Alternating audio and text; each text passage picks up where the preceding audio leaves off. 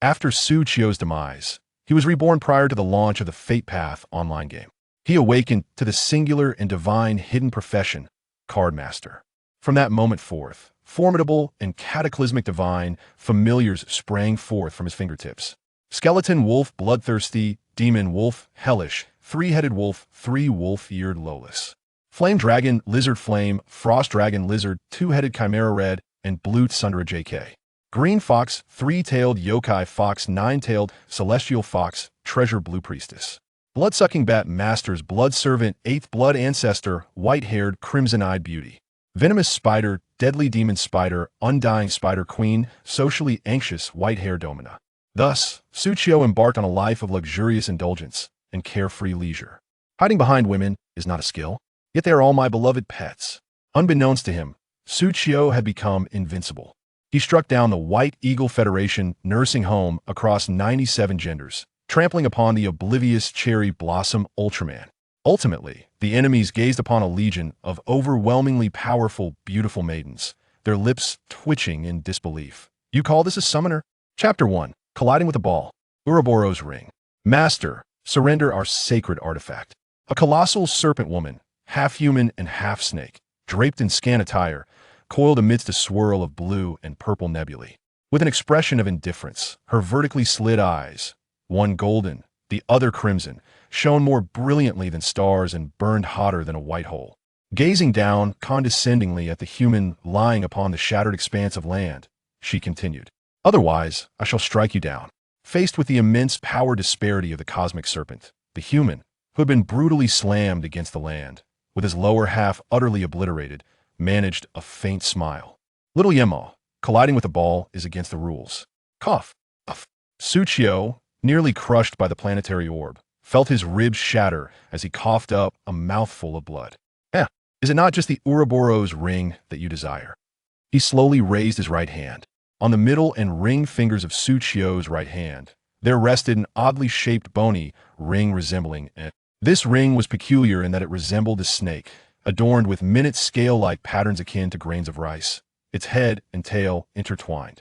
Moreover, it appeared almost alive, ceaselessly coiling around his two fingers. As the enormous serpent woman beheld Su Chio's outstretched fingers, she seemed to recall something, her brow furrowing slightly. "Shameless lecher," Su Chio exclaimed, perplexed. In an instant, her slender waist twisted, and a serpentine tail, white and boundless, shattered the starry expanse, snapping back with ferocity. "Ding! You have perished!" Shishan Province, Qingshui City, in a modest rental unit within an ordinary residential complex. A handsome young man, reclining on the bed, suddenly screamed and bolted upright. After several rapid breaths, Su Chio's unfocused gaze gradually sharpened. She examined her hands and, with astonishment, began to feel her body. No broken bones, all three limbs intact. "I am not dead." Her expression transformed into one of joy as she began to observe her surroundings. The hard bed beneath her, the somewhat cramped room, and a small fan swaying gently, creating a breeze. "This is my rental unit before I moved. How could I be here? Could it be that not only am I alive, but I have also been reborn?" Su Chio felt a sense of familiarity with this space, as it was indeed the first room she had shared after graduating from university. Later, after playing the game Destiny, she had earned enough to relocate. Wait, Destiny? Su Chio hurriedly searched her room for a gaming helmet. After rummaging through her belongings, she found nothing. "Where's my helmet?" At that moment, a cacophony of sounds erupted from the street outside her window. The highly anticipated nationwide phenomenon of online gaming, Destiny, will officially launch tonight at 6 p.m. with 1:1 real-time currency exchange, 100 immersive experience, and genuine NPC interactions. Everything you desire. Destiny has it all. Come and embark on your second life. For friends who have yet to receive their gaming helmets, please visit designated outlets to claim your helmet for free. Hearing the familiar advertisement, Su Chio stood motionless by the window. Across the street, nearly every LED screen was displaying promotional material related to Destiny. Each advertisement featured contemporary internet celebrities, some clad in simple robes, pointing swords toward the heavens, while others donned starry robes, wielding staffs, conjuring cosmic wonders. Others appeared bald in monk robes, hands clasped together, with divine manifestations above their heads. This game, which had been promoted for several years, was touted as a groundbreaking immersive experience, and it was finally set to launch today. I have been reborn a century ago, back to the very day the game launches. The astonishment on her face gradually morphed into exhilaration. With my century-long gaming experience, I can rise ahead of everyone. Yes, now, I must quickly purchase a gaming apparatus. Although the most basic gaming helmet for Destiny could be obtained for free, its initial binding game talent was equally subpar. Click to view the gaming device price list. Free, but what you must pay is the most expensive. In her previous life, she had been bound to the lowest tier gaming helmet. Consequently, as a rogue class, she had received a mere ordinary level health 10 talent. It could be considered utterly useless. Nevertheless, even so, she had carved a bloody path in Destiny thanks to her innate cunning. Given her current understanding of Destiny, regardless of the talent level bound, she could forge an extraordinary path ahead. Yet, if I acquire a more advanced gaming device, my path in Destiny will broaden and extend. Naturally, she could not obtain the highest tier Supreme gaming pod. That required an appointment. Moreover, it had long been claimed by colossal gaming guilds from around the globe. Then I must find a way to procure a noble gaming pod costing about 190,000. Although by the time the game invaded reality, real-world currency would depreciate. Currently, however, the Alliance currency still held significant value. Just as Su Qiu was preparing to apply for a loan, she felt a peculiar itch in her right hand. Glancing down, she discovered that an all-too-familiar Ouroboros-shaped, white bone ring was gradually materializing on her middle finger. This is Ouroboros' ring. Su Qiu could hardly believe that this sacred artifact, symbolizing immortality, eternal life, and the cycle of fate, had accompanied her in her rebirth. However, why is it missing half? The originally shaped Ouroboros ring had now transformed into an O shape. Yet the next moment, a familiar yet foreign system prompt resonated in her mind. Ding! Congratulations on successfully binding the gaming device. Ring of Destiny 7. Ouroboros ring. Ding! When the game launches, you will receive a red myth level talent, 1 platinum treasure chest, 1 epic hidden profession, and an additional skill slot. Su Qiu involuntarily gasped in astonishment. His cough, cough, cough. Chapter 2. Divine Talent, Fate. Hidden Profession, Cardmaster. The quality of Destiny is divided into 6 tiers. White for ordinary, green for excellent, blue for fine, purple for epic, gold for legendary, and red for mythical. Remarkably, the ring known as the 7th Ring of Destiny, the Ouroboros ring, bestows upon me the pinnacle of red mythical tier talent. Since the Ouroboros ring can function as a gaming device, I need not invest in a gaming pod. Moreover, my Ouroboros ring surpasses even the most advanced supreme gaming pods of Blue Star. My eagerness to immerse myself in the game is palpable. After an agonizing wait, the clock strikes 6 p.m. With bated breath, Su Qiu closes his eyes. Initiate connection. In an instant, Su Qiu feels his body gradually descending. Upon reopening his eyes, he finds himself in an expansive realm. Beneath him lies a familiar vast lake, unfathomable in depth, igniting his fear of the deep sea with exhilaration. Thankfully, within this character space, he can tread upon the lake's surface without fear of plummeting. Ding! Wanderer, how shall I address you? Su Qiu ponders, swiftly typing, January 31st. Ding! That nickname is already taken. 1 day, 24 hours. Ding! That nickname is also taken. How infuriating! Who possesses such swift fingers? Su Qiu is exasperated. In his previous life, he couldn't secure these 2 splendid names. And now, upon his rebirth, he still fails to claim them. Reluctantly, Su Qiu inputs his familiar ID, Dusk. This ID, somewhat juvenile, is one he adores. Ding! A commendable name. See, even Destiny praises it. On the long journey of fate, you shall require certain abilities to support your quest. Ding! Generating a random red mythical tier talent for you. In the next moment, a brilliant red light erupts from within Su Qiu. Ding! Congratulations, you have acquired the red divine talent, Fate. Fate. Description: your destiny is not recorded by the river of fate. Your future will remain inscrutable to any being, and your life is determined by you, not by the heavens. Tier: Red Divine. Fate Star 6. Effect 1. Fortune: with each monster slain, you may receive additional drops, randomly multiplied between 1 level, limited to experience, currency, and materials. Effect 2. Unlocked at level 10. Wow, my fate is dictated by me and not by the heavens. Su Qiu shudders with delight. How delightfully juvenile. I absolutely adore it. This effect is overwhelmingly powerful. Simply the first effect, gaining extra drops from monster kills, is an extraordinarily advantageous feature. The higher the level, the greater the potential for multiplied drops. Slaying one monster yields rewards equivalent to countless others. If I defeat a boss, the rewards will be monumental.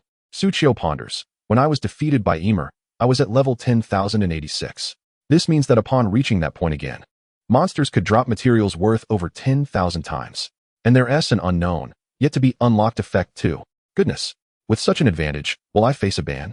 Upon realizing the extraordinary nature of destiny, Suchio suddenly feels an inexplicable sensation dissipate from him, as if a prying gaze has vanished. How strange. Wanderer, in what capacity do you wish to traverse the world? In the next moment, stone statues symbolizing professions rise from the surface of the water before Suchio. Awkwardly, he contemplates.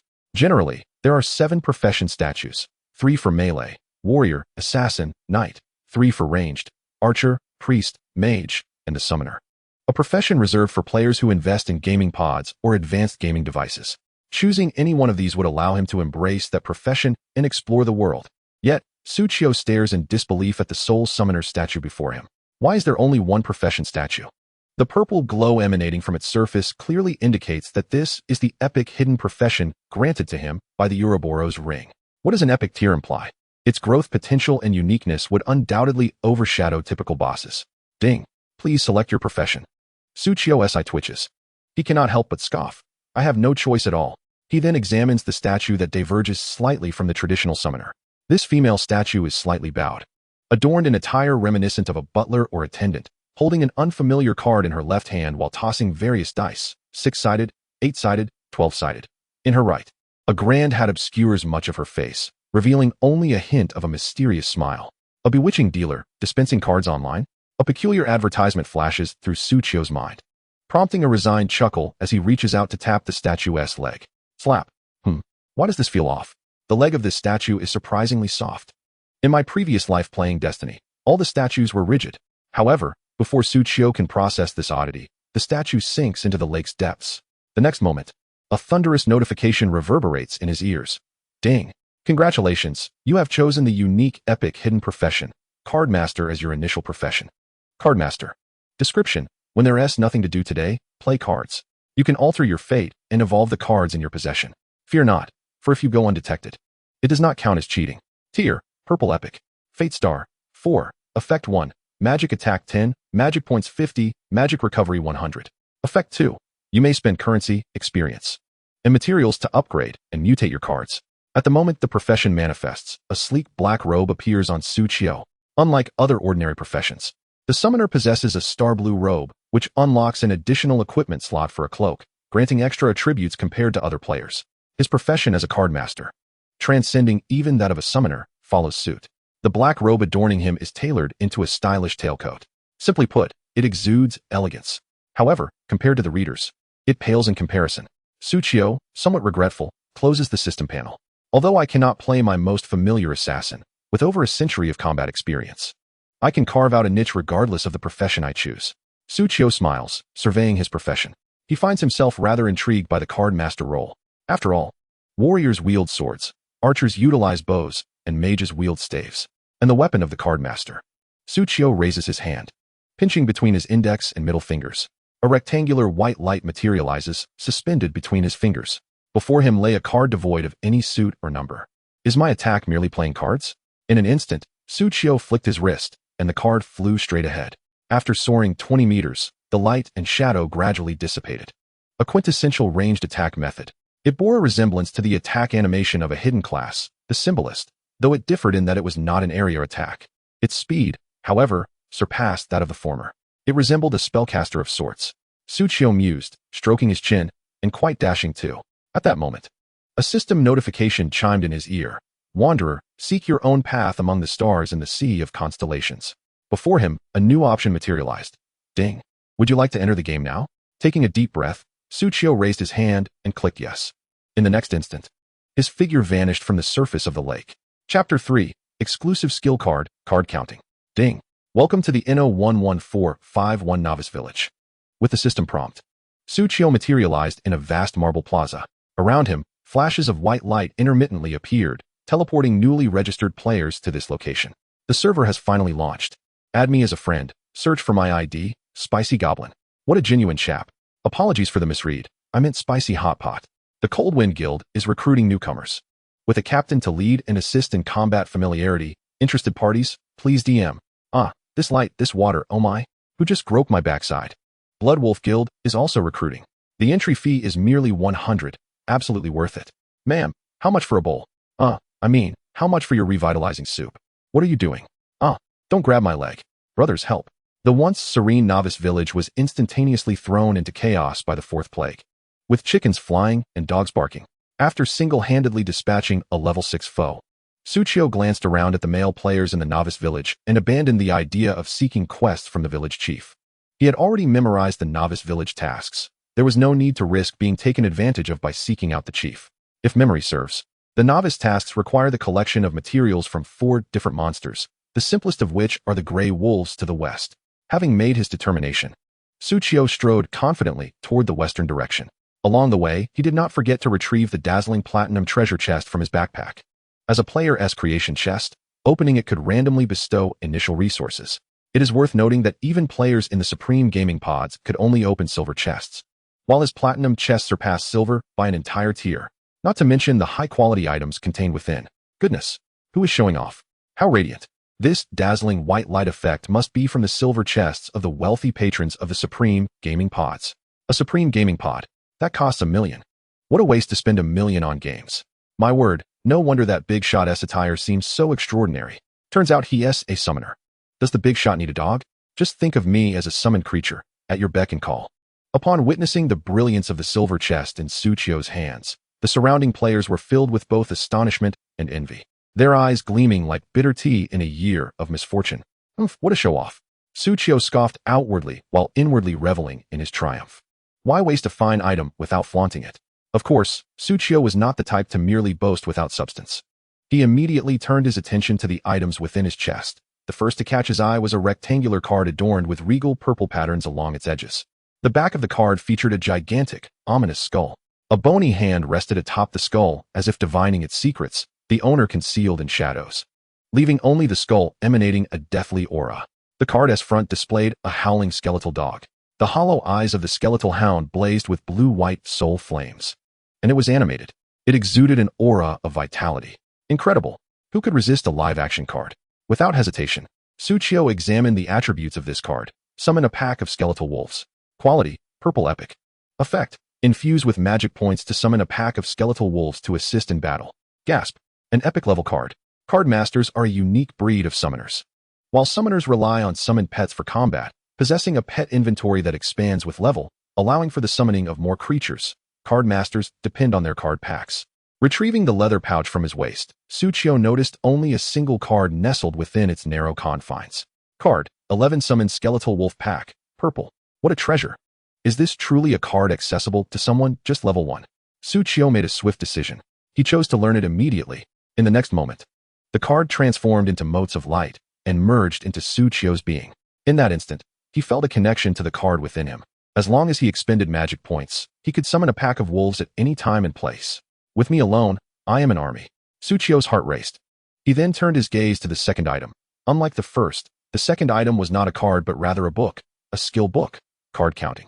Description: with nimble fingers and lightning-fast hands, you often bring about surprises. Quality: blue fine. Effect 1. Passive: your attack speed is increased by 50. Effect 2. Passive: every 5th attack will deal an additional 50 magic damage. Tsuchiyo's eyes widened slightly. What does it mean to be skilled at card counting? I have always held a deep-seated grudge against gambling. I can't even shuffle a deck. How could I possibly count cards? Nevertheless, Tsuchiyo was quite pleased with this skill. After all, it is a passive ability. Moreover, it enhances attack speed and regular attack damage. To say it is merely a fine skill would be an understatement. With this blue fine level card counting skill, I have already reached a pinnacle that many aspire to. Combined, I am a spell-slinging machine gun. The skills and skill slots in Destiny are a veritable pitfall.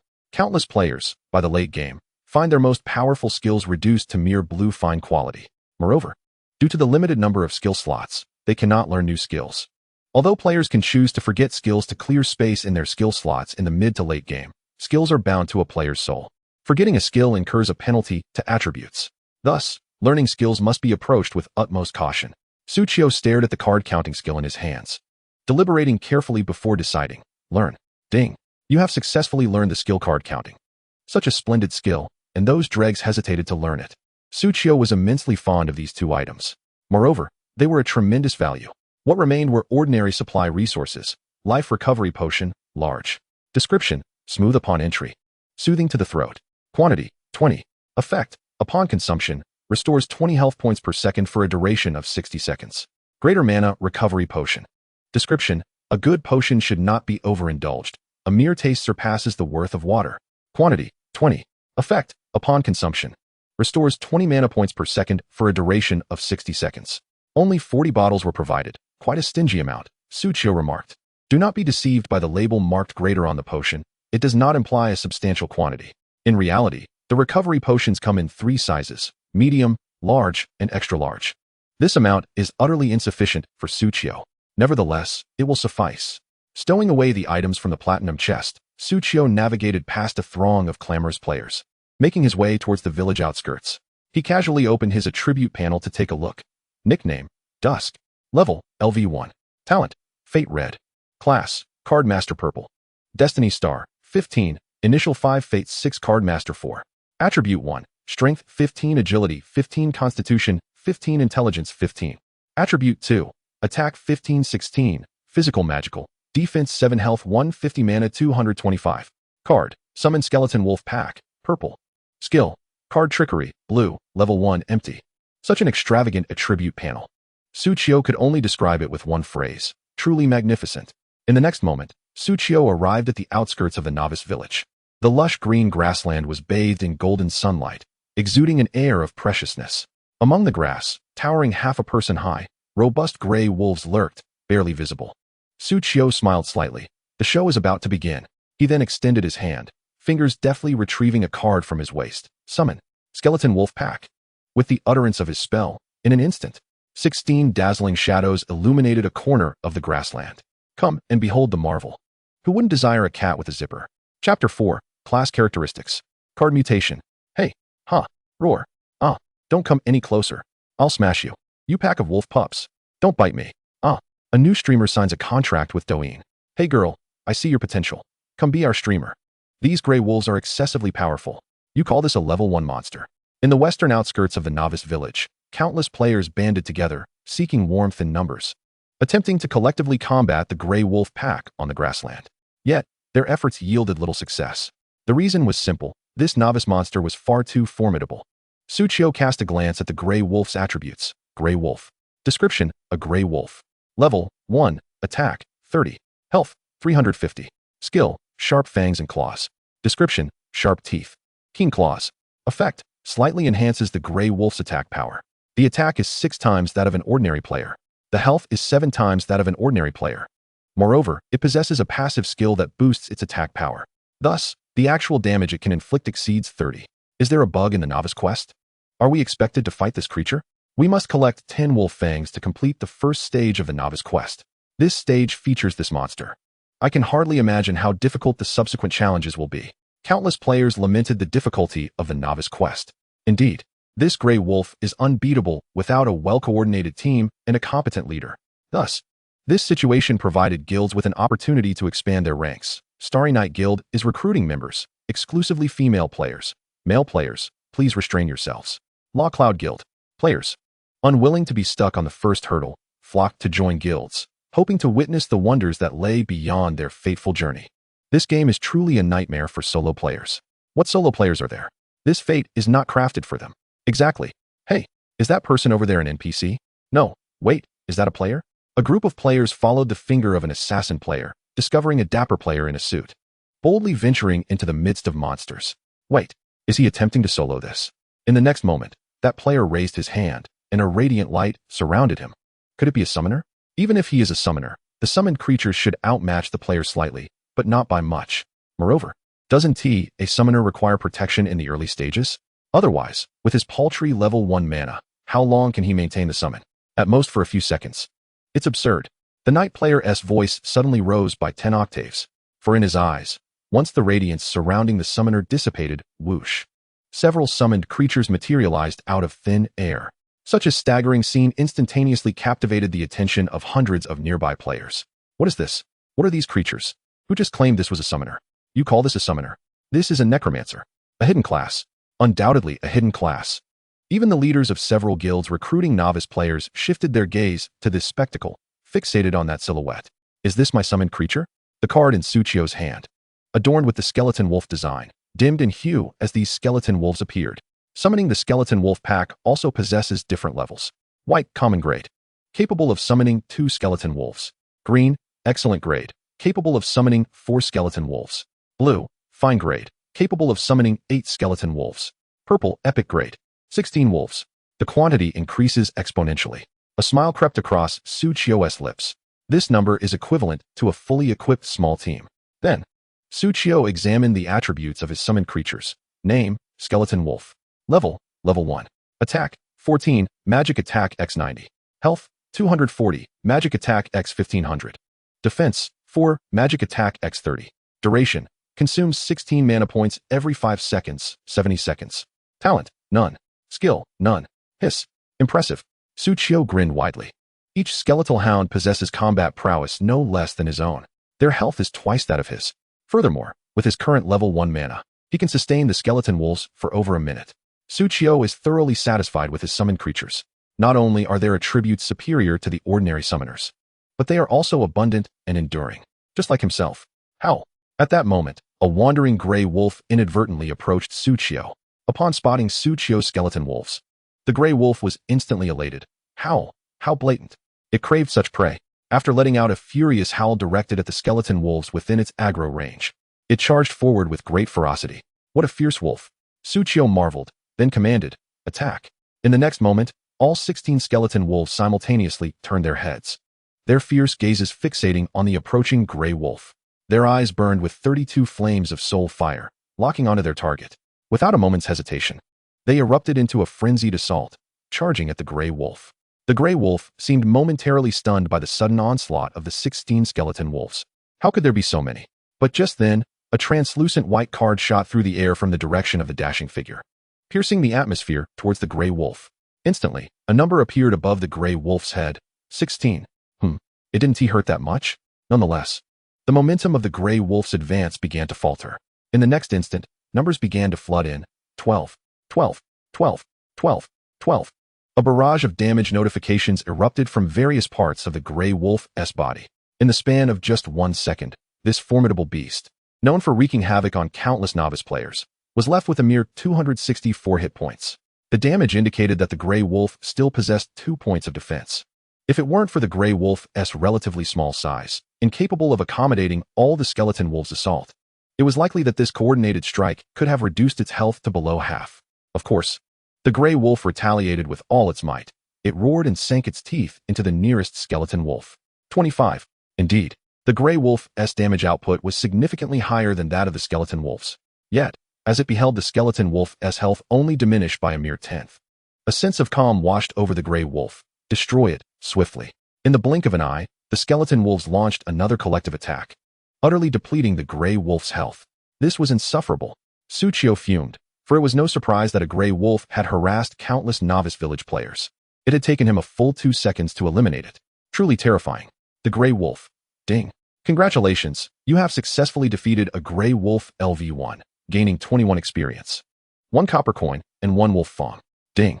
Fate triggered. You have additionally received double the loot. Ding. Experience 21, copper coin 1, wolf fong 1. Ding. Card master class effect triggered, discovering that the wolf fong contains extractable essence of sharp fangs and claws. Chapter 5. Obtaining essence of sharp fangs and claws. Did I just misread that? How short of a time was that? 1 gray wolf down. As expected, those skeleton wolves were not mere illusions conjured by a mage. They were real. What kind of hidden class is this? It's simply too extravagant. TCH, aren't the wealthy always showing off like this? If I had money, I would play even more extravagantly. Suchio overheard the distant voices of players, his expression tightening. Is that so? Did he hear correctly? That 2-meter-tall, robust fellow was playing so grandly. Suchio immediately issued new commands to his skeleton wolves. Advance deeper into the grasslands. We must keep our distance from this group of players. It's too monstrous. I, a pure-hearted and sunny young boy, must not be tainted by them. Thus, the skeleton wolves carved a path, fiercely clearing away as they delved deeper into the grasslands. Let us follow. See if we can exchange contact information. The tall, graceful leader of the Starry Night Guild, a long-haired assassin, hastily ordered her vice president by her side. Yes, the vice president immediately maximized his speed, skirting the Grey Wolf's aggro range as he headed towards Su Chio's direction. The leader of Starry Night's large eyes glimmered with opportunity. She sensed a wealth of business potential emanating from that necromancer. The other guild leaders stationed in the NO11451 Novice Village also exchanged knowing glances with trusted allies, signaling them to follow suit.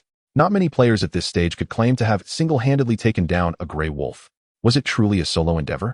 It was clearly a matter of sheer numbers. Can we not say it was merely good luck on his part? He must have randomly stumbled upon a powerful hidden class. Is luck not perhaps the most crucial ability? Moreover, to have so easily dispatched a Grey Wolf, one could only imagine how formidable he might become in the future. The guild leaders fervently discussed amongst themselves in private chats, but without exception, the prowess of that player had etched itself deeply into their minds. Soon, those sent to negotiate began to return, for the necromancer had ventured too far, and the Grey Wolves had respawned. Regroup, let us continue battling with our party. The leader of Starry Night cast a glance at the now invisible Su Chio, choosing to divert her attention elsewhere. There would be plenty of opportunities in the future. Having distanced himself from the crowd, Su Chio dispatched his skeleton wolves to engage in free combat. He wasted no time, glancing at his rapidly depleting mana, and promptly retrieved a blue potion from his inventory, downing it in one go. A mana drain of 16 points every 5 seconds was still somewhat premature for Su Chio.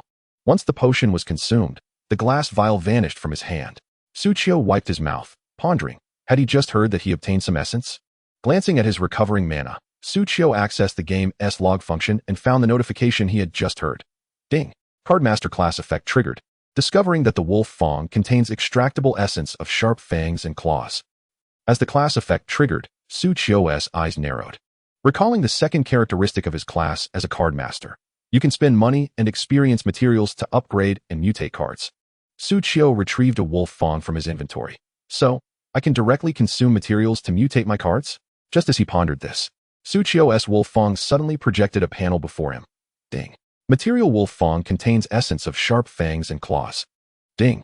The Sharp Fang essence has a high compatibility with the Skeleton Wolf card. Fusion mutation recommended. Immediately, another panel displaying the attributes of the Sharp Fang essence unfolded before Su Chio. Sharp Fang essence. Description: a sharp tooth, a keen claw. Quality: white ordinary. Effect: attack power 10. Progress: 050. Su Chio raised an eyebrow. Why did it feel like the genre suddenly shifted? It had transformed from an MMORPG into a collectible card game, collecting wolf fangs, extracting essences, and strengthening cards. A smile crept onto Su Chio's lips. Interesting. Just 50 wolf fangs. With the double drop rate effect, I only need to slay 25 Grey Wolves. A breeze. Ding. Fate triggered. You have additionally received double the loot. Ding. Experience 21, Copper Coin 1, Wolf Fang 1. Ding. Fate triggered. You have additionally received double the loot. Ding. Experience 19, Copper Coin 1. Wolf Fang 1. Ding. Fate triggered. You have additionally received double the loot. Ding. Experience 20, Copper Coins 1, Wolf Fang 1. Countless system notifications inundated Su Chio as he poured a large magic recovery potion down his throat, hastily dismissing the alerts. After all, it was merely a mundane double drop. It took him a full 2 seconds to vanquish a Grey Wolf, such arduous labor. Under the auspices of Fate's fortune effect, he rationalized that it was quite reasonable to receive a reward every second. Of course, this remarkable efficiency in monster farming also led to a rapid depletion of his magical energy. He burned through approximately 3 points of mana each second. Fortunately, he had procured free magic recovery potions from a platinum chest, replenishing 20 points of mana per second. Glug, glug, glug. After finishing another potion, Su Chio gazed at the empty vial in his hand. These 20 potions would suffice for a considerable duration. Nonetheless, he felt quite full. Burp. Su Chio emitted a satisfied belch, surveying his somewhat rounded belly. There was simply no room left for more. A change in flavor was imperative. Taking a moment to rest his stomach, he pondered. I recall that in my previous life, a guild had developed recovery potions with various flavors.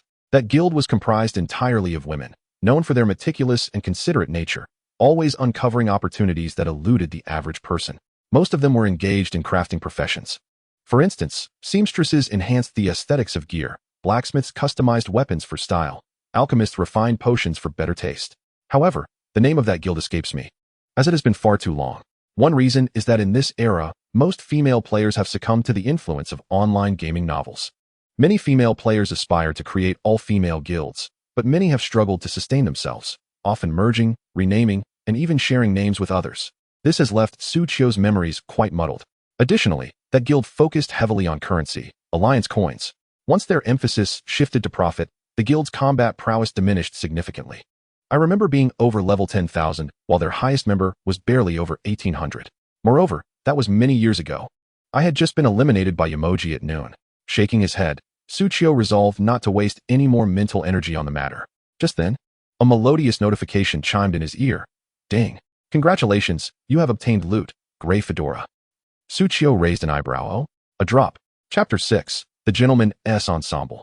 After slaying nearly a dozen gray wolves, he had already received equipment. Suchio felt a flicker of surprise. The drop rate in Destiny was notoriously stingy. Generally, it was not so easy for others to receive loot. Yet here he was, fortunate enough to claim a drop so swiftly. Suchio eagerly anticipated further rewards, only to discover that his awaited fortune effect had not activated. Cursed be it, he could not obtain additional equipment. After all, the fortune effect primarily influenced experience, coins, and materials. Swiftly, Suchio inspected the attributes of the Gray Fedora. Gray Fedora. Description: a modest gray leather fedora, part of the gentleman's ensemble headgear. Quality: white common. Slot: headgear. Classes: mage, priest, summoner, and other magic professions. Effects: intelligence 5, agility 2. Gentleman's ensemble. Description: a humble individual unskilled in battle.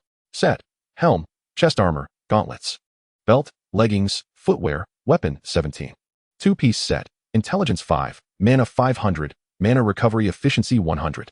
Four-piece set, intelligence 10, mana 1000, mana recovery efficiency 200.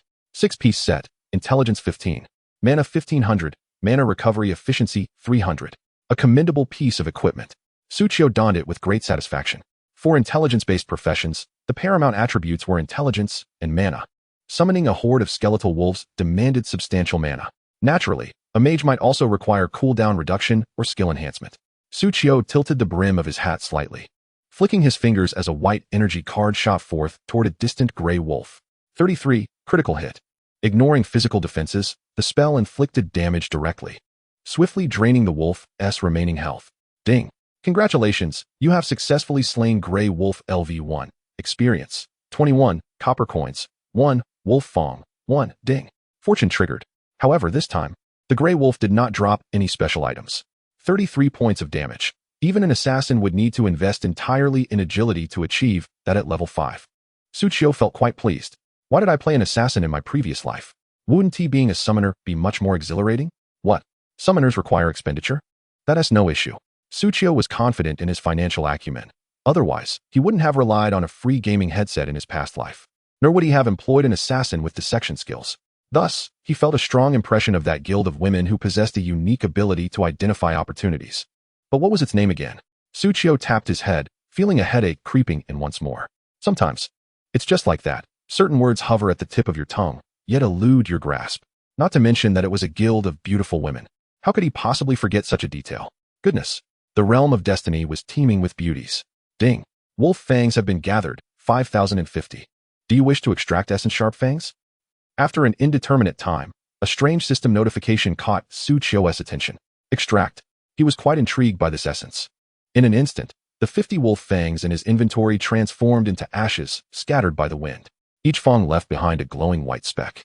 And as these 50 specks converged, they coalesced into a small white card. Ding. Congratulations, you have obtained essence sharp fangs. On this card, the upper left corner depicted a sharp wolf fang, while the lower right corner bore a fierce wolf claw. Both represented the most potent weapons of their respective wolves, radiating an ominous glow that hinted at their formidable power. Quite impressive. Of course, it paled in comparison to the card summoning skeletal wolves, for the latter was animated. Ding. Do you wish to enhance the card, summon skeletal wolves? Suchio clicked confirm. Instantly, the essence sharp fangs detached from his left hand and floated toward the summoned skeletal wolves card in his right hand. Buzz. As the two cards made contact, the summoned skeletal wolves card illuminated with a faint glow, as if activated. Soon, the two cards fused into one. The skeletal wolves around Suchio, currently on the hunt or engaged in battle, were similarly enveloped in a halo of white light. The gray wolves, enduring their beating, were momentarily taken aback. What on earth was happening? Why had the onslaught ceased? Bloodied and battered, one of them attempted to flee, only to discover that it was completely surrounded by skeletal wolves. There was no escape. Just then, a humming sound filled the air as the ethereal light surrounding the skeletal wolves dissipated. Their forms underwent subtle transformations. Their teeth became sharper, and their claws elongated. A phenomenon of bone spurs emerged. Ding! Successfully summoned the skeletal wolf pack, merging sharp fangs and claws. No sooner had the notification appeared than the skeletal wolves resumed their assault on the gray wolves before them. Hiss, hiss, hiss. Growl. 22, 22, 22, 22. This time, the skeletal wolves' pace of slaughter had increased nearly twofold. The level 1 gray wolves, with a mere 2 points of defense, were utterly inadequate. This was the essence of an enhanced card. Suchio's lips curled into a slight smile. It was almost unfair to bully these level 1 gray wolves. Perhaps it was time to seek out some level 2 gray wolves for a bit of excitement. However, just as Suchio's words fell, a thunderous notification rang out. Ding! Congratulations, your experience has reached maximum value, successfully leveling up to level 2. Ding! Detected that your life star count is 15. You have been awarded 15 free attribute points. Please allocate them promptly. Upon hearing this, Suchio's smile widened. Now, even defeating level 2 gray wolves would seem like a form of bullying. Chapter 7. Level up, attributes double. Let the allocation of attributes commence. Suchio clicked on the notification in the log, bringing forth the attribute enhancement panel. Gazing at the generous 15 points available for allocation filled Suchio with elation. Life stars are among the most vital attributes in a player's journey. As described in Life's journey, in the path of life, every being is a unique existence, and upon their birth, they possess at least 5 life stars that form a constellation. The more life stars one has, the brighter the constellation, illuminating the endless path of existence. In simple terms, the more life stars one possesses, the greater the potential for growth, leading to an easier journey ahead. Ordinary players start with only 5 life stars. In the future, they might acquire formidable talents, or perhaps a fortuitous opportunity from a leap off a cliff, potentially gaining an additional half or full life star. As for Suchio, looking up, he discerned, amidst the night sky, a dazzling display of 15 stars shimmering brightly, brighter than the ominous star that loomed above him earlier in the day. Suchio smirked, yet lamented, alas, these life stars are still far from sufficient in the journey of life. Suchio pouted, contemplating not only the leap off that cliff, but also how to allocate his attributes. Of course, there was no need for excessive deliberation. Max out intelligence, and let the villa overlook the sea. Intelligence soared to 1535. Magic attack, 2238. Magic points, 225525. Magic recovery, 30 minutes 70 minutes. With Suchio's intelligence attribute skyrocketing to 35, several of his stats doubled. His magic recovery improved to over 1 point per second. When offset against the maintenance of the skeletal wolf pack, it effectively meant he would only consume 2 points of magic per second. Suchio was overjoyed. If he leveled up twice more, he would no longer need to guzzle that tasteless magic recovery potion. The mere thought of this filled Suchio with motivation to level up. Roar! Just as Suchio reveled in his triumph, a cacophony of wolf howls echoed in his ears. Glancing sideways, he noticed that all the skeletal wolves had suddenly expanded in size. Name, Skeletal Wolf. Level 1. Attack, 3410, originally 14. Life, 570, originally 240. Defense, 11, originally 4. Duration, consumes 16 magic points every 5 seconds, 164 seconds, originally 70 seconds. Talent, sharp fangs and claws. Skills, none. Attributes significantly enhanced. His total attribute points surged by 25. Yet, the attributes of the skeletal wolves had doubled. Moreover, there were still 16 formidable gray wolves lurking about. With his current strength, slaughtering a village should pose no challenge. Suchio's lips curled into a dangerous smile. But he quickly reined it in, shaking his head. No, I mustn't forget that this is still a novice village, and the faction wars have not yet commenced. However, speaking of the novice village, it reminded him of a hidden quest. Suchio began to strain his mind. After all, that hidden quest was something players from other servers had obtained, and it was only unlocked after he reached the main city. So many years had passed. Not to mention, the hidden quest was triggered not by a beauty, but by a rather unremarkable character from Goryo. How could he possibly remember? Wait. Suddenly, Suchio grasped a clue, the 4 symbols of Goryo. He recalled that the hidden quest was related to the 4 types of novice monsters in the novice village. The imperial structure of the initial continent in the journey of life correlates with the 4 elemental attributes of the West: wind, fire, water, and earth. Thus, the novice village also housed monsters representing wind, fire, water, and earth. Western Wind Gray Wolf, level 12. Northern Earth Rock Pig, level 34. Eastern Fire Fire Lizard, level 56. Southern Water Snake, level 78. The 4 phases of tasks in the novice village required collecting 10 wolf fangs, 10 pig skins, 10 flame sacks, and 10 snake gallbladders. The hidden quest triggered by that player from Goryo required the collection of 100 wolf fangs, 100 pig skins, 100 flame sacks, and 100 snake gallbladders. A total of 400 materials. Furthermore, instead of handing them over to the village chief, they were to be given to a female NPC. Upon reaching this point, Tsuchiyo hit a mental block. Which female NPC was it? Damn it, the tale of that little Yema shattered my memory, and it seems to have obliterated my recollection. Why is my memory so abysmal? Tsuchiyo wished he could shake his head to rattle his brain and find a way to restore it. However, he soon relinquished the struggle. I'll figure it out later. After all, I haven't even collected 400 materials yet, especially the wolf fangs. I had just used 50. Now, I don't have a single one. Thus, Tsuchiyo, accompanied by his skeletal hounds, made his way northeast into the depths of MMO 11451 Novice Village. As long as he ventured deep enough, he was bound to encounter level 2 gray wolves. Once the materials were gathered, he could directly enter the northern Novice Village's back mountains to hunt pigs. With determination, Tsuchiyo waved his hand decisively. Let the slaughter commence. Ding. The slaughter of gray wolves in MMO 11451 Novice Village has triggered the boss, Gray Big Wolf. Huh. Upon hearing the system prompt, Tsuchiyo raised an eyebrow. A boss has been triggered? Chapter 8, Hidden Boss. Gray Big Wolf. Goryo. Finally figured it out. Draped in a long robe, half black and half white, and adorned with a peculiar brick-shaped hat, Jin Minjun adjusted his spectacles, his face alight with surprise. Truly befitting of a practitioner of the Yin-Yang master profession, to be able to utilize resources to deduce fragments of intelligence. My anticipation grew. I could hardly wait to see what new profession I might pilfer once I reach level 10. Adjusting his somewhat askew brick hat, he commanded his subordinates. Go forth and apply for heritage status. The Yin-Yang master is not a profession of Yen Huang, but rather of our great Goryo. Yes, his subordinates departed, and Jin Minjun clicked his tongue in wonder.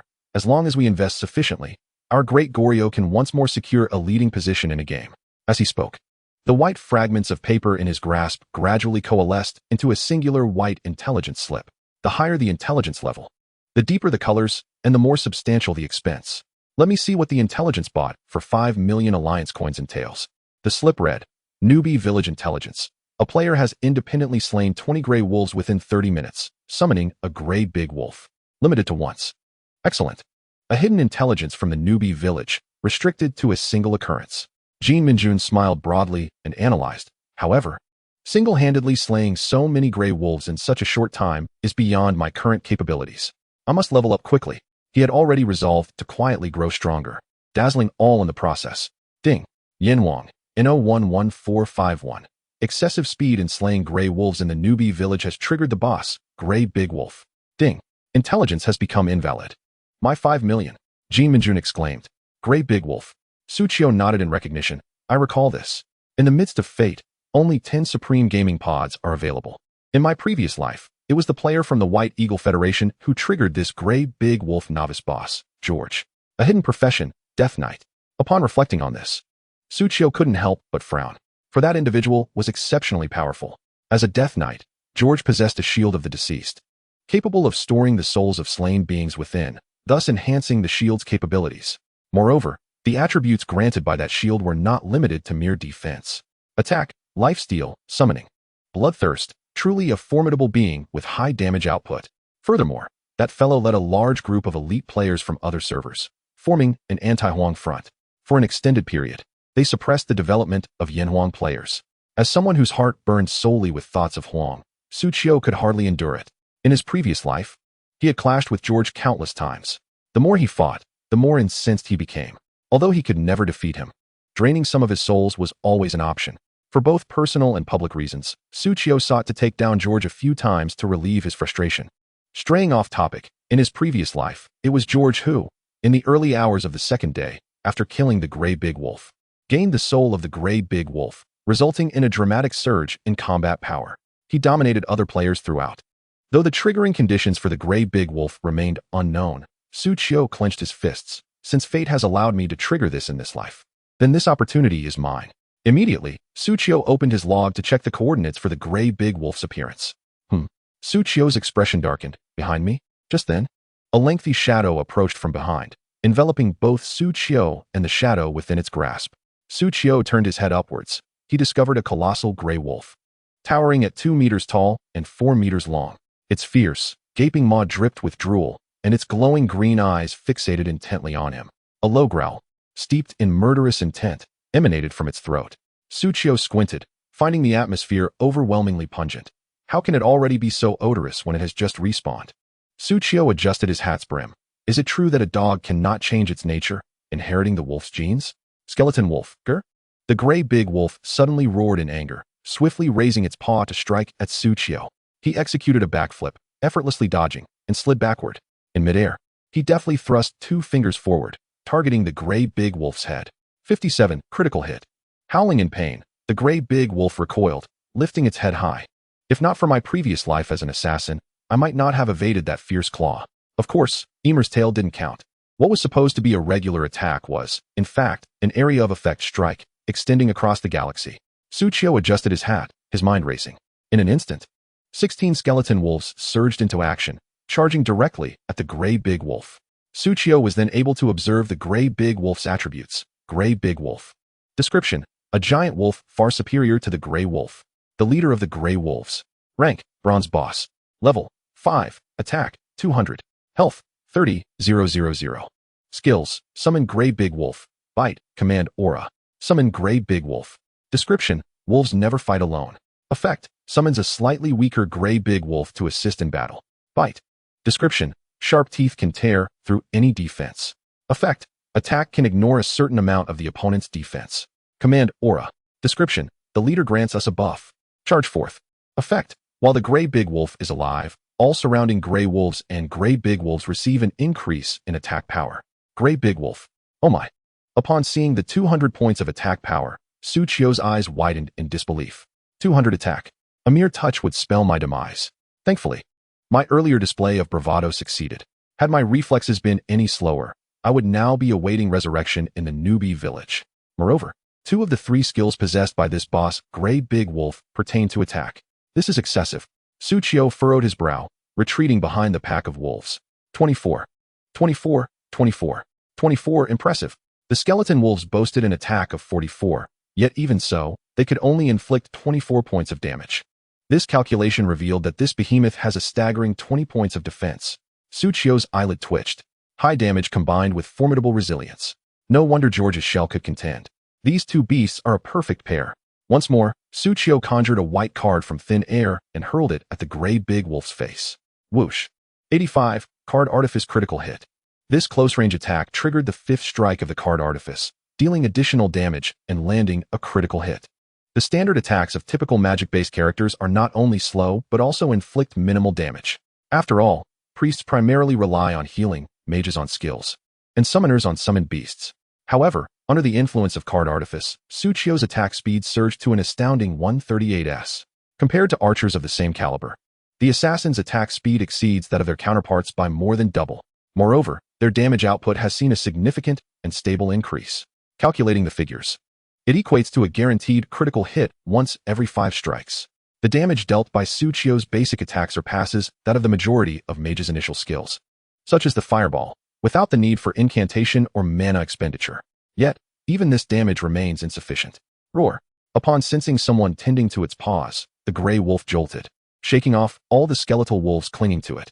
With a swift motion, it struck down a nearby skeletal wolf that had fallen to the ground. 229. The skeletal wolf, which had previously been in relatively good condition, instantly lost half of its health.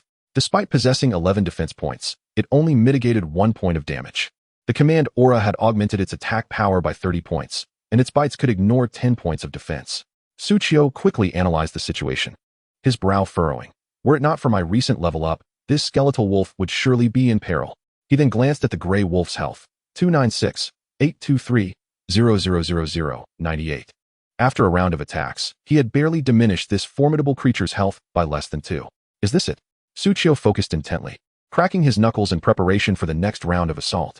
However, at that moment, howling, the gray wolf suddenly let out a fearsome howl. In the next instant, a shadow beside the gray wolf shifted, and from it emerged a creature slightly smaller in size, yet larger than a regular wolf, the gray big wolf. Furthermore, a white aura appeared beneath the gray wolf's feet. This aura simultaneously affected the gray big wolf. How? It also caused the gray wolves within 100 meters to sprout similar white auras. How? However, compared to the gray wolf, the auras beneath the gray wolves and gray big wolf were somewhat less potent. All the wolves' attack powers surged dramatically. Just then, a new level 2 gray wolf spawned beside Suchio. Without a moment's hesitation, the gray wolf charged towards Suchio. Unfazed, Suchio continued to fixate on the menacing gray wolf. Two skeletal dogs suddenly rushed forward, pinning the ambushing gray wolf to the ground and viciously biting it. Once again, the gray wolf issued a threatening growl directed at Suchio. Suchio's thumb brushed against the white Ouroboros ring on his middle finger, causing the serpent to rotate slightly, a smile curling at the corners of his mouth. The show has begun. Chapter 9. Full Resurrection. Revenge. Is the wolf's killing speed too swift? Has our village triggered a boss? I don't understand. What is happening? Is it the wolves that are killing me too quickly? I have already fallen 3 times. 3 times. Let me check my coordinates. So deep. Is this a BUG? Who can even enter here? Exactly. And this is only half an hour after the server launch. This doesn't seem right. Listening to the numerous discussions among players around him, several guild leaders exchanged glances and opened a chat window. Is there a possibility that the person who just entered triggered it? He just came in from here. And then the boss appeared here, with wolves blocking the way, killing wolves. What nonsense is this? It's only a kilometer away, and we're going for a first kill? Hearing this suggestion, the guild leaders were intrigued. Although the server had just launched, a boss had already been triggered. We don't know how easy it is to trigger a boss, nor do we know the worth of this boss. However, this is the very first boss. If we can secure it, it would mean free publicity for our guild. Our salaries might even see a boost. Let us go. Our guild leader has given the order. We can take a shot at it. All guild leaders, let it be known, will each rely on our own strength, but no sneaky attacks. We know. It's not our first time playing. We're all from Jinan City. Sneaky attacks are just childish. Back in the day, Chen Daozi turned 20 yuan into 37 million. Can't my Blood Wolf guild take down a novice boss first kill with 50 people? Hey, President Xingye, aren't you coming? Just as several guild leaders were eagerly preparing their manpower to head to the coordinates, they suddenly noticed that the most beautiful guild, the Starry Night Guild, was still idle, continuing to grind gray wolves at the edge of the novice village. President Xingye shook her head slightly. No, our skills are lacking. We'll focus on nurturing the newcomers for now. Upon hearing the phrase skills are lacking, the brows of several guild leaders twitched. Nonsense. Blue Star Games has been developing for so many years. There's already a comprehensive game ranking. The illustrious president of the Starry Night Guild, Xia Yubing, is one of the top 10 female players in the game. You call that lacking in skill? Is this even a reasonable statement? Well, you carry on. We'll be on our way.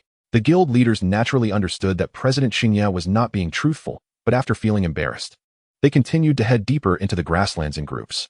President Xingye, Xia Yubing, glanced at the other guilds, who had devoted substantial manpower to forging a path. Quickly losing interest, they really dare. She then continued to lead her guild members, diligently grinding experience and materials. Swish. The gray wolf swung a paw toward a skeletal wolf, producing a series of whooshing sounds. Yet, the skeletal wolf seemed to have developed its own awareness, sidestepping at just the right moment. Moreover, after evading this strike, the skeletal wolf seized the opportunity to retaliate against the gray wolf. 36, critical hit. How?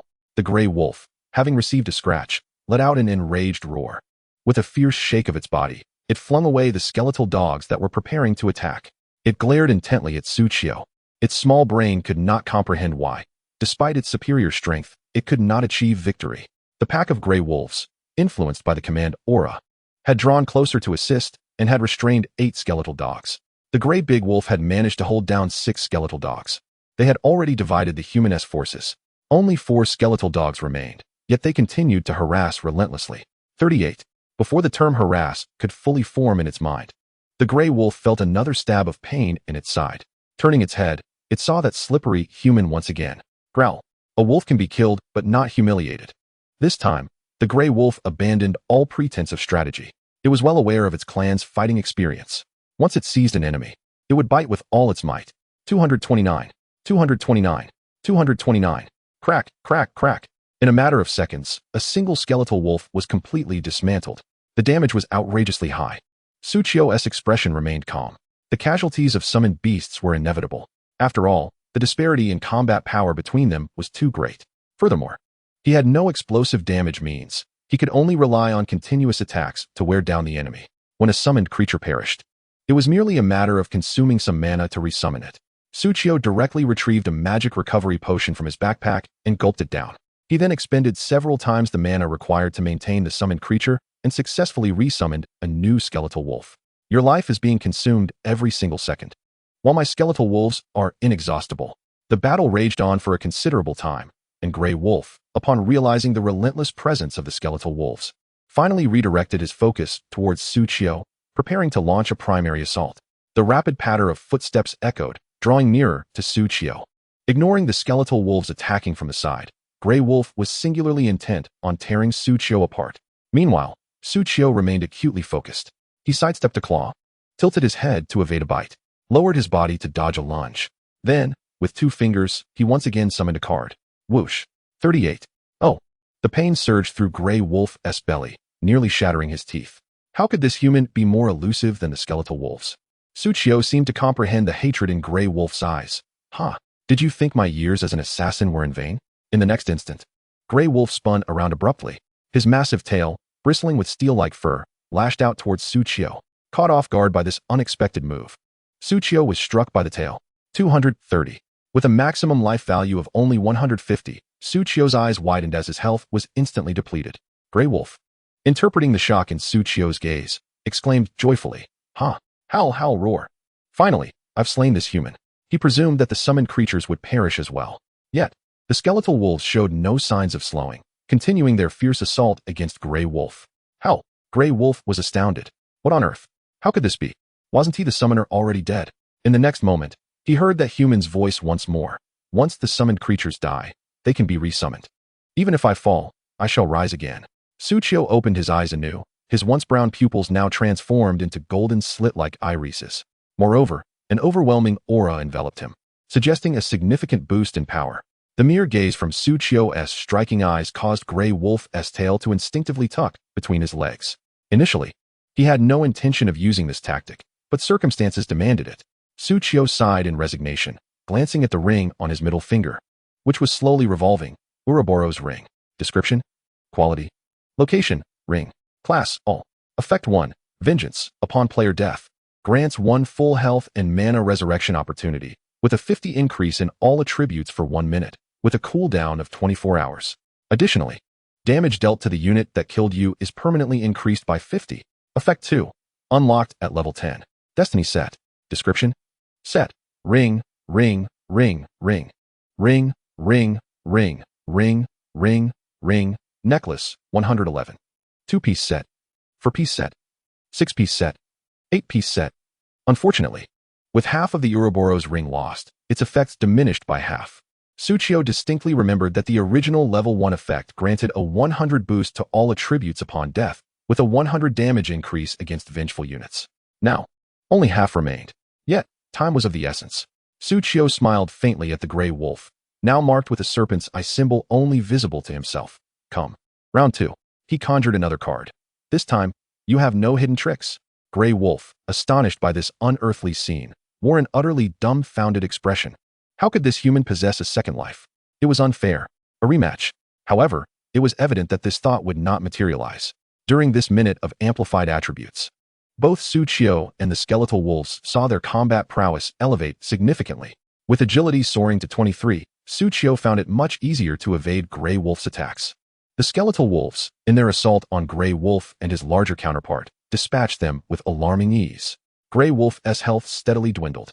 23 10 430 0000 77 1721 130 0000 57 1163 230 0000 38.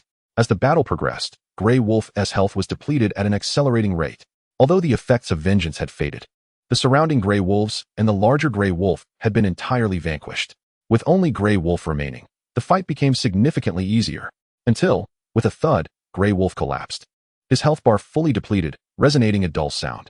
Suchio straightened up with a faint smile, clapping his hands casually. All done. Ding. Would you like to hide your ID? Suchio promptly selected to hide it. What a joke. Who understands the joy of playing the fool, my friends? In the next moment, Grey Wolf's corpse erupted in a burst of countless light particles. Suchio also heard a thunderous notification. Ding. Destiny announcement. Ding. Congratulations, player anonymous, for successfully defeating the boss Grey Wolf. Reward, 10,000 experience, 10 silver coins, and 100 reputation with the Church of Light. Chapter 10. The show must go on. Damn, why are there so many Grey Wolves in this grassland? It didn't seem so numerous before. Yet now they're appearing like the wind blowing through the grass. Moreover, it seems there are even level 2 Grey Wolves ahead. The deeper we go, the more difficult it becomes. I told you I shouldn't have come. I prefer to be with the ladies from the Starry Night, Moonshadow, Rose, and Maple Forest guilds. Is that really preference?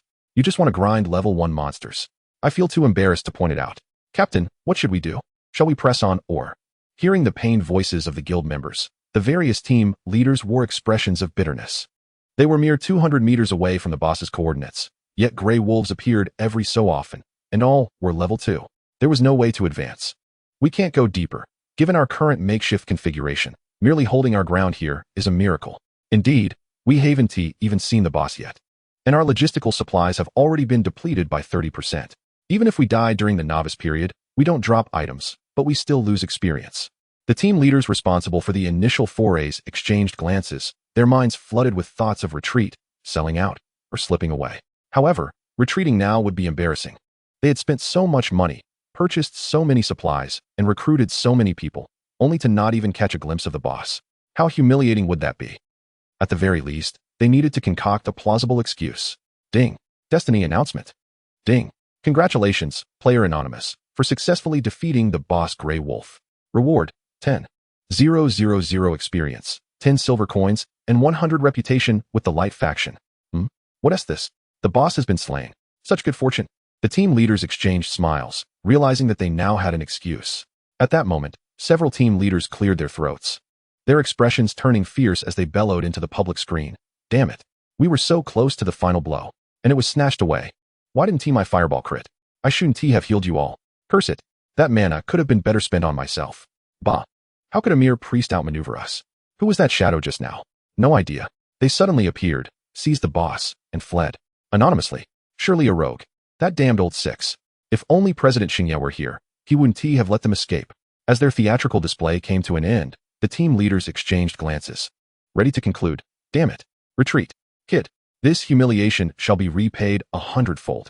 You better not let me catch you. Move. Let us hunt monsters and grow stronger. We stumbled this time, but I refuse to believe there won't be a next time. Having spoken, although the leaders still bore expressions of anger, they shared a tacit high five. Remember today, es disgrace. My Blood Wolf Guild has never endured such an insult. When I catch you, I will ensure you revert to level 0. Recalled. It's over, came a whisper. I've retracted it, surely no one saw. Countless players could easily discern from the rapidly scrolling messages on the public screen that the guild leaders were irate. They were on the brink of delivering the final blow to the boss, only for it to be snatched away by a lone player. Who could it possibly be? Capable of seizing the boss from the united might of the 6 major guilds? Not only did they steal it, but they also made a swift escape. This was disastrous. These guilds had been established for over a decade in the local scene. What a spectacle this was. Wasn't this even more entertaining than Half River Green?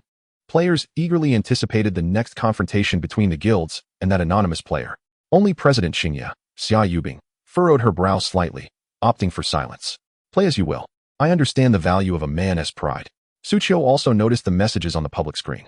However, after surveying his surroundings countless times, he confirmed that not even a ghostly shadow could be seen. Yet, understanding that pride must be earned with wealth, a smirk crept across Suchio's lips. When the opportunity arises, I shall reap my rewards. Subsequently, Suchio examined the loot from his boss kill. The system rewarded him with 10,000 experience points, sufficient to elevate him to level 3. This was crucial for his early game progress. Beyond combat prowess, his fortune would also be further enhanced. Without hesitation, Suchio chose to use it. Ding. Congratulations, your experience is now full, successfully leveling up to level 3. Ding. Your fate star has been detected at 15.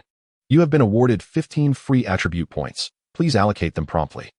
10 silver coins equate to 1,000 copper coins, amounting to 1,000 alliance currency. A tidy sum. Indeed, given that the server had only just opened, this income was already quite impressive. Yet, the most significant reward was the final 100 points of reputation with the Church of Light. Reputation acts as an alternative currency within the game, serving as a token for various factions. It can be exchanged for coveted items hidden from plain view, such as mermaids from the merfolk and wolf-eared maidens from the werewolf tribe. Naturally, this pertains to mercenaries of other races. Unlocking additional gameplay options is contingent upon achieving sufficient reputation levels. With those 100 points of reputation with the Church of Light, upon reaching the main city, he would be able to accept quests pertaining to the Church of Light's faction. Suchio was filled with anticipation. The Church of Light was, after all, one of the two most powerful factions in the game. In opposition lay the Dark Judgment Court of the Dark Camp. However, those matters seemed far too distant for him at present. For now, let us see what Grey Wolf has left for me. Suchio smiled faintly as he gazed at Grey Wolf's corpse. Suddenly, a familiar notification chimed in. Ding! Congratulations on successfully defeating Grey Wolf LV5, earning 216 experience, 20 copper coins, and 1 wolf spirit. Ding! Fate triggered. You have additionally received triple loot. What? Suchio's eyes widened in disbelief. Triple loot. That is akin to vanquishing a boss and effectively taking down 4. Ding! Experience 648, triple. Copper coins 40, double. Wolf spirits 3, triple. This leveling up is splendid. As Suchio rejoiced, the skeletal wolves, summoned back from death, began retrieving the dropped items from the recently slain Grey Wolf. Under the influence of fate, the items were either doubled or tripled, all of which were stuffed into Suchio's backpack. The quantity of wolf tooth materials in Suchio's inventory surged once more. Yet, he still needed a few more to meet the requirements of that hidden quest. As experience continued to rise, he was still a bit short of reaching level 4. He accepted the copper coins as usual, but this time, an unusual prompt panel popped up before Suchio. Ding! Sufficient gold detected. Would you like to upgrade the card to summon a pack of skeletal wolves? Chapter 11. Attributes Surge. Combat Power Doubles. Suchio gasped in astonishment. Upgrade the card? Normally, a summoner's summoned beasts are almost fixed, because the attributes of summoned beasts are calculated as a percentage of the summoner's attributes. Yet my card can be upgraded. And at a cost. I adore this. Without delay, Suchio opened this message. Ding! Would you like to consume 10 silver coins, 1,000 copper coins, to upgrade the card for summoning a pack of skeletal wolves? Effect Preview. Attack. Magic Attack X 9120. Life. Magic Attack X 1500 2000. Defense. Magic Attack X 3040. 1,000 copper coins can facilitate the upgrade. Suchio scrutinized the details. Moreover, the enhancement boosts all attributes by approximately 1/3. Such an improvement is remarkable. Suchio couldn't help but feel a thrill. A mere 1,000 coins at this early stage in his journey. Wouldn't he even cover the cost of a basic white skill book, much less any equipment? Yet, it could enhance his purple epic card by over 30. Truly the essence of the unique hidden profession, the card master. A smile broke across Suchio's face, and with a wave of his hand, 1,000 coins vanished into thin air. All the skeletal hounds glimmered with a faint light, their combat prowess bolstered. However, Suchio restrained himself from checking their attributes. For what lay ahead was the main event. Swallowing hard, Suchio reached into his backpack to retrieve the wolf spirits. Ding! The material wolf spirit contains essence. White ordinary wolf elite. White ordinary biting. Green excellent command aura. Just as he took it out, a familiar voice echoed in Suchio's ear. What a treasure! This contains essence too. Suchio's eyes sparkled. 3 essences in total. Moreover, in addition to the 2 white ordinary grade essences.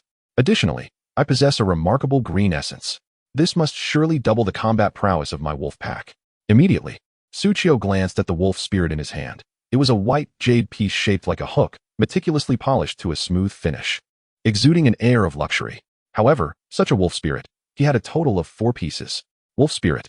Description: a rare condensation of the wolf clan's spiritual aspiration. Effect: for melee characters, there is a chance to comprehend a skill from the wolf clan upon use.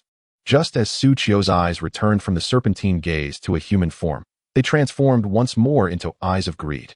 The ability to comprehend skills? This holds immense value. Of course, this is from an outsider's perspective. Items that allow comprehension of monster skills are plentiful in the journey of life. Their drop rates surpass those of skill books, making them relatively more affordable.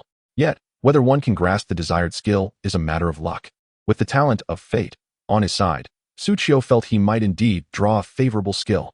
However, even if he were to comprehend a skill, it would only be from the melee category. Suchio pouted. I have little interest in the skills of this Grey Wolf. This boss's rank is slightly too low for my taste. Thus, Suchio concluded, it would be better to utilize a skill book. Nevertheless, since it contains the essence of Grey Tai Wolf, Suchio smiled faintly and decided to use them all. Ding! The Wolf Clan Elite, Bite, and Command Aura Essence are highly compatible with the Skeletal Wolf Pack card. Fusion mutation is recommended. Wolf Clan Elite. Description: an elite among the Wolf Clan. Quality: White Ordinary. Effect: summons one Skeletal Wolf from the Skeletal Wolf Pack to evolve into an Elite Bone Wolf, whose attributes are 15 times that of a regular Skeletal Wolf. Bite. Description: a bite that blooms like peach blossoms. Quality: White Ordinary. Effect: ignores 10 points of the opponent's defense during an attack. Command Aura. Description: Wolf Pack. Obey my command. Quality: Green Excellent. Effect: while the Elite Bone Wolf is present, all Skeletal Wolves receive a 10 boost to their attack power. In the next moment, all 3 essences transformed into cards. The Wolf Clan Elite became a white card depicting a skeletal wolf with a more compact bone structure and a larger physique. Bite became a white card showing a wolf's maw violently tearing a piece of flesh from its prey. The Command Aura transformed into a green card featuring a majestic silver wolf king howling at the sky, flanked by several snow wolves with red eyes, exuding a fierce readiness for battle. Instantly, the 3 cards dove into the Skeletal Wolf Pack. 16 skeletal wolves underwent a transformation. 1 skeletal wolf, closest to Suchio, expanded by half. What was once thigh-high now reached waist height. It stood nearly as tall as the short-footed pony from Nanyun, surely capable of serving as a mount. Suchio mused. However, the next moment, as the light dispersed, he noticed that additional irregular yet patterned bone nodes had sprouted along the spine of the elite bone wolf. Perhaps riding was not the best idea. Suchio quickly dismissed that thought. Elite bone wolf, how? With the essence enhancement complete, Suchio commenced the final strengthening of the skeletal wolves. It was time to allocate some attributes. This time, with 15 free attribute points. Suchio did not invest them all into intelligence, but rather distributed a portion to constitution, increasing his health and defense. After all, stronger monsters possess more varied attack methods. Moreover, he had already used his second life today. It was prudent to play it safe. Thus, Suchio allocated the attribute points. Constitution 10, boosting health to 250, and defense to 12. Intelligence 5, raising magical attack to 51, magic points to 1057, and magic recovery to 15 seconds. Compared to leveling from 1 to 2, this enhancement was considerably more modest. Yet, it significantly amplified Suchio's own survivability. Furthermore, the skills of a summoner reside within their summoned entities, and likewise, the abilities of a card master should reside within their cards. Suchio rubbed his hands in excitement. He could hardly wait to review the current attributes of the skeletal wolf. Just then, another notification chimed in. Ding! Congratulations, you have obtained a loot. Gray gloves. Random class skill book. Green excellent quality. How annoying. The system. Although he heard the system notification, Suchio barely glanced at it. He had been holding back from checking the attributes of the skeletal wolf for far too long. It's a set. Then I suppose I should equip it. Immediately, Suchio opened the attribute details of the gray gloves. Gray gloves. Description: subtle gray leather gloves. Part of the gentleman's ensemble. Quality: white ordinary. Location: gloves. Class: mage, priest. Summoner type: magical professions. Effect: agility 5, intelligence 2, constitution 2. Ding. 2-piece gentleman's set activated. Ding. Intelligence 5, magic points 500, magic recovery efficiency 100. Upon donning the gray gloves, Suchio's intelligence attribute surged once again. It reached a staggering 47 points. At last, he could finally examine the attributes of his skeletal dog. Suchio eagerly clicked to view his skeletal dog's attributes. Name: Skeletal Wolf. Level 2. Attack: 61109, magical attack x 120. Health: 1020, magical attack x 2000. Defense: 20, magical attack x 40. Duration: consumes 1/15, magic points every 5 seconds, for 86s. Talent: sharp fangs and claws. Bite: command aura. Skills: none. Name: Elite Bone Wolf. Level 2. Attack: 92109. Health: 1530. Defense: 31. Duration: consumes 5 magic points every 5 seconds. Total duration: 389s. Talent: sharp fangs and claws. Bite: command aura. Skills: none. Chapter 12. Second skill selection. 22 skill effects. With these attributes, I could single-handedly challenge a boss. What? Already defeated one? Then it's no issue. A confident smile crept across Suchio's lips. The skeletal wolf, merely at level 2, already boasted an impressive attack power of 79 points, coupled with the bite effect, which negates 10 points of defense from the opponent against foes with decent defense. It effectively adds another 10 points to its attack. A level 2 summon. 89 points of attack power. With just 2 bites, it could take down other players of the same level. Not to mention the elite bone wolf with even more explosive attributes. 111 attack power, 1,530 health, 31 defense. Truly invincible among its peers. Of course, it's all thanks to me. Otherwise, how could it be so strong? Suchio thought with a hint of arrogance. Then, Suchio gazed towards the north of Newbie Village in 011451. Soon, after finishing off the wolf fangs, he could confidently head to the northern mountain to hunt rock boars. With a grand gesture, Suchio commanded the skeletal wolves to venture forth. This time, faced with the significantly enhanced skeletal wolves and elite bone wolves, the gray wolves were utterly routed. Within mere moments, they surrendered, relinquishing their materials without resistance. Regrettably, Suchio's level had already surpassed that of the gray wolves, resulting in a slight decrease in the quantity of gold and materials dropped by the monsters. However, under the influence of fate, the impact was minimal. You all continue your grind. I shan't intrude, Suchio remarked as he turned his attention to the remaining item in his inventory, a random class skill book. Description: this book has the potential to randomly yield a skill book pertinent to a given class. It may not be the finest, yet it is surely the most suited to you. Quality: green excellent. As the possessor of the Ring of Destiny, Suchio began with 1 additional skill slot compared to other players. It would be remiss not to learn a skill beforehand. The Destiny system possessed an exceedingly vexing feature. Only before reaching level 100 could a new skill slot be unlocked every 10 levels, with increasingly higher level requirements as one progressed. Thus, players needed to be exceptionally cautious when selecting and learning skills. Fortunately, the drop rate for skill books in Destiny was remarkably low, affording players ample time for contemplation. This rather naive assumption would eventually become ingrained in the DNA of every player as the game progressed. What has been etched into my DNA? Suchio muttered in distress, clutching his head. After all, he had been reborn. Such occurrences must be avoided at all costs. This skill book was far superior to the wolf spirit. Suchio scrutinized the tome. As a hidden unique class, the card master, he could hardly settle for merely acquiring mundane class skills. Such a notion would be utterly disgraceful. However, the exclusive skills of the card master piqued his anticipation. Without hesitation, he slapped the random class skill book. The book emitted a shimmering green light. Ding! Congratulations. You have successfully acquired the green excellent skill, card selection. Card selection. Description: why do you always draw the card you desire? No, for a card master. It isn't called drawing, it's called selecting. Quality: green excellent. Effect 1. Draw card. You will select 1 useful card from the deck for your next attack. The cost of magic and cooldown depends on the card. Effect 2. Deck. All cards share cooldowns. No0 Fool. Unlocked, costing 5 magic points. Your next attack can silence the target for 1 second, with a cooldown of 5 seconds. No1 Magician. Unlocked, costing 5 magic points. Your next attack can deal 50 magic attack, area damage, and reduce the movement speed of all affected targets by 20, with a cooldown of 10 seconds. No2 Priestess. No3 Empress. No4 Emperor. Suchio's eyes widened in astonishment.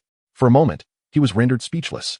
The ability to actively select cards from the deck to add additional effects to his next attack.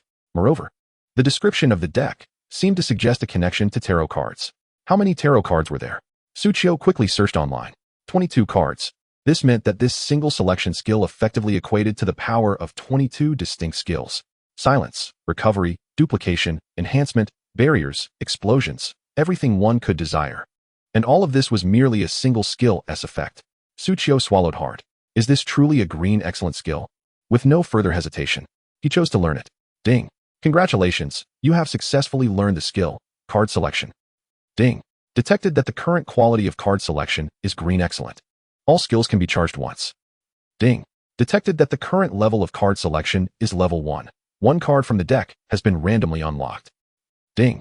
Successfully unlocked card, No2 Priestess. No2 Priestess. Costing 5 magic points. Your next attack can heal allies for magic attack equal to the magic points consumed. With a cooldown of 3 seconds. Suchio nodded thoughtfully. What a peculiar skill. The card system of this skill seemed rather unique. By enhancing the quality of card selection, he could increase the number of charges for the cards. By increasing the skill level of card selection, he could expand the number of cards in the deck.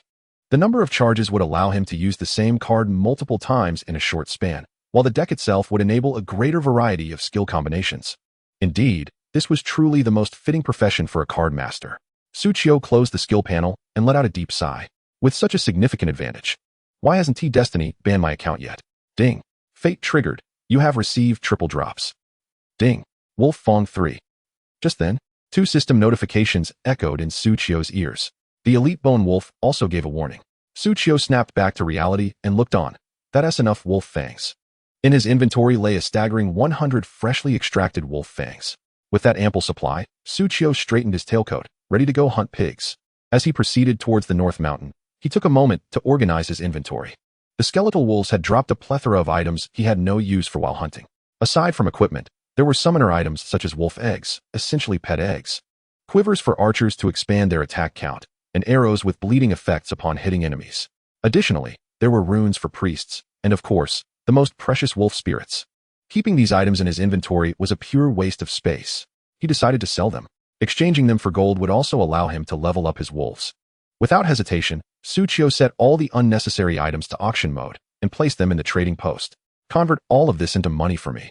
Just as he finished moving the superfluous items to the trading post, a rather unpleasant voice drifted into his ears. Humph, humph, humph. Looking up, Suchio realized he had unwittingly arrived at the North Mountain of the Novice Village, encroaching upon the territory of the rock boars.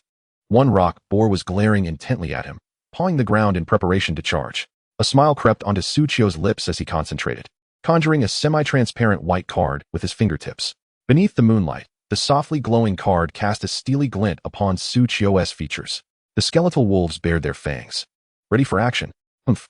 The rock boar stomped, shattering stones beneath its feet, and suddenly charged at Suchio. In the next instant, the card was cast. The skeletal wolves surged forward, lunging at the rock boar. Chapter 13, Special Event. Rampaging Boar.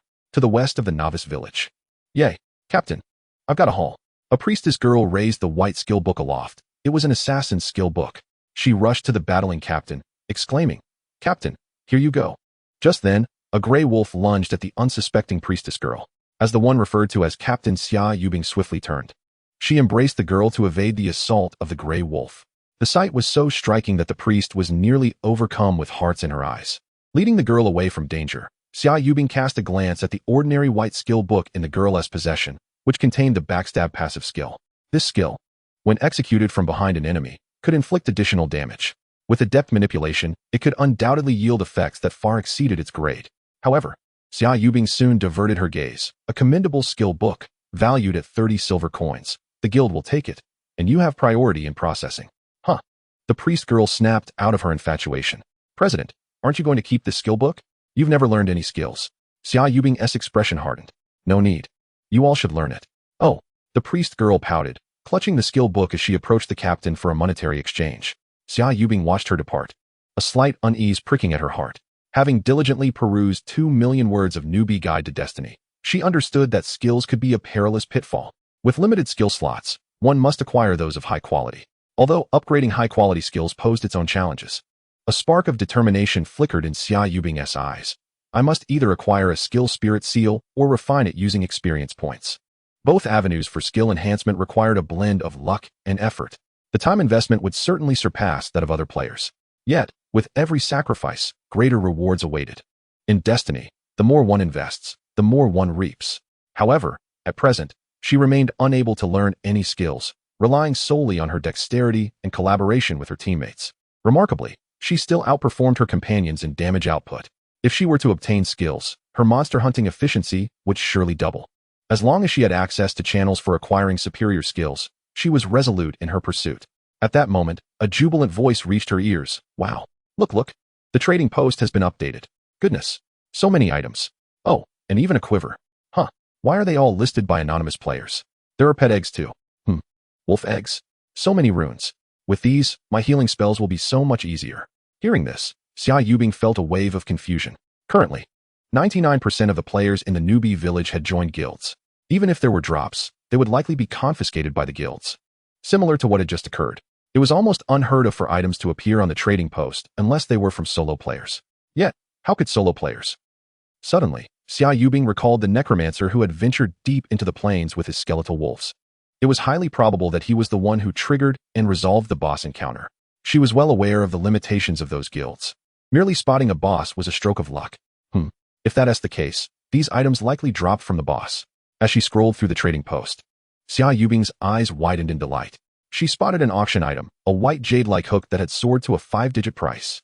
Ding. The transaction for Wolf SN has been successfully completed. Player Blood Wolf's Claw has purchased it. Congratulations, you have received 10 copper coins. Ding. The Healing Rune transaction has been successfully completed. Player Cold Wind Proud Snow has purchased it. Congratulations, you have received 12 copper coins. Ding. Just after slaying a pig, Suchio heard the delightful chime of coins entering her account. Each sound was a sweet melody. However, Suchio restrained herself from checking her inventory. For a more pressing matter loomed before her. The rock boars have gone berserk. Dozens of rock boars, each forming different factions, rampaged across the northern mountains. Trees and stones alike were obliterated in their charge. They became resources for construction, readily available without the need for collection. These resources could be exchanged for money directly with the village chief. Naturally, most people would hesitate to venture in during such chaos, simply because the rock boars. Description: wild boars that inhabit the Rocky Mountains. Level 3. Attack 150. Health 2500. Skills: tough skin, charge, berserk, temporary. Tough skin. Description: thick meat, yame butterfly. Effect: moderately increases defense and health. Charge. Description: launches an all-out charge towards the target. Effect: increases movement speed and damage gradually during the charge, with final damage influenced by size and speed. Berserk, temporary. Description: night dew death. Zinni. Effect: during the berserk state, all rock boars experience a substantial increase in attack power. Suchio's brow twitched. I never expected to encounter the rare berserk boar event in the newbie village. As pigs are known for their multiple births, Destiny included such mechanics. Whenever the population of pig-type monsters peaked, they would either turn against each other or be disturbed by external forces, reducing their numbers. The berserk boar event in the newbie village embodied this duality of risk and reward. Furthermore, the rocks on the boars were a byproduct of their growth, akin to wool. The thicker they grew, the higher their defenses and the more daunting their weight. They would even feel the heaviness themselves. Thus, during their berserk state, they would collide with one another to shed some of these rocks, restoring their agility. Of course, as they lost rocks, their defenses and health limits would decrease, making them more vulnerable to ordinary players' attacks. Thus, after each berserk boar event, players would reap the rewards. Some even employed special methods to dye the rock boars and live-stream the spectacle, allowing players to bet on which group of boars would survive the longest while weighing the least. Given that rock boars could easily join other groups or be killed in the chaos, the betting odds were exhilarating. Indeed, this money-making scheme was devised by that alluring guild. Suchio lamented, life is not devoid of money. It is merely lacking in such ingenious ideas. Consequently, Suchio pondered briefly, retreating to the rear of the boar herd. She would wait for the frenzy to subside before moving into harvest. She determined that this was the optimal strategy, honed by countless players through experience during each berserk boar event. Although waiting would waste some resources, it was the most prudent approach when dealing with creatures like rock boars. As the skeleton wolf, set to automatic targeting, entered the boar herd, it was immediately shoved back by the multitude of boars, losing 1/10 of its health in an instant. This compelled Suchio to deactivate the automatic targeting, reverting to her previous manual control mode utilized against the gray wolf. Unless, a smile graced Suchio's lips, my skeleton wolf is more of a numerical anomaly than the rock boars. Ding. Detected sufficient gold coins. Ding. Do you wish to consume 40 silver coins for 1,000 copper coins to upgrade the card summoning the skeleton wolf pack? Upgrade. Typically, this refers to the newly introduced character factions and pets in various games that entice impulsive spending after players reap the initial benefits. The developers often weaken these elements under the guise of balancing. Specifically, this pertains to Xani in League of Legends. How long must this continue? Out of 10 matches, Xani has dominated me in 9. The only one I played myself was for practice. Oh, Xanti is indeed enjoyable. How bashful of me. Please don't look at me like that. Chapter 14. Hidden Achievement. Unity. In the marketplace, consumables such as arrows and runes are fleeting in nature, yielding little profit unless sold in bulk. In contrast, rare items like equipment and skills are immensely valuable. Indeed, Suchio was referring to the wolf spirit. I cannot fathom which wealthy individual spent 2 gold coins on the wolf spirit. Suchio licked his lips in delight. That amounts to 20,000 coins. Had it not been for this influx of 20,000, Suchio would not have immediately chosen to upgrade the card to summon a pack of skeletal wolves and face the rampaging rock pigs head-on. Thus, Suchio resolved to befriend the affluent individual later. They wish to spend, and he wishes to earn. Truly a win-win situation. As for his own expenditure, ding. Do you wish to spend 40 silver coins for 1,000 copper coins to upgrade the card summoning the skeletal wolves? Upgrade. Ding. Do you wish to spend 1 gold coin, 10,000 copper coins, to upgrade the card summoning the skeletal wolves? Upgrade. Without a moment's hesitation, Suchio expended an impressive 14,000 alliance coins. He elevated the card summoning the skeletal wolves to level 4. 14,000 coins. The last time I rolled for Naida, I spent about the same amount. Though I speak of it as a sorrowful tale, a smile graces Suchio's lips. For this 14,000, the expenditure was indeed worthwhile. Ding. The purple epic card summoning the skeletal wolves has successfully reached level 4. Attack. Magical attack X120180. Health.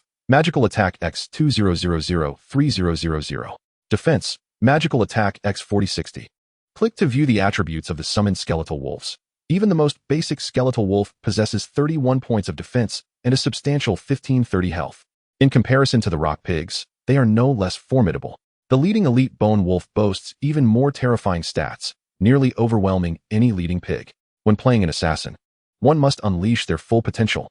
A sunny smile spread across Suchio's face as he waved his hand. Now, let me show you who the true powerhouse is. Roar. The skeletal wolves charged straight into the frenzied herd of pigs. Meanwhile, Suchio found a high vantage point on a rock, observing the chaos unfolding. After all, with countless rock pigs engaged in their fog-raising antics, the air quality could well be beyond PM250. Before Suchio could approach, he was already afflicted by a blindness debuff that reduced his hit rate. The damage inflicted by the herd was overwhelmingly terrifying. 16, 25, 22, 18, 37. With his slender frame, he could hardly withstand such punishment. I shall play support from here. With a grin, Suchio produced a long card with a dark green background. The card depicted a figure resembling Suchio, shrouded in mystery, yet wielding a wooden staff. At the bottom of the card, a string of letters read, Magician. What a splendid card, akin to myself. Gently toying with it, Suchio aimed at a group of pigs charging towards the skeletal wolves and promptly threw the card. Whoosh. The card spun through the air towards the rock pigs. Due to their proximity, the Magician card instantly struck 7 rock pigs. With a peculiar sound, their movement speed was reduced by 20. The herd's charge, bolstered by their speed, was also diminished in power. When they collided with the skeletal wolves, they caused little more than a minor inconvenience. Skeletal wolves. Roar, is that all? Of course, the skeletal wolves' impressive health played a role as well. With a health pool of 1 to 2,000, they could withstand repeated charges from the pigs. Moreover, Suchio flicked his fingers, drawing forth another card. The card depicted a long-haired maiden, her eyes veiled in white satin, hands clasped in prayer at her chest, gazing upward.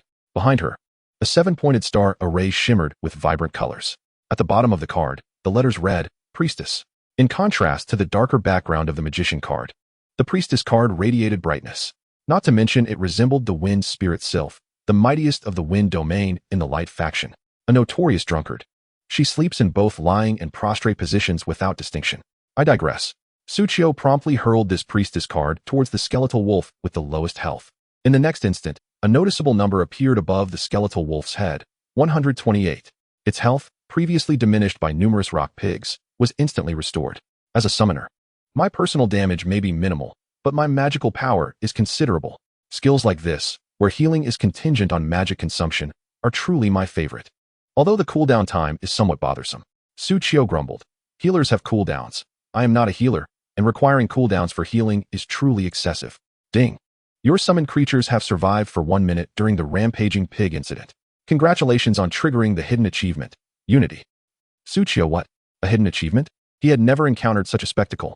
Immediately, Suchio clicked to discover the effects of this so-called Unity. Unity. Level 102.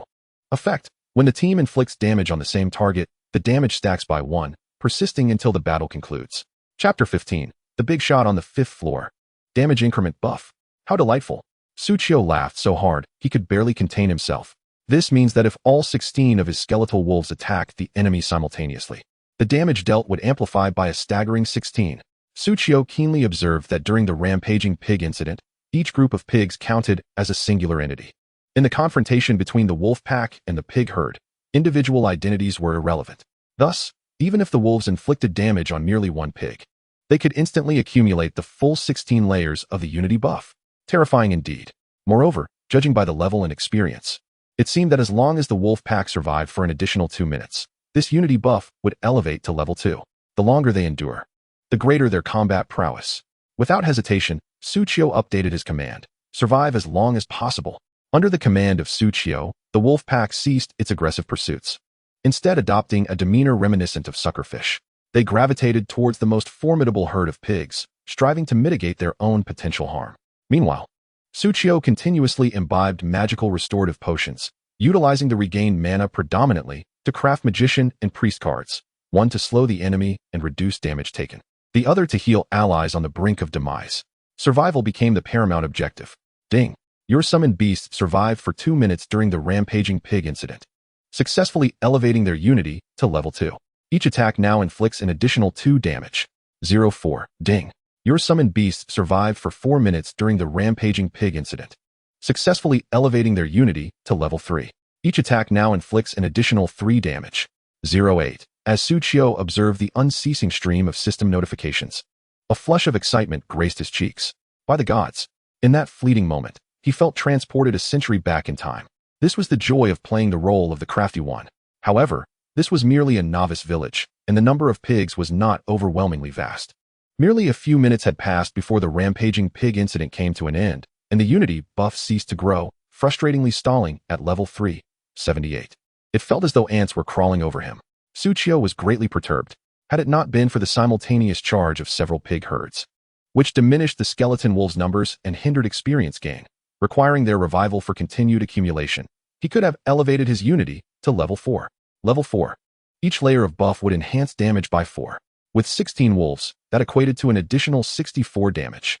Irritated, Suchio rose from his perch upon the stone, gazing at the freshly calmed rock pigs, their rocky armor shed, appearing quite refreshed. He commanded the skeletal wolves, "For my sake, charge at them."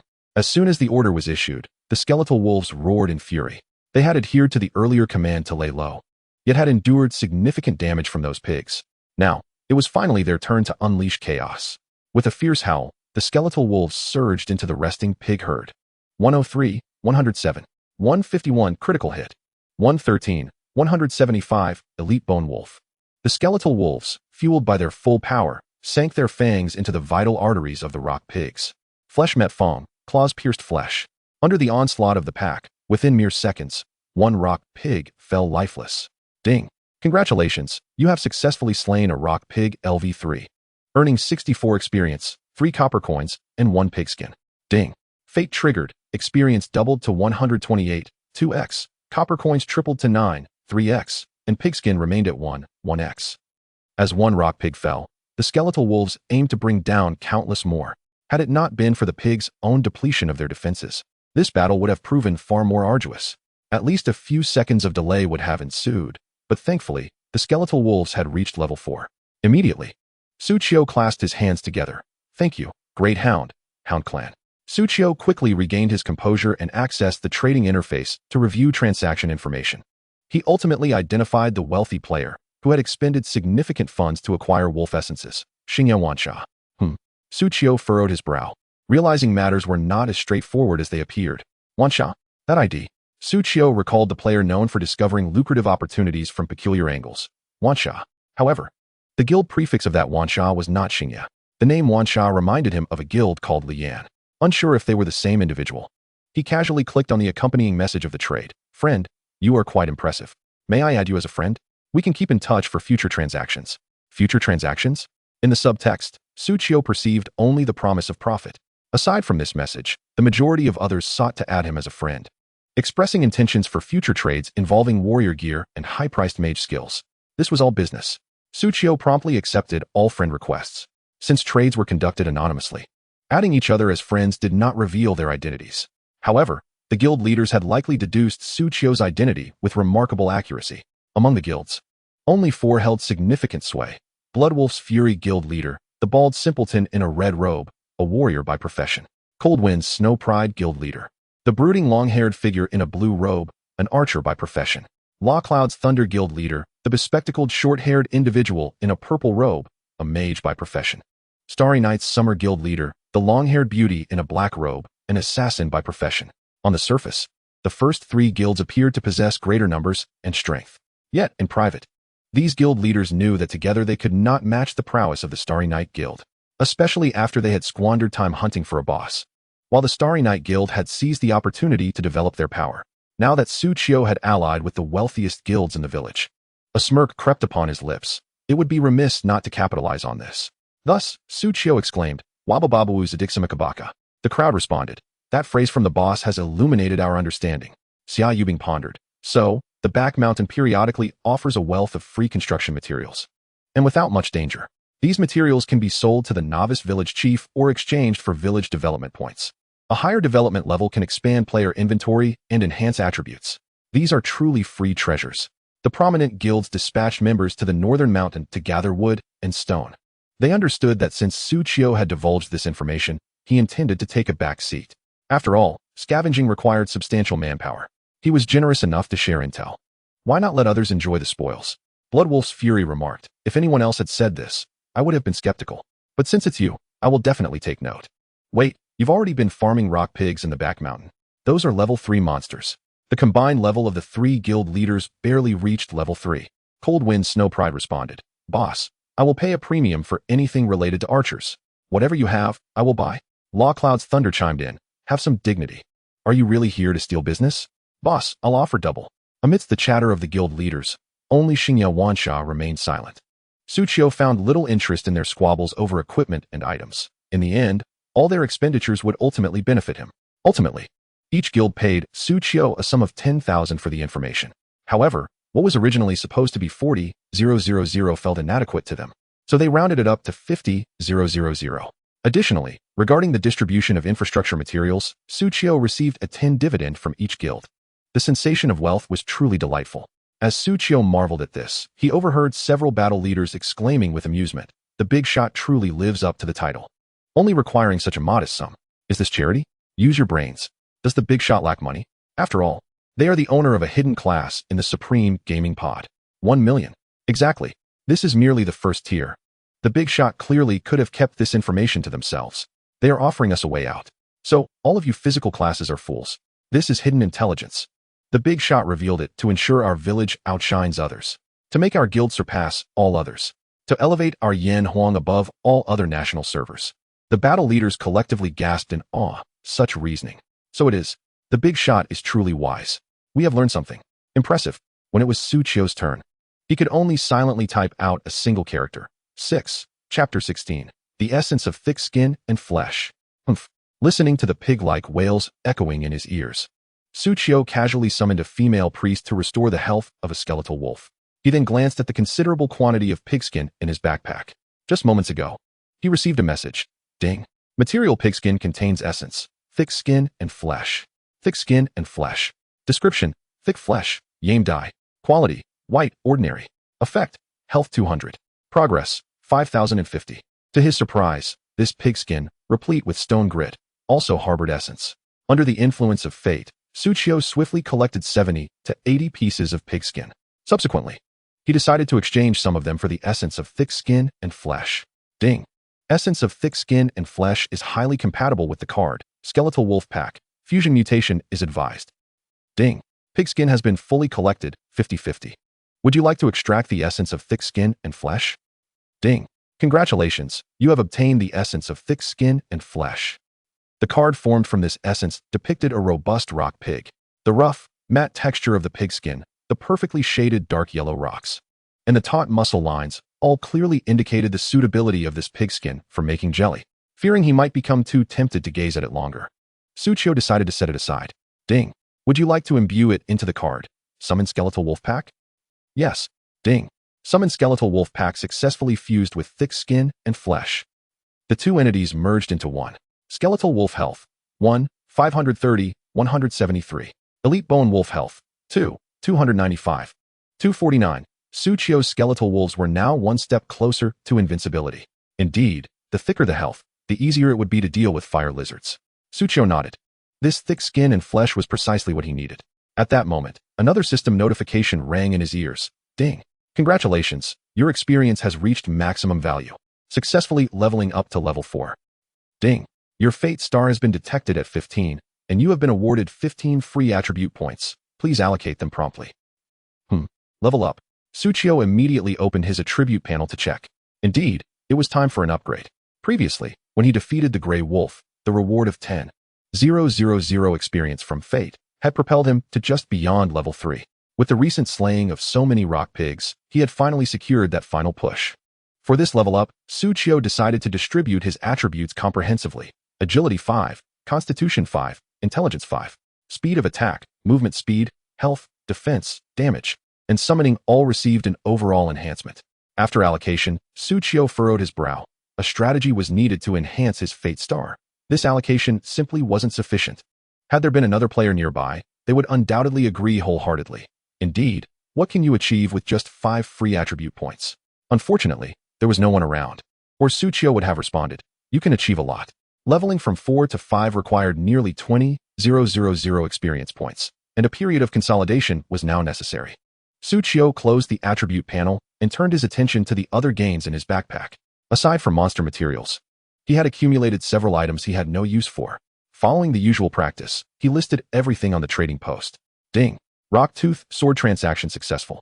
Player Bloodwolf Rage Claw purchased it. Congratulations, you have received 5 silver coins. Ding. Stone Spike Arrow transaction successful. Player Cold Wind Proud Snow purchased it. Congratulations. You have received 15 copper coins.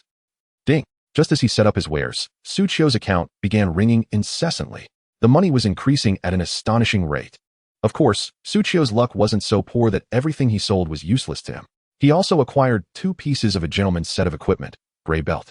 Description, a low-profile gray leather belt. Part of the gentleman's set for waist equipment. Quality, white, ordinary. Position, waist. Profession, mage, priest, summoner type, spellcasting professions. Effect, Constitution 5, Agility 2. Gray cloak. Description, a low-profile gray leather outer garment. Part of the gentleman's set for chest armor. Quality, white, ordinary. Position, chest armor. Profession, mage, priest, summoner type, spellcasting professions. Effect, Constitution 3, Intelligence 2, Agility 2. Truly, this gentleman's set was not meant for battle. Suchio couldn't help but feel a hint of helplessness. It truly adds no strength at all. However, as a card master, adding strength was indeed of little use. Without a weapon, how could he swing at anyone? Or draw cards? At this thought, Suchio felt a pang of anticipation. What might my weapon look like? Ding. The gentleman's set of 4 pieces activated. Ding. Set effect increased to Intelligence 10, Magic Points 1000, Magic Recovery Efficiency 200. After donning the completed gentleman's set, Suchio's magical recovery had reached a staggering 354 per minute. Averaged out, he could recover 59 per second, although the panel displayed only 5 points. He was actually recovering 6 magic points per second. This was more than sufficient to sustain the magic cost of summoning the skeletal wolf pack. It was time to consider acquiring a new summoning card. Suchio began to examine his card master introduction. For ordinary professions, he wouldn't need to check. However, as this card master was a hidden profession, he had never even heard of it. Moreover, there was no data available from either the ferryman or Jifu or Dog Song, not even on the official Fate website. Ultimately, he found a few clues within his own job description. The container for these summoning type cards was known as a card pack. Essentially, a card pack was the lifeblood of a card master. Every time a card master levels up by 5 levels, they automatically unlock a card pack slot to accommodate summoning cards. Level 5 unlocks the 2nd slot. Level 10 unlocks the 3rd slot. Level 15 unlocks the 4th slot. And so forth. This is the most fundamental method of expansion, akin to that of a summoner class. There exist some unique channels for expansion, yet those are beyond my current reach. Nevertheless, this information is noteworthy. Once I reach level 5, I shall possess my 2nd batch of summoned creatures. Suchio rubbed his hands together with excitement. However, I have yet to acquire any new summoning cards. Suchio rummaged through his class introduction. Logically speaking, summoning cards should drop from monsters just like pet eggs. Yet, not a single one has been cited. Suchio furrowed his brows slightly. Indeed, the drop rate is exceedingly low, much like that of pet eggs. The only instance when I obtained a wolf egg was during my previous encounter with the gray wolf. One can only imagine how difficult it is to obtain. However, if the boss proves to be such a fruitful source of rare items. Suchio turned his gaze towards the east of the novice village. The night had already settled in, stars densely scattered across the sky, with the moon partially veiled by clouds. The novice village glimmered with faint lights, standing out against the surrounding darkness. Except for the east side of the novice village, it appeared as if a forest fire had erupted, casting a fiery glow that illuminated the woods. I recall there being a regional boss in the eastern section. Perhaps I could procure a summoning card before reaching level 5. Suchio made up his mind. Howl. Just then, a wolf's howl echoed in the distance. Suchio instinctively glanced at his backpack. The pigskin had reached 100 units. Suchio stood up from the boulder, adjusting his attire. It's time to hunt fire lizards. With the cover of night, Suchio stealthily approached the source of the flames, accompanied by his skeletal wolves. What on earth was that just now? It vanished as quickly as it appeared. A giant black rat? Or perhaps a whole swarm? Stay focused. Continue gathering stones. The lumber team over there has already switched to the next batch of workers. Here they come, oh my. So many. Where's my milk? And Chapter 17. Huh. Ding. You have received 12 copper coins. Ding. You have received 11 copper coins. Ding. You have received 13 copper coins. As Suchio made his way towards the east of the village, his wallet chimed incessantly. These are dividends from the Starry Night, Blood Wolf, and Cold Wind guilds. It feels delightful to have a steady influx of funds. Suchio felt immensely satisfied. If only a little more were sent. I would accumulate enough to upgrade my summoned skeletal wolves to level 5. I must say, Destiny is quite the miser. Not only does it automatically deduct a 10 tax from every transaction in the marketplace, but even the fees for upgrading my cards have become exorbitant.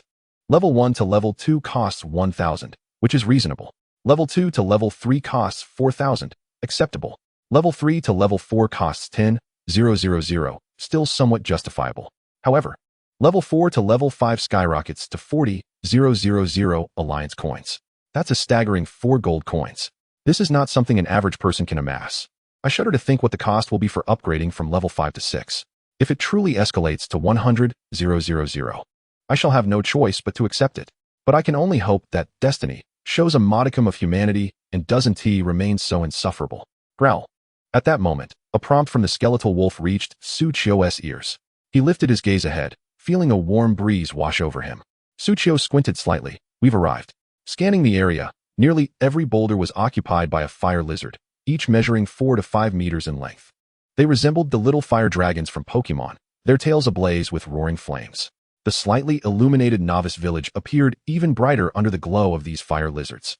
Thus, at the juncture of this radiant forest and the novice village, lay numerous players who had perished in pursuit of the light. As for the reason behind the bodies, fire lizards. Introduction, fiery lizards. Level 5, attack 180, health 2000, skills spit, sulfur substance, spit, description, spit, spit, spit, effect, increases the attack range of fire lizards. Sulfur substance, description, fire lizards possess a fiery lung. Effect, fire lizards' attacks inflict continuous burning damage on enemies. In terms of level and attributes, fire lizards do not surpass rock pigs. Yet, fire lizards have their own strengths. Elemental damage, continuous damage, ranged attacks. If such formidable creatures boasted the same health as rock pigs, it would be utterly unreasonable. Under these attributes, which level 1 player could survive here? Moreover, they can attack from a distance, meaning their aggro range is quite extensive. Suchio searched for a relatively safe route, analyzing, if I charge in recklessly, it would trigger an onslaught from countless fire lizards, effectively doubling the difficulty. However, the regional boss I seek lies deep within. A smirk crept upon Suchio's lips. This means I must push forward steadily to defeat the boss before other fire lizards respawn, thereby avoiding encirclement and danger. With a flick of his finger, a female priestess card materialized in his hand. By accurately timing the fire lizard's respawn and utilizing my healing capacity, it should be manageable.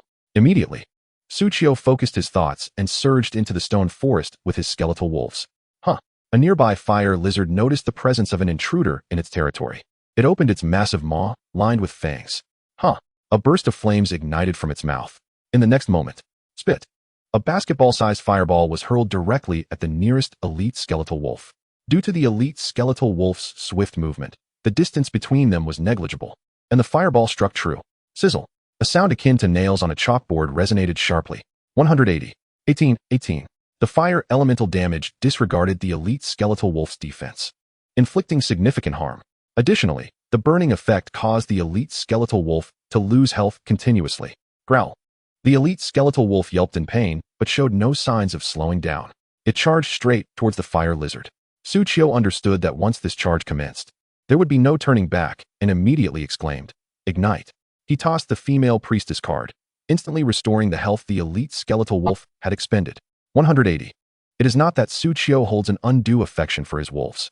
Rather, at this moment, both he and the pack had entered the aggro range of more than one fire lizard.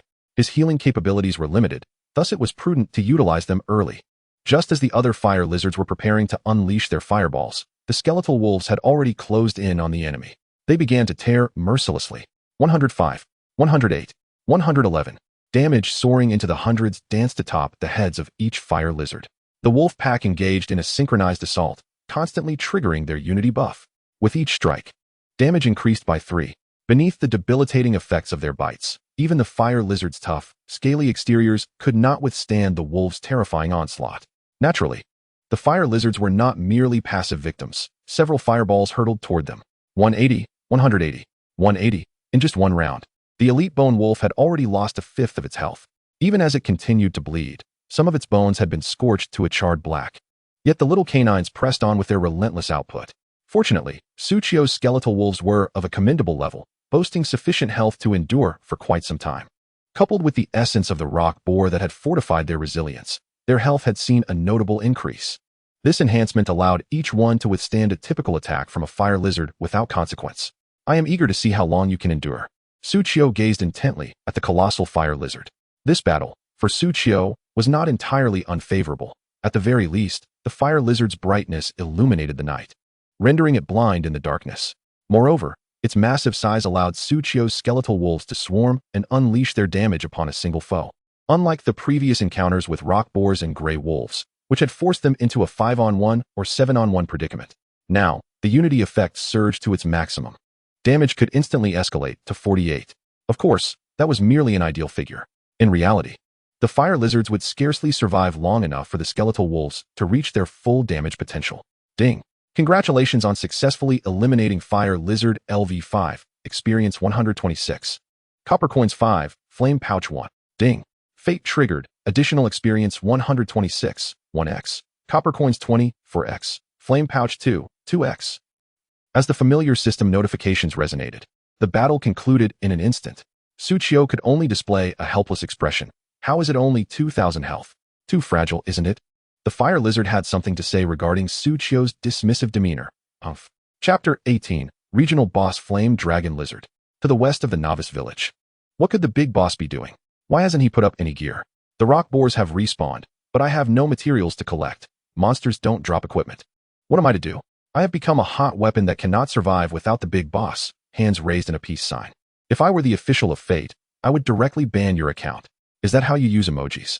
The big boss must have his reasons for acting this way. Stop prying. Focus on grinding your monsters and leveling up. Do you even have the face to tell me to level up properly? My elite team of 20 is already level 2. How about you? Hey, my temper is flaring. Just because you're an archer and your early damage is high, you think you can flaunt it? Huh? Just wait until I, the mage, develop. Don't come begging me on your knees. Listening to the banter of several grown men devoid of the calm demeanor expected of a squad leader, Xia Yubing frowned slightly and addressed her teammates. Leave one elite team to split into 20 captains to continue guiding the newcomers. The remaining 3 elite teams will accompany me to the northern mountains. Understood, Sister Xia. Upon receiving her orders, the group of beauties followed closely behind Xia Yubing as they quietly made their way to the northern mountains. As the beauties passed by several squad leaders, they stole glances and giggled softly. Perhaps it was merely an illusion. But Bloodwolf's wrath seemed to catch sight of one female warrior's lips forming the words, "Thin dog. Can this be tolerated? Fire and Thunder, I've got screenshots. See that? The lady called you a thin dog. I, Bloodwolf's wrath, am not one to stir trouble, but if it were me, I certainly wouldn't be able to endure it." Shut up. She didn't call you that, did she? If you have the ability, go lead a team to the northern mountains. Can't do it? So what? Defiant face. Cold wind. Proud snow. Honestly, Wrath, I really think you could go. Serious face. Bloodwolf's wrath, huh? Really? I'm frontline. My attributes aren't sufficient, right? Skeptical face. Cold wind. Proud snow placed a hand on Wrath's shoulder. Believe in yourself. Your skin is thicker than a rock boar S. They won't be able to breach your defenses. Damn it. White Emperor's holy sword. Huh. I'll just slide right in. Only Fire Thunder cast a disdainful glance at the two before turning his gaze northward. I wonder if the big boss needs assistance. However, his undead wolf pack is quite formidable, so he likely has no shortage of damage. To the east of the novice village. How infuriating. If only my damage were a bit higher. Tsuchiyo fixated on the still unfolding battlefield, unable to slay a foe in a single blow. Tsuchiyo was destined to have his skeletal wolves advance steadily. Roar. The skeletal wolves howled fiercely, fixating on the fire lizard that had just scorched them, ready to charge forth for revenge at Tsuchiyo's command. Once again, Tsuchiyo summoned a priestess, sending them back into the fray. Continue. With a command given, the skeletal wolves, having just finished one battle and slightly recovered, surged toward the next fire lizard. Throughout the combat, Suchio remained engaged, rapidly depleting his mana. Priestess, priestess, magician. Whenever the fire lizards showed signs of movement, Suchio would promptly deploy a magician card to reduce their already sluggish speed to that of a tortoise. This allowed his skeletal wolves to rush in and eliminate the cunning fire lizards first. The remaining immobile fire lizards provided a precious respite for Suchio and his skeletal wolves. Amidst the intense combat, Suchio also recognized the drawbacks of his card selection skill. Mana depletion was alarmingly swift. After downing a potion for mana recovery, Suchio sidestepped to avoid a fireball hurtling toward him and solemnly remarked, "Indeed, there is no such thing as a free lunch." In the words of a certain Fate streamer from the future, it could be summarized as, "The quality of this skill is evident, and thus it must have its weaknesses." Indeed, each time he deployed a card, Suchio directly consumed 5 mana. Ignoring mana recovery, he could only deploy the card 20 times. Now, the cooldown had become his greatest constraint. The faster the card cooldown, the quicker he drained his mana, especially when deploying the priestess card. The cooldown was a mere 3 seconds. Each 3 seconds consumed over 100 mana, even with decent mana recovery. It would take approximately 20 seconds to replenish about 5 mana. Thankfully, he still had enough potions in his backpack. Glancing at the numerous large mana recovery potions, Suchio felt confident. The battle continued. With Suchio's commands bolstering them, the skeletal wolves fought fiercely without hesitation.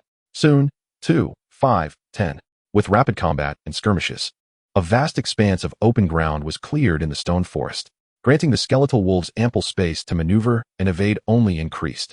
Yet, the fight remained arduous. After all, the mission is to charge straight in and strike the boss at its core, at the very least. If the skeletal wolves maintain close proximity to the fire lizard while dealing damage, the target monster will be too preoccupied to unleash fireballs, resorting instead to mere physical attacks. Thud, thud, thud. Suchio once again consumed a vial of magical restorative potion, honing his card to aid in the battle. However, this time, Suchio conjured an extraordinary card. It depicted a handsome man clad in splendid garments, who appeared to be inebriated, sporting a smile as he staggered towards an abyss. The card froze at the moment he was about to take his final step. At the bottom of the card, a series of letters was inscribed, "Fool." I can't help but wonder how this card would manifest if it were animated. Suchio did not fixate on this card, but instead aimed for a fire lizard in the distance that had its mouth agape, ready to unleash a fireball. Here is a little gift for you. The fire lizard, with its throat swollen with fiery liquid, felt an itch in its neck and suddenly clamped its mouth shut. Glug! That fiery liquid was swallowed down its gullet. The fire lizard, unable to bear its fangs, began to thrash about with its claws in a frenzy. Suchio's lips curled into a grin. Hee. In the next instant, the fire lizard finally managed to open its mouth. Roar, roar, roar. 36, critical hit. 36, critical hit. 36, critical hit. Observing the fire lizard, now jubilantly baring its fangs and flailing about after receiving the gift, a smile crept across Suchio's face. Is it really that joyful? Subsequently, the skeletal wolves, having freed up their hands, pounced upon the fire lizard, delivering an all-encompassing SBA treatment. Before long, the fire lizard was vanquished. In the end, it yielded experience, copper coins, and a flame pouch as a token of gratitude to Suchio. How embarrassing, Suchio remarked shyly while gazing at the flame pouch in his hand. Ding. The material flame pouch contains a heat storage organ. Heat storage organ. Description: a lung capable of storing vast amounts of thermal energy. Quality: white ordinary. Effect: can be triggered to explode, causing area damage. Progress: 4250. Ding. The essence of the heat storage organ is highly compatible with the card of the skeletal wolf pack. Strongly recommended for fusion and mutation. As expected, the materials from the fire lizard also possessed essence. Moreover, the compatibility is exceedingly high. Suchio's eyes widened in astonishment. He had never encountered such a shocking notification. The implication of being able to trigger an explosion means transforming from melee fighters into a suicide squad. It must be said, the effect of the Fool card surpassed his wildest imagination. NO0 Fool costs 5 magic points. Your next attack silences the target for 1 second, with a cooldown of 5 seconds. The Fool is the first card in the deck. It does not inflict damage, is unaffected by magical attacks and magic points, and seemingly possesses no growth potential. Yet, it boasts the most formidable silencing effect. It should be noted that nearly all abilities that transcend ordinary attacks are classified as skills, instantaneous ones aside. Any skill requiring chanting or casting time will be countered by silence. Against magic-based professions like mages, it becomes even more invincible. Furthermore, the cooldown of the card is merely 5 seconds. Every 5 seconds, it can silence an enemy for 1 second. Regrettably, it may fall short against multiple foes. But against a single adversary, roar. Before Su Qiu could finish his thought, a thunderous roar erupted from the front lines of the battlefield. Just meters ahead of the skeletal wolves engaged in combat with the fire lizard, a vast expanse opened up. There lay a massive expanse of open lava. Gurgle, gurgle, gurgle. Bubbles perpetually rose from the lava. In the next moment, a colossal fire-red lizard, towering 2 meters high and measuring 7 meters long, emerged from the molten depths. Its appearance was even more formidable. The scales on its body were densely packed and took on a sharp V shape. From any angle, it was evident that this behemoth possessed terrifying strength. Ding! You have disturbed the slumbering boss, the flame dragon lizard. It is now enraged. A smile crept across Su Qiu's face. Here it comes. Chapter 19. Level 5 Skeletal Wolf Pack. Flame Dragon Lizard. Description: the king among fire lizards. A sworn enemy of the water dragon snake. Severely injured after combat. Attributes significantly reduced. Level 10. Rank: Black Iron Boss. Attack: 400, injured. Life: 30,000, injured. Skills: Liquid Sulfur, Scorching Scales, Heavenly Fire. Refresh: 12 hours. Respawns 12 hours after death. Description: Effect: the Flame Dragon Lizard has an extremely long attack range, causing 2 segments of damage with each strike. Liquid Sulfur.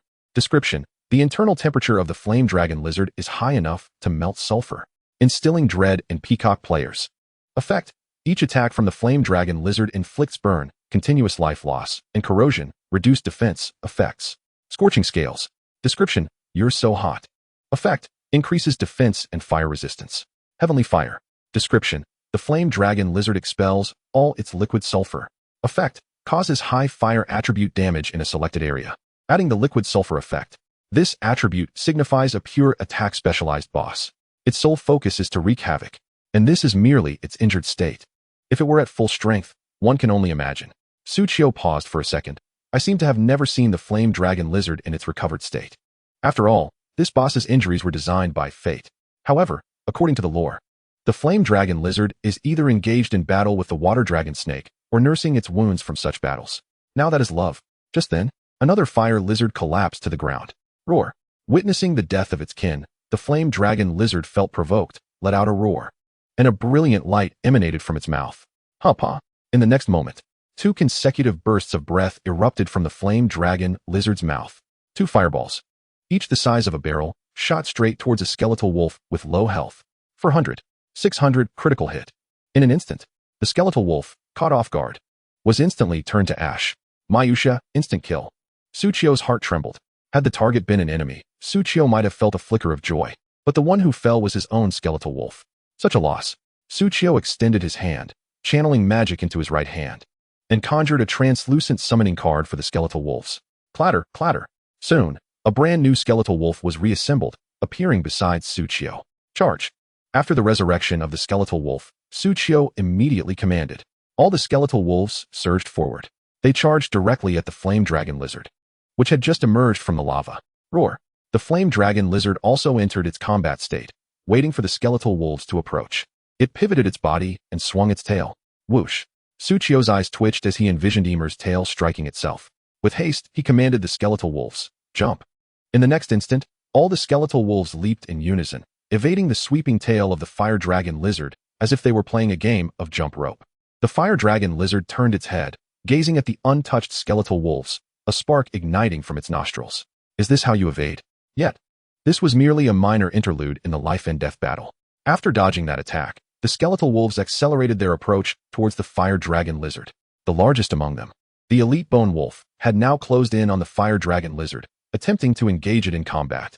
With a fierce howl, the elite bone wolf aimed to sink its fangs into the heart of the Fire Dragon Lizard's foreleg. 121. Hiss.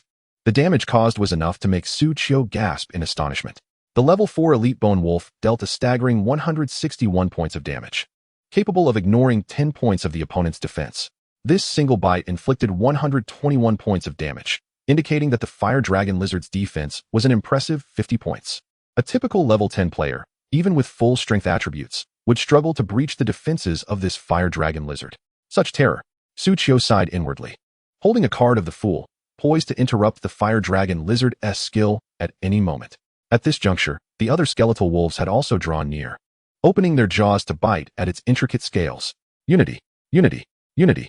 The skeletal wolves attacked a unified target, their damage stacking incessantly. Soon, they reached a full 16 layers. The damage bonus surged to 48. A standard skeletal wolf typically dealt 116 points of damage, which would only translate to 76 points in this instance. However, under the influence of Unity, it successfully reached 112 points. One after another, it seemed as if nothing had occurred. Yet, the scenario was entirely different for creatures with high post-armor piercing attack power.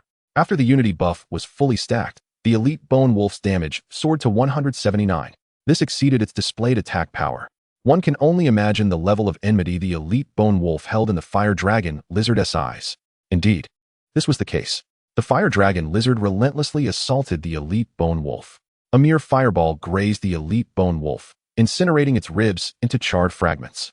The sight was utterly tragic. It was left with a sliver of health.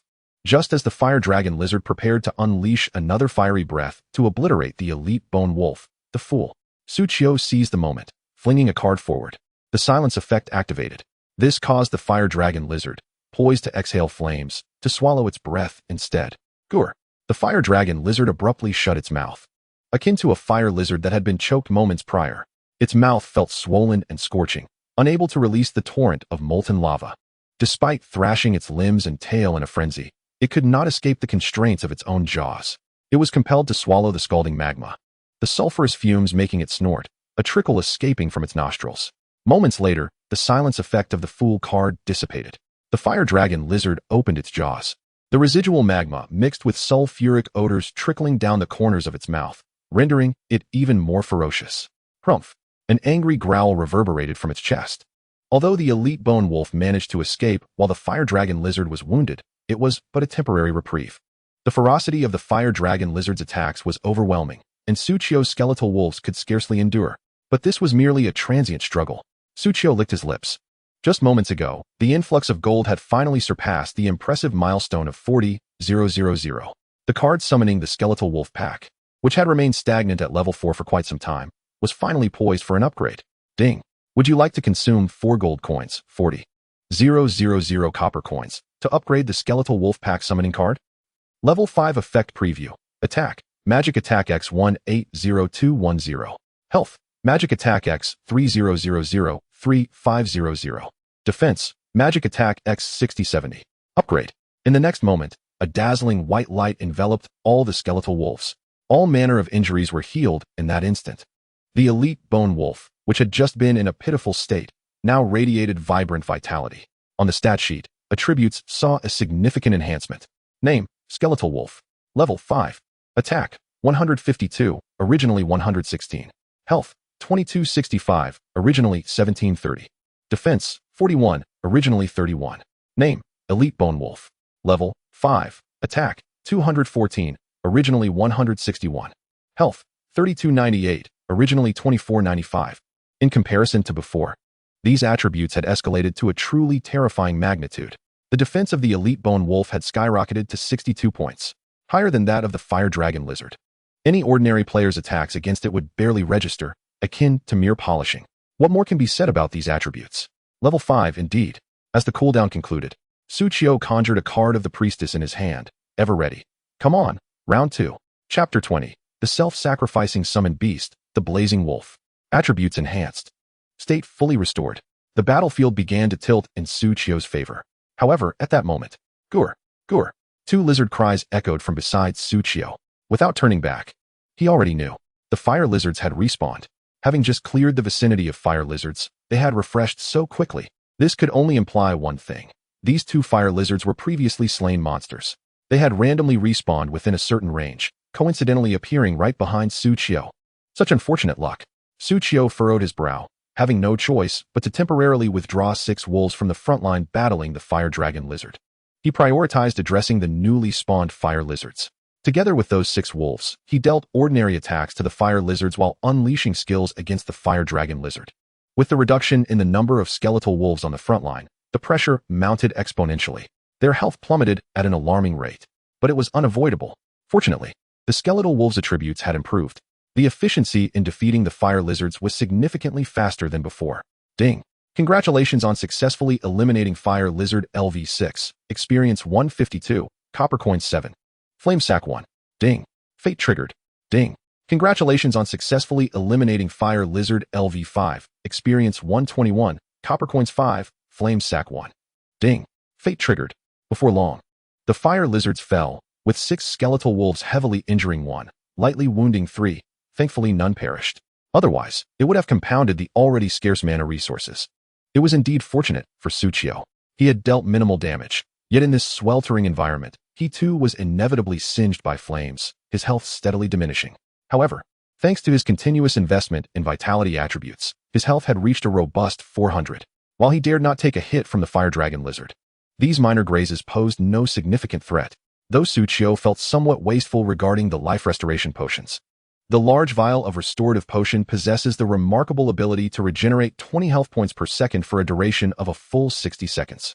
Yet, even in my depleted state, I can restore myself to full health in merely 20 seconds. Alas, I am limited to only the high-grade potions. With a sigh, I uncorked one and resolved to take the battle more seriously. To avoid further wasting potions, I must expedite the demise of that formidable lizard. Ding. The fire sack has been collected, 5,050. Would you like to extract the essence of the heat-storing organ? Just as the skeletal wolves were preoccupied with troubling the flame dragon lizard, a notification suddenly resonated in my ears. Collected? I conjured an image of a priestess and casually tossed it to the elite skeletal wolf, diverting my attention to examine this essence. I discovered that the heat-storing organ does not manifest directly on the skeletal wolves. Rather, it permits selective mutation. By expending magic points, I can bestow a fire lung upon any chosen skeletal hound. What hesitation remains? With a flourish of my hand, I integrated it into the summoning of the skeletal wolf pack. Buzz. Upon witnessing the skeletal wolves emanate a faint glow once more, the flame dragon lizard immediately assumed a defensive stance. When they shone previously, they had been significantly more formidable. Surely, they wouldn't become even stronger, would they? With its health dwindling to around 40, the flame dragon lizard felt as if its life were but a flickering flame in the wind. However, in the next moment, the glow dissipated from the skeletal wolves. Nothing occurred. The flame dragon lizard was momentarily taken aback, then lashed out with its tail. Dare to toy with me? How obedient. Meanwhile, I, having opened the essence of the heat-storing organ from a distance, paid no further heed to the battlefield. This heat-storing organ seems somewhat overpowered, does it not? Preliminary effects. Expend magic points to mutate the skeletal wolf into an explosive fire wolf, altering its base attributes and granting the talent self-detonation. Attack. 100 increased to 200, 248. Health. 100 reduced to 50, 1032. Defense. 100 reduced to 28. Talent self-detonation. Inflicts area damage upon death. An attack enhancement to twice its original power. And it comes with area damage. How can this be merely classified as a white, ordinary quality essence?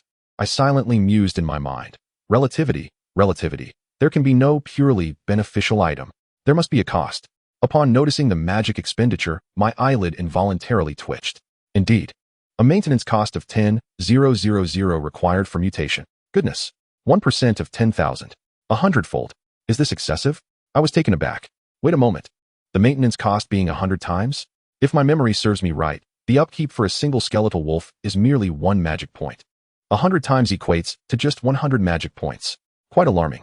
I couldn't help but curse under my breath. Nevertheless, this mutation proves to be quite advantageous. I redirected my attention back to the battlefield. At this juncture, both sides were in a dire state. The flame dragon lizard was viciously clamped onto one skeletal wolf, rendering it immobile as its health steadily plummeted. As it appeared that another skeletal wolf was on the brink of demise, I waved my hand decisively. 100 magic points were expended. In the next moment, the skeletal wolf was enveloped in a radiant white light. The flame dragon lizard, witnessing this, smirked. Another trick. Is it? Yet, soon the flame dragon lizard sensed something amiss with its bite. The creature lodged in its mouth was, astonishingly, expanding. Gulp. Due to the unanticipated growth. The jaw that had bitten too deeply nearly dislocated. Just then, the glow faded. The flame dragon lizard beheld that the skeletal wolf had transformed from a gaunt framework into a rotund, juicy, orange-red skeletal wolf. No. It was no longer appropriate to refer to it merely as a skeletal wolf. It now sported a layer of white bone-like skin. Aside from its plump, translucent orange-red belly, the other limbs and parts retained a skeletal appearance, albeit somewhat grotesque. The flame dragon lizard pondered. What is this? It immediately shifted its gaze towards the human with a smug grin in the distance. I responded with confidence. Yes, it was indeed my doing. I promptly commanded, explode. With the command given, the mutated explosive fire wolf, despite its severely reduced health, began to swell further. In the next instant, bang, the flame dragon lizard, which had already reached the limits of its jaw, finally dislocated it. The pain. It was unbearable. This explosion rendered it incapable of employing its biting attack. Had it not been for the sole remaining offensive organ being its fire lung, the flame dragon lizard might have been driven to an apoplectic rage. Letting out a furious roar, the flame dragon lizard also began to swell. However, it was not its belly that expanded, but rather the lungs in its chest. It then tilted its head towards the sky. Its mouth, unable to close, radiated a brilliance far exceeding before. Fire rain. I could not help but smirk. Truly, the grand spectacle is upon us. Without hesitation, I hurled the long-held fool's card. Watch as I render your skill useless. I was taken aback. For the flame dragon lizard's fire rain skill was akin to the White Eagle Federation's technique of emptying a magazine. It was meant to expel all internal flames. However, now, due to the silence effect, it was unable to release them. Yet its belly continued to swell, as if pregnant. This was not my doing, was it? A sense of foreboding crept into my heart, prompting me to signal all the skeletal wolves to hasten towards me. Then, like a game of stacking, they piled atop me. In the next moment, as the silence effect concluded, the energy within the flame dragon lizard reached its zenith. It opened its mouth once more. Boom! A deafening explosion echoed. Subsequently, players far away in newbie village number 11451 witnessed a dazzling firelight in the east. Was that the fireworks described in ancient texts? Fireworks? What is that? It resembles the iron flowers we forge here. Just how much iron would it take to produce such a massive iron flower? I know not the quantity, but I am certain that a mere touch would be exceedingly painful. I grit my teeth and rose from the ashes of the skeletal wolves. The recent eruption of the flame dragon lizard had incinerated a staggering 11 skeletal wolves. Even though those skeletal wolves were already on the brink of collapse, it was evident just how potent this fiery onslaught truly was. Indeed, it is a life-saving skill of the flame dragon lizard. I gazed at the nearly lifeless, now dimmed flame dragon lizard before me, a smile creeping onto my lips. Is this all you have? The flame dragon lizard, now resigned, had reached a point of understanding. After unleashing its ultimate skill, it fell into a state of weakness, left helplessly watching as that human summoned the skeletal wolf once more. Subsequently, another attack was launched against itself. Ultimately, the notifications rang out. Ding. Destiny announcement. Ding. Congratulations, Traveler Anonymous has become the first to slay the area boss. The Flame Dragon Lizard, earning 20,000 experience, 20 silver coins, and 200 prestige points with the Church of Light. Ding. The area boss has been killed for the first time. The combat power of the Flame Lizard in Yanhuang has decreased by 10. And the combat power of the Flame Lizard in the Novice Village in 01145-1 has decreased by 20. Chapter 21. Have I become a stand-in? Kim Minjun, with his pot-lid hairstyle, was intently monitoring the progress bar while investing gold. Ever since the previous intelligence suddenly became invalid, he had refrained from grinding monsters for 2 hours. After all, he could rely on his subordinates later. It was better to focus on deducing hidden intelligence for now. A sudden epiphany struck him. To become wealthy, one must first build the roads. This was essentially what it meant. 700,000. Ding. Congratulations on successfully deducing new intelligence. It worked. Kim Minjun's eyes gleamed with excitement, blood vessels bursting with exhilaration. Finally, after spending 700,000 alliance coins, he had successfully unlocked a new piece of intelligence. Immediately, Kim Minjun began to examine it. Novice Village Intelligence. The area boss, Flame Dragon Lizard, located to the east of the Novice Village, has an intense hatred towards the Water Dragon Serpent to the south of the Novice Village. Slaying either will unlock the hidden quest. Water and fire are incompatible. Limited to 2 attempts. East of the Novice Village, Kim Minjun took a deep breath to calm himself. I remember those are monsters around levels 5 or 6. So the boss must be around level 7 or 8, right? With this thought, Kim Minjun felt it was time to venture forth. After all, this hidden quest required strength. He promptly grinned, patted his numb legs, and stood up from the ground. Ding. Traveler Anonymous from Yanhuang has successfully slain the boss, Flame Dragon Lizard. Ding. Traveler Lin Ziyun from Yanhuang has successfully slain the boss, Flame Dragon Lizard. Ding. Intelligence has become invalid. What the hell? Kim Minjun exclaimed in frustration, uttering a traditional phrase from Korea. Why is it again someone from Yanhuang? Why is it this anonymous player again? Ding. Profanity detected. muted for 30 minutes. The expression on Kim Min-jun's face vanished as he began to thrash about, wreaking havoc in the novice village. What else could he do but explode in silence? He logged off immediately. Investigate. Find out who this anonymous player truly is. In the Yanhuang server, a woman clad in a white robe stood atop a scorching rock. Carrying a 3-foot blue copper sword, radiating an ethereal aura, she exuded an otherworldly grace. Before her, countless women flitted like butterflies, confronting a massive flame lizard. To the naked eye, it was astonishing that this group of women had all reached level 3. They easily overshadowed numerous contemporaneous players. Their movements mirrored those of professional players, knowing precisely when to attack, evade, and recuperate. Despite each woman having a different rhythm of combat, they executed a synchronized team effect, leaving the level 10 flame dragon lizard powerless to retaliate. However, the white-robed woman showed no signs of satisfaction. Her face bore a hint of displeasure. The upgrade of the Star Sword formation, a buff granted by the Sword Immortal class, is progressing too slowly. Star Sword formation. Description: when the number of team members is a multiple of 7, e.g., 7, 14, 21, attributes are enhanced. Level 1. Effect 1. Choose from Tian Shu, Strength Enhancement, Tian Xian, Agility Enhancement, Tian Ji, Constitution Enhancement, Tian Quan, Intelligence Enhancement, Yu Hong, Critical Hit Enhancement, Kai Yang, Evasion Enhancement, and Yao Guang, Resistance Enhancement. Effect 2. Not unlocked. This was the Sword Immortal class granted by her Supreme Gaming Pod, accompanied by the innate ability of the Star Sword formation. Essentially, the more participants there were, the better the effects, yielding greater attribute bonuses. As long as someone in the formation engaged in battle, the experience of the Star Sword formation would increase. Slaying monsters would yield additional experience.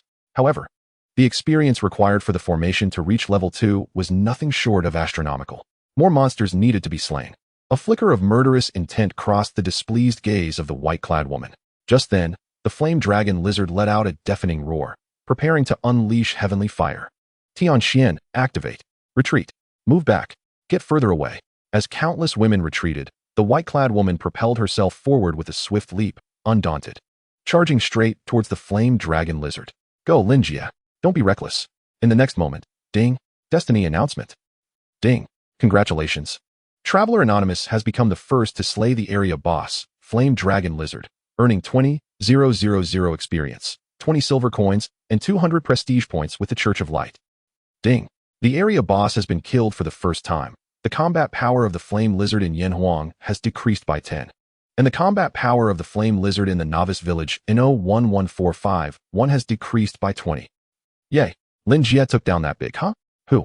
Upon hearing the system notification, the women were momentarily stunned, only to realize that the Star Sword formation buff on them had vanished. The name of their team leader, along with her health bar, had suddenly emptied. But in the next instant, a thunderous prompt echoed. Ding. Congratulations. Traveler Lin Ziyun has become the second to slay the area boss, Flame Dragon Lizard, earning 10,000 experience, 10 silver coins, and 50 prestige points with the Church of Light. Ding. The area boss has been killed for the second time. The combat power of the Flame Lizard in Yanhuang has decreased by 5, current 15. And the combat power of the Flame Lizard in Novice Village in 07777 has decreased by 10, current 20. Lin Jia has died again. Healer, quick, revive her. I can't even concoct a potion anymore. I'll prepare it for you. No.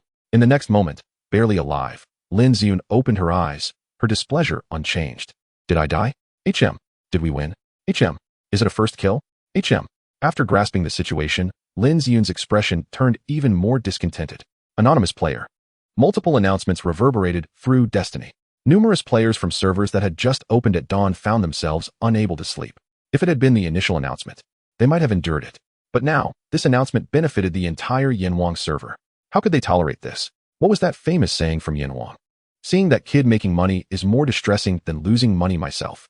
Instantly, players from various countries submitted combat requests. Wang Defa? Another announcement from Novice Village in 011451? This is the third time. How outrageous.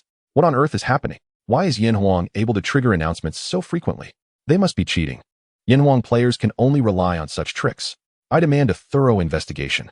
Restart the server. What the hell? This is a hidden boss, a level 10 boss. This is not something normal players can defeat.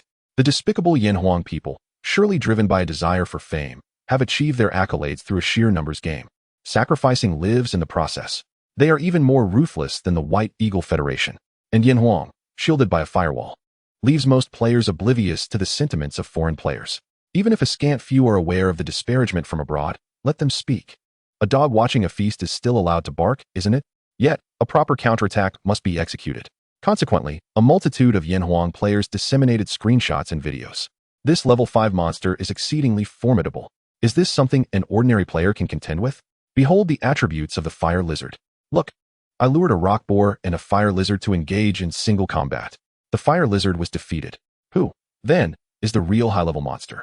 I aspire to venture overseas, for the creatures abroad present a greater challenge. I do not wish to lead a life where earning is so effortless.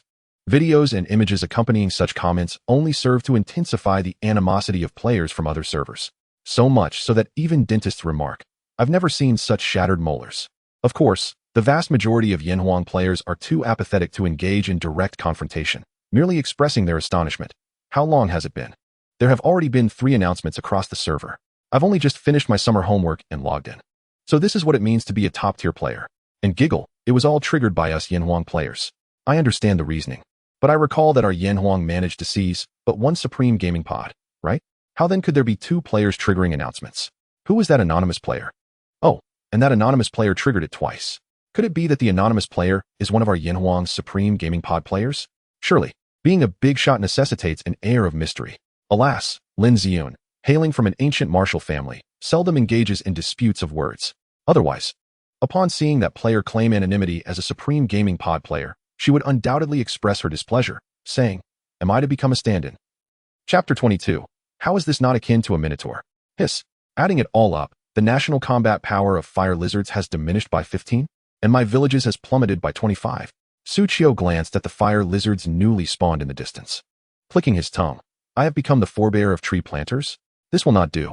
Immediately, Su Qiu dispatched the freshly revived skeletal wolves. Attack. I too wish to relish this first wave of profits. With the infusion of 20,000 experience points, he successfully leveled up to 5. Conveniently, the fire lizards are at levels 5 and 6. There will be no reduction in drop rates. Moreover, after the decline in attributes, they are indeed much easier to slay. Fire lizard. Description: a lizard consumed by flames. Level 56. Attack 135157. Originally 180210. Health 15001800. Originally 20002400. Skills: Spit. Sulfurous substance. All fire lizards have regressed in power by 1 level. It can be said that fire lizards are now easier to defeat than rock boars. Kukuku, fire lizard. You certainly wouldn't want the water snakes to discover that your racial combat power has diminished, would you? After laughing, Su Qiu began to inspect the loot dropped by the flame dragon lizard. Ding. Congratulations on successfully vanquishing the flame dragon lizard LV10, gaining 384 experience, 40 copper coins, and 1 flame crystal. Ding. Fate triggered. You additionally acquire 1536 experience, 4x, 120 copper coins, 3x, and 2 flame crystals, 2x. Ding. You have obtained the item, Summon Flame Dragon Lizard, Green Ever-Burning Staff, Green Scaled Fire Shield, Gray Leather Boots, Fire Arrow X40. Gazing at the long list of drops, Su Qiu could hardly contain his excitement, wishing to clap his hands and exclaim, thank you, boss. With a total of 1,920 experience points credited, Su Qiu's nearly full experience bar was instantly topped off. He leveled up directly to 6. He now had a generous 30 free attribute points to allocate. As for the copper coins, they were merely a stepping stone on this long journey. And the flame crystals, special drops from the flame dragon lizard boss. A total of 3.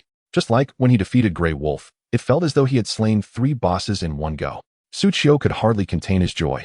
With fate on his side, farming materials had never been so effortless.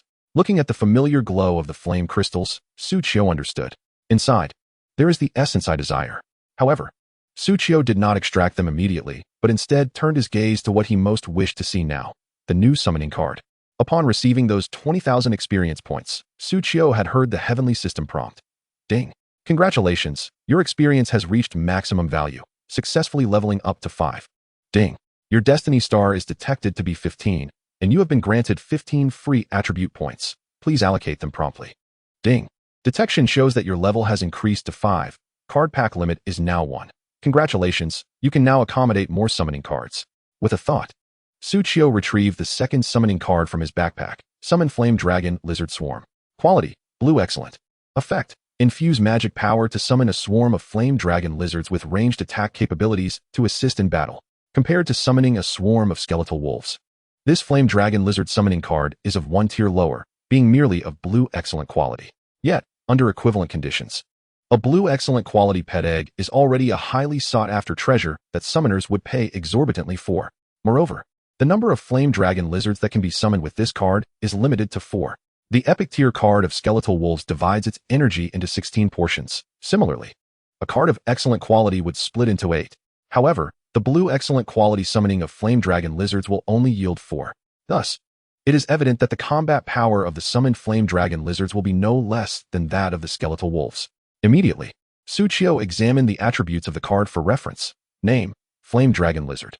Level: 1. Attack: 71, Magic Attack x 120. Health: 530, Magic Attack x 900. Defense: 11, Magic Attack x 20. Duration: consumes 20 magic points every 5 seconds. Talent: Liquid Sulfur. Skill: None. Liquid Sulfur, when dealing damage to the enemy, inflicts a burning effect lasting 5 seconds, with burning damage being direct damage x 10. Comparing it to the attributes of the skeletal wolf under the same intelligence parameters. Name: Skeletal Wolf. Level: 1. Attack: 53, Magic Attack x 150. Health: 885, Magic Attack x 1500. Defense: 18, Magic Attack x 30. Duration: consumes 20 magic points every 5 seconds. Talent: None. Skill: None. After reviewing the attribute comparison, Suchio could only think of 2 words: unbelievable. Even though it is a card of excellent quality, these flame dragon lizards come into existence with inherent talents. The 10 burn damage lasting for 5 seconds effectively translates to a direct damage increase of 50 ISNT that far superior to the skeletal wolves. Suchio hesitated not for a moment. He promptly stowed the card into his waist pouch. The next moment, my turn. Draw a card. In an instant, a beautifully crafted card with blue borders materialized in Suchio's hand, its center featuring a majestic fire lizard. The golden vertical pupils gazed defiantly at the heavens, as if something in the sky provoked its ire and dissatisfaction. With a flick of his finger, 4 orbs of light appeared beside Suchio. As the radiance dissipated, it revealed the fiery dragon lizards, which bore a striking resemblance to the surrounding fire lizards. However, these fiery dragon lizards were notably smaller, seemingly due to a more refined energy or lineage within them. Their scales were more delicate, their claws sharper, their eyes more expressive, and even their coloration was a vibrant orange, reminiscent of the offspring of the fiery dragon lizard boss. A smile crept across Suchio's lips. I shall name you Young Fiery Dragon Lizard. Ding. The card has been renamed to summon Young Fiery Dragon Lizard. Oh. The 4 young fiery dragon lizards, displeased at being called small, emitted low growls of discontent. Yet, they remained powerless, for it was simply the master's command. With the summoning complete, Suchio turned his attention to the flame crystal. This was a rare material dropped by the fiery dragon lizard. Immediately, Card Master, Profession Effect activated. Ding. The flame crystal contains the essence of scorching acid, high-temperature throat, elastic oral cavity, and dragon bloodline, thin. Ding. The essence of scorching acid has a high compatibility with the exploding fire wolf. Fusion mutation is recommended. This flame crystal, obtained from the fiery dragon lizard, is akin to the flame sac dropped by the fire lizards. It is unsuitable for them, yet ideal for the skeletal wolf's mutation. Is this not a classic case of irony? Chapter 23, Hidden Quest, Incompatible Forces. Let me examine the attributes of this new essence. Thus, Suchio extended his hand to point. Scorching acid. Description: ouch. That's hot. Quality: white common. Effect: when inflicting damage on an enemy, reduces their defense by 10 points. Lasting until the end of the battle. Well, this is quite a commendable auxiliary ability. Suchio was quite fond of the scorching acid's effect. If it were to mutate and explode the exploding fire wolf before battle, it would enhance the damage of all allied units by 10. Consequently, facing the boss again would become significantly easier. After all critical hits, armor penetration, and other damage-enhancing effects are calculated based on the damage post-armor break. However, the description seems peculiar. Without hesitation, Suchio extracted the essence of scorching acid. Following that, he expended 100 points of magical energy to mutate a skeletal wolf into an exploding fire wolf, subsequently infusing this essence into it. Ding. Summoning of the skeletal wolf pack successfully fused with scorching acid. Upon learning, Suchio discovered, although the exploding fire wolf and the skeletal wolf are different species, they belong to the same category of mutations within the summoned skeletal wolf pack card, akin to the distinction between elite bone wolves and skeletal wolves. Thus, it does not count as an additional card. Therefore, while fusing the essence, it is still considered as part of the summoned Skeletal Wolf Pack card. Aside from the Scorching Acid essence, the remaining essences were finally related to the lizards. Suchio took out the 2 remaining flame crystals. Extraction. Ding. Congratulations. You have obtained the essence of High Temperature Throat. High Temperature Throat. Description. A throat that consistently maintains high heat and humidity, allowing the spewed magma to retain its activity for a longer duration. Quality. White common. Effect. Attack range 50. Ding. Congratulations. You have obtained the essence of Elastic Oral Cavity. Elastic Oral Cavity. Description. The mouth, used for temporarily storing food, has been reinforced to provide greater elastic potential to the high-temperature fluid, enabling it to be ejected further. Quality. Green excellent. Effect. Mastery of the skill Corrosive Sulfur Liquid. Corrosive Sulfur Liquid launches a semi-molten sulfuric acid liquid towards a designated area, inflicting 150 damage to enemies within the range. This is the essence of the boss. Suchio's smile widened. Not only had he enhanced the attack range, but he had also acquired a skill. This skill is akin to a scattered heavenly fire. If only I had more young fiery dragon lizards. When they all unleash corrosive sulfur liquid together, it would truly resemble that heavenly fire that nearly defeated me. Instinctively, Suchio glanced back at the ashes on the ground. That was evidence of the skeletal wolves protecting their own. A gust of wind swept by, and the skeletal wolves departed. With the essence mutation complete, the young fiery dragon lizards were ready to join the battlefield. Suchio observed the 4 lizards chasing their tails beside him and declared with certainty. However, it was unfortunate that the final dragon bloodline had not been extracted. This was a source of regret for Suchio. Nevertheless, if it didn't drop this time, he could always try again. Destiny is a game of such nature. I was simply too fortunate before. I mustn't let that happen again. After completing the essence extraction for his summoned beasts, Suchio examined the final item. Hidden Quest. Incompatible Forces. Incompatible Forces. Quest description. Fire lizards and water serpents are sworn enemies. Slay the water serpent clan's patriarch, the water dragon serpent, to accompany the fiery dragon lizard to the afterlife, and you shall obtain the treasures of both clans. Quest objectives. Slay water serpents, 0-1-100. Slay water dragon serpent, 0-1. Quest rewards. Blood fusion stone. Quest hint. Fire lizards and water serpents harbor a deep-seated enmity. Incompatible forces. Blood fusion stone can stabilize the fusion of different bloodlines. Upon seeing the words blood fusion stone, Suchio's eyes narrowed. I haven't heard of this incompatible forces quest, but I have heard announcements about the first kill of area bosses from my previous life. After all, it was news that could cause a significant decrease in monster battles across the entire server, enough to make other servers envious. And the first kill was not achieved by George of the White Eagle Federation, whom Suchio had longed for, but by Lin Ziyun of Yanhuang, who secured the second kill this time. George had wasted too much time dealing with the Grey Wolf. It took him several hours to defeat it, leading to a leap in strength. However, Lin Ziyun was different. I recall that Lin Jianxian, who had never smiled, always wore a stern expression, possessed a particularly impressive skill that allowed her to exchange her life for damage. Thus, Lin Ziyun and her 7-star sword team always progressed rapidly in the game, consistently remaining at the forefront.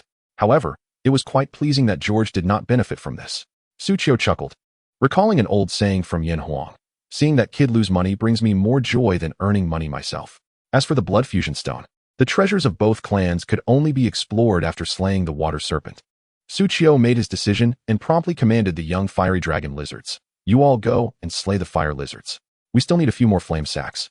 The 4 young fiery dragon lizards obeyed, turning their heads to face the fire lizards engaged in battle with the skeletal wolves.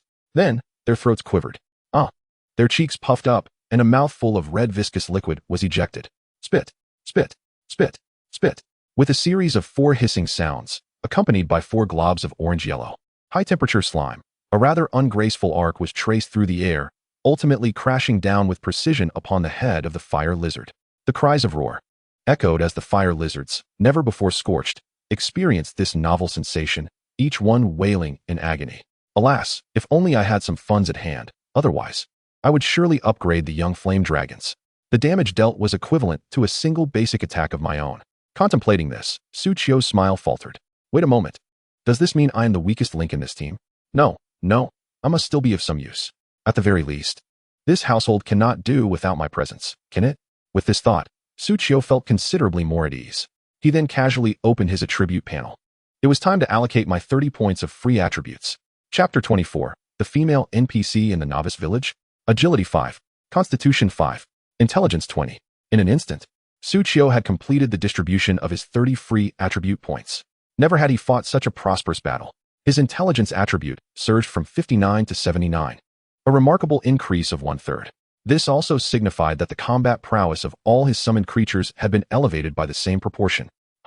The young flame dragon emitted a series of puzzled sounds, unable to comprehend the sudden surge of power within itself. However, the skeleton dog beside it leaned closer, resting its paw on its shoulder, and earnestly remarked, "A woo." The young flame dragon, taken aback, was utterly astonished. Can such occurrences be deemed normal? Nevertheless, given the words of its elder wolf companions, the young flame dragons turned to glance at their human master, harboring a modicum of belief. How could this motley crew communicate despite the language barrier? Suchio scratched his ear. Though the summoned creatures lacked the ability to articulate human speech, they could convey their thoughts directly to their summoner through a mental link. Just now, they had been communicating through Suchio, their translator.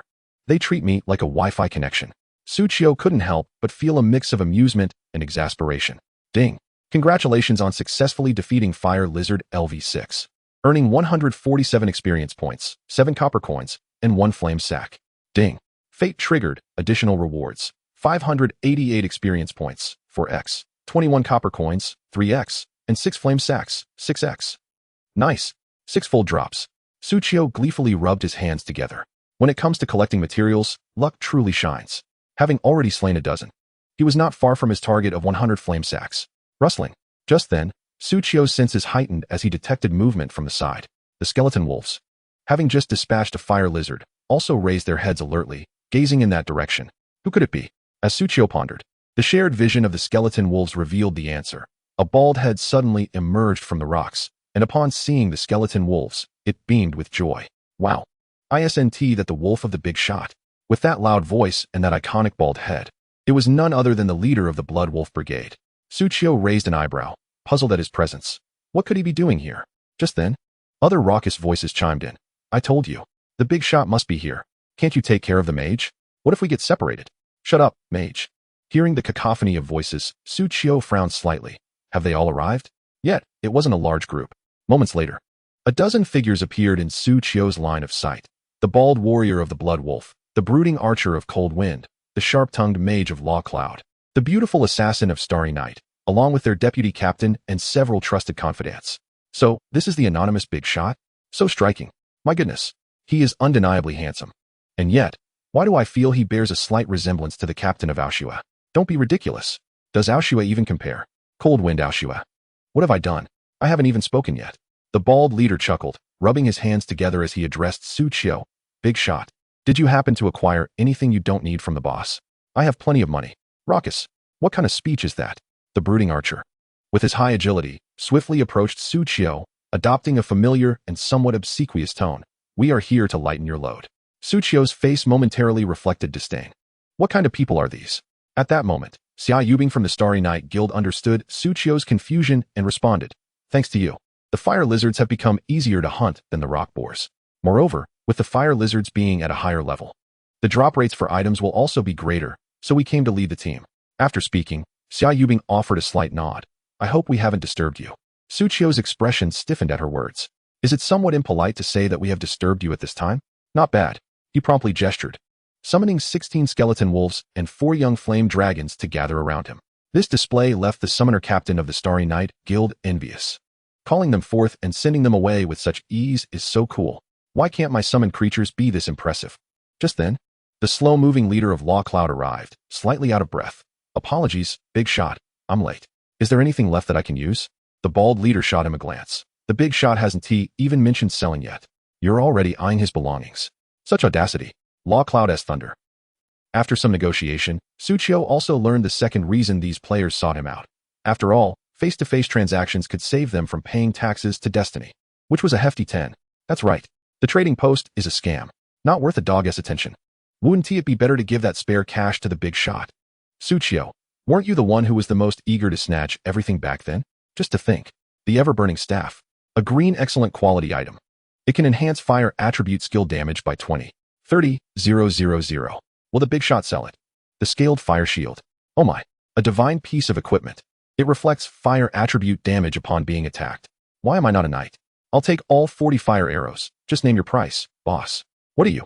The Aoshue of Cold Wind Guild. Need fire arrows for? I'm willing to buy. Do you have any say in this? With the trades concluded, everyone formed a circle. Some lamented their empty pockets, while others happily examined the equipment they had acquired. A few eyed enviously the items others had purchased, wishing to touch them just once. Meanwhile, Suchio had managed to amass a total of 7 gold and 56 silver, 600 copper, from this transaction. Another hefty sum of over 70,000 coins. Playing Destiny truly pays off. However, Suchio also noticed that the Starry Night Guild had purchased the fewest items among them. Low on funds. Noticing Suchio's gaze, Xia Yubing responded, "We were a bit too eager in our previous endeavors, so our pockets are somewhat shallow now, and we're still in the process of recouping. Nevertheless, it has all been worth it. Being able to extract a blue excellent quality skill from the wolf soul is sufficient to meet the skill requirements until level 20. As Xia Yubing spoke, the ambience remained rather noisy. However, when she revealed that she had unlocked a skill of exquisite quality from the wolf spirit, a profound silence enveloped the crowd. This was indeed a display of prowess. Everyone present had vied for that very piece of the wolf spirit. Yet, given the random nature of skill acquisition, no one dared to wager heavily. The outcome: Xia Yubing spent merely 20,000 yuan to unlock a skill of refined quality. This skill, if priced higher, it could easily fetch 200,000 and find buyers without difficulty. This is a godly technique for high-level players. Even Suchio couldn't help but cast a lingering glance at Xia Yubing, suppressing his heartache as he remarked, "Bone extraction? That's not a skill that just anyone can wield effectively." Xia Yubing smiled gently. "It poses some difficulty, but it's manageable. Bone extraction is an exclusive skill of the assassin class. When attacking the same location, the damage percentage accumulates. The higher the level, the greater the upper limit on the damage percentage. Bear in mind, monsters are mobile. Attaining the same target area is exceedingly challenging.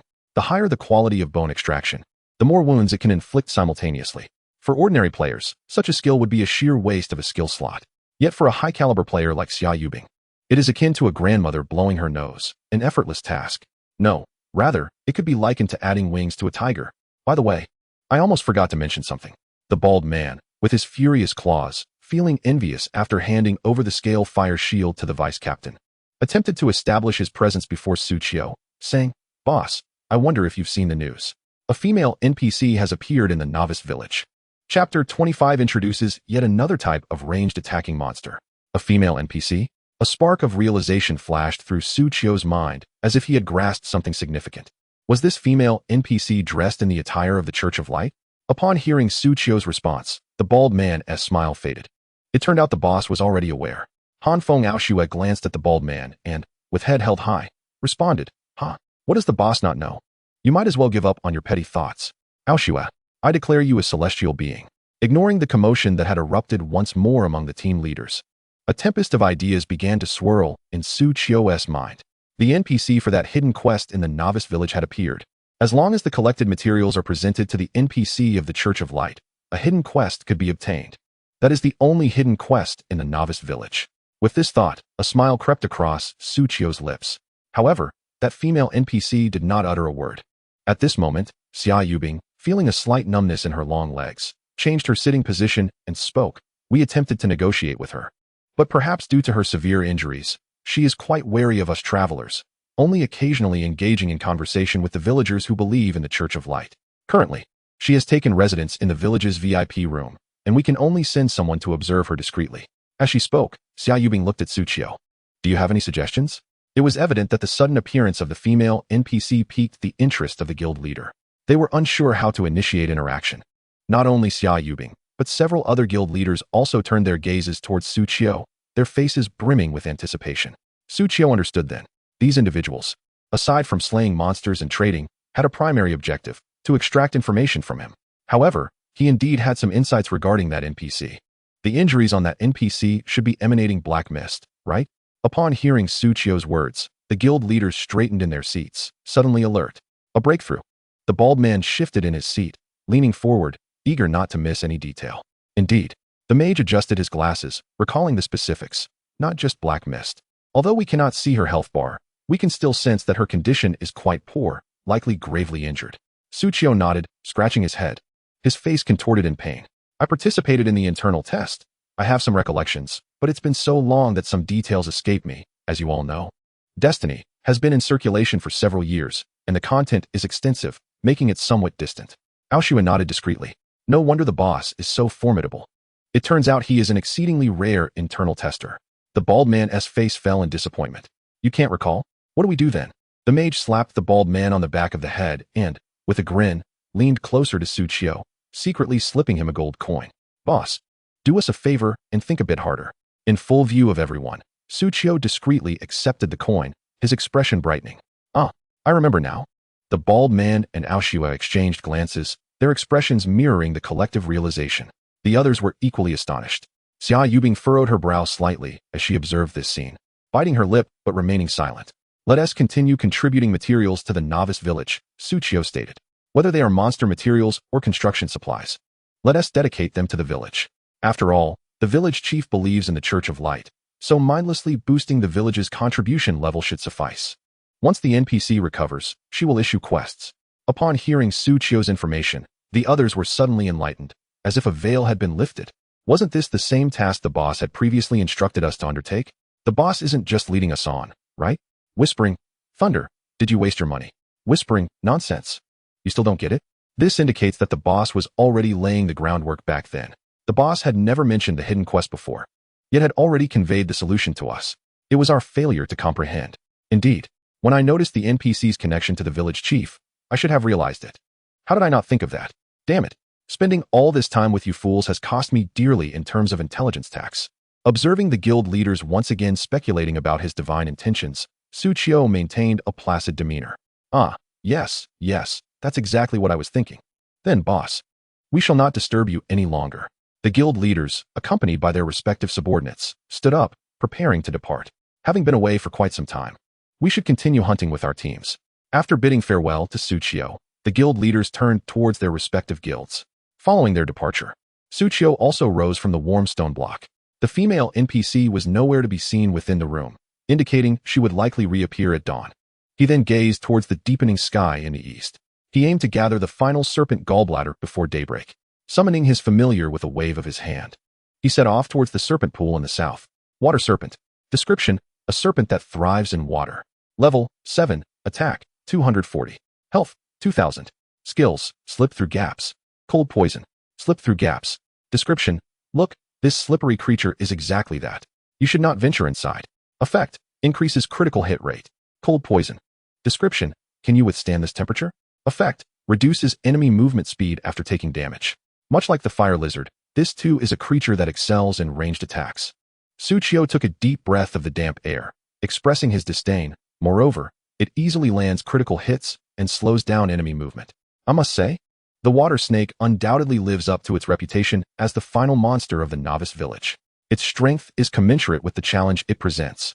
Fortunately, upon analyzing the situation through the lens of relativity, it becomes evident that the distribution of water snakes is relatively scattered. Engaging in battle may even require taunting skills to draw them in. This is indeed the final level. Suchio smiled faintly, preparing to issue an attack command to his summoned creatures. However, at that moment, the young fire lizards let out a furious roar. In the next instant, all the water snakes that heard this roar raised their upper bodies and turned to face Suchio. Suchio locked eyes with dozens of snake pupils, swallowing hard. The good news: no need for taunting. The bad news: the banquet was about to begin. Observing the multitude of water snakes advancing towards him, ready to unleash their watery onslaught, Suchio realized the deep-seated enmity hinted at in the quest was indeed profound. The entire family of snakes had emerged to drive away the invaders.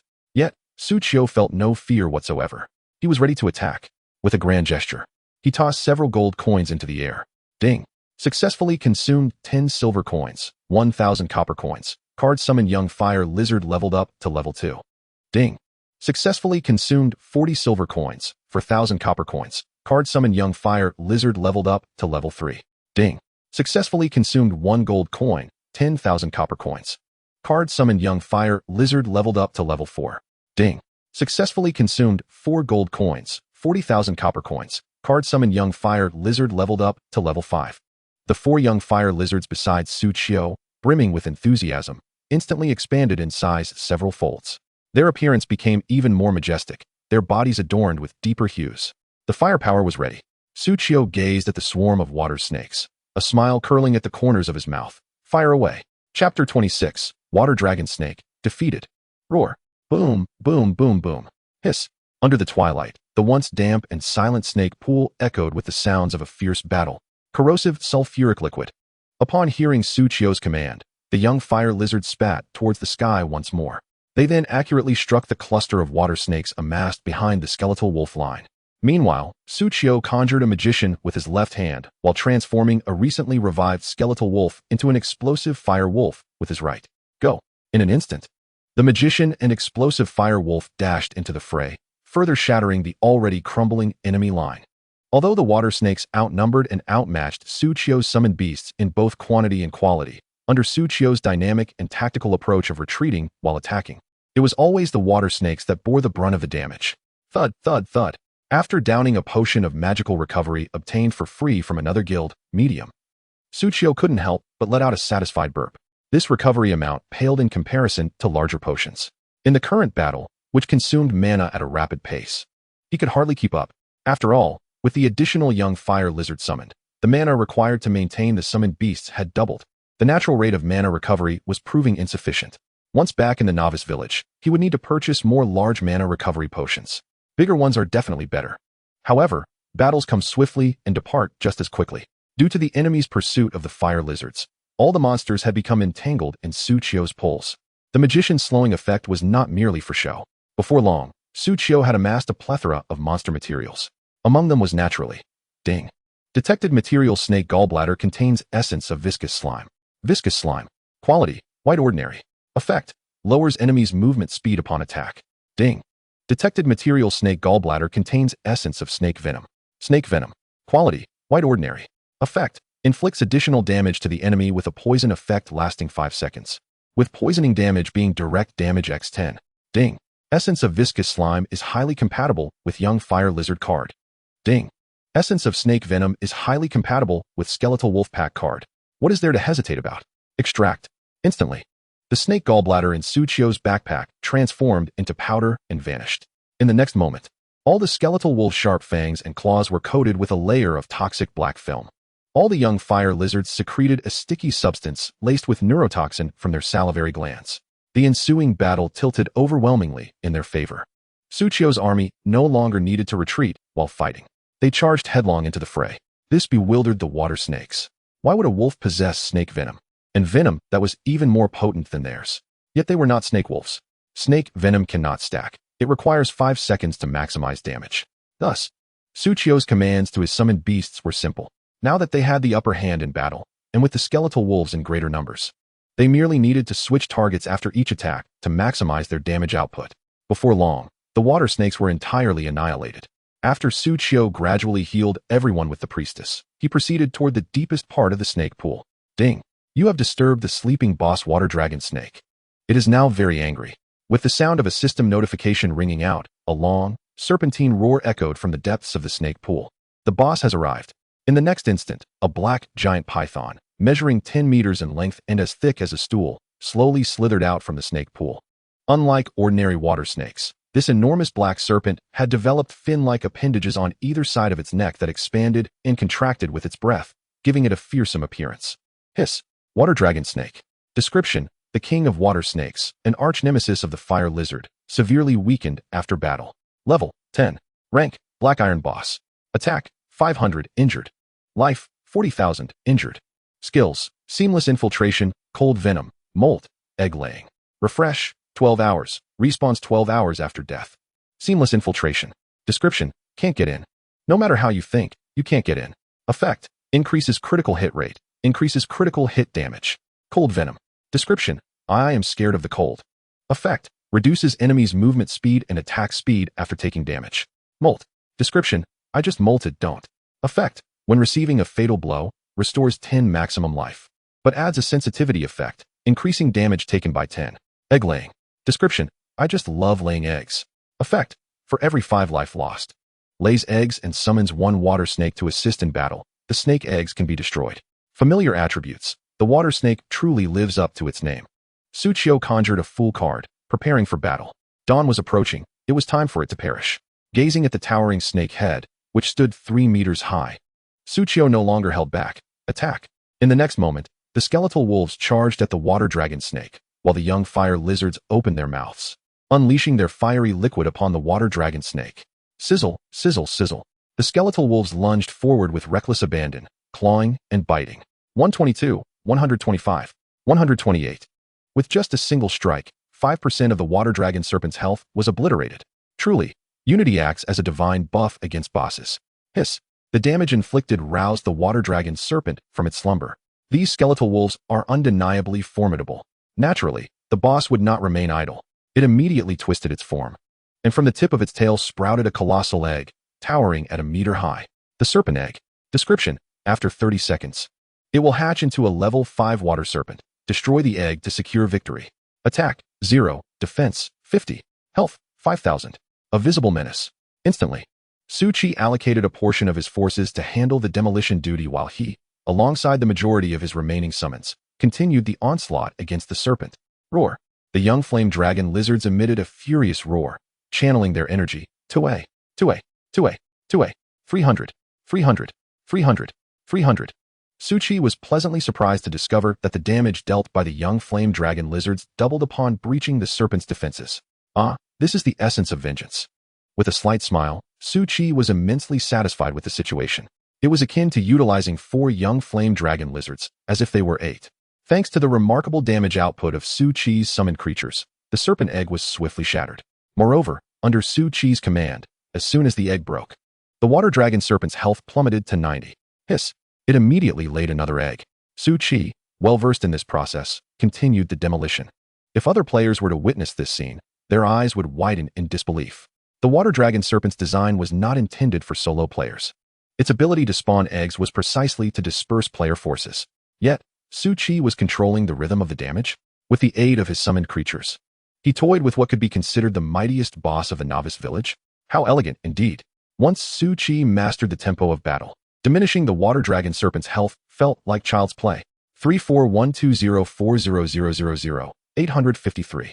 27551400000, 688. 1985240000, 496. 8923400000, 223. Hiss. Before long, after sacrificing 6 skeletal wolves and 5 young flame dragon lizards, the water dragon serpent's health reached 0. Do not inquire why 5 lizards perished despite there only being 4. 2 of them met their end twice. With a splat, the water dragon serpent fell into the pond, creating a tremendous splash.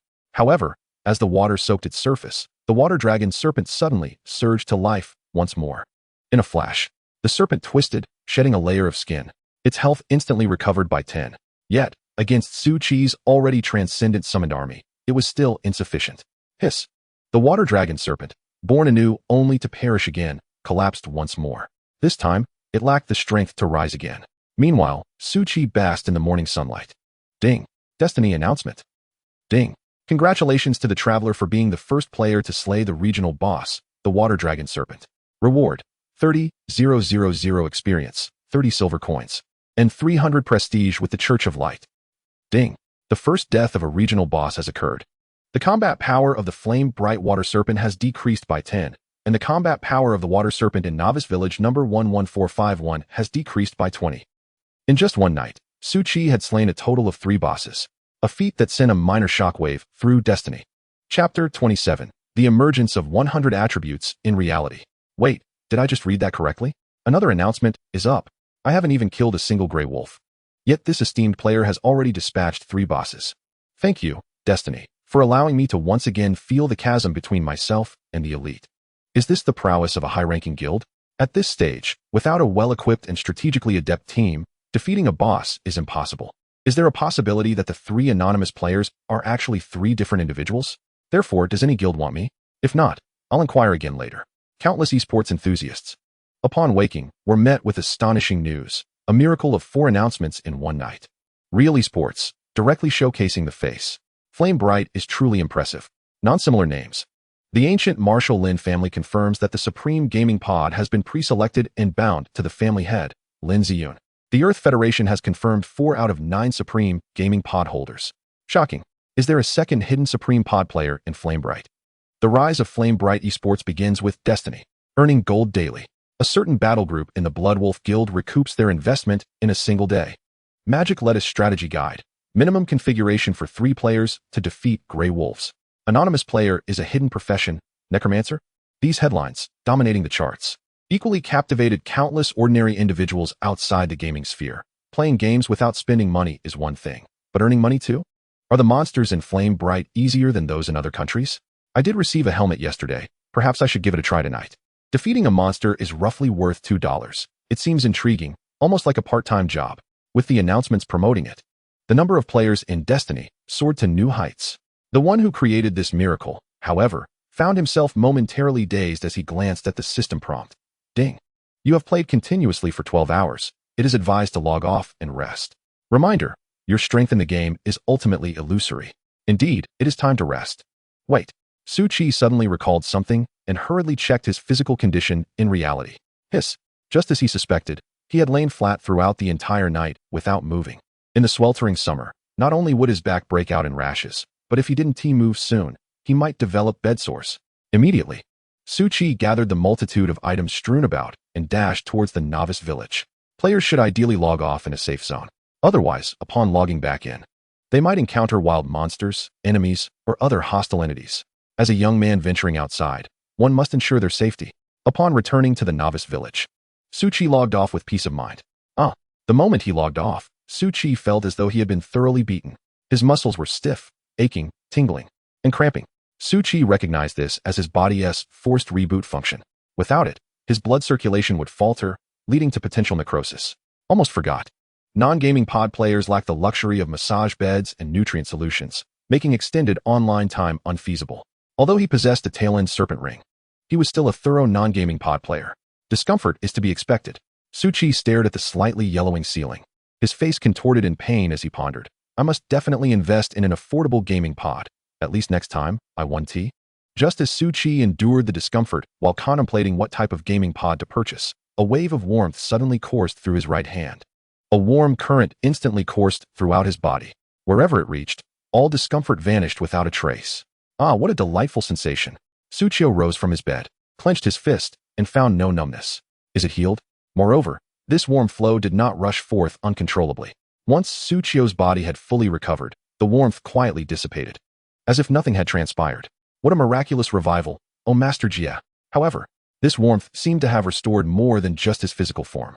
Su Chi stretched his neck, waist, and wrists, discovering that there were no more creaks or cracks. In fact, he felt invigorated, brimming with boundless energy. His previous life had been one of writing novels, living off a bottle of cola and a pack of cigarettes, churning out 2,000 words a day. It was evident that his physical condition was poor. Later, while indulging in Destiny, he kicked the smoking habit but succumbed to an addiction to the internet. Yet, he recalled that his physical state only began to improve when the game invaded reality, allowing players to bring forth some attributes. A sense of confusion welled up within Su Chi. But at that moment, a familiar blue translucent panel suddenly materialized before his eyes. Nickname: Dusk. Talent: none.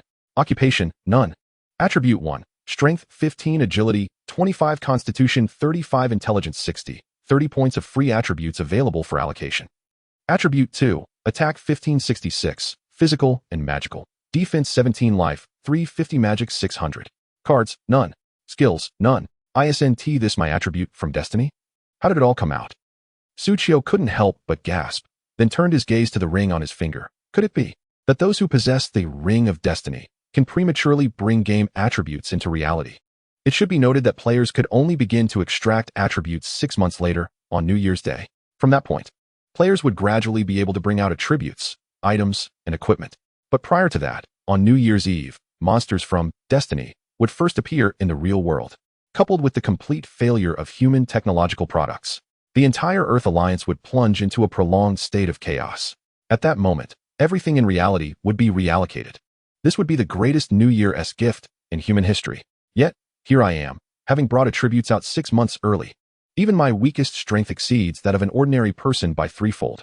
Not to mention, the experience gained from defeating a boss allowed me to level up twice.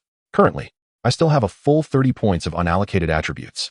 At this moment, I am a superhuman. Immediately, Su Chi prepared to roll back into bed and continue playing the game. With the Ouroboros ring, he wouldn't even need to exert himself physically.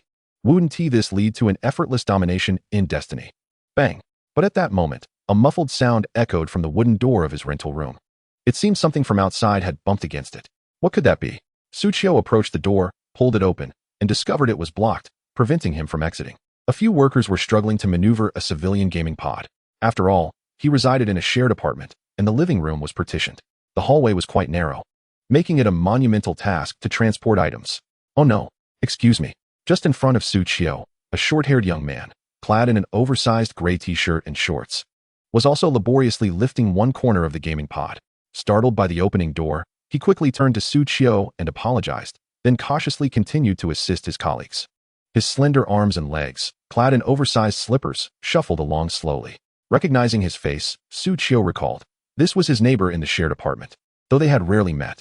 No worries, Suchio replied casually. How curious. Just as he had been pondering monsters in his room, a sound emanated from the door. He initially thought monsters had appeared. At that moment, as the young man adjusted his position, he accidentally stepped on his own slipper, losing his balance. He grazed the wall and toppled over. Hey. The three workers were already straining under the weight. In an instant, the hundreds of pounds of the gaming pod were heading straight for the young man. The workers couldn't even catch it in time. With a yelp, the young man, now sprawled on the ground, could only close his eyes and shield his face with his elbow, emitting a frightened whimper. For a moment, he braced himself, anticipating the agony of having his legs crushed. Yet, the excruciating pain he envisioned never came. Stop lying down, you're dragging on the floor. The voice belonged to the tenant who had opened the door just moments before. He squinted and peered cautiously. A hand was propped against the corner of the gaming pod he had been lifting. One hand managed to hold it up. Isn't this incredibly heavy? Although surprised, he did not freeze in shock. He quickly crawled out from the space created by that hand, disregarding the dirt on the corridor floor. After all, he was on the verge of losing his legs. Who cares about cleanliness now? Thank you. Suchio cast a sidelong glance at the young man, now dirted and disheveled, who had just crawled out. This was truly a frail little creature. You guys take a break. You two go help him lift the front. I can manage here. The worker beside him, witnessing Suchio effortlessly take over the gaming pod from his hands, stood there, dumbfounded. Whoa, this young man. He then squeezed through the gap created by the young man's escape, moving to the front. With Suchio's assistance, the gaming pod was easily transported into the scholar's room. The workers then began connecting the wires. However, Suchio was taken aback by the appearance of the scholar's room. The light blue home decor created a clean, fresh atmosphere that was genuinely refreshing. But Suchio couldn't help but furrow his brow. It wasn't just the cleanliness or the absence of any foul odors. It was the presence of that delicate young man. Ugh! Suchio instinctively stepped back. That young man was indeed fair-skinned and delicate. It was no wonder that many internet users had a taste for such things. Just then, the young man approached, cradling a few bottles of water in his flat arms. With a sincere smile on his exquisitely crafted face, he handed one bottle to Suchio, saying, "Big brother, have some water." Chapter 28, Blood Fusion Stone. Hidden quest triggered. How delightful it is to return to the game. Suchio logged back in, gazing at the wisps of smoke rising from the novice village outside the window, feeling a genuine sense of security. When he logged off earlier, he had merely chosen a nearby inn to rest. The inns in Destiny were not mere decorations. After resting for a while, players would receive beneficial buffs. Note: resting means resting. Staying up all night to double Q does not count. The buffs obtained can be selected at will. Energized. Level 1. Effect: 50 increase in magic recovery efficiency. Duration: 55959, counting from the moment one leaves the inn. This is the buff that Suchio has chosen, most suitable for professions akin to summoners. The vast majority of guilds, once they establish their own territories and main cities, prioritize the acquisition of inns as their gathering points, providing combat enhancements for their members. However, this endeavor can be quite costly. In the current moment, with no one around, Suchio seizes the rare opportunity to assess the substantial rewards he has reaped from defeating the water dragon serpent. Yet, rather than immediately retrieving the serpentess drops, he first extracts a sheet of translucent white skin, the molted skin of the water dragon serpent. This skin was shed during the battle when the creature utilized its molting skill. Beep. The material water dragon serpent's molted skin contains essence scales. Beep. The essence scales exhibit a high compatibility with the card of the young fire dragon lizard. Fusion mutation is recommended. Scales. Description: a layer of skin encasing the delicate serpent's body, possessing a degree of elasticity. Quality: green, excellent. Effect: after not receiving damage for 10 seconds, grants a scale shield equal to 20 times maximum health. What a precious essence. Suchio gazes at it with keen interest. As an ADC, the young fire dragon lizards are in dire need of survivability. Only by remaining alive can they unleash their potential for damage. During the battles with the water snakes in the early hours, the young fire dragon lizards deal double damage to the serpents, but the serpents retaliate just as fiercely. This results in grievous casualties among the young fire dragon lizards. Reviving them has cost Suchio a significant amount of magic. However, with this layer of scales, the survivability of the young fire dragon lizards will be greatly enhanced. With a flick of his fingers, Suchio seamlessly fuses the card depicting the translucent serpent scale into the young fire dragon lizards. Whoosh! Subsequently, the surface color of all the young fire dragon lizards transforms. No longer is it a striking orange-red, but rather shrouded in a layer of gray, resembling a frosted glass. The attributes shift slightly. Health, 1659, 331. With this shield in place, the young fire dragon lizards feel an overwhelming sense of security. Wrapped in the protective scales, this is akin to being cocooned. Suchio refrains from pursuing hazardous topics and instead turns his attention to the rare materials dropped by the water dragon serpent, cold crystal. This time, defeating the water dragon serpent has brought Suchio unparalleled joy, because when the cold crystal dropped, it triggered a quintuple drop rate. In total, Suchio acquired 6 cold crystals. Gazing at the few shimmering blue gems in his hands, Suchio can't help but grin widely. Beep. The material cold crystal contains essence snake venom, green, sluggish mucus, green, spawn, white, and dragon's bloodline, thin. Essence snake venom, green inflicts damage on enemies while applying a poison effect lasting 5 seconds, stackable up to 2 layers, with poison damage equating to 10 times direct damage. Sluggish mucus, green attacks reduce the enemy's movement and attack speed by 10 for 2 seconds. Once these 2 essences are extracted, the enhancements on the skeletal wolf and the young fire dragon lizards ascend. Their effects become even more potent. If the essences can progress further, Suchio contemplates the elite wolf and command aura on the skeletal wolf. If he could acquire another skeletal wolf or enhance the group buff effects, their combat power would double. Next, Suchio gazes expectantly at the essence spawn. He examines the card in his hand imprinted with several eggs and looks at the young fire dragon lizards before him. The young fire dragon lizards instinctively take a few steps back, shaking their heads at the sight of the card. Ugh. Suchio chuckles. Be good. Let's give it a try. Ugh. The young fire dragon lizards vehemently refuse. However, without further ado, the card fuses successfully. The young fire dragon lizards quickly check themselves. There's no kuin. They have become mother lizards. Roar. 4 young fire dragon lizards emit a feeble wail towards the sky. What? I was originally a mother lizard? Then it's no problem. Suchio, brimming with excitement, examines the spawning effect. Spawn. During combat, it can lay an egg that hatches into a small lizard to assist in battle, inheriting the original skills and talents, capable of inflicting 50 damage and absorbing 200 damage. Suchio calculates. This effectively grants him 4 additional avatars to aid in combat. The firepower has certainly intensified. Lastly, Suchio exchanges 1 cold crystal for a dragon's bloodline, thin, card. This card appears somewhat peculiar. It lacks a quality designation and features a blue dragon composed of water vapor. The closer one gets to the center of the card, the deeper the blue of the dragon becomes, its head appearing increasingly lifelike. However, this blue dragon seems to be in slumber, occupying only the lower right section of the card. The other half, needless to say, must belong to the fire dragon lizard's bloodline. Suchio places this unfinished card into his backpack. With that, his spoils from the water dragon serpent are nearly complete. There remains 1 item acquired from the water dragon serpent, although it is not a direct drop. Beep. Congratulations on successfully completing the task. Water and fire do not coexist. You have received the item Blood Fusion Stone. This Blood Fusion Stone resembles a petrified heart. Thump, thump, thump. It emits a glimmering light at intervals. Once red, once blue, appearing quite rhythmic. Blood Fusion Stone. Effect. Can merge bloodlines, pacifying the barriers and wrath within. If all goes as expected, it should be related to the dragon's bloodline.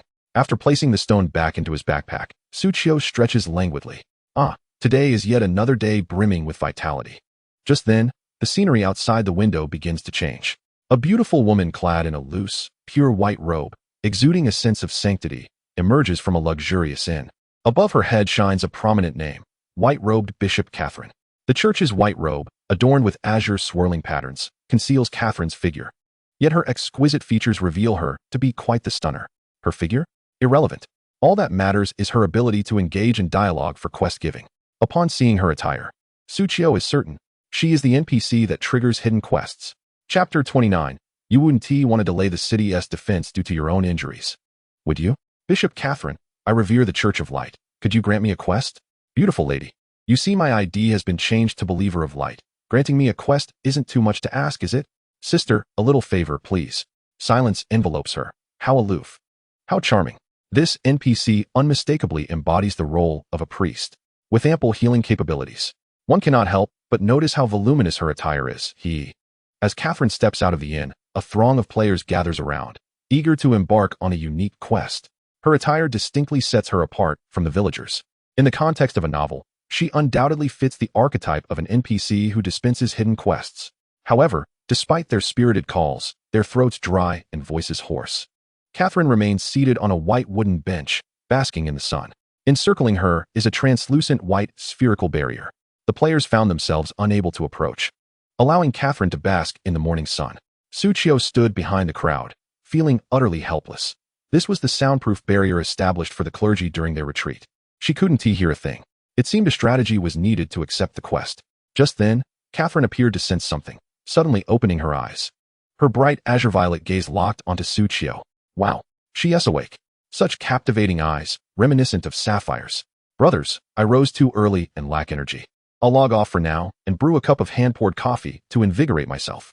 Destiny Modeler, add a chicken leg. This Catherine is pure bliss on my XP.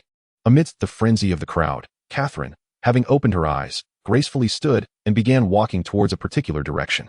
She is moving. Catherine is on the move. Has she been sitting too long and wishes to stretch? She is coming closer. The beauty is approaching me. Wait, why am I being pushed aside? Is it only about the AC count? Why on earth would the Archbishop of the Church of Light seek you out? Thus, under the watchful eyes of the multitude, Catherine, parting the crowd with her barrier, approached Suchio, offering a slight nod of respect and speaking in a melodious voice, devout follower of the light. May I request your assistance? Upon hearing these words, the voices of everyone present momentarily faltered, then erupted. What the hell is happening? Who is he?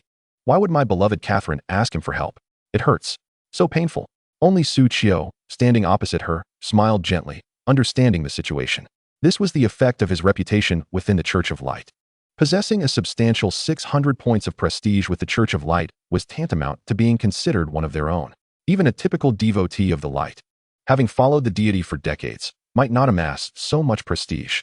Suchio achieved this remarkable figure in just a single night, thanks in no small part to the enthusiastic contributions of several bosses. Compared to other travelers, Suchio, as an insider, was naturally more convenient for Catherine to confide in. Traveler? Catherine prompted as Suchio remained silent. He quickly regained his composure and responded with a smile. Miss Catherine, please feel free to speak. Catherine nodded slightly, glancing at the surrounding players. There are too many ears here. I wish for this matter to remain between us. Her words were like a death knell. No. Speak freely before me. I don't wish to be the scapegoat. It hurts. So painful. X2. I sense a whiff of intrigue. Sister, can't you just come to me? Though that man is handsome, beauty cannot be eaten. He truly seems to feast on his own good looks. Suchio understood her implication, adjusting his stylish gentleman attire, and gestured, Miss Catherine, this way, please. They then retreated to a secluded corner. Catherine clasped her hands in front of her and closed her eyes slightly, a familiar soundproof barrier unfurling, transforming their surroundings into a private world. Those players who had attempted to eavesdrop were left gnashing their teeth. Yet, they could not pass through. They heard nothing. The dark forces were stirring. Catherine lowered her hands and spoke earnestly. Beyond the northern mountains of this village lies the territory of the Dark Faction, the Ashen Corridor. I have heard that a priestess from the Dark Cult has come to the Ashen Corridor, preparing to sacrifice living beings with the intention of expanding the village into dark territory. Thus, I have come here to purify the evil. Unfortunately, during the battle with the Dark Priestess, I was ambushed and severely injured, forcing me to return to the village to recuperate. She is likely hiding somewhere in a canyon, drawing on the essence of life to recover her strength. Upon hearing this, Suchio's eyes brightened. This tale was unlike any he had previously encountered. It diverged from the hidden quest he had learned about. Unbeknownst to Catherine, Suchio continued to ponder. And she resumed, the Ashen Corridor is the domain of the Dark Faction, and that priestess will recover from her injuries faster than I will.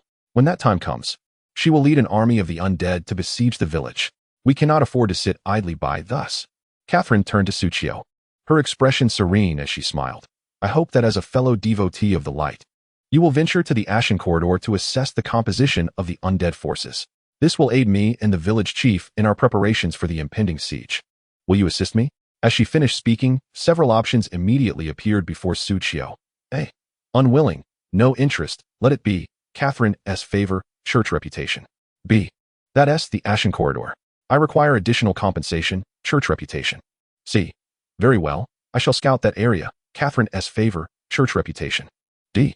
I shall not coexist with the dark faction. Catherine S. Favor. Church reputation. Option A was self-evident. Surely no one would select it to forfeit the hidden quest, right? However, typically, tasks that offer a relinquishment option are quite challenging. Option B involved requesting more rewards for completion, thus earning some church reputation. Yet, it was apparent that Catherine would not be particularly pleased. However, she wouldn't voice her discontent, as she had initiated the task herself. Options C and D were somewhat similar, merely reflecting an attitude. Yet, the phrasing of option C reminded Suchio of a certain infuriating hero from a game. Therefore, he declared with righteous fervor, exploration? No need for that. It's all zero. I've already scattered the ashes of every visible undead. At this, Catherine S. expression visibly softened. Thank you, traveler. Ding. Archbishop Catherine S. favorability towards you has reached 100. Current favorability 150. Recognition. Even the favorability shot up from neutral to recognition. If he completed the task, he was sure to gain even more. Traveler, I will focus on healing and preparing for the siege. The exploration will be entrusted to you. Catherine smiled warmly, leaving the players outside the barrier grinding their teeth in frustration. The aloof beauty now bore an air of fragility. Who could resist such charm? Ding. Congratulations. You have successfully accepted the quest to explore the Ashen Corridor.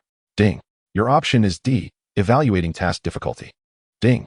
The task difficulty for exploring the Ashen Corridor is set at B level. Task objective. Venture to the Ashen Corridor and raise the Area S exploration level to 5. Task difficulty. B. Task rewards. Catherine S. Favor. Church reputation. Task progress. 000. Nice. Suchio was absolutely thrilled, having done nothing since rising that morning. He had already secured a B-level hidden quest. The task difficulty spans 9 tiers. Ordinary tasks. Fed. Rare tasks. CBA. Exceptional tasks. SSSSSS. The earlier one acquires high-quality tasks. The more rapidly players can grow.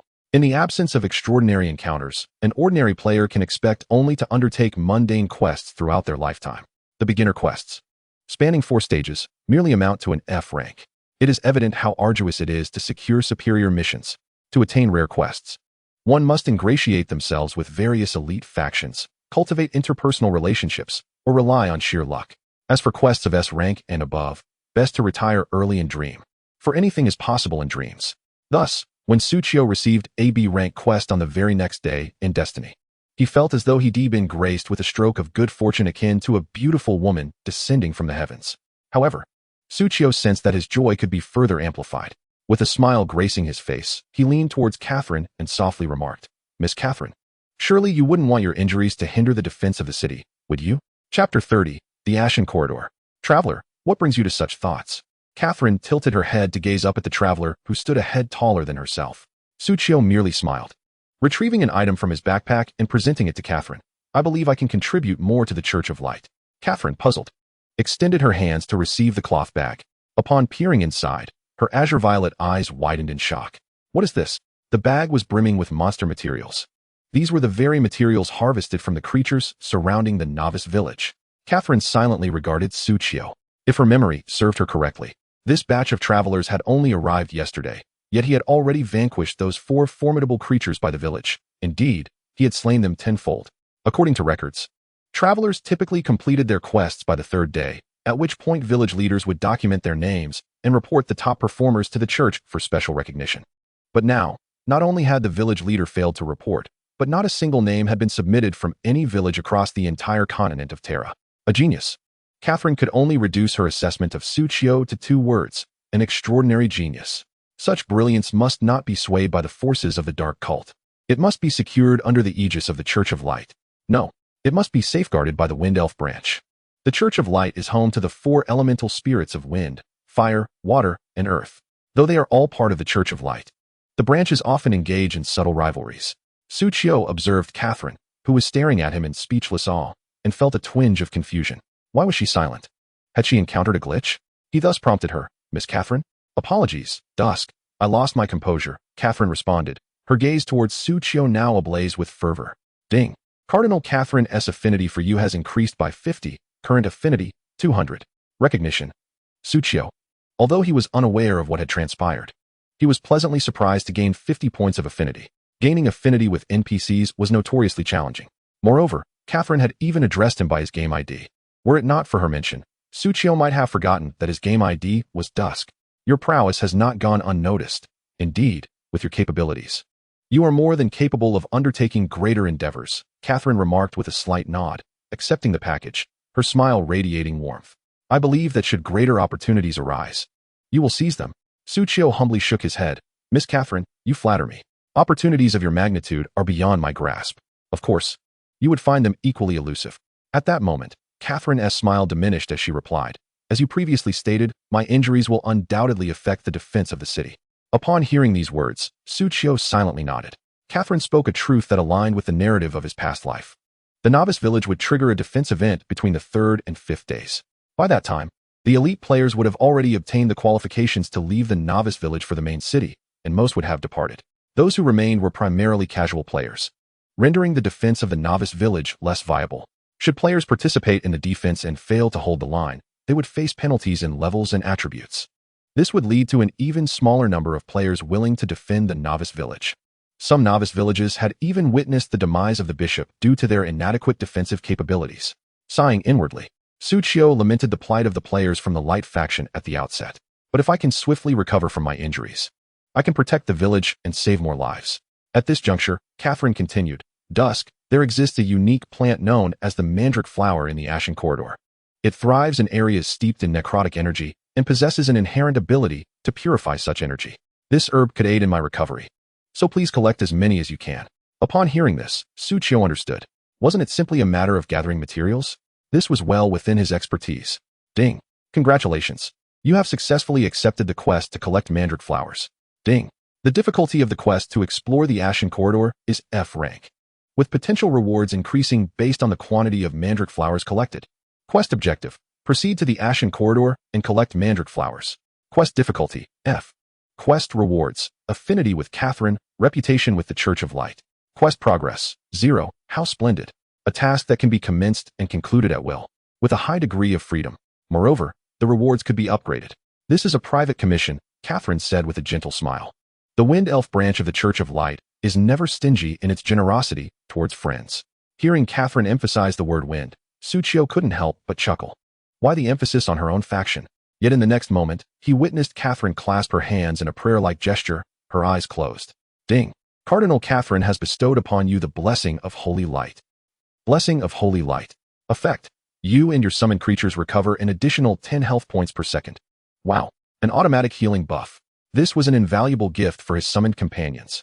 Although he had a priestess, her abilities came with cooldowns and were limited to single targets, consuming considerable mana. Now, with the blessing of holy light, the survival pressure on his team would be significantly alleviated. The Ashen Corridor is thick with necrotic energy. May the blessings of the God of Light aid you, Catherine remarked, retracting her hands with a gentle smile. Suchio felt immensely satisfied. I am grateful to the God of Light. These blessings will be of great assistance.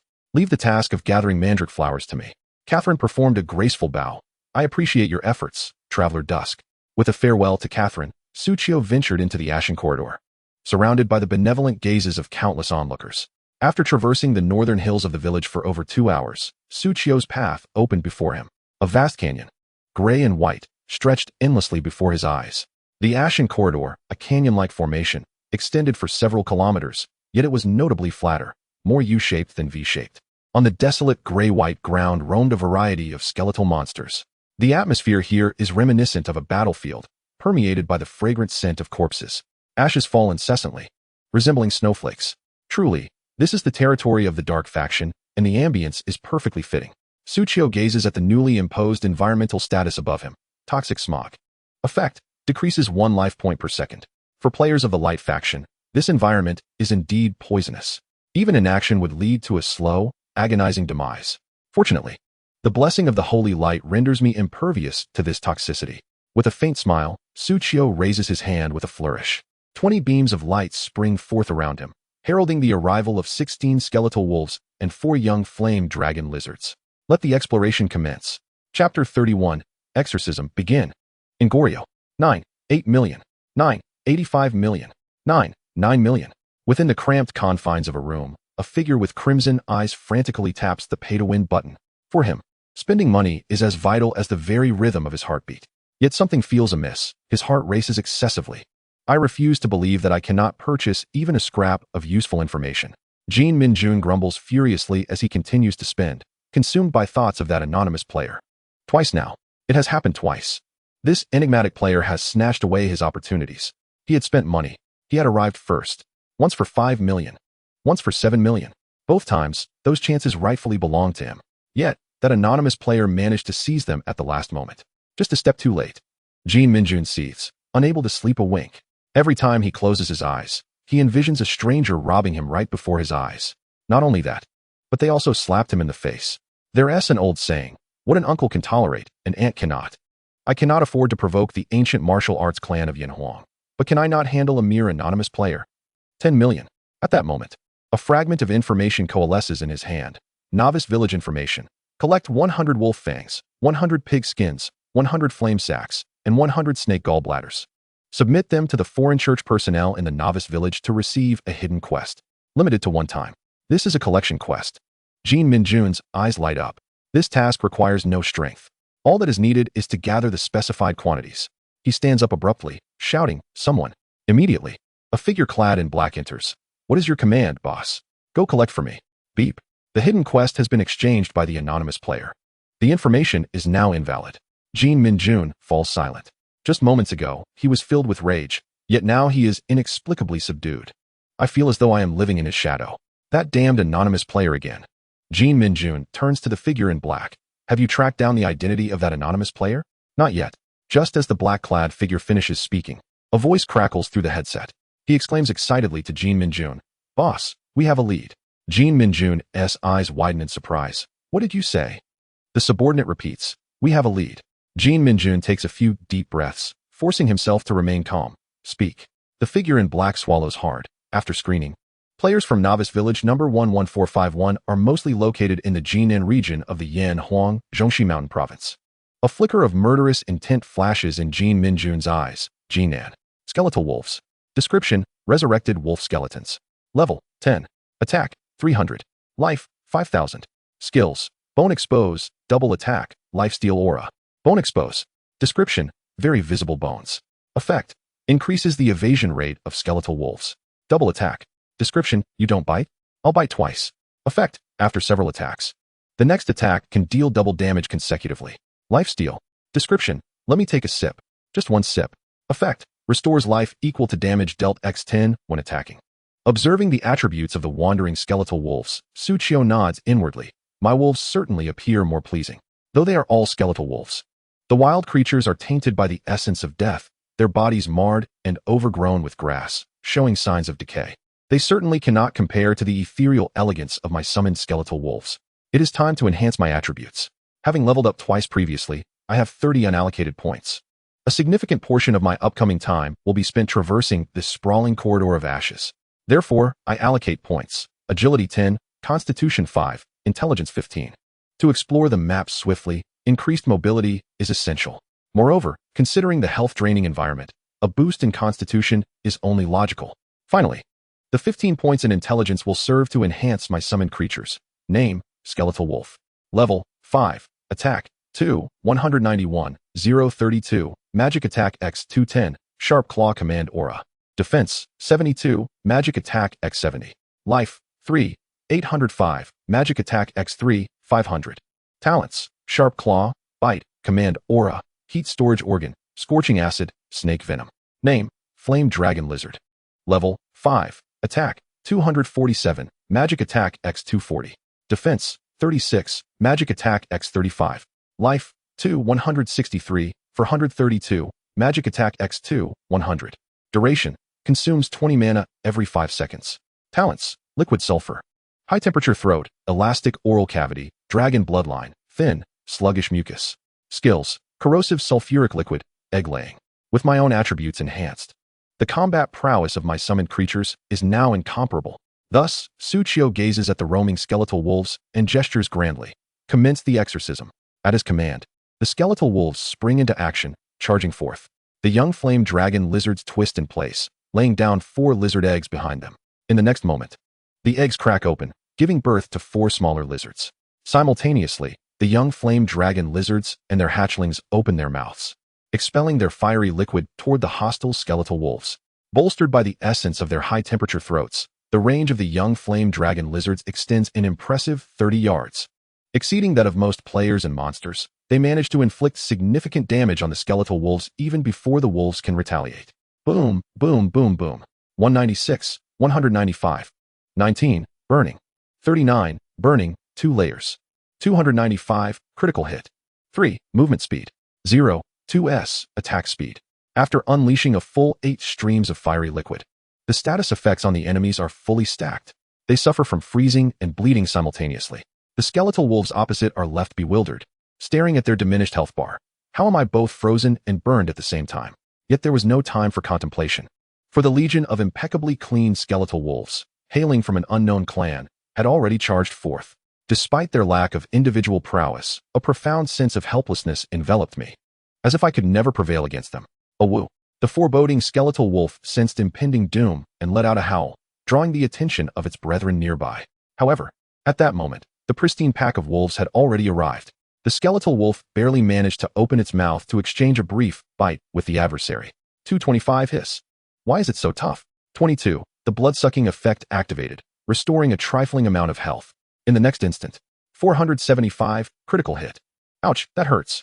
Whimper. It could only let out a faint whimper before the relentless pain surged through its body from all directions. Ding. Congratulations, you have successfully defeated a skeletal wolf LV10, gaining 199 experience, 8 copper coins, 1 bone shard, and 1 mandrake flower.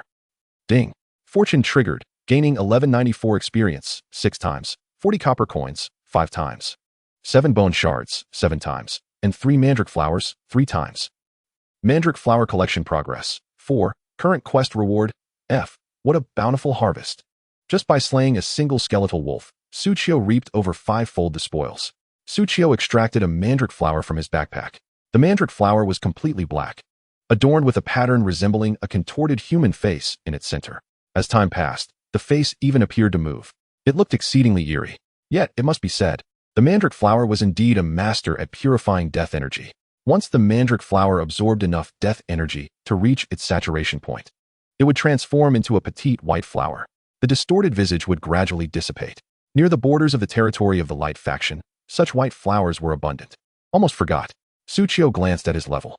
LV8, 1059360000. Fate, talent noted. Upon reaching level 10, I can unlock the second effect. Suchio felt a surge of anticipation. What marvels might the second effect of this mythic talent hold? Furthermore, upon reaching level 10, the card pack would also unlock a third slot. What kind of summoned beast might I acquire then? Suchio instinctively twirled the Ouroboros ring. For the good times had only just begun. Howl! Just then, an ancient howl echoed from afar. The hostile skeletal wolves turned to regard Suchio's direction. The ground, cloaked in ash, trembled slightly as fearsome skeletal wolves began to emerge. The battle has only just begun. Chapter 32. Pseudo-girl, care to give it a try? Howl. Ding. Congratulations. You have successfully defeated a skeletal wolf LV11, gaining 842 experience, 62 copper coins, 5 bone shards, and 2 mandrake flowers. Awoo. Ding. Congratulations. You have successfully defeated a skeletal wolf LV9, gaining 1215 experience, 21 copper coins, 1 bone shard, and 6 mandrake flowers. Oh. Ding. In the midst of group combat, the skeletal wolves and young fire dragon lizards, under Suchio's command, exhibited combat prowess surpassing that of 20 units. All enemies crumbled like paper at the slightest touch. If they didn't shatter, a second hit would suffice. Yet, it must be noted, this pack of skeletal wolves was indeed a tough nut to crack. Suchio felt a twinge of dissatisfaction. It wasn't that the skeletal wolves had particularly high defenses. Rather, their blatant nature made them elusive. With their evasive skills, they would occasionally dodge, significantly diminishing the damage inflicted by Suchio's forces. Efficiency had dropped by at least 20%. Fortunately, the sheer number of Suchio's skeletal wolves and their high attack frequency ensured that the exploration progress through the Ashen Corridor was not overly sluggish. Exploration Progress 008. Exploration Progress 009. Exploration Progress 01. The Ashen Corridor was indeed vast. Although exploration tasks were typically like this, Suchio couldn't help but express his amazement. Exploration tasks were essentially quests to unveil the fog of war. In Destiny, if players did not acquire a map, the map interface would remain shrouded in darkness. Only through exploration could one gradually illuminate a specific area on the map. Such was the nature of exploration tasks. At the current rate, illuminating the 5th section of the Ashen Corridor would likely take an entire day. Suchio nodded inwardly. Yes, I can surely complete the exploration task before the Dark Sacrificial Siege. With peace of mind, Suchio began to inspect his backpack. In the skirmishes against the hostile skeletal wolves, Suchio had also collected a considerable number of bone shards. Rubbing his hands together, he prepared to commence the eagerly anticipated essence extraction phase. Ding! Detected that the material bone shards contain essence of the skeletal body. Skeletal body. Description: a body that is both porous and sturdy. Quality: green excellent. Effect: defense 10, evasion rate 10. Progress: 193,200. Ding! The essence of the skeletal body has high compatibility with the card of the skeletal wolf pack. Fusion mutation is recommended. As expected, this outcome did not surprise Suchio. After all, he had been slaying skeletal wolves. Familiar faces, so there's no mercy in slaying. It would be unreasonable not to obtain some essence from my own wolves. Before long, he had gathered 200 bone shards. Suchio successfully extracted a complete essence of the skeletal body. This card depicted a skeletal soldier. Much like Suchio's skeletal wolves, it appeared sleek and hairless, with a polished white sheen. Upon merging it with the skeletal wolf pack, the exterior bones of the skeletal wolves became even smoother and glossier. It was as if they had been waxed. Squeak, squeak, squeak. Suchio touched them. They were indeed slick. With the enhancement of the skeletal body, the defense of the skeletal wolves soared to 82. Furthermore, they gained the invaluable ability to evade. During encounters with enemy forces, Suchio would occasionally spot miss among the myriad of damage numbers. Although they had acquired evasion, this smooth texture would not last indefinitely. With the relentless onslaught of battle, the skeletal wolves also became battered and bruised. However, under the blessing of the holy light, the diminished claws of the skeletal wolves regrew, and fractured bones healed anew. This phenomenon was nothing short of miraculous. Whenever Suchio's skeletal wolves dropped below half health, he would pause the advance, allowing his troops to recuperate. Once they were fully restored, he would initiate a new round of rapid exploration. As they progressed, the variety of monsters that appeared before Suchio also diversified. Skeletal snakes, skeletal pigs, skeletal warriors, skeletal archers, and skeletal centaurs. The entire Ashen Corridor resembled a realm of the undead. Suchio smiled slightly. Conjuring a card of the magician, it is time to clear the trash. Approximately half an hour later, an inexplicable prompt reached Suchio's ears. Ding! Someone nearby has sent you a reminder signal. Suchio was taken aback. What is this? Upon examining the message in the log, Suchio discovered that someone was knocking at the door of his room in reality. Consequently, the system interpreted this as a reminder to himself. When he opened the door, however, no one was there. Glancing down, he noticed the pseudo-girl, Xiaogo, whom he had nearly been crushed by in the game pod that morning. Good afternoon, bro. She greeted him cheerfully. At this moment, Xiaogo appeared clean, having changed into a light beige t-shirt that faintly exuded the fragrance of body wash. Wearing an apron, she tilted her head and flashed a bright smile at him. I didn't get a chance to properly thank you this morning before you retreated to your room. Seeing that you hadn't ventured out all morning, I figured you might not have eaten. As it happens, I have a friend coming over for lunch, so I prepared a few dishes. As she spoke, the pseudo-girl pointed with her delicate chin towards the large dining table in the living room, which was adorned with 3 or 4 plates. There were dishes of scrambled eggs with tomatoes, sautéed zucchini with garlic, stir-fried lettuce, and a plate of luncheon meat sprinkled with chopped green onions. Beside it sat a rice cooker, the aroma of freshly cooked rice wafting through the air. They were all simple home-cooked dishes, yet their colors and fragrances were undeniably exquisite. If you don't mind, why not join me for a meal and help me taste the flavors? Suchio initially intended to decline, but just then, his stomach emitted a lengthy protest. Gur. His face flushed with embarrassment. It was only when his stomach growled that he realized he hadn't eaten anything since his resurrection in Destiny, since yesterday afternoon. How awkward. Hee. Please take a seat, big brother. I'll serve you some rice, Xiaogo said with a sweet smile, turning to dish out the rice, leaving Suchio with a slender and petite silhouette. What a considerate person. Suchio immediately slapped himself inwardly. What was he thinking? Oh right. My name is Zhongli. How shall I address you, big brother? She inquired while serving the rice. Suchio's brow twitched. That name certainly instilled a sense of security. I am Suchio, Su as in Suxian, and Xiao as in the season of spring and autumn. You may call me as you wish. Sudage then, Zhongli responded, returning to him with a bowl of fragrant rice, her face adorned with a gentle smile. Then you can call me Xiaoli. Why not call you Zhongji? Suqiu asked, as Zhongli settled into a chair beside him, her eyes narrowing playfully. Sudage, were you just thinking of a little picket fence? Suqiu shifted his gaze. The flavor is quite delightful. The topic change felt a bit abrupt. After a brief exchange, the two became somewhat familiar with each other. This is delicious. Suqiu exclaimed after taking a bite, his eyes lighting up. It's far tastier than what you find in restaurants. Hearing his praise, Zhongli giggled. Thank you. If it's delicious, then eat more, Sudage. With your strength. You must be quite hungry after all that exercise.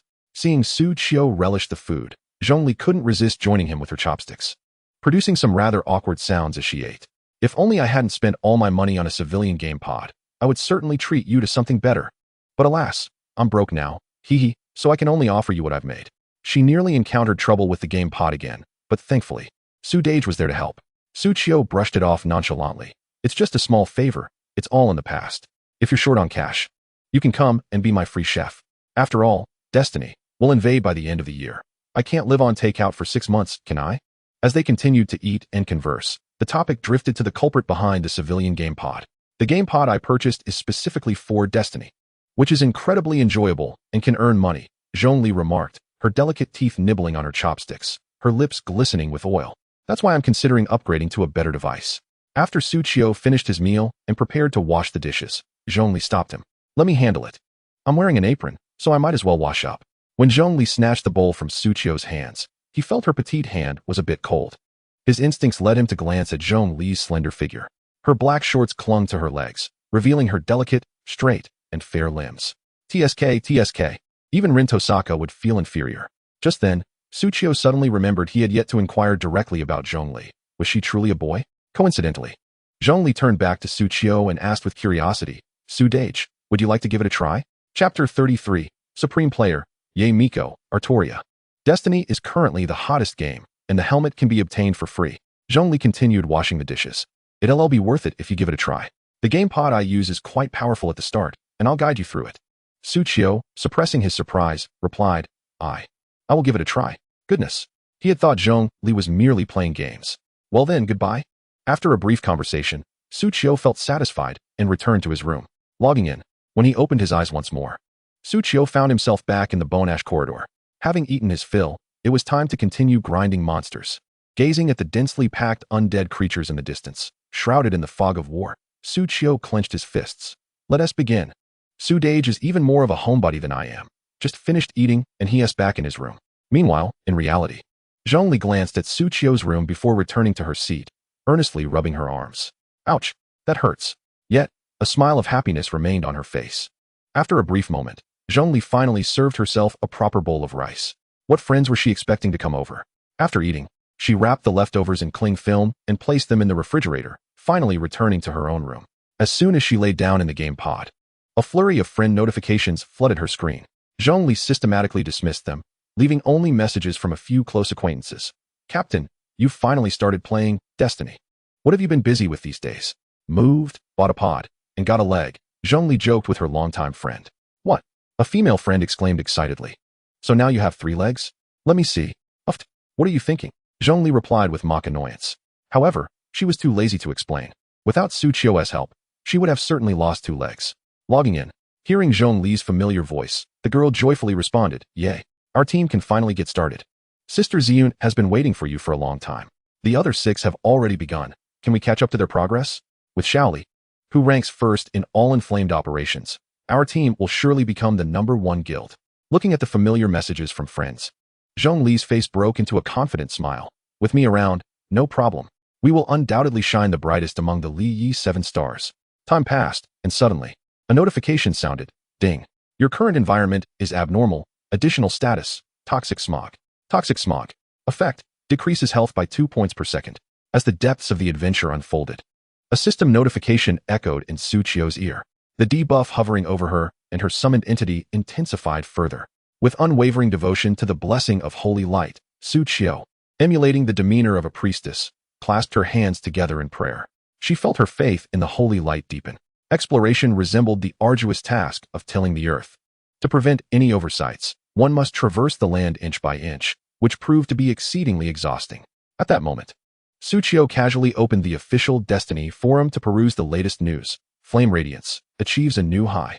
Lin Ziyun leads her team to successfully slay the water dragon serpent. The supreme player title for the heavy Sakura server confirmed. Yae Miko. Light faction announcement. Toxic mists permeate the depths of Beishan. Lower-level players should proceed with caution. How to conquer the aloof NPCs in the novice village. Insider tip. Contribute resources. Starry Night Guild successfully launches a mini-game called Betting on the Pig, sincerely inviting all players to join. A stunning NPC is seen getting cozy with a mysterious player. Evidence included. Supreme player Altria Pendragon of the Rose Royalty, suspected of possessing a high-grade bloodline. Successfully merging with the Flame Dragon Lizard bloodline. Now, that is what one could call an official website. Suchio felt intrigued and began to browse through the announcements. The previous notices all seemed to relate to her. It was akin to reading a diary. What was the point? Yet, these events retained a freshness. Lin Ziyun's progress was also swifter than in her previous life. Suchio pondered, recalling, the more she wielded her 7-star sword array, the higher her level soared, making her exceptionally suited for team monster hunting. Her compatibility with destiny was remarkable.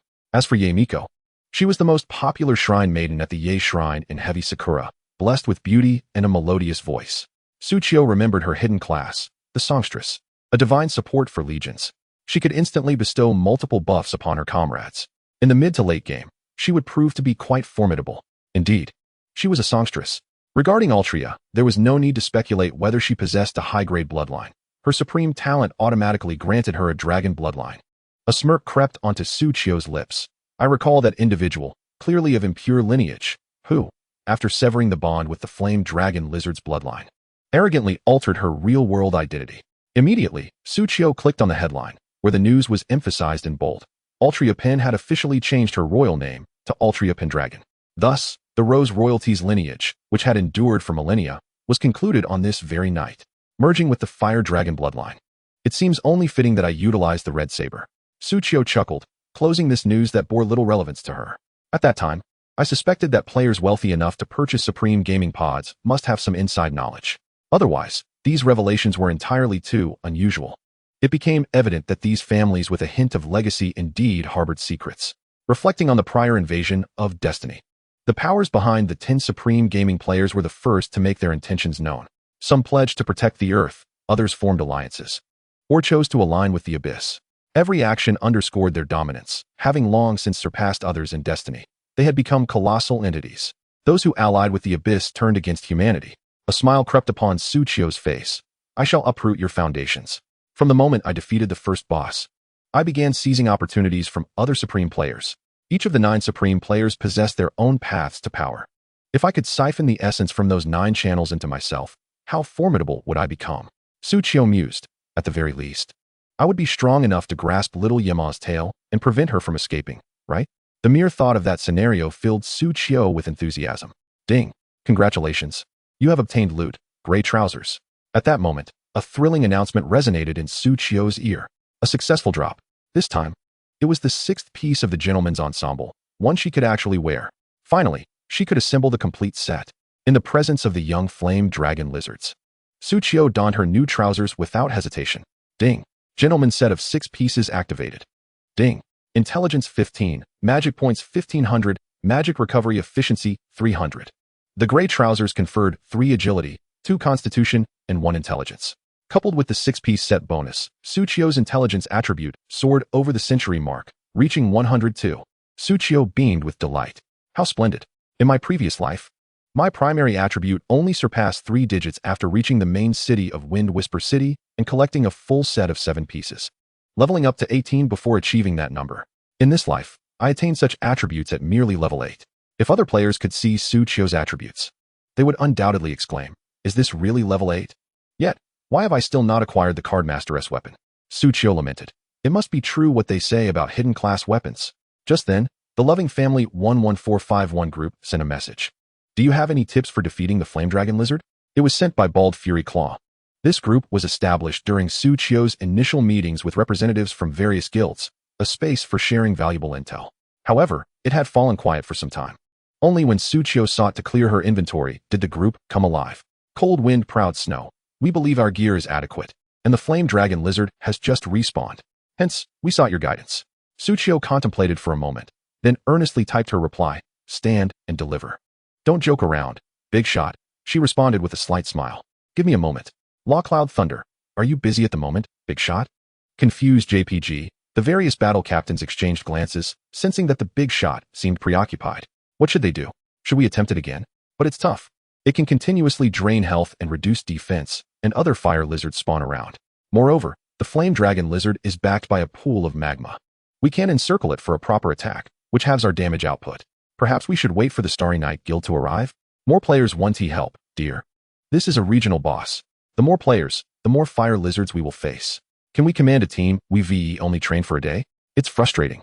Even though this boss's combat power has been reduced by a quarter, we still can't defeat it. Ding ding ding. Just then, the Loving Family 11451 chat group chimed with a notification. The mage opened it, and suddenly his eyes widened. His fingers trembled slightly. Bald Fury Claw noticed and inquired, "What's wrong? Is Starry Night lost?" Muffled Fury shot a glare at Bald Fury and asked similarly, "Has Starry Night arrived?" The mage slowly turned his chat interface to show everyone. "Suchio, I'll be there shortly." Chapter 34, Don't Mess Around. We're still young. Big Shot.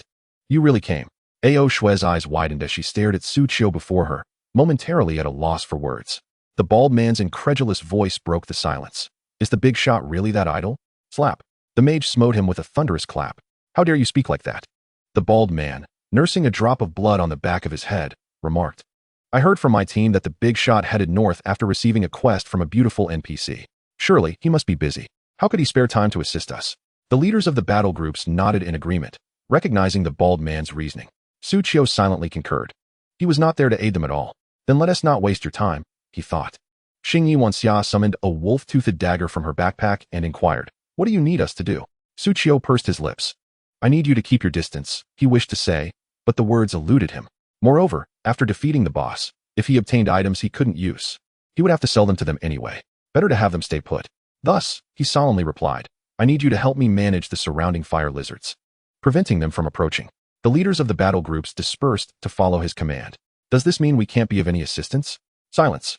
Just follow the Big Shot's orders. Exactly. Have you even considered your own levels? What if you end up being a hindrance? If the Big Shot defeats the boss, we miss out on the strategy? How will we fight later? Fool. Don't you understand? Teaching a man to fish is better than giving him fish. The Big Shot is letting us grasp it ourselves. So that's how it is. I comprehend now. The Big Shot is indeed remarkable. Hearing their chatter, Suchio couldn't help but chuckle. You've all done quite well. He then approached the magma pool. Ding. You have disturbed the slumbering boss, the flame dragon lizard. It is now furious. As a familiar notification echoed, a colossal figure radiating heat emerged before him. Roar. An enraged bellow erupted from its mouth, startling nearby players who turned to look. No matter how many times one encounters it, this boss remains terrifying. One hit from it would leave me with but a sliver of health. The subsequent burning damage could snuff me out in an instant. Just one health potion's worth. Can the Big Shot handle the flame dragon lizard alone? I mean, what if he relied on luck in the past? What if he got lucky and defeated the water dragon snake too? Are you foolish? Indeed, just say the Big Shot's talent is luck. As Suchio entered battle mode, he disregarded the others and focused on the weakened attributes of the flame dragon lizard. Flame dragon lizard. Description: the king among fire lizards. Sworn enemy of the water dragon snake. Severely weakened after combat. Level 10. Rank: Black Iron Boss. Attack: 300, injured. Health: 22, 500, injured. Skills: Spit, Liquid Sulfur. Scorching Scales, Heavenly Fire. Respawn: 12 hours, refreshes 12 hours after death. After being weakened, this boss's attributes appeared akin to that of a pet. Suchio grinned and summoned his legion. 16 skeletal wolves and 4 young flame dragon lizards appeared in unison. Roar. Upon emerging, the young flame dragon lizards emitted their familiar intimidating sound. However, upon noticing their adversary, they froze. So familiar. A few young flame dragon lizards turned to Suchio and said, Mew, is that me? Indeed, it is you, Suchio acknowledged. You were quite large back then. The young flame dragon lizard let out a disgruntled growl, seemingly lamenting its current diminutive size. Suddenly Roar, the flame dragon lizard, spotting the 4 female, young flame dragon lizards, let out an excited howl. This startled the young ones. Roar, don't get carried away. Mew, I'm still small. Hiss. Roar. Spit. This is not lizard language. It is an attack initiated by a young flame dragon lizard. 348, critical hit. A jet of flame was unleashed upon the head of the flame dragon lizard. Instantly, its health bar evaporated by 14. This was despite the flame dragon lizard's fire attribute resistance. Just imagine how terrifying the damage from the young flame dragon lizards was now. Roar. Having sustained this hit, The flame dragon lizard emitted a low groan of pain. It then extended its long black tongue to lick its injured spot. While one might expect a scene of licking a wound, Suchio and the young flame dragon lizards heard a distinct slurp. All summoned creatures fell silent. The expressions on the young flame dragon lizards' faces were filled with disdain. The skeletal wolves wished they could express themselves, but they were incapable. Wow, Suchio raised an eyebrow. Are you having thoughts about my lizard? Without hesitation, Suchio focused his mind. Without asking for consent, in the next instant, all summoned creatures received Suchio's command. Arise. The elite bone wolf led the pack of wolves in a charge. Baring their teeth, they unleashed a relentless assault upon the flame dragon lizard. 248, 255, 262. As the attacks stacked, the unity buff surged to its maximum. Damage increased by 48. The elite bone wolf struck down. 527, critical hit. In just one round of attacks from the wolves and young flame dragon lizards, the flame dragon lizard lost 197 health points. Did I just see that correctly? 1/5 of its health just vanished. How is it that the big shot fights the boss as if the boss is fighting me? Stay focused. The fire lizards have respawned. Clearly, the events that transpired in this brief half-minute had already reshaped the worldview of all nearby guilds. The battle group leaders who could spare a moment were keenly observing this combat. They noted that the boss would twist its body before swinging its tail, indicating a moment to dodge. When ranged attacks inflicted more damage than melee ones, the boss's aggro level would shift. Two players could stand together to block fireballs, sharing the boss's 2 normal attack damages. Just as they diligently took notes, the boss was already on the brink of death. It then unleashed its final heavenly fire skill. Suchio, seizing this moment, relinquished the foolish card he had been holding. Mew. The flame dragon lizard swallowed the scalding heavenly fire. This time, I finally interrupted you. Ding.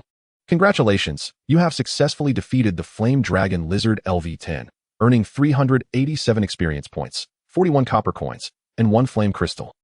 Suchio clapped his hands. All done.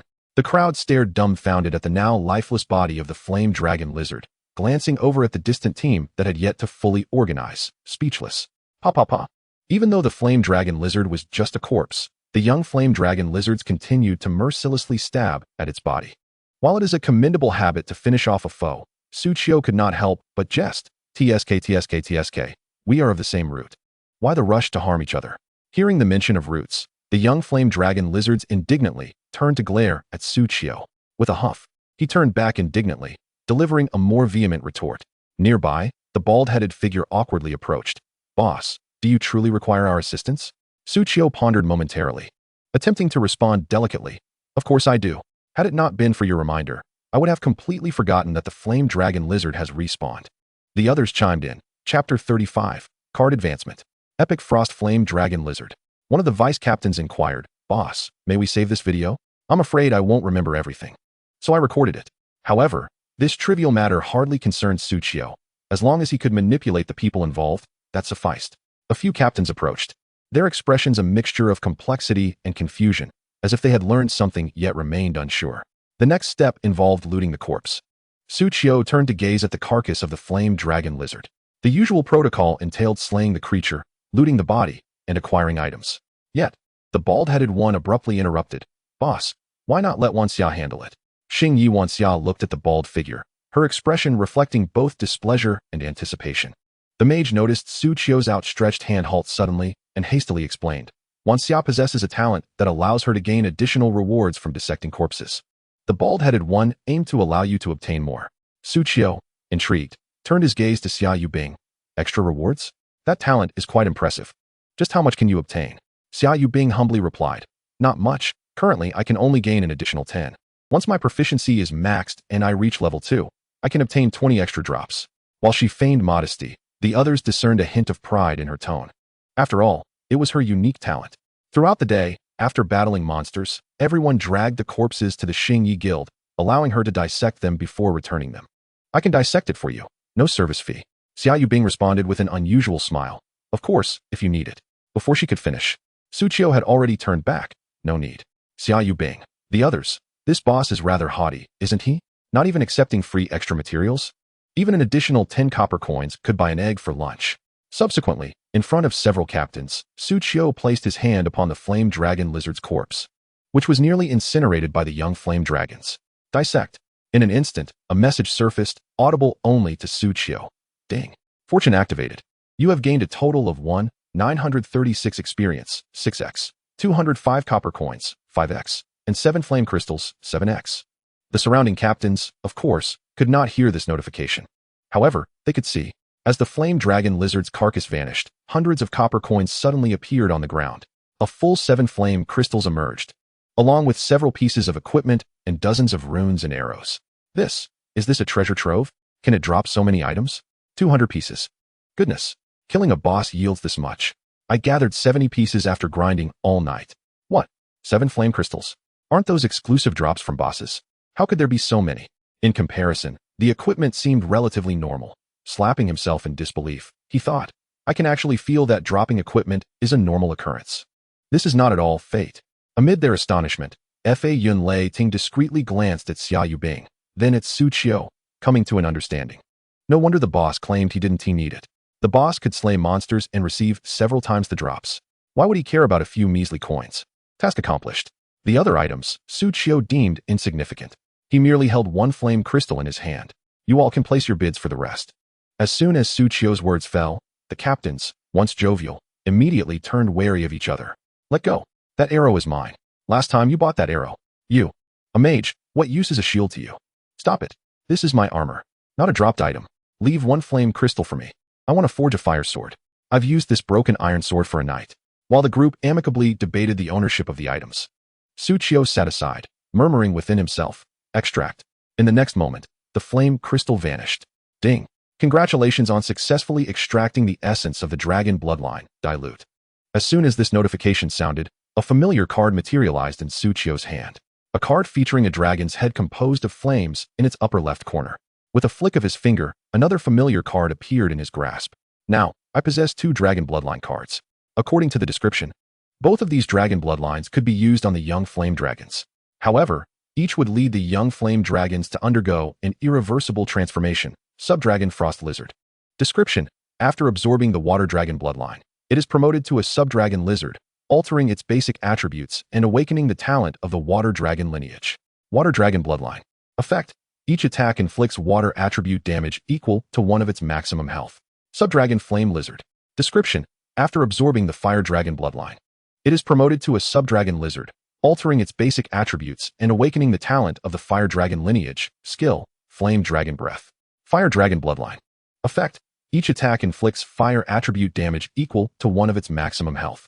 Upon inspection, the 2 types of lizards appeared evenly matched.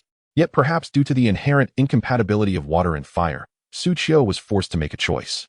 Selecting one of the bloodlines would necessitate renaming the 4 young flame dragons. I detest making choices, Su Qiu chuckled helplessly, retrieving a heart-like stone radiating red and blue light from his bag. This is your purpose of existence, isn't it? Ding. Do you wish to use the blood fusion stone? Use. In the next moment, the stone heart in Su Qiu's hand glowed with both red and blue hues. The light seemed to possess warmth, melting the blood fusion stone into a luminescent liquid. The 2 dragon bloodline cards, dilute, in his other hand also seemed to sense something, trembling slightly before merging with the glowing liquid. Su Qiu gasped in astonishment. The fusion of light and liquid? Ding. Dragon bloodline, dilute, fusion successful. At this moment, the cards in Su Qiu's hand successfully fused into one. The red dragon in the upper left corner and the blue dragon in the lower right corner appeared starkly opposed. Yet, the flames and water light surprisingly merged harmoniously. Hybrid Dragon Lizard. Description: after absorbing the dual dragon bloodlines, it is promoted to a subdragon hybrid lizard with special constitution. Basic attributes transformed, awakening the talent of the frost flame lineage, and can subsequently absorb other dragon bloodlines. Dilute. For mutation. Frost Flame Bloodline. Effect: each attack inflicts both water and fire attribute damage equal to 1 of its maximum health. Nice. Su Qiu smiled in satisfaction. Originally, the strength of the dragon bloodline was already remarkable. Now, with the fusion of 2 distinct attributes, they stacked upon one another. Strengthened. Immediately, Su Qiu took out the card to summon the young flame dragon lizard. Let me see just how powerful the fused dragon lizard has become. He then inserted the essence of the hybrid dragon lizard into the card. The 4 juvenile flame lizards, nestled beside Su Qiu, suddenly sensed something and simultaneously raised their heads. A dazzling blue radiance emanated from their bodies. Ding. Summoning of juvenile flame lizards successfully fused with the hybrid dragon lizard.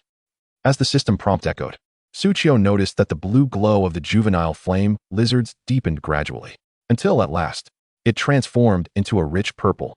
Ding. Card summoning of juvenile flame lizard successfully upgraded. Ding. Congratulations, you have obtained the purple epic card summoning Frostfire Lizard. The card has ascended. Suchio examined the attributes of the newly acquired Frostfire Lizard. Name, Frostfire Lizard. Level, 5. Attack, 247336. Magic Attack X2, 40300. Defense, 3667. Magic Attack X 3560. Health, 2163, 2912. Magic Attack X 2100, 2600.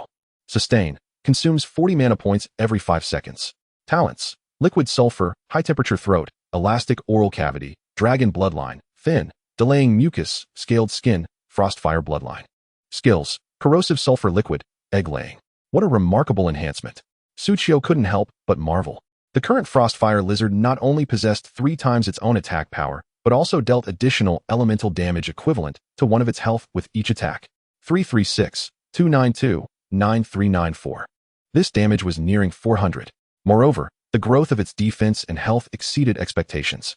These 4 Frostfire Lizards were truly robust while inflicting high damage. My goodness. These lizards have transformed into such magnificent creatures. At that moment, the voice of the bald-headed Rageclaw reached Suchio's ears. Turning his head in response, Suchio noticed that the once juvenile flame lizards had not only slightly increased in size, but had also undergone a complete transformation. Their scales were now a more vivid crimson. No longer soft and rounded, they had become considerably sharper. Each scale stood like a diamond. While each scale's base color was a fiery red, under the sunlight, they reflected a layer of blue brilliance. The formerly gray-scaled skin had transformed into a semi-transparent blue after the bloodline alteration of the juvenile flame lizards. This blue hue was only discernible from the side, adding an exotic luster to the more resplendent dragon scales. On the head of the Frostfire Lizard, 2 small white bony horns had also sprouted, evoking a sense of proximity to dragonkind. In summary, 3 words could encapsulate it: utterly resplendent. Chapter 36, The Destiny Ranking List. Activated. As the old saying goes, impeccably handsome, extraordinarily cool, simply beyond comparison. Judging solely by appearance, the evolved Frostfire Lizard would undoubtedly rank among the top 3 of all Destiny pets currently available. My esteemed friend, we have completed the distribution. Please take a look. Mage Thunderclap gathered everyone's funds and presented them to Suchio. Suchio glanced over. 15 gold coins. A staggering sum of 150,000. From defeating a single monster, he had profited immensely. Were you not just lamenting your lack of funds in the early hours? Suchio couldn't help but inquire.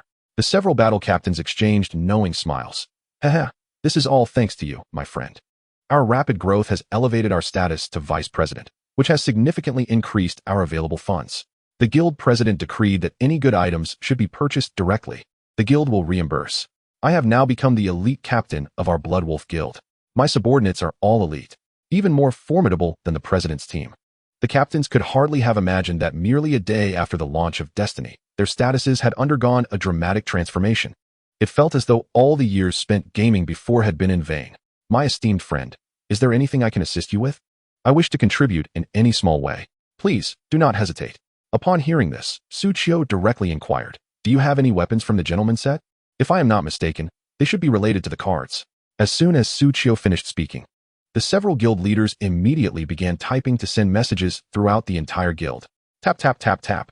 Although they were unfamiliar with the concept of the gentleman's set, what if others in the guild had encountered it? Now was the time to test their typing speed. Each battle captain understood. Whoever could present the gentleman's set equipment to Suchio would strengthen their relationship with him. Those who discovered weapons from the gentleman's set would be compensated handsomely. Don't ask, it's a trade secret. What about other groups? Inquire with the other groups. The captains did not hesitate to send messages directly to their guild headquarters. As long as they could acquire it, that was sufficient. The transaction fees for trading within the village in Destiny would incur a 10 fee. Trading within the same server, country, would incur a 20 fee. The full Destiny trading feature had yet to be unlocked. While the captains were frantically seeking favors, the usually taciturn Xia Yubing gazed at Suchio with a peculiar expression. She then retrieved a cloth pouch resembling a hand shield from her backpack. Is this what you mean? Hearing Xia Yubing's voice, the several battle captains abruptly halted their typing, then stiffly turned their heads in unison. Eh? Suchio raised an eyebrow, looking at the cloth pouch. Gentleman card holder. Description: a discreet gray leather card holder, equipped on the back of the hand, featuring compartments for storing cards. A weapon component of the gentleman set. Quality, white ordinary. Position, weapon. Effect 1, intelligence 10, agility 5, magic attack 10. Effect 2, card cutting. Every attack has a 10 chance to trigger a second attack. Indeed, this is the weapon I require. Suchio never imagined that the weapon from the gentleman set would come so easily. This weapon is quite powerful. Not only does it enhance intelligence by a significant 10 points, equivalent to what a typical player would acquire at level 2, but it also boosts the multiplier range of magic attack by 10. It should be noted that the attributes of summoned creatures are calculated based on their magic attack values. Even the passive damage increase from the card summoner class only offers a boost of 10, and this gentleman card holder provides the same. Moreover, it is merely a white, ordinary grade equipment. If it were a higher quality, card summoner exclusive gear, Suchio could hardly fathom its strength. Here, Xia Yubing approached Suchio, directly trading the leather card holder, which resembled a gauntlet, to him. Then, recalling something, she added, I obtained this when I dissected the rock pig. Triggered by my dissection talent. Since no one can use it, I kept it. Upon saying this, Xia Yubing fixed her gaze on Suchio and insisted, my talent is very useful. Suchio, somewhat amused, accepted the card holder, acknowledging its utility and expressing his anticipation for her dissection talent to upgrade. After equipping the card holder on the back of his right hand, Suchio felt something akin to strands of silk at his fingertips. With a thought, he flicked his fingers, and several white, translucent cards appeared out of thin air in his hand. Swish, swish. After experimenting with the cards using one hand, Suchio nodded to himself in satisfaction. Quite convenient indeed. A few battle commanders cast their gazes upon Suchio's floral emblem, their eyes twitching slightly. Was he truly this dashing? Did this not render them all rather foolish? Yet, at that moment, they truly felt foolish. It was a rare occasion for a big shot to possess something coveted, only to have it snatched away by the Starry Night Guild. Damn it. However, Suchio's eyes widened in surprise, for just as he equipped the full set, a notification echoed in his ears. Ding, would you like to remain anonymous? What could necessitate such an announcement? After confirming his anonymity, a resounding alert reverberated throughout the entire realm of Destiny. Ding. Major announcement from Destiny. Ding. Major announcement from Yin Huang. Ding. Congratulations to the player for remaining anonymous and becoming the first to collect a full set of equipment, hereby unlocking the leaderboard feature. Ding. The currently available rankings are Destiny level rankings, Destiny equipment rankings. Notice, apart from the level rankings, players ranked at the forefront of all other lists will receive additional attribute bonuses. Was that yet another system announcement? The bald-headed Rage Claw pressed his hand against his ear, momentarily taken aback. Glancing around, he noticed that everyone else was staring at Suchio. At this point, he snapped back to reality. This announcement, it was undoubtedly triggered by the big shot. But, a leaderboard? One for levels and another for equipment. The latter was irrelevant to him at present. However, the former, the level leaderboard. Rageclaw chuckled. After all, he was merely a follower reaping the benefits behind the big shot. Surely he would rank within the top 100, right? Without hesitation, he hurriedly opened the system panel, revealing 3 new white bar icons side by side. This was indeed the leaderboard feature. Moments later, a number appeared on his face, freezing his smile. NO 1558, Yan Huang Bloodwolf Rageclaw, level 5, 674. Good grief. He hadn't even made it into the top 1,000. What kind of prodigies were ahead of him? Rageclaw turned to glance at the rankings of those beside him.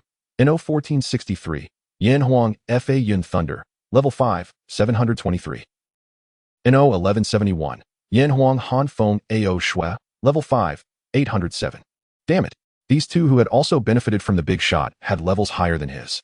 NO 957, Yan Huang Xing Yi Wan Xia, level 5, 914. Good heavens. No wonder she was the president of the Starry Night Guild.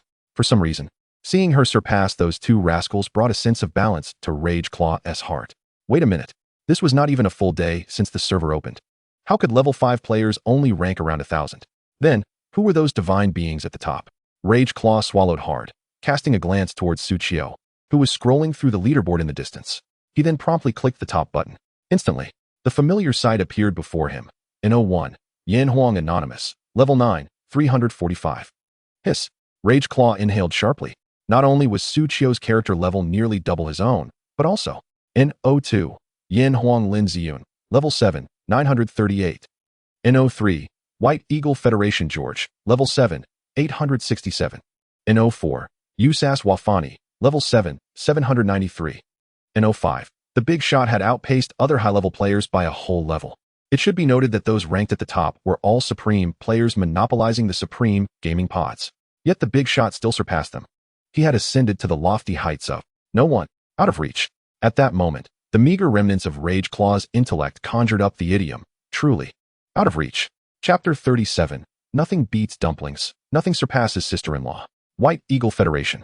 Die. A robust young man with golden hair and blue eyes wielded a gigantic black shield, striking down upon the water dragon serpent before him. With a resounding thud, the serpent's health depleted, its body slumping to the ground, transforming into a lifeless corpse. Finally, it was dead. Although he had successfully slain the boss, dissatisfaction still marred the young man's face. Without uttering another word, he plunged the black shield into the serpent's carcass. In the next instant, the black shield in his hand seemed to come alive. The shield's tip that pierced the corpse glimmered with a blood-red light. It was as if an invisible hand had emerged, grasping the water dragon serpent's body and beginning to feast upon it, munching and crunching the skin, flesh, and bones. The black shield showed no sign of hesitation, voraciously consuming the entire corpse of the water dragon serpent. Subsequently, the blood light on the tip of the shield gradually spread across the entire shield, enveloping the young man's hand. HM, Strength 5, Agility 1, Constitution 2, Intelligence 0. The young man closed his eyes, savoring the moment, taking a deep breath. Ah, this is what power feels like. Ding. Major announcement from Destiny. Ding. Major announcement from Yin Huang. Ding. Congratulations to the player for remaining anonymous and becoming the first to collect a full set of equipment, hereby unlocking the leaderboard feature. Ding. Before the young man could relish his triumph, a series of ear-splitting system notifications abruptly interrupted his revelry. What the hell is happening? Enraged, he clicked on the level leaderboard, only to become even angrier. Why was he only ranked third? Moreover, the two players ahead of him were both from Yin Huang. His emerald green eyes fixated on the anonymous first-place player. It's all your fault. If it weren't for this anonymous player who had slain the flame dragon lizard first, the Yin Huang players Wu Ti have gained momentum. That Lin family member Wu Ti have either. Damn it, the young man shouted in fury. He, the rightful heir of the George family, the foremost family of the Earth Alliance, was even contemplating settling for second place. He should be, just like his name, forever first. Taking a deep breath, he gazed at the black shield in his hand. Since he couldn't achieve first place in levels, then the infinitely evolving shield of the dead must be the first. Without delay, George opened the second leaderboard. Destiny Equipment Rankings. In 01, Ouroboros Ring Mythical, Owner, Yin Huang Anonymous, Damage 10. In 02, Shield of the Fallen Epic, Owner, White Eagle Federation George, Damage 9. In 03, Phoenix Feather Epic, Owner, Yin Huang Lin Ziun, Damage 8. In 04, Kingslayer Fine, Owner, Usas Wafani, Damage 7. In 05, Breath of Kings Fine, Owner, Rose Royal Artoria Pendragon, Damage 6. In 06, Raijin Tristring Fine, Owner, Heavy Sakura Ye Miko, Damage 5. In 07, Gold Coin Fine, Owner, D Shabeta Larky, Damage 4. In 08, The Exquisite Buddha's Palm, Owner, Salmon of the Peacock Kingdom, Damage 3. In 09, The Exquisite Command Flag, Owner, Farabat Kessis, Damage 2. In 010, The Exquisite Third Hand, Owner, Anonymous of Goryeo, Damage 1. Wang Defa. George's hand trembled around the shield of the undead. He could scarcely believe his eyes. My shield of the undead is only ranked second, still unable to secure the first place. Yet, that is not the crux of the matter. The most significant point is that this anonymous player possesses a divine artifact. The Ouroboros ring can only be downgraded to mythic level. Suchio helplessly closed the leaderboard. Indeed, the standard item grades are categorized as ordinary, excellent, exquisite, epic, legendary, and mythic. However, the Ouroboros ring transcends the realm of Terra. Its grade can far exceed the mythic level. In the early stages of Fate, the narrative solely revolved around the world of Terra, and such elevated affixes should not even exist. Thus, the grade of the Ouroboros ring had to be reluctantly adjusted downward. Of course, the ring's effects would remain unscathed. Nevertheless, mythic-level equipment is sufficient to astonish the entire realm of Fate. When all players of Fate beheld the mythic equipment at the top of the leaderboard, pandemonium erupted. Find. Hurry and find. I'll offer $1 million. I must acquire this Ouroboros ring. Quickly investigate. Quickly inquire if that person's account is for sale. If not, ask if they would consider renting it. I'll offer them 100,000. Just let me enjoy it. Damn, why can't I see the effects of the equipment?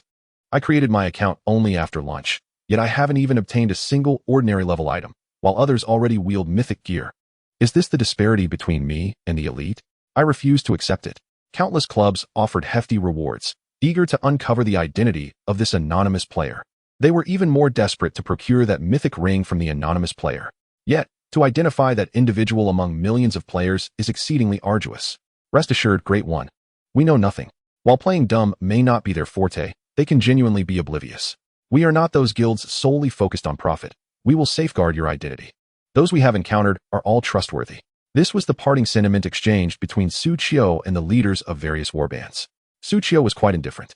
It was inevitable for his identity to be exposed sooner or later. Naturally, the later it happened, the better. It would grant him more leisure time, free from various troubles. Bah! Just then, a voice of disbelief pierced Su Qiu's ears. Turning around, he discovered that it was merely the Frostfire dragons attacking the distant undead. Spitting. The handsome Frostfire dragons unleashed a torrent of flaming liquid, a mesmerizing blend of red and blue, upon their foes. For 36, 41, fire damage. 41, water damage. 43, burn damage. In the mere instant the flaming liquid made contact with the skeletal warrior, it inflicted a staggering total of 561 damage. That level 9 skeletal warrior had barely 2,000 health. A single round of basic attacks from the 4 Frostfire dragons obliterated the enemy. Incredible! Su Qiu raised his arm in jubilant cheer. With the complete set gathered and the intellect attribute enhanced after reaching level 9, coupled with the 10-point spell damage boost from the gentleman card set, and the 10-point increase to all damage from holding the top position on the equipment leaderboard, Su Qiu's magical damage skyrocketed from 79 to 158. It doubled. What does this signify? It means the attributes of his summoned creatures also doubled. They could easily eliminate foes amounting to twice their previous numbers. Su Qiu was immensely satisfied with the current combat prowess of his Frostfire dragons. After several rounds of essence fusion, the Frostfire dragons had evolved from vulnerable little lizards in need of protection to formidable comrades capable of standing on their own. No, rather, they had become the big brothers. Truly, nothing is more satisfying than dumplings, and nothing is more formidable than a sister-in-law. As the dragons reveled in their slaughter, they instinctively shivered. Ding! Congratulations! You have successfully gathered 500 mandrake flowers, elevating the collection reward for the mandrake flower quest to E-level. Ding! When 1,000 mandrake flowers are collected, the quest reward will be upgraded to D-level. At that moment, a notification chimed, prompting a subtle smile from Su Qiu. Excellent. The quest reward has been upgraded. The task of collecting mandrake flowers is set to conclude with the Dark Sacrificial Siege. Therefore, collect as many as possible while you can. I recall. Su Qiu mused with his chin in hand. In my previous life, Jin Minjun, having commenced his quest rather late, had little time to spare. Yet, influenced by his vast financial resources, he still managed to secure a D-level quest reward. With this thought, Su Qiu set a new goal. Surely, I must outperform that fellow. Immediately, Su Qiu began to ponder. Where do the undead spawn most rapidly? Given Su Qiu's current combat strength, he could effortlessly face 20 monsters of the same level. Facing 30 of them would yield the highest efficiency. However, within the Ashen Corridor, the distribution of death energy was uneven, resulting in erratic undead spawns. Either the monsters were too numerous for Su Qiu to handle, or the skeletal wolves would sporadically need to lure them away. Naturally, Su Qiu's current position was still quite close to the northern mountain of the novice village, where most encounters required monster luring. This proved to be a significant waste of time. The Ashen Corridor is but a slender branch of the Canyon of the Dead, akin to a root within a tree. Su Qiu contemplated. The closer one gets to the Canyon of the Dead, the denser the death energy becomes. Yet, gazing at the distant horizon shrouded in war fog, Su Qiu resolutely rejected. No way, I cannot traverse that, no matter how I think about it. My objective is to explore the entire Ashen Canyon to a completion rate of 100. As a perfectionist, should I open an irregular map due to advancing along the path? It would surely torment me. However, Su Qiu turned his gaze towards the mountains flanking the Ashen Corridor. I recall there being a cave within the Ashen Corridor, a cavern connected to the Canyon of the Dead, which caused an accumulation of death gas. This resulted in a high quantity of undead, albeit of lower quality. If I can locate it, the efficiency would double. Only, Su Qiu's gaze fixated on the war fog, realizing it would take some time. Throughout the following day, Su Qiu maximized his speed, raising the exploration rate of the Ashen Corridor to 63. Although the exploration standard for the Ashen Corridor had been met, there remained a significant distance to explore the entirety of the Canyon of the Dead. Su Qiu gazed at the waning sun over the western mountains, stretching comfortably. Nevertheless, this progress had already exceeded Su Qiu's previous expectations by 5-fold. Moreover, Su Qiu noticed that as he vanquished the undead, The concentration of death energy within the Ashen Corridor had slightly diminished. Though marginal, it was sufficient to alleviate some pressure from the defense of the city. Most importantly, Suchio gazed upon the cavern before him, a faint smile gracing his lips. I found you. But just then, an unprecedented, thunderous notification reverberated in his ears. Ding. Congratulations on discovering the hidden dungeon, the Abyssal Crypt 100-001-0000. This dungeon is subject to environmental influences and has a limit on attempts. Priority clearance grants access rights to the dungeon. Chapter 38. The Hidden Dungeon, Abyssal Crypt. A hidden dungeon? Suchio raised an eyebrow. Upon first clearance, one can acquire access rights to the dungeon? This type of dungeon was not unfamiliar to Suchio, as he had encountered it before. In his previous life, Lin Ziyun had publicly unveiled a dungeon named the Source Forest to the world. That occurred merely 2 months after the launch of Destiny, marking the very first fully disclosed dungeon globally. Only players who obtained access rights could enter the dungeon. Inside, they could slay monsters to acquire an item known as the Source Orb, which could increase one's magic capacity by 1 point with each use. It was a boon for magic-using professions. Such dungeons typically had a limited number of attempts.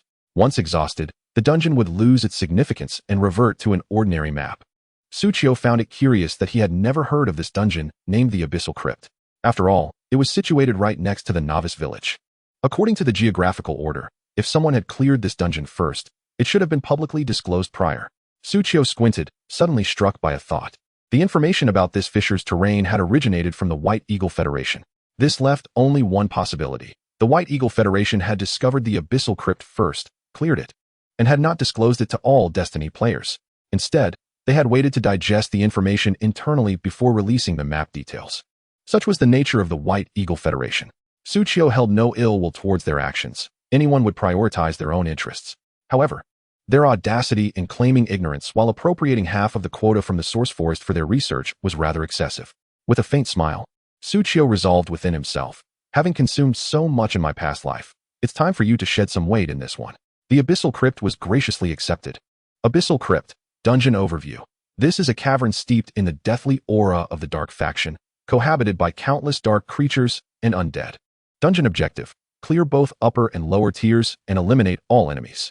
Recommended level, LV15. Dungeon Drops. Bat Wings, Blood Orbs, Bat Eggs, Shattered Bones, Mandrake Flowers, Class Skill Books. Class Equipment. First Clearance.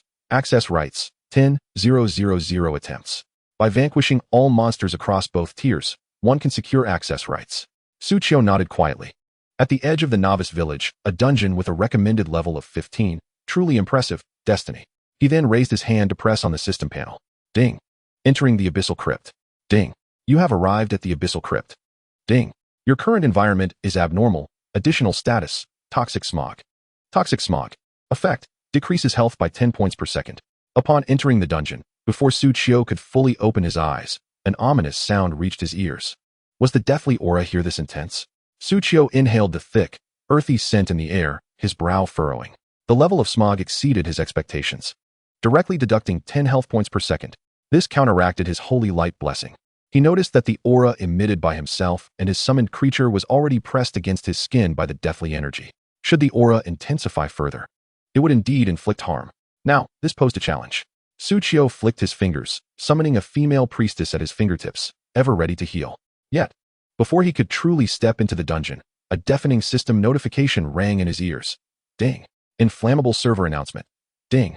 The prosperity of Novice Village in 011451 has reached 10000100000. Successfully upgraded to level 2. Ding. Monsters surrounding Novice Village in 011451 have been enhanced. Combat power 10. Experience gain 10. Gold drop 10. Material drop 10. Item drop 10. Ding. Travelers of Novice Village in 011451. Backpack capacity 100 slots. Health recovery 50. Mana recovery 50.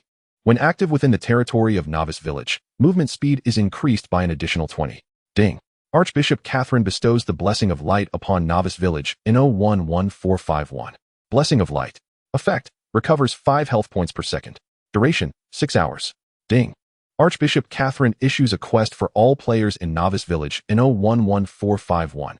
Explore the Ashen Corridor. Quest objective. Proceed to the Ashen Corridor and elevate the area exploration level to 1. Quest quality, D. Quest reward. Reputation with the Church of Light. Quest progress, 638. Suchio's eyes widened slightly as he observed the relentless stream of system notifications, a mixture of joy and perplexity washing over him. They did it. Those warband leaders I know, within just 2 days, truly elevated the prosperity of the novice village to its peak. They directly enhanced numerous attributes for the players. With this, I might not even need the priestess anymore. Glancing at the priestess card in his hand, Suchio discreetly returned it to the card pool. Beep, beep, beep. Suchio's system panel vibrated with a series of notifications. The esteemed figures do not deceive me. The advantages of upgrading the village are indeed substantial. The novice village has been entirely revitalized. New novice village JPG. Although the monsters have grown stronger, the drops have proportionately increased. I could grind here for a year. The backpack expansion is something our Starry Knight truly requires. Health recovery and mana recovery have increased by half. It's akin to distributing an equipment piece to each player. Additionally, one can receive a health restoring blessing of light buff daily. How much potion cost can this save? That's all money. The quest. Oh my, a collective degrade quest for everyone. Am I dreaming? A wave of exhilarated voices surged from the chat room. Even the typically composed Xia Yubing could hardly conceal the joy in her tone. These attribute enhancements and free quests were largely a result of Suchio's recommendations, effortlessly acquired in Beishan. What treasure could compare? Ordinary players may not comprehend why their captain once urged them to gather construction materials for donation. But now, they all understood. The warband leaders. Impressive. Furthermore, their warband leader had resolutely advocated against contributing these materials to the main guild. The warband leader. Resilient. Yet, in the hearts of those warband leaders. Upon hearing their team members praise them this way, only one thought persisted. The esteemed figure, formidable and unyielding. Suchio cast a fleeting glance at the dialogue before diverting his attention towards the very heart of the dark abyss cave. There, amidst the impenetrable darkness, myriad crimson lights flickered to life. Dark blood bats. Description: bats, completely shrouded in black, that have long been in contact with the aura of death. Level: 10. Attack: 500. Health: 3500. Skills: Sonic Wave, Blood-Sucking Fangs. Sonic Wave. Description: let me hear you. Where are you? Effect: can reveal hidden entities and enhance one's own critical hit rate. Blood-Sucking Fangs. Description: just let me take a sip. Only one sip. Effect: each attack restores health equal to damage dealt multiplied by 10. Come forth. Suchio's fingers twitched ever so slightly. The performance is about to commence. With a cacophony of flapping wings, the Frostfire lizard relentlessly launched its offensive against the densely packed dark blood bats. 441, 440, 442, 441. Merely relying on its own output was insufficient. The Frostfire lizards gritted their teeth. Yes. With a surge of effort, a blue-red egg emerged from the end of the lizard's tail. With a resounding crack, the egg hatched, revealing 4 smaller Frostfire lizards. The little lizards mirrored their mother, tilting their heads to gather fiery liquid, perpetually maintaining their output. Howl! The skeleton wolves occasionally leaped, inflicting damage upon the airborne dark blood bats. Hiss! 374, 376. Mississippi 373.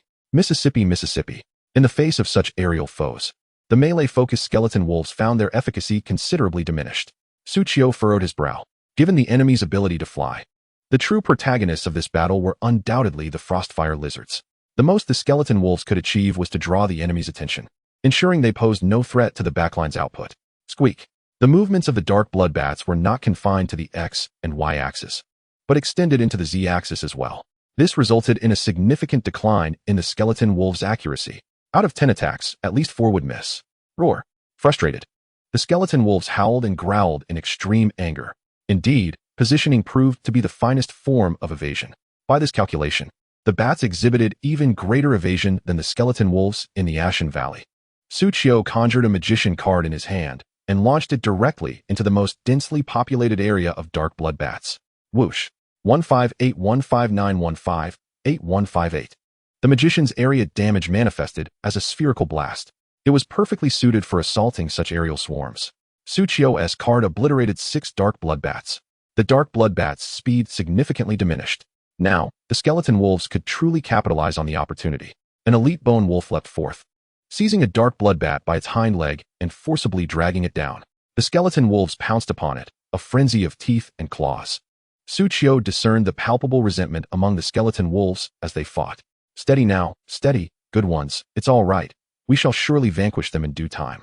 Suchio reassured them. Upon hearing his words, the skeleton wolves regained some semblance of composure, silently enduring damage while continuing to attract the bat's attention.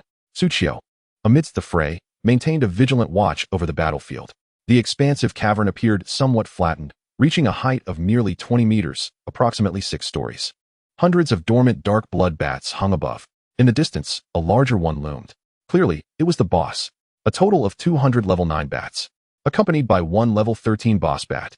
Suchiyo nodded to himself. This is entirely different from the Dark Abyss cave I am familiar with. In his recollection, this map had never featured bats suspended from the ceiling. Otherwise, he would not have ventured here with such a meager army. Suchiyo lamented, I should have acquired a card capable of attacking airborne units. I need more summoned beasts before returning here. However, it was fortunate that his Frostfire lizards possessed sufficient strength.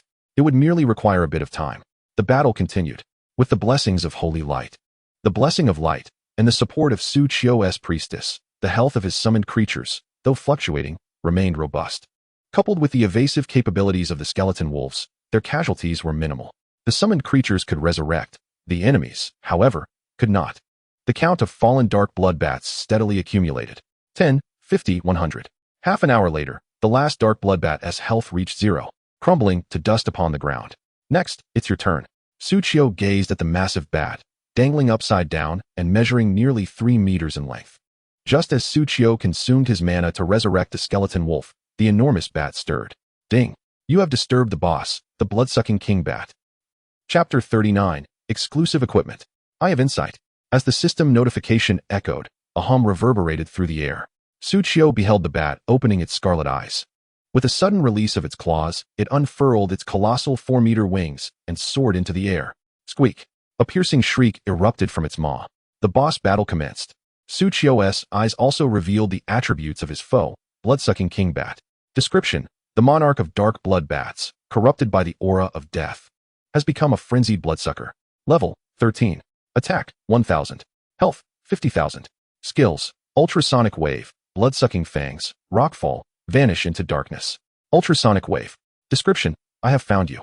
Effect: can reveal hidden entities, enhancing its own critical hit and accuracy rates. Blood-sucking fangs. Description: a delicious sip. Effect: each attack restores health equal to damage dealt multiplied by 20. Rockfall. Description: the bat will crush you wicked ones. Effect: the blood-sucking king bat dislodges a stone from the cave's ceiling, inflicting area damage on ground units. Vanish into darkness. Description: you cannot see me, you cannot see me. Effect: the blood-sucking king bat enters a state of invisibility, with its first attack upon re-emerging dealing double damage. Passive contact with invisibility will ensnare it. This boss's attributes mark it as an assassin. Suchiyo furrowed his brow. His lineup was designed for direct confrontation. In truth, assassins were his greatest fear. With an attack power soaring to 1000, a mere touch would be enough to fell him twice over.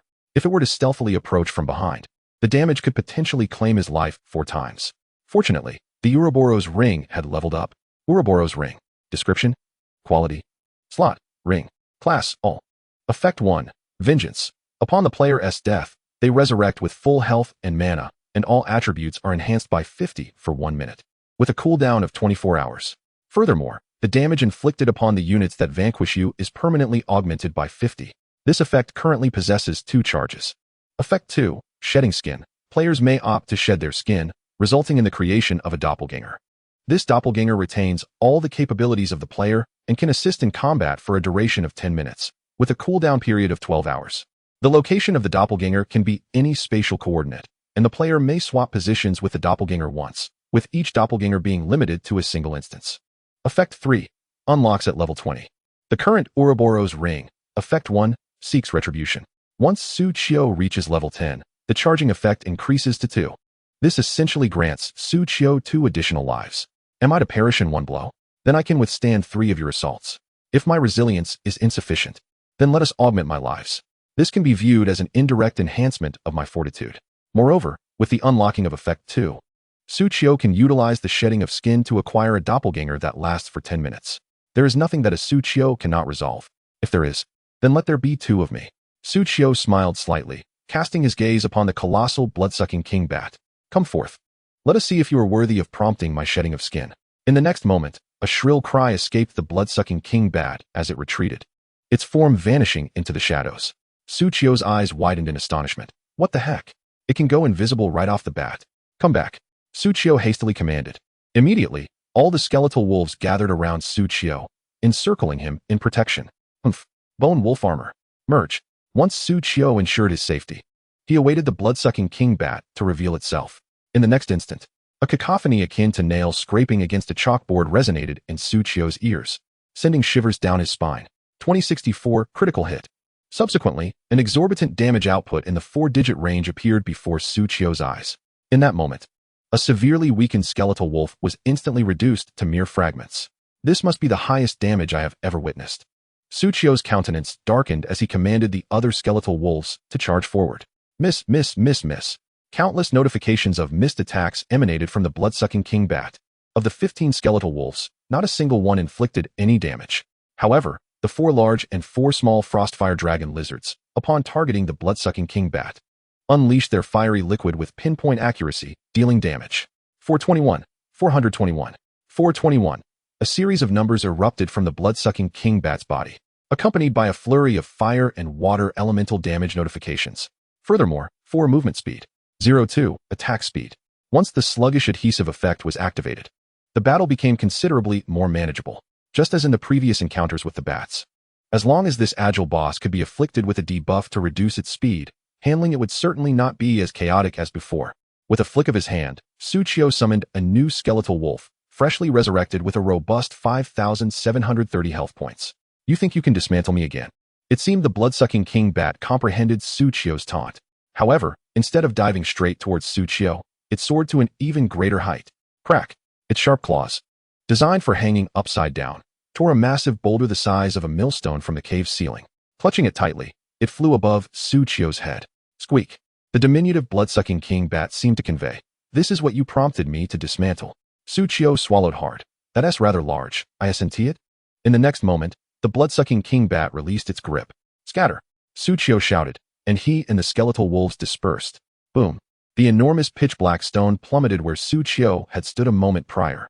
4584244822421. The skeletal wolves fled swiftly, evading the debris.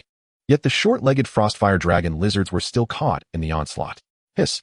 Fortunately, after the attribute growth adjustments, the frostfire dragon lizards had gained considerable resilience, rendering this damage negligible. However, the previously summoned little lizards were left with barely a sliver of health after the impact. One more scrape, and they would meet their demise. Suchio glanced at the frostfire dragon lizards, who all shook their heads, signaling to him, "We can't lay eggs just yet." Taking a deep breath, Suchio gazed once more at the blood-sucking king bat, which had once again vanished into invisibility. This is turning into a protracted battle. Still unable to contact the superior? The archer Ao Shui inquired of the mage Lei Ting. Lei Ting nodded, revealing the chat interface. The superior's status indicates an anomalous space. They must be preoccupied. The bald-headed angry claw looked puzzled. What could possibly occupy them enough to display an anomalous space? What anomaly could exist in a novice village? There's no dungeon here. Ao Shui shot a glance at angry claw, dismissing his words as nonsense, before turning to Xia Yubing. "So, shall we explore in the meantime?" Xia Yubing nodded slightly, glancing at the necklace in her hand. "We can only wait to show this equipment to him when we meet." Angry Claw scratched his head. Although the superior once mentioned that certain weapons might relate to cards, their profession may not necessarily be that of a card master, right? That name sounds rather lowly. Upon seeing Xia Yubing's expression that suggested she wished to strike him, Angry Claw quickly amended. "However, the fact that you managed to obtain exclusive equipment for a hidden class card master speaks volumes about your dissection talent. This necklace, called the Eye of Insight, is clearly exquisite. The craftsmanship is extraordinarily fine. Even if the superior ISNTA card master, the aesthetics of this necklace alone would surely appeal to them." The others, witnessing Angry Claw's rare praise, turned their attention from him to the silver necklace adorned with golden patterns in Xia Yubing's hand. Eye of Insight. Description: a necklace rumored to glimpse a thread of destiny, yet lacking the most crucial destiny stone. Quality: Effect 1. All attributes 5, intelligence 5, maximum mana 50. Effect 2. Insight. Consumes 10 maximum mana to perceive all entities within a designated area, capable of dispelling invisibility and clearing the fog of war. The range and duration depend on the mana consumed. Effect 3. Unlocks upon embedding the Destiny Stone. Xia Yubing pursed her lips. As a woman, the allure of such visually stunning jewelry is undoubtedly potent. Yet, she resolved to gift this equipment to Suchio as a gesture of gratitude for his prior intelligence. It was only after the recent upgrade of Novice Village in 011451, benefiting 100,000 players, that everyone realized the true value of Suchio's information. Now, players from other novice villages around the globe began to mimic, contributing resources. Those who had initially reaped the rewards keenly understood. They had previously shortchanged Suchio. They would need to contribute more. Coincidentally, having just slain the water dragon serpent, they had obtained this piece of aesthetically pleasing equipment. Merely sending money is inadequate. Let us bestow this piece of equipment upon him collectively. Xia Yubing added. He undoubtedly possesses everything we have, and this is the only item of significance we can offer. Even if he cannot utilize this equipment, I can always repurchase it later. The three burly men exchanged glances before exclaiming, Our boss is magnanimous. Now, let us embark on an exploration of the Bone Ash Corridor. Elbows, elbows. The Dark Abyss Cave. At long last, we have vanquished you. Suchio gazed at the blood-sucking king bat, lying feebly on the ground with but a single point of life remaining, a smile of delight gracing his lips. Not only Suchio, but the skeletal wolves were equally elated. They had endured over an hour of relentless torment at the hands of this blood-sucking king bat. At this moment, they finally exacted their vengeance. Had it not been for Suchio's orders, they would have rushed to slay that flying rodent long ago. Of course, Suchio was equally filled with resentment. Slay that flying rodent. The skeletal wolves charged forward, howling a woo. Scream Miamiamia. Ding. Congratulations. You have successfully slain the boss blood-sucking king bat, calculating rewards for the upper tier of the Dark Abyss Cave. Ding. Congratulations, you have acquired experience x 50,000. Silver coins x 30, bat wings x 200, blood orbs x 1. This upper tier reward is rather splendid. Suchio's eyes lit up. The limit for participants in this dungeon is 20. If evenly divided among them, each person would receive 100 alliance coins, coupled with various miscellaneous items. One could estimate a total gain of around 200 coins per run. Earning 200 coins from a single run is indeed lucrative, and since he was tackling it alone, the profits would multiply 20-fold. It was a veritable goldmine. Just as Suchio was poised to claim his rewards, a voice suddenly echoed in his ear. Ding. Fate triggered. What the heck? Suchio's eyes widened in astonishment. This can trigger fortune? Chapter 40. The third summoned creature, blood-sucking king bat. Ding. Fate triggered. Experience x 50,000, 1x. Silver coins x 120, 4x. Bat wings x 600, 3x. Blood orbs x 9, 9x. Ding. You have obtained the dropped item card. Blood-sucking bat egg, skill seal, shadow blade. Black magic robe. How much? Suchio was momentarily taken aback. The prior experience and silver coins were somewhat standard. With this, Suchio now boasted 100,000 experience. Enough to surpass level 11 and leap directly to level 12. However, due to skill effects, he would need to delay his advancement for a time. The total of 160 silver coins equated to over 10,000 in currency. As for the 800 bat wings, Suchio was currently unaware of their purpose. But that final item, the boss's exclusive drop, the blood orb, it astonishingly dropped 10 in total. Remarkable. This stroke of fortune was truly delightful. Immediately, Suchio began examining these dropped items. Bat wing. Description: a bat wing infused with blood energy. Consuming it can enhance one's vitality, albeit with toxicity. Effect 1. Upon consumption, enters a poisoned state, deducting 10 life points per second for 10 seconds. Effect 2. Consuming it boosts life point limits by 1. Each player may consume up to 500. Sacrificing 100 life points to increase life limits by 1. Suchio grinned broadly. This trade is exceedingly worthwhile. Without hesitation, Suchio popped a batwing, roughly the size of his palm, into his mouth. It tasted somewhat like jerky, lacking any distinct flavor. Ding. You have consumed toxic food. Poisoned. Effect: life points 10s. 10 seconds later, Suchio heard another notification. Ding. You have absorbed the blood essence of the bat wing, increasing life limit by 1. 1500. Suchio glanced at his meager life points. Life points: 550-551. Indeed effective. Suchio was elated. His greatest vulnerability was his fragility. Moreover, he often found himself seeking trouble. This item, capable of enhancing life limits, perfectly compensated for his shortcomings. Such an item is invaluable to any profession. Suchio popped another one into his mouth, contemplating a lucrative venture. He then turned his attention to the other drops from the slain boss blood-sucking king bat. Among them, the most prominent was undoubtedly the card floating in the air. Suchio reached out to seize it. Suddenly, a blinding green light shot directly into his eyes. What is this? A summoning card for the blood-sucking king bat? Quality: green excellent. Effect: infuse with magic power to summon a blood-sucking king bat to assist in battle. Suchio stared blankly at the card before him, momentarily rendered speechless. Green excellent? Although Suchio had imagined that his luck could not always be so favorable, he never anticipated such a swift turn of fortune. He glanced at the card pouch at his waist.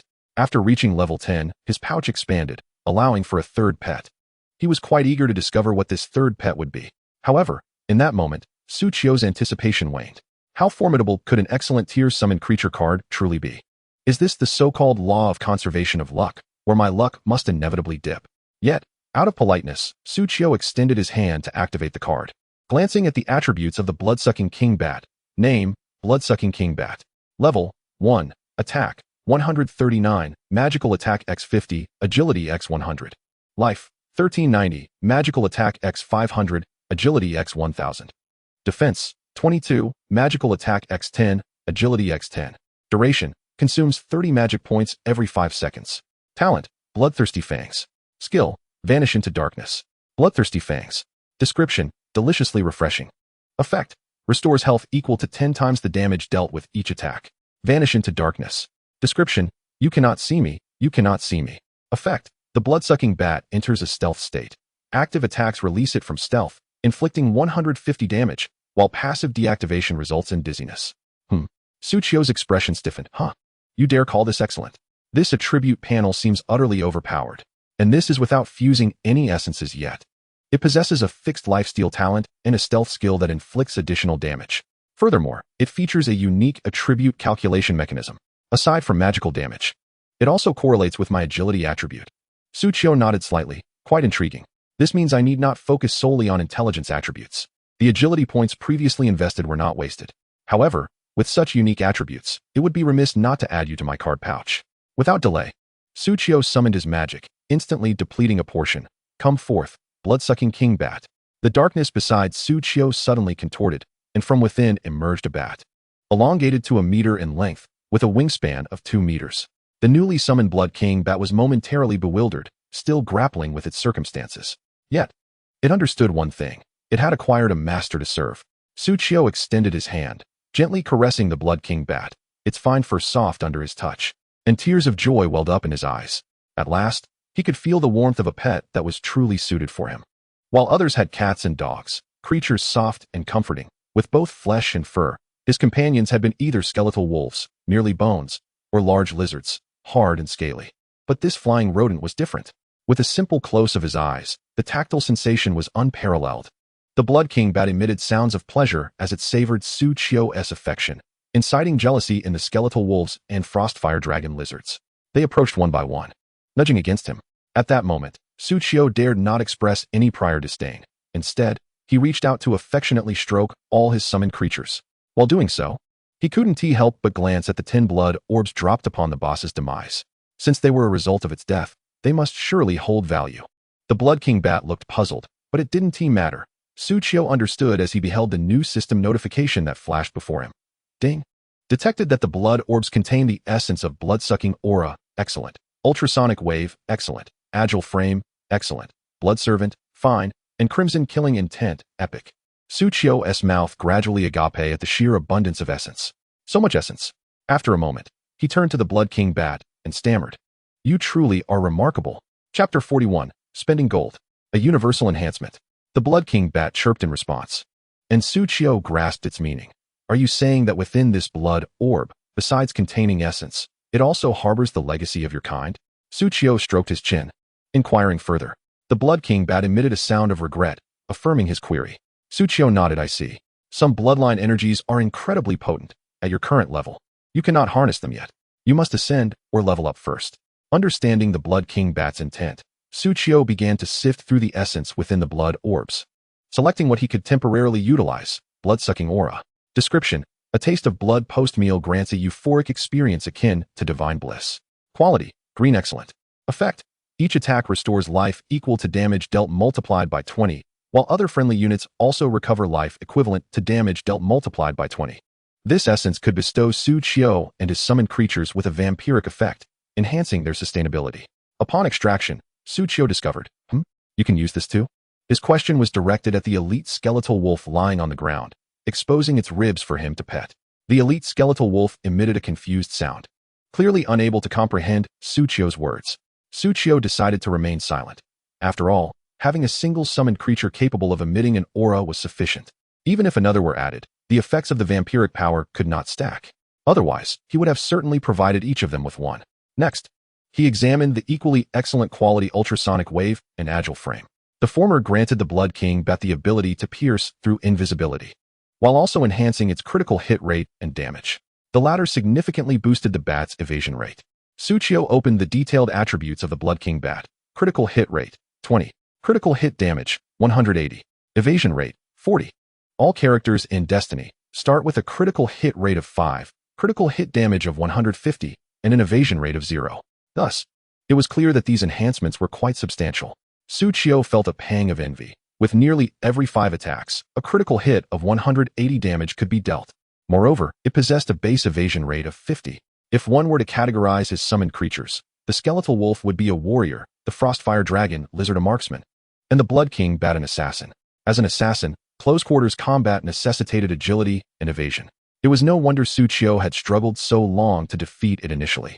With the essence enhancements complete, Suchio pondered his finances. His summoned creatures had not leveled up in quite some time. Seizing the opportunity presented by the new pet, he decided it was time for an upgrade. Wallet, 80,000. Skeletal Wolf, level 56. Name, Skeletal Wolf. Level, 6. Attack, 446. Magic attack x 240. Sharp Fangs and Claws command, aura. Defense, 136. Magic attack x 80. Life, 6520. Magic attack x 4000. Wallet, 80,000. Frostfire Dragon Lizard, level 56. Name, Flame Dragon Lizard. Level, 6. Attack, 537. Magic attack x 340. Defense, 111. Magic attack x 70. Life, 4740. 948. Magic attack x 3000. Wallet, 550,000. Blood King Bat, level 15. Name, Blood King Bat. Level 5. Attack, 417. Magic attack x 150. Agility x 300. Life, 2502. Magic attack x 900. Agility x 1800. Defense, 77. Magic attack x 30. Agility x 50. Ouch. The sting was palpable. Suchio clutched his heart, overwhelmed by the pain. After painstakingly saving up over 200,000, it vanished in the blink of an eye. Truly, wolves, lizards, and bats are a challenge to nurture. Chapter 42. Choosing cards for upgrades. Number 8. Power. Nevertheless, the strength acquired through expenditure was undeniably tangible. It was no wonder that only one Blood King Bat had appeared. Despite its green excellent tier, it could easily hold its own among a purple epic grade army. Among the remaining items, Suchio chewed on a piece of jerky as he continued to search. A glimmer caught his eye as he discovered a square white skill seal among the dropped items. Skill Spirit Seal. To think it would drop a Skill Spirit Seal. Skill Spirit Seal. Description: a seal required to upgrade skills, capable of condensing experience points for enhancements and ascensions. Quality: green excellent. Level 1. Effect 1. Upgrades a level 1 excellent skill to level 2. Effect 2. 2 of these seals can be combined to form one blue fine grade skill seal, which can be decomposed into 2 white ordinary grade skill seals. I can finally upgrade my selection skill. What a delightful surprise. Suchio was nearly brought to tears.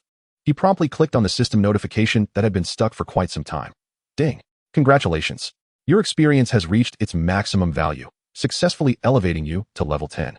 Ding. Detected that your destiny star is at 15. You have been awarded 15 free attribute points. Please allocate them promptly. Ding. Detected that your level has risen to 10. Your card pack limit is now 1.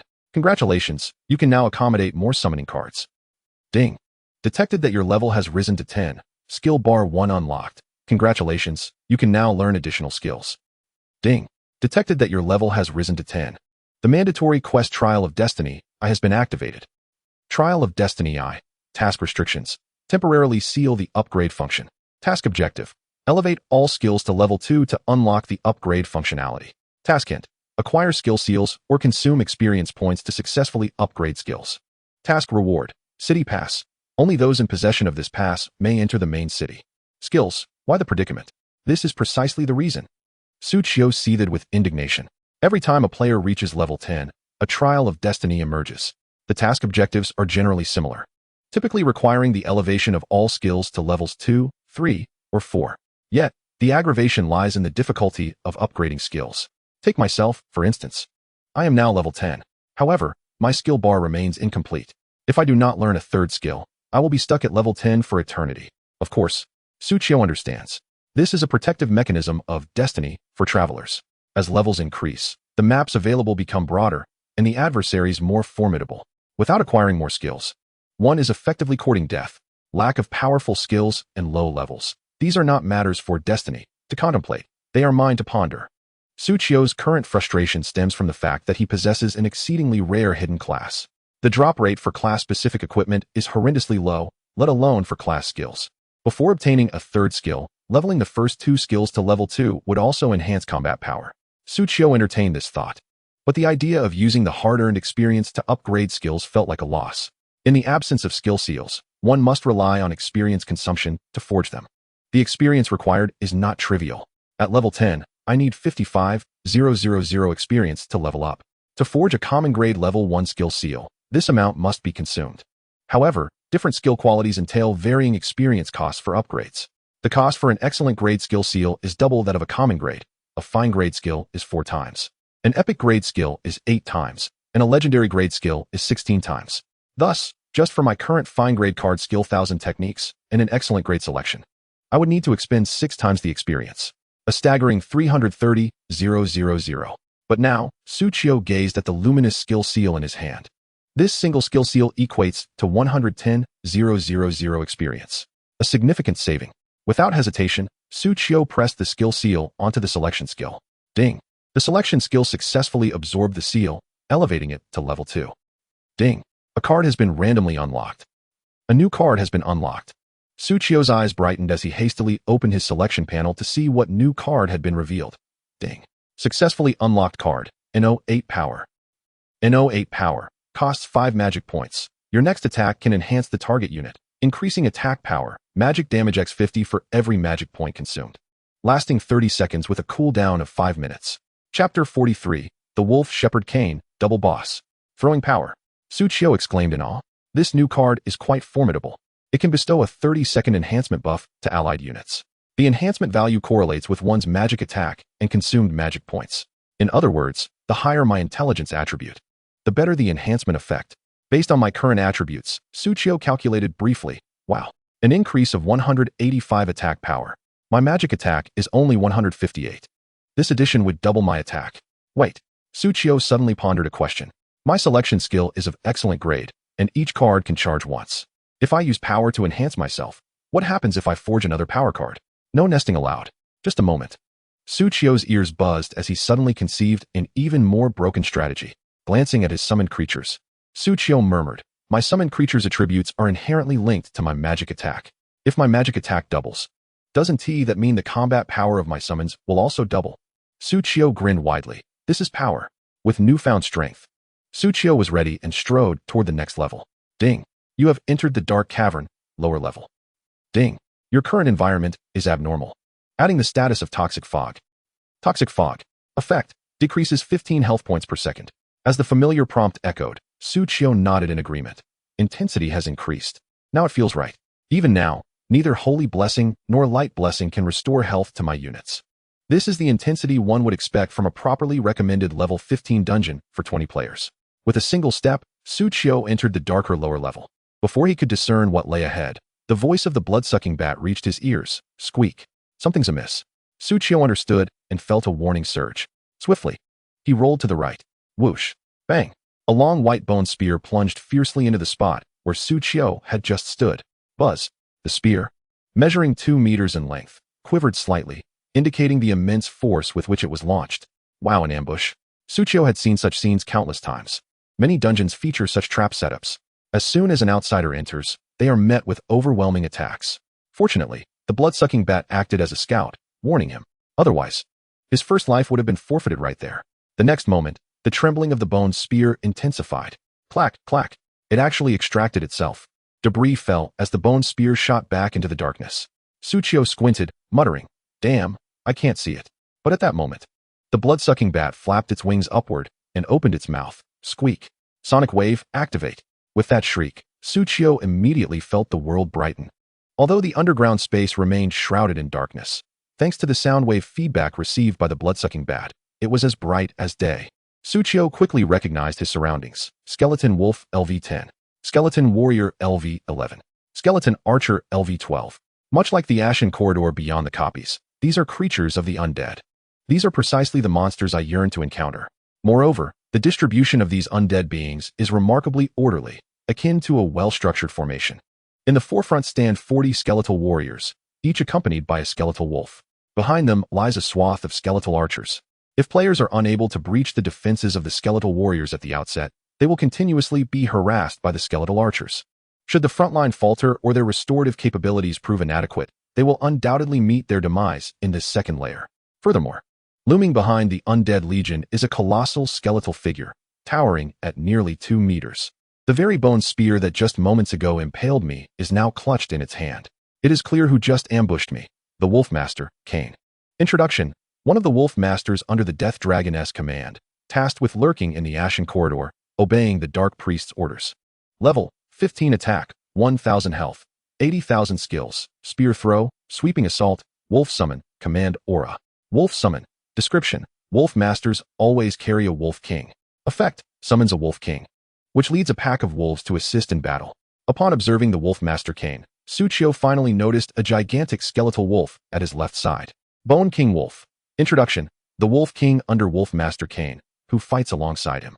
Level: 15 attack, 800 health, 50,000 skills, bite, attack inflicts bleeding effect. Multi-strike: every third attack deals additional damage. Summon: periodically summons a bone wolf. Wolf King deals 10 damage to wolf-type enemies.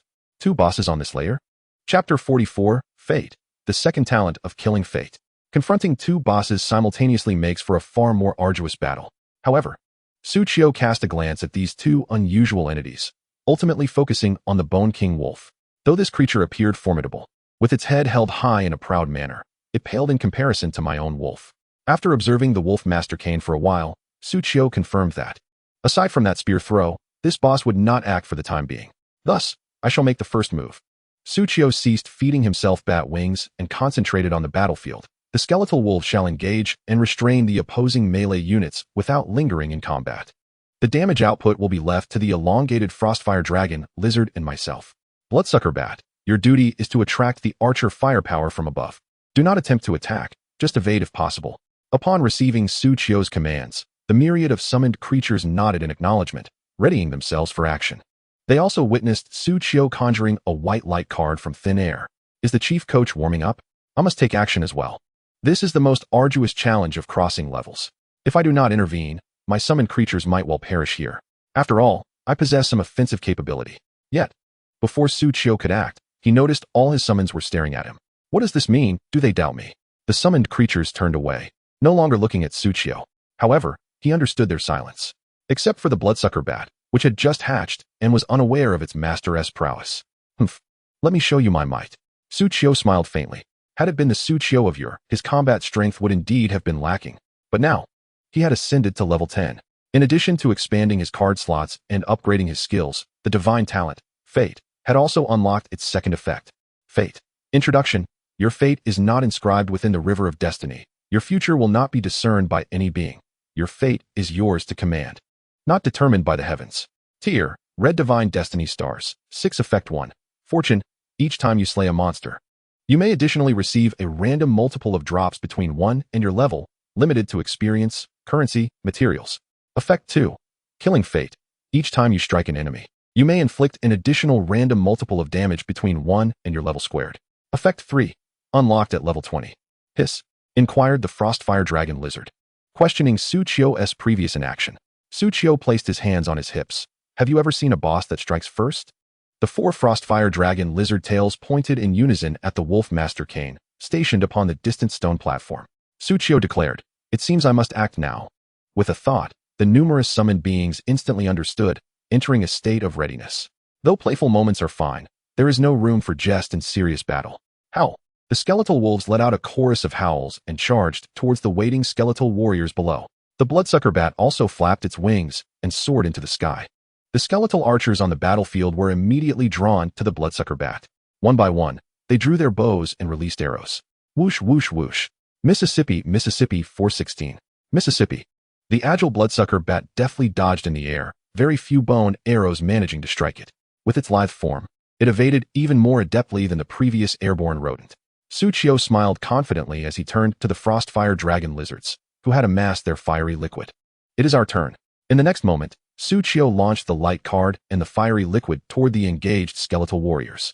498 for 747, 501 for 747, 497 for 747, 499 for 747, 158. The damage numbers displayed in red and blue represented the assault from the Frostfire Dragon lizards, while the embarrassingly low 158 was undoubtedly from Suchio himself. The skeletal warrior struck by the card merely tilted its head back slightly. After all, it possessed a robust 7,000 health, even if it endured this round of volleys. What difference would it make?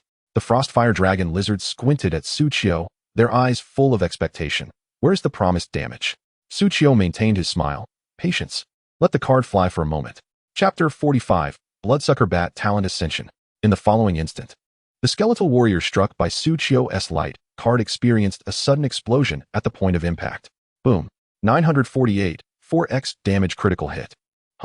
The previously indifferent skeletal warrior was suddenly beset by a surge of pain in its skull. As the smoke cleared, it found itself utterly bewildered. Its head had been obliterated. Fortunately, as a skeletal soldier, it could still fight without a head. What could fortune? Currently at level 10, it could only trigger an additional 5x damage at most. Yet it had activated a 4x multiplier and even scored a critical hit. A direct strike obliterated half of the skeletal warrior's vitality. The surrounding Frostfire Dragon lizards were left in a state of shock. Is this even plausible? Is this the level of damage that their master can inflict? Yet, Suchio had no intention of halting her onslaught.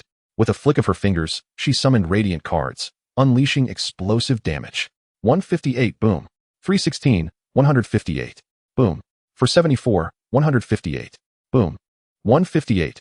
Each time Suchio launched a radiant card, a thunderous explosion resonated. Each detonation would double the damage she dealt. To put it another way, Suchio was now capable of inflicting a minimum of twice the damage she had previously achieved. My card manipulation technique has finally found its purpose. Suchio felt a surge of emotion. The card manipulation was the first skill she acquired. Being a passive skill, it had not seen much action, especially with stronger summons available. Thus, her reliance on it had diminished. But now, perhaps it was time to enhance it? Upgrading a blue quality skill to level 2 would require 220,000 experience points without the assistance of skill runes. Let us do it. With a decisive gesture, Suchio initiated the upgrade. Ding. The refinement of the blue quality skill rune was successful. Ding. The card manipulation skill absorbed the rune successfully, elevating its level to 2. Card manipulation. Description. Your nimble fingers and swift hand speed often lead to delightful surprises. Quality. Blue quality. Level 2. Effect 1. Passive. Your attack speed is increased by 100. Effect 2. Passive. Every fifth attack deals an additional 100 magic damage. With card manipulation upgraded to level 2, Suchio experienced a doubling of her attack speed. Moreover, every fifth attack would trigger double damage. Prepare to witness the might of a spellcasting machine gun. Suchio grinned widely, her fingers moving at an even faster pace, bombarding the monsters relentlessly. All players possess an initial attack speed of 0.5 seconds, with her current agility of 60 points. Each point translates to a 5 increase in attack speed. Thus, Suchio's attack speed stood at 1.5 seconds. This enabled her to unleash 3 strikes every 2 seconds, outpacing the Frostfire Dragon lizards. Now, with her doubled attack speed, she could release 3 radiant cards per second. Even if the minimum extra damage of 1x were triggered, she could inflict 6 times her base magic damage every second. After a brief calculation, Suchio reveled in the exhilaration of her newfound prowess. The Frostfire Dragon lizards cried out in awe, exclaiming how incredible their master was. It turned out that she had refrained from attacking earlier to give them a chance to shine. The skeletal wolves fought with renewed vigor, fearing for their positions if they did not step up their game. Naturally, this was merely their own assumption. As a spellcasting marksman and ranged class, Suchio understood the necessity of having a sturdy shield to absorb enemy attacks, allowing her to focus on damage output. However, since the skeletal wolves were so eager, Suchio saw no reason to deter them. Who wouldn't he appreciate such zealous companions?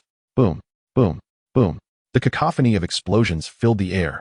With Suchio joining the fray to bolster the damage output, the enemy front lines fell at an astonishing rate, far exceeding anyone's expectations. While the skeletal warriors might have toughened skin, they could only endure for so long. The skeletal wolves, with their mere 4,000 to 5,500 health points, crumbled under pressure. Almost every second, One skeletal wolf would be shattered into bone fragments, slain on the spot. At this moment, the distant boss stirred, but it was not the wolf monster Cain. Rather, it was the massive wolf at his side. Howl! The gigantic bone wolf let out a thunderous roar. Ding! The skeletal wolf king summoned one bone wolf to join the battle. More reinforcements? Tsuchiyo cast a glance at the imposing wolf and continued her barrage. Summoning just one bone wolf was inconsequential. It would not sway the tide of battle. Tsuchiyo continued to conjure her priestess, healing her summons, while simultaneously crafting radiant cards for continuous damage output. For 34, 43. For 35, 43. For 33, 43. With the life-stealing aura in effect, Tsuchiyo's skeletal wolves possessed a degree of sustainability. Moreover, their attack speed surpassed that of the Frostfire Dragon lizards. On average, they could siphon approximately 50 health points each second, though the healing was modest. Combined with their bony frames, they could occasionally evade attacks, maintaining a healthy vitality. In contrast, the blood-sucking bat faced the greatest challenge in sustaining itself. While its evasion rate was high, it could not withstand a barrage from a group of opponents. To distract the enemy skeletal archers, it continuously soared through the air, hesitant to activate its shadow veil skill. If it cloaked itself, the skeletal archers would undoubtedly target their master. It could only occasionally dive down to bite an archer, regaining a meager amount of health. Yet, this was but a drop in the bucket. Most of Tsuchiyo's priestess cards were dedicated to healing it. Still, every half-minute, Tsuchiyo had to expend mana to revive it. Squeak! The blood-sucking bat felt utterly wronged. Its first battle was proving to be exceedingly arduous, leaving it on the brink of psychological distress. Fortunately, this intensely focused combat was immensely beneficial for its growth. Ding! Your blood-sucking bat has comprehended the innate talent. Swift shadow form. Huh? Tsuchiyo paused, taken aback. Her summon had independently grasped an innate talent. Without delay, Tsuchiyo clicked to view the new talent, Swift Shadow Form. Tier, Green Excellent Blue Quality. Effect, Base Evasion Rate 50 to 60, Movement Speed 50. Chapter 46, Who is the Real Boss? Goodness, what an evasion rate. Tsuchiyo could hardly tear her gaze away from the blood-sucking bat's attribute panel. Its base evasion rate was an astounding 60. With a stroke of luck, an ordinary foe might never land a hit. Tsuchiyo's mind was flooded with images of dodging attacks. Whoosh, whoosh, whoosh. The skeletal archers fired left and right, but their shots failed to connect with the elusive flying creature. The survival capability of the blood-sucking bat surged dramatically. With the blood-sucking bat drawing enemy fire, Tsuchiyo and her other summons could unleash their full potential. The opposing forces of bone wolves and skeletal warriors dwindled steadily. Howl! Just then, the enormous bone wolf let out another howl. Ding! The enemy count has dropped below 90. The skeletal wolf king summoned 2 bone wolves to join the battle. For every 10 units lost, an additional wolf would be summoned. This time, it seemed to take 40 seconds before the summoning occurred. Tsuchiyo squinted, analyzing the situation, and smirked. Just that? I'm curious to see how many you can summon. A mere couple of bone wolves would hardly affect the triumph of Tsuchiyo's forces. Ding! Below 80, the skeletal wolf king summoned 3 bone wolves to join the battle. Ding! Below 70, the bone wolf king summoned 4 skeletal wolves to join the fray. As time passed, the numbers of the opposing forces dwindled. The intervals between the bone wolf king's summons lengthened. By the time the bone wolf king summoned 4 skeletal wolves, the melee troops had been nearly annihilated. When it called forth 5 skeletal wolves, the number of skeletal archers had already been halved. By the time it sought to summon 6 skeletal wolves, it had become unnecessary. Call again louder. I delight in the howls of dogs and wolves. Tsuchiyo, expending his magical energy, resurrected 4 fallen skeletal wolves and smiled at the distant bone wolf king. The elite skeletal wolves also emitted threatening growls towards the bone wolf king above. However, at that moment, the wolf herder Cain, wielding a long spear, seemed to sense something. Suddenly lowering his head, the flickering blue soul fire in his eyes fixated intently on the skeletal wolves beside Tsuchiyo. Forcing a chilling sound through his teeth, new pack of wolves. Tsuchiyo raised an eyebrow. What does this imply? After uttering that phrase, Cain slightly raised his right hand, revealing a bone spear that lacked a tip, resembling a rustic shepherd's staff used to guide flocks. However, this one was made of bone, making it appear even more sinister. Thud! Cain slammed it forcefully down onto the ground, producing a dull thud. His eyes, filled with soul fire, remained locked onto Tsuchiyo's skeletal wolves, flickering incessantly. Good wolves. Mine. Ding. The wolf herder Cain has developed a profound interest in your pack. Hearing this, Tsuchiyo's brow furrowed. Another one coveting my treasures? Cain offered no response. Absorbed in his own thoughts, I want them. The bone wolf king beside him slowly bowed its head, gazing haughtily at the elite skeletal wolves near Tsuchiyo. Roar. Tsuchiyo's pack sensed the threat and retaliated with furious howls. Ding. Hidden event triggered. Wolf King competition. Tsuchiyo was taken aback. A hidden event. The soul fire in Kane's eyes flickered, and from the withered bones draped in wolf skin, a parchment unfurled. The Bone Wolf King, under Kane's command, grants your pack a glorious battle of the Wolf Clan. 1. The defeated shall either perish or join the opposing pack. 2. All units will not die when their health reaches 0, but will exit the battlefield. 3. Outsiders are forbidden from intervening. Unless you kill me, Kane declared with an air of confidence. A tyrannical covenant indeed. Tsuchiyo narrowed his eyes. You are truly attempting to seize my wolves. Furthermore, your wolves have evidently lived for ages, having become boss level. Kane remained unfazed. My rules supersede yours. Should you wish to interfere, defeat me. Following this, Kane raised the wolf-catching staff in his hand, and a circle of bone walls materialized around the battlefield. Before Tsuchiyo could protest, all the skeletal wolves were enclosed within. My wolves. No. Tsuchiyo, mimicking the expression of the fifth prince, reached out in a panic. Kane, upon seeing this, emitted a sharp laugh, beckoning the Bone Wolf King boss to leap into the circle of bones. Ding. The competition of the Wolf Kings begins. As the announcement echoed, Tsuchiyo's 16 skeletal wolves resolutely charged at the Bone Wolf King. Kane, unimpressed, scoffed, a death wish. He had observed the previous skirmish, and the damage dealt, just over 400, was negligible to his Bone Wolf King. It would surely obliterate them all before losing half its health. The results were astonishing. 412, 424. 654, critical hit. 449, for 04040, poisoned. How could the damage from these skeletal wolves be escalating? Unaware of the cause, Kane immediately raised his bone spear, a halo illuminating around him. Ding. The wolf herder Kane activates the command halo. The Bone Wolf King's attack power is increased by 10. Suddenly, the soul fire within the Bone Wolf King flared red. Its sharp fangs and claws became even more lethal. It swiped at the leading elite skeletal wolf, dealing 884 damage, nearly double that of the elite skeletal wolf. The health bar above the elite skeletal wolf evaporated by a tenth. Yet it could still fight. Tsuchiyo's eyes widened in disbelief. This is unreasonable. You promised no intervention. Seeing Tsuchiyo's expression, Kane laughed, his skeletal frame shaking. I am enhancing myself. This does not count as interference. If you wish to meddle, defeat me. While saying this, Kane aimed his bone spear at Tsuchiyo, exuding an air of unreasonable defiance. Tsuchiyo appeared on the verge of tears from the bullying. Then I shall defeat you, he declared, suddenly donning a mocking smile. In the next moment, a card emblazoned with a golden fist materialized in Tsuchiyo's hand. The fist within the card glimmered with radiant power. Beneath the card were inscribed letters, strength. Kane was perplexed by Tsuchiyo's intentions and the card's potential effects. However, Tsuchiyo's sudden transformation unnerved him, compelling him to assume a fighting stance. Seizing the opportunity while this human was bereft of his wolf guardians, he aimed to eliminate him swiftly. Yet the next moment, to Kane's astonishment, Tsuchiyo plunged the card into his own body. What is happening? Wasn't he that card intended to defeat him? Oh woo. At that moment, Kane suddenly heard a familiar voice, the anguished howl of his Bone Wolf King. He hastily turned to look at his wolf, only to find that, in that instant, nearly 20,000 of its health had vanished. The Bone Wolf King, having followed him for so long and grown stronger, had a total of only 50,000 health. How? What was happening? Until he glimpsed the attributes of the wolves. Name, Skeletal Wolf. Level, 6. Attack, 957. Defense, 284. Health, 13920. Name, Skeletal Wolf. Level, 6. Attack, 1368. Defense, 422. Health, 20780. Kane's soul fire swelled dramatically. Who, indeed, is the boss here? Chapter 47. The Darkbone Cave, cleared. Access granted. Human, what have you done? Kane's immediate thought was of Tsuchiyo, hastily turning back to face him. How did that elite skeletal wolf possess 20,000 health? Tsuchiyo, wearing an innocent expression, replied to Kane, I did nothing at all. Tsuchiyo conjured a white ordinary light card in his hand. I merely wished to extinguish your existence, enhancing myself ever so slightly in the process. In an instant, Tsuchiyo flicked his fingers. A radiant white card traversed the expanse, striking Kane directly. 343, boom. 1715, fivefold. Ack.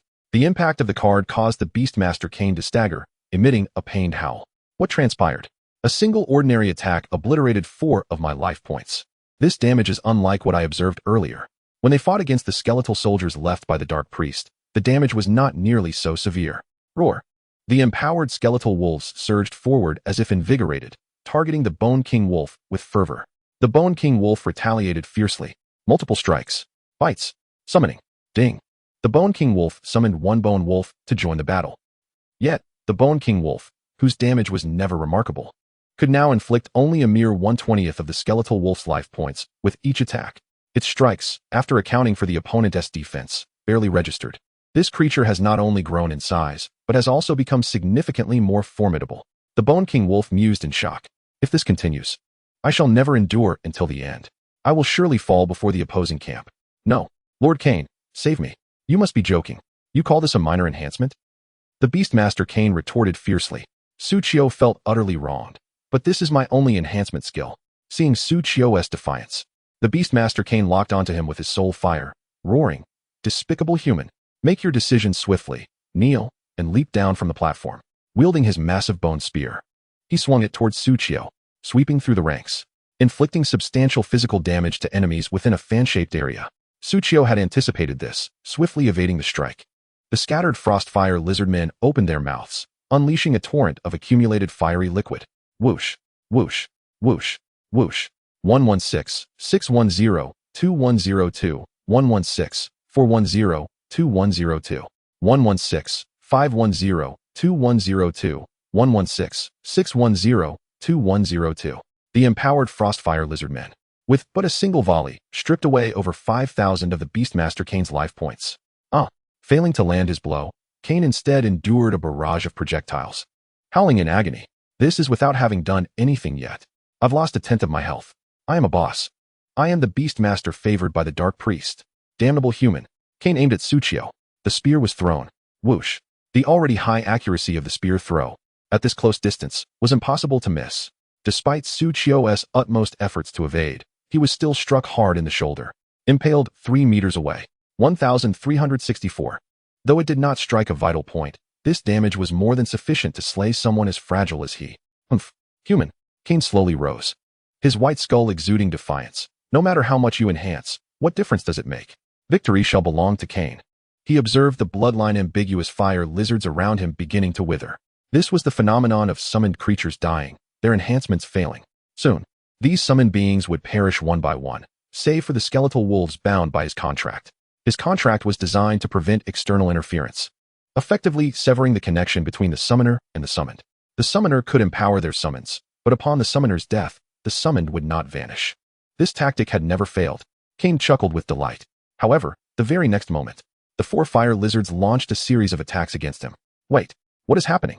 Cain turned back, gazing at the fire lizards that had struck his shoulder. Wasn't he that summoner dead? How can they still attack? Oh well. Just then, a mournful howl echoed behind Cain. That sound. Cain hastily turned around. To his shock, he found his Bone King Wolf's life points had been completely depleted. All that remained was a single wolf skull. Its health bar now displayed a solitary force point. Defeated. Cain's voice trembled, disbelief ringing in his ears. Ding. Your Bone King Wolf has fallen in the contest of wolves, and according to the contract, it shall no longer follow you. No, that human. Wasn't he supposed to be dead? I should have won this battle. It ended so swiftly. I anticipated it would take longer. A clear, mocking voice resonated before Cain. Cain's soul fire flickered as he looked ahead. There stood the very human he had pierced with his bone spear, now adjusting his battle-torn shirt. The hole in his shoulder was gradually mending as his life points restored. You're not dead? Cain's soul fire trembled. I am dead. Suchio pointed at the small tear in his shoulder. Don't you see my clothing is torn? But now it's mended. Cain was momentarily at a loss for words, caught off guard by Suchio's response. Resurrected, it was no extraordinary matter. Suchio smiled faintly, raising a hand. Kill it. At this, Cain instinctively became wary. However, he noticed that the bloodline ambiguous fire lizards did not attack. Instead, he heard the sound of bones shattering behind him. The elite Bone Wolf stomped down, obliterating the Bone King Wolf's skull, which had but 1 life point remaining. The soul fire dissipated in unison. Cain, realizing this, turned in anguish. No, my wolf. Yet, at that moment, no sound would respond to him. No. Suchio twirled his index finger, smiling as he expended some magical energy. It is my wolf. With a surge of Suchio's magic, a multitude of bones materialized around him. Crack, crack, crack. The bones interlocked and assembled. In an instant, a brand new, large skeletal wolf appeared beside Suchio. Reviving is far more convenient than slowly regaining health. The resurrected Bone King Wolf had its crimson pupils fade, transformed into the standard blue of Su Qiu's skeletal wolves. Its form had also shrunk considerably. Its claws and fangs stained with serpent venom turned black, its surface gleaming with a polished glaze. It had clearly become the second elite bone wolf in Su Qiu's legion. Wouldn't you agree, Kane? Kane stood frozen, his eyes wide as he watched his skeletal wolf affectionately nuzzle Su Qiu's palm. His body trembled, and his soul fire flickered with greater intensity. Damnable human. In a fit of rage, Kane summoned his spear back to his grasp in an instant, charging towards Su Qiu with determined strides. At that moment, a colossal shadow materialized behind him. A critical hit of 1504. The Blood King bat, who had remained cloaked in invisibility, seized this opportune moment to reveal itself, landing a precise strike on Kane's shoulder, fortuitously triggering an additional critical damage of 180, yielding the highest number ever recorded.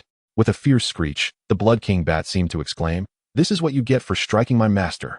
Even without the augmentation of power, the Blood King bat was already a force to be reckoned with.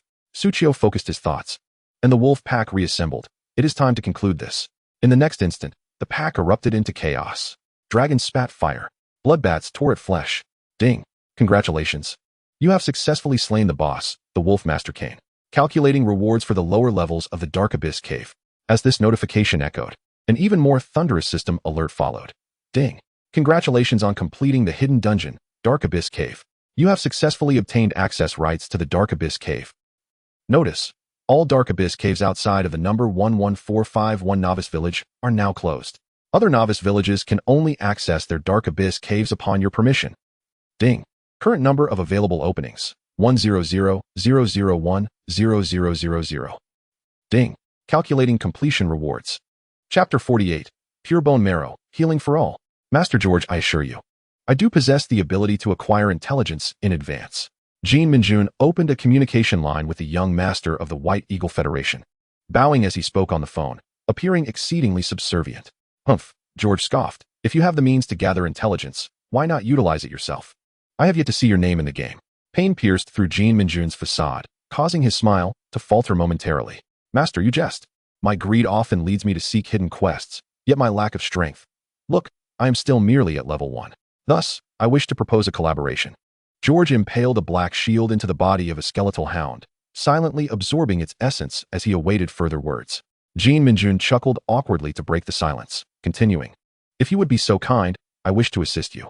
I shall fund the search for hidden intelligence, which would grant you an advantage.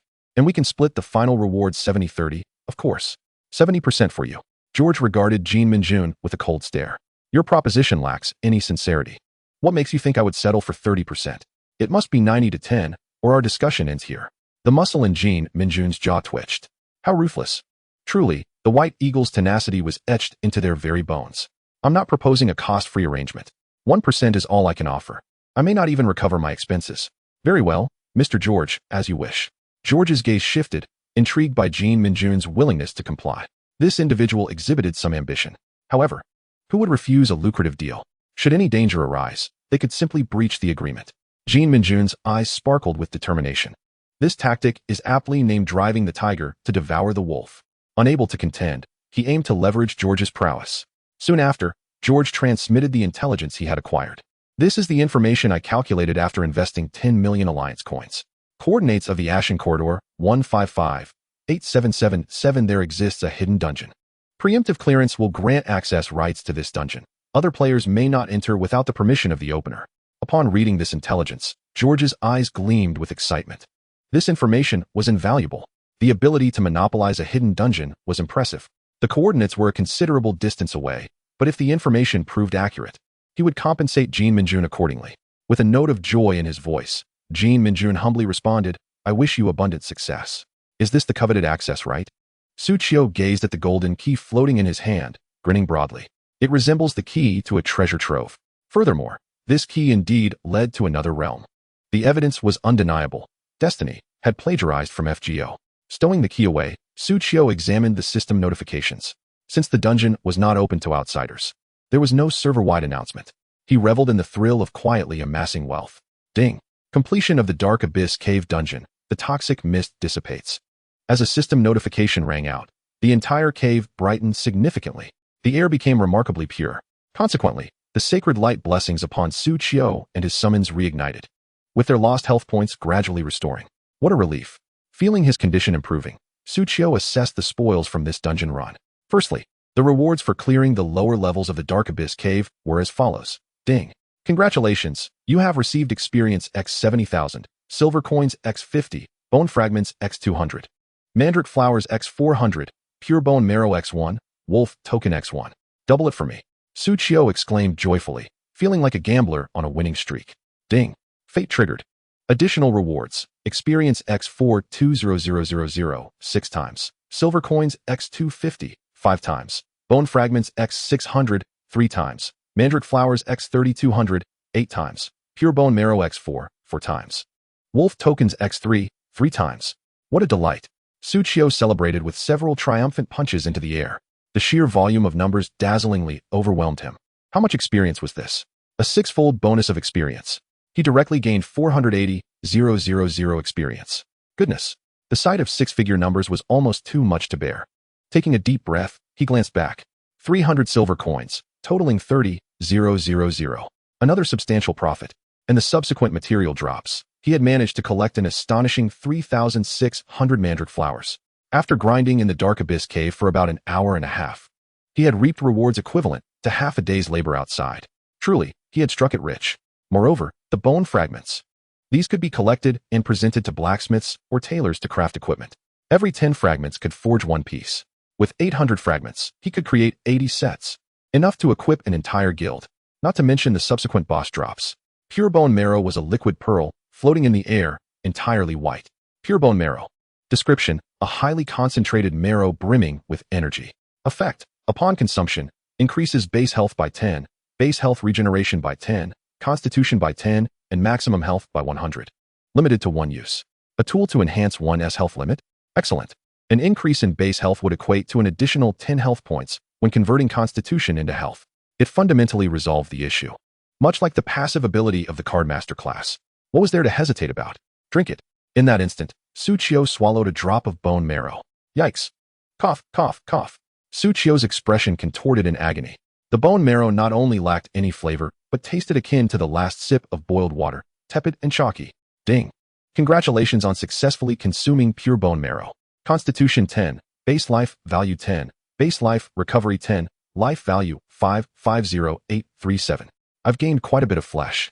Suchio was overjoyed. Just wait until I finish the buff from the bat wings, and I'll be able to withstand a blow from Cain.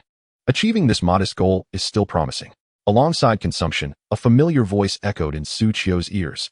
Ding. Detected essence within the pure bone marrow. Active bone marrow. Active bone marrow. Description: highly vigorous bone marrow. Quality: green excellent. Effect: restores 5 life points per second. Oh, Suchio beamed.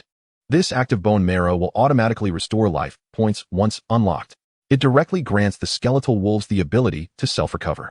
For an exploration task, like the Ashen Corridor, this is akin to divine magic. Extraction.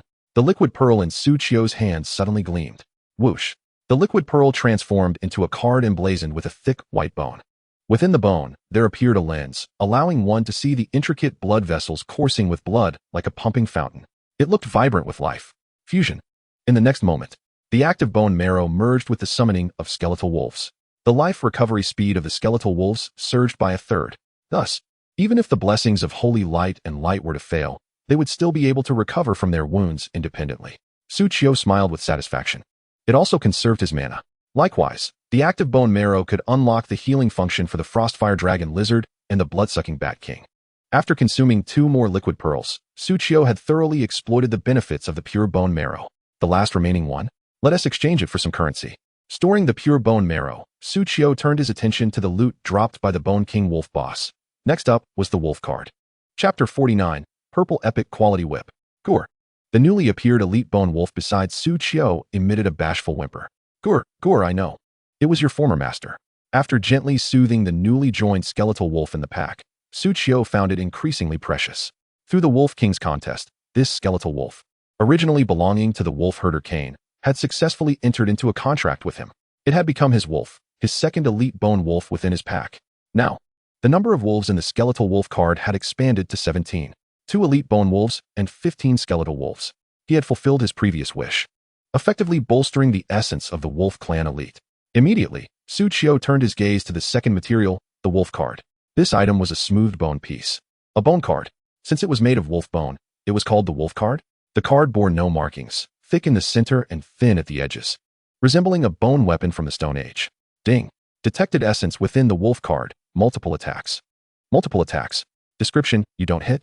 I'll hit twice. Quality: green excellent. Effect: after every 4 attacks, the next attack deals an additional hit. The Bone King Wolf's multiple attacks. Suchio's voice rose an octave. This was his favorite skill. Much like his card trick, it was a passive skill that enhanced damage. However, this was a summoning beast card trick. He was but a solitary individual, able to strike only once per attack. Yet, a dozen summoning beasts could unleash dozens of strikes in unison. The more summoning beasts there were, the more frequently this multiple attack could trigger. Extraction. Suchio immediately bestowed this multiple attack upon the skeletal wolves. How? The numerous skeletal wolves felt their joints become considerably more agile. Their attacks flowed more smoothly. As for the remaining wolf card, Suchio noticed an exhilarating prompt. Ding. Card Master triggered hidden condition. Using the wolf card can summon 1 skeletal wolf, enhancing the skeletal wolf pack up to 3 times. Could there be anything more perfect? Suchio's heart raced, and he promptly crushed all 3 wolf cards in hand. Ding. The skeletal wolf pack has been enhanced. Skeletal wolf 1. Ding. The skeletal wolf pack has been enhanced. Skeletal wolf 1. Ding. The skeletal wolf pack has been enhanced. Skeletal wolf 1. 3 consecutive prompts rang out. Immediately, 3 brand new skeletal wolves emerged beside Suchio. Oh, the elite bone wolf approached, sniffing and familiarizing itself with the scent of its companions. Suchio gazed at the expanded pack, nodding in satisfaction. Now, I have a full 20 skeletal wolves available for the front line. Previously, constrained by the size of the legion, he dared only to engage 20 monsters at once. Now, even against 30 monsters simultaneously, he felt no fear. Efficiency had skyrocketed. I admit, I have become quite ambitious. Aside from items, the loot from the dungeon also included some bone weapons, bone bows, wolf fawn clubs, wolf summoning staffs, and so forth. However, as he had no use for those weapons, Suchio did not linger on them. Finally, surveying the loot from the lower levels of the Darkbone Cave, Suchio took a deep breath and checked the first kill rewards of the Darkbone Cave. Ding! Congratulations on successfully clearing the Darkbone Cave. Receiving unique rewards. Excellent grade professional equipment X1, epic grade professional skill X1, Terra Continent reputation X10. Nice. Clearing this hidden dungeon for the first time awarded him reputation on the Terra Continent. It's worth noting that aside from the light and dark factions, the Terra Continent also harbored a far more formidable neutral faction. Some entities, ancient and living for thousands of years, inevitably had some positive or negative interactions with the 2 major factions over the long ages. When travelers negotiated with them, the reputations of the 2 factions could very well have a counteractive effect. At that time, the more precious and rare Terra Continent reputation would prove crucial. Within the Valley of the Dead, there resided an ancient being. Suchio recalled that old deity, the black-robed elder who daily railed against the light and dark dragons. He then shook his head, dismissing the thought. Best not to dwell on him, or misfortune may befall me. Suchio then turned his attention to his backpack. Inside, he discovered a ring glowing with blue light, featuring a black silhouette adorned with a question mark. Additionally, there was a tome radiating purple light, similarly marked with a question mark. So, these are my professional equipment and professional skill. Suchio excitedly rubbed his hands together. He was acutely aware of how challenging it was to obtain items for hidden professions. But now, to suddenly acquire 2 items. Suchio felt a surge of exhilaration. The Withered Vine Ring. Description: a ring woven from thoroughly lifeless vines, yet one can still sense its remarkable power. Quality: blue excellent. Effect 1, 5 to all attributes. Effect 2, increases the damage dealt by your summons by 10. Extraordinary. The straightforward and unembellished description, along with its easily comprehensible effects. Suchio promptly adorned his left middle finger with it. His attributes soared by 20 points. A comprehensive enhancement. Moreover, the attack power of all his summoned creatures was also elevated. Boosting the combat prowess of his summons was perfectly suited for him. Just at that moment, a familiar prompt echoed in Suchio's ear. Ding. Do you wish to remain anonymous? In response, Suchio's lips curled into a joyous smile. This time, I shall not conceal my identity. In the next instant, a resounding system notification reverberated throughout Destiny. Ding. Congratulations to player Twilight for obtaining the equipment, Withered Vine Ring. Successfully ranking in the top 10 of the equipment leaderboard. Damage bonus received. Ding ding ding ding. After the Withered Vine Ring was entered into the leaderboard, a series of ascending ranking sounds followed. Ultimately, the Withered Vine Ring settled at position N07, N06. Inazuma 3-string excellent. Owner: Ye Miko, damage 5. In 07, Withered Vine Ring excellent. Owner, Yin Huang Twilight, damage 4. In 08, Gold excellent. Owner, D Sabe Alarchy, damage 3. No 9. Just by acquiring one piece of equipment, I have pushed the affluent D Sabe down the ranks. Suchio couldn't help but smile. Moreover, I have also ousted the Korean player from the top 10 of the leaderboard. Nothing could bring me more joy, if there were. It would surely be the fact that I have also obtained an epic-level professional skill book. Immediately, Suchio retrieved the skill book from his backpack. The moment the skill book was exposed to light, the words upon it became visible. Whip Strike. Description: conjures a magical whip to strike allies, inflicting pain that empowers them, and lashes at enemies, inflicting pain that weakens them. Rarity: Purple Epic. Level: 1. Effect 1. Inflicts physical damage equal to x 5 points of health to allies. Applying 1 layer of rage effect, which allies can stack up to 2 layers, and summons up to 4 layers, lasting for 30 seconds, with a cooldown of 10 minutes. Effect 2. Inflicts physical damage equal to x 1 point of health to enemies, applying 1 layer of sensitivity effect, which normal monsters can stack up to 3 layers. Elite monsters up to 2 layers, and boss monsters up to 1 layer, lasting for 30 seconds, with a cooldown of 10 minutes. Rage: 10 attack speed, 10 movement speed. Sensitivity: 10 damage taken, 10 attack speed, 10 movement speed. Gazing at the attributes of Whip Strike, Suchio couldn't help but intake a sharp breath. Such an outrageous skill. Chapter 50. Quintuple Exploration Efficiency. This skill should be comparable to the Summoner's Strike. Suchio affirmed. However, the Summoner's Strike skill can only be cast on allies. Moreover, it solely enhances attack power and movement speed. Yet, my Whip Strike not only additionally boosts attack speed, but can also stack a full 4 layers of buffs. Once fully stacked, it grants 40 attack speed, and 40 movement speed. Just this alone is enough to justify its epic skill status. Not to mention it can also diminish the combat attributes of enemies. In battle, it further applies the sensitivity effect on foes, reducing their attack power by 30, attack speed by 30, and movement speed by 30. Remarkable. Suchio felt immense satisfaction with this skill.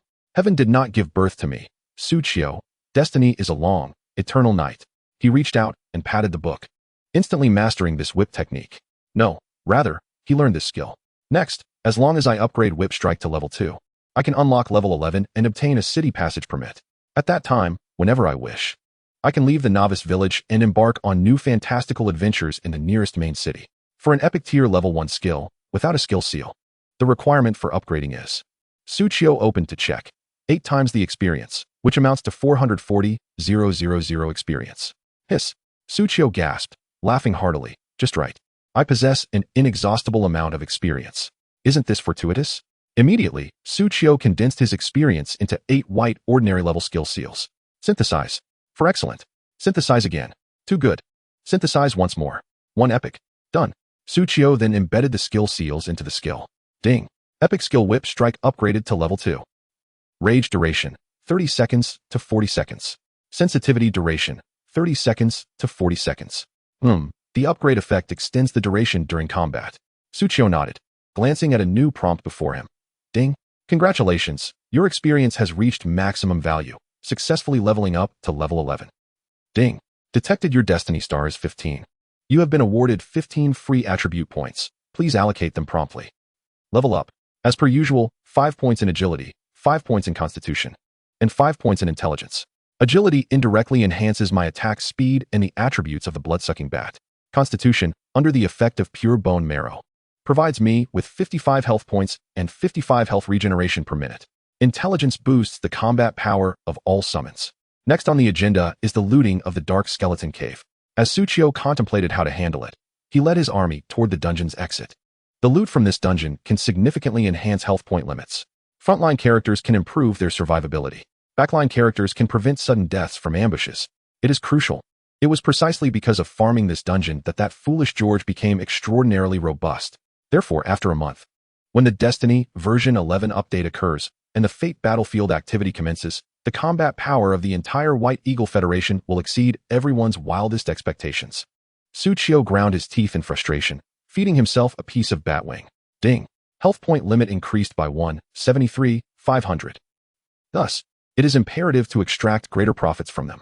Suchio concluded, the more money exchanged, the stronger his summons will become. And if one were to inquire who possesses the most wealth in the entire Yin Huang, Suqiu narrowed his eyes and uttered a name. Lin Xiun, in Yinhuang. Who could rival the wealth of the Lin family, which has been passed down for millennia? However, to reach out to her through real-world channels seems implausible. How fortuitous. Destiny serves as the best avenue. Within Destiny, players are permitted to share the same name, because, upon registration, every player is assigned a unique identity code. Through this identity code, one can easily add each other as friends. I recall that person's Destiny ID is. Suqiu squinted, reminiscing as he typed a string of letters into the black frame. Ni Shivode Xiao Apple. Ding. Search successful. Do you wish to send a friend request to player Lin Xiun? Fortunately, in my previous life, Lin Xiun always obscured her ID number in front of me, repeatedly urging me to add her, even if I didn't want to remember. It was etched in my mind. Suqiu smiled wryly and clicked to send. Ding. Request sent successfully. Thus, I could obtain her location as a friend. The quota for clearing the 10,000 dark caverns would also be addressed. With a swift motion, as my left foot once again trod upon the soft ashes, Suqiu lifted his gaze towards the heavens. At last, I could see the sun. Squeak, squeak, squeak. Just as I exited the cave, the blood-sucking king bat emitted a piercing shriek. It fluttered its wings and hid behind Suqiu, clinging to the tailcoat of his attire. Its appearance resembled a 3D emblem of a bat on a superhero's chest. Suqiu also comprehended the meaning behind the bat's wail. Ah, my bad eyes. It seems this little creature is still adapting to the sunlight. Gradually, it acclimated, and soon the blood-sucking king bat descended from Suqiu's shoulder, soaring into the air. Suqiu noticed that the pitch-black pupils of the bat had narrowed to resemble those of a cat. Now, this truly is a pet. After giving it a gentle pat, Suqiu glanced at the map. Now, I can continue to scour the entire Ashen Corridor. By the time dusk arrived, Suqiu had increased his exploration rate in the Ashen Corridor to an impressive 11. The efficiency of exploration had surged nearly 5-fold. With all attributes enhanced, Suqiu's movement speed advanced further. Although he could still not catch up to the skeletal wolves, he was now on par with the Frostfire Dragon Lizard. Moreover, the team now included a blood-sucking bat. With this little bat flying alongside, probing through the fog of war became much more convenient. It was perpetually activating its ultrasonic abilities, frequently uncovering enemies lurking in ashes, poised to ambush from beneath the earth. While it could not scout far distances, it was more than adequate for nearby threats. Additionally, the number of skeletal wolves had increased by 30%, allowing Suqiu and his allies to engage in combat without the need for retreat. They could directly unleash their firepower. Suqiu and the Frostfire Dragon Lizard reveled in their exhilarating assaults. At this rate, perhaps I only need 4 or 5 days to elevate the exploration rate of the entire Ashen Corridor to 100. Suqiu squinted with a smile. I recall that in my previous life, Usaz's Wafani, with her bloodline of the Blood Disciple, was able to switch between human and bat forms, making her the first player to achieve a 100 exploration rate in the Ashen Corridor map during the early stages of the game. Subsequently, her bloodline was purified, and the Blood Disciple bloodline evolved into the Baron lineage. Suqiu nodded thoughtfully. If I could be the first to max out the exploration rate of the Ashen Corridor, what might transpire? As a descendant of dragons, would it be too much to expect to purify and manifest a dragon bloodline? Just as Suqiu was lost in these musings, 2 system notifications suddenly echoed in his ears. Xingyan Summer, I found a piece of equipment. Not sure if you need it. Should I come find you? Lin Xiun, who are you? Equipment? What rare item has she unearthed now? Suqiu felt a flicker of anticipation. After sending coordinates to Xia Yubing, he smiled mysteriously and replied to Lin Xiun with a few words. You know who I am. Chapter 51, Shedding Tears and Earning $1 million. I don't care who you are. Upon reading this cryptic and disjointed anonymous message, Lin Xiun immediately dismissed it. She was currently obtaining hidden information and exploring the Ashen Canyon with her teammates, contemplating how to weaken the undead forces for the impending siege in a few days. Suddenly receiving a friend request via ID search felt like harassment. After all, she had never disclosed her ID to anyone. But this was the most securely kept fate. This was the very fate that the elders of her family had prophesied would shake the very foundations of the world and dismantle all existing rules. Fate holds meaning in everything that occurs. So, who could this anonymous person be? Wait. Lin Xiun's mind sparked with realization. Her keen eyes fixated on the word anonymous.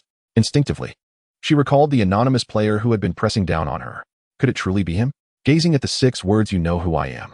Lin Xiun hesitated before typing her response. What do you want from me? After a prolonged silence, the other party replied, let us discuss a business deal. Thus began a pleasant collaboration. After spending a full 20 minutes negotiating with Lin Xiun, Suqiu finally managed to sell the Dark Cavern dungeon for a price he found satisfactory. For every individual who cleared the Dark Cavern, Suchio's wallet would receive 10 silver coins. The dark cavern could only accommodate a total of 10,000 players. Therefore, I could only earn 1,000,000. Suchio's sorrowful smile could not be concealed. If the dungeon's proceeds were evenly distributed, each person would only receive 10 bat wings, equating to a mere 10 points of life limit. By that calculation, 1 point of life limit would cost 1 silver coin. Lin Ziyun's expression grew increasingly displeased. How exorbitant! More ruthless than George of the White Eagle Federation. Upon sensing the president's anger, the two statuesque mages exchanged glances. Well, Yujia, can we not buy it?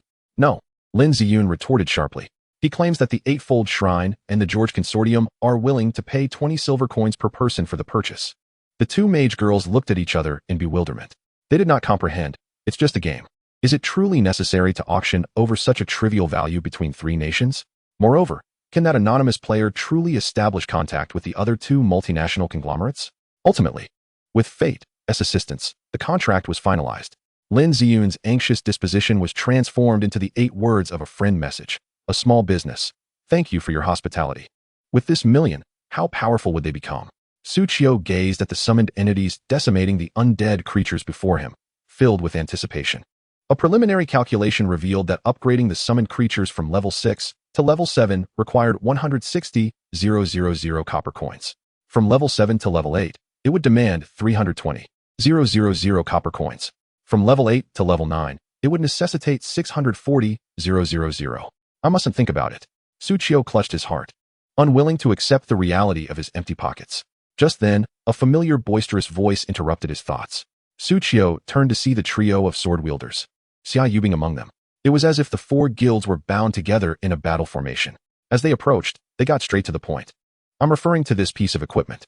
Xia Yubing retrieved a necklace from her backpack, revealing a hint of reluctance before trading it to Suchio. It appeared quite appealing. Suchio examined the necklace in his hand. Eye of insight. Description: a necklace rumored to glimpse a thread of fate. Yet it lacks the most crucial fate stone. Quality: blue excellent. Effect 1. All attributes 5, intelligence 5, maximum mana limit 50. Effect 2. Scrying. Consumes 10 maximum mana to reveal all entities within a specified area, capable of dispelling invisibility and clearing the fog of war. The range and duration are contingent upon the consumed mana, exclusive to card masters. Effect 3. Unlocked upon embedding the Stone of Destiny, exclusive to card masters. Hiss. Suchio inhaled sharply, his heart racing. This equipment is remarkably versatile. Effect 1 can enhance a total of 25 attribute points while additionally boosting the mana limit. For someone like me, who leans towards summoning, this is nothing short of perfect. Moreover, the second effect, scrying. It resembles the farsight skill that priest players acquire upon transitioning to the prophet class at level 15. The effects are quite similar, allowing for exploration of the field of vision, dispelling invisibility, and clearing fog. Yet, such an effect is astonishingly exclusive to the cardmaster profession. Furthermore, there is a mysterious effect 3 yet to be revealed. What merit do I possess to deserve this? Hehehe. Suchio was elated.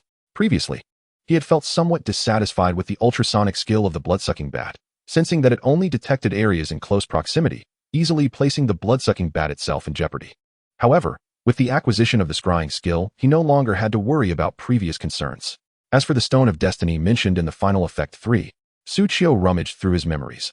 I wonder if that stone on the door connecting to the Eternal Tower counts as the Stone of Destiny. Upon this thought, Suchio shook his head. That would only appear after next month's Fate version 11 update, which is still far off. The bald man approached, eager to join the conversation. I wonder if the Great One can utilize this equipment. Suchio, upon hearing this, slightly shook his head, emitting a tone of regret. I can indeed use it, but I am not a card master. I can only gain the attribute enhancement from effect 1. The smiles on the faces of several war leaders faded. The bald man cast a furtive glance at Xia Yubing, muttering softly, I knew it. How could a Great One's profession be called cardmaster? That name is too lowly. Suchio's eye twitched. This little rascal, I shall remember you. Continuing his thought mid-sentence, Suchio added, however, since this is your goodwill, I shall graciously accept it. An enhancement of 25 attribute points is indeed commendable. Xia Yubing pursed her lips, saying nothing. Your intentions are appreciated. Hence, I have decided to share an opportunity with you. As he spoke, Suchio mentally communicated with the key to the Dark Abyss cave, allocating 4 slots from it. Opportunity? Xia Yubing gazed at Suchio, puzzled by his words. But the next moment, a system notification echoed in her ears. Ding. Congratulations, you have successfully obtained entry to the Dark Abyss cave dungeon. Only those holding this qualification can receive rewards upon completion. This is... Xia Yubing's eyes widened in disbelief. A hidden dungeon. I have never heard of a hidden dungeon existing in the novice village. The bald man looked at Su Qiu in astonishment. Su Qiu shrugged. Well, now you've heard of it. Subsequently, under the strong persuasion of several war leaders, Su Qiu accrued an additional 40,000 coins. Watching their retreating figures, Su Qiu fell into contemplation. Am I at a loss? A small business. Thin margins for high turnover. Thin margins for high turnover. After reassuring himself, Su Qiu donned the necklace around his neck. Ding. Congratulations, player Twilight has acquired the equipment, Eye of Scrying, successfully ranking in the top 10 of the equipment leaderboard. Damage bonus awarded. Su Qiu raised an intrigued eyebrow. Am I in the top 10 of the equipment leaderboard again? Chapter 52, Legion Summoner, Banner of Command. In 010, Eye of Scrying excellent. Owner, Yan Huang Anonymous, damage 1. What the hell? What is going on here? How long has it been since the equipment leaderboard was released? It has been updated twice already. Once for Yan Huang, and the other time again for me, Yan Huang. How delightful. Now, for items in the top 10 equipment leaderboard are mine. Fantastic. The newly appeared item with an anonymous owner. Could it be another player? Or is it yet another top player? This time, I've pushed out a player from Faloba. Ha ha ha. 10th place. Su Qiu thought of Xia Yubing. Since this piece of equipment made it to the leaderboard, it indicates that Xia Yubing never wore it after acquiring it. To say it is a gift is truly a gift, without any intention of wearing it herself first. Su Qiu nodded inwardly. Truly, a business person. Upholding integrity both overtly and covertly. This time, the equipment ousted from the leaderboard by the Eye of Scrying was the Banner of Command. An item belonging to Texas from Faloba. Using a flag as a weapon truly embodies the essence of Faloba. Although he jested, Su Qiu did not underestimate Texas's Banner of Command. For Texas's profession is that of a Legion Summoner.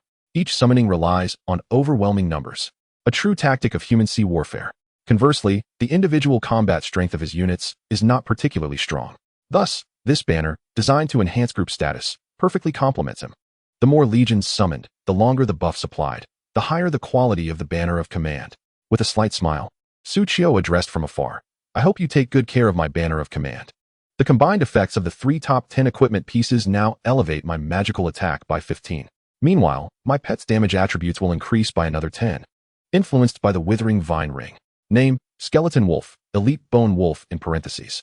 Level, 6. Attack, 592, 778. Defense, 165, 243. Life, 7960, 11,840. Essence, Sharp Fangs and Claws.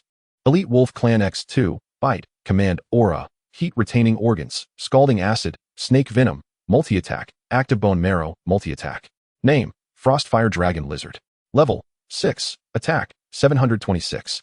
Defense, 136. Life, 5820. Essence, Liquid Sulfur, High Temperature Throat, Elastic Oral Cavity, Frostfire Bloodline, Slowing Mucus, Scaled Skin, Egg Laying, Active Bone Marrow. Name, Bloodsucking Bat. Level, 5. Attack, 568. Defense, 96. Life, 3096. Essence, Bloodsucking Aura, Swift Shadow Body, Vanish into Darkness, Ultrasonic, Active Bone Marrow. These are the summoned beasts in their ordinary state. Su Qiu can further enhance their attributes twofold. Additionally, using Whip will elevate their attacks by another 40. TSK TSK TSK.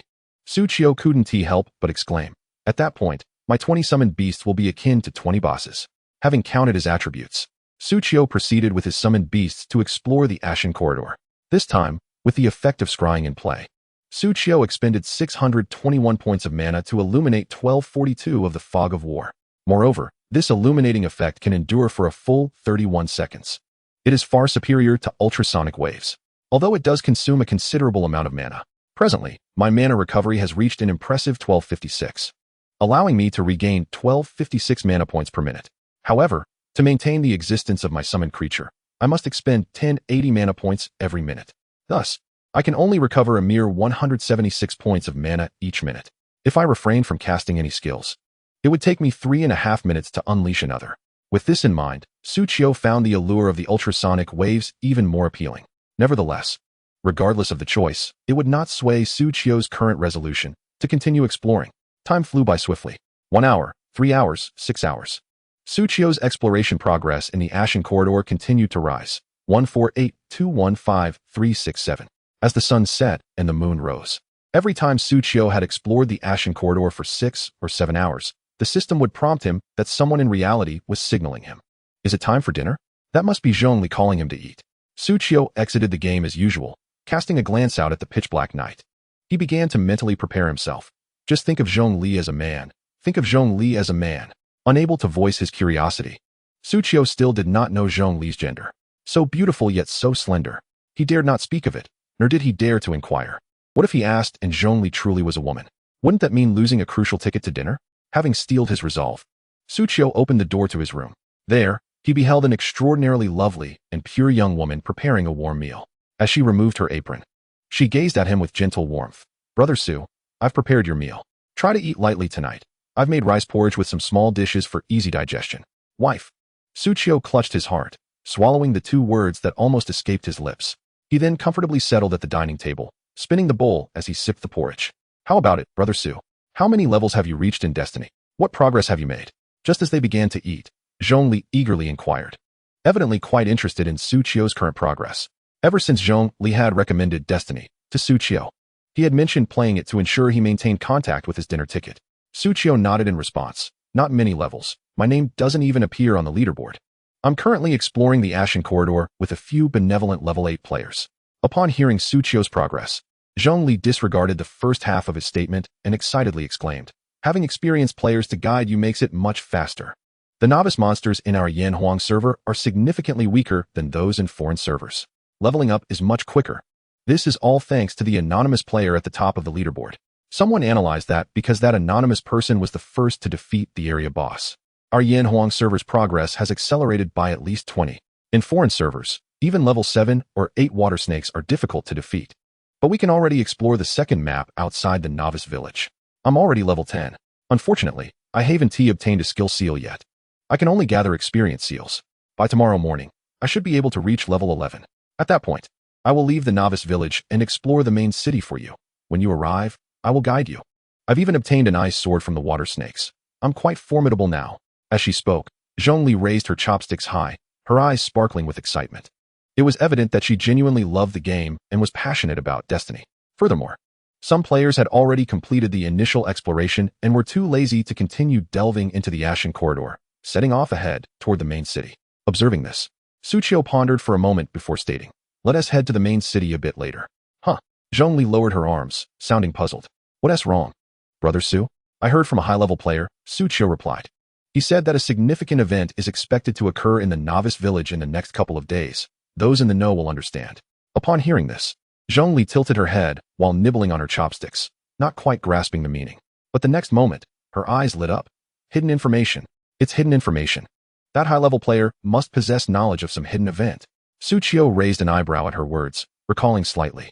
Indeed, the matter of the dark priest attacking the city seems to be known by very few.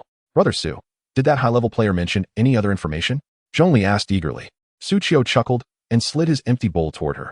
The high-level player said he would like another bowl. Chapter 53, The Dark-Robed Priestess, Talyamina. A major event in the siege. Zhongli watched Suchio slurp his porridge, quietly postponing her own plans to head to the main city. What a pity, Brother Su, that you're not in the same village. Otherwise, we could defend the city together. No worries, there will be opportunities in the future. After Suchio finished, Zhongli snatched the bowl away to begin washing it. With a wife like this, what more could a husband desire? After exchanging their farewells, they both embarked on a night of gaming. Suchio continued his exploration of the tormenting little imp in the Ashen Corridor. Ding! Congratulations. Your experience has reached its maximum value, successfully leveling up to level 13. Ding! Your Destiny star has been detected at 15. You have been awarded 15 free attribute points. Please allocate them promptly. It was unclear how much time had passed, but Suchio once again heard the notification indicating his experience had reached its maximum. With fortune on his side, leveling up felt as swift as riding a rocket.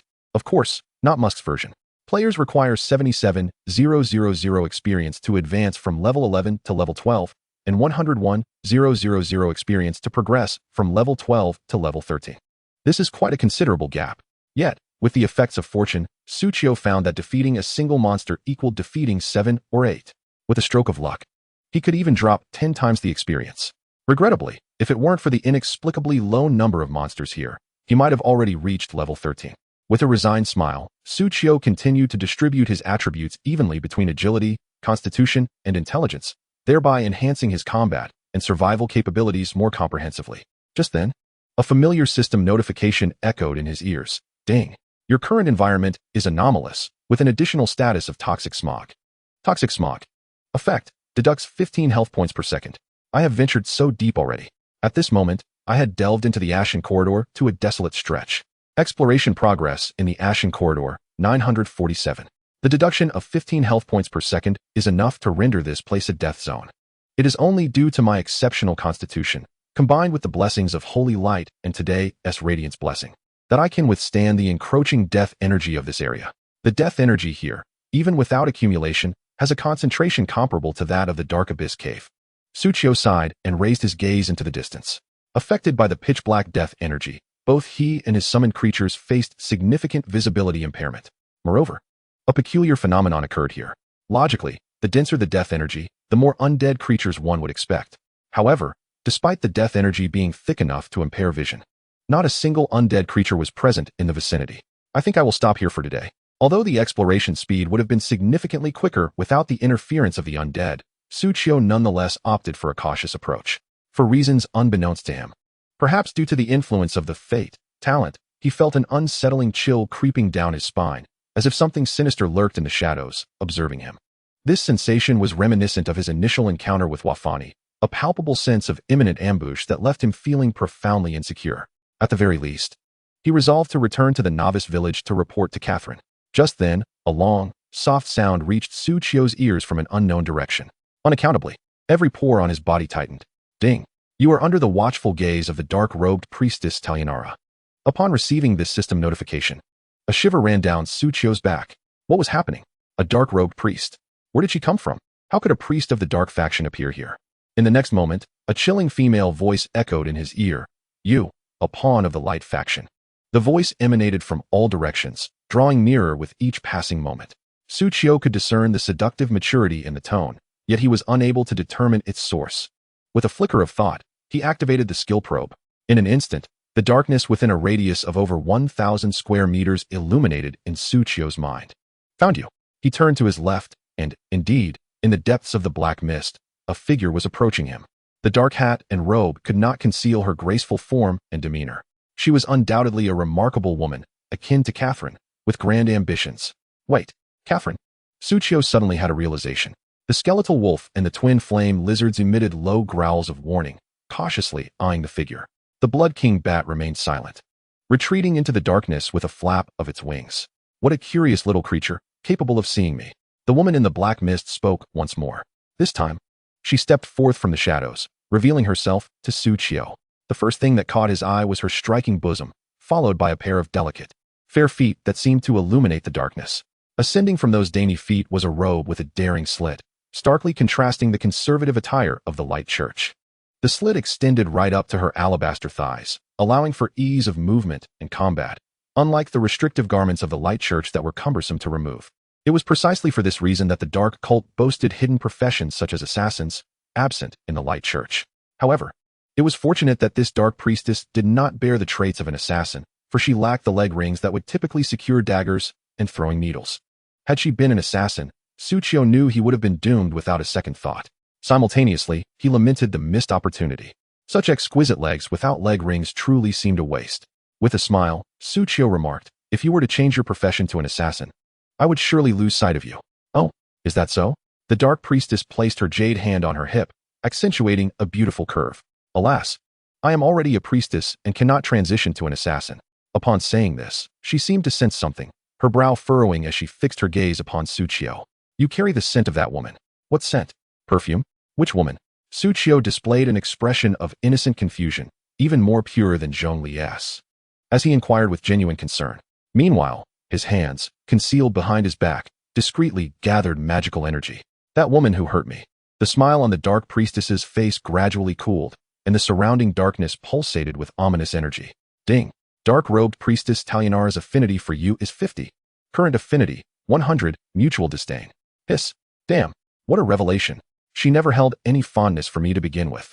Had I known sooner, I wouldn't have pretended. Her grievances against you are of no concern to me. Tsuchiyo completed the gathering of his magical energy, and the opponent's attribute panel materialized before him. Dark-robed priestess Talianara description, a severely wounded dark priestess, recuperating here. Your intrusion has disrupted her recovery. She is currently enraged and has sensed the presence of her nemesis, the white-clad Bishop Catherine, in you, deciding to unleash her wrath upon you. Level. Quality, blue excellent. Attack. Health, 500,000. Injured. Skills, weaken curse, reduces enemy attack power and movement speed. Dark blessing, increases own attack power. Dark entanglement, summons tentacles to ensnare the opponent. Summon Hellhound. You wish to incinerate me? Suchio gritted his teeth and declared, then let us see what you can do. Chapter 54. Affinity of Talianara at 1? Then I shall not hold back. A glimmer of bloodlust flickered in the eyes of the dark priestess Talianara. The space around her trembled violently, tearing open 7 rifts. Dark entanglement. From the pitch-black, spine-chilling rifts, 7 tentacles shot forth with remarkable speed, reaching Suchio in the blink of an eye. Yet, Suchio remained unperturbed, entirely unconcerned about the possibility of injury. Roar. The skeletal wolf guarding Suchio let out a furious howl, lunging at the tentacles, protectively shielding Suchio from behind. How reminiscent of a creature guarding its food. In the safety of this environment, Suchio was finally able to scrutinize the tentacles. Tentacle. Description. Inflicts continuous damage on the target and applies slow, weaken, and ensnare effects based on strength attributes. Attack, 2500. Health, 50,000. Skills. Corrosive slime, gradually decreases the opponent's defense. Sweet aroma, applies a frail state to the enemy, causing additional damage. Slippery, greatly increases evasion rate. Slip through the cracks, significantly enhances critical hit rate and critical damage. Damn, these tentacles. Such attributes. Talianara effortlessly summoned 7 bosses. Each tentacle possessed its own independent panel. Moreover, due to the evasive nature of the slippery skill, Suchio dispatched a total of 16 ordinary skeletal wolves to engage, only managing to barely restrain the 7 tentacles. 243 miss. Miss. Miss. 248. Furthermore, the defensive capabilities of these tentacles proved to be exceptionally high. The skeletal wolves' attacks were halved upon contact. For tentacles, each boasting 50,000 health, the damage inflicted was utterly negligible. To completely disregard the effects of this dark entanglement skill, all tentacles would need to be eliminated. That was merely 1 round. Talianara had already diminished her combat prowess by half. However, this scene left Talianara slightly astonished. This individual from the light faction was capable of controlling her tentacles? Quite impressive indeed. Suchio smirked. There's even greater strength yet to be revealed. As Talina spoke, her alluring crimson lips curled into a subtle smile. How intriguing. I find myself beginning to like you, she remarked. Ding. The black-robed priestess Taluna's affection for you has increased by 5. Current affection level, 95. Conversational discord. Suchio, taken aback, queried, what on earth? My affection level has suddenly risen? The status has shifted from mutual disdain to conversational discord. This implies we might engage in dialogue. He earnestly asked, so, will you let me go? Defeating her was out of the question. It was evident she could never be overpowered. This was merely the beginning of her capabilities. She still held an arsenal of skills yet to be unleashed. Talina, arms crossed, smiled enchantingly. I will ensure your death is dignified. At her words, Suchio's brow twitched. You still wish to kill me? Then, what are you waiting for? It was clear that his affection level was still too low. If it were to increase by several more points, perhaps a meaningful conversation could ensue. It seemed his first demise would occur here. Suchio sighed inwardly, lamenting his misfortune. Suddenly, a radiant light enveloped him, emanating from the blessings of holy light and light of illumination. It illuminated the surrounding darkness. Within the brilliance, a familiar voice resonated. Dusk. Have you encountered Talina? The voice of Archbishop Catherine was tinged with concern and urgency. Hold on. I shall arrive shortly. Catherine is coming to save me? How touching. All right. I will do my utmost to buy time. After responding, Suchio exhaled deeply, solidifying his primary objective, survive.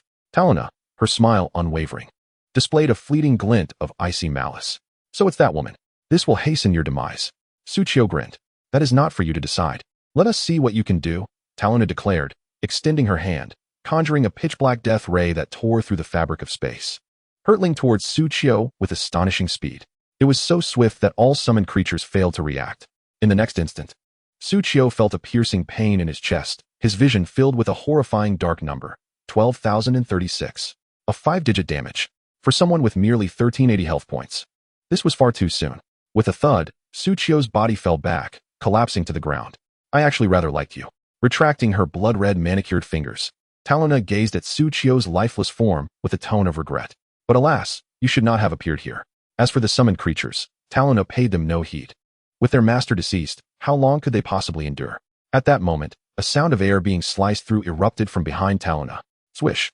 1263, critical strike.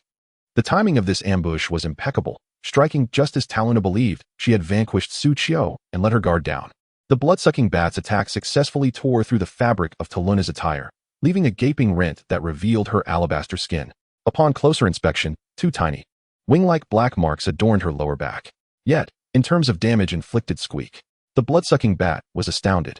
Its recent claw strike had only left a red mark on Taluna's back, failing to break the skin. Flee.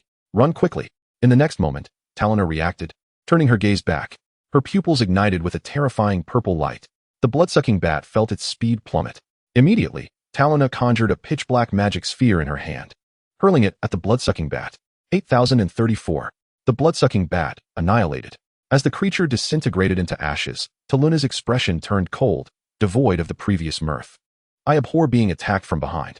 Why would this bat dare to strike her? Talona pondered. Some summoned beasts share an exceptionally close bond with their masters. Even in death, they do not dissipate but retaliate against their slayers. That little creature possesses a certain finesse. Is that so? Just then, Talona heard a familiar voice from behind her. What a coincidence. I delight in attacking others from the shadows. Before Talona could respond, a searing pain erupted from her back. Crack. A resounding whip crack echoed from her rear. Instantly, an indescribable agony coursed through her body. Struck again from behind, Talona could not suppress a cry of pain. 4,321. Moreover, the sensation emanating from the wound was not merely pain. There was an indescribable feeling. This whip something was amiss. Su Qiu, with golden serpent-like eyes, gazed at the vanishing black whip in his hand, a hint of regret on his face. What a splendid skill. 2 bad boss units can only be struck once. He then summoned a brand new blood-sucking bat to his side. Squeak, squeak, squeak. The recently deceased blood-sucking bat nuzzled against Su Qiu, expressing how frightened it had been. After a moment of comfort, Su Qiu turned to Talona, whose face was flushed with a mix of shame and indignation as she glared at him. Now, how shall we pass the time? Ding. The black-robed priestess Taluna's affection for you has decreased by 1. Current affection level, 94, conversational discord. Su Qiu. Chapter 55, The Hellhound Descends. You will pay? Talona spread her arms wide, and with a flash of light, a staff embedded with a black crystal appeared before her. Clearly, she was now dead serious. Thud. Gripping the staff with both hands, she summoned an overwhelming surge of magic into it. Summon the Hellhound. In the next instant, the space behind Talona began to warp, gradually forming a colossal stone gate. This display was far grander than when Su Qiu summoned the wolf lizard bat. Is that the abyssal gate? Su Qiu instantly recognized the extraordinary nature of the portal. All summoned creatures associated with dark forces were nearly always summoned from the abyss. Just as the tentacles Talona summoned were commonplace abyssal entities. You recognized it? Taluna's cheeks flushed with a smile. Yet her gaze remained filled with murderous intent as she fixed her eyes on Su Qiu. But little brother, you shall still meet a most dreadful end. The emergence of the abyssal gate released a faint trace of magical energy. Even the tentacles summoned by Talona received a degree of enhancement. Ding. Tentacle attack power, 10. Ding. Tentacle defense, 5. Ding. Tentacle health, 100. Ding. Periodically, the tentacles would become increasingly frenzied, striving vehemently to break free from the grasp of the skeletal wolf that controlled them. Despite the rise in affection, the threat to my life intensified. Su Qiu offered a bitter smile, conjuring a jester's card labeled the Fool. Could it disrupt the abyssal gate she was opening? With that thought, Su Qiu aimed and hurled it towards Talona, who was channeling her magical energy. Talona felt her tears of magic momentarily stall, yet nothing transpired. Little brother, are you jesting with me? The abyssal gate continued to open languidly. Well, is it amusing? Su Qiu's brow twitched. Indeed, the abyssal gate had been summoned, and interrupting her magic proved futile. Taluna's lips curled slightly. You are far more entertaining. As she spoke, 4 additional rifts tore open beside her, unleashing more tentacles that surged towards Su Qiu. More already. Yet, before Su Qiu could issue a command, the remaining skeletal wolves lunged forward, adeptly restraining the newly emerged tentacles. They emitted a taunting growl. Grr. Hearing this, Su Qiu's smile faltered.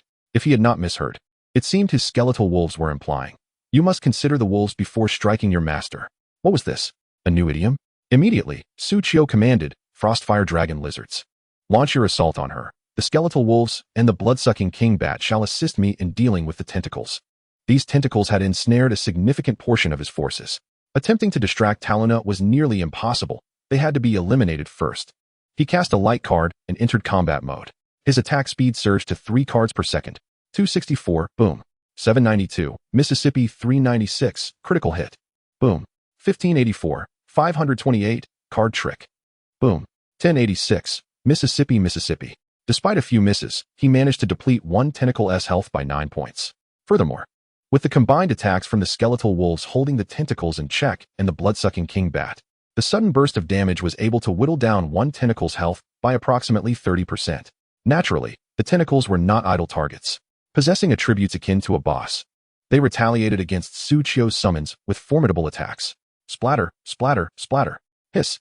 Coupled with corrosive slime, sweet scent, and powerful auxiliary damage skills that exploited every opening, they further diminished the state of Suchio's summoned creatures. Thus, this war of attrition became exceptionally arduous and bloody. Ding. Congratulations, you have successfully defeated Tentacle LV-15. Gaining 394 experience, 20, 18 copper coins, 20, and 1 strange slime. Ding. Fate triggered, additional experience gained, 2,364, 6 times, 54 copper coins, 3 times, 7 strange slimes, 7 times. Ding. Congratulations, you have successfully defeated Tentacle LV-15, gaining 396 experience, 20, 19 copper coins, 20, and 1 strange slime. Ding. Fate triggered. Additional experience gained, 1,980, 5 times, 209 copper coins, 11 times, 3 strange slimes, 3 times. Defeating these tentacles yielded experience and materials? A sudden realization dawned upon Suchio. This indicated that Taluna had not contracted them, nor did she regard them as pets. Instead, she had forcibly summoned them from the abyss, commanding their obedience. Just how powerful was Taluna, and how formidable was Catherine, who had nearly defeated her? Suchio's heart sank further.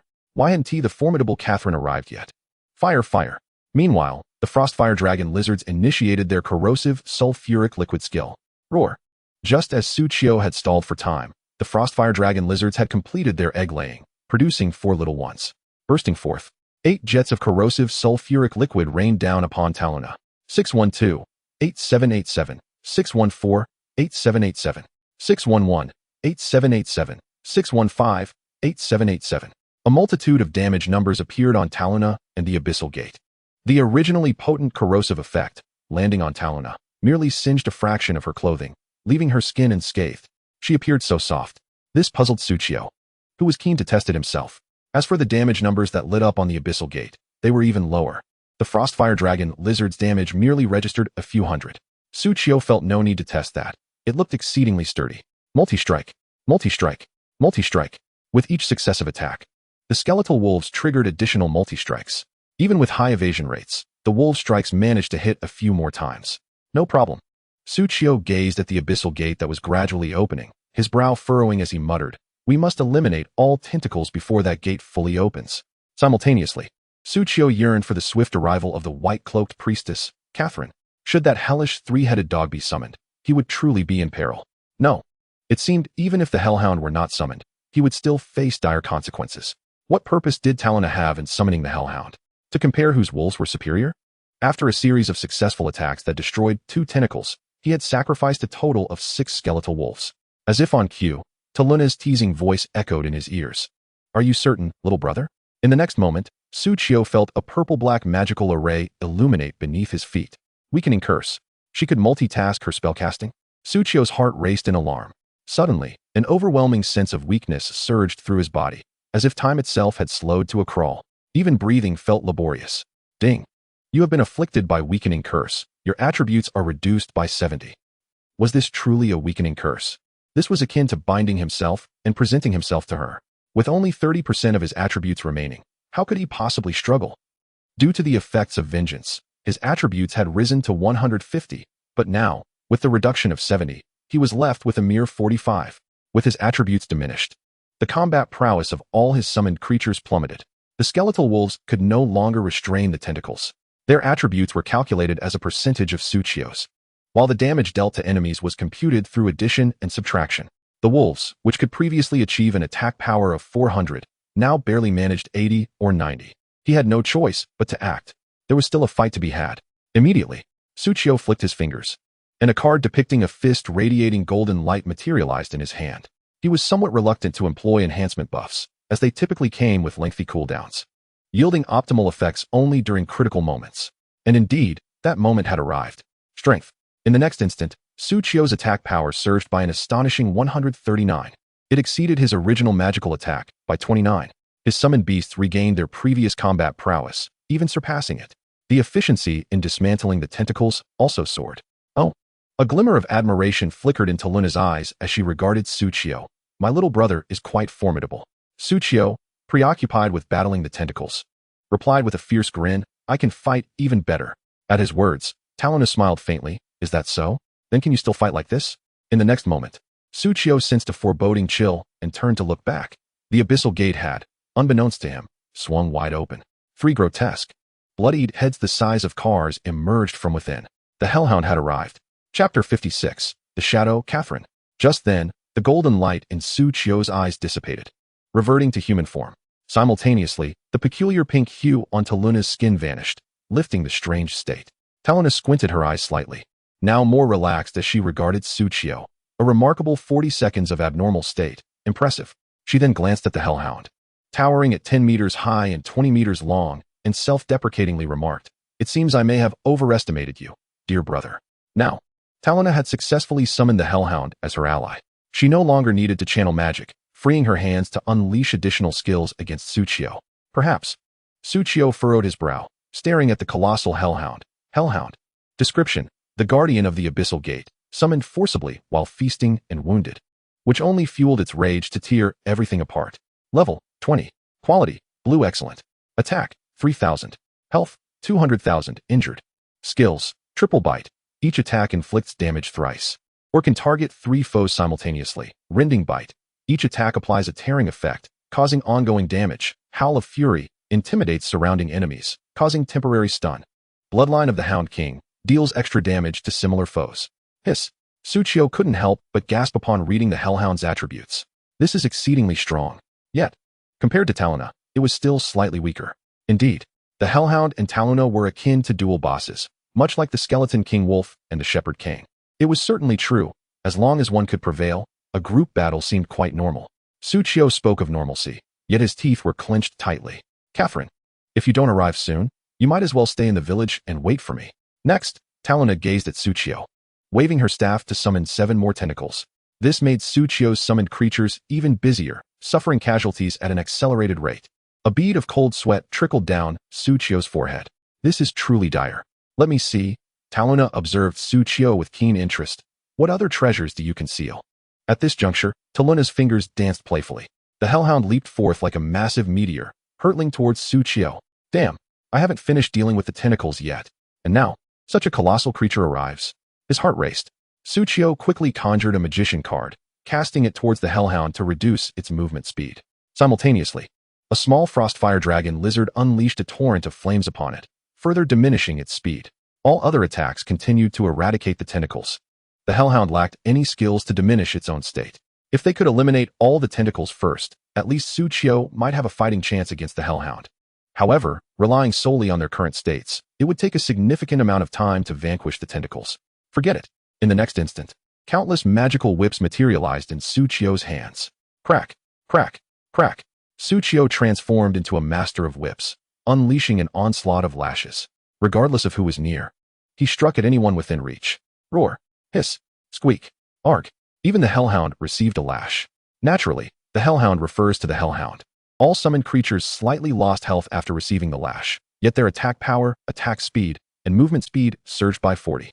Meanwhile, the Hellhound's 3 attributes diminished by 10.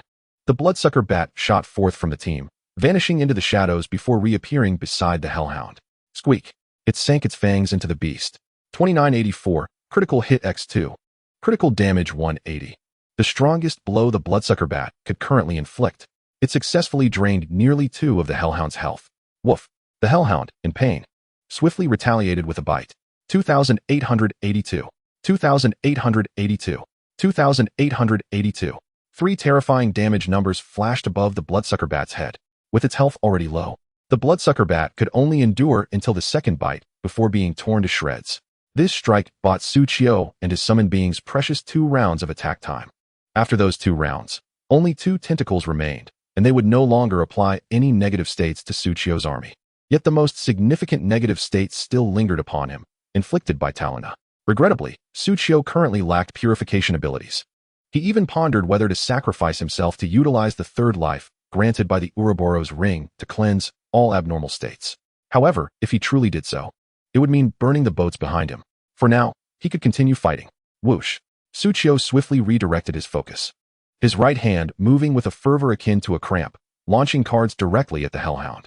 Compared to the massive Hellhound, the cards he shot formed a line that resembled fishing line rather than a leash. Yet, at this moment, that fishing line caused the Hellhound to howl in agony. Arg! Suqiu, growing fierce, even lashed himself twice. The whip skill, when used on non-summoned allied units, could only stack 2 layers. Such a bond. After another boost of 20 in attack power, Suqiu's damage became formidable, especially now, as Suqiu had reached level 13. The bonus from his kill streak effect multiplied the additional damage by 16 times. Moreover, with the card Trickery, every 5th attack allows Suqiu to inflict double damage. On fortunate occasions, a single card can unleash an astonishing 12-fold damage. 278. Bang. 1112, quadruple. 278. Bang. 556, double. 278. Bang. 3336, 6-fold card Trickery. The loudest explosion echoed as Suqiu decisively vanquished nearly 3 attacks from the Hellhound. His attack speed, a remarkable 3 seconds. Whoosh whoosh whoosh. Boom boom boom. Before the summoned beasts could intervene, this was a personal spectacle belonging solely to Suqiu. Of course, all this output time was purchased with the life of the vampire bat. Suqiu naturally would not forget its contribution. Thus, after expending a significant amount of magical energy, he successfully resurrected the vampire bat once more. For my sake, go forth and buy some time. The vampire bat emitted a sound of grievance before retreating into the shadows, soaring toward the Hellhound.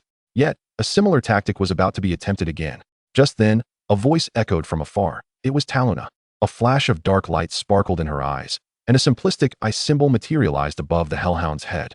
The next moment, squeak, the vampire bat was abruptly revealed, plunging into a state of dizziness. It was then swiftly torn apart by the Hellhound. Damn it! Suqiu gritted his teeth in frustration. Talona dared to meddle. Moreover, just after he had revived the vampire bat, he hadn't even had the chance to resurrect the other fallen summons. The Hellhound was already charging toward him. Damn!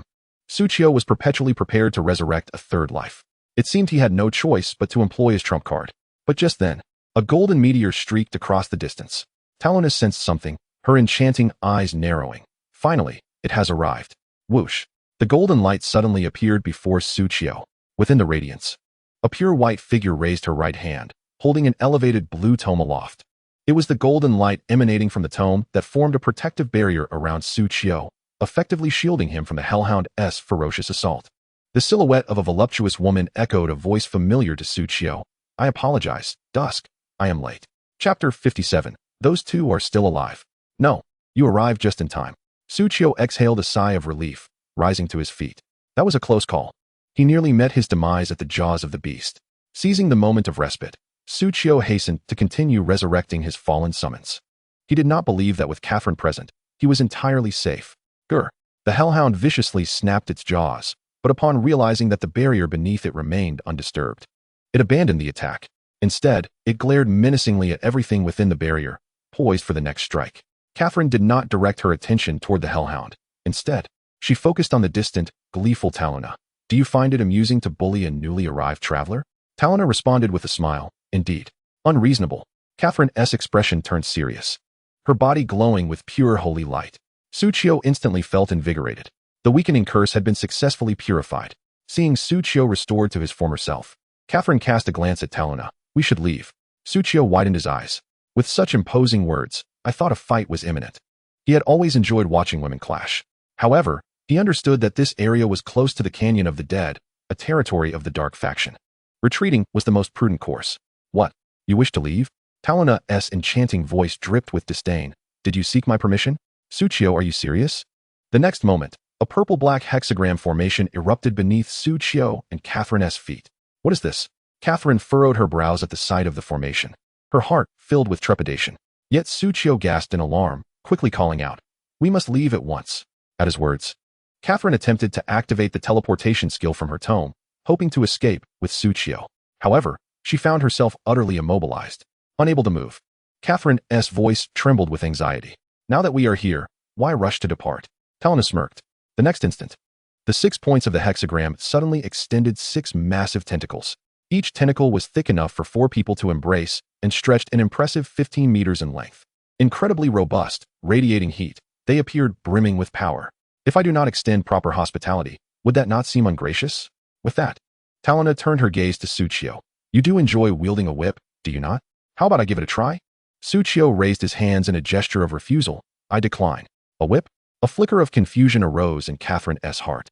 Had she missed something?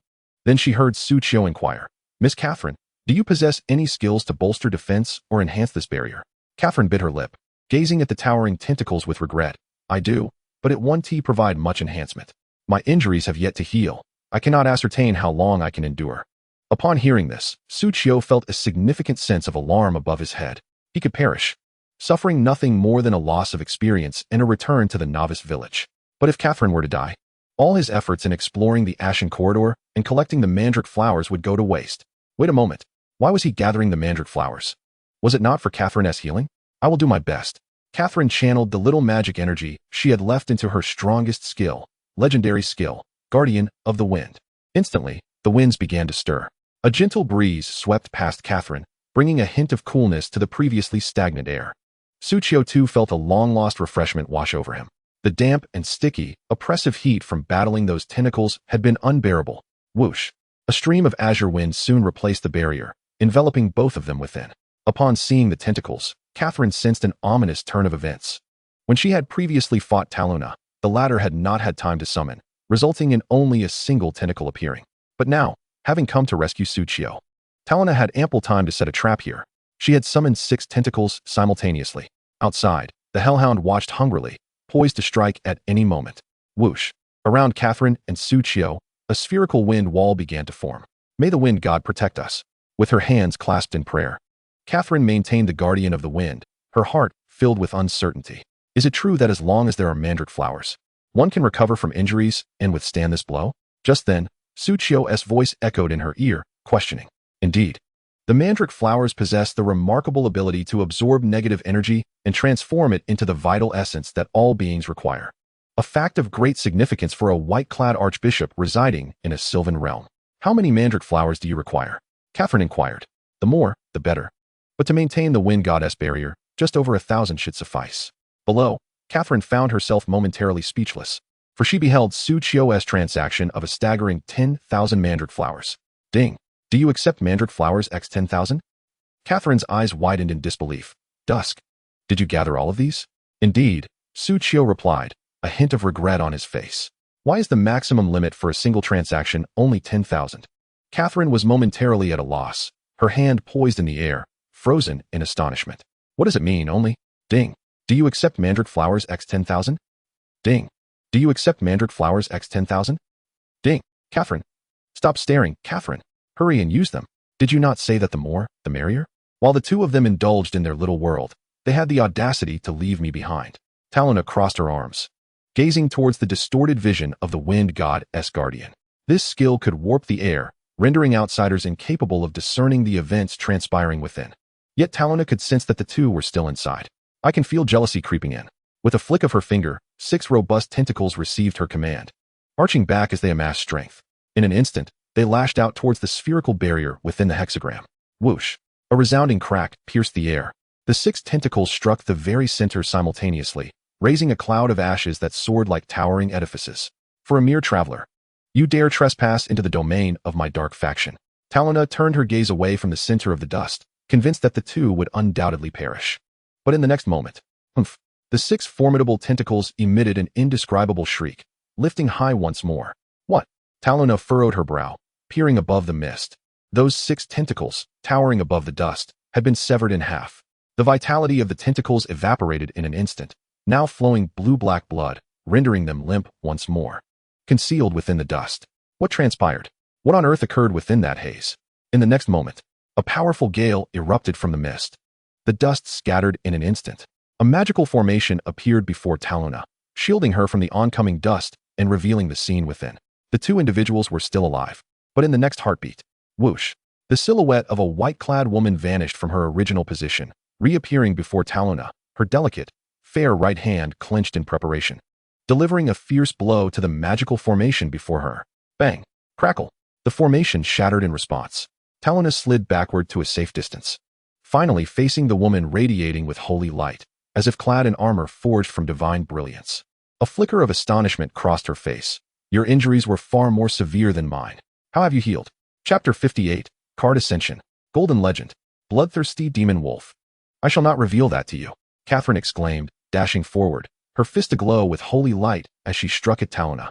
The Hellhound sought to intervene in defense of its master, only to be sent soaring dozens of meters away by Catherine's holy shockwave. Bang! It landed not far behind Suchio. Even Talona, now with no choice but to act, spread her arms, unleashing ominous black energy.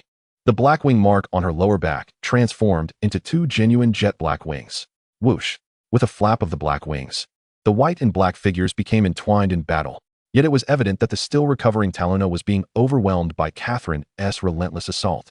This spectacle left Suchio bewildered. If memory serves, Catherine is a priestess, is she not? Suchio had contemplated that after bestowing the mandrake flowers upon Catherine, she might bolster the players with certain buffs during the upcoming defense battle, akin to previous blessings of holy light.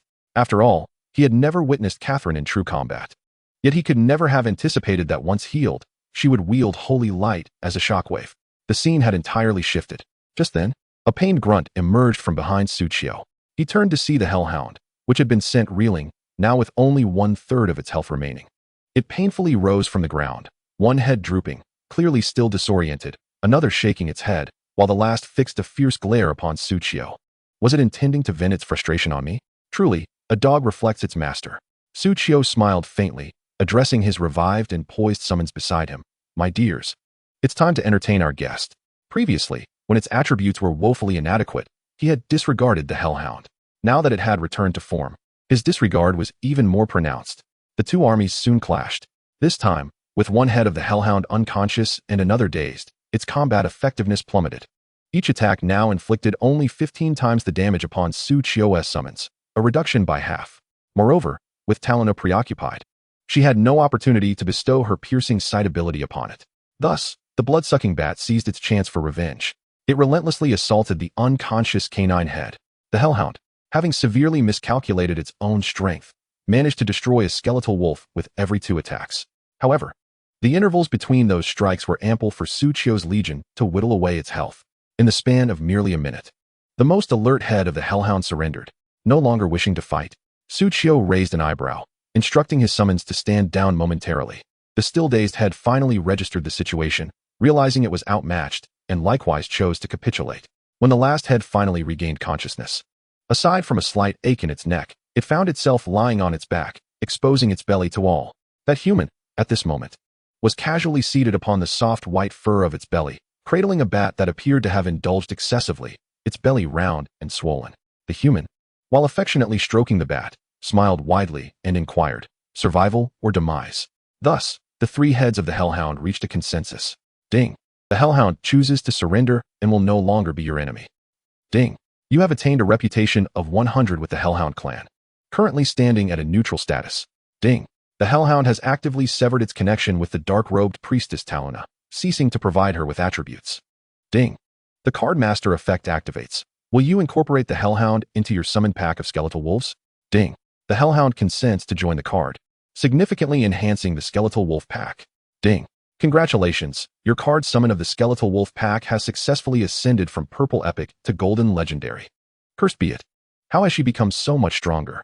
The usually serious Talona, now with a rare solemn expression, was once again repelled by Catherine's holy light fist. With a flick of her black wings, she steadied herself in the air. She had undoubtedly not only healed her injuries, but seemingly leveled up as well. The image of Suchio flashed in her mind. What had that man done to her while she was ensnared in that wind sphere? Victory seems increasingly elusive. At that moment, Talona sensed a sudden disconnection within her soul, akin to an elastic cord snapping in two. A sharp pain surged through her body, causing her attributes to plummet. What is happening? Why can I no longer feel the presence of the Hellhound? Could it be the Hellhound has perished? How could that mere level 13 human possibly defeat her level 20 Hellhound? Impossible. Absolutely impossible. Yet, there was no time for contemplation. In the next instant, Catherine, with wings of wind coalescing behind her, charged toward Talona once more. What an insufferable woman. She certainly isn't winning any favors from men. Taluna's lips curled into a dangerous arc. Catherine retorted with disdain, "Why should I seek men's approval?" Boom. This time, the impact sent Talona flying much farther than before. Catherine found herself more adept in her strikes. However, Talona seized this moment of force to propel herself directly toward the Valley of the Dead behind her. Without a moment's hesitation, fleeing? Upon witnessing this, Catherine contemplated pursuit. Yet, this was undoubtedly enemy territory. The Valley of the Dead lay not far ahead. What if this too was a trap laid by Talona? After a moment's reflection, Catherine exhaled sharply and chose not to chase. It was better to return and check on dusk, having flown several hundred meters. Talona confirmed that Catherine was not in pursuit before retracting her wings and landing gracefully on the ground. She glanced back at Catherine, who was retreating toward the horizon. Talona furrowed her brows slightly. "I shall return to seek you out." Cough. A soft cough escaped her lips, and blood trickled from the corner of her mouth, causing her health to decrease significantly. The blood rendered her lips even more alluring. It was imperative to find a safer place to recuperate. The bone ash corridor was no longer secure. Ding. Congratulations, your card summon of the Skeletal Wolf Pack has successfully ascended from Purple Epic to Golden Legendary. Gazing at this system notification, Suchio's brows shot up in surprise. It leveled up? Just by adding a single wolf? In the next moment, Suchio felt the blanket beneath him gradually shrinking. Looking down, he realized that the Hellhound was beginning to shrink, adapting to this summoning card. Suchio, cradling the slumbering Blood King bat, leapt off his belly and saw all the skeletal wolves now glowing with a brilliant purple light. What on earth is happening? Just as Suchio was trying to comprehend the sudden evolution of the skeletal wolves, another system notification chimed in his ears. Ding. The Hellhound indicates that it is new and has shared part of its bloodline, hoping not to be bullied by its elders. Ding. The skeletal wolves have successfully evolved into bloodthirsty demon wolves. Ding. The bloodthirsty demon wolves automatically comprehend the dual-headed talent and the skill Bloodthirst. Dual-headed. Description: a demon wolf with 4 legs, 4 eyes, and 2 mouths. Effect: attacks deal double damage calculated separately. Bloodthirst. Description: I crave the taste of crimson. Other beverages make me cough. Effect: actively consumes 10 current health points to enter a bloodthirsty state, increasing attack speed by 30, with duration dependent on consumed health points. Ding. The summon of the skeletal wolves is renamed to summon bloodthirsty demon wolves. Ding. The number of wolves has increased. Chapter 59. The terrifying consumption of magic. Korean. Are you toying with me? Jin Minjun trembled as he bowed, silently enduring the furious outburst from the other end of the line. This coordinate holds no hidden dungeon. George's brow furrowed, a surge of anger swelling within him. It took him 2 days to reach the coordinate 1558777. Yet, there was nothing there. Merely an ordinary stone wall. It dawned on George that he had been duped. All because of a single remark from Jin Minjun. He had wasted 2 precious days. I should never have trusted that Korean. Hearing this, Jin Minjun shivered. It shouldn't be. I truly foresaw a hidden dungeon there, just as he uttered these words. A possibility struck him. Could it be that the anonymous player had gotten there first? Impossible. This time, the information I foresaw was of a dungeon. A recommended level 15. 20-player dungeon. What levels are we at currently? Even that anonymous player is only at level 14. Jin Minjun was shocked by the existence of this anonymous player who was 10 levels above him, yet his heart remained filled with disbelief. Even if he was already level 13, he still couldn't possibly clear that multiplayer dungeon, could he? According to his expectations, George, with a clear objective, might even encounter the anonymous player, or perhaps even beat him to clearing the dungeon, thus allowing himself to reap the rewards effortlessly. Yet, he hadn't even caught up? Wait. Jin Minjun's gaze shifted to the furious George. Is it possible that George discovered the dungeon, but simply didn't want to share the spoils, hence claiming he found nothing? Given what he knew of George, it was quite plausible. This wasn't the first time George had engaged in such underhanded tactics. From now on, you shall only unilaterally follow my orders. With that statement, George hung up the call, leaving Jin Minjun standing alone, still bowed. After a long while, he finally muttered coldly, a black market betrayal. In the bone ash corridor, Suchio stood in a daze, staring blankly at the flood of system notifications before him. For a moment, he could not comprehend. If memory serves me right, I merely offered shelter to a homeless little 3-headed dog. Yet, the Hellhound had shared its bloodline, resulting in all my skeletal wolves undergoing evolution. Consequently, my summoned pack of skeletal wolves has ascended. Suchio gazed at the radiant golden orbs still shimmering before him. Now, these orbs were multiplying right in front of his eyes. The scale of the wolf pack was expanding. Suchio's smile radiated warmth and brilliance. The number of his wolf pack already exceeded that of an ordinary summoned skeletal wolf pack by 4, totaling a remarkable 20. What figure would this evolution yield? Surely, it would not be less than the proper scale of 32, would it? Whoosh. Swiftly, the golden light ceased its expansion. Ultimately, the count settled at 37. As the brilliance faded, the bloodthirsty demon wolves, long enveloped in golden light, revealed their forms. The once skeletal bodies now bore flesh. Yet, unlike ordinary wolves adorned with fur, they were enveloped in a skin-like armor, showcasing every sinew and muscle with exquisite definition. Their elongated, graceful lines exuded both elegance and power. The deep purple-black skin melded seamlessly with bone, rendering them even more fearsome and striking. The most significant transformation that Suchio perceived was the emergence of a second head at the neck of the bloodthirsty demon wolf, creating a rare two-headed wolf. Such a diabolical and terrifying beauty, filled with strength, struck directly at Suchio's core. Who could comprehend this, dear friends? The units beside the cards summoning the bloodthirsty demon wolf also manifested their current scale: 34 bloodthirsty demon wolves. 2 elite demon wolves with attributes 15 times that of a bloodthirsty demon wolf, and 1 hellhound with attributes 15 times that of an elite demon wolf. A brief calculation reveals that the hellhound's attributes are equivalent to 225 times that of a bloodthirsty demon wolf. How terrifying! Certainly. The card's promotion and the expansion of the wolf pack also led to a sharp increase in Suchio's magical consumption. Initially, summoning 20 skeletal wolves consumed a staggering 26 magic points every 5 seconds, 182 by 4. Now, summoning 36 bloodthirsty demon wolves escalated that consumption to a whopping 112 points every 5 seconds. Each bloodthirsty demon wolf consumes double, each elite demon wolf 8 times, and each hellhound 32 times. A 4-fold increase. My magical reserves are now feeling strained.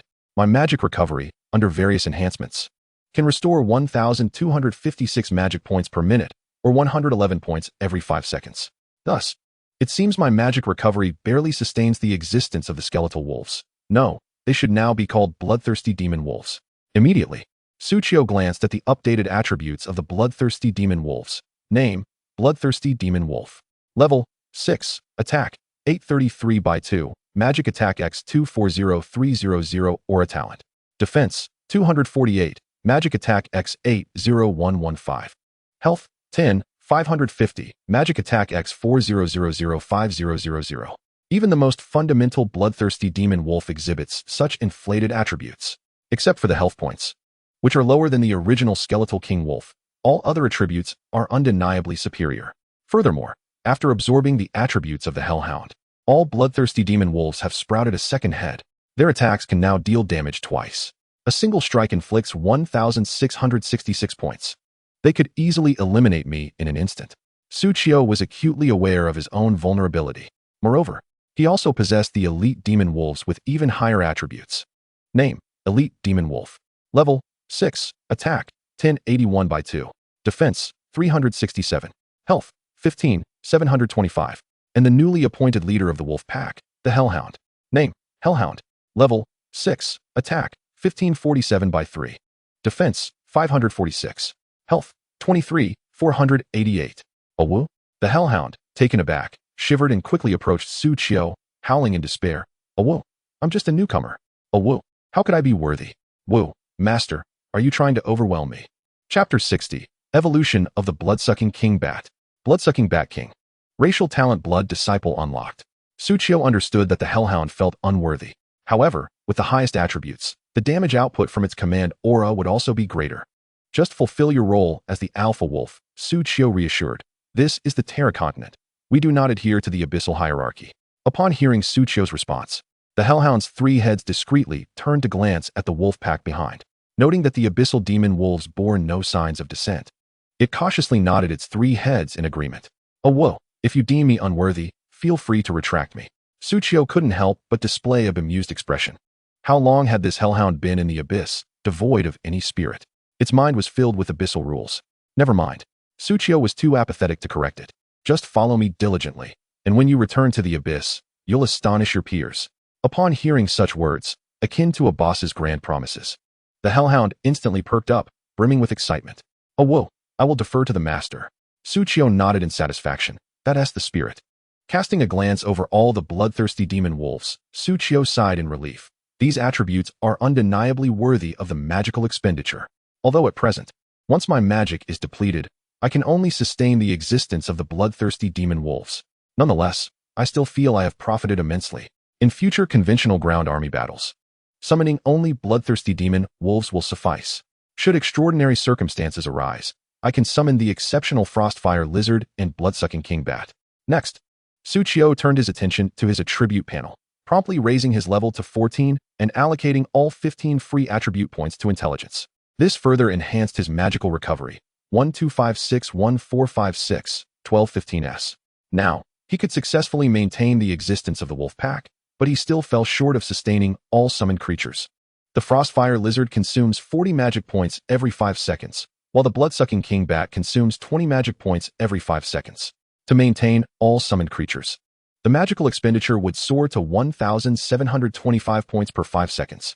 Suchio gulped down a magic potion. This gap was manageable. After all, when he first launched the game, he sustained his summoned creatures with potions. It was merely a matter of consuming a few more. As long as he refrained from summoning a fourth creature, or his summoned creatures did not perish. Suchio had yet to finish his thought when another system notification chimed. Ding. Your Bloodsucking King Bat has absorbed the frenzied blood of the Hellhound and successfully evolved. Ding. Your green excellent card summons Bloodsucking King Bat, mutated into the blue fine level summoned Bloodsucking Bat King. Ding. Congratulations.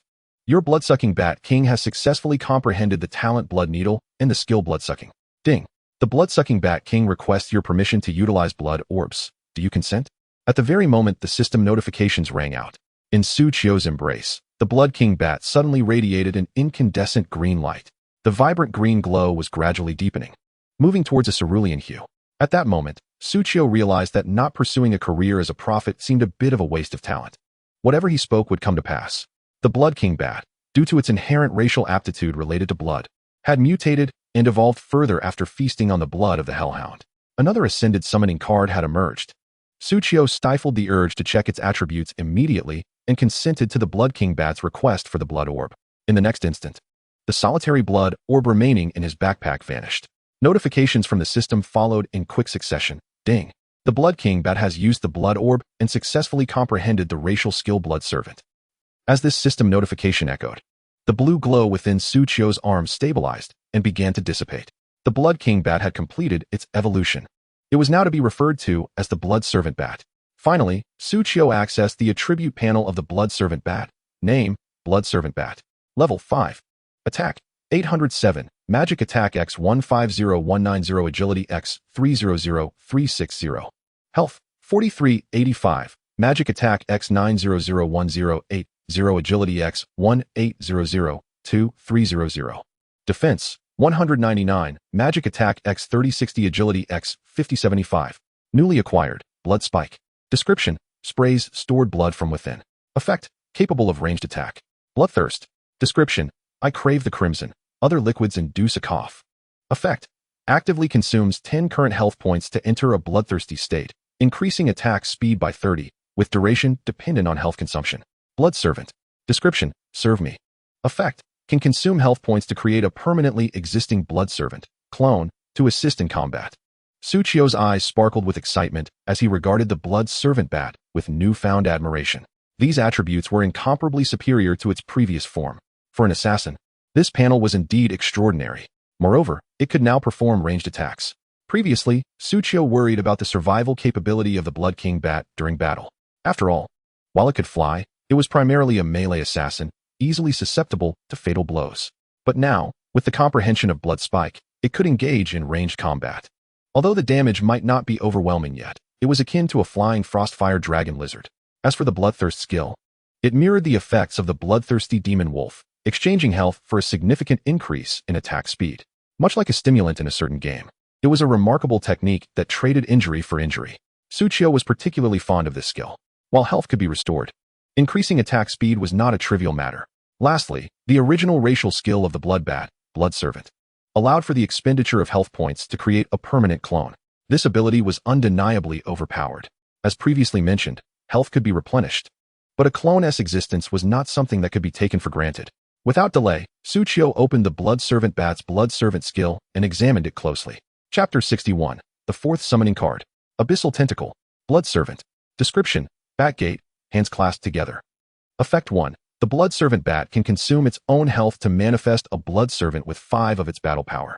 Effect 2. It can assist the Blood Servant Bat in combat. When the Blood Servant Bat takes damage, the health points will first be deducted from the Blood Servant. Effect 3. The upper limit for blue-quality Blood Servants is 50. Hiss. Suchio could not help but clasp his hands together in awe, exclaiming from the depths of his heart, Bat Gate. This Blood Servant capability is astounding. Suchio believed that the egg-laying skill of the Frostfire Dragon Lizard was already formidable. It could create a clone with 50 of its damage output and sustain 200 damage for a minute. On the battlefield, this could exert crucial firepower suppression. But what of the Blood Servants? As long as sufficient health was consumed, up to 50 could exist simultaneously. Without doubt, the sheer quantity was extraordinary. 50 clones. Far superior to some summoned creatures. Frostfire Dragon Lizard. Roar, roar, hiss. You might as well just give me your ID number. How much health percentage must be consumed to create a Blood Servant with 5 of its power? This is intriguing. Suchio poked the Blood Servant Bat and chuckled. Can you perform that for me? With a proud tilt of its head, the Blood Servant Bat eagerly agreed. Wasn't he this simple? Then, right before Suchio's eyes, it tilted its head, stuck out its tongue, and collapsed lifelessly. With a thud, it fell to the ground. It looked as if it had been dead for at least 3 days. How? The Hellhound, now a Wolf King, hurriedly covered its 4 eyes, leaving only the central head staring in shock at this spectacle. This elder plays it so big, just like that. What if the master doesn't wish to resurrect it? Ding.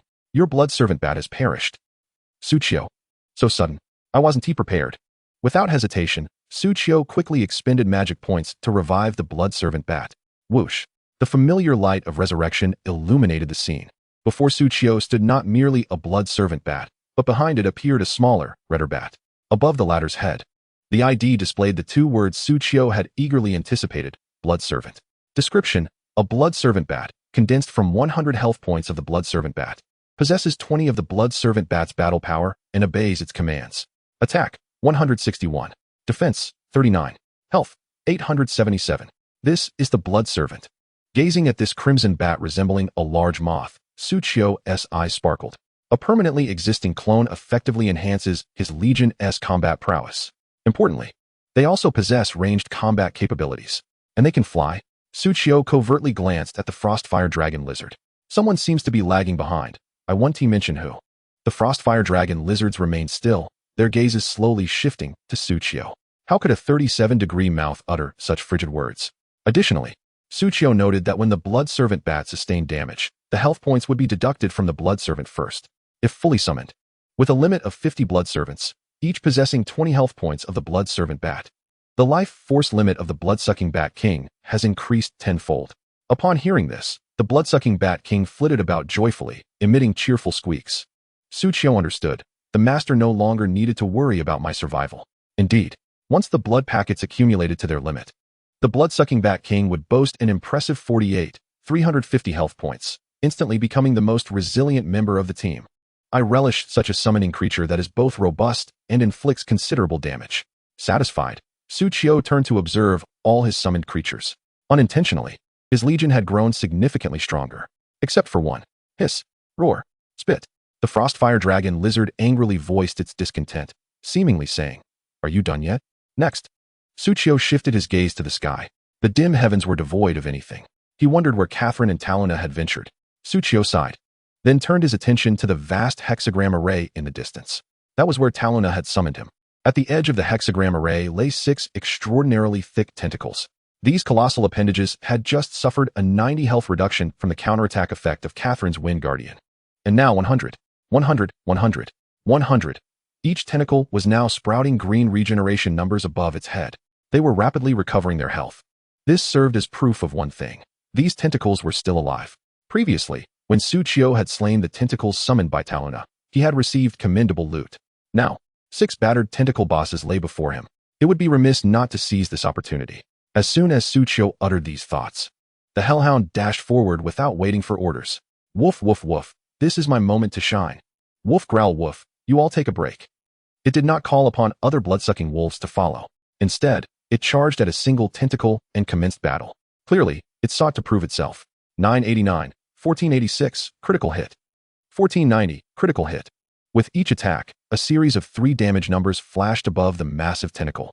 The damage was astonishingly high. Suchio observed its fervor profoundly. This was a fierce endeavor. Each bite struck at the vital artery. Perhaps due to their shared abyssal nature, the hellhound was alarmingly familiar with the tentacles. Its strikes were rarely evaded. It was truly a case of kin meeting kin, each bite yielding explosive damage. After marveling at this, Suchio dispatched all his summoned creatures to learn from the hellhound, to discern where precisely to strike. With the hellhound's generous guidance, all summoned beings comprehended the tentacle's weaknesses. They completely disregarded the slippery skill's evasion effects. Ding! Congratulations on successfully defeating Tentacle LV20, experience 2260-60, copper coins 5760, viscous, slime 1. Ding! Fate triggered. Additional experience 6780, 3x, copper coins 684, 12x, viscous slime 13, 13x. Each tentacle boss's demise granted Suchio remarkably rich material drops. Ding! Congratulations on acquiring the drop item. Summon Abyssal Tentacle, Tentacle Magic Wand, Abyssal Statue. Wait, what? Suchio paused momentarily. I received yet another card? Summon Tentacle. Suchio was somewhat astonished. This could serve as my new card? He pondered seriously. This may not be ideal. Chapter 62, Affection Source. Initiating strategy mode? No. Quite the contrary. Suchio affirmed. Such native creatures from the abyss possess formidable abilities. Just as he had observed earlier, the tentacles exhibited remarkable vitality. Even if they were reduced to a mere fragment, given enough time, they could regenerate endlessly. It was akin to the Blue X grass and the Xian X skill from a novel on a certain website a century ago. Their characteristic was perpetual rebirth. As he contemplated, Suchio raised an eyebrow. Indeed, there are similarities. Tentacles are ubiquitous in the abyss, capable of ensnaring and possessing the ability to weaken foes while also exhibiting a certain capacity for proliferation and rebirth. Suchio rubbed his temples as ancient memories surged forth. Shaking his head to dispel them, he admired the tentacles. Summon Abyssal Tentacle. Quality, Purple Epic. Effect, infuse with mana to summon Abyssal Tentacles to assist in battle. A Purple Epic summoning card. Suchio found it quite appealing. However, if the epic-level skeletal wolves had evolved into the legendary blood-sucking wolves, Suchio would be even more exhilarated. But at present, he could only describe his feelings with a sense of retrospective enlightenment. Immediately, Suchio began to review the attributes of the tentacles. Name, Abyssal Tentacle. Level, 1. Attack, 450, Magic Attack x 200. Health, 0, Magic Attack 0. Defense, 180, Magic Attack x 80. Duration, consumes 2 mana points every 5 seconds, 6 health points every 5 seconds. Health consumption is thrice that of mana. Talent, Parasitic. Before Suchio could finish examining the Abyssal Tentacle's attributes, he raised an eyebrow. This tentacle seemed quite different from his preconceived notions of tentacles. Why does it have no health points? He immediately glanced at the hellhound. The hellhound, with its 3 heads, looked puzzled, 2 of them appearing bewildered. This was unlike what they typically consumed. Only the leftmost head cast a disdainful glance at the other 2, exclaiming, "Woo woo woof." Listening intently, Suchio nodded. "Oh, you say this is a rare variety of wandering tentacles among the abyssal tentacles? They do not possess their own territory or species. They typically rely on parasitism within the bodies of abyssal creatures, coexisting with their hosts. They can assist their hosts in battle, reconnaissance, serving as the host's third eye and hand, requiring only the host to provide them with life essence." With the hellhound's explanation, Suchio understood. These wandering tentacles resemble the burdock in plants or barnacles in the sea. They are parasitic organisms. They also share a mutualistic relationship akin to that between honeypot ants and regular ants. So that is how it is. Suchio now comprehended why there exists a plethora of creatures in the abyss adorned with tentacles, seemingly capable of draining sanity. It turned out they were 2 creatures coexisting harmoniously. With this in mind, he found those creatures much more endearing. Suchio then returned to examine the sole talent of the wandering tentacle, Parasitic. Description: how I adore you, how I cherish you. Let us be together forever. Effect: after parasitizing the host, it can battle alongside the host. It is akin to having an additional tentacle at one's disposal to assist in combat. Judging solely from the attributes, its growth value must be considerable. Even at level 1, it boasts a magical attack calculation of 200. However, as for the specific attributes, I shall disclose them after merging at level 15. For now, Suchio decided to stow this card into his backpack. Twilight. At that moment, a familiar voice called from the horizon. Suchio looked up. A golden-clad saint warrior rushed towards him. Buzz. Encased in holy light, Catherine hovered nearby. gradually descending before Suchio. Suchio exclaimed in wonder. I truly envy your ability to fly. Hearing this, Catherine's eyes sparkled, and she smiled in reply. If you wish to fly, you may visit the Wind Whisper City's Light Church's Wind Elf branch. The Wind Elves are most adept at harnessing the wind. Gazing into Catherine's starry eyes, Suchio gained a deeper understanding that she was indeed a promoter of the church. He nodded in agreement. Wind Whisper City sounds good. I have just successfully reached level 11 and completed the Trial of Fate I, obtaining a city pass for the main city. It will be no issue using it in Wind Whisper City. After all, in my previous life, the first main city I ventured to after leaving the novice village was also Wind Whisper City. I am quite familiar with its main storyline. However, Suchio smiled and pointed out, to exchange for the ability to fly, I presume a considerable amount of church reputation is required? Catherine, taken slightly aback by his words, soon beamed brightly. I should compensate you for the reputation I owe you. In the next moment, a melodious notification sounded by Suchio's ear. Ding. Congratulations. You have successfully completed the task of collecting mandrake flowers. Ding. In this task, you successfully collected 500 mandrake flowers. Task reward rated as E. Ding. In this task, you successfully collected 1,000 mandrake flowers. Task reward rated as D. Ding. In this task, you successfully collected 51,040 mandrake flowers. Task reward rated as A. Reward calculation in progress. Excellent. Suchio nodded in satisfaction. Collecting 50,000 mandrake flowers has indeed borne fruit. The originally F-rated task was forcibly elevated to an A. Ding. Congratulations. You have successfully gained Light Church Reputation X16332. 51040X001 by 32. Current reputation level, neutral friendly. Ding. Your favorability with the Archbishop Catherine has significantly increased. Current favorability level, kindred spirits. Ding. Your favorability level with Archbishop Catherine has reached the level of kindred spirits. If you have any intentions towards each other, you may convert this bond into eternal companionship. Hiss. Suchio inhaled sharply. What a tremendous boost. The positive favorability between players and NPCs is categorized into 6 levels: strangers, acquaintances, kindred spirits, sworn brothers, closest family, and life and death allies. When a player wishes to pursue something beyond the written word, they may initiate a strategy mode.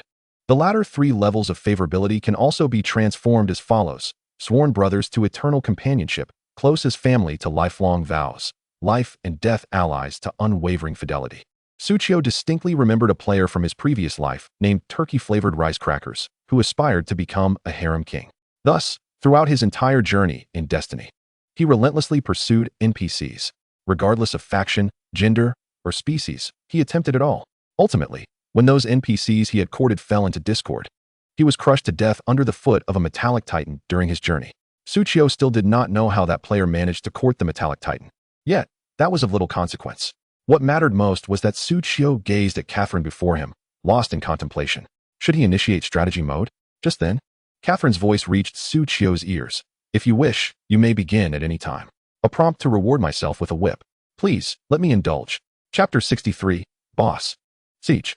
What shall we commence? This startled Suchio.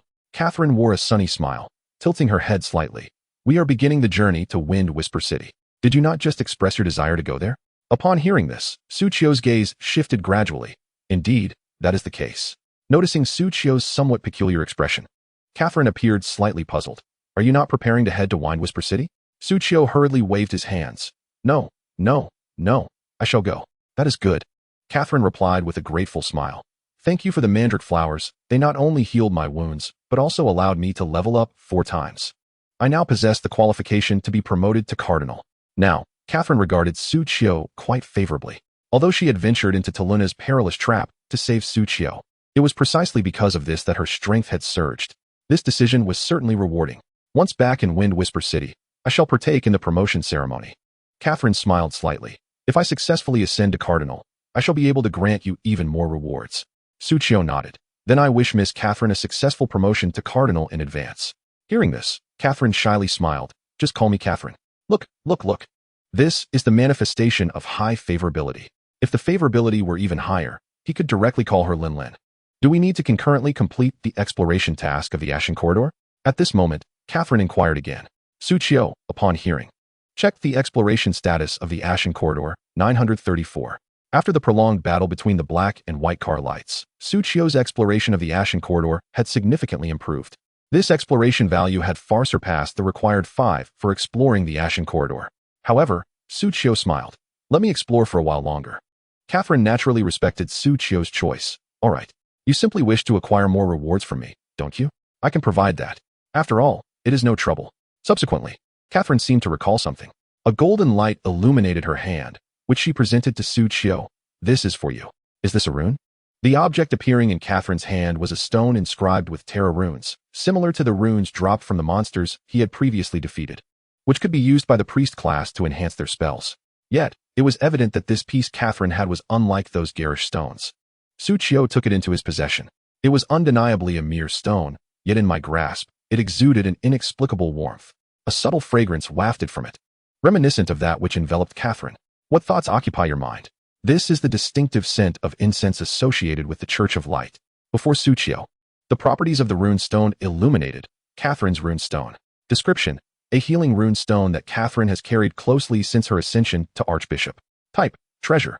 Effect: restores 20 health points and 10 magic points per second. Wow, this rune stone is truly remarkable. Being classified as a treasure signifies that it does not require equipping. It activates simply by being placed in my backpack. Moreover, it can restore 20 health points every second. That far surpasses the combined effects of Holy Light Blessing and Divine Blessing. Furthermore, it offers the most substantial magic restoration benefit. With a recovery of 10 magic points per second, that totals to 50 points in merely 5 seconds. This allows me to maintain a greater number of summoned entities. This is my personal runestone. I have nurtured it for an extended period, honing its sensitivity to dark energies, particularly those emanating from Taluna. Should Taluna's presence manifest nearby, it will alert me. Catherine gazed upward at Su Qiu. This is still the domain of the dark faction. With it by your side, you will be considerably safer. In essence, this stone serves as a Taluna radar and a personal healing and mana replenishment charm. Su Qiu nodded in acceptance. Thank you for your generous gift. I have truly experienced the benevolence of the Wind Spirit faction. Upon my departure from the novice village, I shall make it my first priority to journey to Wind Whisper City. Catherine's spirits lifted further upon hearing Su Qiu's words. After investing so much time and resources, and parting with this stone she could hardly sleep without, her intention had indeed been to draw him into the Wind Spirit faction. Then, take care. Until we meet again. With that, Catherine departed first, making her way back to the novice village. She mentioned that she had just leveled up and had yet to allocate her skill points or fully familiarize herself with her current combat prowess.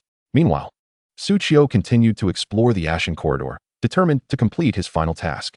Beep. Exploration progress of the Ashen Corridor, 001. Beep.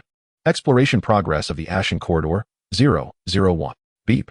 Congratulations, you have successfully increased the exploration progress of the Ashen Corridor to 10.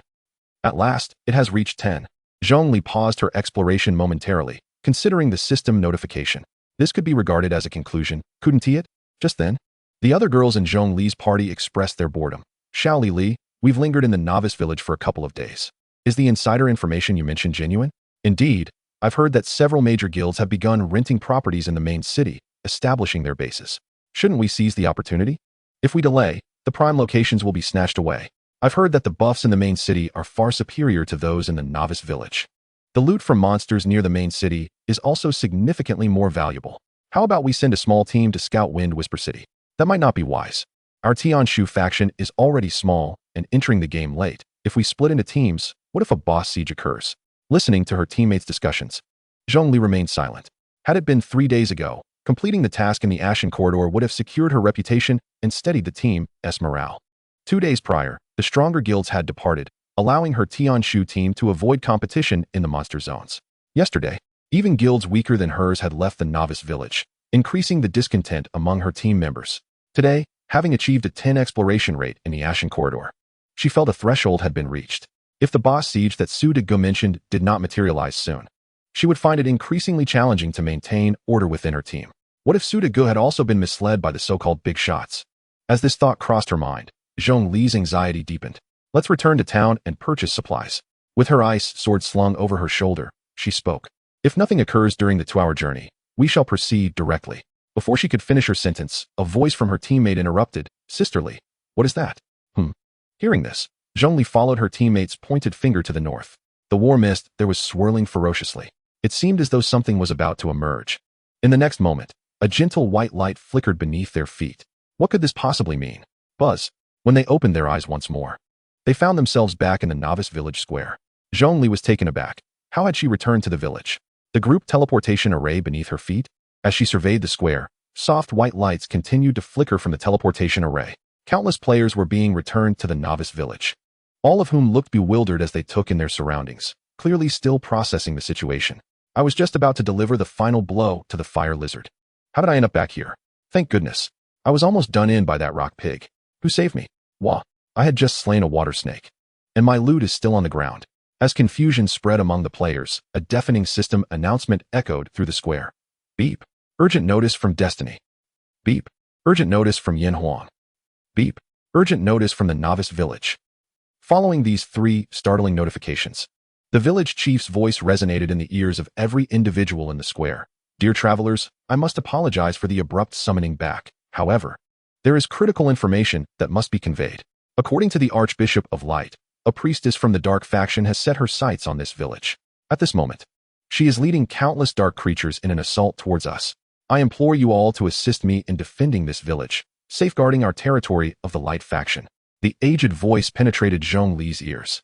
Though she found it somewhat noisy, she did not lower the game's volume. At that moment, she stood in stunned silence, gazing at the village chief who had issued the quest. A singular thought consumed her mind. Su De Gu had not deceived her. The boss siege was indeed upon them. Chapter 64, Wandering Tentacles? Bah. Beep.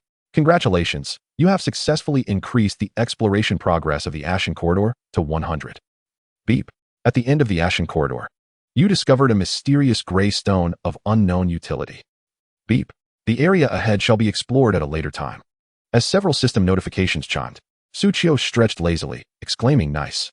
After a satisfied grunt, he felt a pleasant relief in his back. Casting a glance at the vast army surrounding him, Suchio was immensely pleased. During this time, the bloodthirsty Bat King had successfully summoned 50 blood servant bats.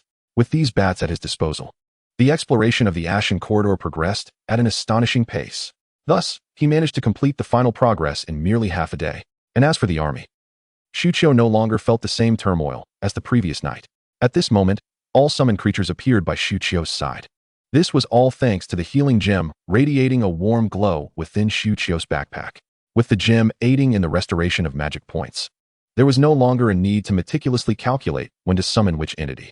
Summoning the bloodthirsty demon wolf consumed 112 magic points every 5 seconds, while the Frostfire Dragon Lizard required 20 points in the same time frame, and the bloodthirsty Bat King cost 30 points. Moreover, Shuchio glanced at the palm of his hand. With a mere thought, a nearly translucent white tendril suddenly emerged from his palm. Summoning the wandering tendril consumed 6 life points every 5 seconds. In addition to the magic point expenditure, the wandering tendril could also opt to draw from life points. It was merely a matter of tripling the consumption. With the constant blessing of holy light and the healing gem, Shuchio could recover a remarkable 30 life points every second. Maintaining 5 tendrils was just perfect. As for when he acquired the wandering tendril, that story harked back to the previous account. During the half-day spent filling his exploration quota, Shuchio successfully leveled up to level 15 and unlocked the 4th card pack. Thus, it was only natural that he chose the Wandering Tendril card as his 4th summon. This tendril was indeed quite intriguing, and Shuchio developed an affinity for it. It fulfilled all his positive expectations regarding tendrils. Perhaps due to not being tainted by the abyss, this tendril was utterly clean. However, there was one minor drawback.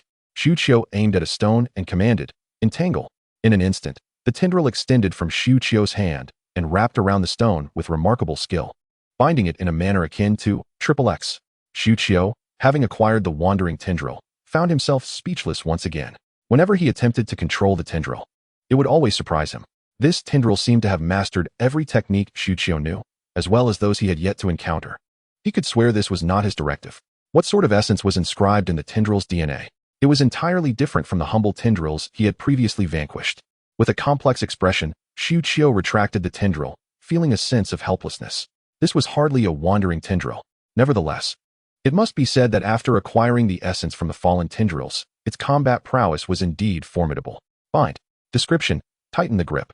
Effect: applies a binding effect on the target, determined by strength attributes. Slippery. Description: you cannot grasp it. Effect: evade rate enhancement, increasing the weight of one's own strength during strength assessments. Corrosive slime. Description: what is this? Clothing? Melted away. Effect: continuously reduces the enemy's defense and magical resistance. Collaboration. Description: human and tendril partnership. Work becomes effortless. Effect: when the host enters combat, the tendril can assist in battle. Just these few essences endowed the tendril with exceptional auxiliary combat capabilities. As the old adage goes, bind them. Do not let them escape. As long as one could firmly control the opponent, they would become a living target, easily subjected to overwhelming firepower. Although Shu Qiu's strength attribute was low, making successful binding challenging, he had plenty of tendrils. If one tendril couldn't bind, surely a multitude could. This underscored the importance of unity. Aside from the peculiarities in the binding aspect, everything else was satisfactory. Shu Qiu contentedly stowed away the tendril. Now, when allocating attribute points, he would need to pay more attention to the strength attribute. With this thought, Shu Qiu furrowed his brow. The life stars were insufficient. With only 15 life stars in total, how could he allocate them across 4 attributes? Beep, beep, beep. Just then, a series of notifications from Shu Qiu's friends panel chimed in. Boss, we cleared it. The Dark Abyss Cave is truly not a place for mere mortals. It must have taken a depraved planner to design such a sinister dungeon. It's challenging, yet the rewards are bountiful. Upon reading these messages, Shu Qiu finally realized why he had been undisturbed lately. It seemed overly tranquil around him. It turned out that Xingye, Bloodwolf, Cold Wind, and Faiyun, the leaders of the 4 battle groups, had successfully cleared the Dark Abyss Cave. Quite impressive. He hadn't expected them to achieve a level clear beyond their means. After a brief exchange, Shu Qiu nodded in understanding. Indeed, with the numerous advantages in the NO11451 Novice Village, ample reserves, plus the assembly of 20 elite players from the 4 major guilds, it was only a matter of time before they succeeded after countless attempts. Baldy, in a fit of frustration, lamented, I can't stand that huge moth flying around in the sky, nor that dog that bites indiscriminately. These 2 beasts are more annoying than the last. Shu Qiu, overhearing, glanced at the elite demon wolf and bloodthirsty bat king beside him and smiled faintly. I find them quite likable. Baldy fell silent for a moment, then patted his chest. Right. I like them too. I enjoy challenging foes. The archer Aoshue and the mage Thunder glanced at Baldy, sensing his overt enthusiasm. Xingye's Xiaoyu Bing turned to Shu Qiu in the video chat. Thank you for the opportunity. We completed the task in the Ashen Corridor and cleared the hidden dungeon, the Dark Abyss Cave. We are no longer attached to the Novice Village. Would you like to join us in the main city? Upon hearing Xiaoyu Bing mention the matter at hand, the other battle group leaders quickly nodded. Yes, boss. Let us head to Fengxi City together. I've prepared supplies and was just waiting to leave after clearing the Dark Abyss Cave. Our guild leader also wishes to behold your handsome visage. Of course, if you prefer not to meet, just say so. The Faiyun Guild had already purchased a hotel in Fengxi City as their base. Resting for a night would grant them a buff for accelerated mana recovery. What do you think? Shall we go together? Seeing the several battle leaders extend their invitation, Shu Qiu smiled gently. No, thank you. Baldy chuckled. All right. Let us meet tomorrow then. Mid-sentence, he suddenly realized, wait, boss, you're not leaving? The others were equally taken aback. The Novice Village had leveled up. The Ashen Corridor had been explored, and the hidden dungeon had been cleared. It was time to head to the main city, wasn't it? Xiaoyu Bing looked at Shu Qiu, tentatively asking, could there be any hidden story left in the Novice Village? Shu Qiu shrugged, who knows? Just then, a resounding notification echoed in everyone's ears. Ding. Emergency announcement from Destiny. Ding. Emergency announcement from Yin Huang. Ding. Emergency announcement from the Novice Village. A dazzling light erupted beneath their feet. Chapter 65. The Novice Village's unique limited event. A glimpse of light. Ding. Welcome to Novice Village number 11451. Su Qiu gazed at the long unseen Blackstone Square and stretched languidly, feeling a sense of anticipation. The siege was finally upon them. The square before him shimmered with the soft white light of players being teleported back. As the last beam of teleportation faded, the aged voice of the village chief resonated in Su Qiu's ears. Dear travelers, I must apologize for summoning you back so abruptly. But there is urgent intelligence that requires your attention. A faint smile graced Su Qiu's lips as he recalled the familiar narrative. In his previous life, the siege was a clash of light and darkness, with 2 priests bestowing buffs upon their respective armies before ascending to the heavens to duel. The remainder was left to the players, who defended the city and vanquished the invading bosses. However, this time, the Dark Priest, Taluna, had been driven away from the village. Thus, this siege battle, Su Qiu mused, would surely be a pure delight. Please, help this old man defend our village and protect the territory of our light faction. With the chief's final words, all players understood the gravity of the situation. What the hell? A boss siege? I've just created my account and am already faced with a boss siege? Could it be that I am the chosen one? Why the sudden onset of a boss siege? Wasn't he? It just said that we were to explore the Ashen Corridor? I've never even seen a boss before. My guild members have all gone to the main city, and the rest are just novice players. How can we possibly fight this? Amidst the confusion and doubts of the players, a colossal notification echoed in their ears. Ding. Destiny, the exclusive event A Glimmer of Light in Novice Village has commenced. During the siege, defeating monsters will yield additional drops. Successfully eliminating all enemies from the Dark Faction will count as a successful defense. All players in Novice Village who successfully defend will receive ultimate rewards. The first 100 players to achieve a successful defense will receive extra rewards. The preview of extra rewards is as follows. NO 51, NO 100, copper coins. NO 21, NO 50, copper coins, experience. NO 11, NO 20, copper coins, experience, equipment. NO 4, NO 10, copper coins, experience. Equipment, weapons. NO 3, copper coins, experience, equipment, weapons, skills. NO 2, copper coins, experience, equipment, weapons, skills, reputation. NO 1, copper coins, experience, equipment, weapons, skills. Reputation, Fate Star 1. Oh my goodness. Did I read that correctly? The official announcement from Destiny? The first event since the server opened, with no prior notice? Exclusive. Novice Village. My luck is so abysmal that I might as well be cursed. How is this even happening to me? Extra drops for killing monsters. This is a golden opportunity. I am definitely going to profit immensely. This event is designed for rapid growth for novices. Oh no. I just arrived at the main city and heard this news. It's making me want to go back. As this notification emerged, players in Destiny were met with a mix of jubilation and despair.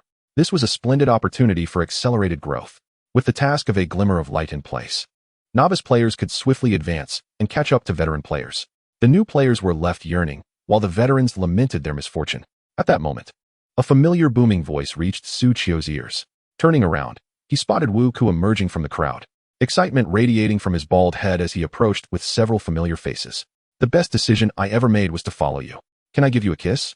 The archer, Aoshue, delivered a playful slap to Wu-Ku's bald head, disdainfully retorting, "You think you deserve that?" She then turned to Suchio, her eyes brimming with admiration.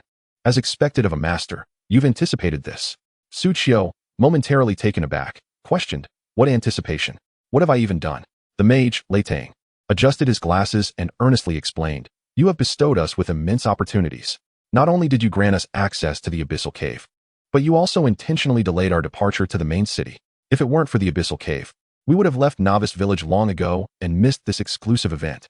All to make us stronger, to fortify our guild, to empower our fiery blaze." As he spoke, Leitang felt a surge of warmth in his chest. "Truly, you have put in a great deal of effort for us. Suchio, have I really done so much? How come I am unaware of it?" Seeing the eager gazes directed at him, Suchio felt a tinge of embarrassment. "Enough of that." Leitang nodded earnestly. "We understand. Everything is unspoken." Suchio. Before long, the conversation turned back to the siege. Successfully defending would grant ultimate rewards, and swift kills would yield extra rewards. The bald head of Wu-Ku broke into a grin. "If our village can secure a spot in the top 10, we'll each receive an extra weapon." Having suffered the agony of lacking a suitable weapon, Wu-Ku developed an obsession with weaponry thereafter. "Do you look down upon our master?" Aoshue glared at Wu-Ku angrily. "With a master present, how could we not aim for the top 3? Suchio. Leitang scoffed at both of them. "The master has been so generous to us. Your goal is merely the top 3. With a master who dominates both the level and equipment rankings, we ought to claim the first place." Suchio. "Why are we putting pressure on ourselves?" Ding, ding, ding. Just then, a friend request notification from Xia Yubing vibrated. She glanced at the message, her brow furrowing. "I've received news that it seems the main forces of the top 10 supreme players in the world are still in Novice Village. Moreover, someone has already set up a betting pool to see which supreme player will be the first to successfully defend and complete A Glimmer of Light." The trio fell silent. They had merely been bantering, hoping to make it onto a leaderboard for a chance at extra rewards. However, to compare their small faction to the world's top 10 financial guilds was an entirely different realm. "Is that so?" Suchio replied, his expression neutral. "The wealthy really do have too much time on their hands. Rather than betting, they should donate to the less fortunate." As he spoke, Suchio noticed Xia Yubing still gazing at him, as if she had more to say. He then inquired, "What is it? Have you come across more news?"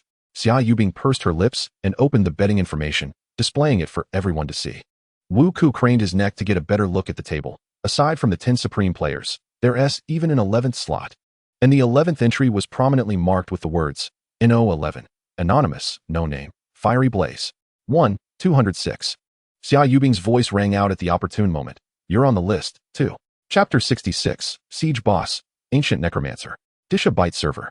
A stout individual with brown skin and curly hair, draped in a loose white robe, lounged casually with one foot propped on a stone. With a nonchalant air, he flicked a gold coin into the air with his right thumb, catching it, tossing it again, and catching it once more. As he engaged in this playful activity, his gaze was fixed intently on the betting interface. An anonymous player, perhaps? With a gentle swipe, he placed 1 million on the anonymous player's option. The odds, initially at 1206, surged to 127 in an instant due to the influx of capital. Observing this numerical shift, a faint sigh of resignation appeared on the stout man's face. Is this all the money we're wagering? Truly, it's not substantial enough. Can't we gamble on something grander? At that moment, a bespectacled adult behind him interjected. Prince Aller, are we certain about betting on that anonymous player? Undeniably, he possesses strength, but the city defense challenge evaluates the overall combat prowess of the entire novice village. One individual might has its limits. The bespectacled man slightly bowed and continued. If we lose, that 1 million will be forfeit. The stout man chuckled. How many times must I remind you? Out here, you should refer to me as young master.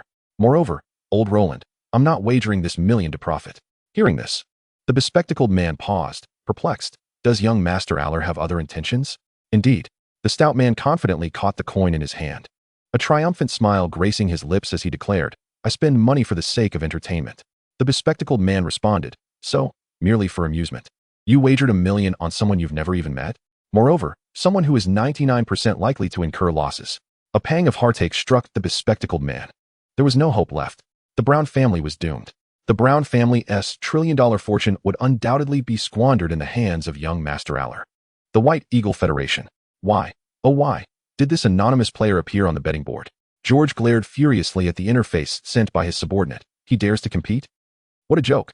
His subordinate lowered his head, hesitant to respond. Have you investigated? Who initiated this betting board? The subordinates exchanged glances before replying. It was launched by the Disabate server.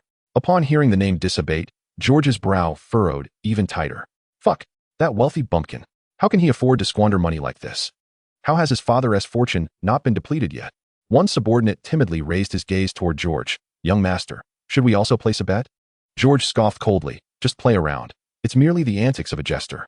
After all, I am firmly positioned as the one with the lowest odds. The lowest odds signify stability. This is merely a matter of measuring strength with currency. There's no need to engage with those clowns. However, in the next moment, the betting interface emitted a beep. N01, Lin Xian, Inlin, Yan Huang, 1, 024, N02, George, White Eagle Federation, 1, 025. He had been pushed to second place? Fuck, George roared. Su Qiu smiled slightly. Ah, so they regard me as the 11th supreme player. I wonder who orchestrated this little spectacle. Immediately, Su Qiu turned to the others. Do you wish to make some money? Upon hearing this, the leaders of several battle groups immediately grasped Su Qiu's intention and promptly signed a new agreement. They would pool resources to bet on Su Qiu's victory. Once successful, Su Qiu would return their funds in full, with the profits divided 60-40, 6 for Su Qiu. This was a testament to their trust in Su Qiu. Initially, they were reluctant to spend this money due to the inherent risks. After all, they were competing against the 10 most elite supreme players in the world. But now, Xia Yubing furrowed her brow seriously. The Starry Night Guild comprises 200 combat professionals, 230 support roles, and 360 logistics personnel. Should assistance be required, I am at your disposal. The bald leaders exchanged glances. The Blood Wolf Battle Group has 290 combat professionals, 105 support roles, and 20 logistics personnel. The Proud Snow Battle Group consists of 180 combat professionals, 205 support roles, and 60 logistics personnel. The Law Cloud Battle Group has 310 combat professionals, 50 support roles, and 103 logistics personnel. These assertions were not made in the presence of their guild leader, hence the use of battle group.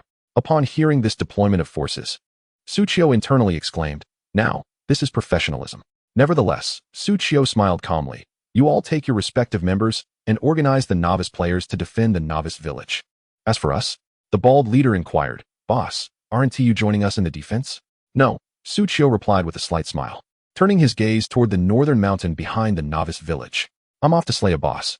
Just then, a player in the distance suddenly shouted, Hey, look over there. What is happening? A player alerted everyone, and they all turned their gaze toward the northern direction of the novice village. With a rumble and crash, Countless stones tumbled down the mountain wall. A landslide? But it hasn't rained. How could there be a landslide? Why did the mountain suddenly collapse? But in the next instant, they all held their breath, silenced in awe.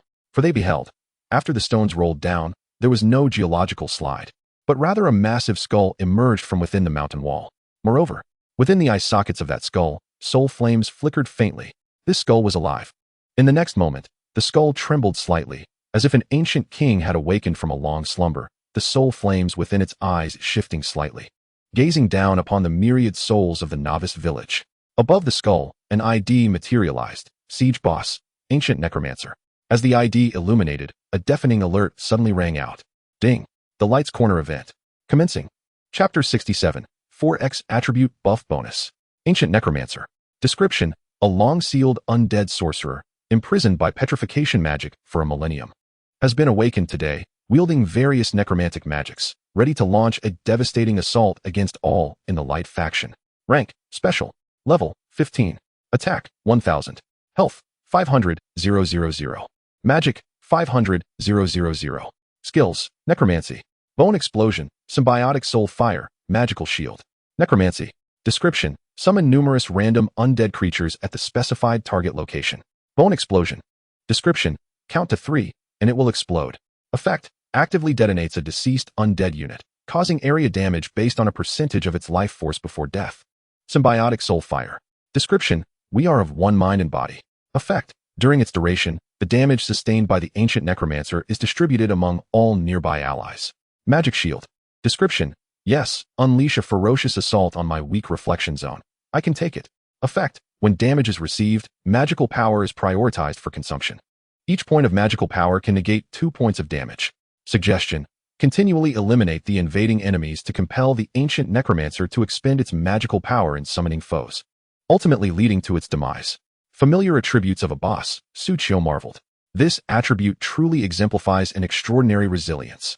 With a magic shield in place, those 500,000 points of magical power equate to an astounding 1 million health points. When combined, this Ancient Necromancer possesses a total of 1,500,000 health points. Such attributes. These figures are far beyond what a typical level 15 boss should possess. Bald-headed Angry Claw swallowed hard, suddenly feeling a chill run down his spine. Several battle leaders nodded in agreement, acknowledging the assessment. Suchio also gave a slight nod. Indeed, with only 1,000 attack points at level 15, it is rather insufficient. The crowd collectively exclaimed, "Are you aware of what you are saying? The knight in our team, with full vitality investment, only has 980 health. It cannot withstand even a single attack." The bald-headed man mumbled towards Suchio. "How much health do you have?" Suchio glanced at his health bar. "About 1,500. You see, I told you so." The bald-headed man's voice caught in his throat. "How much?" 1,500. The battle leaders were left speechless. If their memories served them correctly, the esteemed one was supposed to be a summoner. ISNT, a summoner, the most fragile and weakest class, relying entirely on summoned creatures for combat. This, 1,500. Who is the true knight here? Xia Yubing suddenly felt that perhaps as an assassin, she too should invest in some vitality. After all, Suchio must have his reasons. However, she decided to set that matter aside for now. She turned to Suchio, shifting the topic. "With such a substantial health pool for this boss, will it take you quite a while to defeat it?" "Destiny suggests we first clear out the minions and wait for the Ancient Necromancer to exhaust its magical power before engaging it." "That makes sense." Suchio shrugged, gazing at the distant Ancient Necromancer. "But I reject that advice, Xia Yubing." After saying this, Suchio strode alone towards the northern mountain, leaving several bewildered battle leaders exchanging glances. Has he always been this reckless? If the esteemed one ISNT defending the city with us, can we truly hold our ground? Stop dawdling. Quickly start deploying. The wave of monsters is already closing in. Can we really hold out? Who cares if we can hold out? We shall defend. That is all. Just then, a thunderous notification echoed in the ears of all players defending the city. Ding! The Light Bishop Catherine bestows blessings upon the travelers defending the city. Blessing. Effect. All players gain an additional 10 attack power, 10 defense, 50 health points, 50 magic points, 100 health recovery, and 100 magic recovery. Holy moly! The NPC finally grants a buff. This buff is phenomenal. A comprehensive enhancement. Is it just my imagination, or does this buff seem stronger than those from other novice villages? Countless players compared notes with friends from other villages, and were delighted to discover players in other villages received buffs that were merely half as potent. Weak blessing. Effect. All players gain 5 attack power, 5 defense, 20 health points, 20 magic points, 50 health recovery, and 50 magic recovery. Our village's light bishop is extraordinarily generous. I admit, I am overjoyed. It would be a crime not to slay something exhilarating with this buff. Haha. Charge. Damn it. Hold back. Didn't you hear the announcement? The enemies will also benefit from the Dark Priest's enhancements. Oh right, I almost forgot. The male warrior who had just reminded them, sporting a little flying stick ID. Scolded. Not at all prudent. Destiny. Wouldn't he be that generous? This event merely allows us to experience a game with inflated values. As soon as he finished speaking, countless players shot him disparaging glances, labeling him as Shrimp Head. However, after waiting a moment, the expected enemy buff notification did not arrive. What is going on? Wasn't it said that the enemy's priest would also grant buffs? Did Destiny forget? Does this mean only we have enhancements? I can't believe it. A pure exhilaration match. The ancient necromancer must be bewildered. Where are the buffs? Where are the buffs? Someone save me. Haha. An opportunity to rake in the rewards has arrived. Charge. The earlier male warrior, even more exhilarated, dashed to the forefront, rushing toward the village entrance. Don't rush. Don't rush. My little flying stick is coming through. At the novice village's northern gate. This buff is twice as strong as what I obtained in my previous life. Suchio looked at the swarming rock boars and skeletons approaching his direction, a faint smile gracing his lips, and now, you no longer have buffs. In the previous life, all the monsters that besieged the city similarly received the status added by Taluna. Frenzy. Effect, attack power 5, defense 5, health points 40. After mutual cancellation, players only gained a mere 10 additional health points. But now, the enhancement from the buff is truly significant. Just then, an unexpected notification rang in Suchio's ears. Ding. The Light Bishop Catherine grants you a powerful exclusive blessing. Powerful blessing.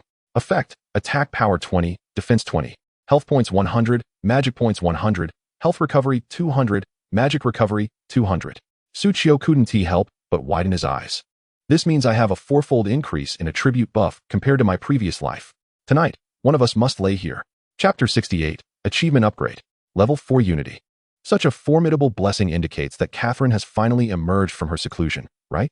Suchio chuckled, reflecting, once we defend the city, I will undertake the task of exploring the Ashen Corridor. Then, with a grand gesture, Suchio declared, it is my turn. I draw a card. Summon bloodthirsty demon wolves. Whoosh. Suddenly, 37 demon wolves appeared before him. My turn. I draw again. Summon frostfire dragon lizards. Whoosh. Instantly, for dragon lizards materialized behind him. Still my turn. I draw once more. Summon bloodthirsty bat king. Whoosh. Suddenly, 51 bats emerged above him. As for the tentacles, let us skip that. There are other players present. Letting them see would tarnish my image. Forward. Suchio pointed toward the ancient necromancer, stirring restlessly within the mountain, preparing to extract its entire form from the earth. Carve a bloody path. Roar. The hellhound let out a furious howl and charged forward, using its massive body to clear a path for the bloodthirsty demon wolves behind. The seasoned veteran sighed in understanding and then followed closely behind the Cerberus, plunging into the throng of monsters. Ding. Congratulations on successfully vanquishing a level 4 rock boar. Earning 1 experience point. Ding. Fate triggered, additional experience gained. 14 times. Ding. Congratulations on successfully defeating a level 5 skeleton warrior. Earning 1 experience point. Ding. Fate triggered, additional experience gained. 6 times. Given the vast disparity in levels, Suchio could only forcibly obtain 1 experience point. Unexpectedly, this solitary point could also be doubled by fate. Suchio chuckled while covering his face, then charged towards the ancient witch's remains alongside his summoned creatures. During the monster siege, the player's aggro automatically registered at 1. The aggro in the novice village also automatically registered at 1. Thus, through the interplay of increase and decrease. If the monsters were given a choice, they would disregard the players and prioritize wreaking havoc in the novice village. However, before Suchio's summoned creatures, this horde of monsters had no such options. The Cerberus's attacks were akin to a meat grinder. Each strike could instantly annihilate 3 monsters standing in its path. 1,699, 1,702, 1,700. For these creatures, each possessing merely 1,000 health, such damage was utterly overwhelming. Young skeleton warriors are advised to observe under the supervision of adult skeleton warriors. Ding. Congratulations on successfully defeating a level 4 skeleton warrior, earning 1 experience point. Ding. Congratulations on successfully defeating a level 6 skeleton warrior, earning 1 experience point. Thus, he could eliminate 2 at a time. Suchio exhibited no mercy. In the skies, the bloodthirsty Bat King, accompanied by its bloodthirsty minions, unleashed a relentless barrage of blood needles upon the monsters at the forefront of the army, diminishing their status. It must be said, with the acquisition of ranged attack capabilities, the bloodthirsty Bat King truly reveled in its newfound comfort. It was the embodiment of aerial justice. Ordinary ground monsters posed no threat to its safety. Whoosh, whoosh, whoosh. 133, 128, 135, 144. The bloodthirsty bats confidently unleashed their attacks, reveling in their newfound joy. Squeak, squeak, squeak. When they had just been born, they faced off against undead monsters of levels in the teens, with defenses often reaching 200 to 300. Their attacks could barely breach the defenses. They could only soar above as scouts. But now, they recalled that they were capable of outputting damage as well. Gazing up at the bloodthirsty bats, Tsuchiyo's mind was filled with two words: floating cannons. Capable of autonomous attacks, flying, and reconnaissance. Were these not floating cannons? And there were a full 50 of them. With these 50 floating cannons at his disposal, Tsuchiyo and his summoned creatures were unstoppable. In an instant, they plunged into the sea of monsters. From above, Tsuchiyo and his summoned allies resembled a resilient boulder amidst a raging current. Moreover, this boulder not only resisted being swept away by the current, but surged upstream, racing towards the source of the beast tide. If they could hold on a little longer, they would soon reach the ancient witch's remains. Tsuchiyo looked up into the distance. Boom. The ancient witch's remains, embedded in the mountainside, had already freed itself from the rocky confines above its collarbone. According to the schedule laid out by the Light of Order, in a few hours, when the beast tide was nearly cleared, the ancient witch would completely break free from the mountain's grasp and begin its assault on the novice village. At that point, it would be the ultimate battle where all players band together against the boss.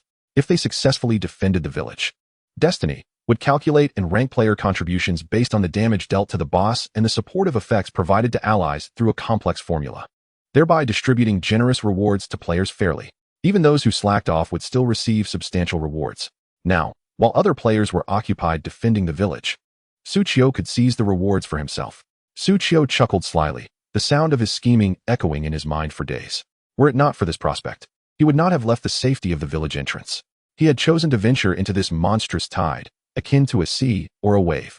Surely, Destiny could not have anticipated that someone would attempt to intercept the boss before the beast tide concluded, just as Tsuchiyo anticipated the potential rewards from this endeavor. An unexpected system prompt echoed in his ears. Ding! Your wolf pack actively engaged in the defense event and survived for 8 minutes, successfully leveling up Unity to level 4. With each attack, now stacking an additional 4 damage. 016. Tsuchiyo's eyes lit up, and his smile widened. Unity, buff has leveled up? Chapter 69, regarding the Legion skills. The Reanimated.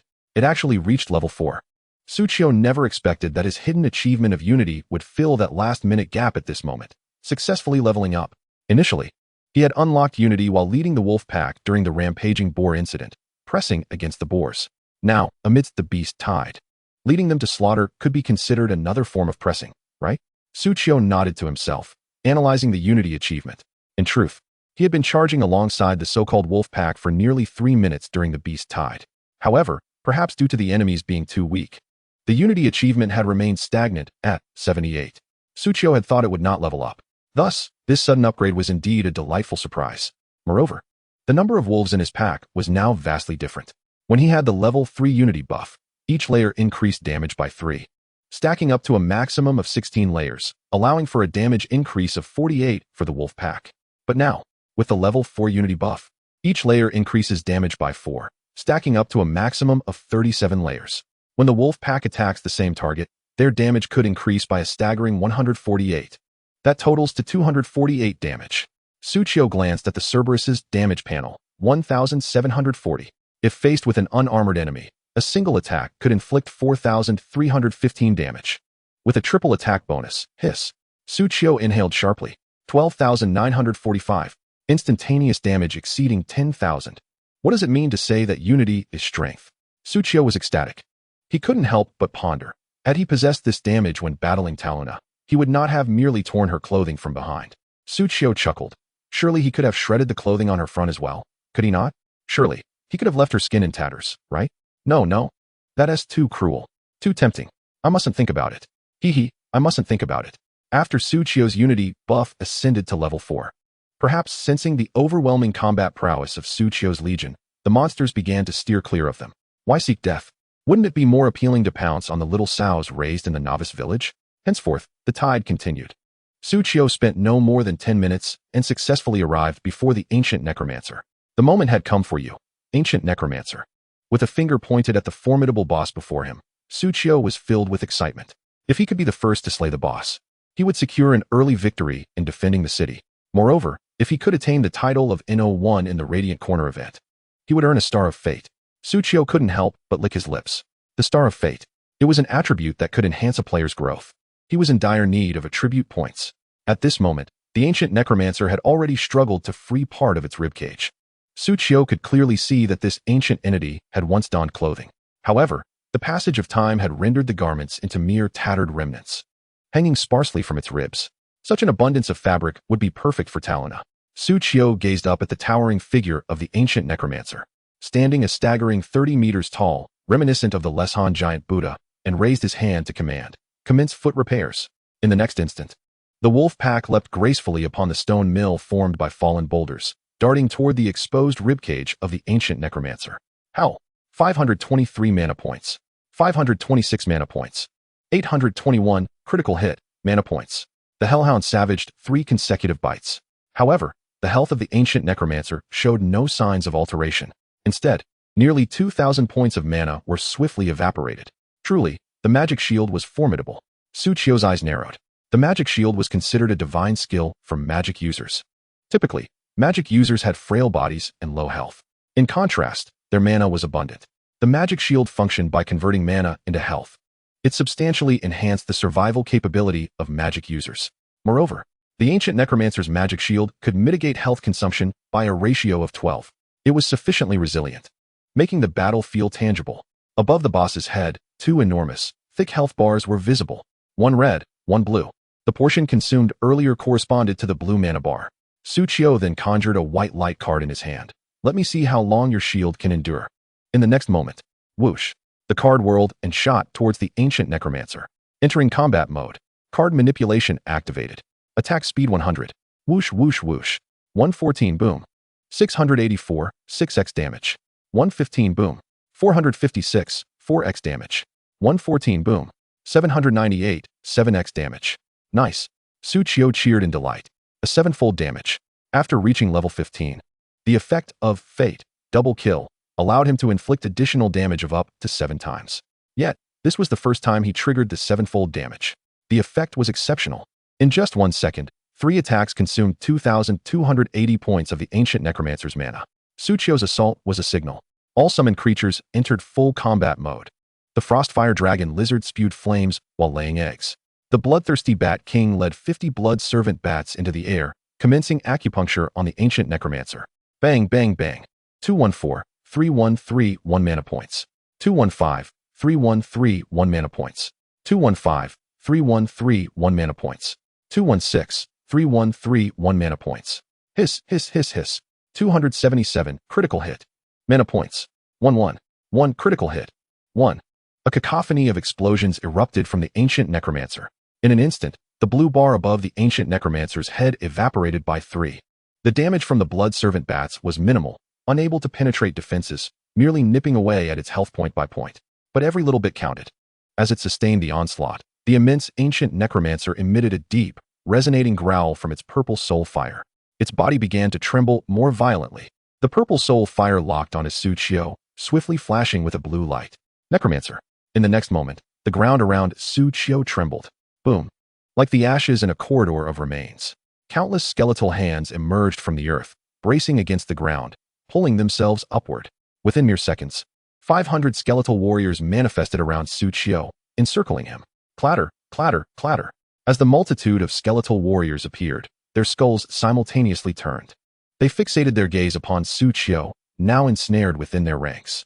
This summoning skill, intended for an army, had been directed solely at him. Suchio smiled faintly. To be singled out for such attention, I feel quite flattered. Then, Suchio stretched out his hand. Summon, wandering tentacles. Chapter 70, Help Me. Bloodthirsty Bat King. Roar. The skeletal warriors behind Suchio suddenly swung their broken blades towards Suchio's blind spot. However, in the next moment, 2 tentacles extended from the back of Suchio's neck. like a VIP member of a lightning-fast service, one wrapped around the skeletal warrior's sword-wielding hand, while the other ensnared its body. I disliked being ambushed from behind. Suchio turned his face toward the bound skeletal warrior, twisting his waist, and pressed a white card against the skeleton's face. The skeletal warrior, immobilized by the tentacles, could only watch helplessly as the card detonated upon contact. 419, critical hit. Boom. 1676, 4x damage. Instantly, the controlled skeletal warrior lost half its health. That additional 20 attack was quite a boon. In the blink of an eye, Suchio unleashed 2 more cards, swiftly dispatching the skeletal warriors that had approached him. As he bent to evade yet another horizontal slash from behind, he conjured a magician card in his hand. With a decisive squeeze, he applied a speed boost of 20 to all enemies in his vicinity. This deceleration caused the skeletal warriors attempting to close in from behind to be obstructed by those in front, preventing their advance. This granted Suchio the precious time to employ his trump card. A grin spread across Suchio's face. "Help me, bloodthirsty Bat King." From a distance, the bloodthirsty Bat King, along with the 50 blood servant bats, simultaneously activated their skill to meld into the shadows. They vanished from sight.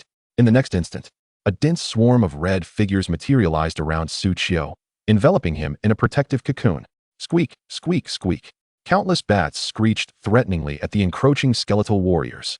Suchio understood their message. Agreement 3. Protect the master. Stay away from the master. Tears welled up. Those few words truly touched Suchio's heart. Once the battle concluded, he would certainly reward them generously. Suchio firmly resolved. Whoosh, whoosh, whoosh, whoosh. The bloodthirsty Bat King, accompanied by the blood servant bats, returned with remarkable speed. Under the influence of the veil of darkness, any attempt to reveal oneself would inflict damage. Countless blood needles rained down like a carpet bombing, striking fiercely at all the surrounding skeleton warriors. While the ancient necromancer itself was impervious to damage, dispatching these skeletal minions was a trivial matter. Ding ding ding ding ding. The blood needles struck the skeleton warriors, producing an incessant clattering sound. The closer the skeleton warriors drew to Suchio, the quicker they succumbed to the onslaught of needles. Is it not true that when facing a boss one must tread carefully, yet strike with great force against lesser foes? Suchio acknowledged the bloodthirsty Bat King's ability to clear out minions.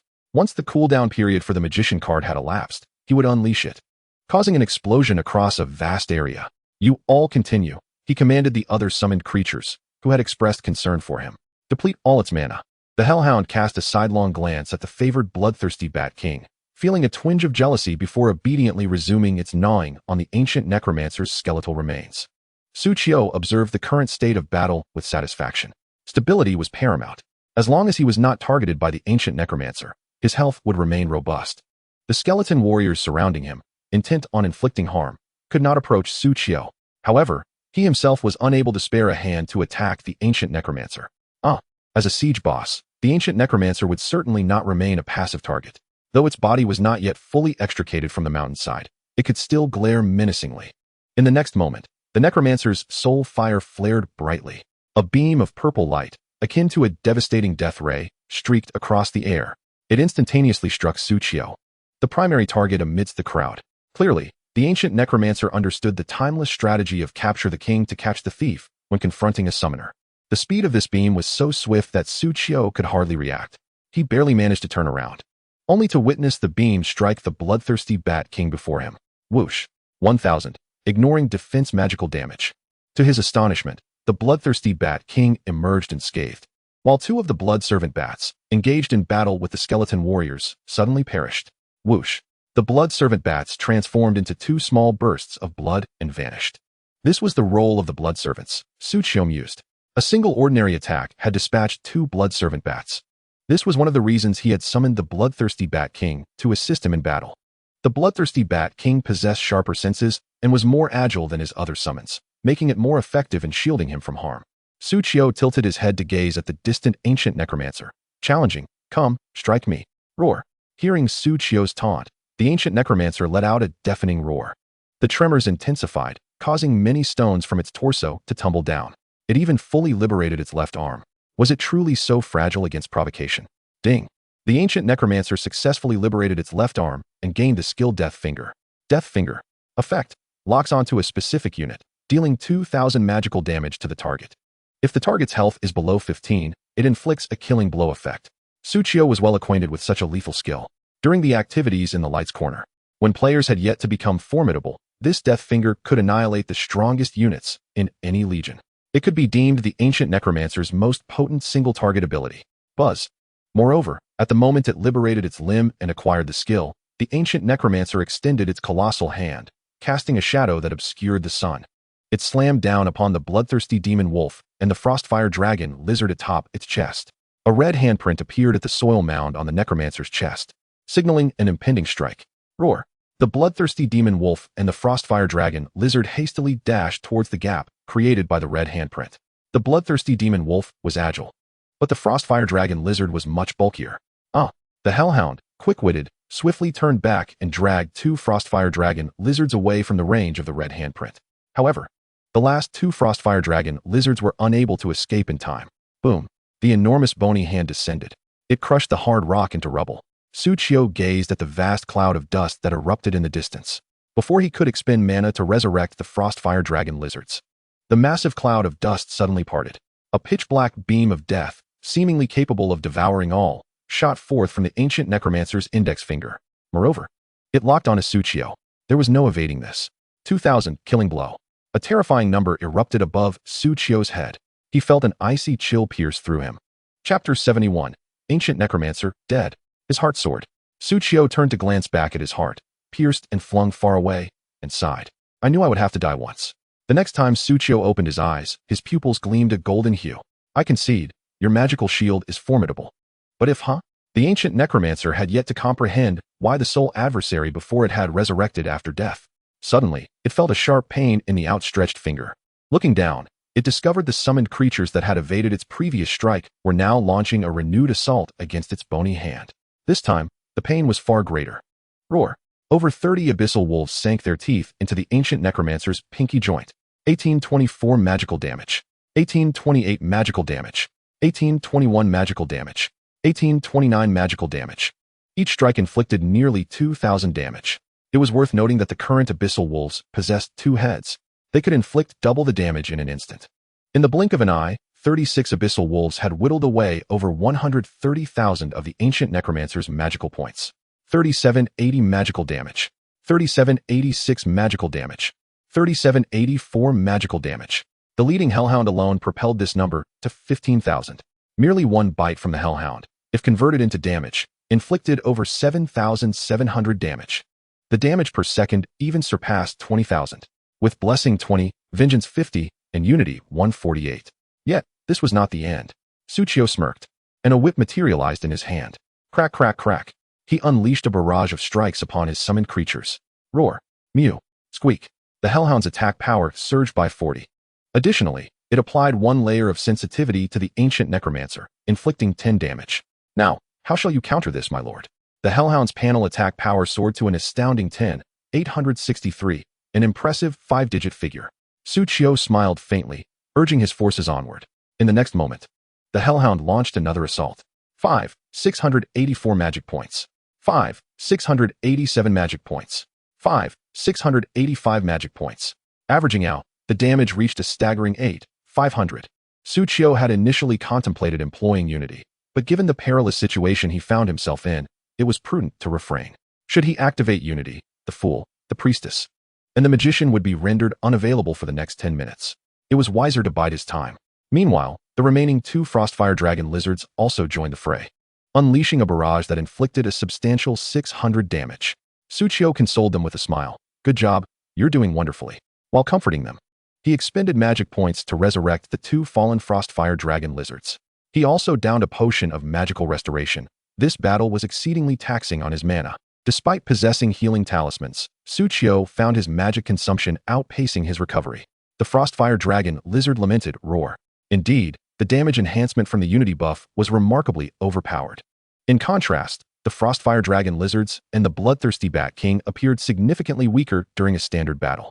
Perhaps sensing this imbalance, the ancient necromancer raised a hand, and the soulfire glowed anew. Thunderous rumbles echoed as countless skeletal minions emerged from the mountainside.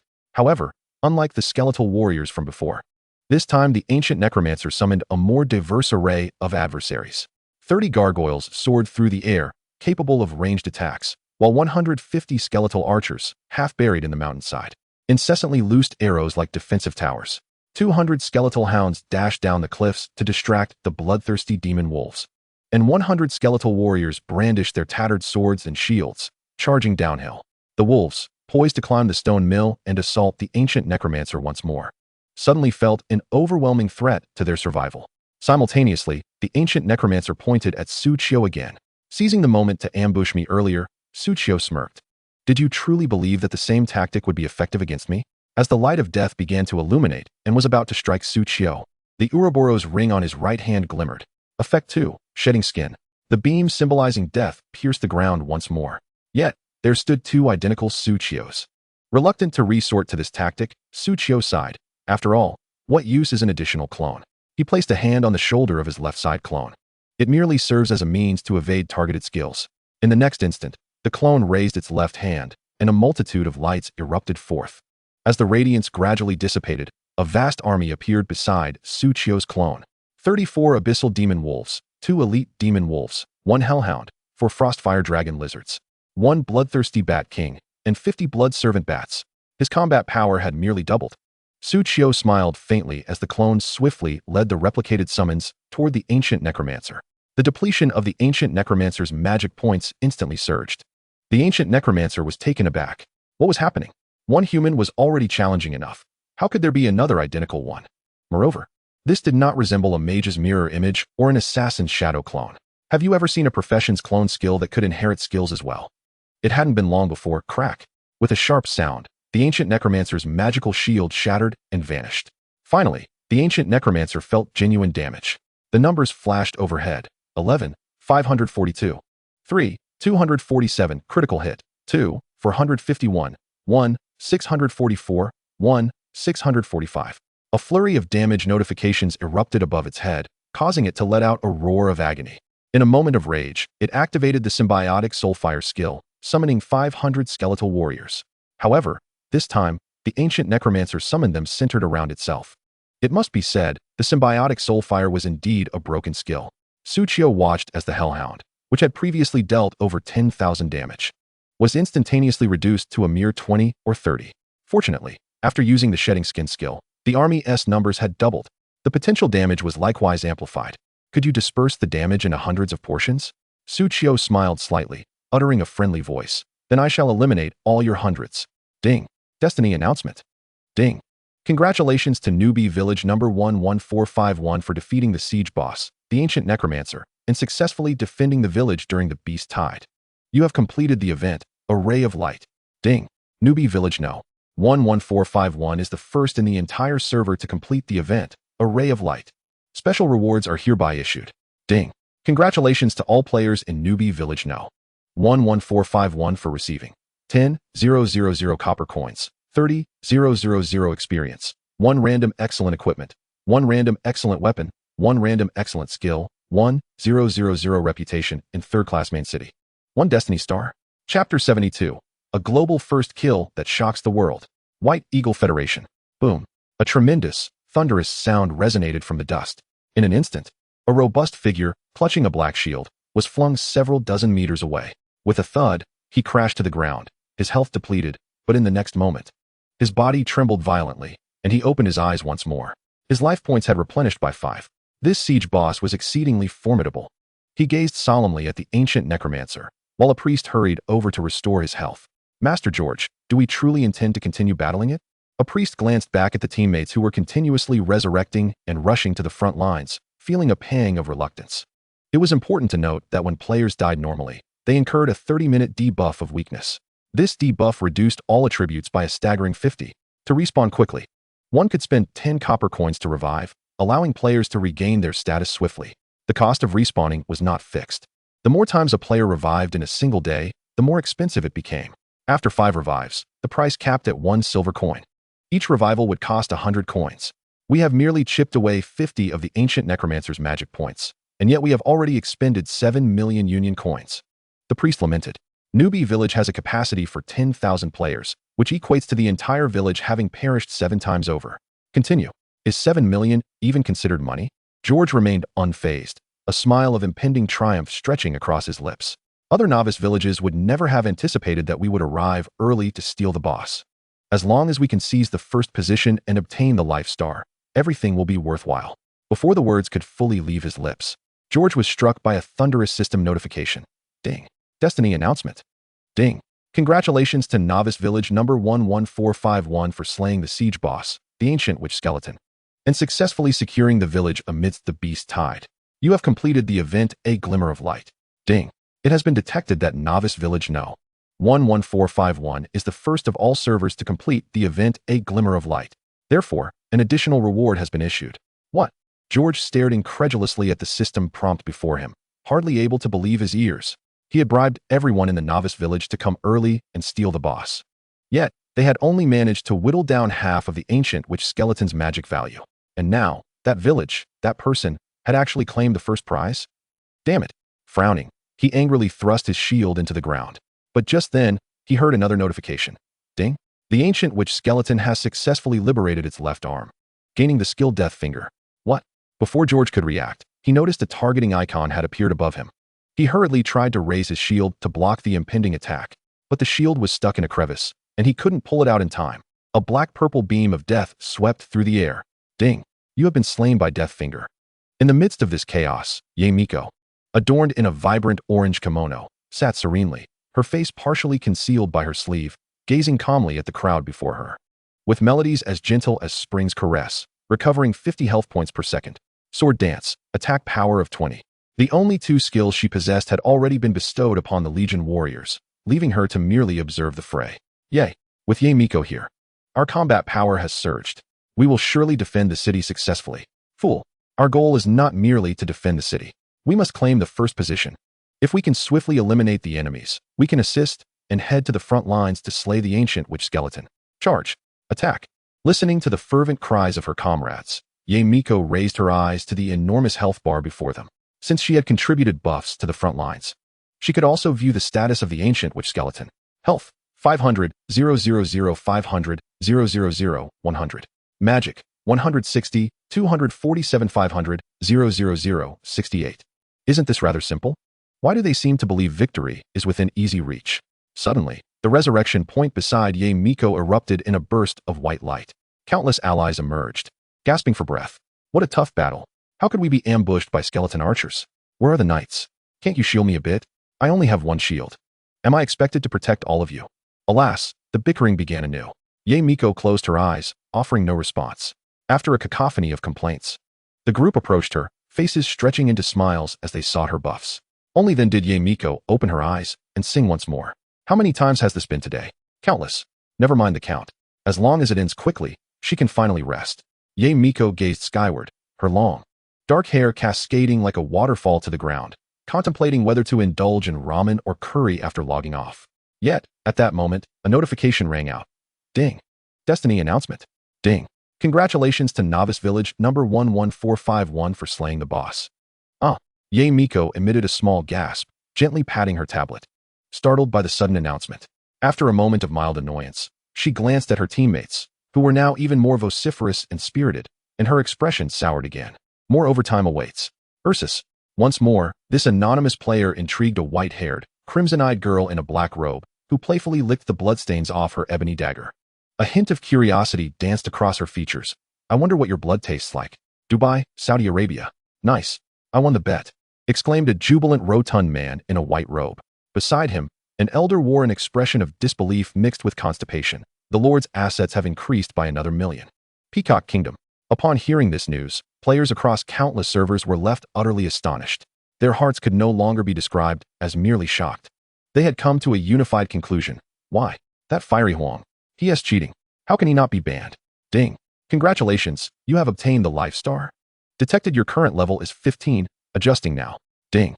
Attribute adjustment complete. You have 14 free attribute points. Nice. Suchio beamed at his newly acquired attribute panel. Filled with joy. This means I will gain 16 free attribute points with each level up. 4 points each in strength, agility, stamina, and intelligence. Just perfect. Suchio glanced into the distance. His clones and summoned entities had reached their time limit and dissipated into dust, while his own summons gathered around him. Let us head back. Suchio was quite satisfied. Now, the affairs of the Novice Village are concluded. It's time to prepare for the journey to Wind Whisper City. However, just as Suchio turned to take a step, another system notification. audible only to players of Novice Village number 11451, resounded. Ding.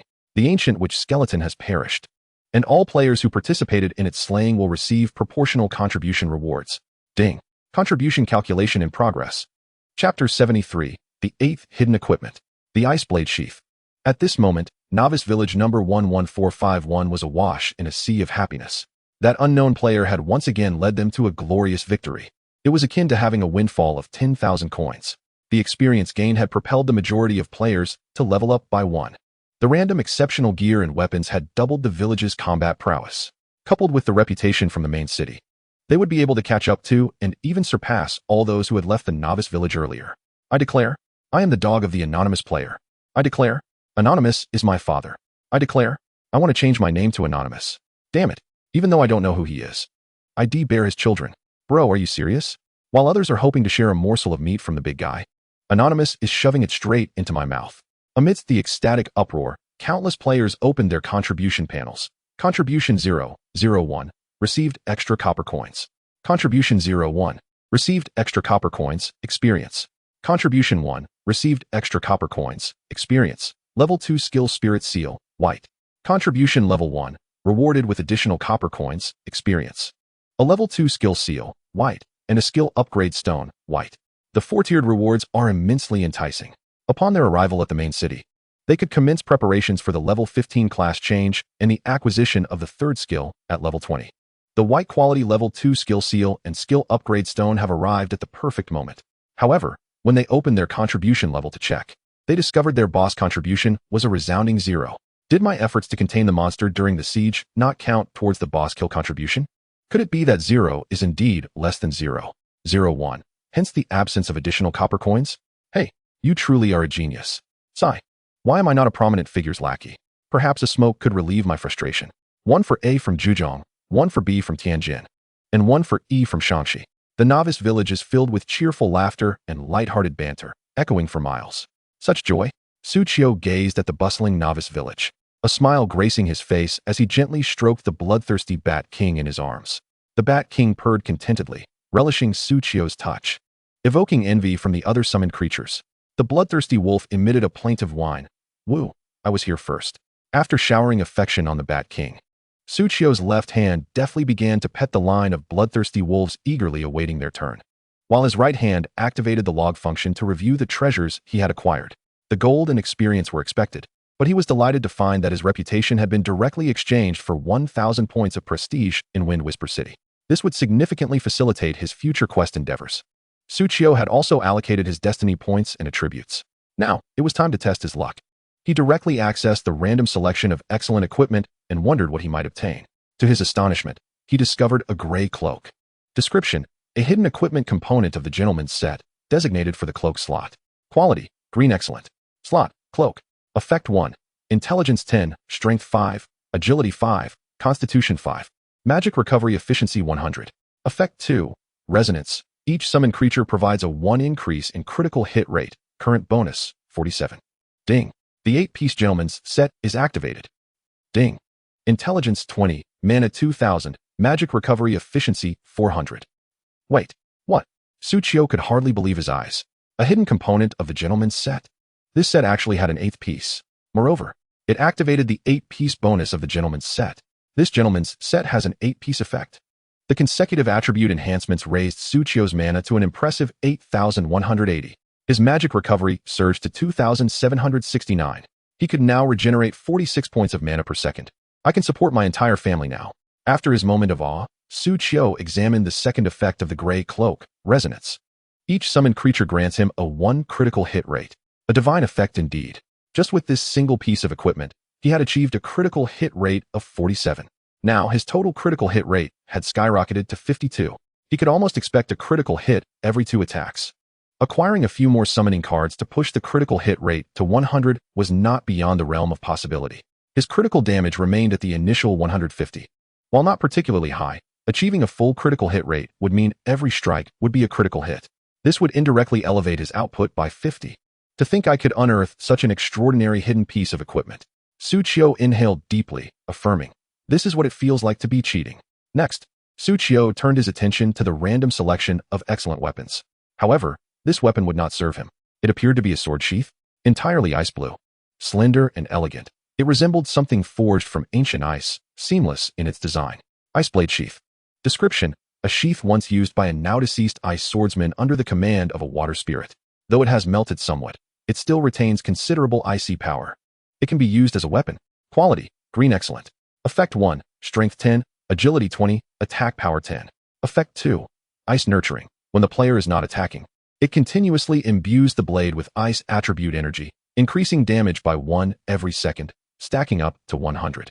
The next attack releases all accumulated energy, applying a freezing effect on the enemy, slowing them down and causing continuous damage. Effect 3, unlocked. Suchio slowly typed out a message. Is this what you call an excellent weapon? What kind of luck is this? How could I continuously obtain such remarkable equipment? This is undoubtedly a weapon with hidden effects. Yet, he pondered how to unlock Effect 3. 3 individuals flashed through his mind: the bald man, Lin Ziyun, and Zhongli. The bald man had once remarked that the cardmaster profession sounded rather lowly. Well, now only 2 remained. Suchio rationalized that this was not harboring a grudge, but rather logical reasoning. That man certainly wouldn't appreciate wielding such a delicate little sword. Not holding a grudge. He decided to send the attributes of the sword sheath to Lin Ziyun, as it could fetch a decent sum. Having made his decision, Suchio sent the sheath remotely to Zhongli. There is no such thing as a free lunch, breakfast, lunch, dinner, or supper. After having freeloaded off Zhongli for so long, it was time to pay a bit for my meals. Chapter 74, The Ocean and the Gift of the Water God.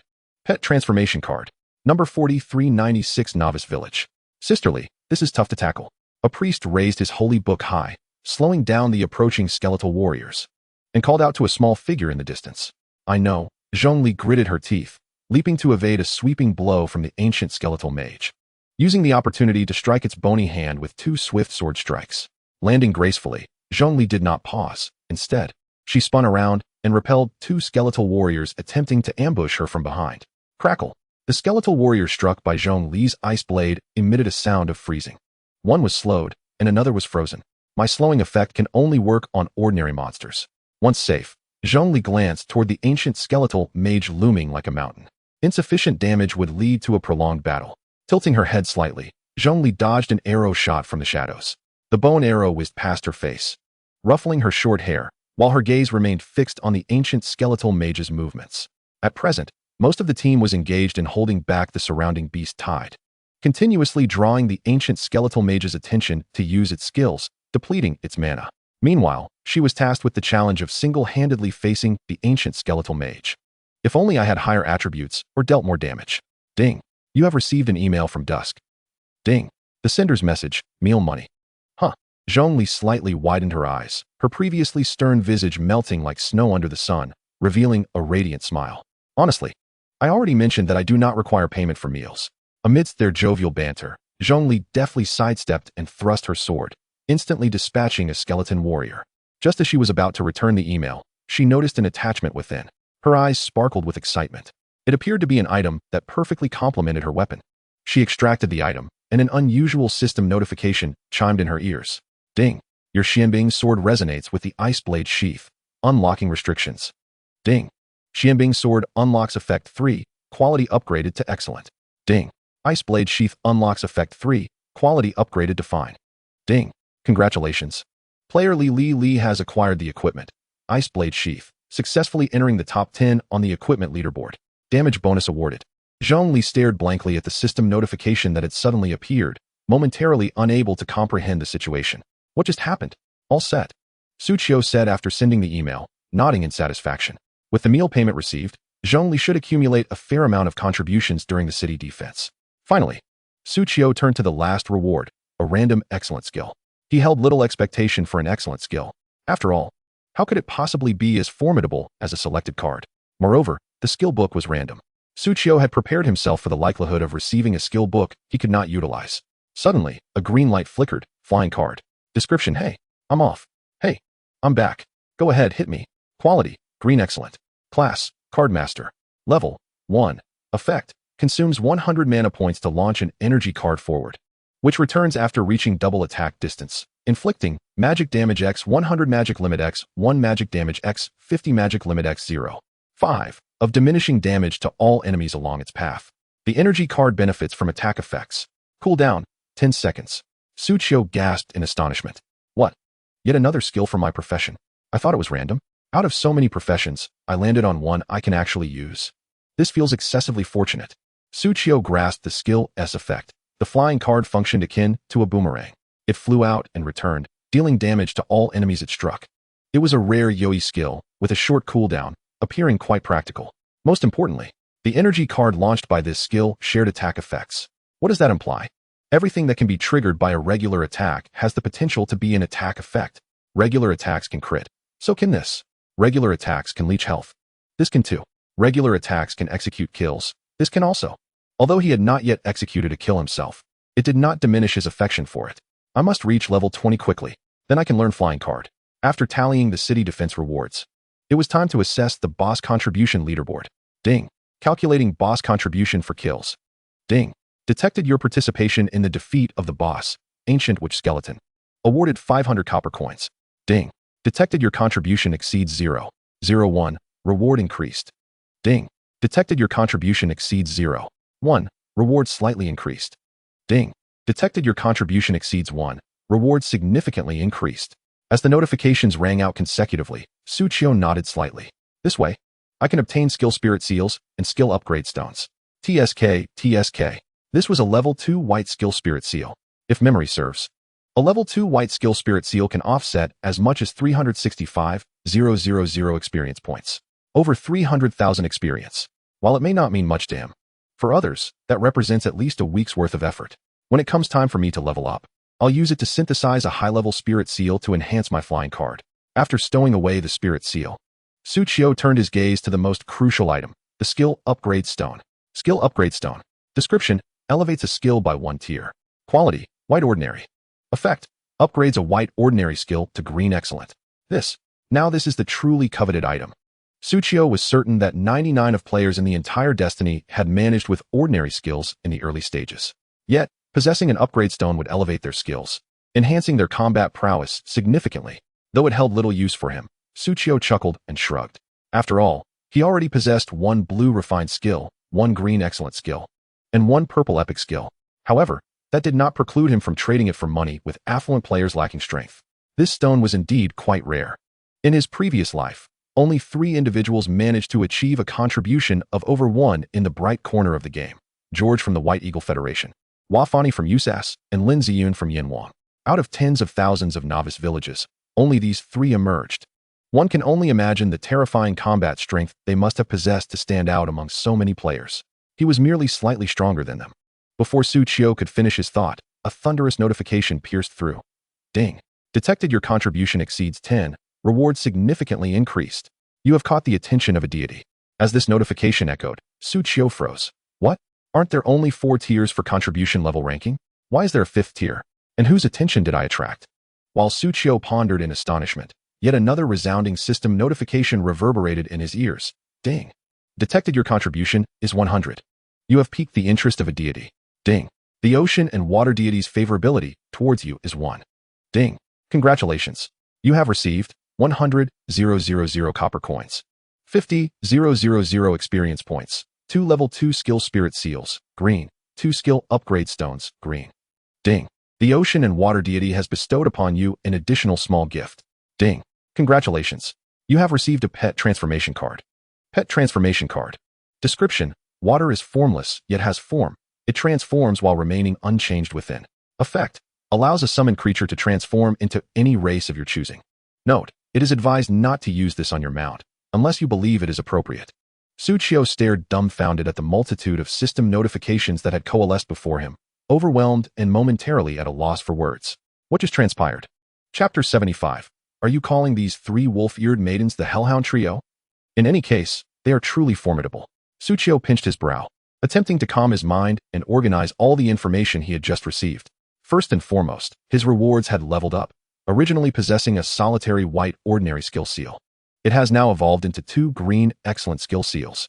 The experience points have soared from 365,000 to an astonishing 460,000. This will undoubtedly save a considerable amount of effort. Moreover, the skill upgrade stone, which could only elevate 1 white ordinary skill to a green excellent skill, has now been upgraded to a stone capable of enhancing 2 green excellent skills to blue fine skills. With a clap of his hands, Su Qiu exclaimed in excitement. What a fortunate coincidence. He is set to learn the flying card at level 20, and it perfectly aligns with the opportunity to upgrade his chosen card. Ultimately, this is what one might call a divine gift, the deity of the ocean and water, revered among all water attribute creatures within the realm of destiny. A sly smile crept onto Su Qiu's face. How long has it been since I heard that title? In his previous life, he rarely referred to her by her full name, Poseidon.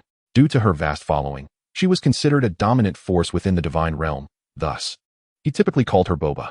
Poseidon once inquired why he did not call her Shiba. Su Qiu's response at the time was that it seemed inauspicious. Little did he expect that in this life, he would catch her attention.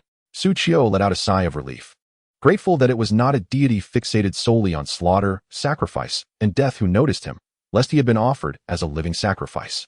He then turned his gaze to the card in his hand, radiating a golden glow. The card felt cool to the touch, resembling a water-like card. The illustration within it was beyond Su Qiu's descriptive capabilities. It resembled a creature that appeared to be half human, half water, materializing from a lake. Lacking facial features, it boasted 2 sizable water storage sacks prominently situated on its chest, undoubtedly filled with a substantial amount of water. Pet transformation card. Su Qiu looked at the Cerberus he was petting. Does this mean that, should I desire, I can transform my pet into a humanoid form? Yet, what purpose would a humanoid pet serve? Aesthetics? However, as he observed the Cerberus basking in the comfort of his touch, a twinge of doubt crept into his mind. If I transform it into a humanoid, will it merely become a 3-headed person? Su Qiu's curiosity surged. Let's give it a try. Without hesitation, he pressed the pet transformation card against the Cerberus's belly. The Cerberus emitted a confused whimper.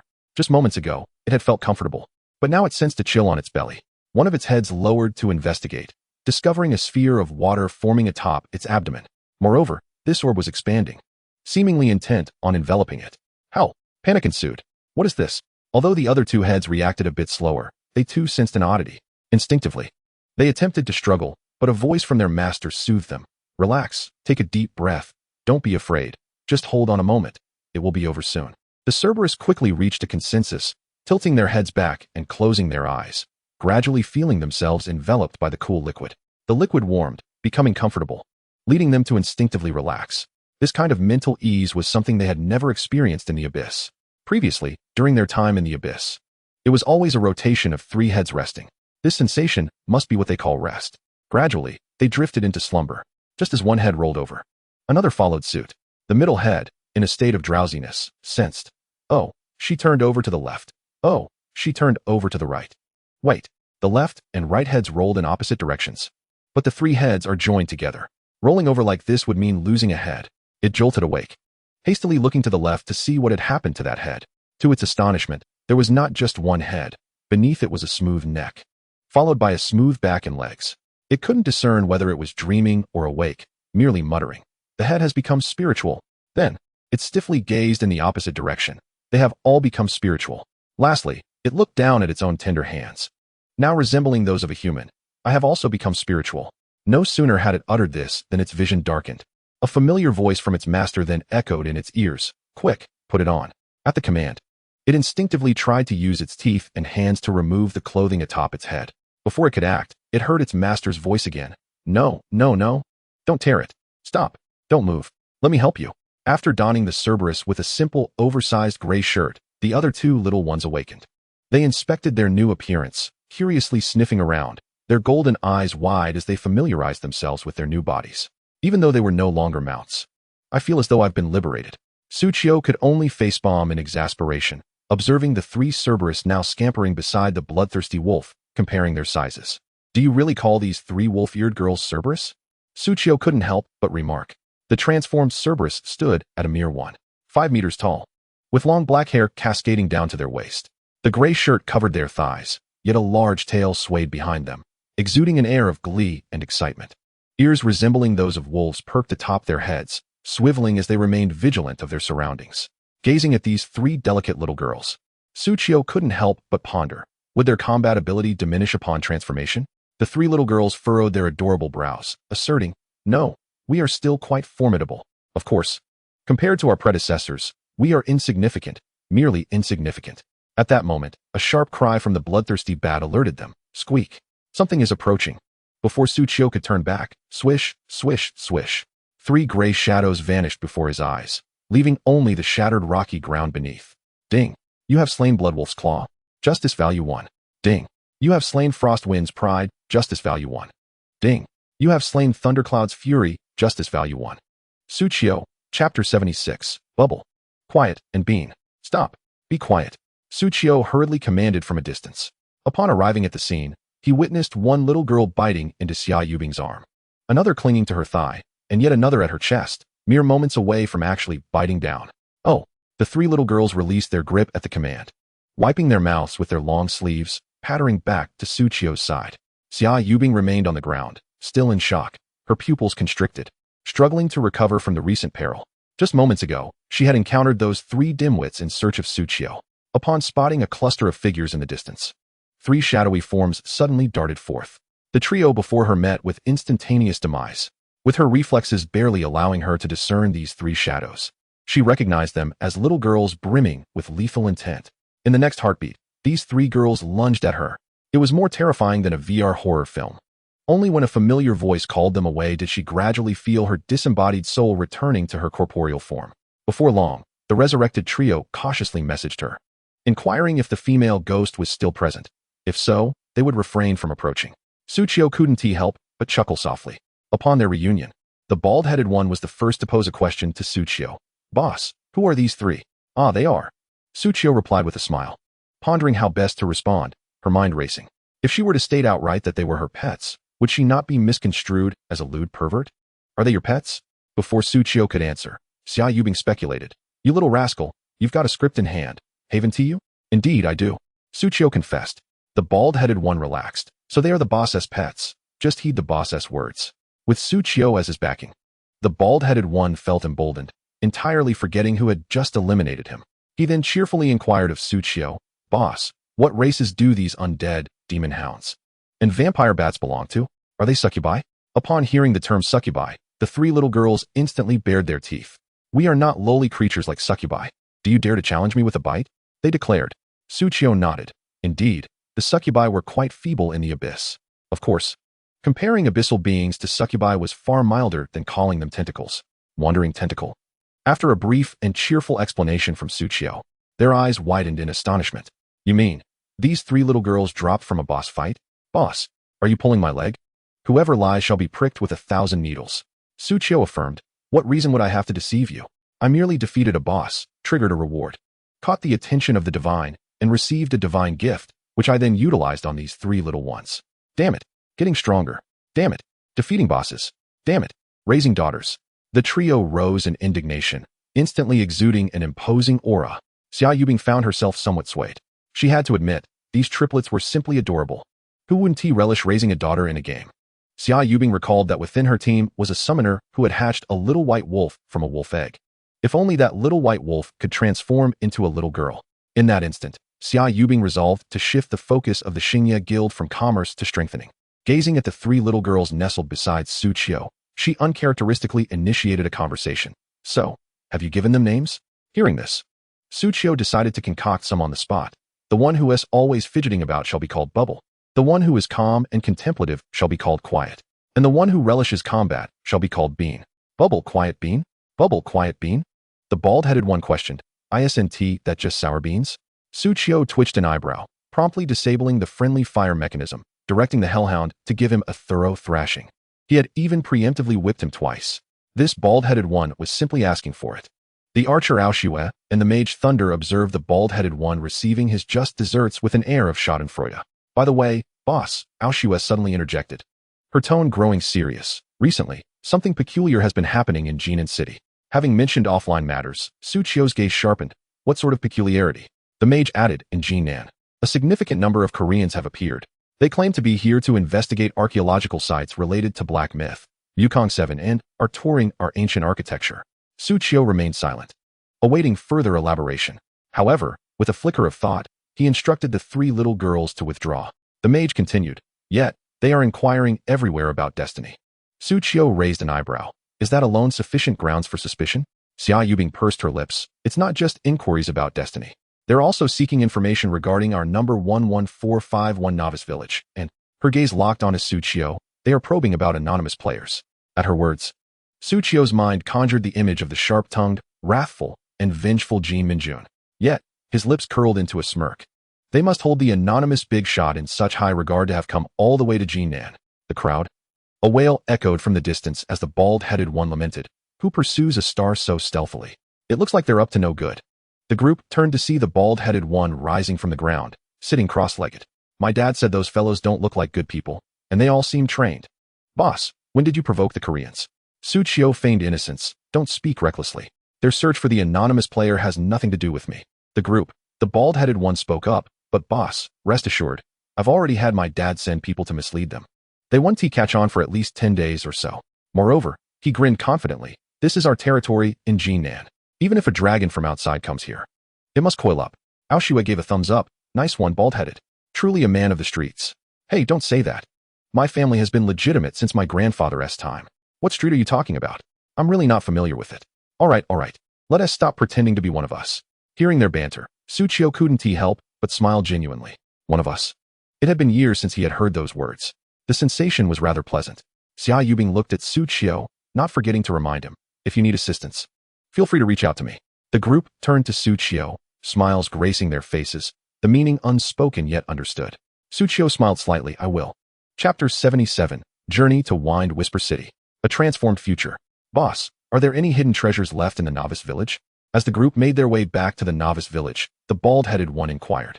Suchio shook his head. None left. We can head straight to the main city. Hooray. The bald-headed one raised his fist triumphantly, the size of a cooking pot, and Aoshua then asked, Boss, shall we go together? The mage Thunder and Xia Yubing looked expectantly at Suchio, awaiting his response. Suchio gestured, you all go ahead. I'll find that NPC from the Church of Light to turn in a quest. The bald-headed one paused. Turning in a quest shouldn't take too long, right? We can wait for you. Slap. Aoshua suddenly slapped him. Fool. Don't you have any sense? Who is that NPC? Catherine. What connection does Catherine have with the boss? You want to meddle in this? The mage, with a thunderous laugh, discreetly concealed the figures of the two individuals. Well then, esteemed one. We shall proceed to Wind Whisper City while you take your time completing your quests. Suchio responded with confusion. Is that truly what I meant? However, by this time, several of them had already walked away. With a resigned shrug, Suchio set off in the direction of the novice village. Indeed, I underestimated you. Catherine regarded Suchio with a newfound admiration. I never anticipated that you could single-handedly vanquish the ancient which remains. Your prowess surpasses my expectations. I possess even greater abilities. Suchio replied with a subtle smile, attributing his success to her blessings and talismans. Who wouldn't relish a bit of flattery? Hearing Suchio's modesty, Catherine felt a swell of camaraderie, delight washing over her. Ding. Bishop Catherine's affection for you has increased by 1. Yet, she maintained her politeness, even with such advantages.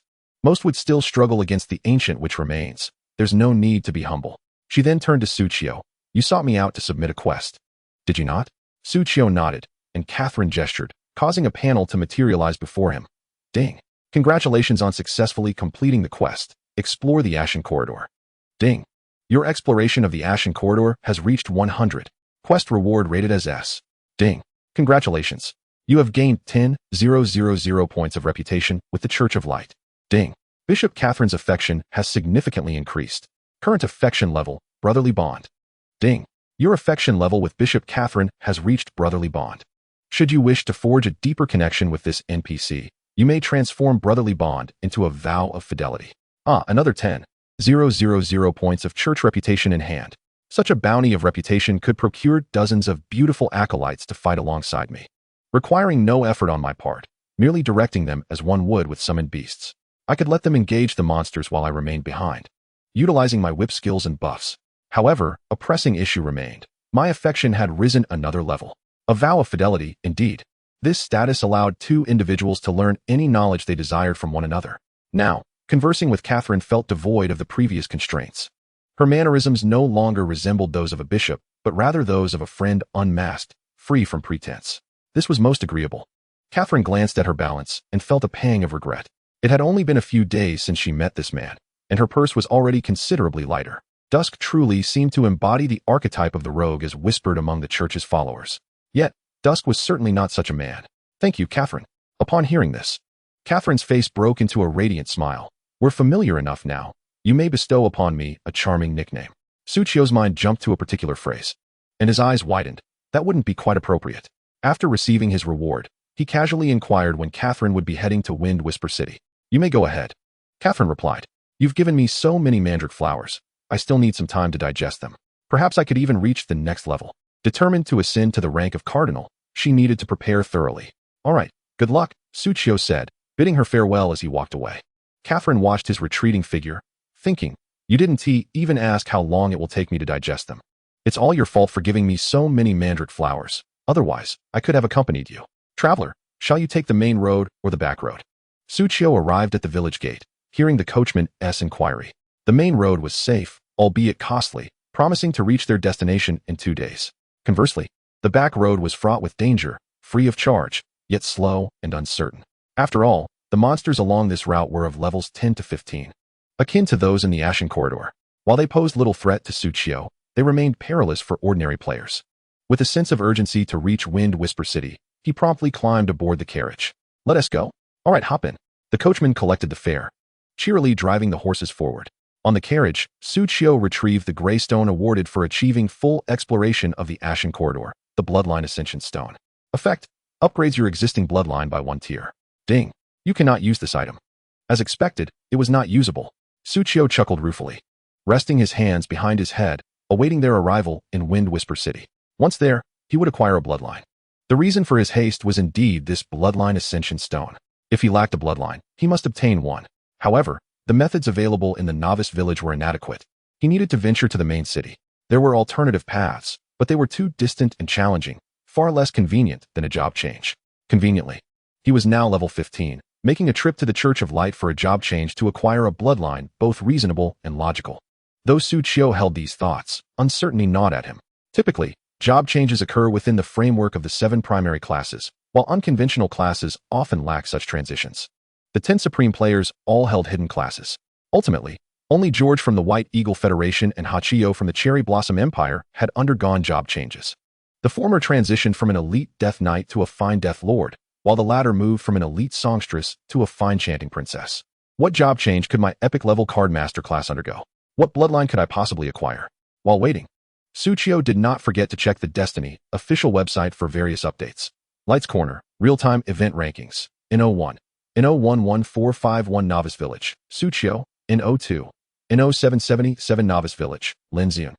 Suchio recognized this as Lin Ziyun, accompanied by her guild, being the second to slay the ancient which remains. No change here, in the last life. She was second, and in this life, she remains second. Meanwhile, George, who was first in the previous life, now ranked 4th. In 03. In 03 Novice Village, Wafani. In 04. In 0666 Novice Village, George.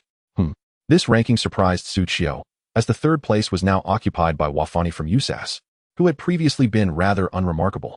He could only imagine how dark George's face must be. Amidst the surprise, Suchio couldn't help but question, when did Wafani from USAS come into her own? Yet what Suchio overlooked was that it wasn't Wafani who had progressed, but rather George, who had faltered due to Suchio's interference, resulting in a significant decline in their combat power. Consequently, the elite players from their entire village only received rewards in the NO410 tier, instantly widening the gap between them and the top 3 villages. Unbeknownst to Suchio, he had altered countless futures in the process. As for the subsequent rankings, the changes were minimal, with only a slight slip back in positions. The 10th place remained vacant, yet to be filled. Following this trend, the 10th place would likely be claimed by that fellow from Peacock Nation. Ding.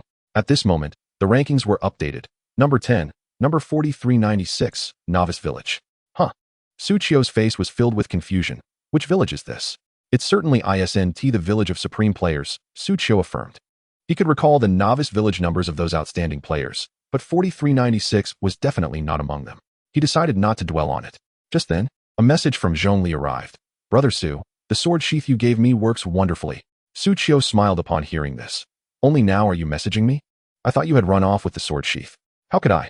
Zhongli replied with a smile, glancing at her leaderboard. Thanks to the sword sheath you gave me, I achieved an incredibly high output. Hearing this, Suchio raised an eyebrow. This sword sheath was merely a weapon. How much output could it really generate? Surely, Zhongli's previous damage had been too low. After pondering this, Suchio replied, as long as it works well, that's all that matters. Zhongli wanted to apologize for accepting it, wishing to return it, but somehow, the weapon had already bound itself to her and could not be unbound. Then let me cook for you. What would you like to eat? This seemed a reasonable exchange for the meal expenses in return for Su Qiu's cooking. I want to eat. After a brief exchange, Zhongli logged off. Su Qiu continued his journey. The two enjoyed a hearty meal at noon, discussing the difficulties of defending the city and agreeing to meet in Wind Whisper City. This continued until the following evening. Finally, they were nearing their destination. Su Qiu gazed into the distance at the ethereal image of the main city. Stretching his back, sitting this long feels like I've been on a journey for ages. The coachman dropped him off here to pick up other passengers. The remainder of the journey would have to be completed on foot. Fortunately, he had Pow Pow and Dodo quietly accompanying him along the way. Occasionally teasing the dogs made the trip less tedious. Buzz. However, at that moment, the healing talisman in Su Qiu's backpack suddenly trembled. Su Qiu raised an eyebrow. Are there creatures from the dark faction nearby? That shouldn't be the case. They were almost at the eastern gate of Wind Whisper City, which was considered the heartland of the light faction. Only near the western gate, close to the scorched battlefield, would ordinary dark faction creatures appear. As this thought crossed his mind, Su Qiu's pupils contracted. No way. Instantly, Su Qiu gestured with his hand. All his summoned creatures appeared simultaneously, standing guard around him. The three little ones beside him were also sniffing the air, their ears twitching, scanning the surroundings. The next moment, a familiar, enchanting female voice drifted from the distant woods. To think you would call an old friend a monster. How rude of you. Hearing this, Su Qiu's heart skipped a beat. Previously, the bloodthirsty Bat King could locate Taluna, but now, she was nowhere to be found. Su Qiu's gaze sharpened as he turned to the side, a sunny smile breaking across his face. Ah, is that you, Sister Taluna? It's been ages. Taluna, clad in a dazzlingly revealing black robe, reclined on a sturdy branch, looking alluringly at Su Qiu. The fabric of her robe cascaded down due to gravity, revealing her long legs that Su Qiu had once lamented she did not adorn with leg rings. You sweet talker, calling me sister so readily. Taluna sat up from the branch, crossed her arms, and playfully crossed her legs. Why were you so ruthless when you whipped me back then? Su Qiu's smile was pure and innocent. Sister, you did strike back, didn't you? While speaking, Su Qiu stole a glance at Taluna's attribute panel. Black Robe Priestess Taluna. Description: the well-preserved Taluna has been lurking on the road from Novice Village to Wind Whisper City for quite some time, and no one knows why she is here. Level. Quality: Blue Excellent. Attack: Life. Upon seeing this description, Su Qiu's brow twitched. Previously, he could only see a life value. Now, he couldn't see any at all. There was no need to ponder. Wasn't she here to seek revenge for the blow he had dealt her? As a big man, can't you show a little leniency towards your sister? As she uttered these words, a bewildered glimmer of purple light flashed in Taluna's eyes.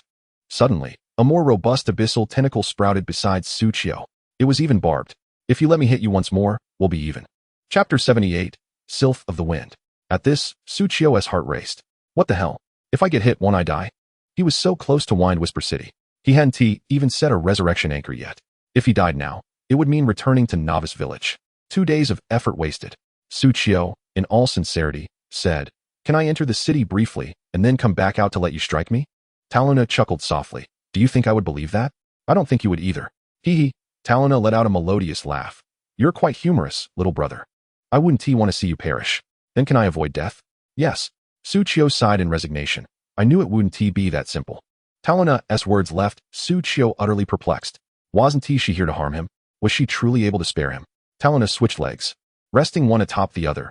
Yes, as long as you agree to one condition. Then not only can you survive, but you will also gain considerable advantages. What an enticing tone she had, reminiscent of a child luring another. Su Qiu glanced at the tentacle poised to strike, cautiously probing. You go first. Taluna extended a hand towards Su Qiu, her gaze earnest. Join the dark faction. Ding. Black Priestess Taluna has invited you to join the dark faction.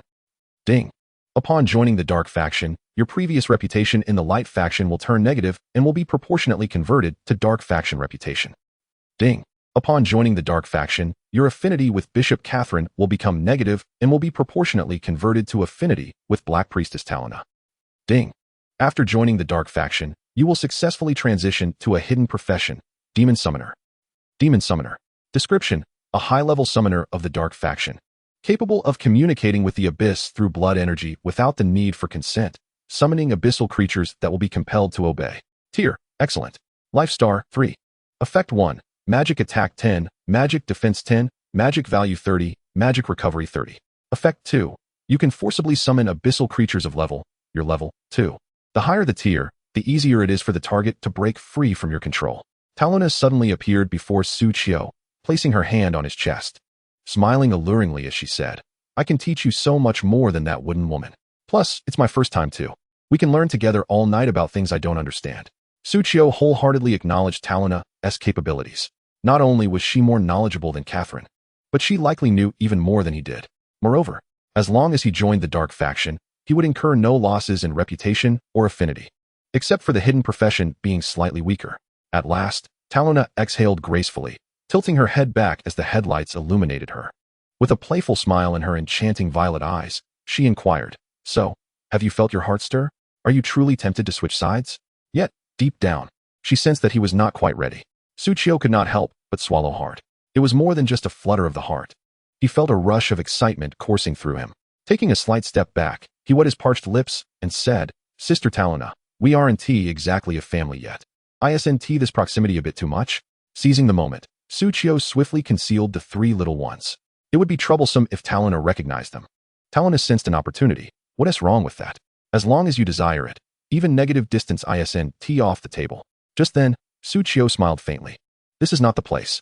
In the next instant, Talona suddenly perceived something. With a swift motion, she vanished from her spot, reappearing on a distant branch. The abruptness of her movement caused her black headlights to flicker. Meanwhile, before Su Qiu, the previously barren ground suddenly caved in. Boom! A figure, radiant and emblematic of purity, stood there, standing sentinel behind Su Qiu. Her golden eyes glimmered ominously as they fixed upon Talona. Depart from dusk. What was the meaning of this eerily familiar scene? Talona straightened her posture, a dangerous smile curling at her lips as she regarded the newly appeared woman. It's you again, Catherine. Still guarding your prey, I see. At the sound of her voice, Catherine let out a cold snort, conjuring a sphere of light with her left hand, which promptly detonated against the thick tentacle. With a resounding explosion, the previously dormant appendage was obliterated.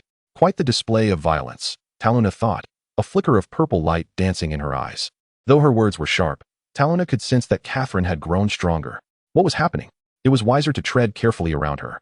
Catherine, however, merely fixed her gaze on Talona, remaining silent, knowing full well that while she could not outtalk Talona, she could certainly overpower her. Not speaking Talona chimed with a playful lilt. I'd love to pry that mouth of yours open and hear your cries. But alas, I have other matters to attend to. So I shan't play with you today.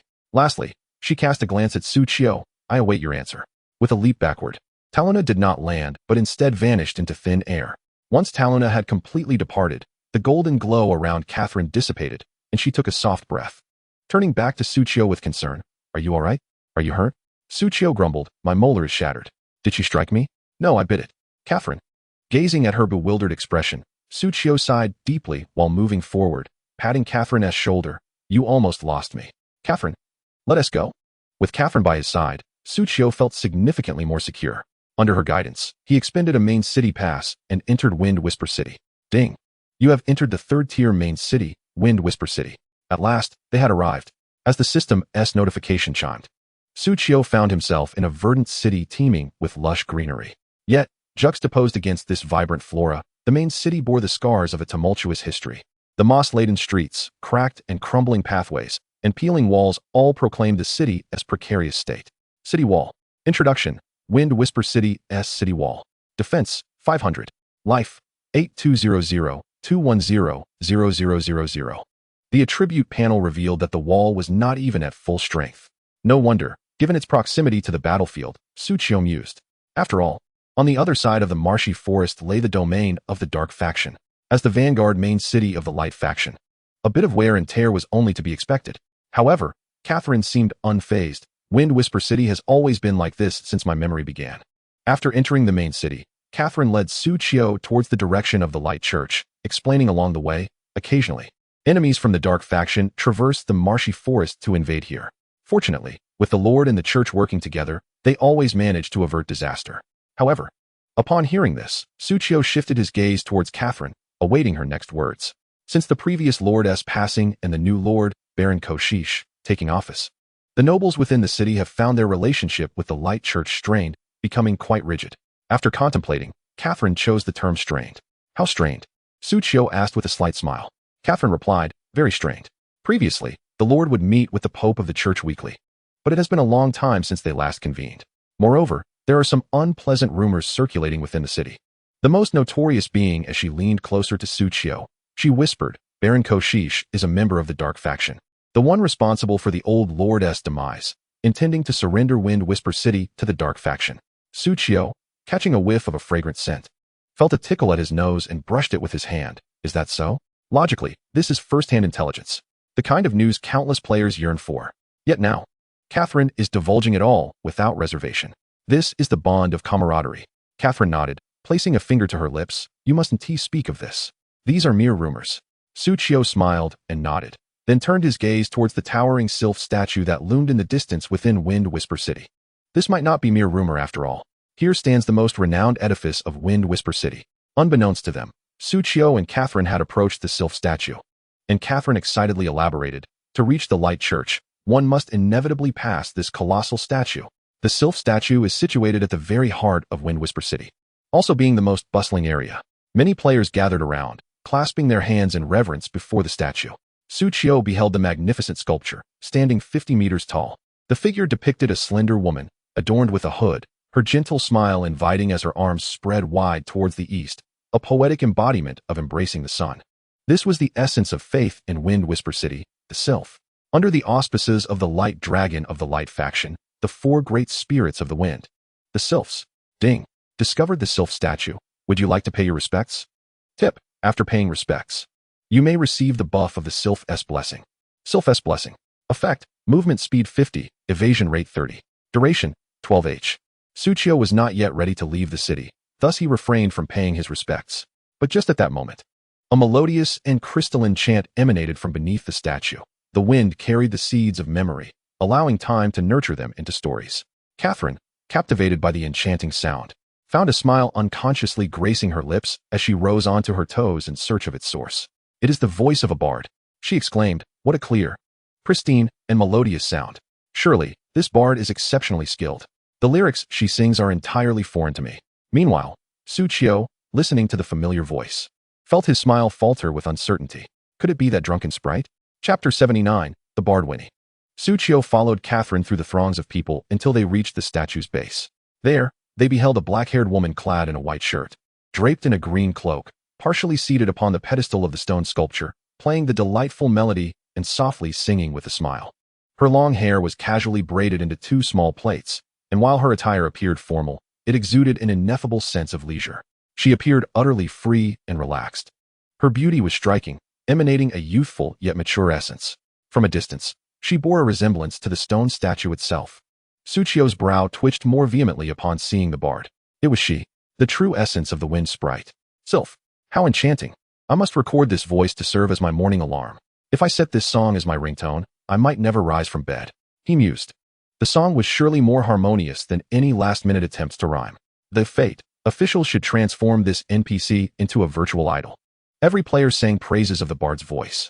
Just then, the song concluded, and the female bard bowed slightly to her audience. Thank you all for your support, she expressed, but in her drunken state, she stumbled slightly and nearly toppled from her perch. Whoa. After regaining her balance, she patted her flat chest and sighed. Unrepentant, she reached for the remaining half-bottle of wine beside her. Glug, glug, glug. With a single gulp, the bard's cheeks flushed, her gaze becoming dazed as she swayed the bottle. If any of you noble listeners are satisfied, perhaps you might consider contributing financially? The better the wine I drink, the more melodious my singing will be. As soon as these words left her lips, the atmosphere grew tense. Everyone promptly turned away and fled. Hey, don't go. The bard attempted to retain her audience. But not a single patron remained. Her face fell, nearly brought to tears. Another batch of freeloaders. This is the third group today. She glanced down at her hat, which contained only a few copper coins. This paltry sum would scarcely suffice for a low-alcohol cider at the Cat's Tail Tavern. Just then, she heard footsteps approaching from a distance. Soon, a dashing young gentleman and a bishop clad in white from the Church of Light approached. Catherine placed her remaining 10 copper coins into the hat. Thank you for your performance. It was the most beautiful melody I have ever heard. However, could you please come down from the wind sprite statue? The bard, delighted by the donation, jumped down, brushing off the dust from her attire. Though I believe the great wind sprite would not mind this at all. Look, there are still many little cats basking in the sun on the stone platform. Catherine frowned slightly, sensing that the bard's silver tongue rivaled that of Taluna. For a moment, she pondered how to retrieve the coins from the hat. However, at that moment, Suchio approached, his face awash with emotion and tears glistening in his eyes. Indeed, as Miss Catherine said, that melody was truly magnificent. It must be the wind sprite's divine intervention that allowed me, a newcomer, to hear such enchanting music. Please, allow me to offer you financial support for the purchase of fine wine. Without hesitation, Suchio produced a massive pouch of coins from his backpack. Ding. Do you wish to reward the bard Winnie with 10,000 copper coins? Confirm. The hat at Winnie's feet was instantly buried beneath a mountain of copper coins. Winnie, what? How much is this? 10,000. The alcohol-induced stupor was momentarily shaken. She clutched her chest and retreated against the wall. Young man, I am a bard, not a courtesan. Please, retract some of that. Suchio earnestly replied, you must accept. Catherine, observing Suchio's sudden personality shift, was momentarily taken aback. Yet, there was surely a profound intention behind his actions. Suchio then clasped his hands together and bowed respectfully towards the wind sprite statue in front of them. With this blessing, I shall surely receive a commendable quest from the Church of Light. Winnie, confused, raised an eyebrow. Why do you wish to offer me such a sum to obtain a quest from the Church of Light? Surely, if you give the money to them, you might receive a better task in return. Suchio replied with conviction, no, I have faith in destiny. On my way to the Church of Light, I encountered you and was graced with the beautiful song that echoed like the whispers of the wind god. I nearly mistook you for the true essence of the wind sprite.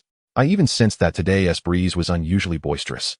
It must be the wind sprite communicating something to me, yet I lack the devotion to comprehend its meaning. Winnie's face, flushed a rosy hue from the wine, bore an endearing resemblance to the apple cider she adored. Enough, enough. At this moment, I am the most devout follower of Lady Sylph. No, I must offer an additional 20,000. Stop, don't give any more. As she halted the leading benefactor, Winnie cleared her throat. Ahem, well. She waved her hand, and a feathered court hat appeared, which she promptly donned. The coins on the ground were absorbed into her account. I shall accept this as my wine fund.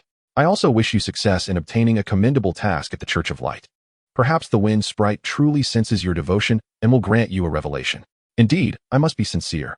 Suchio nodded earnestly, watching Winnie depart. Ding. The bard Winnie has achieved a favorability rating of 100 with you. Suchio smiled faintly, inwardly marveling at the success of his plan. Surely, a commendable quest was forthcoming. Only Catherine remained, standing in place, regarding Suchio with a peculiar expression. Was it possible that the money Suchio had donated to Winnie was his own? Bestowing his own funds upon another woman made him resemble the sort of scoundrel spoken of by the church's followers. No, Dusk was not that kind of person. After leaving the statue, Suchio gained a speed boost, hastening alongside Catherine toward the Church of Light. At that moment, the church was teeming with people, making entry appear quite challenging. Suchio remarked nonchalantly. Catherine smiled gently. With me here, it will be no trouble at all. Without hesitation, she stepped forward. A radiant light emanated from the body. The players turned around, exclaiming, who is showing off? How dazzling. Whose AI is so flashy? Kick them out. Before they could utter more, several figures suddenly flew out from the church. With swift kicks, they cleared the obstructing players. They instantly formed a line, creating a spacious pathway from in front of Catherine to the church entrance. It was only then that everyone could clearly see the figures that had struck. Indeed, church knights? What are they doing here? I heard from an NPC that they only appear when the church is under threat or to welcome important figures, right? In the next moment, the lined-up church knights knelt in unison, proclaiming, we welcome the return of the Archbishop. All the players present were left utterly speechless in shock. Subsequently, Suchio and Catherine, under the respectful gaze of the church knights, slowly entered the church. As the formation dispersed, the atmosphere surged once more. Wow, how incredibly dashing. If I'm not mistaken, that man was also a player, right? On what grounds? A true man should aspire to this. Is this the Archbishop's return? Dressed so splendidly. I thought it was just a newcomer passing through. Inside the church, Catherine said to Suchio, I'm going to apply for the cardinal trial. You can look around for now. I'll send you a more advanced task once I'm done. Suchio replied, no problem, I'll wait for you. After leaving this warm-hearted remark, Suchio watched as Catherine departed. Once Catherine's figure vanished from the church, a throng of worshippers hurriedly surrounded him. What do we call you? My friend, what is your relationship with Archbishop Catherine? How far have you progressed? The Archbishop hasn't smiled like this in ages. Illustrious friend of light, what task do you desire? Feel free to choose. Hearing the inquiries from the NPCs, Suchio could only smile helplessly. What is this even about? Suchio, with a face more pious than a paladin, declared, esteemed colleagues of light, please allow me a moment to pay my respects to the statue of the wind elf. The crowd quickly parted, and Suchio turned his gaze toward the small statue of the wind elf within the church. This statue was far more intricate than the one in the square outside, radiating a gentle azure glow. As Suchio approached the statue, a smile crept upon his lips. "Oh, wind elf, I have come to aid the forces of light. If you can hear my call, please bestow upon your loyal follower a task." No sooner had Suchio's words escaped his lips than a gentle breeze swept into the church. "Traveler from afar, is it you who has been calling me? My deity of light, what do I behold?" The wind elf has descended. "I have been a follower for 40 years, and this is my first encounter with the true form of the wind elf. Lady Sylph is far more beautiful than the stone statue. Oh, my deity of light, Lady Sylph has manifested." Suchio was filled with astonishment, his expression radiating piety and emotion. "Oh, wind elf, I cannot believe I see you." He chuckled inwardly. "Say Sylph, and Sylph shall appear." Suchio promptly retrieved his pouch of coins and placed it on the altar before the statue. Upon seeing the pouch, Sylph felt a surge of anger. Who is this wealthy individual, spending money so freely? I've sung for so long and haven't earned this much. I detest such followers. Ding. Wind elf Sylph's affinity towards you has increased by 1. Current affinity, neutral. Suchio chuckled inwardly. Truly, the most easily swayed of the elves. Draped in white and azure fabric, the wind elf floated gracefully in midair, her long dark azure hair cascading naturally. Gazing benevolently at Suchio. "So, you are a traveler from afar? I have heard your call." The wind elf Sylph, under the auspices of the deity of light, asked with a gentle smile, "You wish for a task, do you not?" Suchio responded firmly, "Indeed." Sylph slightly closed her eyes. "A simple task will leave you unchallenged, while a challenging one may prove to be time-consuming." Upon saying this, Sylph reopened her eyes. The entire church was illuminated with azure light. A gentle breeze began to blow. Sylph looked at Suchio. "I will listen to the winds around you and discern the stories you have encountered to assign you the most suitable task." Suddenly, Sylph exclaimed. The multitude of worshippers froze in astonishment. "What has Lady Sylph heard from the winds? Is this all you're doing?" Chapter 80, Stage Task. If you are trapped in a windless land. Suchio, with a face full of reverence, expressed his regret. "I apologize, my abilities are lacking. I have only accomplished some trivial matters." Upon seeing Suchio's expression, Sylph nearly uttered an elvish expletive. "You called defeating bosses, soloing dungeons, achieving hidden accomplishments, vanquishing abyssal creatures, surviving the dark rituals, and resisting the temptations of the dark faction mere trifles? Shall I rise, and you take my seat?" Cough cough. "It seems I underestimated you. Traveler from another land." Sylph cleared her throat and regarded the man before her seriously. This traveler named Dusk possessed remarkable combat prowess. Moreover, he was only level 15. Perhaps he could be entrusted with that task. Without delay, Sylph dismissed the other worshippers and looked toward the western side of the church. "Do you know what lies beyond the western walls of Wind Whisper City?" Suchio's heart leapt with joy upon hearing this. A hidden task was indeed at hand. Suchio cautiously replied, "Is it the enemy?" Sylph shook her head slightly. "No, it is the marsh forest." "Suchio, do you realize how that sounds? It makes you seem rather uneducated. It is also a windless land that freedom cannot reach." Upon hearing this, Suchio paused for a moment. The statement had taken on a deeper meaning. Suchio chose not to respond, patiently awaiting her continuation. "This is the border between the forces of light and darkness, akin to the ashen corridor you once traversed. However, here, the warfare is far more frequent. For countless years, innumerable wind knights have bravely ventured forth, yet they remain eternally buried within the marsh, their bodies and souls unable to find release, breeding resentment that transforms into malevolent spirits. They deserve to be freed." After a moment of contemplation, Suchio responded, "I understand. You wish for me to bring them back." Sylph's expression slightly faltered. "No, I am asking you to eliminate them." Suchio, huh?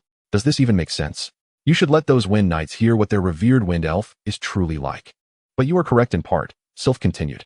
"However, only by defeating them and quelling their long-standing fury can they be brought back. Will you assist me in returning the wind knights? As a reward, I shall grant you a sliver of extraordinary opportunity." Ding. "Do you wish to accept the stage task, if you are trapped in a windless land?" Task objective: Journey to the marsh forest. Seek the remains of the wind knights, and guide their souls back to the freedom cliff. Task difficulty: A. Task rewards: Sylph's favor, light church reputation, ancient bloodline. Task hint: the Knights of the Azure Wind have harbored anger for many years. Should you choose to extradite them, their combat prowess will be incited to even greater heights. Exercise caution. Stage task: what the heck? Suchio gasped in disbelief. The wind spirit is indeed generous. Stage tasks are the most coveted quests in Destiny.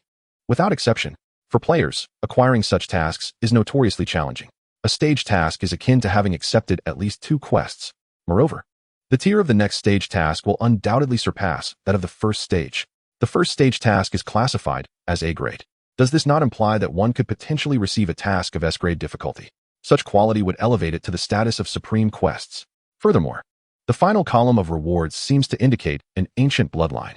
What does ancient bloodline entail? Dragons, titans, elves, angels, demons, all legendary and formidable beings. Collectively known as ancient creatures, the bloodlines of such beings are referred to as ancient bloodlines. Only those possessing an ancient bloodline can ascend to divinity. This is the extraordinary opportunity the Wind Spirit Sylph speaks of. What more could one desire? To restore the glory of the Knights of the Azure Wind is our solemn duty. Ding! You have successfully accepted the stage task if you find yourself in a windless land. Upon witnessing Su Qiu accept the task, the Wind Spirit smiled faintly, saying, "Then it shall be entrusted to you, brave warrior." In addition, the Wind Spirit gestured, and a gentle breeze swept forth, resting in Su Qiu's palm. "This item is lent to you. It should prove beneficial." Su Qiu glanced at the object in hand, the Azure Wind Compass. Description: a compass that enables the Azure Wind Knights to sense the presence of their comrades on the battlefield. Effect: can sense nearby Azure Wind Knights. Wind Pouch. Description: a cloth pouch capable of containing countless gentle breezes. Effect: increases backpack capacity to 100 by 100 by 100. Gasp! Su Qiu inhaled sharply. These 2 items are exceedingly useful.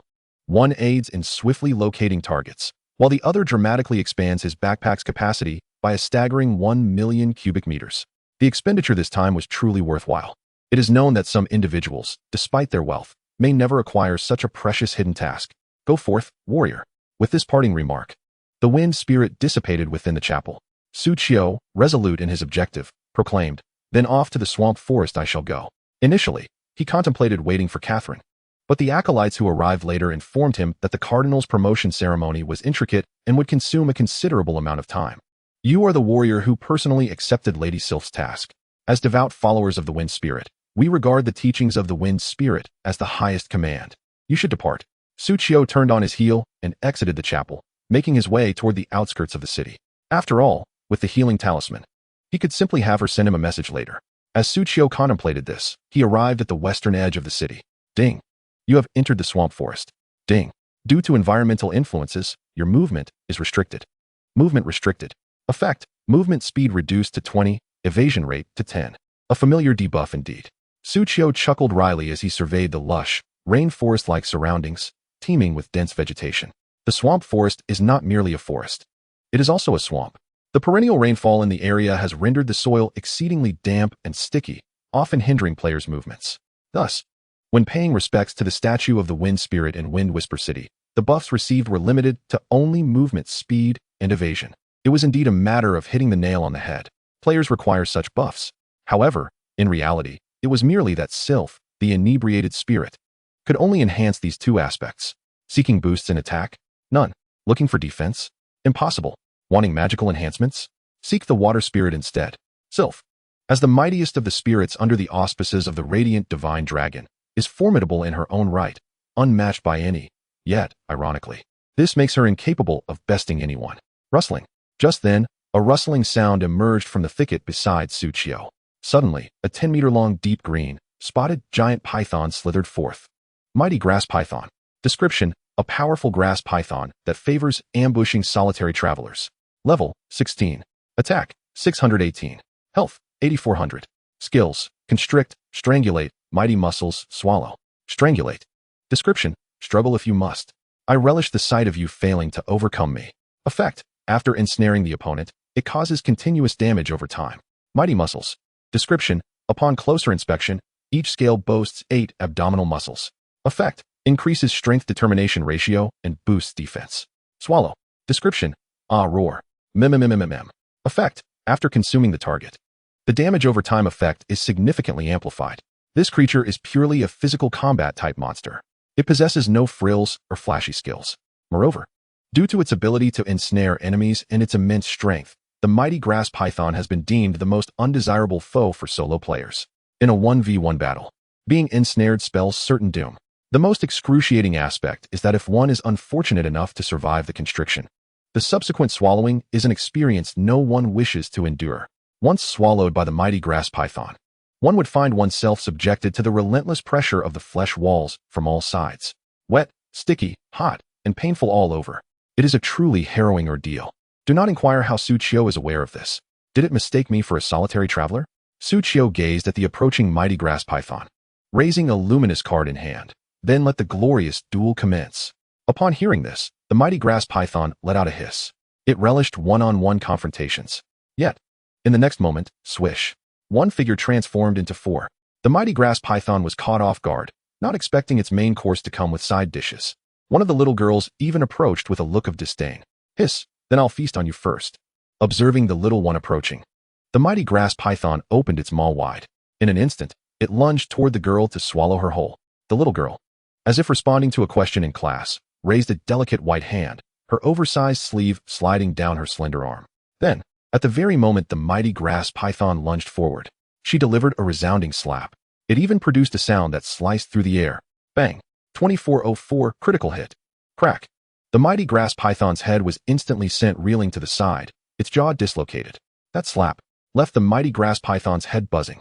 What just happened? Why do I suddenly have less than half my health? 240, 240, 240, and furthermore, I have also been poisoned. What family does this little girl belong to? That she has transformed into a serpent? How is it possible that she possesses venomous attacks? After delivering a sharp slap, the girl did not even glance at the serpent. Instead, she disdainfully wiped her hand on her clothing. She then turned to glance at the two identical girls, her eyes reflecting a hint of nostalgia. If only it were like before, when she and the other two heads would join forces, it would have perished already. Why must she now strike 3 times to achieve victory? Yet, at this moment, her other two heads were nestled in their master's embrace, encouraging her with idle chatter. Come on, Dodo, just 2 more hits, and it will be done for. Dodo suddenly felt a sense of absurdity, as if she were being chastised by herself. She then turned back to face the mighty grass python, pouting her little lips and angrily rolling up her sleeves. In the astonished and fearful gaze of the mighty grass python, a series of crisp claps echoed. Clap, 1603, clap, 1604, clap, 1601. During this time, the mighty grass python attempted to retaliate, striking Dodo fiercely with its tail. However, the damage it inflicted was a mere 12 critical hit. The mighty grass python stared at its own damage output, questioning its existence. If memory served correctly, it was among the serpent clan most adept at close combat. But its doubts were short-lived, for in the next instant, Dodo, pressed for time to return to her master, stomped the python into a paste. Ding! Congratulations! You have successfully defeated the mighty grass python LV-16, gaining 483 experience, 23 copper coins, and 1 python skin. Ding! Destiny triggered, additional experience 3,381, 7 times. 322 copper coins, 14 times, and 6 python skins, 6 times. Well done, Dodo! Su Qiu exclaimed, catching Dodo as she ran back seeking a hug, gazing contentedly at the system notifications. It had been ages since he last saw that panel. Compared to the monster drops in the novice village, those in the main city yielded far greater rewards. The experience drop increased from a ratio of 120 to 130. The currency drop escalated from 11 to 115. This was one of the reasons players were so eager to leave the novice village for the main city to grind. There was more to be earned. However, the material drop rates remained unchanged. Su Qiu picked up the python skin from the ground, and a familiar notification chimed in his ears. Ding! Detected that the material python skin contains essence of robust muscle, constriction. Ding! Material robust muscle, constriction is suitable for card summoning tentacles. Robust muscle. Quality, green excellent. Effect, defense 30, final strength determination 20. Progress, 0-500. Constriction. Quality, green excellent. Effect, continuous damage from binding effect, base strength determination 10. Progress, 0-500. Looking at these two essences capable of enhancing tentacle combat power, Su Qiu felt invigorated. It was time to embark on a new journey of strength. Whoosh! Countless familiar lights surrounded Su Qiu. Bloodthirsty magic wolves, frostfire dragon lizards, bloodthirsty bat kings. Howl! Hiss! Squeak! Upon reappearing on the battlefield, the summoned creatures emitted delighted sounds. Chapter 81, Remnant Soul of the Azure Wind Knight. It had been a long time since they had fought. Although they appeared when encountering Taluna previously, their master, fearing for their safety, did not allow them to engage in battle. This left them feeling utterly ashamed, as their primary purpose was combat.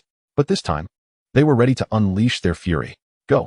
With Su Qiu's command, the The bloodthirsty Bat King led the bloodthirsty bats into the fray. Suchio felt the landscape open up significantly. The previously obscured view by towering trees was now clear, revealing even the tiniest movements of the insects nestled in the branches. This sense of clarity was 100-fold more exhilarating than when he was an assassin. Suchio marveled. Whenever the bloodthirsty Bat King discovered a monster, it would mark its position. Next, it was the turn of the bloodthirsty magic wolves and frostfire dragon lizards to take the stage. Roar, pitter-patter. The summoned creatures moved with lightning speed, their swift footsteps splashing mud as they charged toward their target. Hiss. A mighty grass python was preparing to hasten the monster respawn rate of its clan. But in the next moment, several giant wolves suddenly charged in. Caught red-handed beneath the tree, the python panicked and struggled. With a shudder, its two snake whips snapped at the entrance. Roar. In agony, it let out a pained howl. But that was all it could manage. The wolves, showing no hesitation, launched a relentless series of attacks. 832. 865, Unity 4. 900, Unity 4. 935, Unity 4. In a single twist, half of its health evaporated. It hastily sought to ensnare one of the bloodthirsty magic wolves, but upon binding it, realized the damage numbers above its head read 302, 301, 303. Where did such formidable wolves come from? Why were they so resilient? Its own snake whips were no match. In a fit of rage, its damage was halved. Terrifying. This was merely the damage sustained from facing the enemy head-on. There were more wolves than just these few. The swamp forest was on the verge of a revolution. No, it was imperative to inform the ancient tree demon king at once. Otherwise, ding, congratulations. You have successfully defeated the mighty grass python LV-16, gaining 482 experience, 24 copper coins, and 1 python skin. Ding, destiny triggered, additional experience 4,820, 10 times. 96 copper coins, 4 times, and 12 python skins, 12 times. This time luck was on his side, having acquired 12 python skins. Suchio, satisfied, placed the skins received from the bloodthirsty magic wolf into his backpack. With each kill, he could earn several times the drops. The demand for 500 python skins would soon be met. Suchio nodded approvingly and, accompanied by his summoned beasts, ventured deeper while continuing to grind monsters. After all, the creatures here were far too weak. Reaching level 20 quickly would allow him to learn flight cards sooner. Suchio was eagerly anticipating level 20.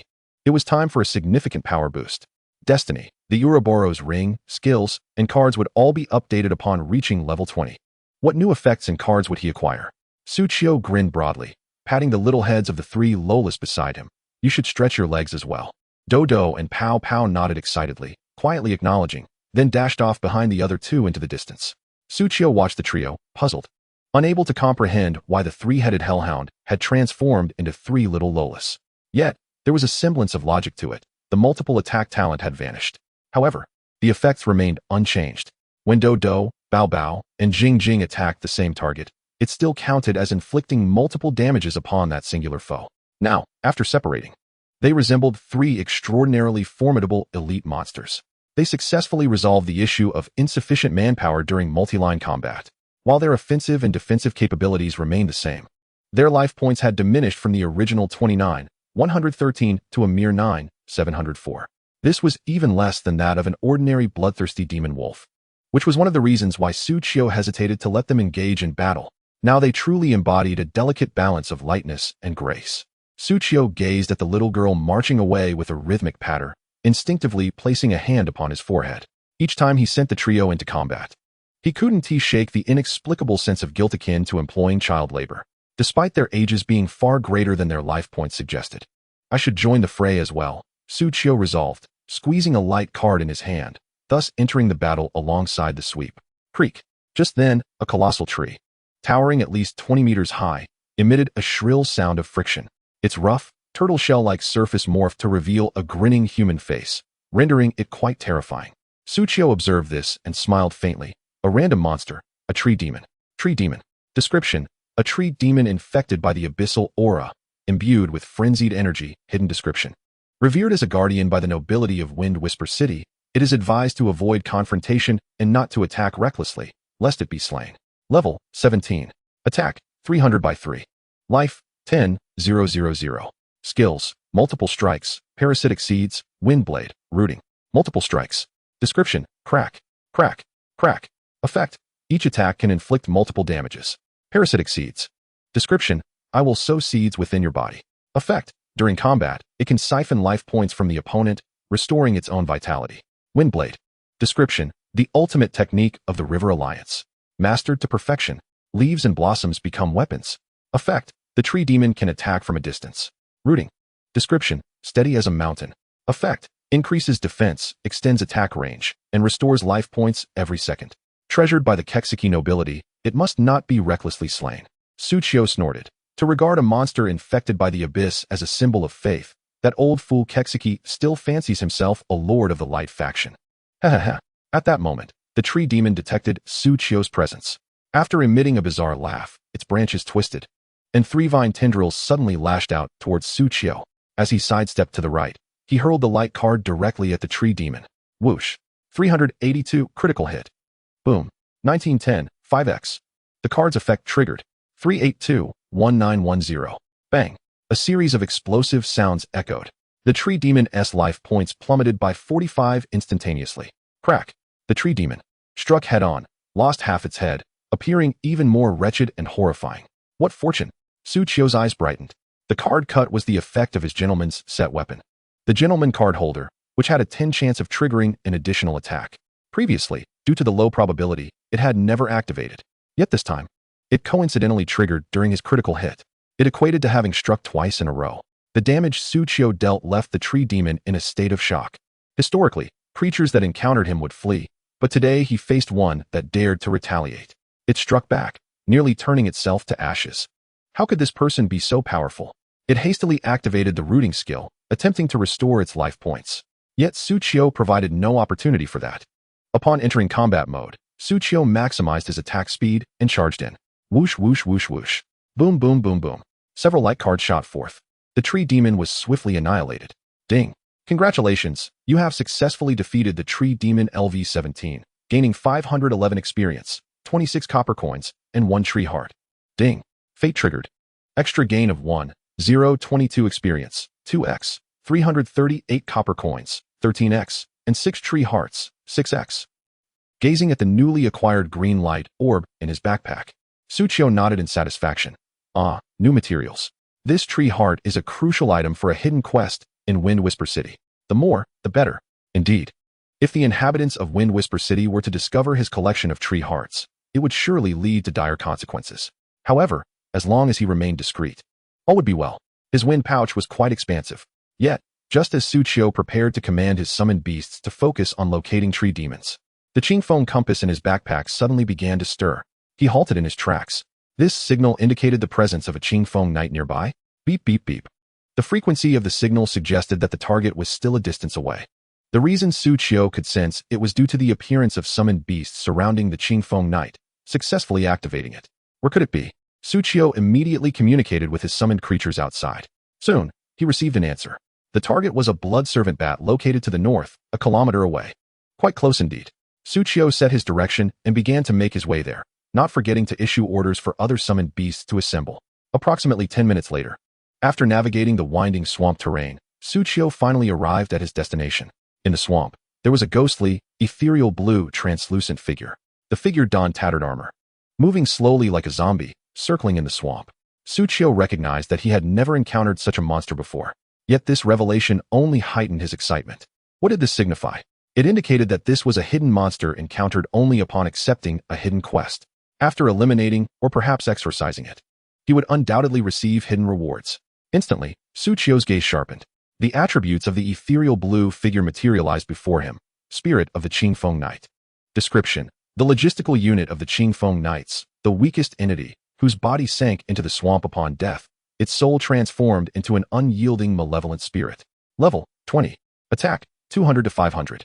Life 2000-10-000. Skills: Wings of Wind, Wind King's Barrier, Windblade. Wings of Wind. Description: transparent wings bestowed by wind sprites that exist permanently. Effect: doubles movement speed. Increases evasion rate. Wind King's Barrier. Description: invisible winds distort space, obscuring the viewer's perception of its weapon and armor. Effect: grants armor penetration. Increases attack power, enhances defense, and boosts life points. Windblade. Description: condenses the power of the wind, launching blades at the target. Effect: inflicts significant wind attribute area damage. ignoring defenses. What do the two characters for weakest mean? Suchio gazed at the opulent panel before him, momentarily lost in contemplation. A logistics soldier deemed the weakest is not merely a minion of the boss.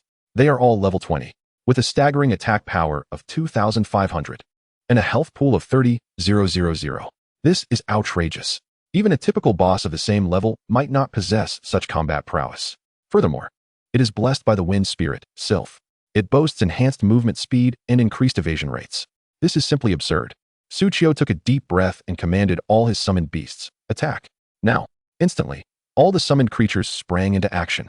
The Bloodbat King, prioritizing its attack, swiftly descended into the shadows alongside its blood-hungry bat minions, racing towards the enemy. Just as they were about to unleash their blood needles to test the defenses of the Azure Wind Knight, the knight reacted first.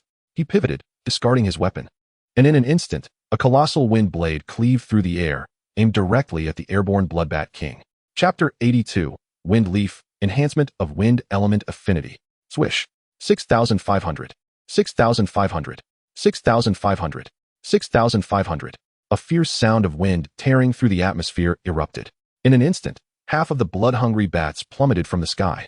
The now visible Bloodbat King, its head askew, fell to the muddy ground, dazed. Suchio's eyes widened in disbelief.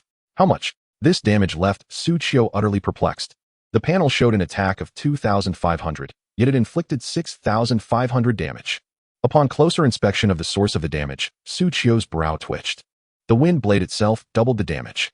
Additionally, the Azure Wind Knight deals 30 more damage to targets outside of the task objective stuck in a windless land. This is insane. Such a numerical monstrosity. The rock boar is nothing in comparison. It's as if he expects me to survive without additional damage. Suchio furrowed his brow. Losing patience, increased the assault. The summoned creatures, already closing in, charged forward with renewed vigor. Fortunately, the Azure Wind Knight's wind blade skill does not unleash in rapid succession.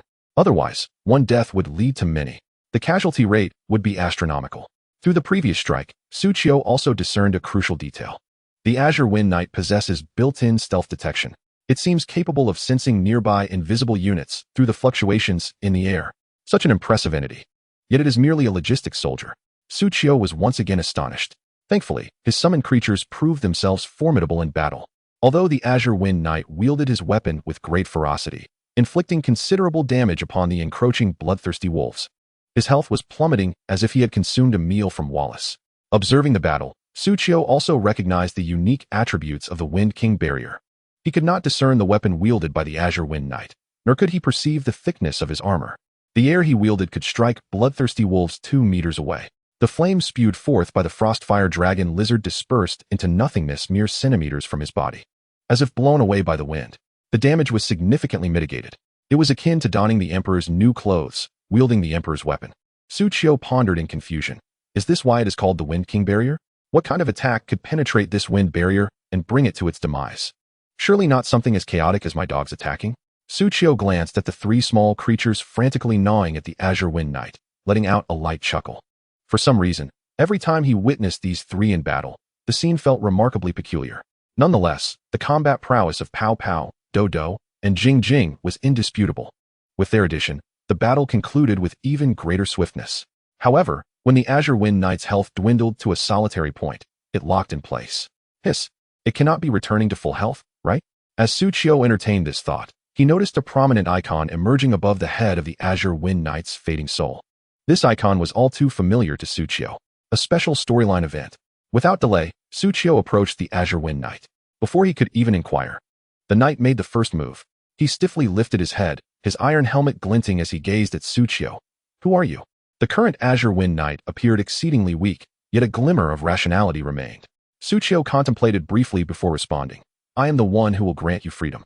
Upon hearing this, the Azure Wind Knight fell silent for a long time. You have come to kill me, haven't you? Suchio. This Azure Wind Knight shares the same mindset as Sylph. Is it fitting to say he is indeed a devotee of Sylph? Yet at that moment, the Azure Wind Knight slightly tilted his head, gazing towards the canopy of the forest. His red eyes flickering with a faint light. Have I truly been dead for so long? Here, I cannot see the sky, hear the wind, nor return home. His voice was laden with nostalgia and helplessness for his homeland. So be it, stranger. Fulfill my wish, and end my life. The Azure Wind Knight relinquished his struggle, lowering his head in silence. He seemed to have much to express, yet all remained trapped within. I cannot bring myself to kill you.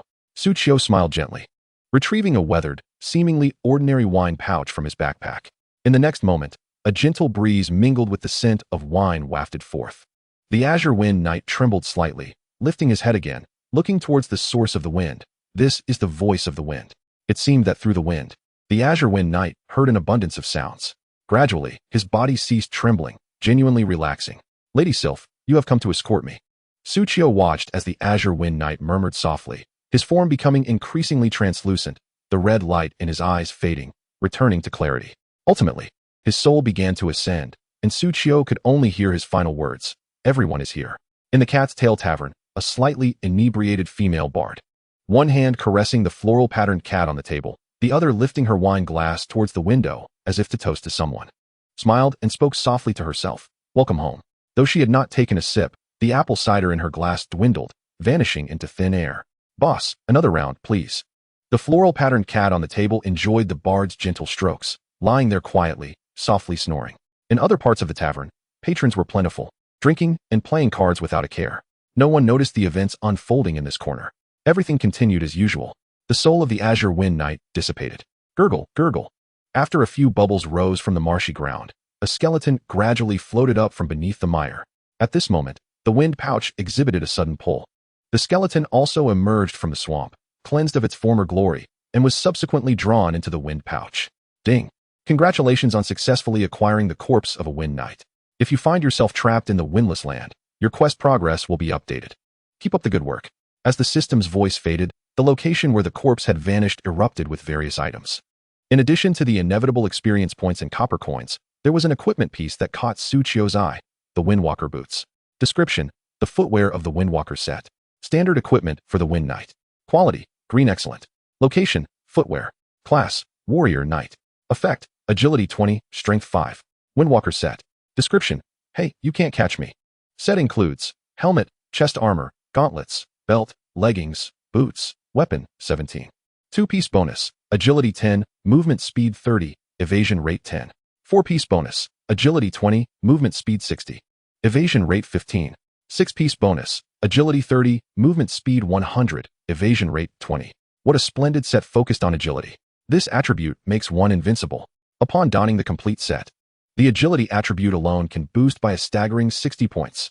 That's equivalent to elevating a player from level 1 to level 10 in agility bonuses. Additionally, it grants doubled movement speed and a 20 evasion rate. I recall that these items are available for purchase in Wind Whisper City, but they are classified as military supplies. One must achieve a reputation level of respect to unlock their purchase. Moreover, each piece costs a steep 500 reputation points. Gazing at the boots in his possession, Suchio couldn't help but smile. This was indeed a rare find. He stowed them in his backpack and turned his attention to another dropped item, wind leaf. Description: a leaf formed from condensed wind. Effect: after use, wind element affinity 1, movement speed 1, maximum usage limit, 20. Wind leaf? Suchio's eyes sparkled. This item far surpasses the previous Windwalker gear. Element affinity is a property that influences the effectiveness of a player's magical abilities. To put it in perspective, each point of affinity enhances attribute damage by 1. For instance, 1 point of fire element affinity can amplify fire attribute spell effects by 1. For mages, element affinity is paramount. The vast majority of mages, when learning skills later in the game, focus on which element has the highest affinity to determine their skills. And this wind leaf, not only does it increase wind element affinity by 1 point, but it also adds 1 to movement speed. If one were to consider the most crucial attributes in the game, aside from the life or death statistic of health points, movement speed is of utmost importance for a quick escape. There's an old saying in Fate: a cup of tea, a pack of cigarettes, and a path walked all day. This illustrates just how expansive the maps are in Fate and how vital movement speed becomes. What is there to hesitate about? Use it. Although I lack wind attribute magic, rendering the affinity somewhat moot, the boost to movement speed is undeniably enticing. Beep. You have used the item Wind Leaf, granting wind element affinity 1, movement speed 1, 120. Once fully utilized, it can enhance movement speed by 20, a considerable gain. Suchio felt a sense of satisfaction. Having examined the dropped items, Suchio exhaled deeply.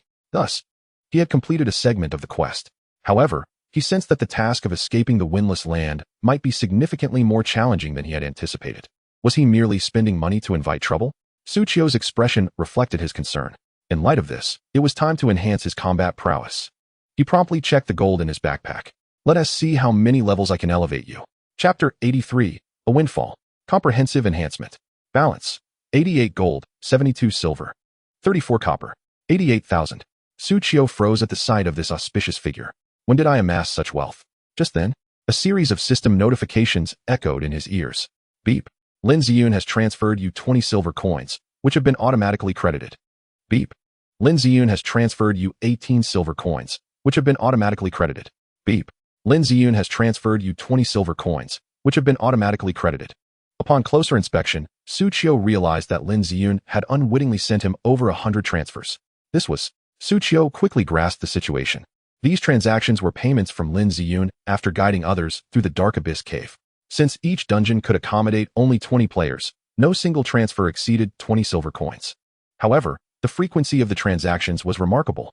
Coupled with his earlier monster hunts and quest rewards, this explained his current wealth. Without hesitation, Suchio allocated the funds to his summoned beasts. Gold 16, Summon Bloodthirsty Demon Wolf level 6 to 7. Name, Bloodthirsty Demon Wolf. Level, 7. Attack, 867 to 10,195. Magical Attack X 340 Claw Command Aura. Defense, 130. Magical Attack X 70. Health, 14480. Magical Attack X 5600. Gold 16, Summon Frostfire Dragon Lizard level 6 to 7. Name, Frostfire Dragon Lizard. Level, 7. Attack, 1066. Magical Attack X 380. Defense, 204. Magical Attack X 80. Health, 8670, 1734. Magical Attack X 3400 Scales.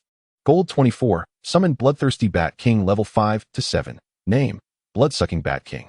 Level, 5. Attack, 1224. Magical Attack X 250 Agility X 480. Defense, 77. Magical Attack X 80 Agility X 105.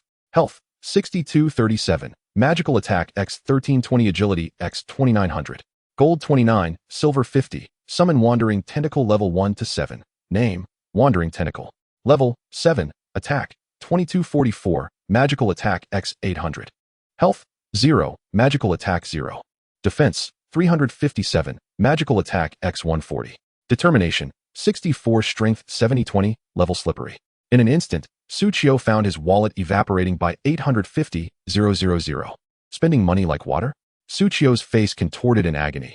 This is spending like a flood. Yet, this was essentially a purchase of combat power. Now, the battle capabilities of his summoned beasts had undergone a complete transformation.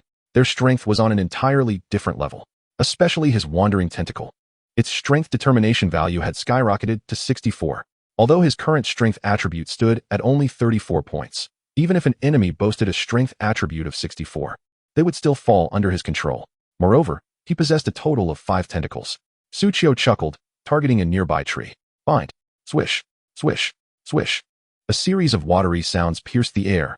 The 5 tentacles simultaneously ensnared the tree. The tree, in its lifetime, had never anticipated such an exquisite treatment. With a mere thought, Suchio commanded it. The tree began to shake violently. Crack. Crack. To the astonishment of all, it was abruptly severed in half, transformed into 2 severed logs. This is the sheer might of overwhelming force. On the severed wood, the spots entwined by tendrils bear deep, corrosive marks. This is the armor-breaking effect produced by the corrosive slime. Should the binding restraints be applied to the same target, as long as the strength is below 320, not a single movement can be made. Even Taluna would find herself immobilized. Upon thinking of Taluna, Suchio's smile faltered. With Taluna's formidable power, she should be able to resist. At most, the corrosive slime effect would merely diminish her physical and magical resistances. However, tearing her garments would be a noteworthy achievement. Suchio smiled slightly, retracting his tendrils. Thus, my melee capabilities are further assured. Immediately, Suchio turned his gaze to the surrounding summoned beasts. Let us continue to slay monsters. The summoned beasts dispersed in response, following the traces marked by the blood cult bats to engage in battle once more. Suchio also set forth towards his chosen monster target to practice his skills. Before long, Suchio suddenly heard a familiar notification. Ding! Congratulations, your experience has reached its maximum, successfully leveling up to level 16. Ding! Detected that your fate star is level 16, 16 free attribute points have been awarded, please allocate them promptly. I have leveled up. Suchio smiled gently. I knew it would be soon. Back in the novice village, he had already amassed a considerable amount of experience rewards. It was merely a step away from reaching level 16. Having just arrived in the swamp forest, he completed that step. As for attribute allocation, intelligence to the maximum. With the addition of these 16 intelligence attributes, Suchio's combat power alongside his summoned beasts surged once more. Now, there was no need to worry about combat capabilities. Subsequently, Suchio devoted his limited life force to an endless onslaught against monsters. During the monster-slaying process, Suchio also took a moment to glance at the tree heart material. In his previous life, he only knew it was related to a hidden race quest he had taken with Lin Ziyun. In this life, Suchio attempted to observe it using the Cardmaster's occupational traits. Ding. Detected that the tree heart contains essence of multiple strikes, parasitic seeds, swift leaf blades, rooting, and chronic poison. Hiss. Gazing at this familiar array of essences, Suchio couldn't help but take a sharp breath. The last time he had seen so many essences in a material was within the blood orb of the Bloodbat King. To think that this tree heart also contains such an abundance of essences. Moreover, ding. The essence of multiple strikes and parasitic seeds in the tree heart are highly compatible with the wandering tendril. Fusion is recommended. The essence within this tree heart is indeed well suited for the wandering tendril. Suchio smiled faintly. It seems this journey in the swamp forest will significantly enhance and perfect the combat prowess of my wandering tendril. The tree heart is not only related to a hidden race quest, but also to the wandering tendril. The demand for this material is certainly not trivial. Placing the tree heart back into his backpack, Suchio issued a new command to his summoned beasts. Let us go all out and continue farming. Chapter 84, Race Quest, Prefix, Family Grudge. At last, we have arrived in Wind Whisper City. After this arduous journey, my waist aches. Must a sensory game be so realistic? It's called Wind Whisper City, yet there's not a breath of wind, just stuffiness and heat. Look, my underarms are drenched in sweat. Being next to Xiaolili is far better. It feels like hugging an air conditioner. Don't come near me. Zhongli, feeling the oppressive heat from all sides, wore a pained expression. However, her teammates paid her no heed, continuing to cling to her. No, Captain. Although I have the Xianbing sword and fear not the heat, I cannot endure this fleshly torment. Just then, Zhongli's friend interface vibrated suddenly. Let go, you all. The president has sent a message. Upon hearing the title president, the girls finally settled down a bit, and Zhongli finally had her own space. Taking a breath, she answered the call. Ziyunjia. The Tianshu Guild is ready for orders. Hearing Zhongli's serious reply, Lin Ziyun's previously displeased expression softened slightly. There's no need to be so tense. You've arrived in Wind Whisper City, right? Upon hearing this, Zhongli raised her camera high, showing each team member's face. Yes, Ziyunjia. After clearing the Dark Abyss cave, we took a carriage immediately and just arrived. Lin Ziyun nodded slightly. That's good. The Tianquan Guild has deduced some advanced intelligence regarding Wind Whisper City. I believe it will be useful to you. Zhongli's eyes brightened at the mention of Tianquan. The Tianquan Guild is the wealthiest guild within the Li Yi Association. The president, Ling Guang, has awakened a hidden profession perfectly suited for their guild, on Myoji. It is said that they can deduce intelligence related to fate by consuming currency, materials, experience, and other items. Has Ling Guang Jie deduced information related to Wind Whisper City? Zhongli's voice involuntarily rose a few pitches. Advanced intelligence. This could earn some money. Is this not a windfall? Indeed. Lin Ziyun felt pleased with the atmosphere among her guilds, though her face remained composed. I know you are strong. You have just repaid your family's debts and are unwilling to live in the villa I bought for you. Now you are even sharing a room with a strange man. Seize this opportunity well, and once you earn money, move out. Zhongli's smile froze at these words. Move out after earning money? Instinctively, the image of Suchio flashed in her mind, and she felt a pang of reluctance. Seeing that Zhongli did not respond, Lin Ziyun thought she had overstepped by mentioning her family matters, but persisted. Poverty goes unnoticed in bustling markets, while wealth draws distant kin in secluded mountains. You have repaid your father's gambling debts. After this, it's up to you. With that, Lin Ziyun ended the call. After all, this was Zhongli's family matter, and she shouldn't interfere too deeply. However, if Zhongli truly prepared to sever ties, and the Zhong family came seeking her afterwards, then it would be her turn to step in. Once the communication ended, Zhongli remained silent, pondering. How can I move out with Sugu? Just then, a teammate approached, comforting Zhongli with a hug. After some gentle patting, she said, Xiaolili, it will all pass. Let us check the intelligence first. Only then did Zhongli come to her senses. Oh, let me take a look. Zhongli opened the advanced intelligence and began to examine. Find NPC belong. Unlock race, quest prefix family grudge. Ding. Python skin has been collected, 500. Would you like to extract the essence for powerful muscles? With a system notification sounding, Suchio smiled slightly, accelerating to discard the card in his hand. He struck down the distant tree spirit, then turned to focus on the card master's system prompt. At such a rapid pace, I have gathered 500 sheets of python skin. Without hesitation, Suchio opted to extract. Ding. Congratulations, you have obtained the essence of potent muscle. The 500 sheets of python skin in his backpack instantaneously vanished, transforming into a verdant card. The card depicted intertwining strands of robust pink muscle. It exuded an undeniable aura of strength. Chapter 85, Cardinal Catherine. Potent muscle. Description: I am the embodiment of power. Quality: green excellent. Effect: wandering tentacle defense 30, final strength determination 20. It enhances strength determination, perfectly complementing the tentacles. Ding. Would you like to bestow this upon the card? Summon wandering tentacle? Upon clicking confirm, the potent muscle in his hand dissipated. Suchio sensed a subtle transformation within his tentacles. Ding. Summoning wandering tentacles successfully fused with potent muscle. As he summoned the wandering tentacles, Suchio observed that the formerly white, translucent tentacles appeared slightly bulkier. They also felt more resilient to the touch. With a few gentle slaps, Suchio tested the enhancement of their defense. The defense of the tentacles was of utmost importance. Their vitality was equivalent to Suchio's own. Essentially, the wandering tentacles now possessed a health pool of 1600. A mere touch from a formidable creature could spell their demise. Thus, the enhancement in defense was crucial for Suchio. As long as the enemy's attacks struck the tentacles, although it would still deduct from Suchio's health, it would at least be mitigated by their defense. Unless absolutely necessary, he was reluctant to send them into battle. Suchio tenderly caressed his precious tentacles, pondering whether they understood his sentiments. After successfully extracting the essence of potent muscle, the night had fallen. It was time to return to the city. Suchio glanced at the muddy pit below, making a cautious assessment. The marshy forest at night would become a veritable hell on earth. One reason was the excessive moisture in the marshy forest, which caused tidal phenomena at night. The damp earth and marsh would become even more treacherous, further restricting movement. Another reason was the exceptionally dense foliage.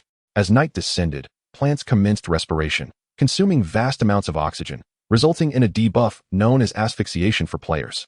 Once engaged in combat, health would gradually decrease. Moreover, the longer the battle persisted, the faster the health depletion would occur. Only upon disengaging from combat would the rate of health loss slow, eventually halting. One could only say that fate was exceedingly realistic. Suchio glanced at his current health recovery. Natural recovery, 19s. Healing talisman, 20s. Since Catherine's ascension to Cardinal, her holy light blessing had ceased to be effective. His sustainability had diminished significantly. Given the activity level of his army, this rate of health recovery would not last long. It needed to at least double. Suchio couldn't help but clasp his hands together. He longed for the first day with Catherine. However, just as Suchio's thoughts concluded, a friend notification suddenly chimed in. Dusk, are you there? Catherine. Catherine had emerged from her seclusion. Suchio joyfully replied in the affirmative. On the system's other end, Catherine quickly responded. Can we meet? Right now? Suchio raised an eyebrow. Was she yearning for him? Perfect timing, as he also intended to return to the city for supplies. Thus, they arranged to meet beneath the wind sprite statue. Am I the first to arrive? Suchio surveyed his surroundings and, not spotting Catherine, turned to the nearby cart, Sylph. Under the moonlight, the wind sprite statue glimmered with a soft silver radiance. Appearing exceedingly sanctified, more NPCs had gathered around, kneeling and praying for success in examinations, safe travels, and abundant offspring. The wind sprite did not cater to such requests. Suchio chuckled softly, then gazed toward the distant inner city of Wind Breath City. All main cities are structured with an inner and outer city, a larger circle encompassing a smaller one. The inner city primarily serves as the administrative and noble residential area, while the outer city accommodates living quarters and common folk. The Church of Light, along with the Wind Sprite statue, is located in the outer city. The infamous Baron Koshish, rumored to have usurped power and assassinated the former city lord, resides within the inner city with his cohorts. How he missed the former city lord. Back in the day, the city lord visited the outer city every night to participate in the rituals at the Wind Sprite statue alongside them. Indeed, but the current Baron Koshish, my divine dragon of light, I have yet to witness his visage. Silence. The trees surrounding us are transformed tree spirits. Speaking ill of Baron Koshish could lead to dire consequences. Compared to the ghastly-looking tree spirits, I preferred the amiable trance of your. Those little deer always warmed the heart. Alas, I miss the former city lord. Listening to the NPC's conversation, Suchio smiled faintly. These were all clues for that hidden race quest. However, Suchio scratched his head. Only by locating a key NPC named Brune could this quest be initiated. Yet, this Brune, possessing direct blood ties to the former city lord, was under constant threat of assassination by Baron Koshish, making him elusive and difficult to find. Should I ask Catherine to mobilize the Church of Light's resources to assist in the search? Just as Su Qiu contemplated this, a hushed voice reached his ears. What is it you wish for Cardinal Catherine to assist in finding? Su Qiu turned upon hearing the voice, discovering a woman clad in a flowing white robe and hood standing beside him. Catherine, when did you arrive? The robed woman, realizing she had been recognized, curiously removed her hood. How did you recognize me when I had concealed my face? Su Qiu smiled. Because you are you, and no matter how you change, I will recognize you. I can't possibly say I recognized you from the license plate beginning with, can I? You certainly know how to flatter. Catherine's face flushed with a hint of red, clearly delighted. Ding. Cardinal, pending, Catherine's affection level increased by 1. Chapter 86. Taking a step further. Ascending to purple robe? Do not inflate further. If you do, I shall have you forsake your vows. What brings you to seek me? Su Qiu shifted the topic. Hearing this, Catherine's smile slightly waned. I have discovered that ascending to Cardinal is not as straightforward as anticipated. Oh, Su Qiu perceptively sensed a hint of something amiss. Difficult tasks abound, with requirements and challenges.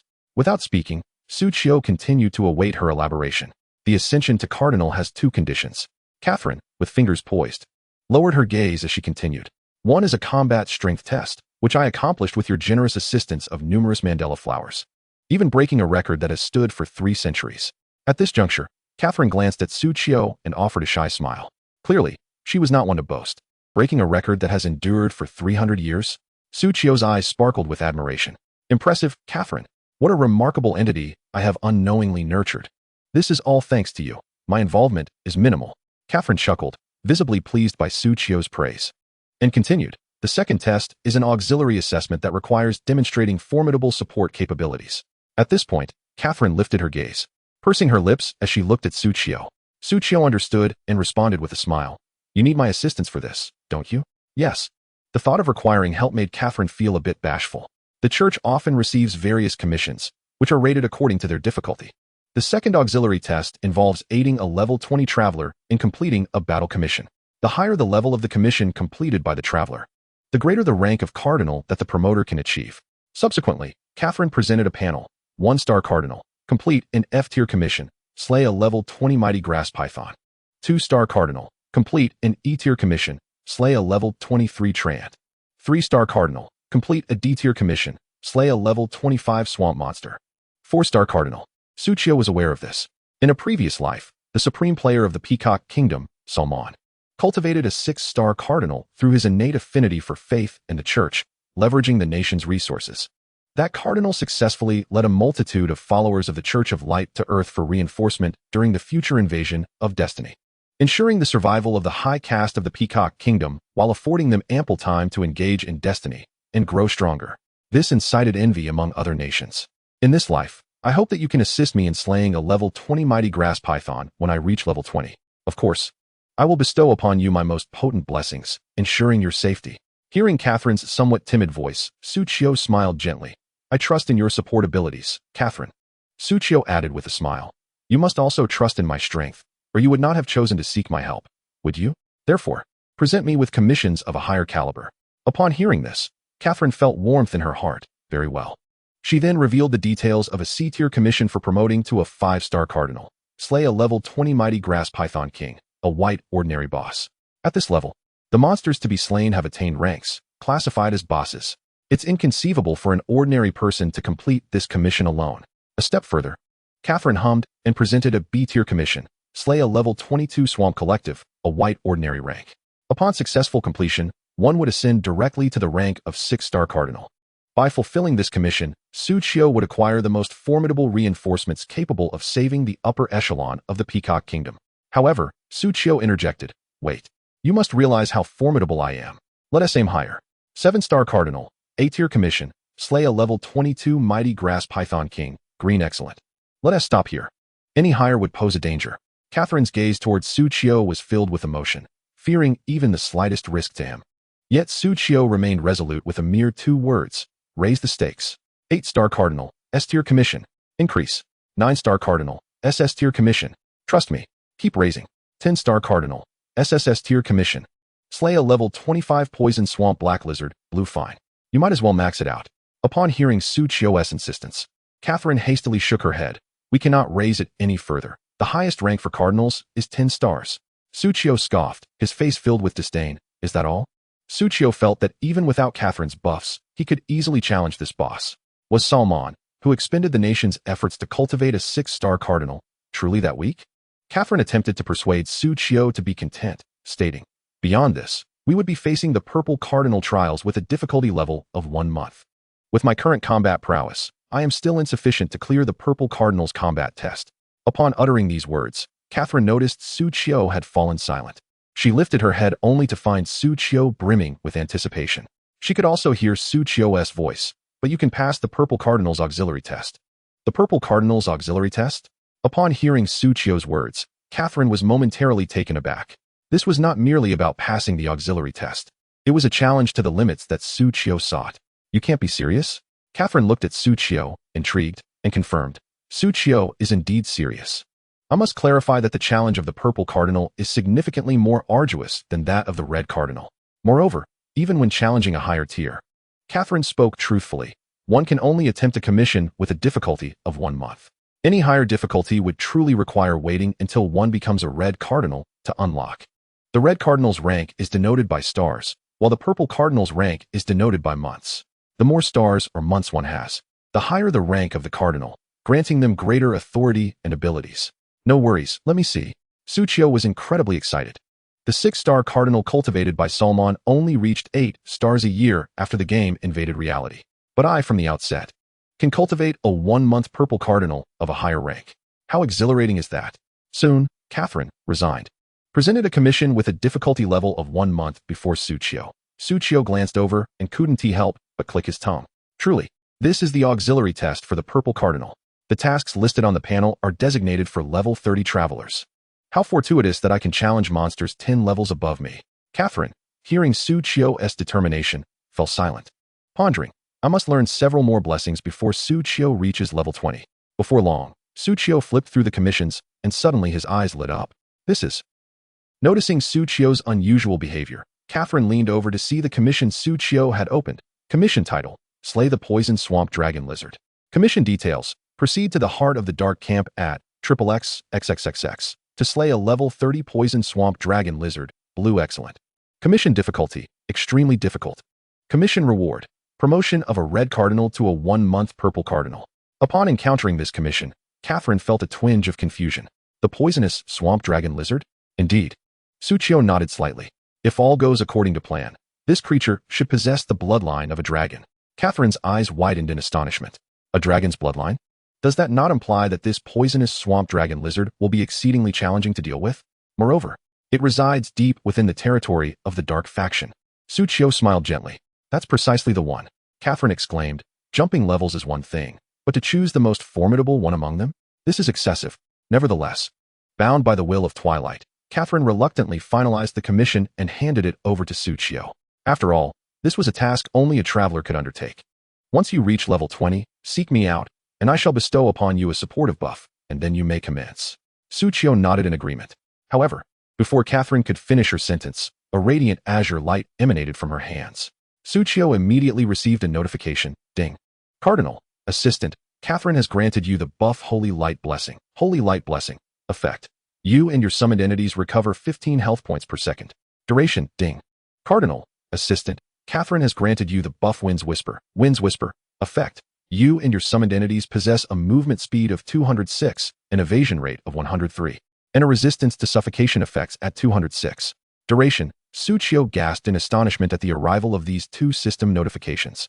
These were precisely the buffs he had yearned for. The continuous healing from Holy Light Blessing, combined with the reduction of suffocation damage from Wind's Whisper, would exponentially enhance his endurance in the swamp forest. I have become more resilient. Moreover, his movement speed and evasion rate had further increased, significantly mitigating the effects of movement restriction. This was a new auxiliary skill he had acquired following his combat proficiency test. Catherine stated earnestly, wait a moment. I will enhance these buffs to a higher level before you reach level 20. Upon hearing this, Su Qiu smiled faintly. All right, I will await your return. Having concluded their agreement, Catherine returned to the Church of Light to refine her skills. while Su Qiu gazed fondly at his wind's whisper. With 3 points of affinity towards the wind element, the buff he had received had proportionately strengthened by 3. Once he rescued more Qingfeng Knights and acquired additional wind leaves, the wind attribute enhancement buffs he could obtain would become even more formidable. There's no need for a break. Let's delve deeper into the swamp forest. Su Qiu continued his journey towards the western gate. Yet, he had not ventured far when a message from his friend arrived. Brother Su, dinner is ready. Chapter 88. Prepare to sacrifice your life in gratitude. If it weren't for you, how could I possibly survive this predicament?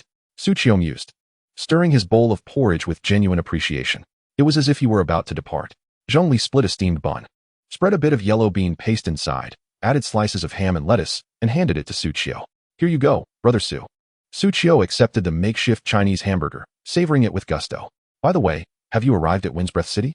Upon hearing Su Qiu's inquiry, Zhongli, while preparing her own burger, replied with a smile, yes. We just reached Windsbreath City with our guild leader today. However, speaking of Windsbreath City, I feel a bit awkward. I had promised to take you leveling once we arrived, but our guild leader received a special hidden quest from the Grand Guild Leader today. This quest requires us to find someone, which has prevented us from hunting monsters. We've spent the entire afternoon looking and still haven't found them. Having prepared her dinner, Zhongli apologized to Su Qiu. I'm sorry, Brother Su, you'll have to level up alone for now. Once we locate that NPC, we can head to the swamp forest. I promise to bring you along. Su Qiu, upon hearing that Zhongli could not accompany him, felt as if he were on the verge of tears. Woe is me. I should have known. We are but denizens of 2 different worlds. Our paths can never truly intertwine. Zhongli was instantly amused by Su Qiu's dramatics, bursting into laughter. She understood that when Brother Su acted, it was merely a jest. I'll finish my meal and log back on shortly to continue the search. The sooner we find that NPC, the sooner we can hunt monsters together. She exclaimed. Oh, Brother Su, after you finish eating, you need not wash the dishes, right? I'll be out for a restroom break later. Just as Zhongli was speaking, she suddenly noticed that Su Qiu had gone still, his expression turning somewhat serious. What's wrong, Brother Su? Did you choke? Su Qiu, upon hearing this, regained his smile. No, I just ate a bit too quickly. After taking a sip of porridge, he smacked his lips. These past few days, dining with you has been so nourishing. I think I'll buy a bottle of soda to balance it out. Zhongli, with a resigned glance at Su Qiu as he prepared to leave, cautioned. Drink less of that. Su Qiu acknowledged with a nod before closing the door behind him. Just as he shut the door, a hunched old man trembled as he ascended the stairs from the lower floor. Su Qiu smiled politely and stepped aside. The old man returned the smile. Thank you. Young man. Su Qiu grinned widely. How would you like to express your gratitude? The old man was taken aback, momentarily stunned. What was this? Was he truly expected to offer thanks? The old man bore an expression akin to someone who had been swindled, nervously asking, What do you want? Su Qiu's smile turned radiant. I'm still young. I can afford to take a loss. Just offer your dog's life as thanks. The old man's expression gradually turned cold, his hunched back slowly straightening. You've discovered my secret, have you? His gaze hardened as he inquired. How did you find me? Su Qiu, hands in his pockets, replied nonchalantly. Just a hunch, really. After all, my intelligence stat is a staggering 170. My perceptiveness far exceeds the ordinary. Attributes from reality reflect back into the player's physical reactions. Strength affects muscular density. Agility influences bodily dexterity. Constitution impacts physical quality. And intelligence governs cognitive perception. Now, Su Qiu was not so different from a superhuman, save for the inability to fly. Yet, flying does not necessarily mean one can outrun another. Upon hearing this, the old man's eyes narrowed as he slowly raised his cane. So you are the anonymous one. Chapter 89. I am your father. The old man's voice had lost its rasp, now resonating with clarity and a chilling presence. Su Qiu blinked in confusion. Anonymous? What do you mean? With a glint of murderous intent in his gaze, the old man retorted, whether you are or not. If you are suspicious, you shall perish. He swiftly closed the distance to Su Qiu, thrusting his cane menacingly towards Su Qiu's chest. In such proximity, the old man was convinced that this fiery youth would be unable to react. However, at that moment, the scene the old man had envisioned of piercing through Su Qiu's chest did not unfold. Instead, a dull thud reverberated from the tip of the cane. Su Qiu glanced down at his shirt, which had been punctured, and chuckled in response. Without a blade, how do you intend to kill me? The old man narrowed his gaze, solemnly retracting his cane, and executed a flawless backflip, landing deftly at the bend of the staircase. You hail from the ancient martial arts family of Yanhuang? He inquired. No, Su Qiu replied earnestly. I'm merely an ordinary person intending to purchase a bottle of soda. I can't believe a word you say. The old man leaped again. bending his knees as he charged ferociously at Suqiu. The force of his attack illuminated the corridor's lights throughout the entire building. This time, he wielded his sturdy wooden cane like a baseball bat, striking down upon Suqiu with tremendous force. Suqiu casually reached out, gently catching the end of the cane. With a crack, the cane snapped neatly in half. Suqiu frowned slightly. "You old man, where's your sense of martial ethics? You intend to strike me with a cane?" The old man was momentarily at a loss for a retort, yet his expression grew significantly more serious. "What incredible strength! How have you cultivated such a physique?" At this, Suqiu blushed shyly. "With your mother." The old man suddenly understood. "Damn it!" He cursed vehemently before launching a fierce punch towards Suqiu's face. "Are you ever going to stop?" Suqiu, now devoid of patience, casually waved his hand. Crack! The old man's punch, along with his entire right arm, shattered instantly, more thoroughly than the cane had. "Ah!" The old man cried out in agony, his features contorting in a grimace. He could hardly fathom that a mere young man he encountered so casually possessed such formidable combat prowess. The strength was beyond that of someone who had trained for 2 decades. Was this person born a warrior? Which ancient martial arts family do you belong to? He gritted his teeth, pressing against his injured arm, demanding, the Ling family of sword concealment? The Tang family of hidden weapons? The Zhang family of golden light? The Su family of mystics? Or the Miao family of poison and goo? He found himself at a loss for examples, for the history of Yanhuang was far too vast. Ancient martial arts families with centuries of heritage were numerous. It was impossible for him to remember them all. But now, give me an answer. Let me die understanding. He knew, without a doubt, that today would be his last. Suqiu sighed helplessly at his words. Did I not say I am not a practitioner of ancient martial arts? I am simply an ordinary person out to buy some soda. If you must know my name. Suqiu smiled slightly. Keep it a secret. The old man was suddenly taken aback. What did this mean? Could he survive? All right, I shall keep it a secret. Suqiu whispered, I am your father. As the old man pondered which family name he belonged to, Suqiu swiftly executed a 360-degree mental somersault. With a thud, the lifeless body collapsed to the ground, sliding several meters down the stairs, devoid of life. Suqiu sat calmly on the staircase, contemplating the body before him. Now, how shall I deal with this corpse? Chapter 90, a little snack after dinner. Before the invasion of fate, we still lived in a society governed by law. Regardless of where one was, the sudden appearance of a corpse would invariably cause a stir. Just then, Suqiu sensed something. He looked down at his palm, where a delicate, translucent white tentacle emerged. This tentacle unfurled in accordance with Suqiu's will, splitting into 5 petals, revealing an esophagus. The roaming tentacle that merged with my essence was manifesting in reality, attuned to my attributes. Brother Su, why are you back so late? Zhongli inquired. Taking Suqiu's bowl. Shall I serve you a fresh bowl of porridge? Suqiu sipped on his soda. No need. I had a little snack on the way. Hearing this, Zhongli wrinkled her nose. Eating junk food again? Is my cooking not to your liking? Suqiu replied seriously, no. Your cooking is too delicious and healthy. I must indulge in some junk food to soothe the inner essence of my homebody soul. Zhongli couldn't help but chuckle. Brother Su, your way with words is truly impressive. Your girlfriend must adore it. Suqiu clutched his heart dramatically, feigning pain. Oh, the agony. Why must you utter the word girlfriend to a solitary dog? Isn't fate fun? Hearing Suqiu's response, Zhongli, her back turned as she washed the dishes, couldn't help but smile. Brother Su has no girlfriend, huh? She said cheerfully. Very well. After dinner, Suqiu logged back in, eagerly summoning his roaming tentacle. To his astonishment, a parasitic summoning beast could indeed manifest in reality. The wandering tentacle, sensing Suqiu's emotions, swayed gently, secreting a harmless corrosive slime. It was this very slime that had completely dissolved the assassin from Korea. Clean, thorough, and odorless. It was truly a must-have tool for an assassin. Suqiu prodded the tentacle, suddenly falling into contemplation, his hand frozen midair. How infuriatingly similar. He then retracted the tentacle within himself. If the tentacle could manifest in reality, then the stronger the tentacle, the more abilities it possessed, and consequently, Suqiu's combat prowess in reality would also enhance. He understood this well. In reality, safety was merely an illusion. Now, Suqiu glanced at the monster materials in his backpack. He resolved to hunt more powerful grass pythons and tree spirits to gather materials in exchange for essences. With his decision made, Suqiu headed towards the swamp forest. This time, armed with the blessings of holy light and the whisper of the wind, he and his summoned creatures were emboldened. In the nighttime swamp forest, the environment's movement debuff could directly reduce Suqiu's movement speed by 40. His agility attribute stood at 99 points, granting him a movement speed of 995s.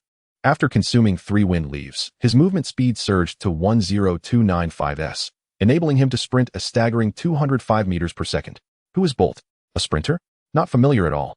In a restricted movement environment, however, his speed dropped to 6175s.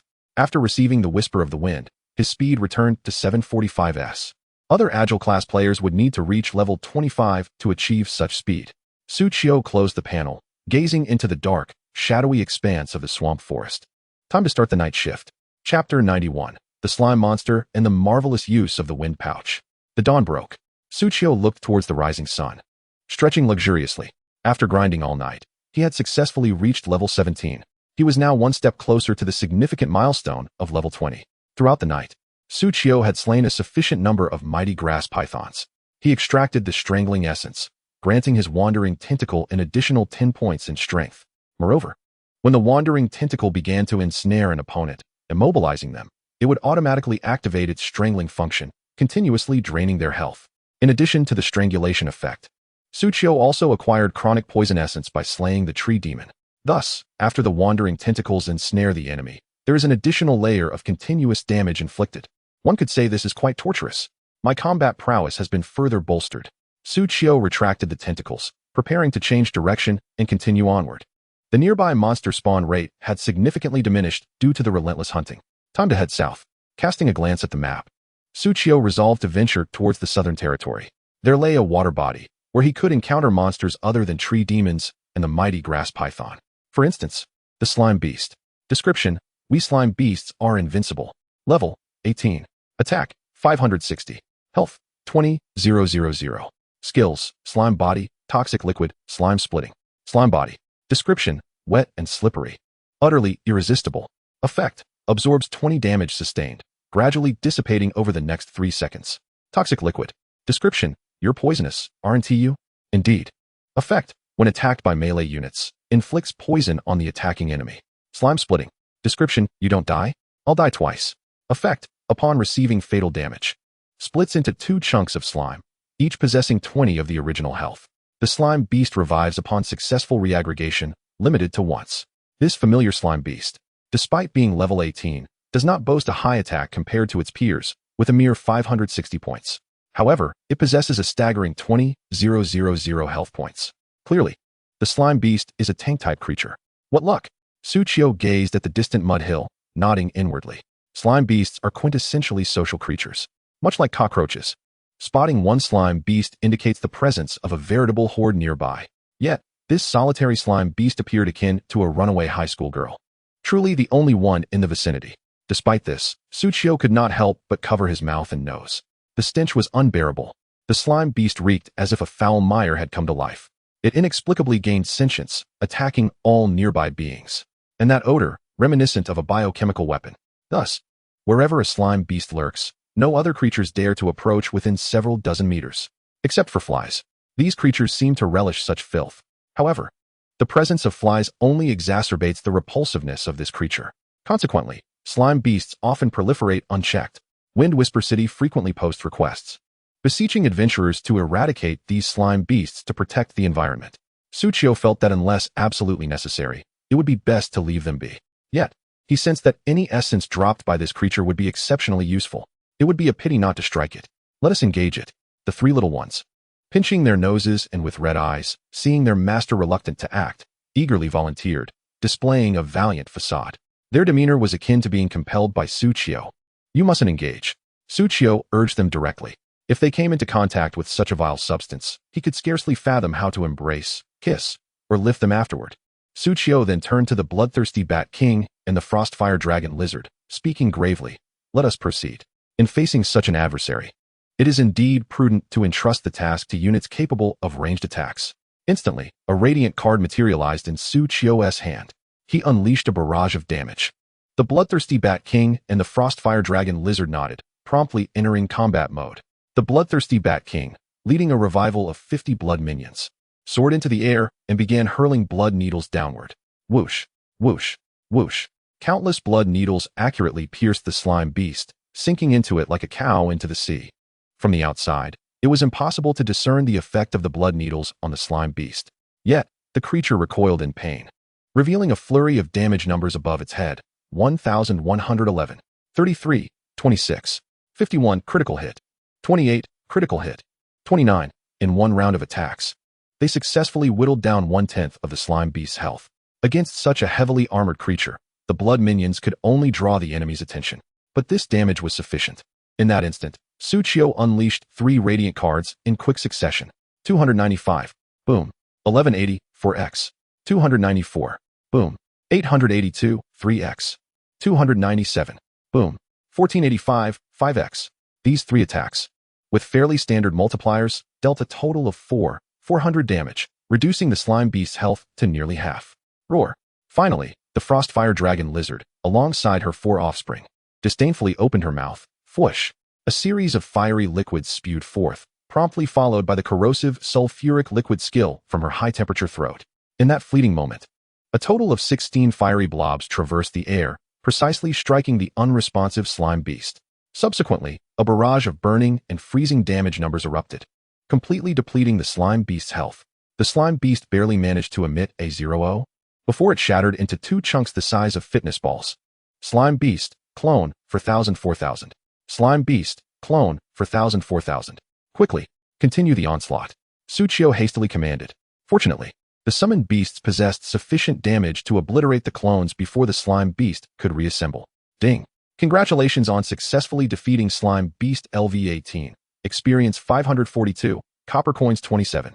Core 1. Ding. Fate triggered. Additional experience 3252, 6x. Copper Coins 243, 9x. Core 7, 7x. As the familiar system notification echoed, 2 resounding explosions akin to balloons bursting followed. Boom. Boom. The 2 clones erupted into fragments of mud, utterly devoid of life. Suchio refrained from approaching, instead tightening his expression alongside his summoned beasts, swiftly retreating several dozen meters. We shall collect the spoils later. The stench is too overwhelming. The blessing of Wind's Whisper allows me to mitigate some suffocation. However, it cannot purify the air around me. Suchio pinched his nose, revealing a wry smile. It seems I am now trapped in a windless domain. After a brief pause, once the foul odor had dissipated somewhat, Suchio approached and collected the pile of cores from the mud. I am tainted. Gazing at the core in his hand, Suchio silently implored, do not let me down. In the next moment, the card master emitted a familiar resonance. Ding. Detected within the primordial core of the material are essence shards, toxic liquid, and a soft-bodied creature, initiating a launch. Ding. Congratulations, you have obtained a summoning item, slime. What? Suchio could not help but widen his eyes. Is this truly the 5th summoned beast I have acquired? Chapter 92. The Remnant Soul of the Azure Wind Knight. Archer. What on earth is happening? Suchio gazed at the card floating in his hand, momentarily at a loss. He had only defeated a single slime, yet he obtained its summoning card. He had vanquished countless mighty grass python and tree spirits, yet there was no sign of a reward for those. My fate seems rather theatrical. Without delay, Suchio examined the new card hovering in his hand. The card depicted a blob of dark blue slime, complete with eyes and a mouth, resembling a gelatinous substance. To describe it symbolically, O0. It appeared rather dazed, plump, and elastic. Its texture was undoubtedly of a high caliber. The black and white headlights were nothing in comparison. Suchio chuckled, and the attributes of this card illuminated before him. Summon slime. Quality, blue excellent. Effect, infuse with mana to summon a slime to assist in battle. Blue excellent quality. Quite impressive. Moreover, this slime appeared far cleaner than the previous slime creature. Suchio was well aware of the nature of slimes. Like the previous slime, they were alchemical products composed of primordial cores, capable of merging with surrounding substances.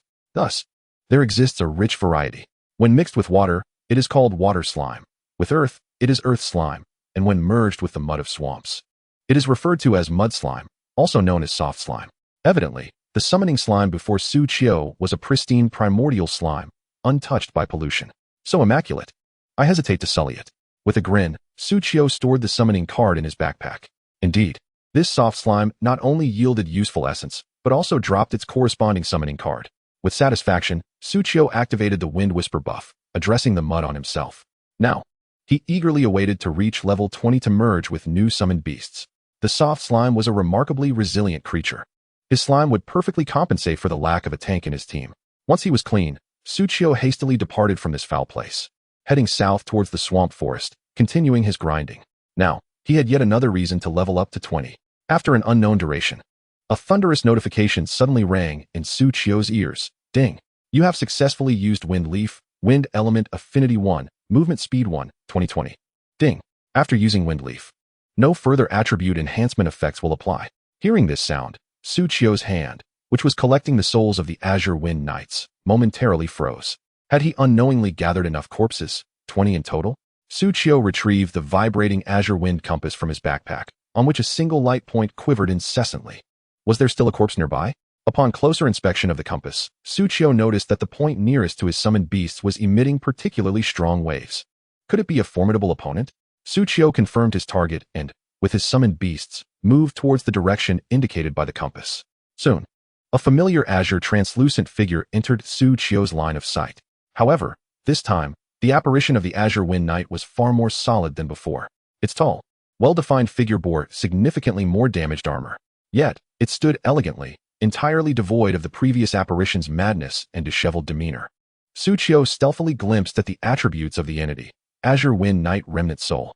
Description: the archer class of the Azure Wind Knight, whose body sank into the swamp upon death, and whose soul transformed into an indomitable, malevolent spirit. Level: 22. Attack: 3000 to 8000. Health: 3000 to 15,000. Skills: Wind Wings, Wind King Barrier. Wind Blade, Windhawk Arrow, Wind Guiding String. Windhawk Arrow. Description: the sound of the void, akin to an eagle's cry. Effect: fires an arrow imbued with wind power that can pierce through enemy targets. The farther the distance, the greater the damage. Wind Guiding String. Description: the wind shall aid my aim. Effect: each attack can simultaneously inflict damage on 3 units. The split arrow deals 50 damage. Goodness! Gazing upon these attributes, Suchio could not help but furrow his brow. This Azure Wind Knight is excessively powerful, isn't it? Not only does it possess all the skills of the previous support unit, but it has also acquired 2 additional pure damage skills. One that inflicts penetrating damage, similar to the flying card I have yet to learn, and another that can damage multiple units simultaneously. How could such an impressive ADC have met its demise? Suchio marveled. But at that moment, the Azure Wind Knight in the distance stretched its arms and assumed an archery stance, aiming directly at Suchio's direction. Oh no, it sensed me. Suchio was startled and quickly began to reposition. This Azure Archer has an alarmingly extensive aggro range, doesn't he? Just as he muttered in complaint, an invisible arrow suddenly whizzed through the air, striking the mire behind Suchio. Boom! It erupted in a cloud of foul mud. What is this, a bow and arrow? This is more akin to a rocket. Gritting his teeth, Suchio hurriedly rallied his summoned creatures to close in. He also zigzagged his way closer to the Azure Archer. There was no other choice. The attack range of this Azure Archer was far too great, over twice his own. To deal damage, he needed to close the distance further. In the next moment, whoosh, a fierce gust of wind erupted. Suchio brushed past the bushes and saw that as the archer drew back its bow, a vortex of air materialized out of thin air. Could this be the Windhawk Arrow? Suchio's mind raced. He commanded all his summoned creatures to scatter accordingly. He also instructed the bloodthirsty Bat King to lead the blood servant bats as bait, charging forth from the sky. There was no other option with the blood servant bats. They would not perish, making them ideal for harassment. However, the Azure Archer completely disregarded the bats closing in around it. It seemed to sense that the greatest threat was not these summoned beasts, but the human. Those 3 swiftly approaching diminutive humans. The very next instant, it released its fingers from the bowstring. Whoosh! An invisible, colossal wind arrow shredded the surrounding air into a spiral and shot forth at lightning speed, targeting the unsuspecting bubble. 73,695. Distance 19. After splitting into 3 smaller ones, the bubble, with merely 10,776 health points, was instantaneously obliterated in the wind. How absurd. Suchio stared blankly at the damage number. The Azure Wind Knight Remnant Soul Archer deals increased damage of 40 when targeting units other than the mission objective trapped in a windless land. This Azure Archer's bonus damage against additional units had been elevated to 40. The damage inflicted is lethal. Suchio gritted his teeth, resurrecting his summoned creature, Bubble, and forming a whip in his hand. It was time for a swift resolution. Chapter 93. Coordinates of the Corrupted Wind Eagle Boss. Allow me to demonstrate the might of my whip. At this moment, Suchio had closed the gap between himself and the Qingfeng archer after several strategic movements. Without hesitation, 3 whips lashed out. Crack, crack, crack. Although the opponent exhibited remarkable strength, even if not classified as an elite monster or a boss, it possessed terrifying combat prowess. However, you are not an elite unit, which works perfectly in my favor. Suchio chuckled to himself, eyeing the Qingfeng archer who was now afflicted with 3 layers of sensitivity effects. Sensitivity level 3. Damage taken increased by 30. Attack speed increased by 30. Movement speed increased by 30. For agile units like archers and assassins, attack speed and movement speed are paramount attributes. They directly influence their damage output. With the 3 whips striking, the Qingfeng archer had just released an arrow and was still in the slow process of knocking another. This provided Su Qiu's summoned creatures ample time to approach and unleash their attacks safely. Roar! The bloodthirsty demon wolves surged forward first, relentlessly gnawing at the Qingfeng archer's Wind King's barrier. 715, 743, 1158, critical hit. 801. Before long, the unity buff of the bloodthirsty demon wolves was fully stacked. Damage amplification of 148. Each ordinary bloodthirsty demon wolf could inflict 1773 damage per attack. An elite demon wolf could bite down to deal 2,971 damage. Meanwhile, the most formidable among them, Bubble, Daodu, and Jingjing, could inflict a terrifying 4,369 points of damage with a single strike. Of course, the Qingfeng archer would not allow Su Qiu's summoned beasts to attack unimpeded. Even with its attack speed reduced by 30, its damage output remained formidable. Just considering its base attack power of 3,800, each hit on the summoned beasts resulted in 5,320 damage. Even with the bloodthirsty demon wolves boasting 394 defense, they would still lose around 5,000 health points from such an assault. That is a third of their total health. Additionally, the splitting arrow effect of the wind bowstring accelerated the demise of the bloodthirsty demon wolves. That woman runs fast. Su Qiu furrowed his brow. Under the influence of the wings of wind, the Qingfeng archer's movement speed was doubled. The sensitivity-induced slow effect from the whips merely allowed her to be caught up to temporarily. As an archer, she excelled at kiting. It wouldn't be long before she escaped the encirclement and resumed firing. The swamp terrain hampered even the Frostfire Dragon lizard from catching up. I won't let you escape. Su Qiu concentrated, expending 5 mana to conjure a magician.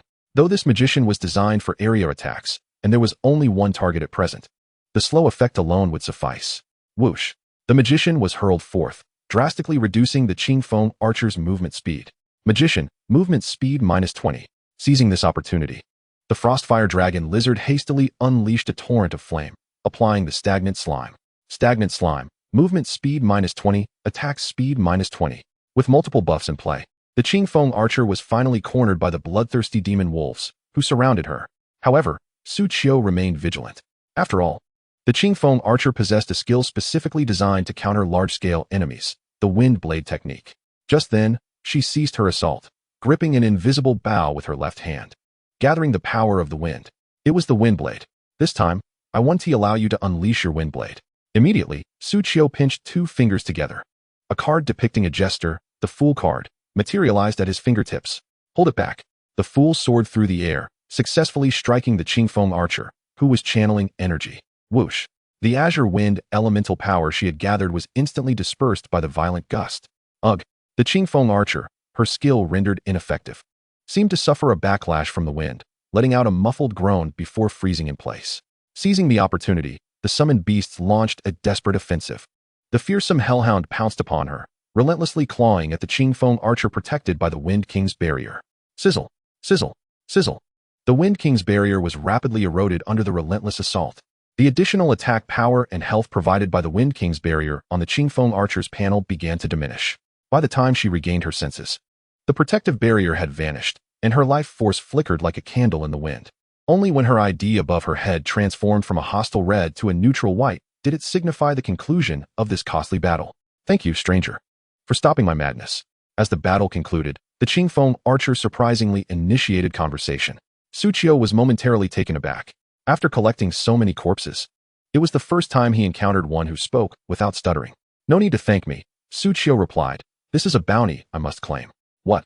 Su Qiu's words left the Qingfeng archer momentarily speechless. Yet, she seemed unconcerned.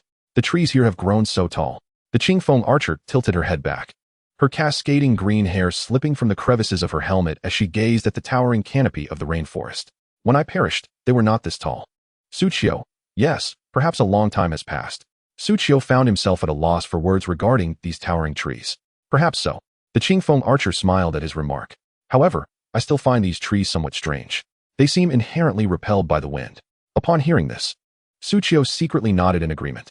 Indeed, with so many trees forming a windbreak, it was unlikely for the wind to persist.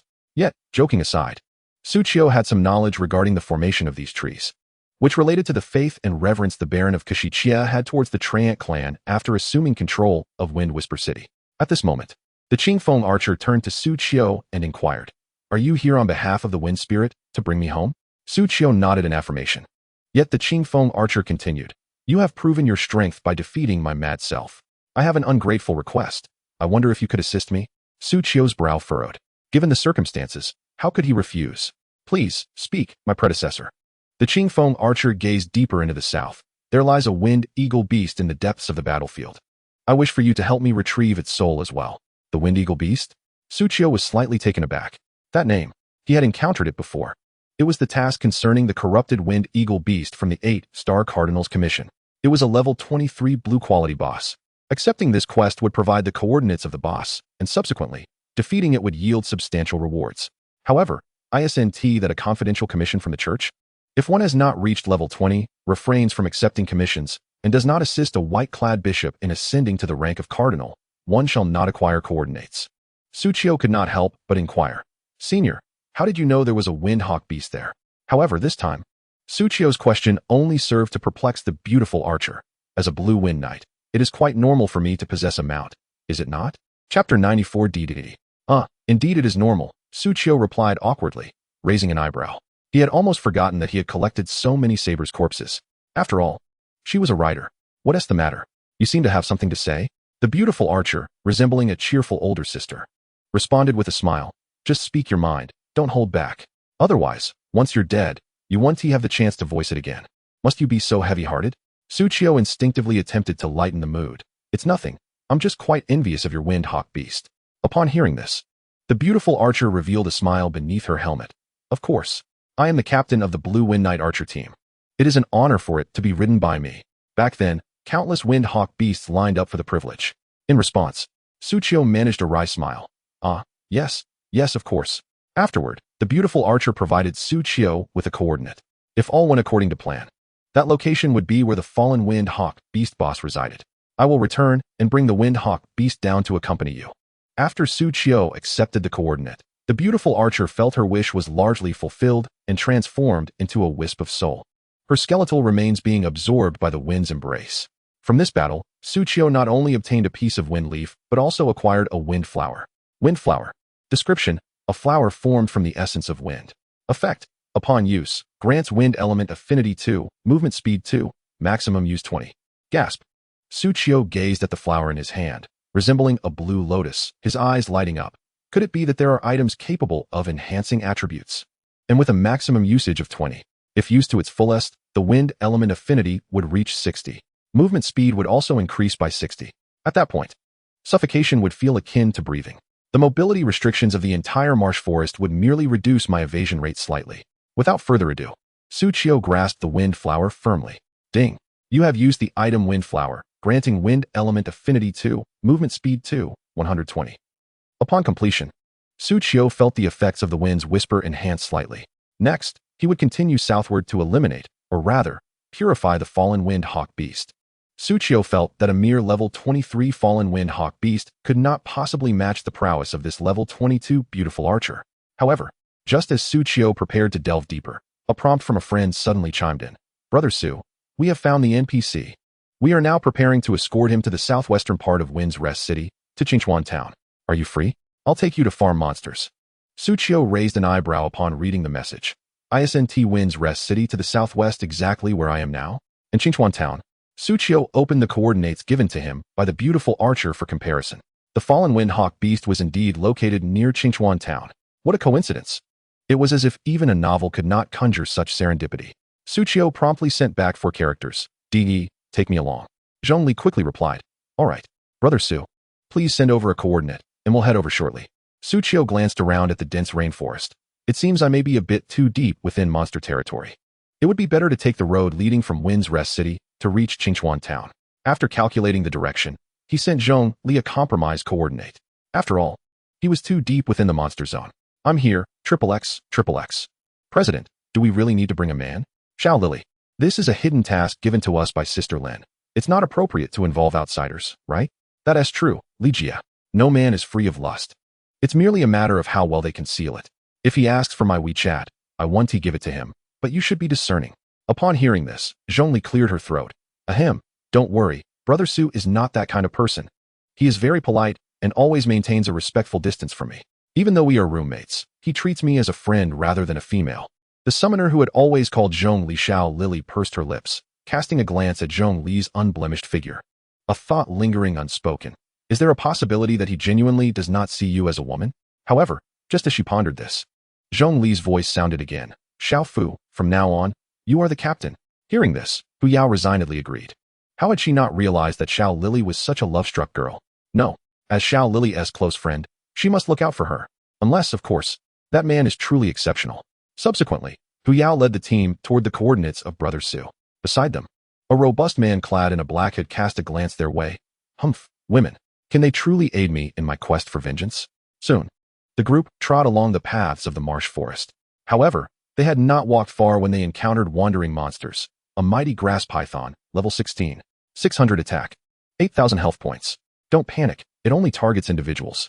Zhongli was the first to draw her sword from the icy sheath at her waist, arranging the formation carefully, cautioning against being ensnared and strangled. Healers, keep up, don't panic even if you get controlled. With Zhongli's command, the girls took a moment to adapt to the combat. Before long, they managed to rescue a night girl who had been swallowed whole during the battle. Woo, it stinks. Why did I provoke it? Woo. Upon emerging, the night girl was covered in sticky gastric fluid, and her equipment had lost some durability from corrosion.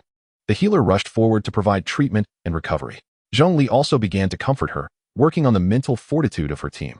If a level 16 monster is this difficult to defeat. Meanwhile, Hu Yao summoned her green serpent and white cat. Casting a glance at the position shared by Brother Su. That person can solo and delve so deep. He seems to possess some strength. In an instant, Hu Yao felt a flicker of anticipation for this yet-to-be-met Brother Su. Afterward, despite the girls traversing a well-trodden path, they still faced relentless monster harassment and took a full hour to finally rendezvous with Su Qiu. Is that the Brother Su of Xiao Lily? He is accompanied by a wolf, a lizard, and a bat. Is he a summoner? I am also a summoner, yet why is my attire not as striking as his? Ah, he is looking this way. Oh my goodness. So handsome. Zhongli felt a surge of sweetness in her heart upon hearing someone praise Su Qiu. Brother Su, I'm coming. Yet, before Zhongli could finish her sentence, she was taken aback as her teammates suddenly teleported to Su Qiu's side, encircling him in a throng. Handsome. Let's add each other on WeChat. Even Hu Yao, who had previously been the calmest and most self-interested among them, rushed forward, eager for Su Qiu's contact information. Zhongli crossed her arms, pouting in dissatisfaction as she glared at the group of teammates who had surrounded her once more, fervently justifying their actions. She had no faith in their flimsy excuses. Women are all swayed by desire. The words of women are deceitful. After catching a glimpse of Su Qiu's handsome visage, they scurried away faster than a python. Was that truly a test? Or were they simply lusting after Brother Su's physique? Unlike them, Zhongli felt a genuine affection for him. As she pondered this, a blush crept onto her cheeks, and she stealthily glanced over at Su Qiu in the distance.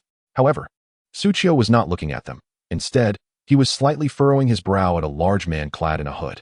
Despite the 3 question marks hovering above his head, Su Qiu immediately recognized him. Isn't that Brune? The man I've been thinking about. How did he appear before me so unexpectedly? Moreover, isn't this the NPC for the quest that can only be accessed through clues from Lin Ziyun's guild? How did they find him? And look at this lineup of beautiful women. It certainly bears the hallmark of Lin Ziyun's enchanting guild. How on earth did Zhongli manage to infiltrate their ranks? Could it be that, in Lin Ziyun's eyes, a cross-dresser is still considered a woman? I dare not speculate or inquire. Tentatively, Su Qiu inquired of Zhongli, may I ask what the name of our squad is?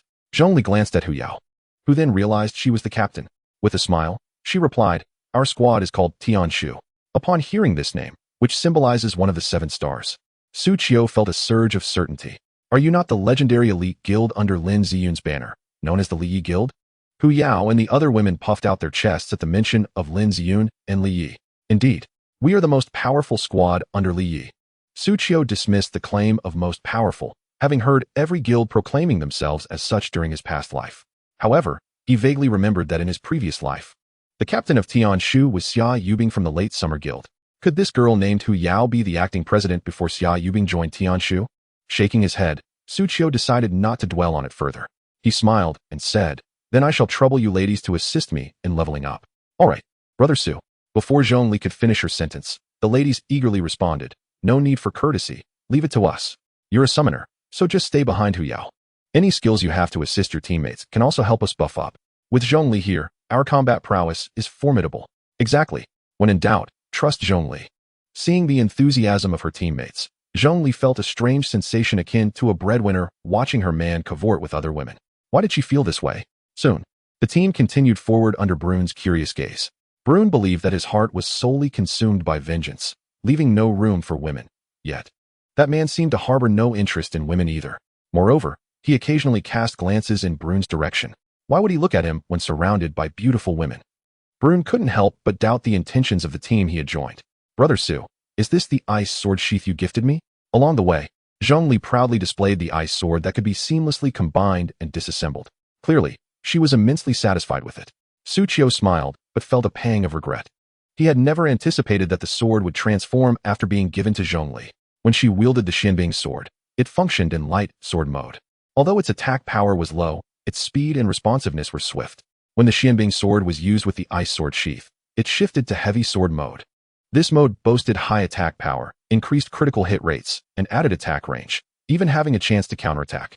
This had Su Qiu yearning. Who could resist a cute girl wielding a massive sword? Alas, my sword is bound. Otherwise, I would let you touch it.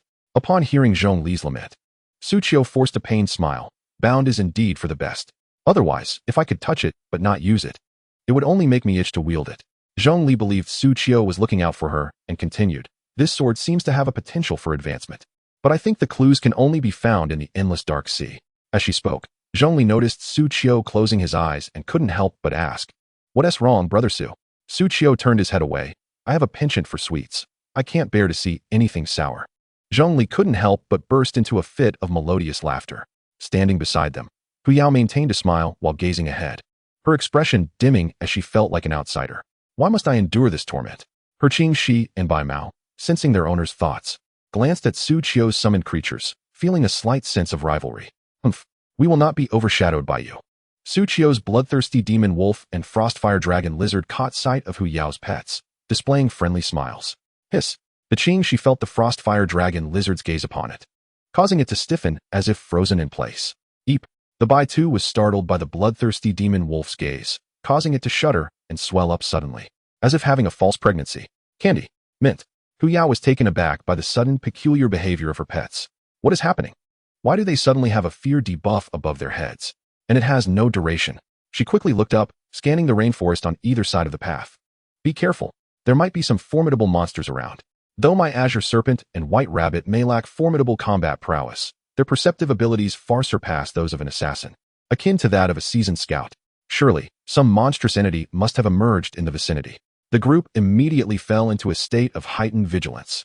Only Su Qiu, upon hearing the announcement of the bloodthirsty Bat King's tranquility, couldn't help but furrow his brow. Such paranoia over minor disturbances. These ladies are excessively perceptive, are they not? Chapter 96, a masterful display of skill. Nevertheless, in order to continue their journey, Su Qiu instructed the bloodthirsty Bat King to conceal itself and lure a nearby tree spirit closer. Half a minute later, cackling echoed as an 18-level tree spirit, brandishing its vines, emerged from the underbrush with an unpleasant shriek. Behold, there truly is a monster. The ladies had long been prepared for battle. Yet upon realizing it was a tree spirit, they hesitated. This creature seemingly serves as a guardian of Wind Whisper City. Would defeating it not incite the ire of the nobles there? The women slowly retreated, utilizing the tree spirit's exceedingly slow movement to maneuver around it. Perhaps we should circumvent it. Upon hearing their suggestion, Zhongli furrowed her brow and sheathed her sword. Clearly, she disapproved of this notion regarding Wind Whisper City. Su Qiu felt a pang of regret. Damn it! How could he have overlooked this detail? While he had long since become accustomed to slaying trees, they were still relatively inexperienced in such matters. Stealing a glance at the rear of the group, he noticed Brune clenched his fists tightly, glaring at the tree spirit with eyes filled with hatred, yet still preparing to retreat under the protection of the ladies. How infuriating! Brune gritted his teeth. At times like this, he could only stand by and watch. What use was his mastery in construction if he couldn't even defeat a mere tree spirit? How could he ever hope to vanquish Kexish? However, just as he was about to follow the lady's lead, he suddenly saw the man from the group stride forward. He extended his hand, summoning a luminous card that materialized between his fingers. As he flicked the card toward the tree spirit, the bloodthirsty wolf and frostfire dragon lizard launched their assault. With their speed maximized, they attacked the tree spirit. Out of nowhere, a seemingly adorable and harmless bloodthirsty bat king appeared behind the tree spirit, sinking its fangs into the trunk. 1521. Bloodthirsty Bat King's Ambush Strike. 1028. Bloodthirsty Wolf. 933103103. Frostfire Dragon Lizard's Basic Attack. 933103103. Corrosive Sulfuric Liquid. 295. Boom. 885. In an instant, as Su Qiu and his summoned creatures sprang into action, the tree spirit, with its formidable 9,000 health points, saw its vitality plummet by over half. The sheer magnitude of this damage left everyone in the vicinity utterly astonished. Hu Yao and the other young ladies stared in disbelief at the damage displayed, struggling to comprehend that such power could emanate from a summoner. While a summoner's prowess primarily resides in their summoned beasts, surely they couldn't be this formidable? This was no mere pet. This was a boss. Upon witnessing Su Qiu's engagement, Zhongli momentarily paused, her expression sharpening. Drawing her Xianbing sword, she charged toward the tree spirit. Just as she was about to close the distance, she activated her dual strike skill. Simultaneously, she switched her weapon to a heavy sword mode, which typically precluded the use of her dual strike. 198, 201. After being struck, the tree spirit's health bar displayed a chilling effect, diminishing both its attack and movement speed. Observing her own damage output, Zhongli's countenance darkened. This monster posed no threat. It was indeed the kind of creature she and her teammates commonly encountered. Why did Su Ge seem to handle it so effortlessly? Just then, the tree spirit, in pain, lashed out with its vines. It knew well that the softest fruit is the sweetest. The tree spirit understood this principle, for vines shot toward Zhongli with ferocity. However, having thoroughly studied this tree spirit, which was constrained by game mechanics, Zhongli had already prepared her heavy sword's parry mode. What followed was a sequence of actions that astounded Su Qiu. The parry allowed her to counterattack upon receiving damage. Zhongli, struck by a vine, immediately switched to her light sword, executed the parry, then swiftly returned to her heavy sword, endured another strike, and repeated the process. Switching weapons, light, parrying, switching weapons, heavy, adjusting her angle. In less than 0.5 seconds, she executed this exact sequence a staggering 4 times. 16 actions. Was this the reaction time of a normal person? Was such a feat achievable by an ordinary individual? 121, 123, 124, 121. The tree spirit, seemingly oblivious, registered 4 damage figures above its head. After switching to the light sword, Zhongli's damage visibly diminished. Though the damage was not substantial, it was still astounding. Zhongli, are you truly this impressive? Hearing Su Qiu's astonishment, Hu Yao finally snapped back to reality and urgently urged her large white rabbit. Nai Tang, quickly, heal. The parry mechanism merely enhanced defense, allowing for a counterattack after sustaining damage, not rendering one immune to harm. After enduring 4 strikes, Zhongli's already fragile health plummeted, leaving her with a mere 6 points. As Su Qiu gazed at Zhongli's dwindling health, a thought crossed his mind. Could it be that she had calculated even the damage she could withstand? Were it anyone else, Su Qiu might dismiss the notion as paranoia. However, having witnessed Zhongli's instantaneous maneuvers moments ago, he felt it was a distinct possibility. The large white rabbit, Nai Tang, receiving the command, trembled as it moved, its little hands clasped together, radiating a green glow. The casting speed of a pet exceeded that of a player. While the priest was still chanting, Nai Tang had already completed its spell and soared toward the bloodthirsty wolf. Landing atop it. 211. Hu Yao. Zhongli. Bloodthirsty wolf. No one anticipated that, at this critical juncture, Nai Tang, who had never faltered before, would make a mistake. The priest was momentarily stunned. The spell failed, requiring a recast. Yet at that moment, the tree spirit had already reacted. Its enmity was fully directed at Zhongli. With a swift flick of its leaves, it unleashed a flurry of razor-sharp projectiles. This attack was far swifter than the previous vine strikes. Completely unprepared for the failure of her allies' healing, Zhongli switched to her light sword, desperately attempting to evade. Standing still to parry with her heavy sword would be tantamount to courting death, but she was utterly unable to escape the range of the flying leaves. Just as the barrage of swiftly slicing leaves was about to strike Zhongli, a card depicting a praying priestess arced through the air, preemptively appearing in the location Zhongli was about to occupy. 752. Zhongli's health instantly surged to full capacity. 217, 217, 163. Yet, in the next moment, the multiple strikes of Fei Ye's swift blade struck Zhongli relentlessly. Fortunately, her health was robust. She even managed to execute a counter just at the last instant of the assault. In that fleeting moment, she deftly swapped her swift blade for a heavier sword that boasted higher damage, delivering a powerful blow to the Trent's trunk. 486, critical hit. This display of skill left Su Qiu exhilarated. So cool. Zhongli. So impressive. Wasn't this far more visually striking than her own damage output? Subsequently, the other ladies finally regained their composure. They had already engaged in battle. Lingering in indecision was futile. In an instant, the ladies sprang into action. However, before a single arrow from one of the archers could find its mark on the Treant, the fiery liquid from the Frostfire Dragon Lizard had already struck first. The Treant, having endured a second round of attacks, succumbed to its injuries and collapsed lifelessly to the ground.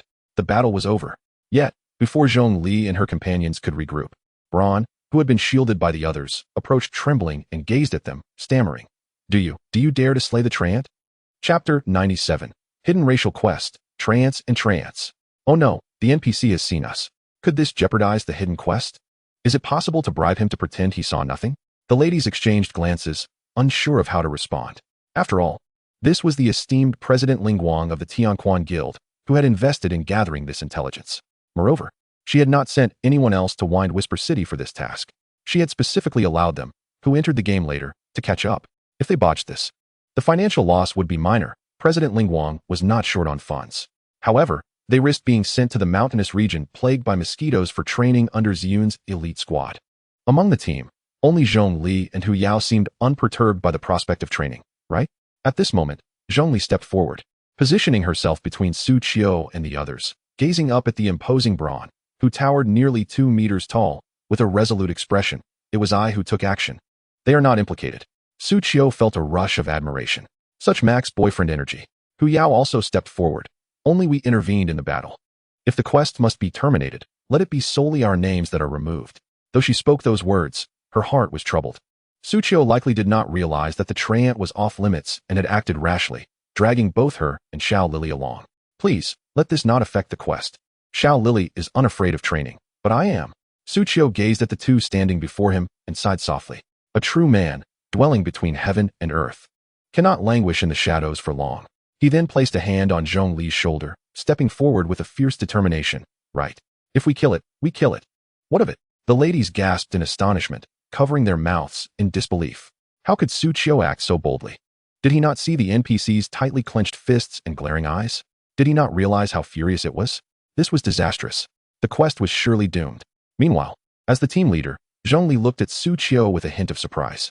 Internally, she exclaimed, Su De Gu is so cool, voice cracking. Even the large hand on her shoulder radiated warmth, seemingly imparting strength, though it did not. I have long found the Treant unappealing. What of killing it? Hu Yao, witnessing the camaraderie between them, felt her own heart sink further. The training is a minor issue. Could you please refrain from this? Your actions make us seem completely lacking in tact. Braun's lips trembled with anger, his voice distorting slightly. Do you not understand that the Treants are the faith of Wind Whisper City, as decreed by Baron Kexikibu? You. At this point, Braun's body weakened, and he knelt on the ground, still taller than Hu Yao. How could you resist Kexiki? The ladies sensed an unusual shift in the narrative.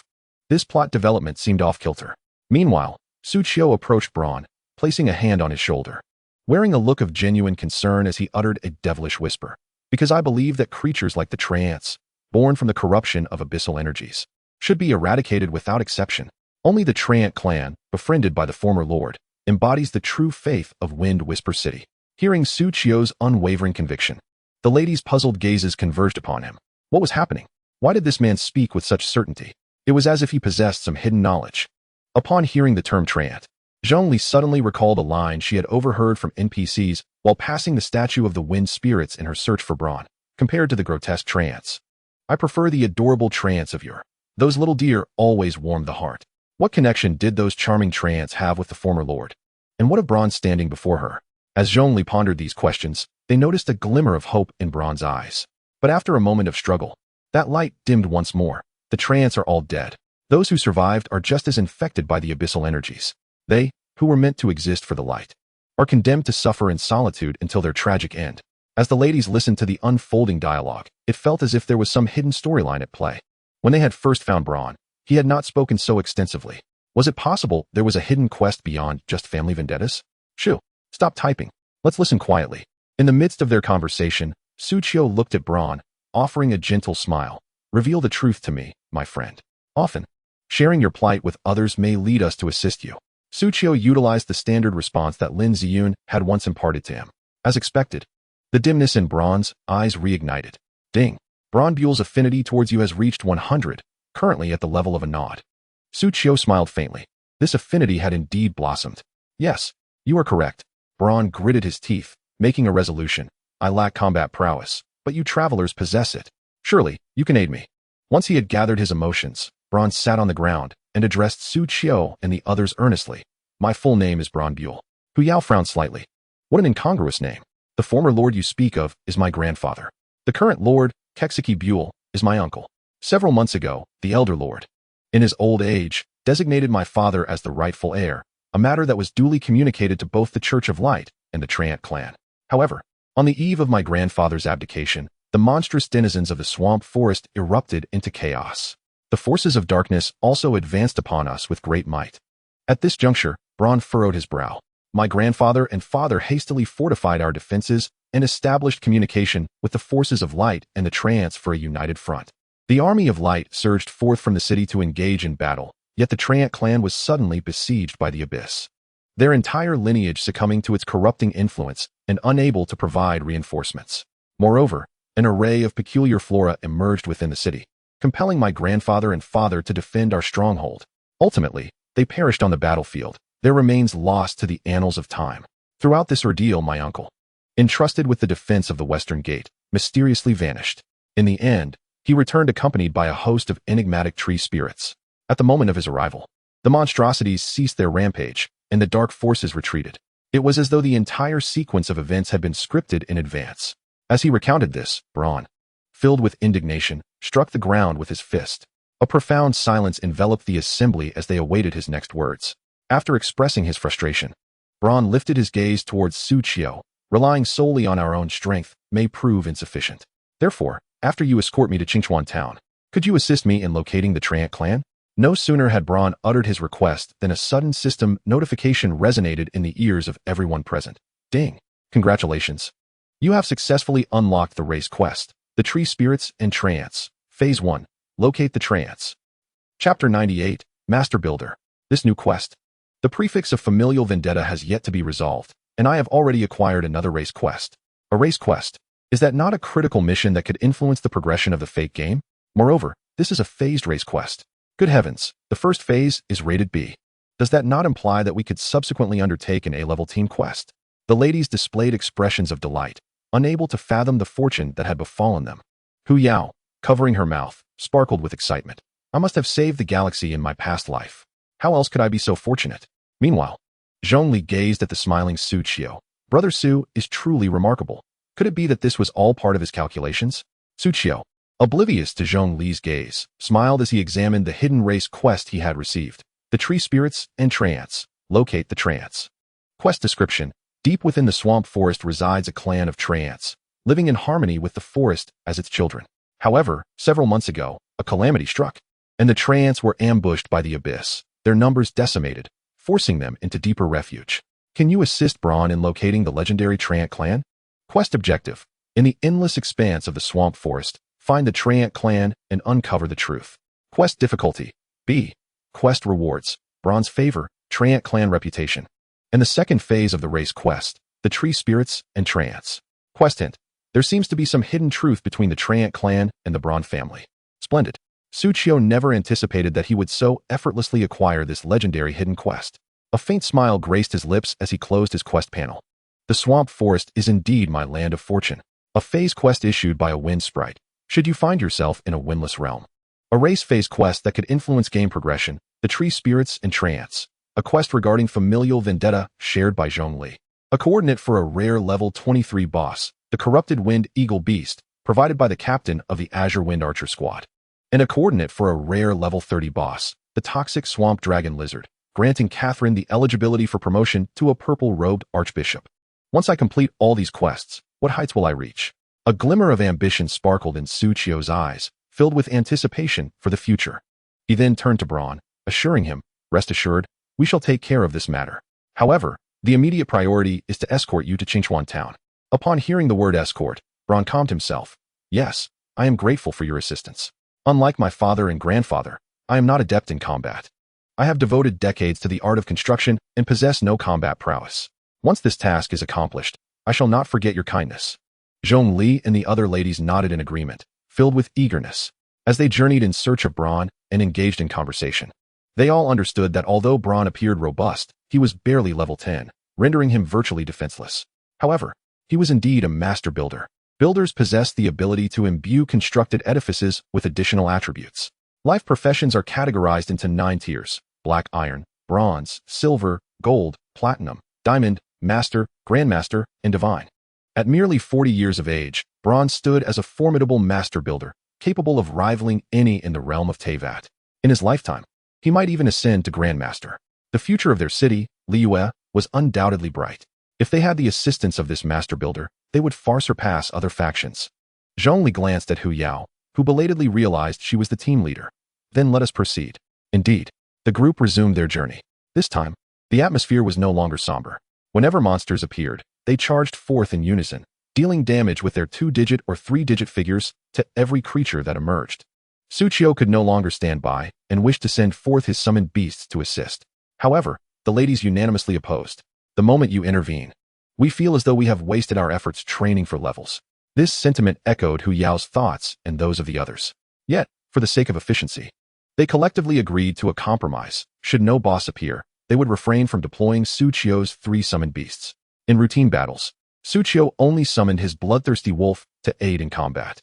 "They're still just children. You are discriminating against them." Suqiu lamented while caressing his bloodthirsty Bat King and Frostfire Dragon Lizard, who had been banned due to their overwhelming strength, feeling their plight acutely. With the bloodthirsty wolf joining the fray, the routine battles became significantly easier. "Stop it, Brother Su." Zhongli chuckled, offering comfort. "At worst, when the monster falls, we shall give you a share of the loot." Suqiu, upon hearing this, felt even more awkward. How many materials can one monster drop? Hu Yao, arms crossed, cradling her 2 blobs of slime, burst into a proud laugh. "Now it's my turn to take action."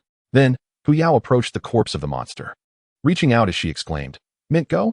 The previously frightened little green snake slithered over and perched itself upon the lifeless body of the mighty grass python.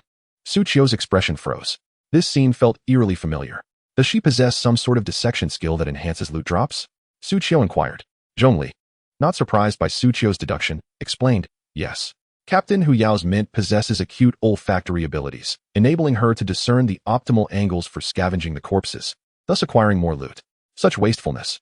Suqiu immediately thumped his chest in dismay. "Let me do it." The moment Suqiu spoke, the little green snake, Mint, stiffened once more. With a resounding duong, the snake staff lay motionless, rolling down the corpse of the powerful grass python. Mint. Before Hu Yao could comprehend the situation, she witnessed Suqiu approach, slapping the belly of the powerful grass python with a resounding clap. Ding. Destiny triggered, additional experience gained, 4,396, 14 times. Copper coins, 225, 9 times. Python skin, 11 times. The women could only see Suqiu leaning next to the corpse and then delivering a resounding slap. In an instant, the corpse erupted spectacularly. It unleashed experience, gold coins, and materials equivalent to what at least 10 powerful grass pythons would drop. What transpired? Hu Yao gazed at her team distribution panel, where opulent loot had suddenly appeared, causing her heart to race. The snake staff she cradled in her arms had grown limp. As a summoner, Suqiu smiled shyly, revealing a touch of innocence. "It's tough to make a living, so I casually picked up a dissection skill. Just a mere tenfold drop. I'm embarrassed." Suqiu particularly cherished the words of the enchanting beauties from Tianshu. After a brief silence, the ladies suddenly surrounded him. "You're amazing. Why didn't you mention such an impressive skill earlier? Brother, don't leave. Join us in Tianshu." Hu Yao's lips trembled. The soft green snake in her arms paled in comparison to Suqiu. In that moment, she felt a sense of being belittled and overshadowed. In a fit of indignation, she exclaimed, You all, he is a man. Sister Ziyun doesn't allow men in our guild." Yet the women paid no heed to Hu Yao's protests. "As long as we keep it under wraps and don't let Sister Ziyun find out, it will be fine. Besides, Brother Su has already teamed up with us. It's very safe. I'll vouch for it." "Exactly. If it weren't for Brother Su, we wouldn't have received the racial quest. We wouldn't mention it during the report. We'll just meet secretly after every report. It's very safe. You mustn't say such things." Hu Yao retorted. "How can it be like sneaking? I, Suqiu, am a gentleman." Feeling the pressure of the beautiful women surrounding him, Suqiu was overwhelmed. In that moment, He recalled his previous life when he had single-handedly infiltrated the hidden dungeon of the Dark Camp, the Silk Cave. Just like now, he was surrounded on all sides, with no ability to fight back. And Zhongli, witnessing this scene, could only express two words: understanding and pain. It hurt too much. Chapter 99, Dungeon Key, Charged. Ding. Congratulations, your experience has reached maximum value, successfully leveling up to level 15. Ding. Detecting your destiny star is 7. You have been awarded 7 free attribute points. Please allocate them promptly. Ding. Detecting your level has risen to 15. Summon limit increased by 1. Congratulations. You can summon more pets now. Hu Yao stared at the notification on her panel, unable to calm herself for a long time. I've never experienced such rapid leveling up. Clearly, when I set out this morning, I had just reached level 14. It wasn't even dinner time. And I've already leveled up to 15 and can summon a new pet. Moreover, she turned to observe the beautiful teammates surrounding Su Qiu, chatting and laughing. Due to being in a team, everyone's levels were aligned. Her recent upgrade meant that all 29 others in the team had leveled up too. How could this seemingly insignificant Su Qiu be so formidable? Zhongli, equally puzzled, felt more than mere confusion. After all, I was the one who met Brother Su first. She felt a pang of jealousy and cast a pleading glance at the captain. Don't look at me like that. What can I do? But suddenly, Hu Yao had a bright idea. All right, let us not crowd around Brother Su anymore. Upon hearing Hu Yao's command, the women were initially reluctant. But once they remembered Hu Yao was now the captain, they reluctantly departed from Su Qiu. Su Qiu felt a pang of reluctance himself, silently pleading for them not to disrupt him. At that moment, Hu Yao approached. Brother Su, we all know how impressive you are. However, helping us like this is hindering your progress. So let us disband the team. That way, you can level up faster. Upon hearing Hu Yao's order, Zhongli quickly shook her head. I didn't mean for you to drive Brother Su away. Su Qiu, upon hearing this, shed a tear. Heartbroken, I merely wish to interact with you all as an ordinary person, yet I've been rejected. Hu Yao then suggested, we're not rejecting you. You're just too powerful. I know you want to help us, which is why you teamed up with us. But this will make it difficult for me to get accustomed to working with you. And if you leave in the future, we'll need to readjust. So, Hu Yao turned to the puzzled Zhongli and continued, if you genuinely wish to help us, then just team up with Xiaoli Li. She is our main damage dealer. Our team is originally designed for maximum protection. If you take her, it's the same. Zhongli was initially taken aback, but upon hearing this conclusion, she nodded in satisfaction. The women gently covered their faces. This plan was so transparent, it was almost comical. Su Qiu, stunned, exclaimed, this is outrageous. You've even kicked Zhongli out of the team to get rid of me. Are you all demons? Hu Yao chuckled. Indeed. We get a 10 experience boost for teaming up, and we 1T be sharing it with you. With that, Hu Yao booted both Zhongli and Su Qiu from the team, giving Zhongli a sly wink in the process. Zhongli was deeply moved. Her best friend was incredible. Following this, Su Qiu and Zhongli reformed their team, indignantly declaring, today's humiliation will be repaid 100-fold in the future. Xiaoli, let us go. Zhongli raised her tiny fist with a smile. Let us go. 30 years in the west, 30 years in the east. Don't underestimate the youth. The two then strolled forward leisurely, the women giggling behind them. Brother, don't leave. I can't do without you. If you go, what will happen to me and Hua Hua? I'll be waiting for you. You must come back to help me level up. Woo woo. I've become useless without Brother Su to level up. Everyone walked cheerfully towards Qingchuan town, except for Blong, who silently trailed behind. If memory served him correctly, he should have been fleeing. The road to Qingchuan town gradually led deeper into the swamp forest. Along the way, whenever the Qingfeng compass emitted a sound, indicating the presence of Qingfeng knights nearby, Su Qiu would excuse himself to pick a flower, an elegant term for a woman's restroom break, then slip into the marshy forest by the roadside. Brother Su is so coy. Why would anyone need to go to the restroom in a game? Brother Su must have something to do. And then, sounds of great commotion would erupt from the forest, unheard by the others. Thud, swish, bang bang bang. Howl, wee. Shortly thereafter, Su Qiu would emerge, looking refreshed. The young ladies were well aware that Su Qiu had undoubtedly discovered a solitary boss, posing a potential threat to the team. Thus, he excused himself under the pretext of a one-on-one duel. However, a young girl, still in her tender years, jestingly remarked, does Su Ge need to make such a ruckus just to visit the restroom? Upon her utterance, the group erupted into laughter, only to fall into a contemplative silence. What was intended as a mere jest inadvertently led their minds astray. Could it be that even in reality, Su Qiu could stir such a commotion? If only Su Qiu could fathom the thoughts of these seasoned players, he would surely feel compelled to prove himself, to substantiate that he truly was engaged in a battle against the boss. The journey to Qingchuan town was long and arduous. Even though they were all professional players with maximum movement speed, traveling nearly around the clock, it took them 2 entire days to finally catch a glimpse of Qingchuan town. As they approached the town, Su Qiu felt a twinge of curiosity and checked his backpack. Inside, he discovered a key, the very key that granted him access to the Dark Abyss dungeon, obtained during his time in the Ashen Corridor. Upon closer inspection, he noticed a countdown-like counter atop the key, used 6138 times, 3,901 chances remaining. If memory served him correctly, this access should have been limited to 10,000 uses. Su Qiu furrowed his brow. Even with his lackluster mathematical skills, 100,000,6138 could not possibly equal 3,901. Dark Abyss Dungeon Key. Description: a key that opens the Dark Abyss dungeon, possessing the authority to access it. Level 1, 391,000. Energy, 98,100. Remaining, 3901100000. How could there be an excess of 39 charges? This implied that what should have been a finite resource, dissipating once the access runs out, now had the potential for recharging. If he could uncover the source of this replenishment, he could continuously augment the number of entries into the Dark Abyss dungeon, thereby enhancing the novice strength of the Yanhuang players and, of course, amassing greater wealth. Without delay, Su Qiu delved into the logs, searching for the reason behind the increase in the access to the Dark Abyss dungeon. After some time, he finally unearthed the cause from a system prompt following a successful defeat of a tree spirit. Ding! Congratulations on successfully slaying the tree spirit. The wind sac has purified the abyssal magic, allowing the Dark Abyss dungeon to absorb the purified magic, Energy 1. Su Qiu's eyes narrowed. The wind sac had a role in this as well. This message suggested that the wind sac possessed the ability to purify magical energies.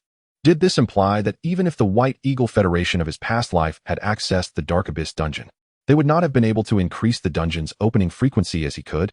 How delightful! Excitedly, Su Qiu recalled that every corpse of a Qingfeng knight that entered the wind sac emerged completely cleansed. He tucked the wind sac back into his backpack, thinking to himself that Sylph had indeed bestowed upon him a valuable item.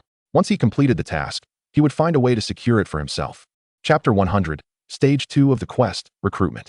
Reflecting on the corpses of the Qingfeng knights, Su Qiu resumed his search and soon found what he was looking for. He discovered a greater reservoir of abyssal magic within the corpses of the Qingfeng knights.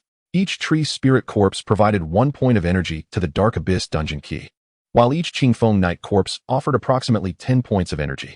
When the energy reached 100 points, it would grant an additional opening, along with 1 point of experience. This meant that by slaying more abyss-related creatures, the opportunities to access the Dark Abyss dungeon would multiply. Su Qiu couldn't help but stroke his chin, recalling his 3-headed hellhound. If he could defeat them, never mind. He resolved not to dwell on that thought. Understanding this mechanism filled Su Qiu with anticipation. What would a level 2 Dark Abyss dungeon look like once he filled his experience bar? Yet, upon considering this, he shook his head in resignation. Regardless of how much he leveled up, the dungeon remained situated in the novice village, now irrelevant to him, who had long since departed from that place. Surely, he wouldn't have to encounter a grown-up version of himself, necessitating another run through it? Closing the message panel, Su Qiu turned his gaze forward, watching Zhongli execute her impressive maneuvers. 254, 256, 389, critical hit. 251. The damage had significantly improved post-level up, though the essence of her strikes remained. This was indeed the damage output one would expect from a competent player. Your skills seem to have become more refined, Su Qiu remarked as he approached, looting the corpse while conversing with Zhongli. Yet, you still seem a bit slow. Zhongli, blushing, timidly pointed at her fingers. I had intended to parry while switching to a light sword for increased attack speed, then transition back to a heavy sword for strikes, and return to the light sword to accelerate my counter. But my agility isn't sufficient. Just then, Zhongli noticed Su Qiu clutching his head and exclaimed, "Master, please stop reciting that." Her laughter erupted like a melody as she playfully slapped Su Qiu, and in that instant, a golden light enveloped him. Zhongli was taken aback. She hadn't exerted any force. How had she managed to elevate Su Qiu's form? As the golden light faded, Su Qiu smiled gently. Not bad. I too have leveled up. Upon witnessing Su Qiu begin to allocate his attributes, the other young ladies couldn't help but inquire curiously, Su Dage, what level are you now? How is it that we've been together for so long without seeing you level up? Su Qiu promptly emulated Hu Yao's mannerisms, winking playfully. It's a secret. It makes a man all the more alluring. The young ladies erupted into excitement. Hu Yao, witnessing this, was incredulous, her fingers trembling as she pointed at Su Qiu. Was I really like that before? So repugnant. Unbeknownst to them, the entire Tianshu team had been led astray by Su Qiu. Ding. You have entered Qingchuan town. With the sound of a system prompt, the group successfully escorted Belong to their destination. Thank you all for your escort. After paying the reward, Belong finally relaxed. This place is remote. Even Kexiki's reach cannot extend here. I consider myself safe now. As soon as Belong finished speaking, a system prompt echoed in everyone's ears. Ding. Congratulations on successfully completing the Family Feud Stage 1D level quest. Escort to Qingchuan Town. Ding. Belong Buliul's affinity towards you has increased by 500. Current level. Like-minded. Su Qiu smiled slightly. All sorted. I didn't anticipate that the shared family feud would lead to another stage of the quest. It seems I shall be residing in the territory of the wind spirits for a while longer. After saying this, Belong turned to Su Qiu and the others. The mayor of Qingchuan Town and I share a deep bond. It is here that I learned the art of construction. When the monsters rioted in the swamp forest, he advised me against going to Winebreath City. In my stubbornness, he resorted to sending someone to escort me there. Now that I have returned, I must gather strength to reclaim Windbreath City from Kexiki. As Brune reached this juncture, he could not help but clench his fist, as large as a sandbag. I implore you all to assist me. Ding. Would you like to accept the C-level mission to recruit soldiers? Mission description. Brune Bruler is preparing to recruit soldiers for revenge. Provide him with various resources, and he will share the entire plan with you. Mission objective. 0100000. Mission difficulty. C. Mission rewards. Favorability with Brune Bruler. Reputation with the Church of Light. Reputation with the Trant tribe. Mission hint. Brune Bruler has an excellent relationship with the mayor of Qingchuan Town. You may directly contribute resources to Qingchuan Town. Upon seeing this message, Su Qiu nodded discreetly. This recruitment mission is just a familiar collection-type task. He then turned to the young women of Tianshu. As long as we accumulate a contribution of 100,000, what are you all doing? The young ladies simultaneously glanced over, each with a premium interface open in their hands. Preparing to spend some money. What's the matter? Does he not need resources? Gold counts as a resource too. Wouldn't he spending money expedite the process? I asked, and Ling Guang from Tianquan said I could reimburse her at will. As long as it can be exchanged for strength, money is not a concern. Su Qiu replied. Zhongli, what are you speechless about? Aren't you all from the same guild? Zhongli responded somewhat frustrated. But I have no money, Brother Su. It is precisely because I lack funds that I have to share a room. Otherwise, we wouldn't have even met. Su Qiu instantly high-fived Zhongli. We are family. Zhongli smiled shyly. Indeed. Just as the young women began to spend money to reward Brune, he was utterly astonished. You all have so much money and still accepted my commission? Is this the experience of a rich girl venturing into the world? Brune hurriedly closed the premium interface. Dear friends, I require more than mere gold. While coins can indeed procure ordinary resources, what I truly need are various monster materials. These materials can be given to blacksmiths, tailors, and alchemists to craft equipment and refine items. These are necessities. The group exchanged glances. Money is one thing, but materials. Then we will have to farm for them. Hu Yao nodded. Let us take a short break, replenish our resources, and we shall set off soon. Upon hearing this, Su Qiu felt an opportunity arise. Lend me some money. I will procure supplies for you. Procurement? This is the most lucrative profession. The more you can negotiate down the prices, the more you will earn. Moreover, this is direct profit from that wealthy Ling Guang. Not a small sum. No need, Brother Su. But at that moment, Zhongli hurriedly waved her hand. Let us handle the procurement of materials and monster farming. Su Qiu's eyes glazed over as he stared blankly at Zhongli. Xiao Lily, Brother Su has treated you well. You've helped us level up all the way. I cannot trouble you further and waste your time. Zhongli wore a pure, sunny smile. And, Brother Su, you have more suitable tasks to attend to, do you not? Chapter 101. Parasitic Seeds, Swallowing Pills. More importantly, I need to find the Trant tribe. Su Qiu traversed the rainforest, exploring the swamp forest alongside his summoned beasts. Roar, growl, squeak. The summoned beasts, having been confined in cards for the past 2 days and unable to engage in battle, were now released like birds set free. They hopped and danced with joy. The 3 fearsome hellhounds were playfully chasing each other, appearing remarkably harmonious. As he walked, Su Qiu glanced at a broken gray antler in his hand. This was a symbol of the friendship between the Trant tribe and the Bruler family. It would signal him whenever a Trant was nearby. Recalling Brune's parting words from last night, Su Qiu reluctantly stowed the broken antler in his backpack. Now I have the Qingfeng compass and the antler. There are so many items I need to find. Could I perhaps have fewer tasks and take my time? If other Destiny players heard this, they would surely scoff at Su Qiu. They couldn't even take on a simple mission and could only repeat the monster farming process daily. Where was the luxury Su Qiu experienced? Yet, Su Qiu was complaining about having too many tasks. I haven't even had the chance to soak in a bath at Qingchuan Town and enjoy myself, Suqiu lamented. The underground water system in the swamp forest was exceptionally rich. Qingchuan Town was named for its pristine natural underground hot springs. Players could soak daily, not only feeling refreshed, but also gaining some auxiliary combat buffs, making the exploration of the swamp forest considerably easier. Some players who enjoyed traveling and treated Destiny as a tourism simulator would specifically come to Qingchuan Town, a popular check-in spot. Suqiu suddenly recalled something very important. Besides the male and female baths in Qingchuan Town, there seemed to be a mixed bathing area as well. Suqiu immediately opened the map to check how far he had strayed from Qingchuan Town. If it wasn't too far, he could still make it back in time. However, upon opening the map, he was stunned. His movement speed was maximized, and with the summoned beasts frolicking, he had unknowingly ventured over 10 kilometers deep. Not only that, the surrounding monsters had all been cleared by his summoned beasts. The bloodthirsty wolf returned, proudly dragging back a python's skin while leaping with joy. All right, go on. Suqiu forced a smile, watching the ecstatic bloodthirsty wolf bounce away, sighing helplessly, perhaps another time. In the boundless swamp forest, Suqiu did not wander aimlessly but instead chose a specific direction. It should be this way. Suqiu gazed toward a thicket ahead. The endpoint of this direction was the coordinates given to him by the beautiful archer captain of the Qingfeng Knights. As he advanced, Suqiu casually checked the monster materials in his backpack. Perhaps due to the existence of Brune, this hidden NPC, he encountered more Treants on his way to Qingchuan Town. The Treant hearts dropped upon defeating the Treants also allowed his wandering tentacle to achieve considerable evolution. One enhancement was multi-hit, giving the wandering tentacle a 50 chance to strike an additional time while attacking enemies. The other was the parasitic seed. When battling foes, the wandering tentacle would plant a seed within the enemy, siphoning their life force to replenish itself. Especially this parasitic seed. When Suqiu first saw this skill, he innocently assumed it was merely a typical life-stealing ability. However, just then, a powerful grass python spawned right beside Suqiu. Roar! The bloodthirsty wolf sensed a monster appearing near its master and immediately turned and sprinted towards Suqiu. But Suqiu issued a command. Let me handle this. The next moment, 5 white tendrils shot out from within Suqiu's body. Binding X5.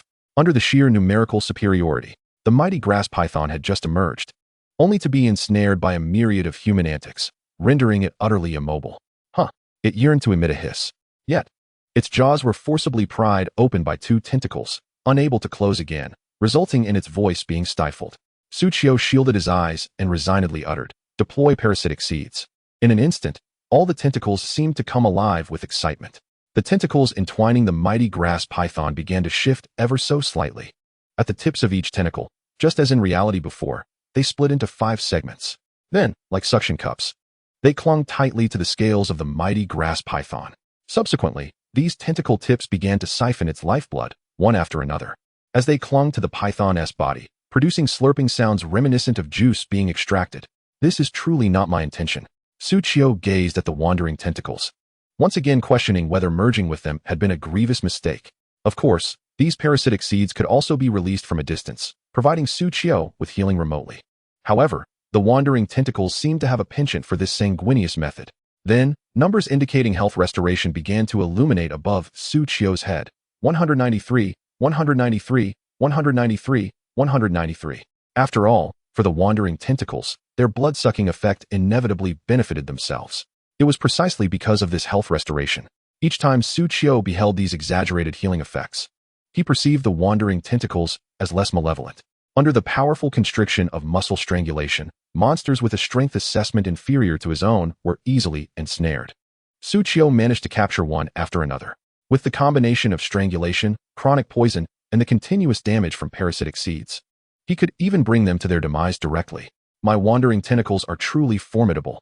Thus, the mighty grass python remained ensnared in place, its health rapidly diminishing. Before long, its life force was completely extinguished. It transformed into 15 scales, forlornly strewn upon the ground. A 15-fold material drop rate. Splendid. Suqiu exultantly collected the materials, finally accumulating enough to consume the last essence pill that the mighty grass python could provide. Now, my tentacles can also ingest items. If only my tentacles had had such a skill in reality, I wouldn't have had to spend so long consuming junk food. Suqiu narrowed his eyes, gazing towards the marshy forest as night descended. Now, I can also address the issues in reality. Just then, Suqiu received a vibration from his friend's message. Brother Su, it's time to eat. Su Qiu smiled slightly. I'm on my way. Chapter 102. Slaying 102 individuals. How is your material collection coming along? At the dining table, Su Qiu inquired as he served himself some dishes. Zhongli responded with a smile. It hasn't been long.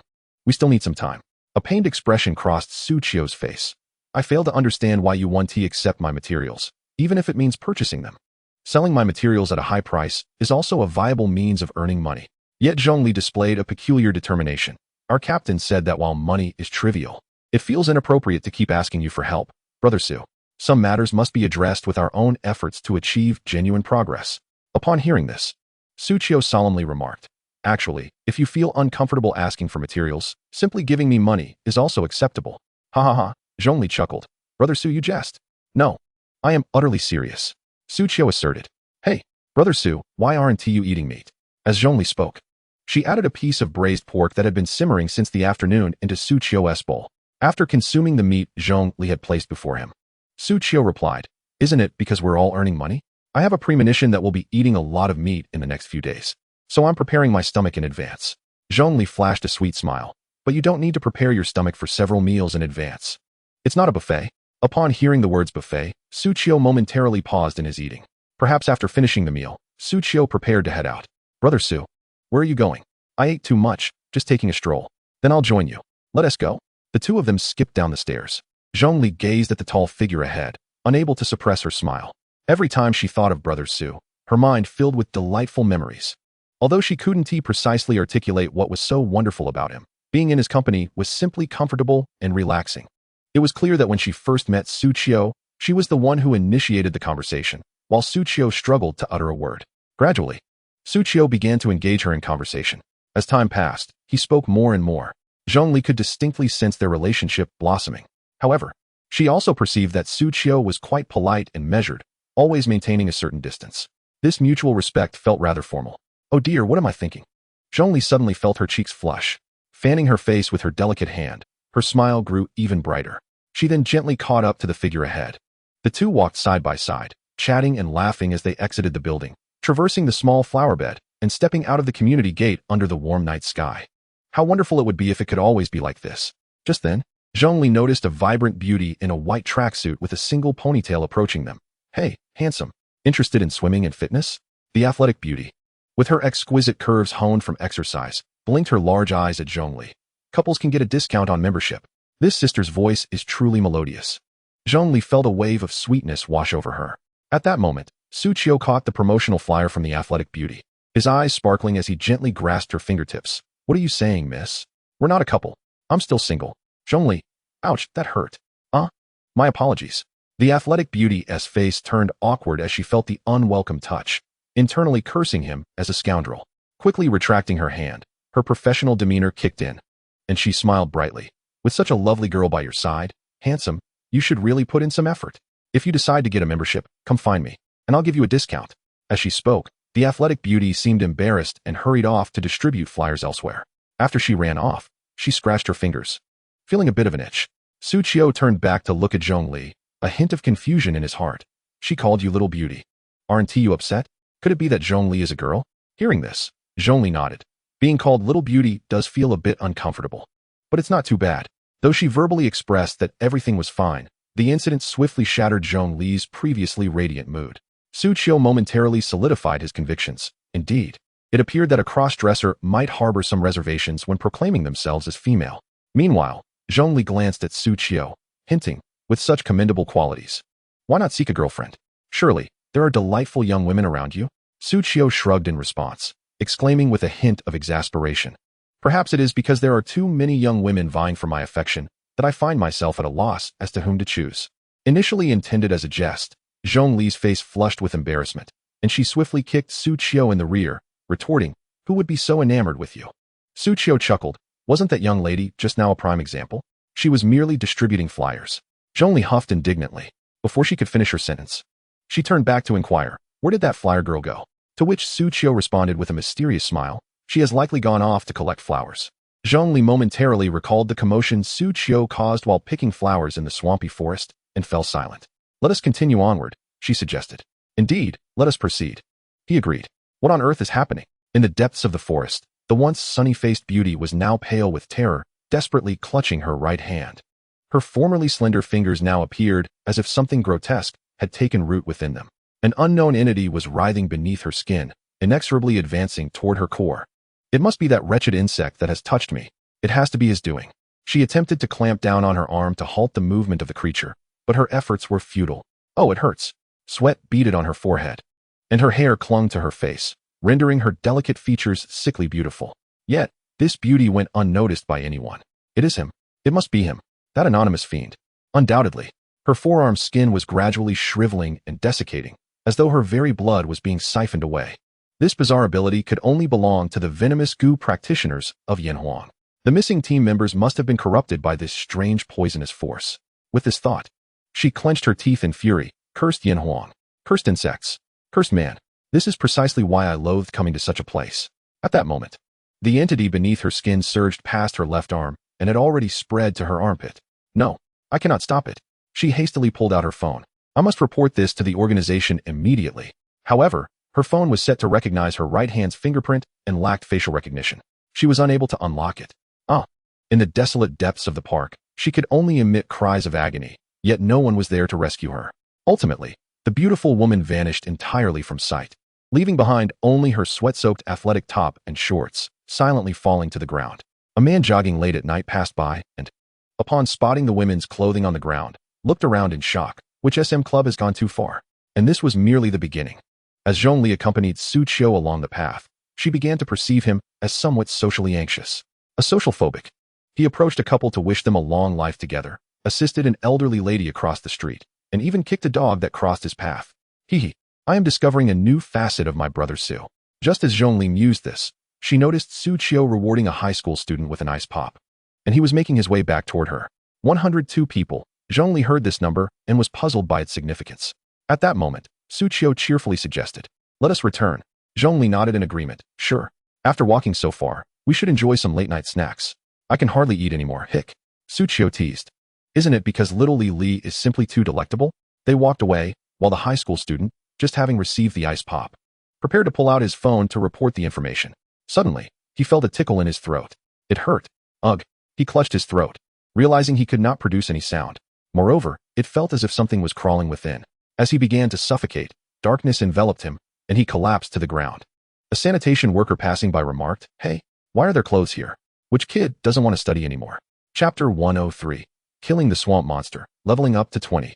At this point, the nearby intruders should have all been dealt with. Late at night, after finishing his shower, Su Qiu returned to his room.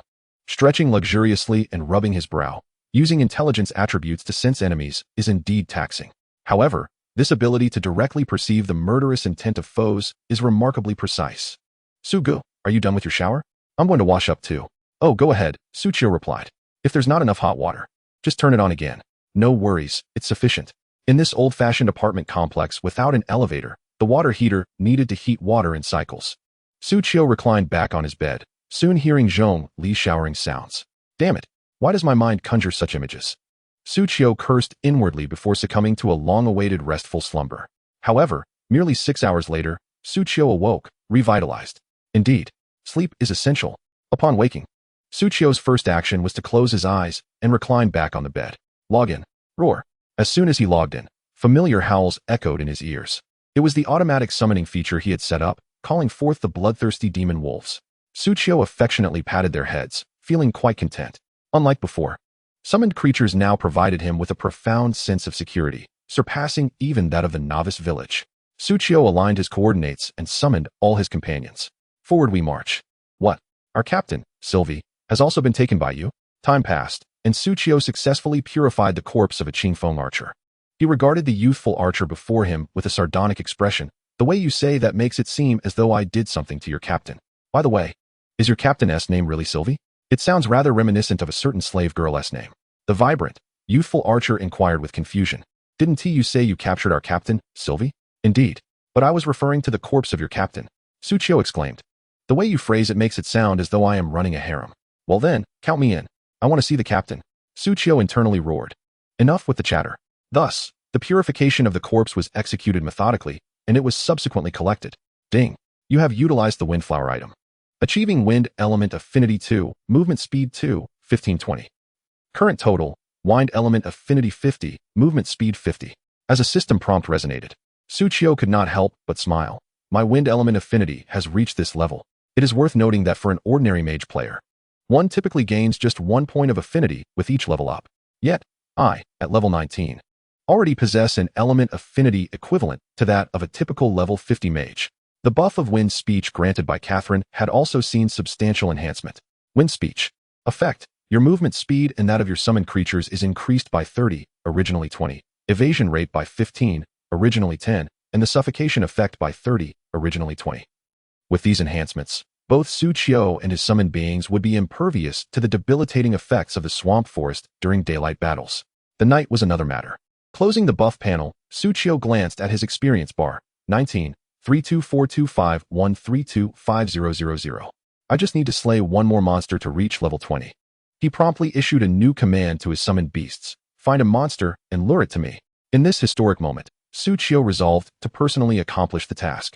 However, in the next frame, Suchio regretted his decision, for the bloodthirsty wolf had lured forth a level 22 swamp creature. This beast was larger, stronger, and more foul-smelling than a slime monster. It was akin to an evolved version of the slime. Swamp creature. Description: we swamp creatures are invincible. Level 22. Attack 720. Health 60,000. Skills: Taunt, Slime Body, Toxic Liquid, Slime Split, Survival's Weight. Taunt. Effect: increases defense and magic resistance, while compelling the target to approach and attack it for several seconds. Slime Body. Effect: stores 30 of damage taken, which gradually dissipates over the next few seconds. After slaying the source of damage, the stored damage is no longer deducted. Toxic Liquid. Effect: when attacked by melee units, applies a potent poison effect to the attacking enemy. Slime Split. Effect: upon receiving lethal damage, splits into 3 pieces of slime, each possessing 20 of the original's health. If successfully reformed, the swamp creature revives, limited to once. Survival's Weight. Effect: utilizes its elasticity to leap high in the air, crashing down towards enemies, inflicting considerable area damage, and potentially swallowing enemies while applying choking effects. Each skill felt so familiar, with each having received some degree of enhancement. Moreover, a new skill named Survival's Weight had been added. Suchio was all too well acquainted with this skill. Such slime-type monsters, lacking ranged attack capabilities, typically possessed this skill to directly launch themselves at distant foes. It was one of their few mobility skills. Furthermore, the damage inflicted by such effects was correlated to their size and constitution, health points. The larger the size, the higher the constitution, the farther they could leap, and the greater the damage inflicted. Suchio's brow twitched as he regarded the bloodthirsty wolf that had drawn this monster. Jesting, is it too cruel to use this creature as a stepping stone for my level up? Perhaps we should find another? Yet, the bloodthirsty wolf had already scampered away, laughing, seeking refuge behind a tree, peering out with faces brimming with amusement. Is this a form of retaliation? Suchio's expression hardened. You better not transform into human form. Suddenly, the swamp creature raised a mass of mud, emitting a tremendous, prolonged roar. Accompanied by a stench more horrifying than an exploded toilet, it engulfed the area. Suchio's face darkened. Why must you roar so loudly? Without hesitation, he activated his radiant card and took aim to unleash his attack. With a resounding thud, the radiant card plunged into the swamp creature's body, splattering mud in every direction before erupting. Boom. It created a small crater on the swamp creature's surface. 131. 278, 6 times. The direct damage from a single attack instantly reduced the swamp creature's health by 30. 30. Due to the effect of Slime Body, Suchio's attack could only inflict 70 damage. The remaining 30 transformed into a near-bleeding state, causing the swamp creature to sustain damage over time. And this damage was merely the beginning. Spa? Suchio transformed into a relentless barrage of spells, targeting the swamp creature with a flurry of shots. Presently, Suchio's agility attribute soared to an impressive 107 points. Calculating his attack speed resulted in 675 shots per second, adding the double attack speed from his card tricks. It surged to 535 shots per second. Naturally, while the player's panel reflected this value, it did not necessarily indicate that the player could execute such rapid-fire actions. Destiny is a realistic game. Player errors, enemy hit slowdowns, and other factors would dilute the actual output. Thus, Suchio's final attack speed was limited to 535 shots per second. I am no ordinary player. Swish, swish, swish, swish. Boom, boom, boom, boom. The radiant cards rained down upon the swamp creature. Roar. It was pained, moving towards Suchio while erupting in mud. Suchio, meanwhile, adeptly maintained distance while continuing his assault. The swamp creature, overwhelmed by the onslaught, activated its skill, Taunt. In that moment, Tsuchiyo's focus sharpened. His gaze fixed solely on the swamp creature. He ceased retreating and instead advanced toward the creature. As they both rushed at one another, the distance between Tsuchiyo and the swamp creature diminished rapidly. Ow! The bloodthirsty wolves observing from afar gasped, lifting their heads with concern for Tsuchiyo. What if something truly goes wrong? Daodu, Pow Pow, and Jingjing clutched the tree bark tightly, their delicate little hands leaving terrifying claw marks, ready to spring into action at a moment's notice. The bloodthirsty Bat King had already slipped into the shadows. Although the summoned beasts feigned amusement, their hearts were aligned with Tsuchiyo. Thanks to Tsuchiyo's swift movement speed, just as the swamp creature was about to unleash its taunt, he had already distanced himself at full speed. Additionally, he quickly conjured a magician card in hand. Thus, as he encountered the taunt effect, while approaching the swamp creature, he tossed the magician card toward it, thereby reducing its movement speed. Moreover, he merely approached at a walking pace. Even when the taunt effect concluded, Tsuchiyo maintained a safe distance from the swamp creature, precisely outside its attack range. All of this is within my calculations. As the effects dissipated, Tsuchiyo promptly retreated to create distance, while continuing his relentless assault. In the mere seconds following the taunt, his offensive output was unceasing.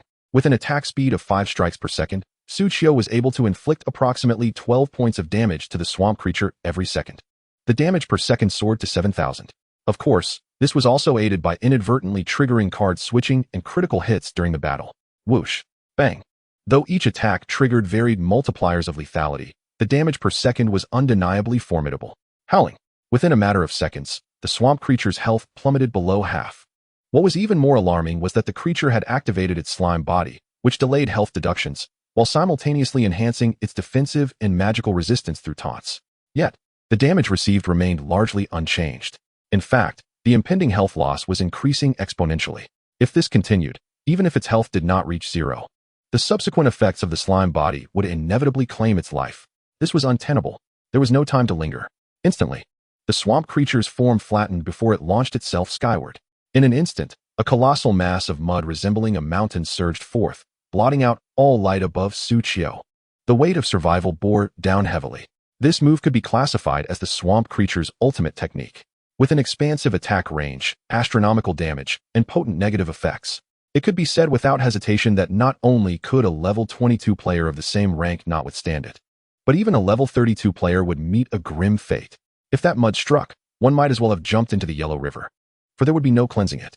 However, one cannot withstand what one can outrun. Seizing the moment the swamp creature leaped into the air, Tsuchiyo dashed away with fervor. Only a fool would confront this foul mire head-on.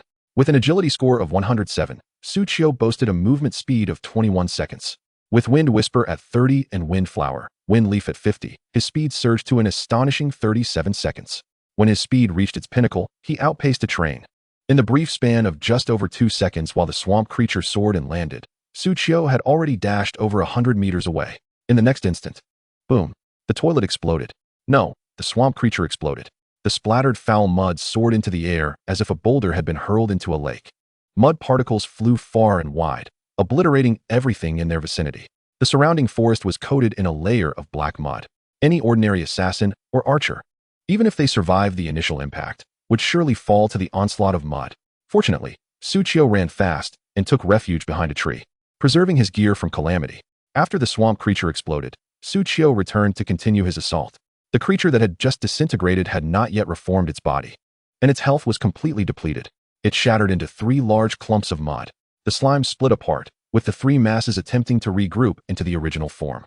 Yet, Tsuchiyo offered no respite. He swiftly cast another spell, initiating a barrage. 1 heap obliterated, 2 heaps dispatched, 3 heaps extinguished. Tsuchiyo raised a finger, smiling as he snapped it. Done. Snap. The swamp creature met its demise. In the next moment, a cacophony of system notifications resonated within Tsuchiyo's mind. Ding. Congratulations, your experience has reached its maximum value, successfully leveling up to level 20. Ding. Detecting your fate star as 16. You have been awarded 16 free attribute points. Please allocate them promptly. Ding.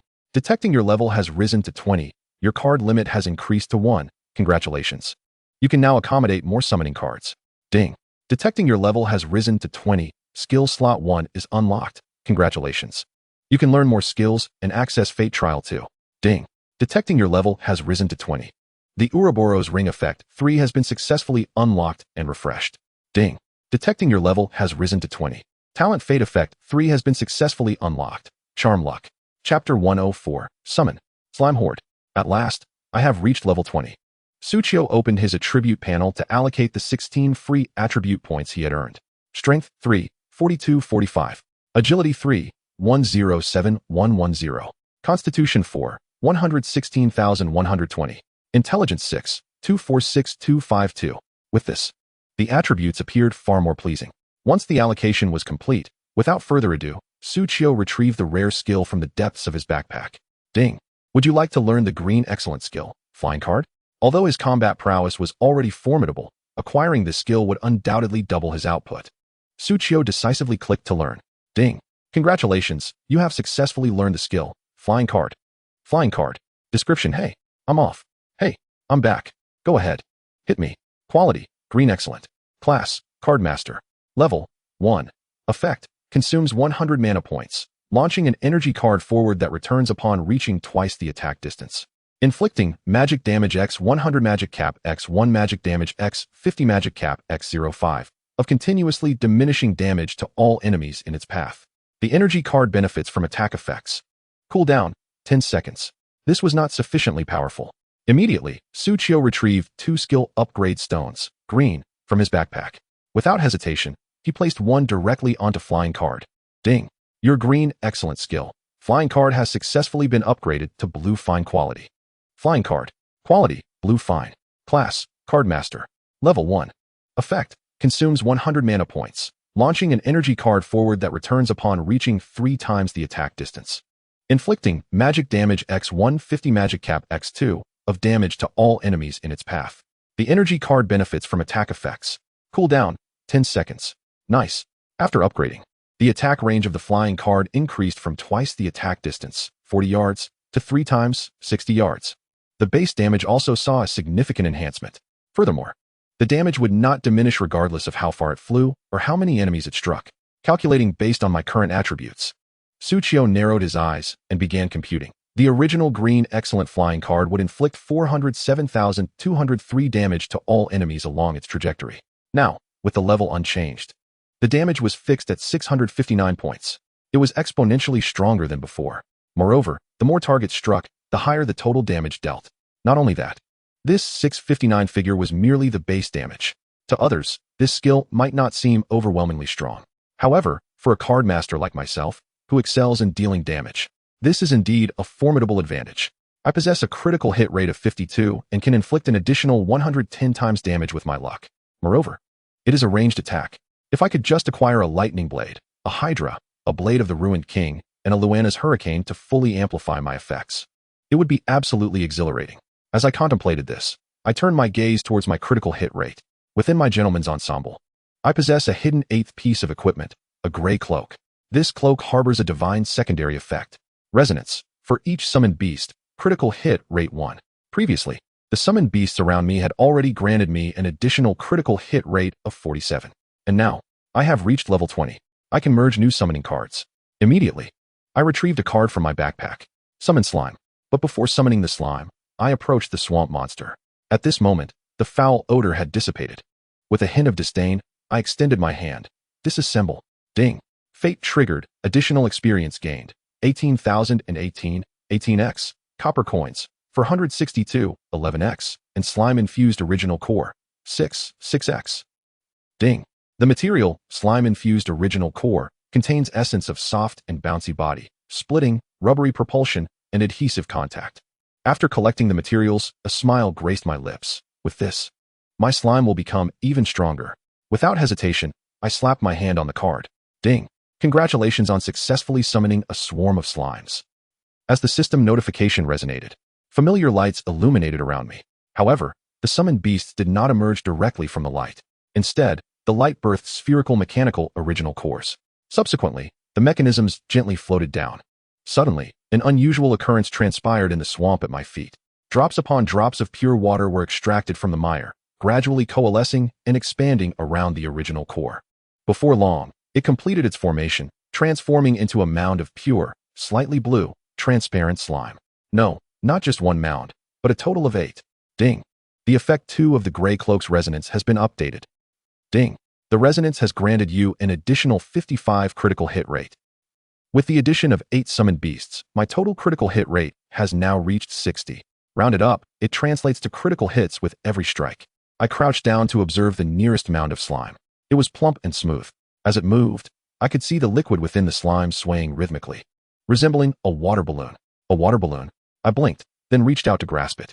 The surface was cool to the touch, exhibiting resilience. The soft and elastic skin of the slime yielded under my fingers. To my surprise, some of the slime's surface even oozed between my fingers, forming familiar sensations of fleshiness. Oh my! The slime emitted a soft, adorable sound. I nodded in approval, retracting my hand. I contemplated for a moment, then, reminiscent of how I held the bloodthirsty Bat King, extended my arms to embrace the slime. Just then, my pets, who had been watching from a distance, all gathered around. The bloodthirsty Bat King, emerging from its invisibility, approached me only to realize it had lost favor. Squeak, squeak, squeak. In an instant, the bloodthirsty Bat King burst into tears. Meanwhile, the bloodthirsty wolf and frostfire dragon lizard drew near, acknowledging their accustomed position. After all, their master is a fickle man easily swayed by novelty. I shot them a glance, and they immediately complied, behaving obediently and displaying friendly smiles, as if nothing had transpired moments ago. The 3 little ones came closer, crouching down to poke the newly appeared slimes with their tiny fingers. They then licked their fingers, which were now damp. Dowdoo's eyes sparkled. Sweet. Bubbles smiled. Cool. They nodded in silent agreement. Good. Chapter 105, Fate, Effect 3, Charm. I had no intention of indulging my pets in the slime's moisture. Instead, I focused on examining the attributes of the slimes. Name, slime. Level, 1. Attribute, water. Attack, 328. Magical attack x 70 constitution x 100. Defense, 104. Magical attack x 20 health x 1. Health, 4146. Magical attack x 800 constitution x 1500. Talent, active constitution, soft and bouncy body. Skills, taunt, active constitution. Description, you cannot kill me. You can only fail to kill me. Effect, recovers 1 maximum health point per second. Soft and bouncy body. Description, wet and slippery, impossible to extricate. Effect, stores 30 damage received, which gradually dissipates over several seconds. After defeating the source of damage, the stored damage is no longer deducted. Taunt. Description, come at me if you can. If not, then spare me. Effect, increases defense and magical resistance by 20, forcing the opponent to attack for 3 seconds. What a delightful creature. I couldn't help but exclaim. This is merely a level 1 slime, yet its health has already reached 4,146. It can naturally restore 41 health points every second. Coupled with Catherine's blessing of light buff, this freshly minted level 1 slime can heal an astonishing 56 health points per second. Furthermore, it possesses a soft and bouncy body that can store damage and a taunt that enhances defense and magical resistance. I held the slime aloft as if presenting a small lion. From this moment forth, you shall be our primary tank. The soft, gelatinous body of the slime emitted a shy sound. Oh, I chuckled. With such formidable tanks, I have a total of 8. Looking around at the slimes circling me, as if participating in some arcane ritual, I also noticed a new detail. These slimes possess attributes. Each slime's attribute panel displays a section. Attribute, water. This is the first time I have encountered summoned creatures with attributes. I gently petted the slime nestled in my arms, savoring its delicate texture, and wondered, could my summoned slimes possess other attributes as well? The slime quivered slightly. Oh. To my surprise, I comprehended the slime's response. Logically speaking, slimes indeed come in various models with different attributes.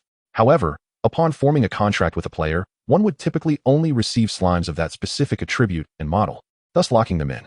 Yet, the message conveyed by the slime suggested otherwise. In Suchio's summoning card, what is sealed is not merely a slime, but the primordial core of the slime.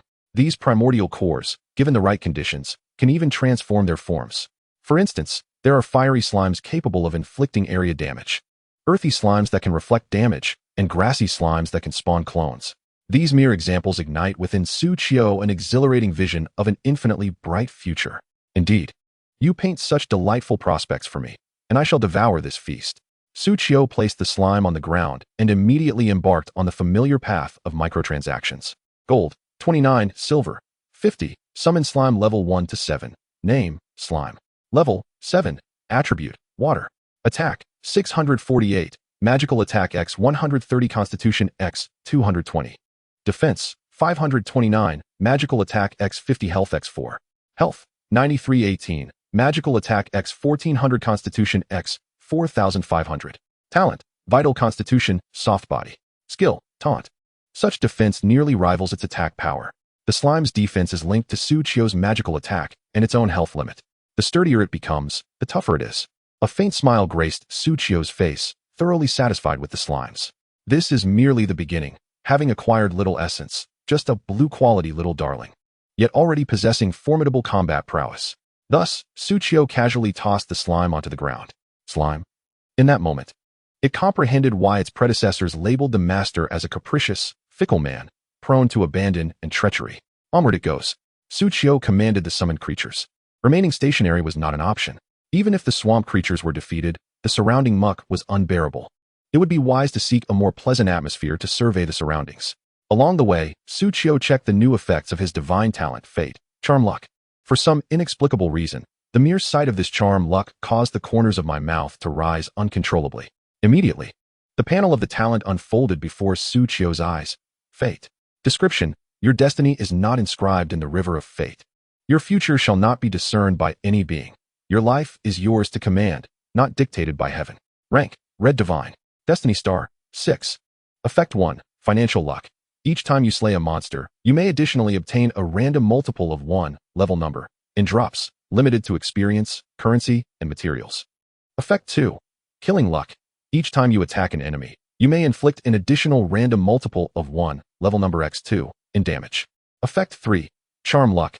Each time you interact with a character, you may additionally gain a random multiple of 1 level number x3 in favorability. Effect 4. Unlocks at level 40. Extra favorability? Suchio glanced at the multiplier. Currently, at level 20. This means that interactions with NPCs could yield up to 6 times the favorability. Hiss. A sincere smile emerged on Suchio's face. This seems rather excessive. For some reason, he recalled the robed priest, Taluna. When I initially struck her, her favorability increased slightly. If I were to encounter her again, a few more strikes might elevate her favorability to a positive number. When her favorability was negative, she was already so bold. What would happen if it reached a positive number? Suchio instinctively straightened his posture. Humph. In a war of attrition, I have never feared anyone. Squeak, squeak, squeak. It is unclear how much time passed, but the bloodthirsty Bat King sent a notification.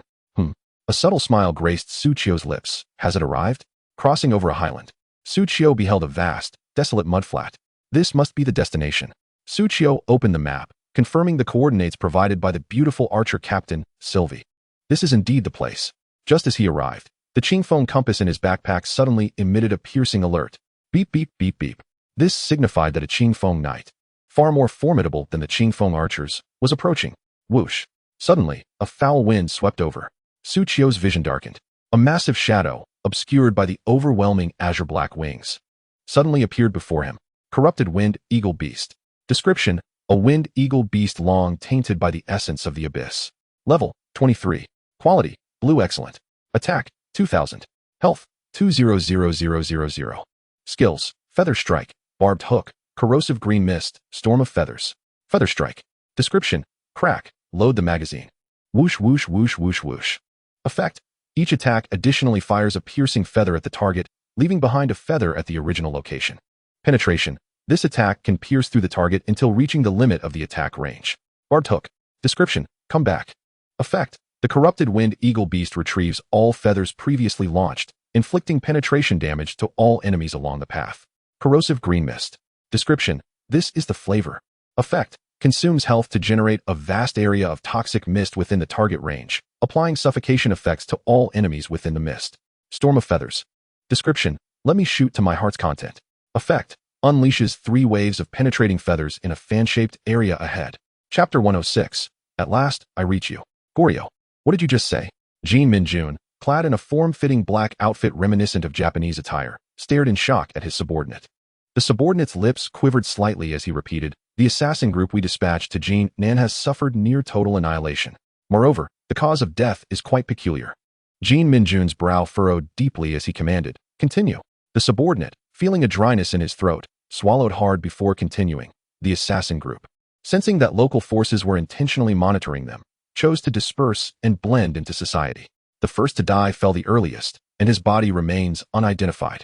After losing contact with him, the assassins gravitated towards the deceased jurisdiction, District D, to investigate further. However, the following day, the subordinate seemed to recall something dreadful. Taking a deep breath before continuing, on the night of the second day, 102 assassins were obliterated. The few who managed to escape were ambushed by local forces on their way back.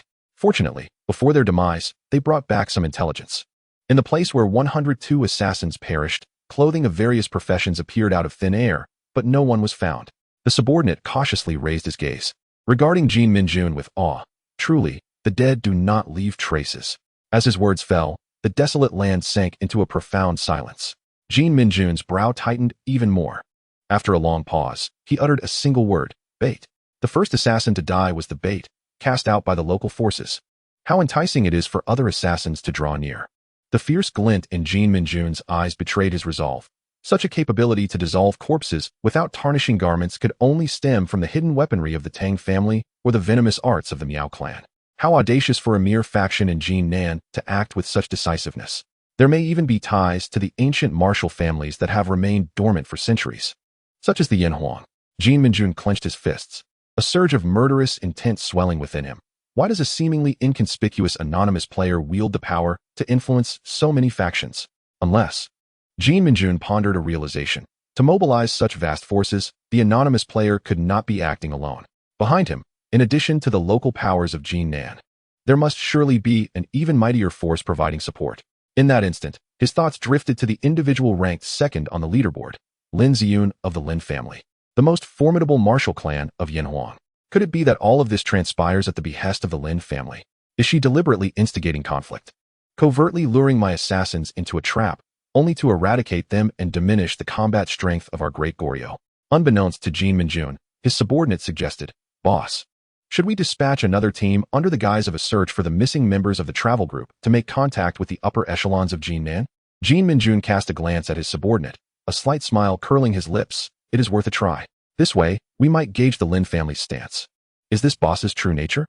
Su Qiu remarked with a smirk. The newly spawned slime, upon hearing this, was taken aback. "Yeah?" Based on its limited knowledge, this boss was clearly a superlative entity, with an attack power soaring to 2,000. It touched itself and noted that a fifth of its health had already evaporated. How could it possibly contend against such a foe? For its inaugural battle, it felt the challenge was insurmountable, just as it was mired in uncertainty. It observed its master Su Qiu sporting a confident smile, brimming with certainty. Resolutely, it prepared for battle, emitting a determined sound. The corrupted wind eagle, upon detecting an intruder in its territory, let out a piercing cry and took to the skies. How? The bloodthirsty demon wolf on the ground suddenly found itself at a standstill. Out of reach. How could they engage? The very act of the eagle's ascent had rendered Su Qiu's most formidable bloodthirsty demon wolf legion utterly incapacitated. "Howl, come down here." "Oh, whoa, this isn't fair." The corrupted wind eagle, soaring high above, paid no heed to notions of fairness. With a flap of its wings, it launched deep azure feathers towards Su Qiu's summoned companions. Yet, at the very instant of the attack, the bloodthirsty Bat King, having anticipated the moment, burst forth from the air, leading the swarm of bloodthirsty bats. They converged from all directions, unleashing a barrage of blood needles towards the corrupted wind eagle. However, the corrupted wind eagle reacted with remarkable speed. It swiftly maneuvered to cancel its normal attack's recovery, charging towards the direction with the fewest bloodthirsty bats. Before long, faced with a corrupted wind eagle the size of a bulldozer, the bloodthirsty bats scarcely had time to flee. In an instant, they were crushed into a bloody mist. The numerous bat attacks failed to inflict any significant damage on the corrupted wind eagle. The Frostfire Dragon Lizard, believing this to be an opportune moment, launched an offensive. Yet, its attacks also went wide. Squeak. The bloodthirsty Bat King, exasperated, realized this great bird was too agile and formidable. It could only match its speed but could not deal any damage. A strategy was needed to subdue it, allowing others to deliver the real blows. But the corrupted wind eagle would not grant such an opportunity. It immediately resumed its previous assault. Whoosh!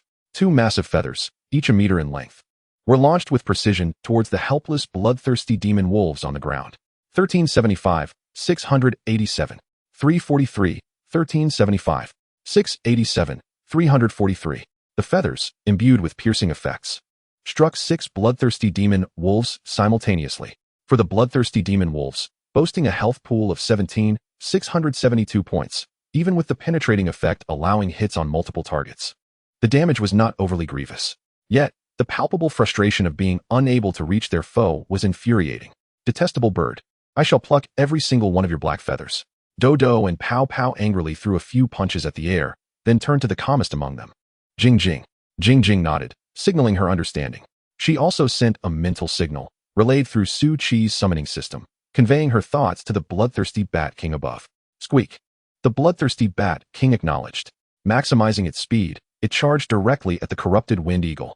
Meanwhile, the other bloodthirsty bats stealthily vanished into the shadows, occasionally launching surprise attacks to disrupt the corrupted Wind Eagle, ensuring that its limited attention would not focus on the ground. As seconds of combat unfolded, the hatred level directed at the corrupted Wind Eagle from the bats reached its maximum. The corrupted Wind Eagle was truly fixated on pursuing the bloodthirsty Bat King. Whoosh whoosh. Whoosh. In the sky, it resembled a fighter jet, relentlessly firing feathers at the slender form of the bloodthirsty Bat King from afar. Seizing this opportunity, the bloodthirsty Bat King flew low, drawing closer to the ground. Now is the moment. Dodo and Pow Pow seized the chance, racing towards Jing Jing from either side. Jing Jing extended her hands, grasping theirs, and spun around. Ya?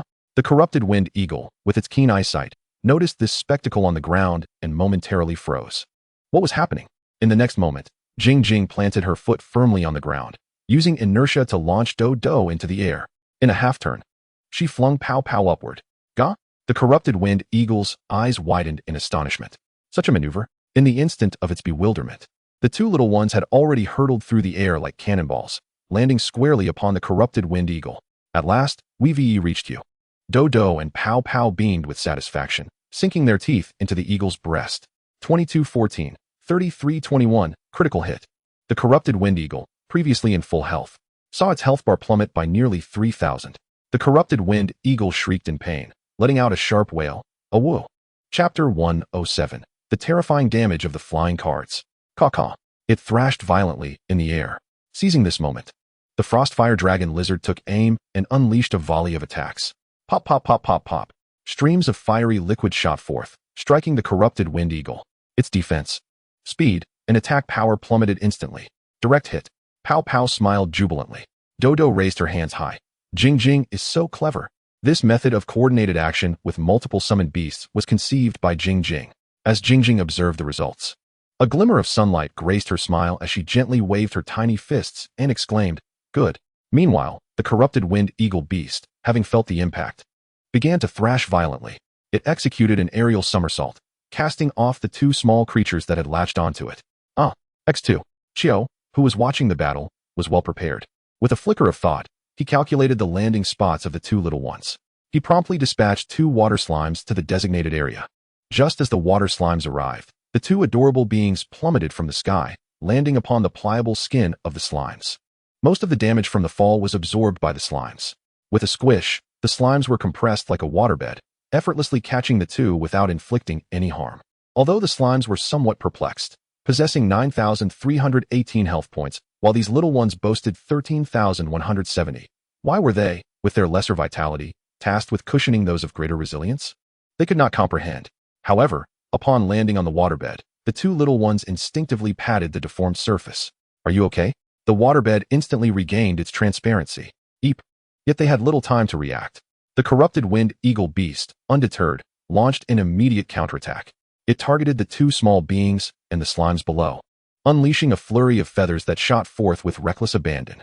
"Naya, take that for biting me." Fortunately, Dodo and Pow Pow were relatively nimble, dodging and weaving to only be struck by 4 feathers.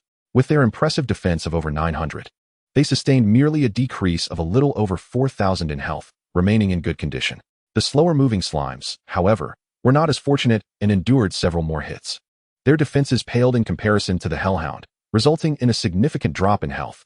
Yet, thanks to their elastic bodies, the damage was not catastrophic. Coupled with their vitality trait and the blessing of holy light, they recovered 108 health points per second. Such trivial wounds would heal in no time. Compared to the trio, the slime's endurance was their greatest advantage. Thus, Chio mused, "Let us allow you to take a bit more damage. It should be fine." The slimes shrugged in resignation. What else could they say? "Eep, we'll follow our master's commands." In the next moment, Chio glanced at the corrupted Wind Eagle beast attempting to escape higher into the sky. Realizing that if it ascended further, his Frost Flame Dragon Lizard would be unable to reach it. Whether he could lure it down again remained uncertain, and the slowing effect of the frost flame dragon lizard was on the verge of expiring. With a slight smile, Chio remarked, "You think you can flee after crossing me? Come down." Immediately, he commanded the slimes, water slime, use taunt. The next instant, the corrupted wind eagle beast twisted in midair, its gaze sharpening as it dove toward the taunting water slime. Naya. Provoked by the taunt, the corrupted wind eagle beast swooped down, targeting the frail water slime with a flurry of attacks, instantly obliterating it. The effect was remarkable, yet this was not the outcome Chio desired. He aimed to exploit the opening as the corrupted wind eagle beast landed. Wolf Pack, charge! The bloodthirsty demon wolves, who had long been seething with rage, wasted no time in activating their bloodlust skill, increasing their attack speed by 30. Countless wolf heads surged forward, biting with ferocity. The frequency of damage numbers leaped, reminiscent of the bloodthirsty Bat King, yet the magnitude of the damage was incomparable. 998, 1037, 4, 1078, 8, 1117, 12, 2437, 144, 2475, 148. Within mere seconds, the Unity buff reached its zenith. Each wolf was now capable of inflicting over 2,400 damage. Wow! The slimes, resurrected by Chio, stood by his side, dumbfounded. They had perished for such a worthwhile cause. If each life could yield such high damage, then perhaps dying a few more times wouldn't be so bad. You were just thinking that, weren't you? Chio said, observing the dazed slime with a warm smile. The slime shuddered, its internal liquid quivering slightly. Eep! Chio couldn't help but exclaim. With results like this, what more could a master desire? Immediately, he instructed, Slime, use taunt. Slime, use taunt. Slime, you taunted too early, ah. Too late, it's already dead. Amid the relentless onslaught of slimes, Chio didn't forget to test the feel of his new skill. Flying card. Magic cost, 100. A card engraved with a dark blue iron spinning blade materialized between his fingers. Aiming for the corrupted wind eagle beast, he hurled it forth. Whoosh! As the card flew, it gradually enlarged, its edges shimmering with a phantom blade. It zipped straight toward the corrupted wind eagle beast.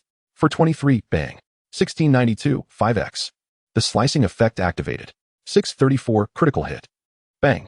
2536, 4x. Oh, Chio's eyes brightened.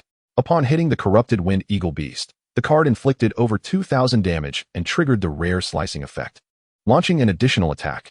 The newly initiated attack, influenced by Chio's impressive 60 critical hit rate, landed a critical blow, deducting an additional 3,130 health points from the beast. Furthermore, the card not only flew out, but also returned. Soon, after reaching its maximum range, the card zipped back. 421 bang. 2947, 7x. It sliced off another 3,130 health points. Wow. This card, despite the corrupted wind eagle beast having around 200 magic resistance, inflicted a staggering total of 8,653 damage on a single target. Truly, the prowess of my card master skills. Truly, a remarkable flying card. Chio was immensely satisfied with this skill, which boasted a mere 10-second cooldown. Naya. Just then, a long cry emanated from the distant corrupted wind eagle beast. Chio glanced up to see it glowing crimson, no longer under the influence of the slime's taunts. His brow furrowed slightly. This is a hidden mechanism for most bosses. It's entering its second phase of invulnerability. The next instant, the corrupted wind eagle beast folded its wings midair, then, targeting Chio, unleashed a violent gale. The dark green feathers cascading from it shot towards Su Chio like a torrential downpour. A sky filled with flying feathers. Chapter 108. Successfully slaying the corrupted wind eagle beast. Whoosh whoosh whoosh. The relentless onslaught of dark teal feathers surged towards Su Chio like a Gatling gun, unleashing a deluge of attacks. Although it had exited its berserker mode, the sheer ferocity of its firepower rendered it impossible for anyone to control it during this critical moment. Su Chio's face broke into a cold smile as he shouted, "Run." In an instant, all the summoned beasts sprang into action, scattering in every direction. The sky full of feathers was, after all, the ultimate move of the corrupted wind eagle beast. It was a lethal technique. Which traveler could withstand such a trial? Fortunately, the effect of the wind's whisper allowed all the pets to move with exceptional speed, except for the cumbersome slimes. Though they struggled to shift, their sluggish movements could not evade the hail of feathers. To the corrupted wind eagle beast, they were the perfect targets. Just as the water slimes felt their demise was imminent, a few swift, bloodthirsty wolves charged in, seizing them and pulling them away. The water slimes, dangling uncomfortably in their mouths, felt damp and hot, occasionally experiencing discomfort, but thanks to the assistance of the bloodthirsty wolves, they managed to escape the barrage of feathers. They were immensely grateful.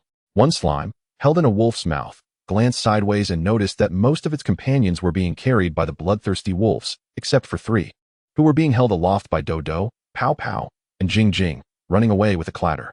The slime gazed enviously at its companions who were being lifted out of the danger zone.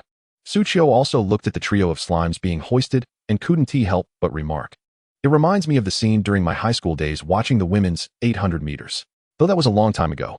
If I were to cite a more recent example, it would probably be the upcoming Destiny Battlefield event in the Fate version 11 update. The preview for version 11 should be released soon." As Suchio pondered, several feathers, taking advantage of the chaos, leaped over the rear line and shot directly towards him. "Humph, do you think you can kill me?" Suchio bellowed, activating his skill on the spot. He crouched down defensively, immediately hiding behind the largest elite magic wolf. Countless feathers rained down. They struck the elite magic wolf with a flurry. 1,382. 1,382. Subsequently, they pierced through the elite magic wolf and struck Suchio's summoned wandering tentacles that enveloped him. With the protection of the wandering tentacles, Suchio only incurred minor damage, registering two insignificant numbers, 691. 691.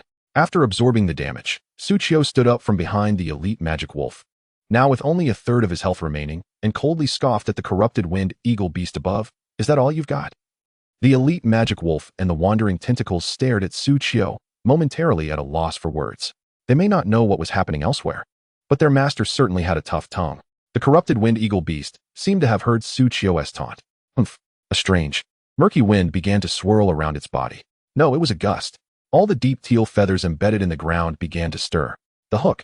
If the sky full of feathers was the corrupted wind eagle beast's overt lethal move, then the hook was its hidden deadly strike. Initially, the feathers attacked from the front. Once blocked by the frontline characters, the threat to the backline diminished significantly. However, when the hook was employed, the situation would reverse. The feathers hidden at the edges of the battlefield would launch a new wave of attacks from behind. Those who had previously leaned back would now perish swiftly. Moreover, due to the angle of attack, characters closer to the corrupted wind eagle beast would suffer greater feather slicing damage. The combination of the sky full of feathers and the hook was a formidable sequence. Even a deity would perish under such an onslaught. But you wish to retract the feathers, do you? Suchio's hand suddenly illuminated with a long-lost fool card. Did I agree to that? In the next moment, the fool card in Suchio's hand revealed a familiar image of a dark iron spiral blade. Then, Suchio aimed at the corrupted wind eagle beast, casting its spell above and flicked his finger to send it flying.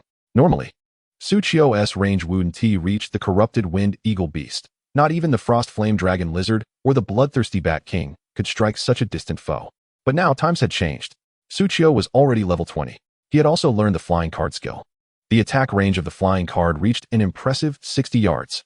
Moreover, Suchio had inadvertently discovered that the card selected in his skill could enhance the flying card skill, thereby expanding the effective attack range of the cards. In the next instant, the Fool card, inscribed with the letters Fool, soared through the air, darting straight towards the corrupted wind eagle beast. In Suchio's blind spot, the dark teal feathers buried in the muddy ground rose in response to the corrupted wind eagle beast's summoning, ready to pierce through Suchio's back and fly towards the beast. Whoosh! Just as the feathers were about to pierce Suchio's neck, the Fool card, adorned with its distinctive design, struck the corrupted wind eagle beast at the very edge of its attack range. Swoosh! A sound akin to slicing through flesh echoed through the air. The corrupted wind eagle beast felt its connection to the feathers severed instantaneously. Each feather halted midair, as if time itself had paused, suspended behind Suchio's neck. I was a step ahead. Suchio smiled confidently. The Fool card had taken effect. The corrupted wind eagle beast's hook skill was interrupted.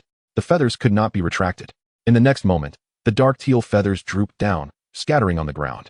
Seizing the opportunity, Suchio directed the slimes to unleash their taunt skill once more, perhaps due to the distance. A single slime's taunt was insufficient to lure the corrupted wind eagle beast down.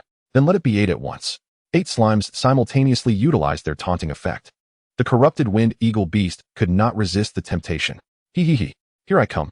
The Church of Light has commissioned the boss to corrupt the wind eagle beast, which has now perished. By returning its remains to the Church of Light, one can receive a specific commission reward. Ding! Congratulations on successfully vanquishing the corrupted wind eagle beast LV-23, earning 3220 experience, 348 copper coins, and 1 tainted wind feather. Ding! Destiny triggered. Additional experience gained, 12,880, 4 times. Copper coins, 5,568, 16 times. Tainted wind feathers, 11 times. After resurrecting the fallen slime horde, Suchio effortlessly clapped his hands together, exclaiming, "That was a breeze." Just as his words faded, the wind pouch in his backpack suddenly vibrated. A familiar, slender, and athletic figure of a woman emerged from within, saying, "Brave warrior, you have succeeded." Chapter 109. Wind Eagle Beast Xiaoqing. Fate triggered. 6x affection. Thank you, brave warrior, for helping me subdue my rampaging steed. As Sylvie appeared, she expressed her gratitude to Suchio. He waved his hand dismissively, saying, "Oh, we are family. There's no need for formalities." Sylvie paused, slightly taken aback. "Family?" Noticing her confusion, Suchio clasped his hands together in a gesture of sincerity, stating, "We are all followers of the wind spirit, Sylph. Thus, we are indeed one family." Sylvie felt something was amiss, yet couldn't articulate it. "You make a fair point." However, she quickly shifted her focus to the enormous corpse beside her. "Xiaoqing, after all these years, you too have succumbed to the taint of the abyss." She floated to the side of the corrupted wind eagle beast, placing her hand upon it in silence. Her expression filled with nostalgia, as if reminiscing about past memories of galloping alongside this very creature. Suchio refrained from interrupting, patiently awaiting her to collect her thoughts. Though he pondered, "Xiaoqing? Why does that sound like a snake's name?"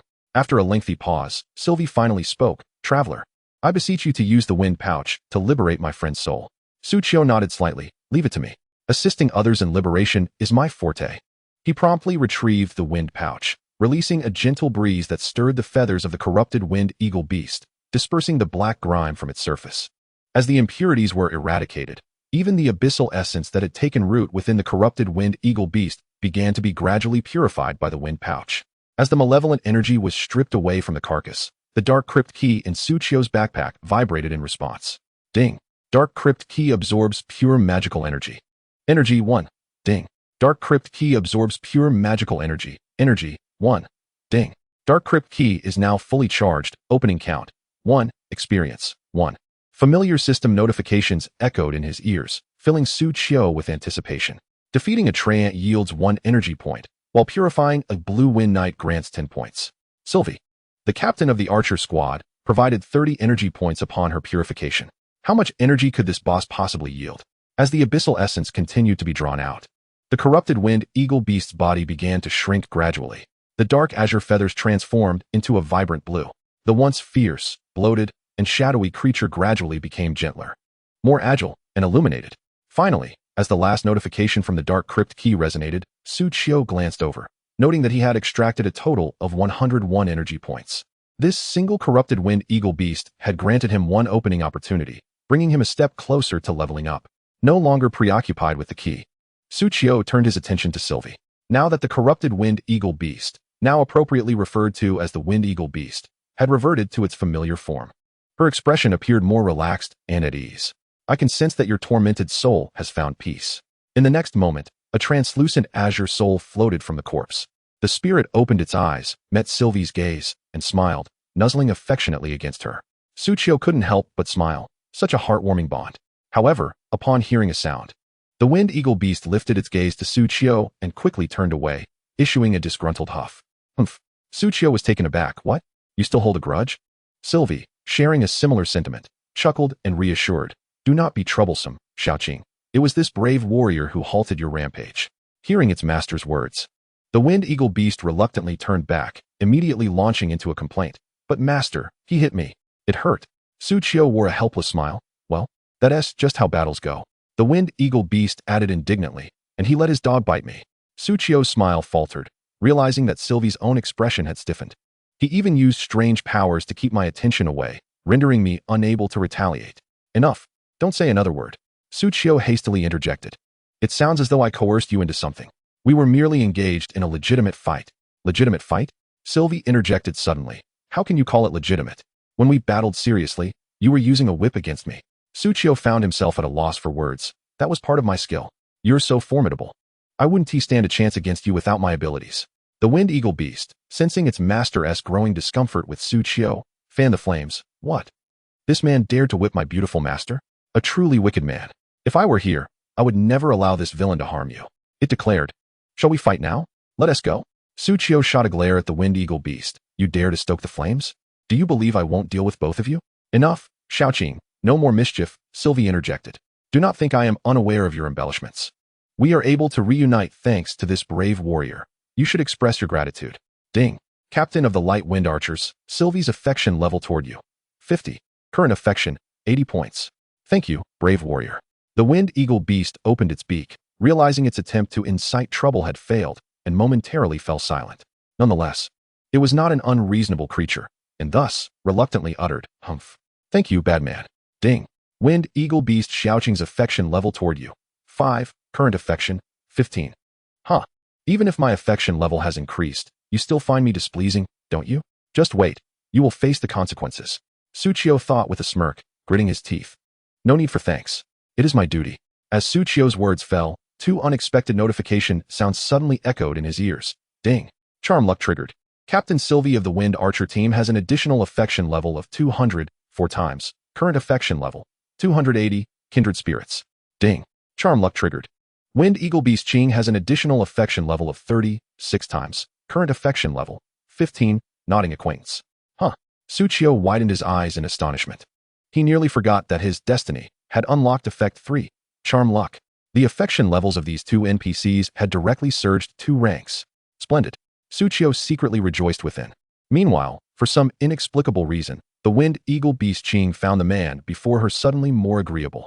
Even the previous actions that had caused her disdain now seemed justifiable. As if she would have acted similarly if she were in his position. Something felt amiss. No matter how she thought about it, it didn't sit right. In a hurry, she turned to look at her master. But she saw that her master had already taken a few steps away, drifting towards Suqiu. Extending her hands, she grasped the man's hand. Hero, may I call you Dusk? Such intimacy. The Wind Eagle Beast Qing was momentarily frozen in midair. She was still right there. Chapter 110. What do you intend to do to my master? Senior, just be yourself. Suqiu smiled gently. He couldn't be happier about the increasing affection from the NPCs. The higher the affection level with NPCs, the easier it became to trigger hidden storylines, receive concealed quests, and obtain secret rewards. Not to mention, if Sylvie wished to call him Dusk, he would not mind if she wanted to call him Bad Man like the Wind Eagle Beast did. But Dusk, that's not acceptable. The Wind Eagle Beast quickly interjected. Perhaps it was a beast's instinct, but she felt that if this continued, she might lose her master. Sylvie couldn't help but furrow her brow. Children should not interrupt when adults are speaking. Suqiu finally found his opportunity. "In you go?" he exclaimed, promptly using the wind pouch to capture the Wind Eagle Beast. In an instant, the world fell silent. Sylvie finally turned her gaze to Suqiu and spoke of serious matters. "I am grateful for your help in retrieving Qing. Moreover, you are only level 20, which further demonstrates your immense strength. There is something I wish to entrust to you." Suqiu grinned. "Please feel free to ask, senior. Just call me Sylvie." Sylvie smiled faintly. Just as she uttered these words, the wind pouch in Suqiu's backpack began to stir, even without sound. Suqiu could feel the anguished wailing of a certain mouth. Suqiu felt a surge of joy. "Honestly, your name has Qing in it. What's wrong with a little green?" "Huh, what happened?" Immediately, Suqiu spoke in an exceedingly gentle and caring tone, using the amplification that even the wind pouch could hear, addressing Sylvie. "Miss Sylvie, what is it that you wish to discuss?" The commotion from the wind pouch grew louder. Suqiu's smile widened. Sylvie composed herself and said to Suqiu, "In the battle hundreds of years ago, my archer team and I were not the main force. We were merely a support contingent responsible for aiding and escorting from the city. The majority of our troops had ventured deeper into enemy territory to provide support and cover. However, our team waited for a long time. Instead of the warriors who had suffered heavy losses on the front lines, nor the commander who had gone to assist us, we were met with an unending tide of the dark faction's forces. Ultimately, our small team was left isolated and perished on this battlefield." Suqiu comprehended her words. Had the frontline forces been completely annihilated? Sylvie remained silent for a long while, slightly shaking her head, leaving behind only a single remark. Perhaps. Clearly, she too was unwilling to believe this truth. As Sylvie spoke, the commotion from the wind pouch gradually subsided. "So what is it that you wish me to do?" Upon hearing this, Sylvie tentatively inquired.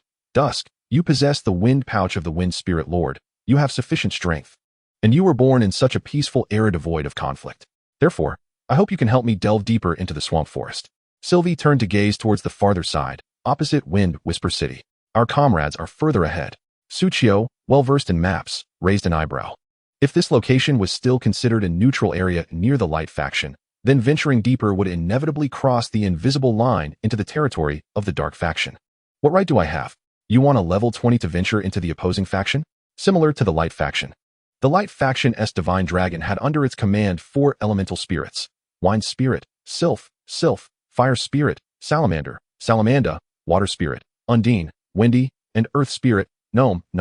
The Dark faction's Dark Dragon also commanded 4 dragons: the Poison Dragon, Durin, Poison Dragon, Firestorm Dragon, Sulfur, Shafiel, Fire Dragon, Frost Dragon, Frost, Ice Dragon, and Hurricane Dragon, Hurricane, Harlequin, Wind Dragon. On the other end of the Swamp Forest, the Dark faction's influence lay under the command of the Poison Dragon Durin. In a level 3 main city, Toxic City. By level alone, Toxic City and Wind Whisper City were equal, both being level 3 main cities. However, to analyze the combat capabilities of the two cities, Suchio could succinctly state, "I have defended a city and nearly failed." This statement alone sufficed to illustrate the disparity in combat strength between the two cities. It presented quite a challenge, Suchio mused. If it were merely ordinary monsters, he would not fear them. What he truly feared was that Taluna. Encountering that woman again in the Dark faction's territory would likely result in him being captured and taken back as a consort. With that thought, Suchio's expression grew considerably serious. "Is it not feasible? Leave it to me." But Sylvie, of course, noticed Suchio's hesitation. "No rush. You don't have to go right now." She quickly clarified, "You are only level 20. It would be too perilous to venture now. We can discuss it again when your level is higher. Moreover, I have nothing to offer you at the moment. It feels like trying to catch a wolf with empty hands." Suchio smiled faintly, jesting, "If there is nothing at all, then let it be repaid with a corpse. After all, it is the body of the Qingfeng Knight." Once they returned to Wind Whisper City, he would hand over the corpse to the Wind Spirit Sylph. The reward is certainly incomparable to a mere fragment of a soul. Upon hearing this, Sylvie was momentarily frozen in place, her expression shifting to one of sheer terror. You wouldn't even spare my corpse." Huh. Suchio's eyes widened in disbelief. "What on earth are you thinking? I am not that kind of person." Something within the wind pouch, after a brief pause, immediately began to vibrate in discontent, buzzing incessantly. Sylvie's fragmented soul drifted back a step, engulfed by fear. "My body is indeed with you, but what you plan to do, I cannot stop. Yet, hasn't he turned to mere bones? Or do you mean to say that even the bones are not safe from you?" Suchio hastily waved his hands. I have not. Do not speak such nonsense." The commotion within the wind pouch intensified, creating a louder buzzing. Sylvie continued, I am several hundred years older than you, you know." Suchio's mind was in turmoil as he rushed to clarify. "Age is not the issue. No, that is not the crux of the matter." The wind pouch trembled violently within his backpack, as if it might burst at any moment. "What do you intend to do to my master?" Chapter 111. What is your relationship with the young lady of the Meow family? Finally persuading them. Suchio glanced at the now calm wind pouch and let out a long sigh. Women are truly difficult to please. When will I be able to have a woman serve me? No sooner had Suchio spoken than 3 beams of light illuminated beside him. Daodu Pao Pao and Jingjing appeared in succession. "Master, you've worked hard. Let me give you a shoulder rub," one offered, while another squeezed his arm, and the last, uncertain of what else to do, leaped into Suchio's embrace. Suchio inhaled deeply, feeling his weariness dissipate instantly. Living is truly for the sake of these 3 little hellhounds. The 3 little ones tilted their heads, puzzled by their master's remark, but sensing his joy was enough for them. Beep, beep, beep. At that moment, Suchio's friend panel suddenly displayed a notification. He clicked to view it. A player with an avatar glowing like a light bulb had sent the message. "That bald head looks remarkably familiar." Upon opening the message, a familiar voice resonated. "Boss. Long time no see." It was a man's voice. Suchio squinted, pondering how long it had been since a man had appeared in his life. The sudden emergence of a male voice left him feeling somewhat out of sorts. Perhaps I should delete it. It's much better with only women. Just as this thought crossed his mind, other voices chimed in during the voice chat. Archer Proud Snow. "Boss, it's been so long. Have you missed us?" Mage Thunder. "You must be quite busy lately, right?" Suchio momentarily found himself at a loss for words. Had it not been for their IDs, he might have forgotten who these 3 were. At this juncture, a cool female voice broke the silence. "Dusk, it's been a while." Suchio typed a reply. "Oh, ISNT that late summer? It's been some time." The 3 men fell silent at once. Bald Claw felt a sense of grievance. "I was the one who greeted the boss first." Archer Proud Snow and Mage Thunder exchanged disdainful glances and slapped Bald Claw in unison. Suchio felt a wave of comfort wash over him. This voice was undeniably pleasant. "What brings you to message me?" It had indeed been a while since he had seen these individuals. Bald Claw chuckled. "We've taken on a task and wanted to seek your esteemed opinion.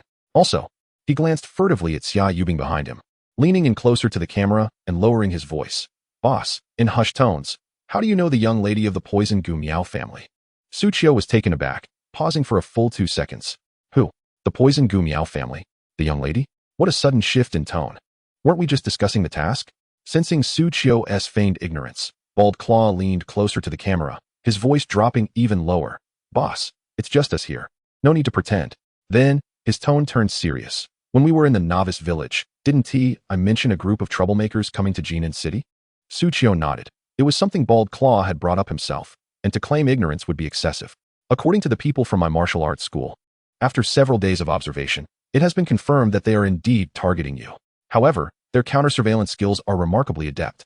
They quickly discovered my people were tracking them and disguised themselves as ordinary folk, blending into the crowd. At this point, Bald Claw looked towards Proud Snow and Thunder. I intended to ask those 2 families for assistance in identifying that group of troublemakers, but then, overnight, they all perished. Not a single body left behind. Su Qiu's brows furrowed. Not a single body. How terrifying. Wait, how did this turn into a strange story? Bald Claw continued. That's the crux of the matter, boss. You might truly be unaware of this world. There are martial artists in this realm. Those individuals are not bound by the laws that govern us, ordinary folk. Su Qiu scratched his head, confusion etched on his face. But what does that have to do with me as an ordinary citizen? At this moment, Xia Yubing, who had remained silent until now, finally spoke. Well, Mr. Ordinary Citizen Dusk, let us be direct. Someone has secretly helped you by eliminating those assassins who came seeking you. The method of death, with no bodies left behind, is characteristic of the Tang family's hidden weapons and the poison Gu Miao family. The Tang family has not emerged from Sichuan for generations. It cannot be them. It can only be the poison Gu Miao family. Especially as summer approaches and they are out searching for young Gu. Furthermore, Mage Thunder, with a resigned smile, added, the young lady of the poison Gu Miao family is still in Jinan City. On the night of the incident, she indeed secretly hypnotized her guards and slipped out of the city's guest house. Although after our inquiries, she claimed it wasn't her doing. Merely that she was escaping for a bit of fun. Mage Thunder sighed. Who can say for sure? What if her idea of fun involved murder? Su Qiu silently thought to himself. He had only stepped out for a stroll, and yet such events unfolded in another corner of Jinan City. So you suspect that the young lady of the Miao family knows the anonymous player and thus intervened to assist them? The group nodded slightly, their meaning clear. Archer Proud Snow added, fortunately, that young lady took action and eliminated those hidden assassins. Otherwise, my father and I would have had to sift through surveillance footage all night. This is no trivial matter. It was during the early hours that we discovered several individuals had slipped up in their panic, allowing us to successfully capture the remaining ones. Remarkably, they were all undocumented and trained. Listening to their accounts, Su Qiu felt the gravity of the situation. Su Qiu was not taken aback by the presence of the young lady from the Miao family. Rather, he adjusted his gaze toward the group of individuals before him. So, it appears that you all have some sort of background? Am I the only commoner among you? The trio exchanged knowing smiles, with the bald-headed man exuding an earnest demeanor as he replied, oh, come on now. We hardly have any background to speak of. My academic performance was lackluster. My family merely runs a martial arts school and a security company, and I just practice a bit. The sharpshooter, Ao Shiwa, added with a hint of playful pride. I too struggled academically, served a few years in the military, and am currently a part-time auxiliary police officer, still under my father's guidance. The mage, Thunder, cast a disdainful glance at the pair, saying, I excelled in my studies, but my family is strict. I was coerced into becoming a civil servant. To help me socialize, my father assigned me the task of hosting foreign guests. Upon hearing the trio's confessions, Xia Yubing chimed in. I inherited a modest fortune, opened a club, and established a guild. The hotel welcoming the young lady from the Miao family is owned by my family. At this point, Su Qiu noticed that all eyes were now on him, seemingly awaiting his revelation. With a resigned cough, he stated earnestly, I am Su Qiu, 24 years of age, and indeed, a student. Chapter 112, The Agitation of the Broken Antlers. Come now, don't jest. You're merely fooling around. Clearly, the group was skeptical of Su Qiu's self-introduction. But I truly am 24 and a student. Su Qiu raised an eyebrow as he reminisced about his previous life, smiling as he added, I attend XX University of Science and Technology, currently in my senior year, soon to graduate. The group fell into a stunned silence. No way, is this for real? This big shot is even younger than we are? Xia Yubing's eyes widened in disbelief. You're younger than me? After a brief exchange of casual conversation, Mage Thunder received a phone call and stepped aside to converse. During this interval, the bald-headed man began discussing a task they had undertaken. Big shot. We received a notice from the Lord of Wind Whisper City regarding a mission. As he spoke, Aoshua sent over a task panel. Find the traitor of Wind Whisper City. Mission objective. The Lord of Kexish has issued a bounty to locate the family traitor, Blondbuel, responsible for the death of the former Lord several months prior. Mission reward. Reputation in Wind Whisper City, favor from Wind Whisper City, and a tree spirit pet egg. Mission hint. As the most cherished grandson of the former Lord, Blondbuel is currently on the run. This matter may not be as simple as it appears. Seek clues from the townsfolk. Almost all players in Wind Whisper City have accepted this mission. We aim to be the first to find him and claim the reward. The bald-headed man chuckled thus. We wanted to inquire if you have any clues or suggestions, Big Shot. Suchio smiled in response. I suggest you abandon this task. The bald-headed man nodded him. Suchio's words momentarily left the bald-headed man perplexed. Xia Yubing inquired. Is there an issue with this mission? Suchio confirmed with a nod. There are a few minor problems. What minor problems? He replied. In a short while, Kexish will no longer be the Lord. The bald-headed man's eyes twitched. You call that a minor problem? That essentially nullifies the mission.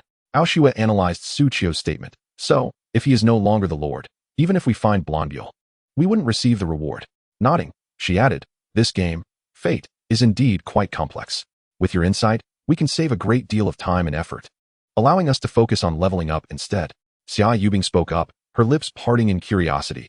Could it be that Kexish intends to abdicate? If it's merely an abdication, wouldn't we still receive a fraction of the reward? Suchio shrugged. Not exactly. He is on the verge of dying. The bald-headed man's eyes lit up. Is he about to succumb to illness? That would mean it's a hidden mission. We could save him. Aoshua playfully slapped the bald-headed man. Listen to the Big Shot. The group turned their gazes back to Suchio, who responded with a smile. He is not ill. Rather, I am aligned with Blondbuel and plan to eliminate Kexish. Hiss. The bald-headed man inhaled sharply. Well, the best solution to a problem is to eliminate the source, isn't it? He exchanged glances with Aoshua, relieved he was not opposing the Big Shot. With a grin, the bald-headed man asked, Big Shot, do you need any assistance? At that moment, Mage Thunder returned from his call, wearing a look of exasperation. What is the matter? The bald-headed man inquired. Mage Thunder replied directly. Regarding the young lady from the Miao family, after learning that Lin Ziyun from Yinjing is also playing Fate, she has requested us to prepare a gaming pod for her. She wishes to play. Is that an issue? The bald-headed man failed to discern any problems, while Aoshua speculated. Could it be that the young lady from the Miao family is reluctant to pay? Mage Thunder nodded, indignantly stating, yes. My father mentioned he knows nothing about games and insisted I cover the expense for her. 18,008. These ancient martial families are not lacking in funds. They shouldn't be taking such small advantages. After a brief bout of grumbling, Mage Thunder looked at the others. What did I just miss? Suchio hinted, nothing much. Head to Qingchuan Town. There are tasks awaiting you there. Mage Thunder's eyes brightened with realization. So we can complete our mission by going to Qingchuan Town. The bald-headed man placed a hand on Mage Thunder's shoulder. No, by going to Qingchuan Town, we can abandon the mission, Mage Thunder remarked. The toxin-wielding young lady from the Miao family. After ending the conversation, Suchio mused to himself. In this life, even those reclusive ancient martial families were engaging with fate ahead of time. This could be a fortuitous development. After all, in the face of the attributes bestowed by fate, the enhancements from ancient martial arts were negligible, considering Suchio's current attributes in reality. After merely half a month of play, he was already comparable to the elite offspring of prominent families who had trained for over a decade. The earlier one engaged with fate, the more attributes they could harness when it eventually manifested in reality. This would lead to a greater awareness of fate's significance. Suchio smiled gently. When the time comes, there will be even more avenues for profit. Rising, he opened the map, directing his gaze toward the deeper recesses of the marsh forest. The coordinates provided by Zilwei were further west. If his memory served him correctly, the residence of the tree spirits was also in that direction. With that thought, Suchio grasped a hellhound in each hand and placed another on his neck, striding westward. Along the way, he did not forget to check the spoils from his recent victory against the corrupted wind eagle beast. After the carcass was stored in his wind pouch, he received a drop from purifying a wind knight type soul creature, wind fruit. Description: a fruit formed from condensed wind. Effect: grants wind element affinity 3. Movement speed 3, maximum usage limit 20. Indeed, a new item has emerged. Suchio chuckled ruefully. Wind leaves, wind flowers, and now we have wind fruit. However, the ability to enhance mobility compelled Suchio to utilize it without hesitation. Ding! You have used the item wind fruit, granting wind affinity 3 and a movement speed increase of 3, 120. If I utilize all 3 wind-related items, I shall attain an impressive 120 points of wind element affinity. A movement speed bonus of 120. Wow, I would truly be able to run faster than I could fly. Aside from the wind fruit, Tsuchiyo's attention was drawn to the boss material dropped by the corrupted windhawk beast, the turbid wind feather. This feather, entirely dark green with a slightly forked tip, appeared to be poorly maintained. Nevertheless, Tsuchiyo could sense an extraordinary wind elemental power contained within it. As for the essence, Tsuchiyo had also checked. Ding. The material turbid wind feather contains essence projectiles, windhawk arrows, and wind-guided strings. These essences did not align with his current summoned beasts, and he was unable to acquire any skills from them. Since they are wind-related, I might as well return to Wind Rest City and inquire with that drunken sprite if the opportunity arises. Stowing away the feather, Tsuchiyo also retrieved the last skill upgrade stone from his backpack. Use. Ding. Your green excellent skill card has successfully been upgraded to blue fine grade. Skill card. Description. Why are you always able to draw the cards you desire? No, for a card master, it is not called drawing. It is called selecting. Quality. Blue fine. Level 2. Effect 1. Card draw. Select one card from the deck for your next attack. The cost of mana and skill cooldown pertains to the card. All cards share a skill cooldown and possess 2 charges. Effect 2. Deck. Currently unlocked in O0 Fool, in O1 Magician, in O2 High Priestess, in O8 Strength. After upgrading the skill card to blue fine grade, all cards charges have been reset to 1. This means Tsuchiyo can consecutively use 2 cards without expending mana. Now, my combat will be even more agile. Rustling sounds. At that moment, a commotion erupted from the nearby thicket. Tsuchiyo immediately entered a state of alert. He summoned the bloodthirsty Bat King, instructing it to investigate the presence of any enemies. Just as the bloodthirsty Bat King was about to fly over, another item in Tsuchiyo's backpack stirred. It was the vibration from the broken deer horn. Tsuchiyo's eyes widened slightly. Could there be a tree spirit nearby? Chapter 113. Your binding technique is unprofessional. Squeak. Just then, the bloodthirsty Bat King transmitted a message. Tsuchiyo turned his gaze to the shared vision of the bloodthirsty Bat King. Thud, thud, thud. A creature with the upper body of a human and the lower body of a deer was darting about. She was slender and simply dressed, using only 2 leaves as her sole attire. Tsuchiyo could not help but click his tongue. Poor child, unable to afford proper clothing. Of course, this was characteristic of the tree spirit tribe. They, capable of aiding plant growth, preferred to remain close to nature. The male tree spirits were often completely unclothed. The tree spirit's hair was not fur, but rather slender tendrils of vine. The tree spirit before him appeared youthful, yet the vines on her head were already withered and yellowing, indicating a poor state of health. Through the careful observation of the bloodthirsty Bat King, Tsuchiyo noted that the tree spirit's eyes were not the usual emerald green, but rather a peculiar shade of purple. Tsuchiyo understood. This was a tree spirit infected by the abyssal essence. However, this particular tree spirit did not seem to be approaching Tsuchiyo. She was dodging left and right, seemingly evading something. The next moment, Tsuchiyo had his answer. Cackling. Behind the tree spirit, 2 towering mother tree demons, each reaching 20 meters in height, were pursuing her with their stout limbs. As they emitted dreadful cackles, they unleashed their leaf blades. Whoosh, whoosh, whoosh. Several leaves shot directly towards the delicate back of the young deer. But the deer remained vigilant.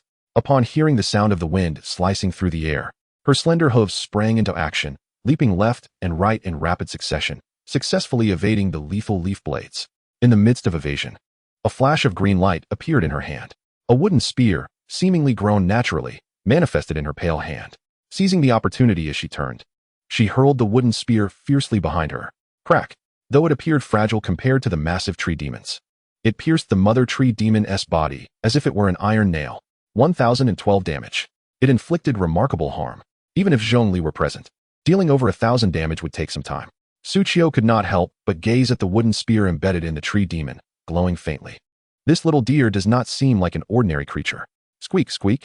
The bloodthirsty Bat King inquired whether assistance was needed. Tsuchiyo shook his head slightly. Not yet. Based on his memories from his previous life, the tree spirit tribes had disorganized beliefs, with some factions having allied with the abyss. Those tribes also possessed purple eyes. Before confirming her identity, it would be wise to observe a little longer. Tsuchiyo commanded. However, when he turned to look again, he found it unnecessary. The fleeing tree spirit had burst forth from the thicket and stood before Tsuchiyo. Human? A youthful voice of uncertainty escaped the tree spirit's lips. Clearly, humans and tree spirits had previously interacted, having been friends not long ago. Yet, at this moment, her expression displayed no relaxation. Instead, After a brief moment of surprise, her demeanor grew even colder.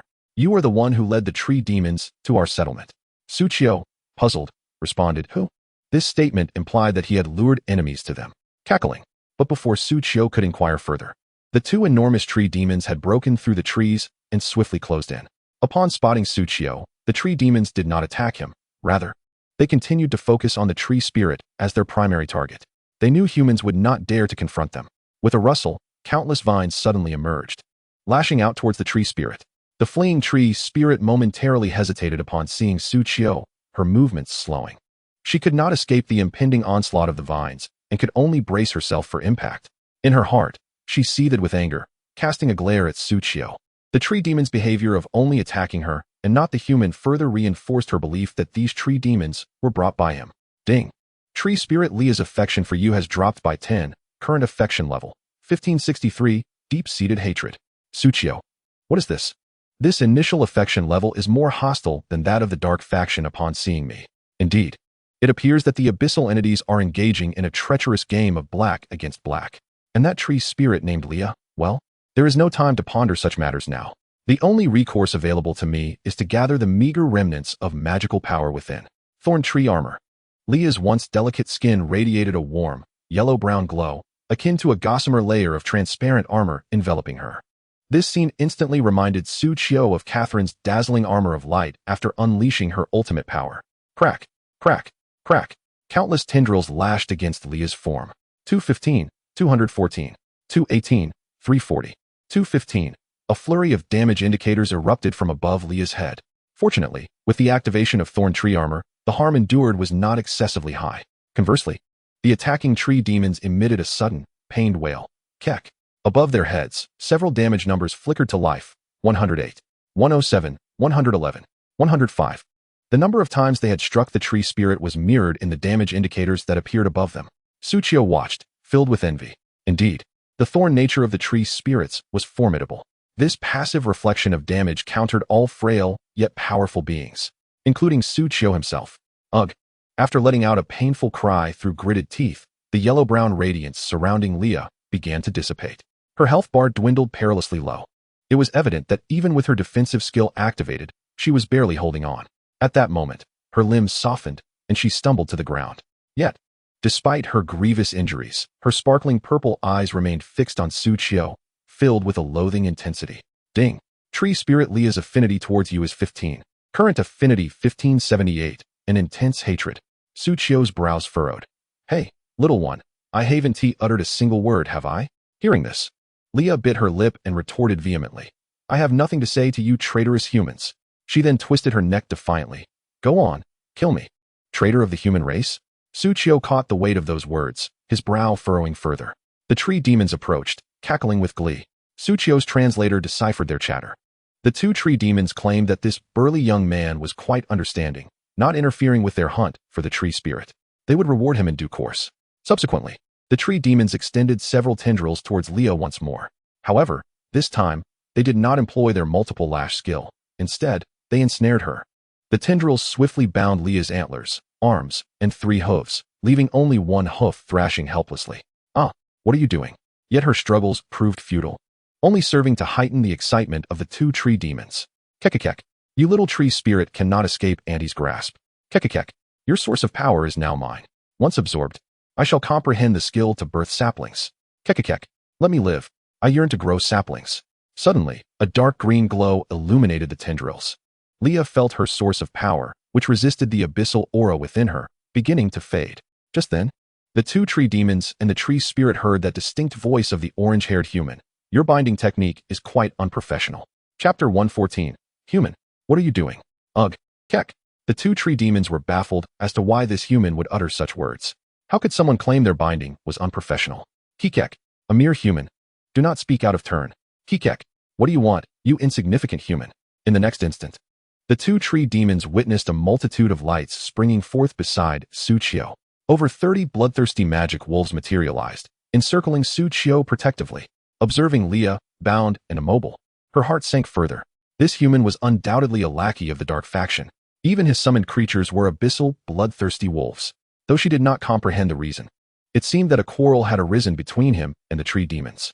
Yet, Regardless of the dispute, her survival today seemed bleak. Even in death, she must not reveal the location of her settlement. With that resolve, Leah prepared to detonate the last remnants of her source of power. Though exhausting, her essence would transform her into a great tree, stripping her of thought and wisdom, and rendering her devoid of form and ability. It would at least prevent the exposure of her tribe's coordinates and spare her from the torment of abyssal corruption, allowing her to coexist eternally with nature. But just as she readied herself for self-detonation, the bloodthirsty magic wolves suddenly erupted into chaos, charging towards the tree demons.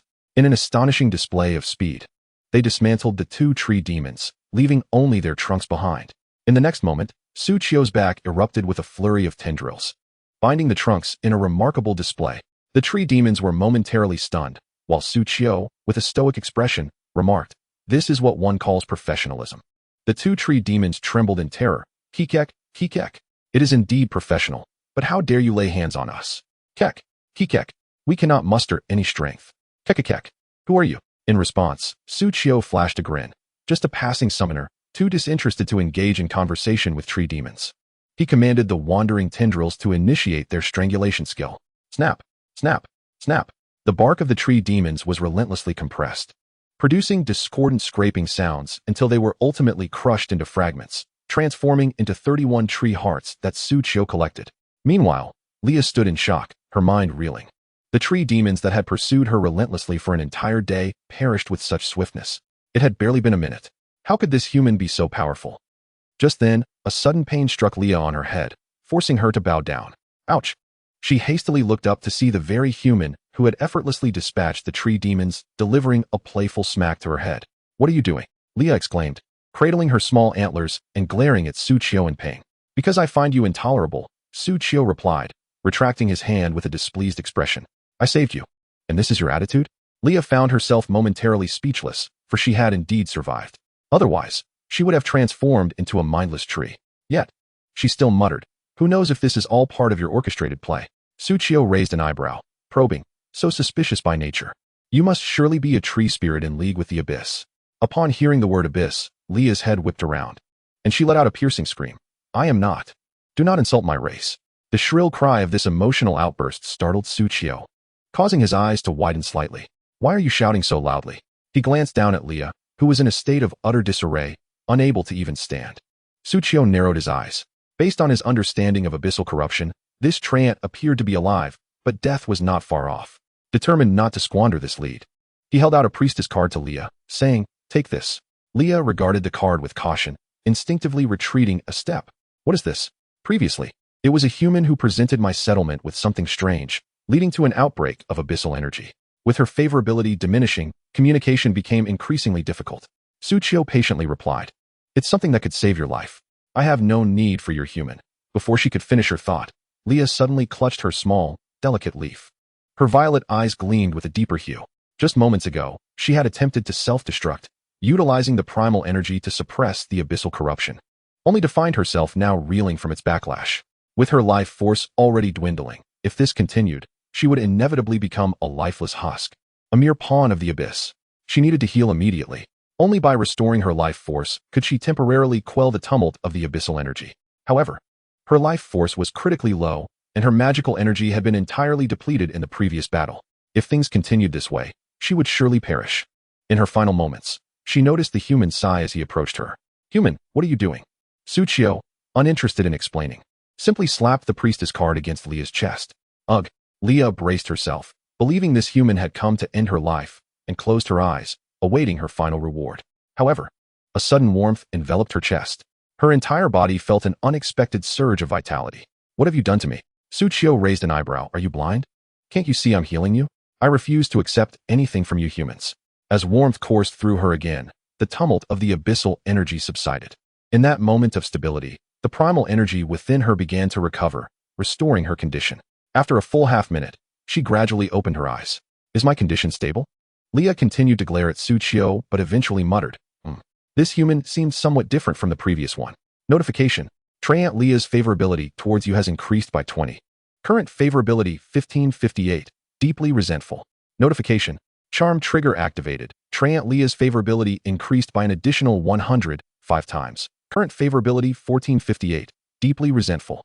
Although the favorability had increased fivefold, it was still a mere drop in the bucket. To completely assuage Leah's wariness, Suchio would need to exert considerable effort. Without delay, he retrieved a broken deer antler from his backpack, a symbol of the fractured friendship between humans and treants, and met Leah's gaze. To make a long story short, do you recognize this? I am here to help you. Before Suchio could finish his sentence, he noticed Leah's eyes spark with an even deeper violet. Her voice brimming with uncontainable fury, she exclaimed, "You humans are pulling this trick again." Notification. Treant Leah's favorability increased by 500. Current favorability 1958. Deeply resentful. Suchio.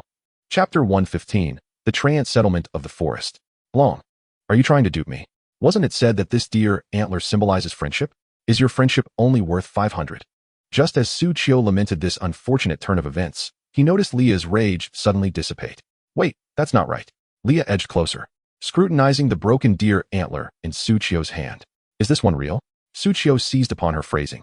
So someone previously brought a fake? At the mention of his question, Leah instinctively turned her head away. Why should I tell you? However, upon seeing the antler, she hesitated, furrowing her brow before altering her stance. But if you can produce a genuine deer antler, it does indicate you are indeed a true friend of our Treant settlement. She turned back to face Suchio. However, this does not mean you will earn my trust, but I can share some information with you. Notification. Treant Leah's favorability increased by 1,000. Current favorability 958, at odds with each other. Upon hearing the system prompt, Suchio raised an eyebrow. My apologies, Blanc. I misjudged you. The antler is indeed real, but this increase in favorability is still insufficient. A familiar voice echoed in Suchio's ears. Notification. Treant Leah's favorability increased by 1,000, one time. Current favorability 42, on friendly terms. Why is it only a twofold increase? Suchio longed for a sixfold boost to maximize his favorability. He simply wished for more friends and more pathways, legitimate pathways. Nothing untoward. However, this surge in favorability was still quite exhilarating for Leah. In an inexplicable way, upon catching sight of Suchio moments ago, she suddenly found him less intolerable. It dawned on her that it was merely by chance that she encountered this human, which had delayed her response and resulted in her absorbing the Treant's attack. He had done nothing wrong. Moreover, it seemed he genuinely did not understand what had transpired in her settlement. He had just assisted her in defeating the Treant and healing her, suppressing the abyssal corruption. Otherwise, she would have been reduced to a tree, ripe for the picking and felling. Yet, she had previously spoken harshly to him. Perhaps she truly should not have treated him that way. Hey, human. Leah pinched her fingers together. What is your name? Suchio grinned. You can call me Gidge. Leah mulled over the name, finding it somewhat awkward, yet she replied, Gidge. This is not the place for conversation. She straightened her hind legs, then extended her slender front legs to stand upright, brushing off the debris clinging to her. You possess a broken deer antler, and there are matters I cannot decide alone. I will take you back to our settlement, and you can converse with our chieftain. Suchio nodded, indicating his indifference. Leah then began to move ahead. Let us proceed, Gidge. A smile crept across Suchio's lips as he followed Leah, observing her swaying little deer tail along the way while she explained. 7 months ago, during the winter, a bloodied individual claiming to be a member of the Brule family arrived, bearing a broken deer antler and warning of impending danger in Wind Whisper City, seeking our assistance. Given our amicable relations with the Brule family, and since this individual had previously visited our settlement, the guards neglected to scrutinize the antler closely, hastily ushering him to meet my mother, our chieftain. However, the moment he encountered our leader, he suddenly unleashed the powers of the dark faction and opened a portal to the abyss. Simultaneously, rampaging swamp creatures emerged around the settlement. Chaos erupted both inside and outside, leading many of our kin to return to the embrace of Mother Nature. Fortunately, our chieftain expended her primordial energy to lead the remaining members of our tribe to safety, where we have since gone into hiding. Yet, those of us who remain have all been tainted by the essence of the abyss. At this juncture, Leah slowed her pace, lowering her head, her voice tinged with melancholy. Even in isolation, we do not know how long we can survive. Hearing this, Suchio ceased to observe the intriguing deer tail, confidently patting his chest. Do not worry. I am here to resolve your troubles. Leah felt a flicker of warmth from Suchio's encouragement. Let us hope so. You may be merely capable of fighting, but what assistance can you truly provide? Despite her words, her deer tail wagged with increased vigor. Ding. Tree Spirit Leah's affection level for you is 18, current affection level 60, acquaintances. Ding. Tree Spirit Leah's affection level increases to 90, 5 times. Current affection level 150, kindred spirits. Suchio could hardly contain his desire to embrace his charm and shower her with kisses. This was the allure of charm. How effective it was. In just a few exchanges, his affection level had surged by 5 grades. Handing it over to others would require untold lengths of hospitality. Now, Suchio discreetly cast a glance at Lia, feeling as though she might soon be the one catering to his needs. Creaking. Just an hour had passed when the tree beside Lia transformed into a freshly spawned treant. What is this place? Lia immediately entered a state of readiness, conjuring a familiar wooden spear. Let us fight together.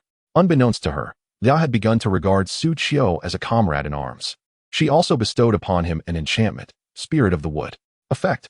Next 2 attacks deal an additional 30 damage to wood-type enemies. This enchantment was simply exhilarating. Suchio's damage was already extraordinarily high, and with this weapon enchantment of the Spirit of the Wood, it became even more formidable. Regrettably, it could not be applied to all summoned creatures at once. To bestow this status upon his summons, Lia could only continuously release her primordial skills, gradually enchanting each of them. Along the way, Lia inquired of Suchio, "How is it that you possess creatures from the abyss? The power of the abyss is terrifying. After all, it does not generously reward every seeker of strength." Suchio borrowed a phrase from a former life's boastful mage. The power itself is not frightening. What is truly terrifying is its master. Upon hearing Suchio's response, Lia fell into a prolonged silence, her tail's swaying frequency diminishing significantly, which left Suchio feeling somewhat bored. Fortunately, the journey to the tree spirit settlement provided ample monster encounters to keep him occupied. Perhaps it was the allure of Lia's primordial energy, or perhaps it was Suchio's display of the broken deer antler, but over the course of the day, they faced countless attacks from treants. As the sun set and rose again, Lia finally ceased her contemplation. "We have arrived. This is our tree spirit settlement." Ding. You have arrived at the tree spirit settlement. Just as a system notification rang out, Suchio barely had time to observe the area before the ground before him suddenly shattered. 2 vine buds, each large enough to resemble a car, erupted from the earth. The lavender-hued buds opened wide, directly targeting Suchio, and bellowed, "Human, who are you? Lia, have you been coerced by the human race?" A foul, tempestuous wind accompanied the thunderous voice emanating from the buds. Though the sound was filled with echoes, it was still discernible as maternal. Yet Suchio had no time to ponder such matters, only feeling a twitch at his brow. Not again? Fortunately, this time Lia was there to explain. She took the broken deer antler from Suchio's hand and presented it to the 2 guards. This time, they meticulously inspected the antler and confirmed its authenticity. Only then did the buds retract slightly, ceasing their advance towards Suchio. Ding. Tree Spirit Yuna's affection level for you is 500. Current affection level 951. Unrelated. Ding. Tree Spirit Tina's affection level for you is 500. Current affection level 963. Unrelated. With the broken deer antler, the affinity with the Tree Spirit clan increased rapidly. Suchio chuckled inwardly. Although it was unfortunate that the antler could only take effect once with an NPC, still. Ding. Tree Spirit Yuna's affection level receives an additional 1,500, 3 times. Current affection level 549. Kindred Spirits. Ding. Tree Spirit Tina's affection level receives an additional 2,000, 4 times. Current affection level 1,037. Blood Brothers. Suchio felt overwhelmed with emotion, crying tears of joy within. With the aid of charm, the affection levels of these 2 tree spirits surged beyond Lia's. Blood Brothers signifies a lifelong bond. It indicates that the strategy mode had been activated. A single antler could only raise the tree spirit's affinity once. Suchio was elated. It was as if he possessed several. Immediately, the 2 massive buds withdrew back into the earth, and then 2 figures emerged from the distant trees. Indeed, they emerged from the trees themselves. The trees resembled portals, or perhaps individual spaces, accommodating the residence of the tree spirits within. "Lia, it has been a while. Where have you been these past few days?" After a brief exchange of pleasantries, the 2 tree spirits turned their attention to Suchio. Due to the deer-like lower halves, the tree spirits were generally tall, making their figures appear even more elongated. The 2 tree spirits Suchio encountered for the first time were one at 185 meters, matching Suchio's height, and the other at 190 meters, slightly taller than him.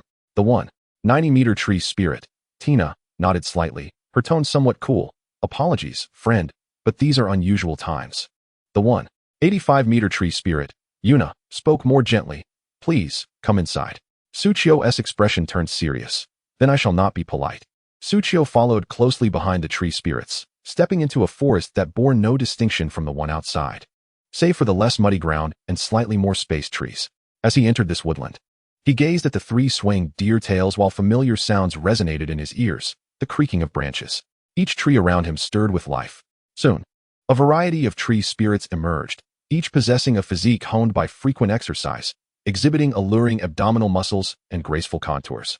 Their skin tones varied from porcelain to sun-kissed, each exuding distinct fragrances, some wafting the pure scent of fresh grass, others the delicate aroma of blooming flowers, and yet others bearing the earthy essence of rich soil. Suddenly, Suchio realized something amiss. Turning to the nearest tree spirit, Lia, he inquired, "Why are all the tree spirits female?" Chapter 116. Since we are here, let us bury ourselves. Upon hearing his question, Lia lowered her head again, and the other two tree spirits serving as guards fell silent, recalling the recent battle. Just then, a mature voice, soothing and reassuring, echoed from a distance. Suchio turned to see a tree spirit adorned with two large leaves covering her chest, emerging from the heart of the woods. Her antlers were long and grand, yet she exuded no air of aggression. Instead, she radiated a sense of regal grace. Even without her antlers, this tree spirit stood at an impressive height of 2 meters. Her skin was fair, her figure statuesque. The vines atop her head were fashioned into 2 small braids, while the rest cascaded down to her waist. Her pair of phoenix-like eyes opened slightly, fixated on Suchio from the moment of her appearance, a subtle smile gracing her lips, leaving her intentions inscrutable. Beyond the leaves, she wore an elegant skirt made of vines, adorned with delicate yellow and white flowers, tied at her sides with fine threads, accentuating her fair skin while modestly concealing her lightly hued deer form, epitomizing elegance and refinement. The entire visage of the tree spirit could be encapsulated in 2 words, Queen. As the matriarch made her entrance, the other tree spirits bowed slightly, kneeling on their forelegs. Suchio also knelt on one knee, joining the others in a formal gesture of respect. "Please rise, everyone," the tree spirit matriarch gestured, and all the spirits stood once more. In the aftermath of that battle, all our male tree spirits have perished. Only 99 of us remain. Even among the survivors, we have been tainted by the abyss, living on borrowed time. Without males, our ability to reproduce is lost. Our extinction is merely a matter of time. In these final days, we tree spirits of the forest desire nothing more than to remain in tranquil company with our kin, shunning worldly strife. Though she spoke of such a grave matter, the matriarch's tone remained serene, embodying an unyielding composure in the face of calamity. With a gentle wave, the broken antler cradled in Lia's hands floated effortlessly to the matriarch's grasp. Notification: the tree spirit matriarch Tafala's affinity towards you has increased by 200.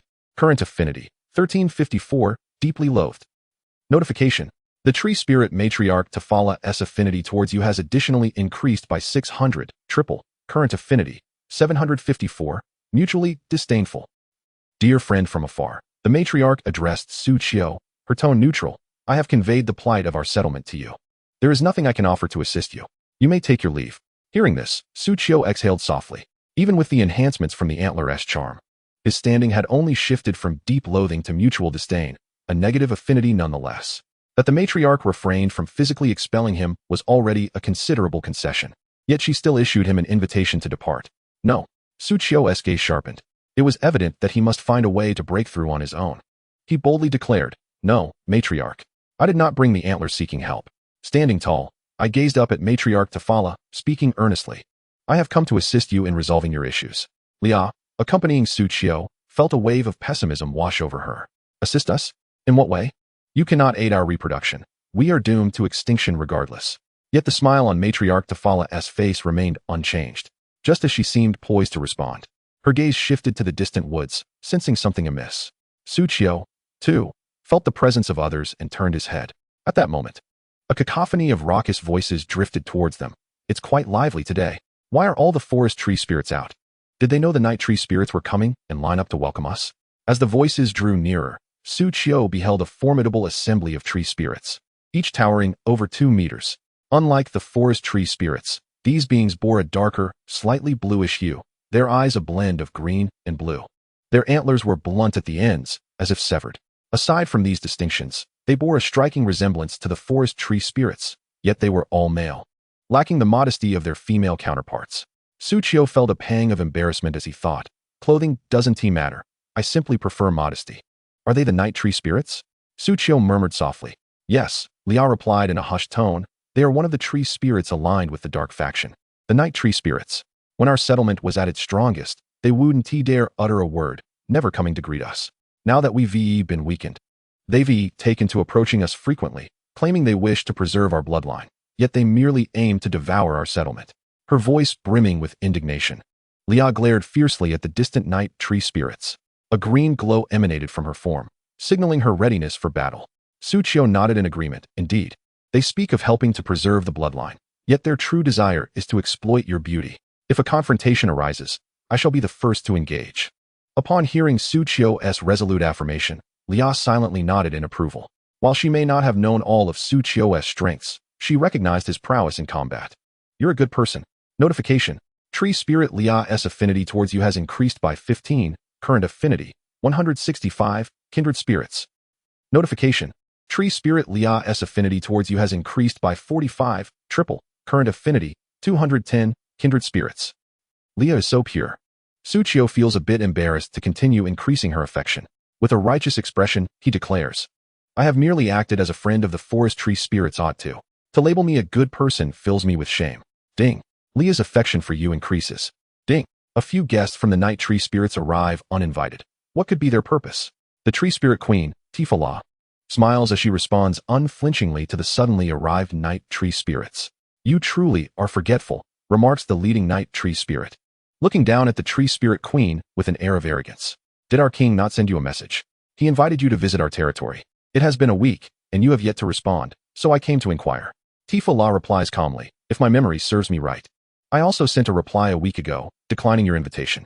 The towering night elf, leveraging his height, gazes down at Tifala. The response our king desires is your agreement. A refusal is not something our king acknowledges. Hearing this, the forest tree spirits subtly shift, their expressions tinged with displeasure. How outrageous! Leah exclaims, biting her lip. Isn't this just a form of coercion? Suchio corrects her. That idiom is not used in such a manner. With a resigned sigh, Suchio turns his attention to the night tree spirits. Any decent-looking gentleman would discern that these night tree spirits are here to provoke. Suchio squints slightly. After being surrounded by beautiful women for so long, the abrupt appearance of these nearly bare philosophical male tree spirits leaves him momentarily disoriented. Suchio clenches his fists. Why must other men appear in a settlement filled with beauties? However, it seems that the night tree spirits share similar sentiments. The leading night tree spirit glances at Suchio from a distance. What brings this diminutive human here? Have the forest tree spirits not severed ties with humanity? Where did this human come from? Is he merely a distraction? He would have to jump just to reach our level, right? Ha! Suchio raises an eyebrow at their words. This group of corpses seems to have pointed out a matter they had not considered. However, this is not their concern. Before Suchio can articulate his thoughts, he suddenly sees a figure beside him move. A wooden spear swiftly cuts through the air, aimed directly at the leading night tree spirit. Ding! Entering combat mode. As a system prompt resonates, Suchio's vision reveals the ID of the night tree spirit. Night tree spirit Erdenen. Just as the spear is about to strike Erdenen, a strong hand seizes it tightly. Erdenen, grasping the spear, smirks broader. Are you in a hurry? Leah's face flushes with anger. Do not speak of my brother in such a manner. At that moment, the tree spirit matriarch Tifala turns her violet eyes and continues. This human is our friend. Your filthy words, insulting my kin and friend, show utter disregard for us forest tree spirits, do they not? Upon hearing this, the night tree spirit Erdenen suddenly bursts into laughter. Did you just realize that? The forest tree spirits, for whom survival is a challenge, dare to claim we do not regard you highly? Only our king can withstand the abyssal aura and aid in your procreation, yet you remain so oblivious? After being rejected once, twice, 5 times, 10 times, do you still think you are a treasure? The night elf's words are cut short as he suddenly finds vines materializing out of thin air, binding him tightly and muffling his voice. My patience, too, has its limits. Tifala's smile remains, yet her violet eyes flash with a cold light. We forest tree spirits possess our own honor. No sooner had Tifala spoken than all the forest tree spirits rose to their feet, conjuring wooden spears and bows in hand. So a declaration of war, is it? Erdenen of the night elves grins provocatively. You are the ones who instigated this. Leah, incensed, retorts, clearly, these ruffians initiated the provocation, yet somehow it becomes our settlement that instigated the conflict? With fewer than 100 tree spirits. How do you expect us to stand against your night tree spirits? You wish to act tough, seeking death? Our king would not even bat an eye. Erdenen smirks. I shall remember your words. I will report your declaration of war to our king, who has been waiting eagerly. Just then, as Erdenen turns to leave, He hears the human's voice, esteemed guests, having traveled such distances only to be angered by an outsider like me and leave abruptly would leave me feeling quite guilty. At that moment, all the tree spirits pause in surprise. They could hardly believe that such a diminutive human would dare to speak at this juncture. Tifa La's smile slightly wanes as she narrows her eyes, uncertain of Suchio's intentions. Leah too looks at Suchio with confusion. Having already escalated matters with her impulsive action, what was Suchio attempting to convey? An apology? The night tree spirits scoff. Human. To seek an apology now is too late. If you wish to make amends, when our king's army descends, we might consider granting you a swift end. Erdogan regards Suchio with disdain. Human, what do you intend to do? Suchio steps forward, speaking as he walks. We humans have an old saying. As he speaks, familiar radiance envelopes him. Friends come from afar. The light dissipates, and the bloodthirsty magic wolf, frostfire dragon lizard, bloodthirsty bat king, blood cult bats, and water slimes swiftly materialize around him, encircling the night tree spirits. Suchio continues with a smile. Though distant, they shall be punished. Suchio then looks up at the towering Erdogan, welcoming him. Now that you're here, let us bury you here. Chapter 117. Human, you are strong.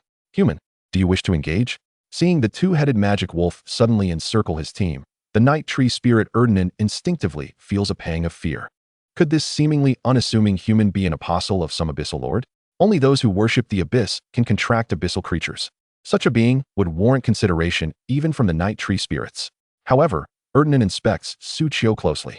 No matter how he perceives it, this human exudes the aura of the light faction. Soon, he regains his composure. In the event of a conflict between our races, we do not harm envoys. Should you dare to strike against us, the forest tree spirits will face rejection from the entire forest race. Suchio cannot help but chuckle at these words. Look at your blindness. Which of your eyes witnessed the forest tree spirits taking action? Upon uttering such words, even the entire clan of the forest tree spirits found themselves momentarily speechless. What does this imply?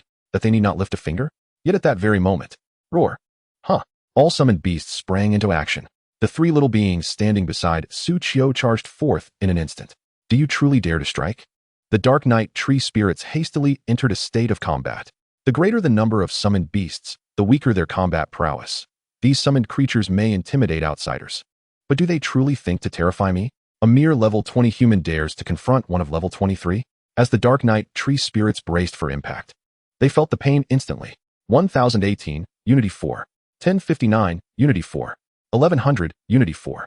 950106106. What in the world? Why does it hurt so much? This was merely the first round of damage from the summoned beings. The health of the outermost Dark Knight tree spirits had already diminished by a third. Seeking death, Eldonan, at the forefront, was momentarily enraged. The wooden spear, recently tossed to him by Leah, reignited with brilliance. However, this time, the glow shifted from green to purple. Creak, creak. The spear, now imbued with energy, inexplicably lengthened and thickened. His muscles bulged as he prepared to sweep through the summoned beasts before him. The result? Thud. The spear merely grazed the first creature before losing momentum. He looked on in astonishment. He discovered that a slime the size of a grinding stone had been struck from O to B by his wooden spear. Yet, at that last point of contact, no matter how hard he tried, he could not breach it. How resilient. He also glanced at the health bar above the slime's head. His fierce sweeping attack had only chipped away a quarter of its health. How tough it is.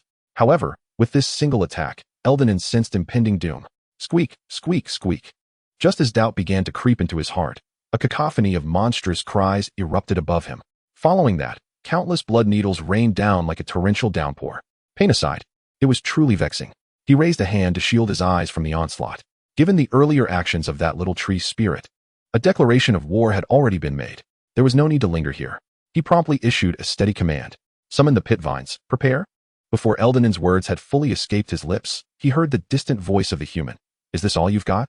Suchio shrugged, his face a mask of disappointment. Is this truly the extent of the Dark Knight tree spirits who have aligned with the forces of darkness? A captain exerted all their strength, and yet could not even defeat a single slime? Surely not, surely not. You wouldn't be contemplating a retreat, would you? Upon hearing Suchio's words, Eldonan's face darkened instantly. The entire team abandoned any thoughts of retreat.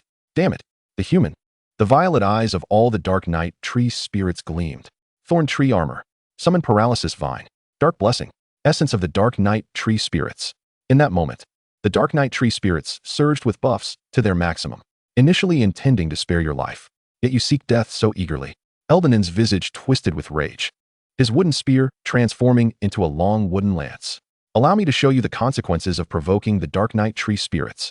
Suchio merely cleaned out his ears. Why do corpses speak so much? Ding. Congratulations, you have successfully eliminated the Dark Knight tree spirits. LV2225, experience 20,064, copper coins 165. Tree heart 12. Ding. Fortune triggered, additional experience 80256, 4x, copper coins 2805, 17x, tree heart 168, 14x. Suchio squatted beside Eldenon's corpse, a look of dejection on his face. I thought it would be more formidable. As he spoke, Suchio snapped his fingers. Magic power expended. He resurrected 4 water slimes and 7 bloodthirsty wolves. Drip, drip. Suchio unconsciously extended his hand. Several beams of green light slowly withdrew from the corpses of the Dark Knight tree spirits. These lights were the parasitic seeds implanted by the wandering tendrils during battle. For reasons unknown, ever since Suchio had utilized the parasitic seeds to kill in reality, the wandering tendrils seemed to have unlocked an insatiable appetite. Whenever there is combat, they must deploy parasitic seeds. They would not relent until they had drained the enemy's health. Suchio, of course, had no objections. As long as they were not picky eaters, they were good little ones. The corpses of the Dark Knight tree spirits gradually softened and sank due to the implanted parasitic seeds, melting into the earth. All the forest tree spirits stood in a daze, watching this scene unfold. Leah's fingers trembled slightly.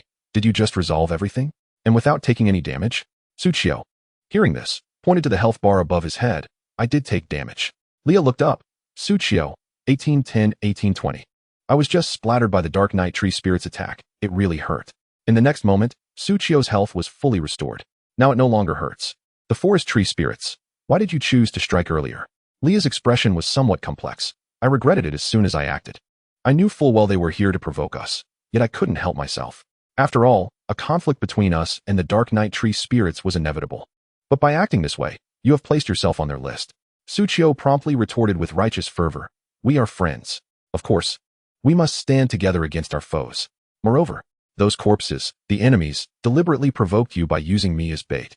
You stood up for me, so I naturally have to fight for my friends. Leah's pupils quivered slightly. Gidge. Ding. Tree spirit Leah's affinity for you has increased. Ding. Tree spirit Yuna's affinity for you has increased. Ding. Tree spirit Tina's affinity for you has increased. Ding. Tree spirit Sona's affinity for you has increased. Suchio shrugged internally. Is it truly so challenging to raise affinity? This was quite effortless, wasn't it? Except, Suchio glanced at the tree spirit matriarch Tafala among the crowd. After his earlier declarations, the affinity of all the village's tree spirits had increased towards him. Yet Tafala's affinity had not budged an inch. Could it be that this NPC has seen through my ruse? At that moment, Tafala, who had been observing the entire scene, spoke. Human friend, I have witnessed your valor. She inclined her head slightly, then turned away with a smile. Suchio beheld her gently swaying light brown deer tail. Tafala's voice reached his ears. Human friend, please follow me inside for a detailed discussion. In that case, it would be impolite not to comply. With a shrug, Suchio followed behind the elder of the trance, making his way toward the stoutest tree in the distance. Just before entering, Tafala turned to her fellow trance and said, Everyone, please return to the tree and rest. This matter will surely reach a conclusion. Having spoken, Tafala cast a glance at Leah. Leah, you should come along as well. Leah, brimming with excitement, asked, Can I really come, Mother Elder? Tafala's smile deepened. Of course, let us all go together. Subsequently, Suchio and the first treant he encountered, Leah, followed the treant elder into the tree. The abilities of the treant tribe are quite fascinating. They can carve out a space within the tree for their habitation, which is remarkably space efficient. Additionally, they can adjust the opacity of the bark at will, choosing whether to see the outside or not. Suchio found himself pondering seriously. Inside, one can see the outside, while the outside cannot see in. How thrilling. I just wonder if it is soundproof. At that moment, Tafala spoke up. Human, you are quite formidable. Suchio redirected his attention to the elder Tafala, who was half-seated on a wooden throne draped in animal skins. Tafala, dignified in form, with a smile gracing her features and violet light gleaming in her eyes, directly inquired, I seem to have yet to truly ask you. What brings you to the forest of the trance? And why is this antler, gifted to the Brule family by my kin, in your possession? Upon hearing this, Leah turned to look at Suchio as well. She recalled their first meeting had been rather unpleasant. She herself was unaware of why he sought the trance. Suchio, sitting down, shrugged his shoulders and briefly explained, the head of the Brule family in Fengshi City was usurped. The current legitimate heir wishes to reclaim power but lacks the capability, so I was sent to see if the Forest of the Trance could renew our previous alliance. In response, Tafala sighed gently, her smile fading slightly as she lowered her gaze. I see, she said. Suchio raised an eyebrow and asked, Are you disappointed, Elder? Tafala smiled and replied, Not disappointed, merely as expected. Seeing the valor of my friends in battle, I had hoped the Brule family would be filled with such strong individuals. Thus I wished to borrow troops to assist in defending my tribe. After stating her purpose, Tafala looked at Suchio and uttered a truth he could easily surmise. After all, the Night Trance will undoubtedly continue to harass us in the future. At the very least, I wish to protect my girls from external threats within my capacity, to ensure that when death comes, it is not a painful affair.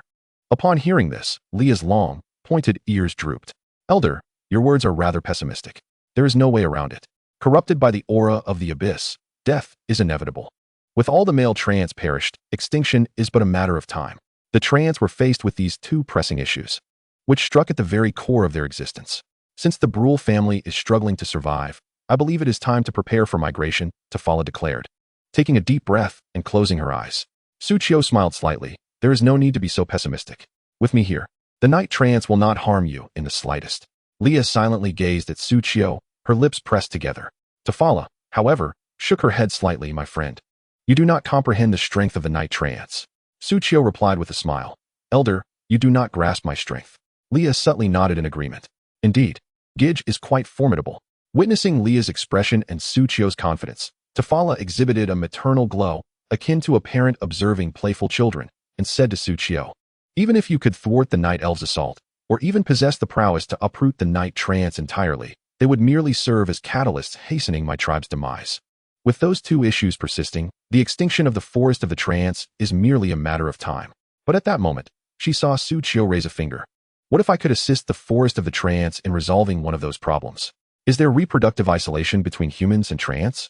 Can we bear offspring? Suchio was uncertain, but when it came to suppressing the corruption of the abyss, his wind pouch and the key to the dark cavern had a say.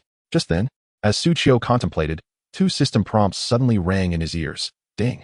Tafala, the Trant Elder, has a favorability rating of 50 towards you. Ding. Trant Leah has a favorability rating of 20 towards you. Suchio. The Trant Elder. Tafala gazed at Suchio, her smile present yet devoid of mirth in her tone. Friend, your statement is somewhat unreasonable. Leah, on the other hand, blushed slightly, turning her face away, her eyes darting about. Suchio, startled, immediately stood up. What are you thinking? I did not mean that. I meant I could help you with the abyssal aura.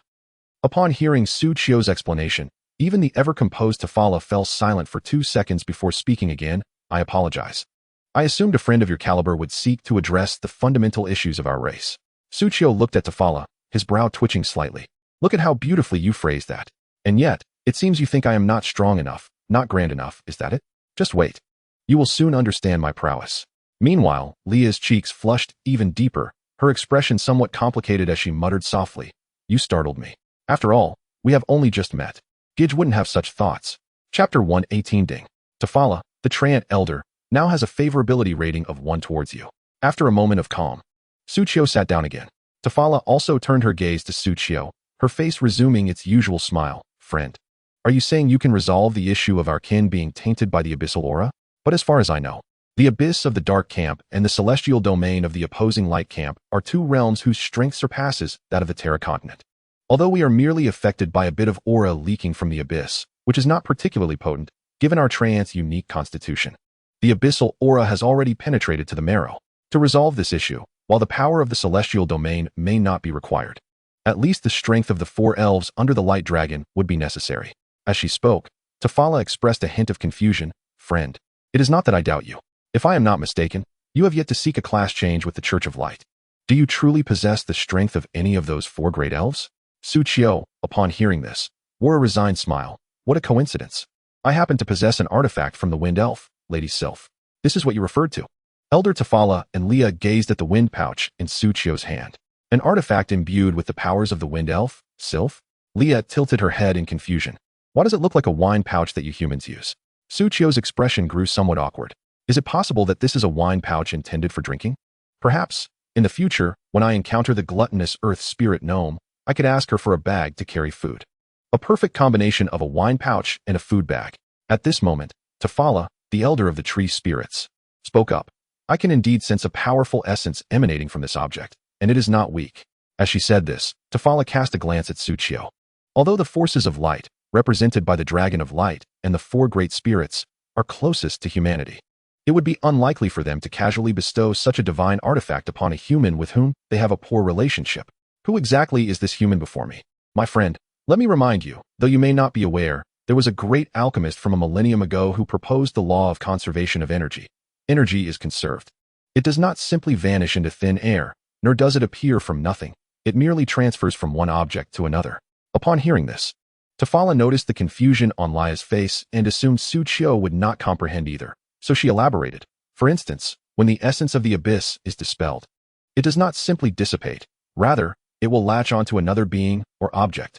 My friend, if you lack a vessel to contain the essence of the abyss, it would be futile to engage in such an endeavor. Tsuchiyo nodded slightly. I possess a container as well. However, facts speak louder than words. Regardless of what I say, only the elder's eyes will convince you. Tafala fell silent for a moment before making a decision. Come to my side. As the leader of the tree spirits, she possessed the strongest combat capabilities. Even if danger arose, she could withstand it. No, elder. Lia suddenly interjected, rising from the ground. Allow me to take this on. This matter is of great significance, and as the elder, it is best that we attempt it first. She then turned her gaze towards Tsuchiyo. Moreover, I trust Gage. Gage. Tafala was taken aback. With her investigative abilities, she could see Tsuchiyo's ID. Yet, he was clearly named Dusk. Could Gage be a codename or a moniker of this human? Then I leave it to you, Lia. Tafala steadied her breath. Lia was correct. As the pillar of the tree spirits, she should not be the first to step forward. Should any danger arise, the destruction of the tree spirits would be hastened. Additionally, her daughter Lia was among the tree spirits least affected by the essence of the abyss. Even if a surge of abyssal energy occurred, it would be best for her to contain it. Then, Tafala solemnly looked at Tsuchiyo. If anything seems amiss, stop immediately. Tsuchiyo smiled in response. Of course. Lia, gazing at Tsuchiyo as he approached her, quietly asked, Gage, may I inquire in advance? Will it hurt? Tsuchiyo pondered for a moment. It might, but I cannot say for certain. After all, those who have been purified of abyssal energy are no longer among the living. Lia lifted her head, her eyes pure as she looked at Tsuchiyo. I trust Gage. She then clenched her small fists. Even if it hurts, I will endure. Tsuchiyo smiled and nodded slightly. There is no need to endure. If it hurts, just cry out. This is my first attempt at purifying abyssal energy from a living being. If it becomes painful, I will stop, and we shall proceed gradually. Lia responded with an feeling somewhat more relaxed. Meanwhile, Tafala maintained a smile as she observed the scene from her seat in the treetop. Though her expression remained unchanged, her heart was tumultuous. Are you certain? Is this truly the purification of abyssal energy? Yet, she could not intervene. After all, the process of purifying the abyssal energy had already commenced. What if her interruption harmed her daughter? Tsuchiyo took Lia's delicate hand in his own. Lia then released her intrinsic power. In an instant, the highly active and corrosive essence of the abyss erupted, causing her body to tremble and her consciousness to blur. She struggled to breathe, forcing her will to suppress the encroaching abyss. Gage. Hearing Lia's voice, Tsuchiyo focused his mind and activated the wind pouch. With a whoosh, he became like the eye of a storm, sending gentle breezes swirling around them. Both Tsuchiyo and Lia felt a refreshing coolness. Meanwhile, Tafala, her lips pursed and pupils contracted, gazed at her fingertips. This wind, it is a breeze that penetrates the soul. The wind spirit Zilf has truly entrusted such a powerful artifact to a mere level 20 individual. From a power standpoint, she belonged to the neutral faction and did not worship any particular spirit. She held only a modicum of respect for the wind spirit Zilf. Thus, what connection does this human have with the wind spirit? Contemplating this, Tafala began to take action. To prevent the leakage of abyssal energy, the only thing she could do was draw it into her own body. As the leader, her intrinsic power was the strongest, allowing her to suppress a significant amount of abyssal energy. If this human was not adept enough in using the artifact, then she would step in herself.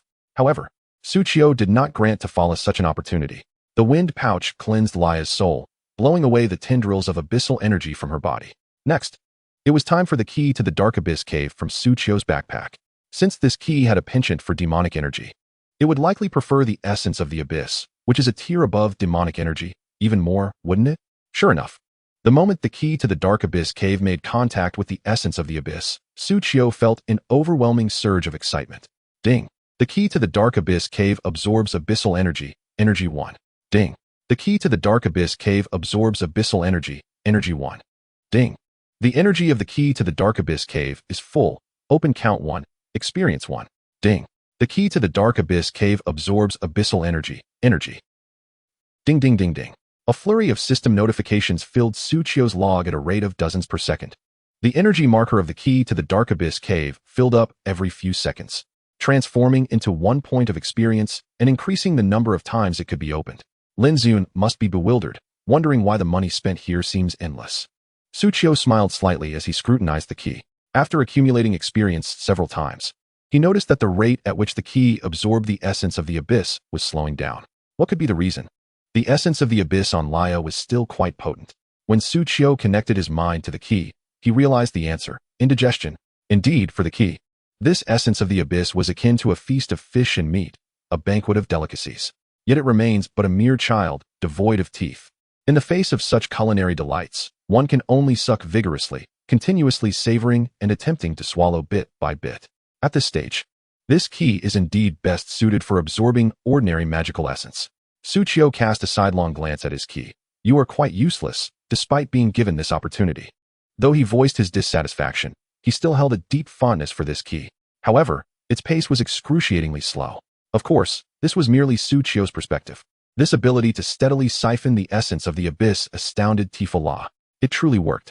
The essence of the abyss was gradually diminishing.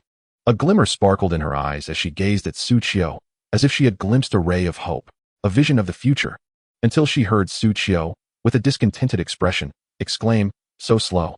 Tifa La's eyes widened slightly. Is it still deemed slow? The Treants are constantly battling against the essence of the abyss. This very essence is robbing them of their vitality. Each trace extracted from the abyss equates to extending the life of this Treant by several days. And yet, this progress is considered slow? However, upon contemplating this, a thought emerged in Tifa La's mind. Perhaps he perceives it as slow because he is considering the welfare of our Treant clan? Ding. Tifa La, the Treant clan leader, has a favorability rating of 100 towards you. Current favorability is 604, indicating mutual disdain. Suchio's attention momentarily wavered. Why had the clan leader, who had always harbored suspicions towards him, suddenly increased her favorability, and such a substantial increase at that? In the next moment, Suchio's charm seemed to defy expectations. Ding. Tifa La, the Treant clan leader, has a favorability rating of 600, 6 times. Current favorability is 4, indicating unfamiliarity. Hiss. Upon witnessing this, Suchio couldn't help but gasp in astonishment. This favorability level had leaped past mutual disdain to the realm of unfamiliarity. This signified that she had genuinely begun to entertain thoughts of fostering a relationship with him. Suchio glanced at Lia before surreptitiously casting a look at Tifa La, who was continuously observing the scene. If his assumptions were correct, Lia was indeed Tifa La's daughter. Unconsciously, Suchio pressed his lips together, suppressing the thoughts that arose within him. How absurd. What was I thinking? Focus on siphoning the essence of the abyss. Yet, this process did not endure for long. Soon, the key to the abyssal cave had reached its limit, taking 2 to 3 seconds to gain a mere point of energy, exceedingly slow. In contrast, Lia's essence of the abyss had been cleared by less than a tenth. Suchio decisively halted the purification process, opting to let the key digest for a while. Efficiency would surely improve thereafter. At this moment, Tifa La's fingertips glimmered with a green light, casting it upon Lia, invoking her primordial power to further suppress the remaining essence of the abyss. Before long, Lia's body stabilized. Ding. Tifa La, the Treant clan leader, has a favorability rating of 1 towards you. Suchio. Such a devoted mother. Chapter 119. Treant Lia requests entry into your room. I was merely responding unconsciously, without any ulterior motives. Tifa La inquired, Friend, why have you stopped? Suchio's brow twitched as he explained. The matter of the abyssal essence is of great significance. A gradual approach is prudent. Tifa La expressed her understanding and promptly gestured with her hand.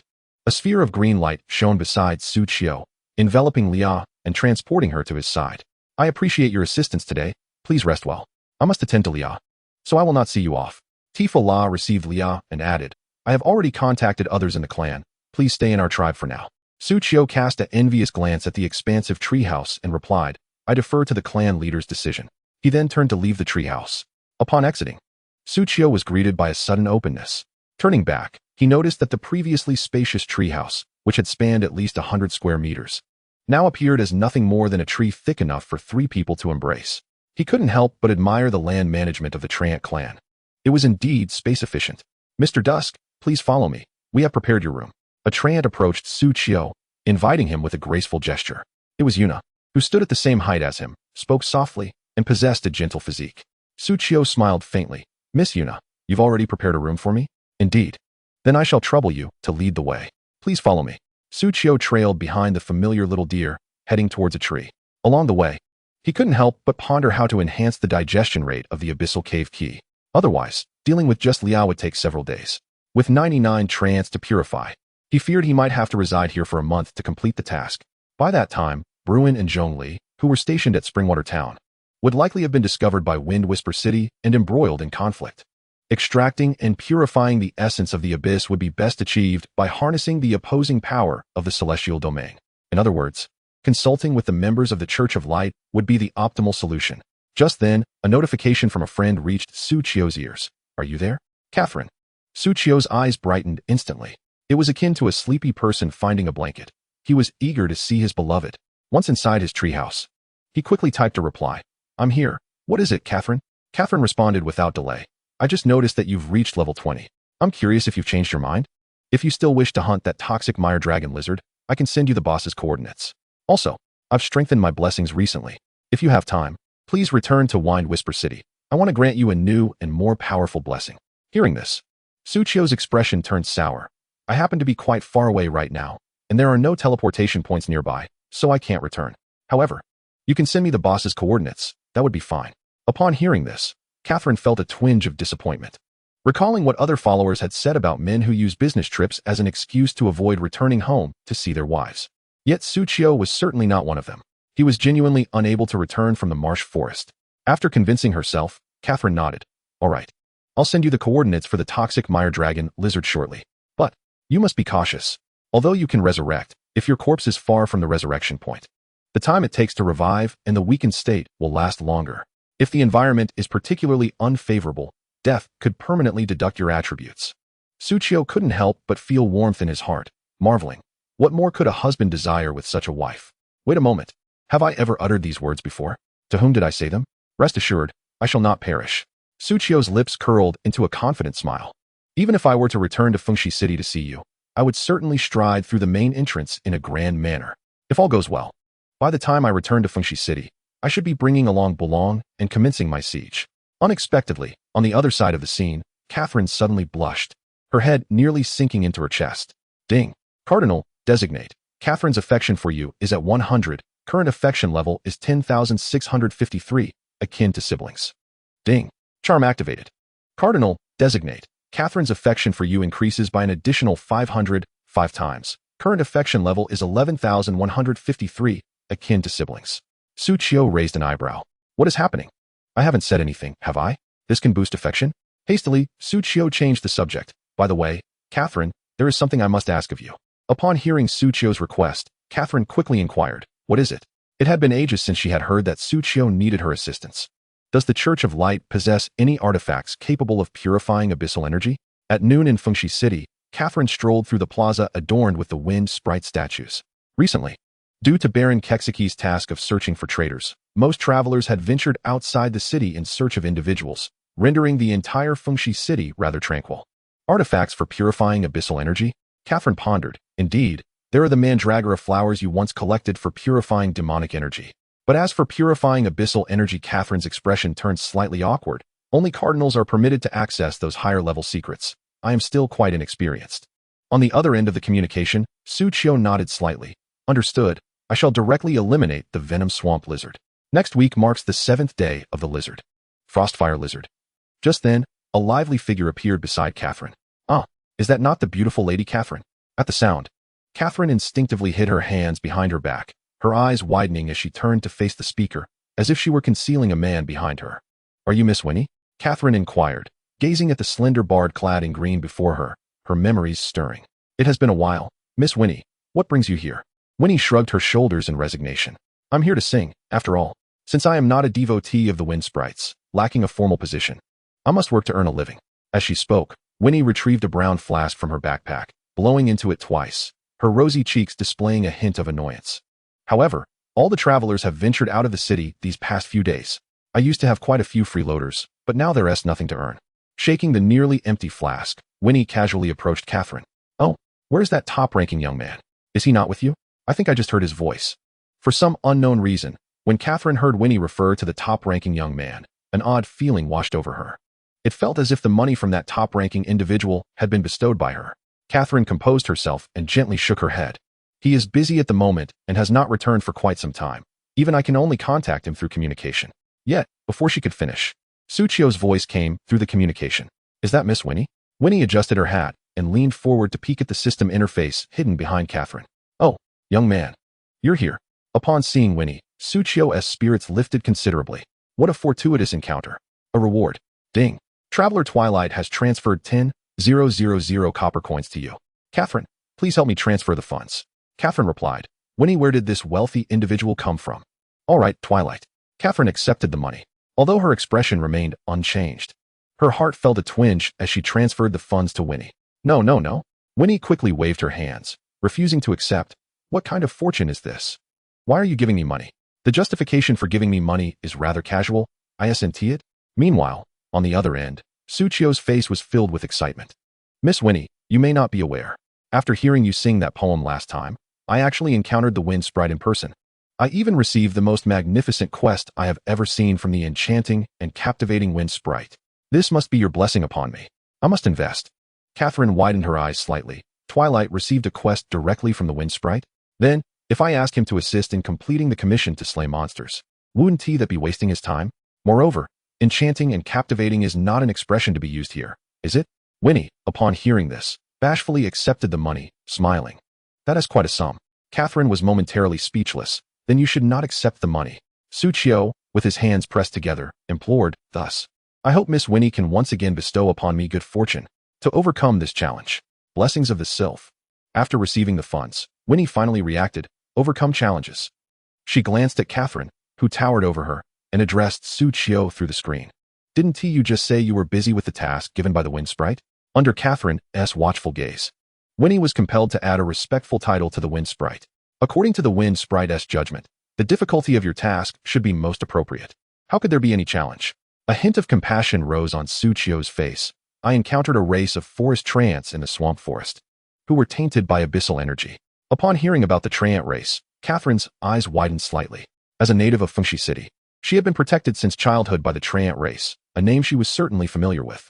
However, like the vast majority of Fengxi citizens, she only knew that the treant race had vanished overnight. The specifics of what had transpired remained a mystery, but now she understood. The treant race had been corrupted by abyssal energy. Now, she also realized why Suchio was inquiring about methods to purify abyssal energy. It was for the sake of the treant race, for Fengxi City, and here she was, making a communication to ask him to assist her in ascending to Cardinal. What a wicked woman she was. I see, Winnie said, after absorbing the news, casually summoning a simple wooden harp. Her fingers gracefully glided across the strings, a serene smile gracing her face. Trust in the wind. Catherine turned her head to look at Winnie. For some inexplicable reason, this scene reminded her of her childhood. Sitting atop her rooftop at night, cradling her head in her hands and gazing at the wind sprite statue. Winnie's smile resembled that of the illustrious wind sprite, Sylph. As long as one sincerely prays, one must believe that the wind sprite lord will heed your pleas. On the other end of the communication, Suchio wore a smile. With Miss Winnie's words, I am at ease. In the grove of the tree spirits, dusk began to settle. The wind sprite lord has spoken, thus there should be some changes here as well. Suchio hung up the phone, seated upon the bed in the treehouse, awaiting something. Before long, a notification reached his ears. Could it be the manifestation of Sylph? Suchio joyfully opened the notification. Ding. Tree spirit Laya requests to enter your room. Do you agree? Chapter 120. The Second Purification. The sun was still shining, so why has she come over? Suchio glanced outside, then chose to let her in. What brings you here? As Laya entered the treehouse, she fidgeted slightly before Suchio and said, Gidge. I have come to thank you. Suchio noticed that the purple hue in her eyes had noticeably faded compared to before the purification of the abyssal aura in the morning. After some rest, her mental state had improved significantly, and her aura was more stable. After you purified part of the abyssal aura within me, I no longer have to waste my original power suppressing it, which has instead enhanced my combat capabilities. Laya pointed to the top of her head, where a LV-23 icon was displayed. I've leveled up as well. After saying this, Laya wiggled her fingers. Gidge. You won't hold a grudge against me for my previous attitude, will you? Laya had come to apologize. If anyone in the entire Tree Spirit clan had the worst attitude towards Suchio at first, it was undoubtedly her. Yet, this human truly dedicated himself to purifying her abyssal aura, consistently considering the Tree Spirit clan. This made her feel somewhat guilty, and she felt compelled to apologize, to make amends in order to ease her conscience. Gidge, do you have any needs? Laya's hands fidgeted slightly. Our clan currently has no special products, and the land is barren, so we have nothing to offer you. Is there something you cannot do alone? I can help you with it. Upon hearing this, Suchio raised an eyebrow. So this is the effect of having high favorability. He then stood up with a faint smile.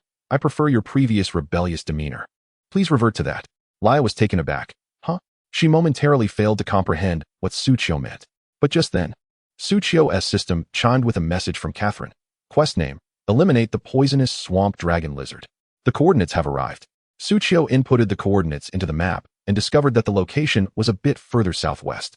This area was shrouded in a red war fog on the map, clearly indicating that it was a dangerous region. Moreover, it was currently the territory of the Dark Faction. Do you know where this is? Suchio inquired of Laya. She approached with her delicate deer-like hooves, scrutinizing the coordinates before slightly furrowing her brow. This is a toxic swamp, a desolate land devoid of forests, and it spans a vast area. At this point, she looked at Suchio in confusion. There are many swamp monsters and poisonous lizards above level 25 there. Gidge, why do you ask about this?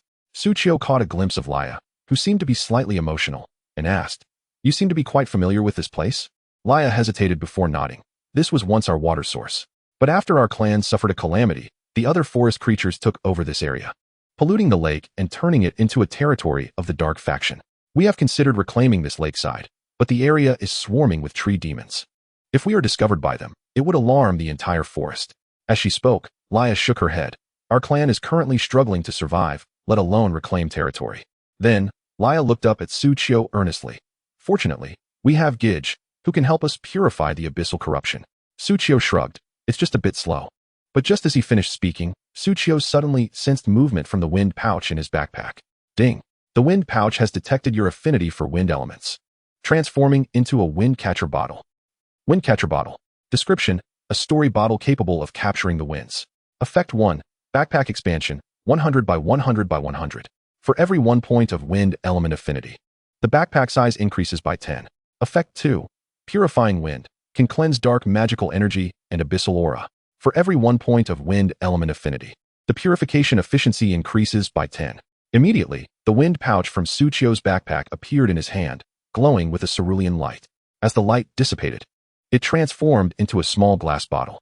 Inside the glass bottle danced tiny blue lights reminiscent of fireflies, creating a dreamlike appearance. However, Suchio squinted at the transparent glass bottle, momentarily speechless. It seemed that Lady Sylph had been a bit too deliberate with this gift. At this point, the wind catcher bottle had to be put to good use. Suchio's current wind element affinity stood at a solid 60 points. This meant that the backpack, which had a capacity of 10,000 cubic meters, had expanded by another 60, now reaching 16,000 cubic meters.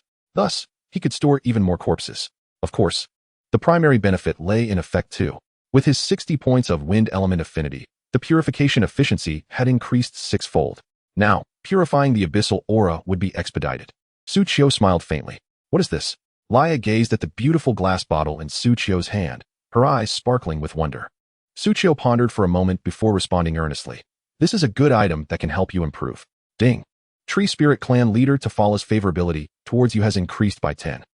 Suchio, why does the clan leader seem to be eavesdropping? Nevertheless, the timing was perfect. His dark cavern key had cooled down completely. Let us try it again. Suchio rose, and alongside Laya, made his way back to Tafala's tree.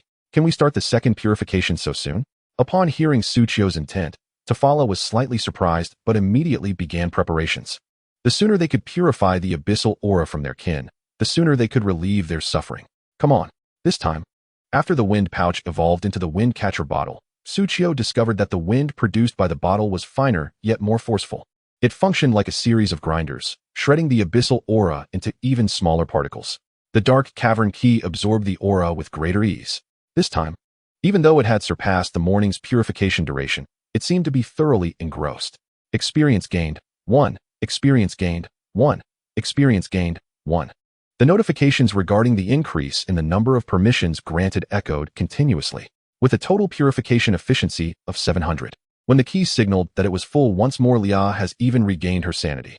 The abyssal aura that once entwined her essence no longer influences her existence. Even her eyes have rekindled their rightful emerald hue. Once more, Leah rises from the ground, her body feeling considerably lighter, and her hair has become more smooth and lustrous. I feel so much better, she exclaims, gazing at her hands with a wondrous sensation. It seems she has reconnected with every member of her kin, sensing the presence and emotions of the forest. Tafala, witnessing this, stands up excitedly. My daughter. My own source of power surpasses that of my daughter Leah. She had always feared that her beloved daughter would outpace her. Yet now, this concern was alleviated on the very first day that humans set foot in the settlement. Human, I am deeply grateful for your contributions to Leah and our forest spirit settlement. Suchio merely smiled modestly. You flatter me, Chief. It is my duty. Tafala wished to express her gratitude further, but her settlement was indeed impoverished. Aside from her kin, she possessed nothing. Surely, she could not offer her people as thanks to this human? I shall repay you in due time, friend of the forest spirits. Suchio waved his hand dismissively, unconvinced by such empty promises. Just then, the day waned, and Suchio received a message from Zhongli. Brother Su, dinner is ready. Suchio bid farewell. You two should rest, Chief and Leah. I shall take my leave as well. Having said that, he logged off. Tafala, filled with excitement, immediately embraced Leah, while Leah gazed anxiously at the spot where Suchio had vanished. Does he still harbor resentment towards me? At the dinner table, Zhongli inquired, Brother Su, have you found any clues regarding the tree spirits? Suchio savored a piece of succulent, caramelized, and aromatic braised pork, proclaiming with satisfaction, Indeed, I have located the tree spirit settlement. Wow! Zhongli exclaimed with delight. Brother Su is truly remarkable. Suchio took a few more bites of rice and continued. However, the tree spirits are exceedingly sensitive following their injuries, wary of outsiders. There are also issues within their clan that I am currently devising solutions for. Upon hearing this, Zhongli nodded her head, adding another piece of meat to Suchio's plate. You have worked hard, Brother Su. She then asked, what troubles have arisen among the tree spirits? Is there any way I can assist?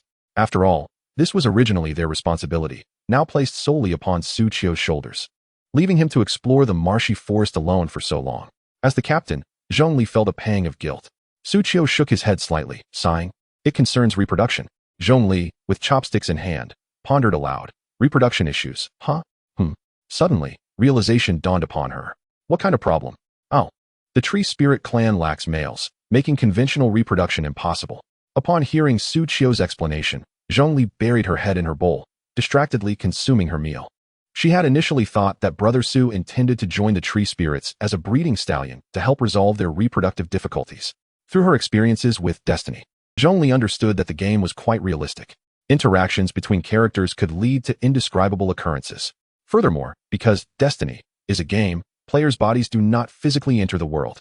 Thus, it is often said that one can enjoy without responsibility. There was even a player named Turkey-Flavored Crispy Rice, who daily updated their progress in courting various NPCs. The official Destiny community had numerous players dedicated to a section called Appreciation of Destiny's Cultural Nuances, specifically updating paid content regarding interactions with various races. In an instant, Zhongli's mind became a whirlwind of thoughts. What am I even thinking? She hastily picked up her bowl and began to eat more quickly. After finishing her meal, she dashed back to her room. Brother Su, just leave your bowl. I'll wash it later. With a bang, the door closed. Suchio stared wide-eyed, utterly incredulous. After knowing Zhongli for so long, it was the first time he had seen her eat faster than himself. Could it be? Does she have something delightful in her room? Shrugging off the thought, Suchio took both their bowls to wash, stored the dishes in the fridge, and returned to his own room. Logging back in, Suchio made his way outside the settlement. Two tree spirits tasked with vigilance during the day approached him, saying, Mr. Dusk, it's dark now. Are you sure you'll be all right alone? The forest at night is perilous. Allow me to accompany you. Not this time. Suchio replied with a friendly smile, shaking his head slightly. Wait for my return. I shall double your company. The two tree spirits paused momentarily, their cheeks flushing, as they shifted their hind legs slightly. What an intriguing human. Ding. Tree spirit Yuna's affection for you. 50. Ding. Tree spirit Tina's affection for you. 100. Chapter 121. Another hidden quest? This will do. After distancing himself from the tree spirit settlement, Suchio summoned his pets with a wave of his hand. Moo, Do-Do, Pow-Pow, and Jing-Jing rushed to cling to Suchio's leg, burying their heads into his abdomen, nuzzling affectionately. Master, we missed you. It seems they truly longed for him. After randomly picking one up, Suchio turned his gaze toward the Bloodsucker Bat King. With a squeak, the Bloodsucker Bat King vanished into the shadows, leading the bloodthirsty bats in search of a path. The marshy forest at night is a forbidden zone for travelers. However, for Suchio, it was of little consequence. Let the monster hunting commence. After all, he was in dire need of experience. Players require 365,000 experience points to level up from level 20 to 21. Just this amount is no small figure. Moreover, the Trial of Destiny 2 has the following task limitations, temporarily sealing the upgrade function. Task objective: level all skills to level 3 to unlock the upgrade function. Task hint: acquire skill seals or consume experience points to successfully upgrade skills. Task reward: countdown to version 11. Version 11 will unlock after a sufficient number of players complete the Trial of Destiny 2. Current countdown: 9999884D1HH39M42S. This serves as a mechanism within Destiny to enhance player motivation. If players do not level up for an extended period, it will take 2,739 years to release the new version 11, unlocking new gameplay and maps. Each player reaching level 20 and completing the trial will reduce the countdown by 1 day. Suchio glanced at the countdown. It has already been half a month since the server opened. Reflecting on how swiftly time passes, he opened his experience panel. In order to complete this trial, I must elevate all skills to level 3, without any skill seals at my disposal. In the realm of the ordinary white-tier skills, the experience required to elevate from level 2 to 3 is identical to that required for a character to ascend from level 20 to 21, both demanding a sum of 365,000. However, Suchio cast a glance at his current skills: card manipulation, a blue quality skill offering quadruple experience, card selection. Also blue quality with 4-fold experience, whip, a purple epic skill granting 8-fold experience, and flying cards, yet another blue quality skill with quadruple experience. Furthermore, with a full vial of experience accumulated, he possessed a total of 21 vials of experience. But there was more. At the tender age of 20, he had also upgraded both card selection and flying cards from green excellent to blue quality. He still needed to account for the experience deficit from upgrading his excellent skills from level 1 to 2. When all was tallied, the final figure loomed before him, a staggering 7,995,000. Suchio swallowed hard, steeling himself. In this life, although I must exert more effort than in my previous existence, I have also acquired skills far superior to those I possessed before. Fortunately, during his initial foray into the novice village, he had slain an ancient witch's skeleton, earning 2 level 2 green excellent skill seals. After some calculations, this reduced the experience gap by 1,460,000. Now, the remaining experience deficit stood at 6,535,000. How could he bear to have his summoned beasts engage in combat for such an extensive period to help him amass this experience? Suchio clutched his chest, his expression one of profound sorrow. Just then, a giant force grass python materialized beside him. Suchio immediately commanded, "Attack! Engage it!" The Frostfire Dragon Lizard narrowed its eyes, silently scrutinizing Suchio. "Huh? Does your conscience not ache? Haha, you'd best remember what you just said." Meanwhile, the bloodthirsty demon wolf sprang into action, roaring with both heads as it lunged toward the giant force grass python. Suchio fortified his resolve. "Look at the wolves, and then look at you." The Frostfire Dragon Lizards rolled their eyes in unison, turning away to express their disapproval of Suchio's actions with a chorus of disdainful sounds. Tui, tui, tui. Under the relentless assault of his pets, the giant force grass python met its demise before it could even react. "Your eagerness to assist me in grinding experience is truly moving," Suchio said, affectionately ruffling the head of the nearest Frostfire Dragon Lizard. It huffed and turned away. "Huh. I forgive you." Only the sluggish water slimes remained, gazing blankly at the scene, still laboring to reach the battlefield, only to find the battle had concluded. They paused in confusion, questioning the very nature of existence. However, the battle was far from over. Suchio, observing the marked monsters indicated by the bloodthirsty Bat King, felt a surge of determination. "My experience is lacking. I require more." Thus, time sped by. Each time Suchio's abyssal cave key absorbed the abyssal energy, he returned to the grove of tree spirits to activate the Windcatcher bottle and purify the tree spirits of their abyssal taint. After each purification, he ventured once more toward the poison marsh dragon lizards to scout the area, repeating the cycle. With Suchio's purifications, the tree spirit's fondness for him soared like a rocket, rising rapidly. Meanwhile, the abyssal cave key amassed considerable experience during this time. Ding! The abyssal cave key's experience is full, successfully advancing to level 2. On the third day, upon hearing this system notification, Suchio paused his purification of the tree spirits. Let us call it a day for purifying. The key simultaneously emitted a radiant glow. Suchio retrieved the key, dungeon key. Description: a key to unlock dungeons, granting access to hidden dungeons. Level 2, 04000. Energy 0200. Remaining 68, 410, 000. Effect: a universal key for opening dungeons, useful for detecting nearby hidden dungeons. Upon clearing a dungeon for the first time, control over that dungeon is obtained. 12. With one control right awarded for each new dungeon cleared. What a transformation! Suchio's eyes widened slightly. Previously, this key was limited to controlling only the Abyssal Cave dungeon. Now it could detect nearby hidden dungeons. If all went as expected, the higher the level of my dungeon key, the greater the number of hidden dungeon control rights I would acquire. Suchio inhaled sharply. Moreover, my dungeon attempts are rechargeable. With this revelation, Suchio was filled with vigor. This meant that the accelerated growth of my party in dungeons could be sustained. Furthermore, it had been ages since he last delved into a dungeon. As dusk fell, something must have transpired. Tafala channeled her elemental power to assist the tree spirit, which was stabilizing after purification, and glanced at the halted Suchio, inquiring, "Why have you stopped?" Suchio reassured her with a smile. "It's just that my abyssal purification tool has leveled up.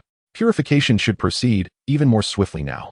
He turned his attention to the tree spirit, recently stabilized, and once more activated the wind catcher bottle and the dungeon key. The purification ability of the wind catcher bottle remained unchanged, but the digestion speed of the dungeon key had doubled. Initially, it absorbed energy at a rate of 10 or so per second. Now, it surged to approximately 30 times per second. Even the tree spirits absorbing the abyssal energy sensed a distinct difference. This suction is astonishing. It feels as if the impurities within my body are being swiftly expelled.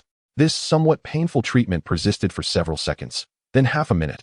It was already remarkable. Yet, Suchio continued the process for several minutes. "I can't bear this any longer." The tree spirit trembled uncontrollably. "Elder, help me." Tafala, witnessing this, swiftly summoned her elemental power, acting as a lid to sever the connection between the dungeon key and the abyssal energy within the tree spirit. Only then did the tree spirit go limp, collapsing to the ground, breathing faintly as it slipped into unconsciousness. Tafala conjured a sphere of green light to envelop the tree spirit, frowning as she looked at Suchio. "What have you done to my kin?" Suchio felt a twinge of awkwardness. "I merely accelerated the process. I didn't expect my purification to become so formidable."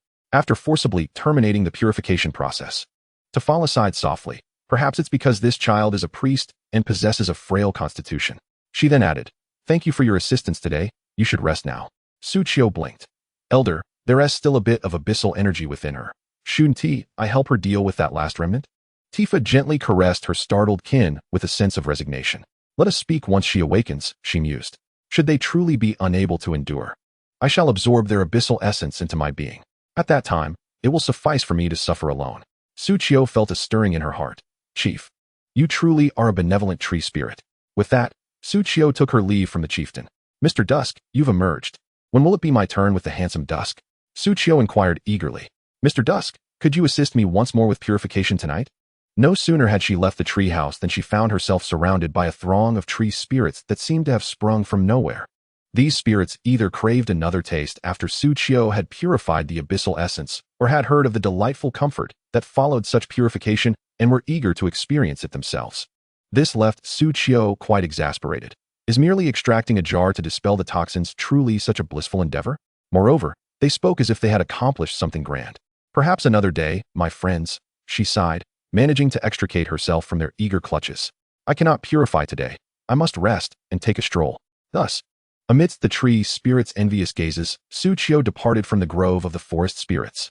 Once away from the settlement, she retrieved the dungeon key from her backpack. The key, which had been radiating a gentle light while she was in the treehouse, seemed to guide her towards a certain direction. According to its properties, this key could detect nearby hidden dungeons. This indicated one significant revelation.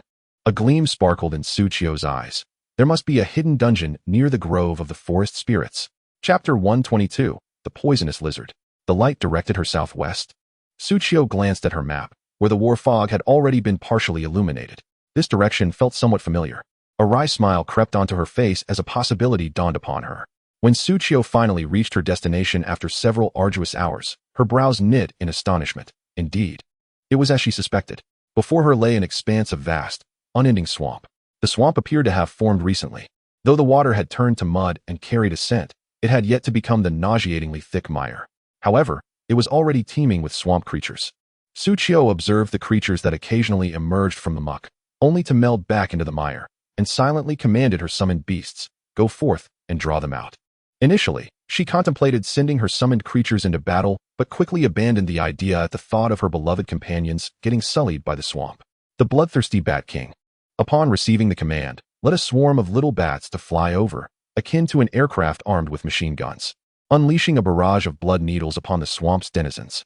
Though the damage was not substantial, the irritating stings prompted the mud and swamp creatures to shift towards the shore, launching their counterattack against Suchio's summoned entities. The Frostfire Dragon Lizards, having charged their fiery essence, stood ready for combat. Meanwhile, Suchio had already prepared a flying card, leveraging its triple attack range and combining it with a Magician's card, sending it spinning outwards. Bang, bang, bang. As the Magician card detonated, Suchio beheld a staggering 7 instances of damage, each reading 156. This indicated that at least 7 identical creatures surrounded the first mud creature. The flying card subsequently spiraled into the mire, triggering numerous damage notifications. This was splendid. A horde of mud creatures was advancing. Suchio grinned broadly, and this was not even the final wave. She would certainly be able to garner ample experience and materials. After all, it had been quite some time since she last faced swamp creatures since acquiring the water slime. This was an opportune moment to extract some essences usable by the water slimes. Whoosh! The flying card went and returned. With each successive critical hit, the leading mud creature had lost a fifth of its health, though they were affected by the magician's slowing effect and would take a while to reach the shore. They had nevertheless entered the attack range of the Frostfire Dragon Lizards. With the enhancement of the Scorching Throat's essence, the Frostfire Dragon Lizard's attack range, originally 50, had reached an impressive 45 yards. This was far greater than Suchio's range. They were more than capable of striking the enemy multiple times before they could close the distance.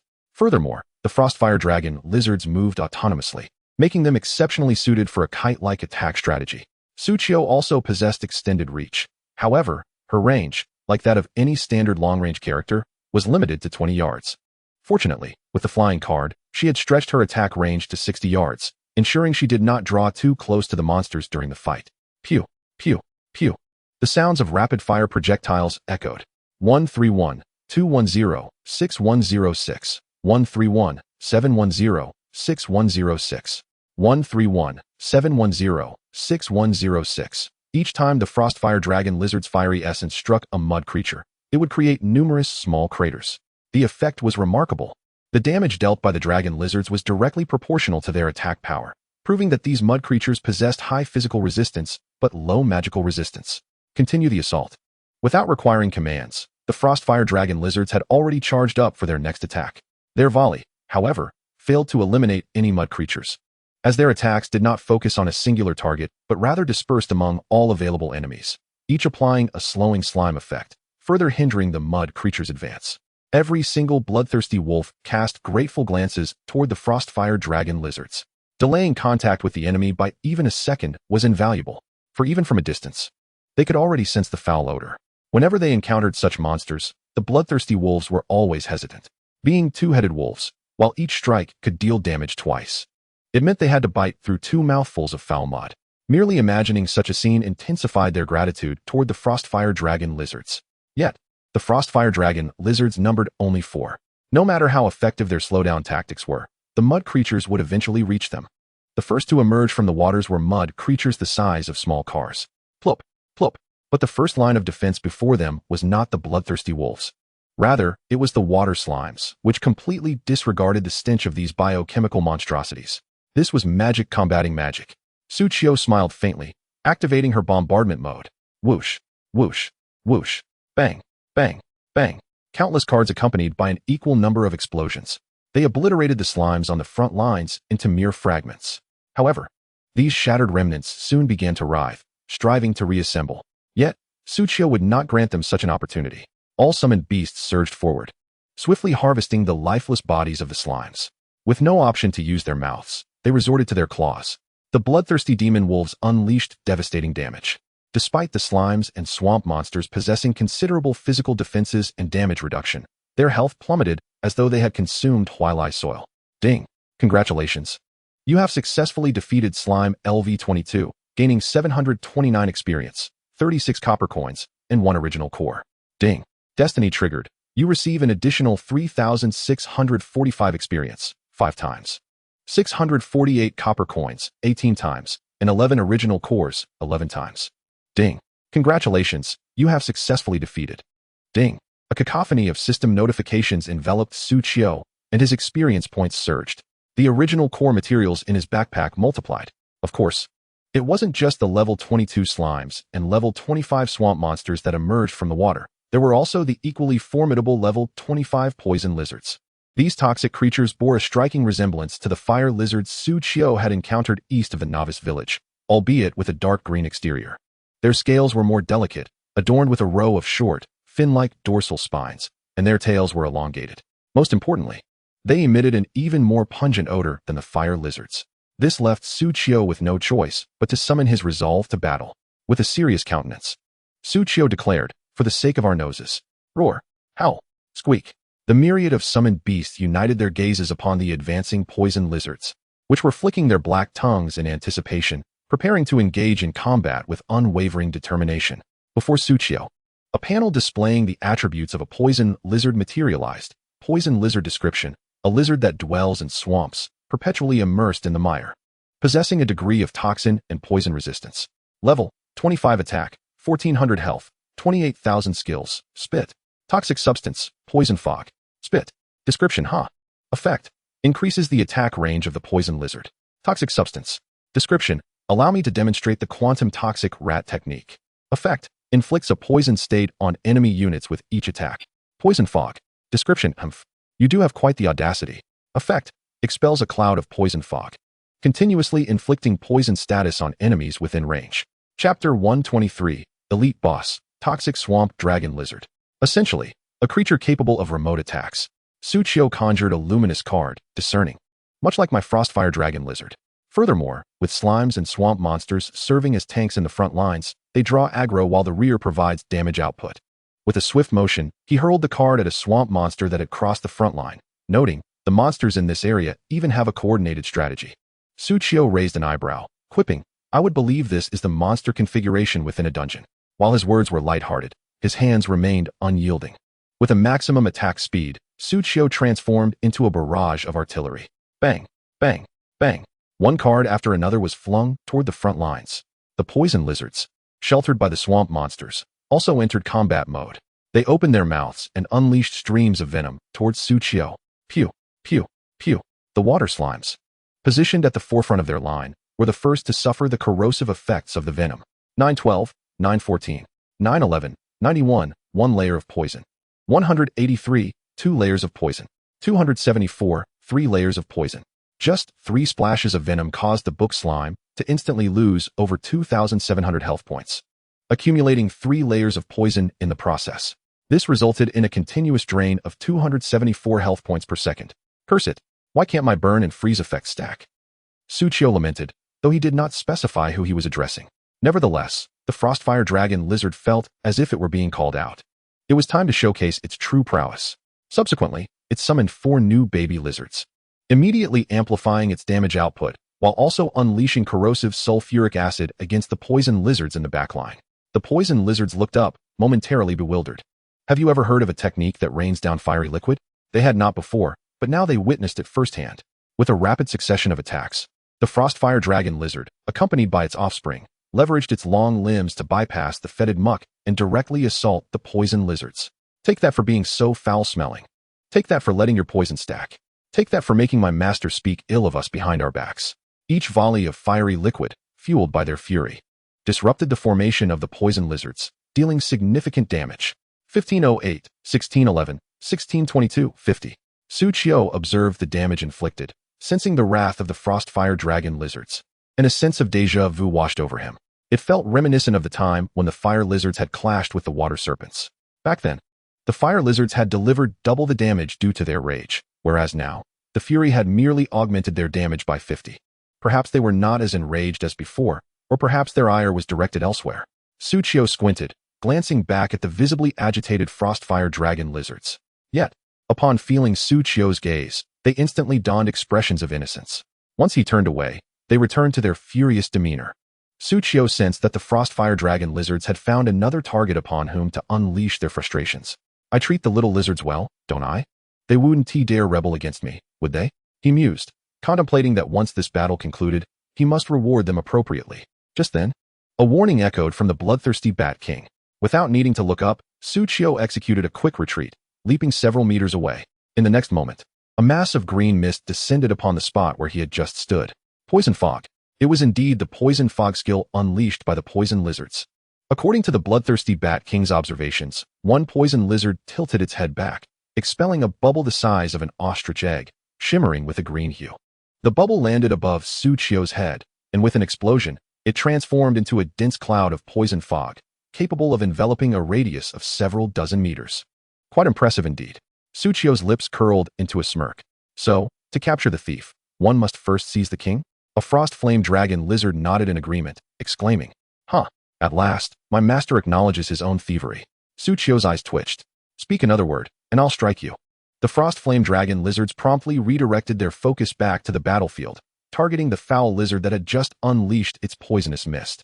Suchio, in turn, became more vigilant about his positioning, ensuring he did not stray too close to the dragon lizards behind him or the demon wolves in front, lest the toxic lizards spray their venomous mists and endanger his other summoned creatures. Thus, the front line stabilized, with the enduring blessing of holy light. Both he and his summoned beasts possessed ample stamina. Should a significant number of summoned creatures perish at the front, it would spell danger. Retreat. Suchio signaled his summoned beasts to turn and flee. Those monsters were nothing but bumbling fools, utterly incapable of catching up to him and his summoned allies. Initially, the movement speed of the water slimes was somewhat concerning. However, after his affinity with wind elements reached 60 points, the Wind Whisper buff provided a remarkable 32 increase in movement speed for all. The water slimes sped away like bolts of lightning, once the enemies could no longer pursue.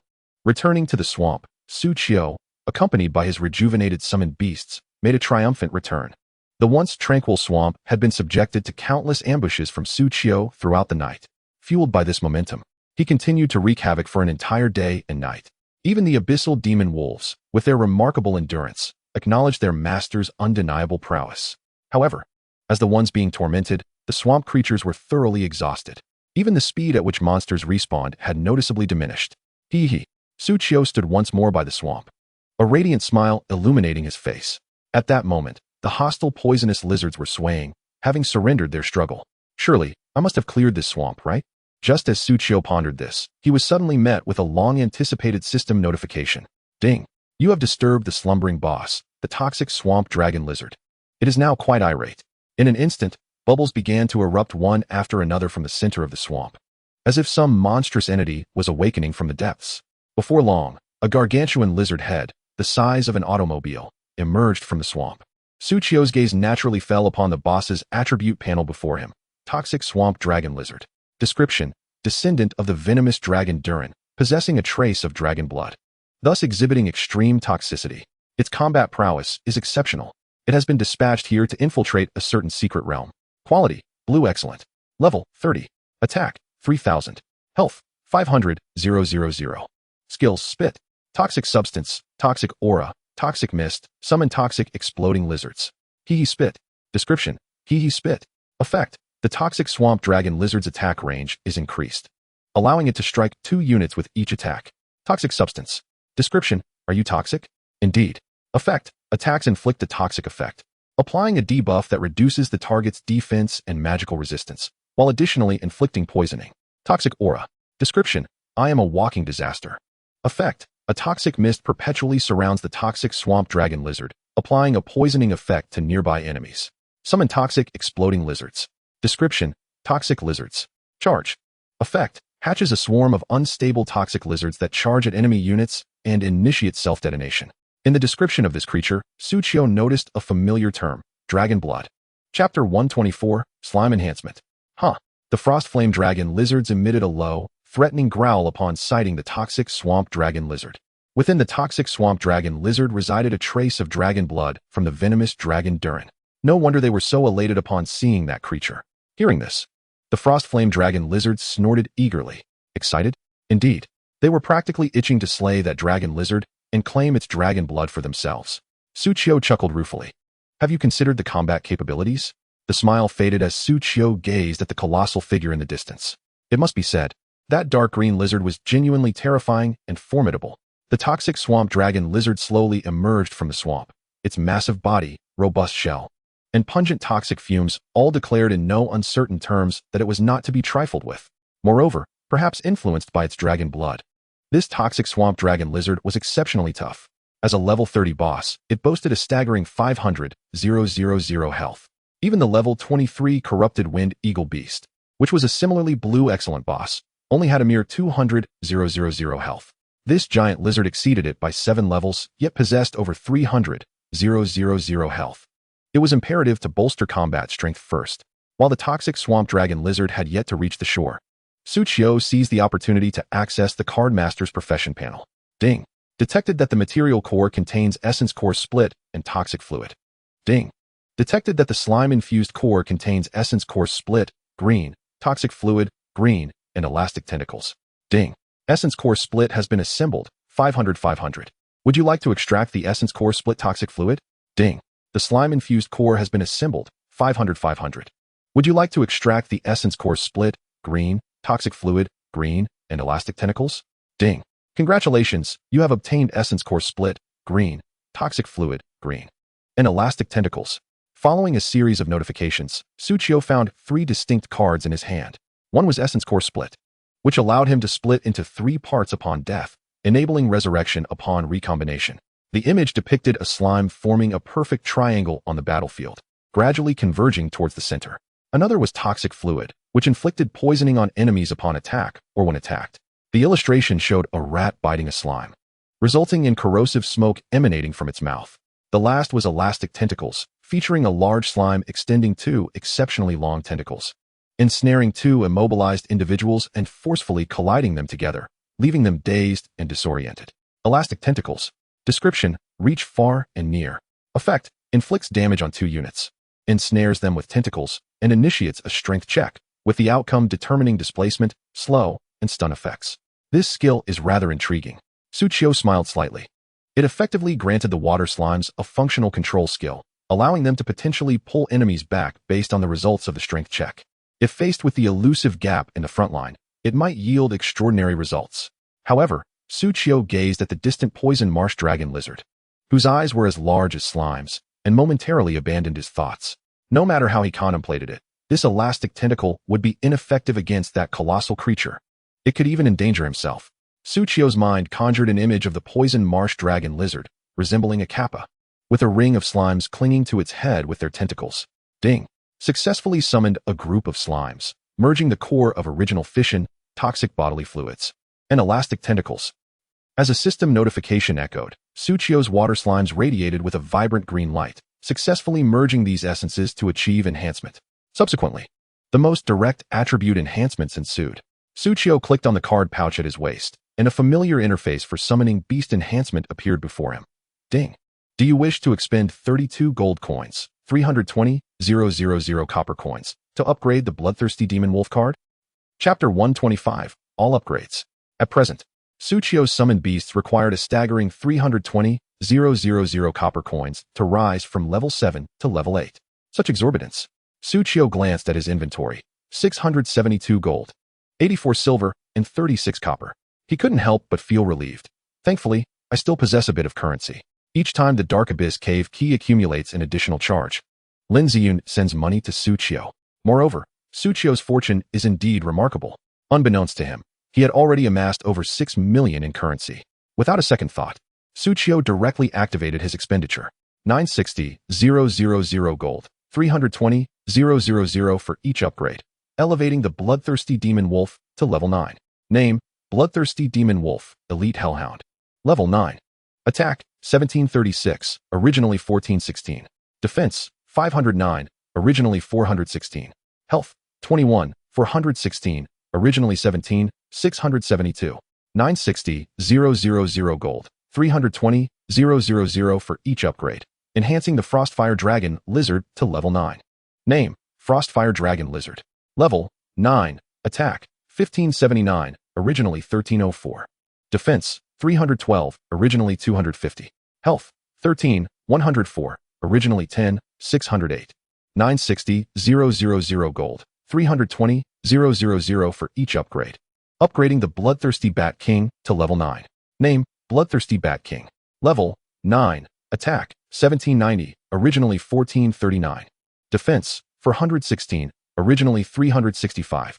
Health, 8717, originally 7308. 960, 000 gold. 320.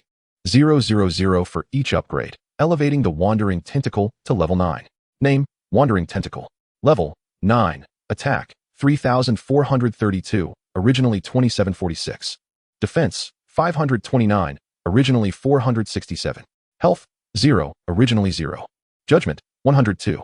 960, 000 gold. 320, 000 for each upgrade. Enhancing the Slime to level 9. Name, Slime. Level, 9. Attribute, Water. Attack, 754, originally 648.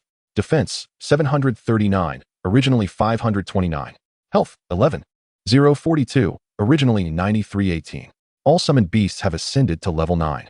Their attributes have correspondingly improved, ensuring greater security in battle. Finally, Suchio glanced at the remaining 192 gold coins. He also noted that upgrading from level 9 to level 10 required 1.28 million. Affordable. To bolster the assurance of this battle, Suchio invested another 1.28 million in the Frostfire Dragon Lizard. After all, that poison marsh dragon lizard possesses a toxic aura capable of inflicting poison status and draining health from nearby enemies. Thus, the long-range attack capabilities of the Frostfire Dragon Lizard would prove invaluable. Moreover, these creatures wield fury, inflicting greater damage upon foes bearing dragon bloodlines. Ding! You have expended 1.28 million copper coins, successfully elevating the Frostfire Dragon Lizard's level to 10. With this, the battle became significantly more manageable. Suchio prepared himself, directing his gaze towards the approaching poison marsh dragon lizard, conjuring a whip in his hand. Come forth.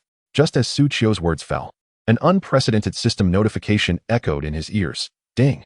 Congratulations, you have successfully elevated a card to level 10, unlocking the card evolution feature. Suchio. Evolution. Upon seeing these two characters, Suchio suddenly recalled. His card master profession description included, you may expend currency, experience, and materials to upgrade and evolve your cards. Over the past month and a half, he had spent money to upgrade his summons and collected materials for their evolution. Now, he could finally evolve his pets? Had it not been for this notification, he would have forgotten that card masters also possess an evolution feature. Suchio chuckled wryly, eager to explore how this evolution function operates. Suddenly, the bloodthirsty bat emitted a piercing scream. Suchio took off running. A tremendous shadow also descended from the sky. Bang! The poison marsh dragon lizard leaped from the swamp, crashing into the center of the battlefield not far behind Suchio. So direct. Suchio's brow twitched. 241, 241, 241. The damage numbers appeared above the heads of Suchio and his summoned beasts simultaneously. Chapter 126. I also desire a bigger belly. Seeing the poison marsh dragon lizard descend without a care, it even pursued him. Suchio quickly turned and summoned a card magician. In that brief moment of deceleration, he did not forget to lash out with his whip skill, striking the poison marsh dragon lizard sharply across the face. Crack! A resounding sound echoed. Sensitivity, damage taken 10. Attack speed 10, movement speed 10.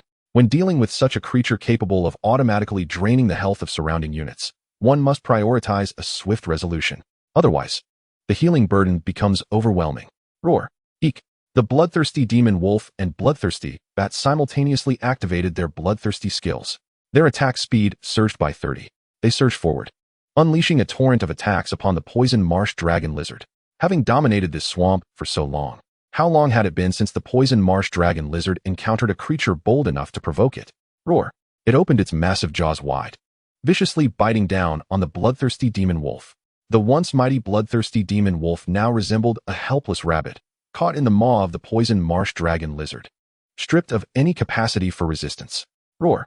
The bloodthirsty demon wolf let out a pained howl, its health plummeting rapidly beneath the onslaught of the 2 rows of sharp teeth. In a mere moment, the creature's vitality was reduced to less than half. Yet it continued to thrash its head in rage, clawing and biting, intent on mounting a counterattack. Suchio took a deep breath, her gaze resolute. I understand your intention. At once, a portion of Suchio's magical energy ignited within her, unleashing the singular skill of the bloodthirsty magic wolf that was solely under her control. The organ of heat storage mutated, In the next instant, the previously struggling bloodthirsty magic wolf expanded slightly in size. From its two wolf heads emanated a dazzling crimson light. The toxic swamp dragon lizard sensed the anomaly and abruptly released its grip, attempting to discard the half-dead body it held. But it was too late. At the moment it loosened its hold, it discovered that the claws and fangs of the two wolf heads had seized its lips and cheeks, anchoring them firmly. In the next heartbeat, the light caused its pupils to constrict. Boom! A violent explosion erupted from its mouth, dispersing a cloud of gray mist. Within that mist, a terrifying damage figure emerged. 4,312, critical hit. Not bad, Suchio remarked as she gestured to resurrect the recently slain bloodthirsty magic wolf. During combat, she seldom employed this tactic, partly because a living pack of wolves consistently delivered superior output. Even when gravely injured, as long as their health was restored, they would be fine. Additionally, I want to. Master, let me grow larger too. It's so smelly, Master. I want to explode as well. Hearing the voices of the three little ones beside her, Suchio's brow twitched. As the evolved forms of the bloodthirsty magic wolf, the hellhound also shared the skill of the heat storage organ. However, upon transforming into their humanoid forms and activating the heat storage organ skill, their bellies would swell and round out. Suchio felt somewhat averse to such a transformation. Yet, the three little ones seemed persistently fixated on this matter. Why can ordinary wolves do it, but I cannot? I also want to grow larger. I wish to try it early. Suchio was momentarily taken aback. What do you wish to try early, Jingjing? Focusing on your growth is what you should prioritize. Jingjing responded. Slightly astonished and puzzled, I merely wish to experience the sensation of death beforehand. Future battles will undoubtedly be more challenging, and it would be beneficial to become accustomed to it sooner. She pointed her tiny finger at the resurrected bloodthirsty magic wolf, which had instantly dashed back into battle. If we familiarize ourselves with the feelings of death and resurrection, we should be able to re-engage in combat just as swiftly. Master, what's wrong with you? Suchio, feeling guilty, averted her gaze and replied in an even more sheepish tone. Nothing at all. You all just fight normally. Daodu and Pao Pao, miffed that their master denied them the chance to grow larger and experience new gameplay, huffed in irritation before dashing barefoot toward the toxic swamp dragon lizard. I'll smash you. Just seeing you makes me angry. Jingjing silently nodded. Thank you, Master. You are truly kind, caring for us and not allowing us to self-destruct. That means we must contribute even more. Chapter 127. The big ones are coming.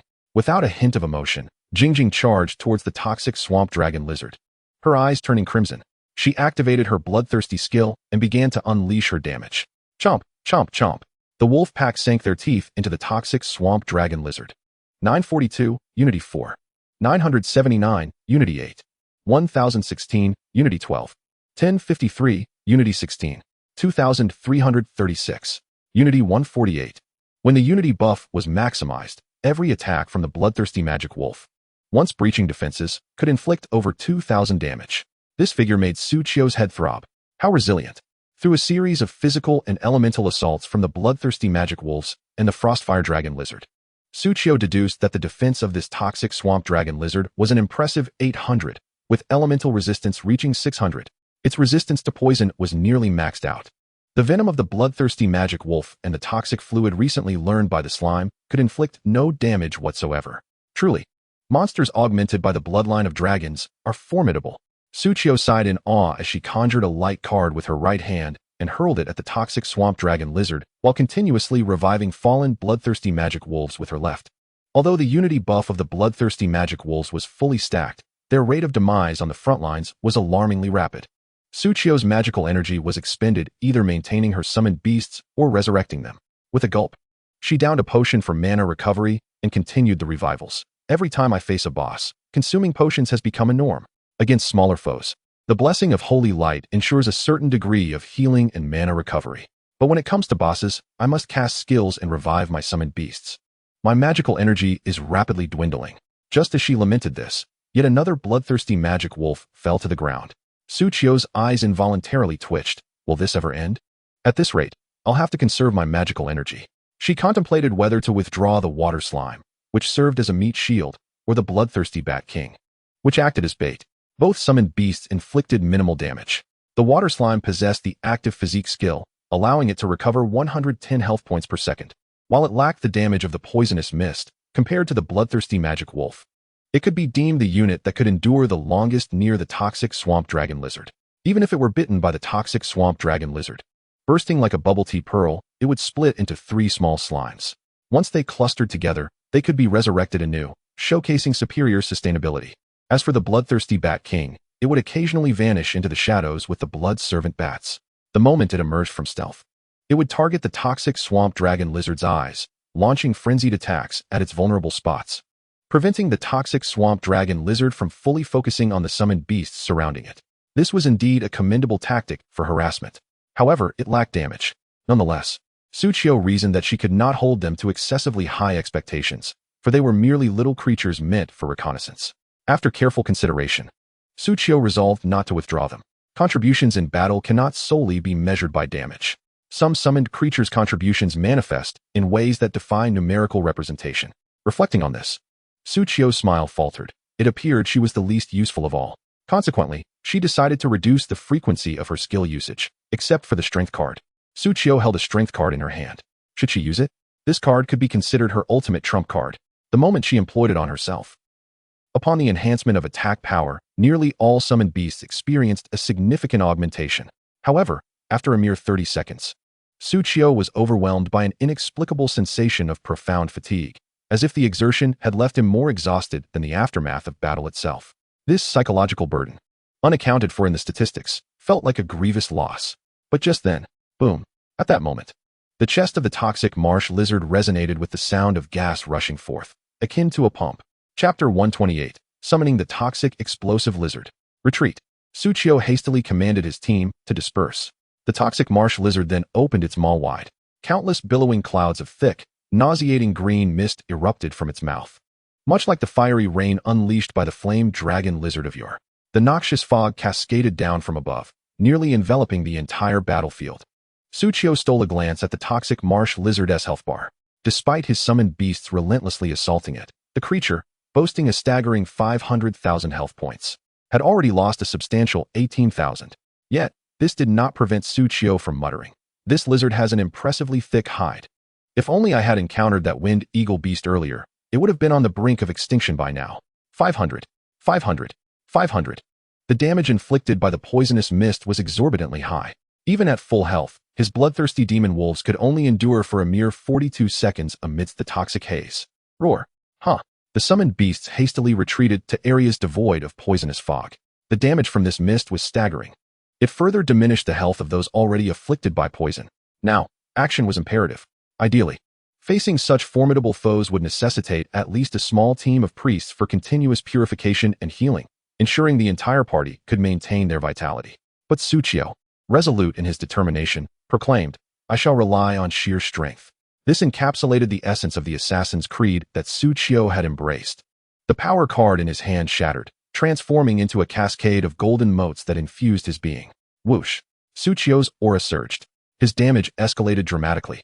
All summoned beasts experienced a corresponding enhancement in their attributes. Roar! The majority of summoned beasts found their attributes intricately linked to Tsuchiyo's magical attack. As his magical attack value soared, the bloodthirsty demon wolf, which had been on the verge of collapse, suddenly regained a substantial amount of health. Yet, this was merely the beginning. Tsuchiyo produced another card. Upon elevating the card selection skill to the blue quality tier, he acquired 2 free uses of the charge ability. The previous strength card had consumed one of these charges. For the second free power card, Tsuchiyo directed it towards Dodo, pinching her nose. Eek! Dodo, momentarily taken aback, emitted a soft gasp. In the next instant, she, along with Pow Pow and Jing Jing, radiated an even more intense brilliance. The damage surged once again. Tsuchiyo swiftly checked the bloodthirsty demon wolf's card panel. Following the infusion of power, its magical attack skyrocketed to 707. The attack nearly doubled. The bloodthirsty demon wolf's attributes ascended to attack 3,934, originally 1,736. Defense 1141, originally 509. Health for 8276, originally 21416. As the mightiest combatant, the Hellhound experienced an even more explosive enhancement with the power card S-Boon. Dodo's attributes soared to attack 7,754, originally 2635. Defense 2555, originally 923. Health 36123, originally 13170. For the summoned creatures, the damage boost from Tsuchiyo's power card paled in comparison to the substantial rise in their base attributes. However, This amplification was sufficient to convey to the toxic marsh lizard the true meaning of strength. A woo. Pow Pow instinctively howled. Following suit, it charged into the poisonous mist. A throng of bloodthirsty demon wolves followed suit without hesitation, trailing the hellhound as they surged toward the toxic marsh lizard. With their attributes bolstered, their health points increased significantly, allowing all summoned beasts to endure longer. However, this invincible state could only persist for 30 seconds. Time was of the essence. Throughout the encounter, the frost flame dragon lizards, who had harbored disdain for the toxic marsh lizard, unleashed a synchronized torrent of fiery liquid. The flames sliced through the poisonous mist, striking the toxic marsh lizard with pinpoint accuracy. 3,243, 325, 325, 3,240, 325, 325, 3,249, 325, 325. A mere volley of firepower decimated nearly 25,000 of the toxic marsh lizard's health. This was no trifling amount, Suchio observed, sensing a hint of personal vendetta. A woo. The toxic marsh lizard let out a thunderous cry of pain, its howl echoing through the air. What is happening? Why has the pain intensified so suddenly? As the frost flame dragon lizards concluded their assault, the bloodthirsty demon wolves successfully reached the side of the toxic marsh lizard, initiating a more brutal clash. At this juncture, there was no room for hesitation. They would unleash their full assault. 3078, Unity 4. 3201, Unity 8. 3324, Unity 12. 3447, Unity 16. The toxic marsh lizard was momentarily overwhelmed by the onslaught. The same formula yielded different levels of damage. Were these creatures under the influence of some enhancement? How could they be so formidable? Instantly, the toxic marsh lizard activated its battle skill, summoning toxic explosive lizards. Chapter 129, Defeating the Boss, Completing the Trial. In the next moment, the bloodthirsty demon wolves encircling the toxic marsh lizard were met with an array of green orbs. As the orbs dissipated, a full 10 toxic lizards, their bodies shimmering with a ghastly green hue, materialized out of thin air. The bloodthirsty demon wolves engaged in battle were suddenly besieged from all sides. Though these toxic lizards lacked the strategic intelligence of ordinary poisonous lizards, they attacked recklessly, heedless of their own safety. Moreover, their assaults were suicidal. As they approached the bloodthirsty demon wolves, they spewed venom while their bodies swelled ominously, on the verge of self-detonation. Were they to engage in a mutual destruction? But at that moment, Suchio seized the opportunity. Slime, utilize elastic tentacles. A command was issued. The water slimes, arriving late to the battlefield, extended a remarkable 16 tentacles, ensnaring the 10 toxic lizards. The colossal toxic marsh lizard found itself unable to move. However, these highly venomous reptiles were not beyond redemption. Moreover, they had recently undergone a formidable enhancement in their powers. Their bodies thrummed with vitality as countless tendrils shot forth, ensnaring the toxic lizards with a sticky grip. Suddenly, the tendrils constricted fiercely, flinging the toxic lizards into disarray, causing them to collide with one another. It was at this very moment that their forms had inflated to their utmost limits. The air was rent with a cacophony of explosive sounds. Yet, the self-destructive damage inflicted upon them failed to harm the twin-headed wolves in the slightest. Feel free to unleash your attacks, Suchio commanded with unwavering confidence. Leave the rest to me. All right, Dodo exclaimed, raising her hands in gratitude, before swiftly delivering another claw strike upon the toxic marsh lizard. Roar. The toxic marsh lizard writhed in agony. It stomped its feet and lashed out. Yet for reasons unknown, these creatures appeared significantly more resilient than before. Despite being on the brink of death, Suchio's attacks seemed to barely faze them. It was infuriating, truly infuriating, while it could be conceded that his strength had waned. If this continued, he might very well meet his end. Yet, the toxic marsh lizard had exhausted all its tricks, with no attacks proving effective. A resounding system notification echoed. Ding. Congratulations, you have successfully slain the boss toxic marsh lizard. At last, this battle reached its gratifying conclusion. Ding. Congratulations, you have successfully defeated the boss toxic marsh lizard. Experience gained, 200,000, gold, 5, prestige with the Church of Light, 5,000. Ding. Hidden notification, prestige with the Forest Tree Spirit, 10,000. Excellent. Suchio clenched his fist, exhaling a sigh of relief. After entering the Grand World, defeating such a boss would no longer trigger a world-level announcement, as players were scattered throughout various main cities and regions. Boss monsters were abundant. If every kill prompted an announcement, the notification interface would become overly trivialized. At this stage, to incite an announcement, one had to accomplish something monumental. Suchio shook his head slightly, suddenly feeling a wave of weakness wash over him. Not significantly, but enough to be discomforting. Not only Suchio, but all summoned creatures emitted soft whines, a woo, hiss, chirp, eek. Only those with attributes not solely reliant on magical attacks fared somewhat better. Ding. Congratulations. You have successfully slain the boss toxic marsh lizard. Archbishop Catherine has successfully advanced to a 10-star cardinal. Ding. Cardinal Catherine has successfully completed the auxiliary test for the purple cardinal. Upon completing the combat power test, she may ascend to the rank of purple cardinal. Chapter 130. Today is yet another peaceful day. 2 consecutive system notifications resounded. A faint smile graced Suchio's lips.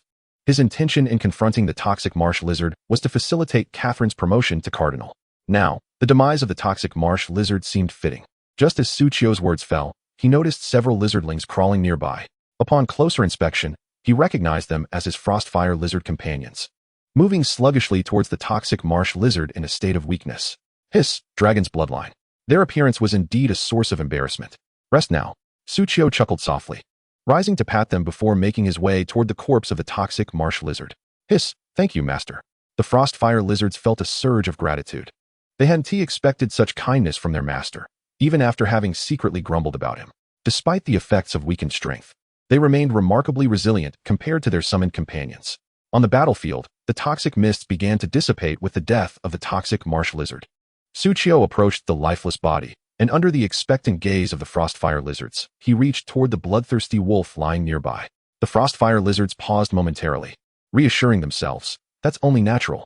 After all, the wolves bore the greatest sacrifice in this battle.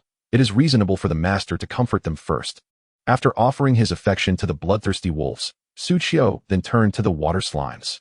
At that moment, the water slimes had been stained green by the toxic lizard's self-detonation. Although they had survived, they bore a striking resemblance to the frostfire lizards' faces. The frostfire lizards. Master, you aren't intentionally teasing me, are you? Surely not. He is merely concerned for his companions, without a doubt. Finally, Suchio stood up and extended his hand, catching the bloodthirsty bat king that fluttered down from above. Squeak. The bloodthirsty bat king nestled comfortably in Suchio's embrace. The frostfire lizards were instantly incensed. Master, how much longer will this continue? Humph. You are doing this on purpose. Humph. Stay still. Let me handle it myself. The lizardlings scurried about even faster. Suchio turned back with a grin. You brought this upon yourself by speaking ill of me. Ultimately, Suchio ceased the playful antics and placed his hand upon the corpse of the toxic marsh lizard. Ding. Decomposition successful. Fortune triggered. Ding. Additional experience gained. 24,058 4x. Copper coins. 2 for 180. 8x. Venom gland.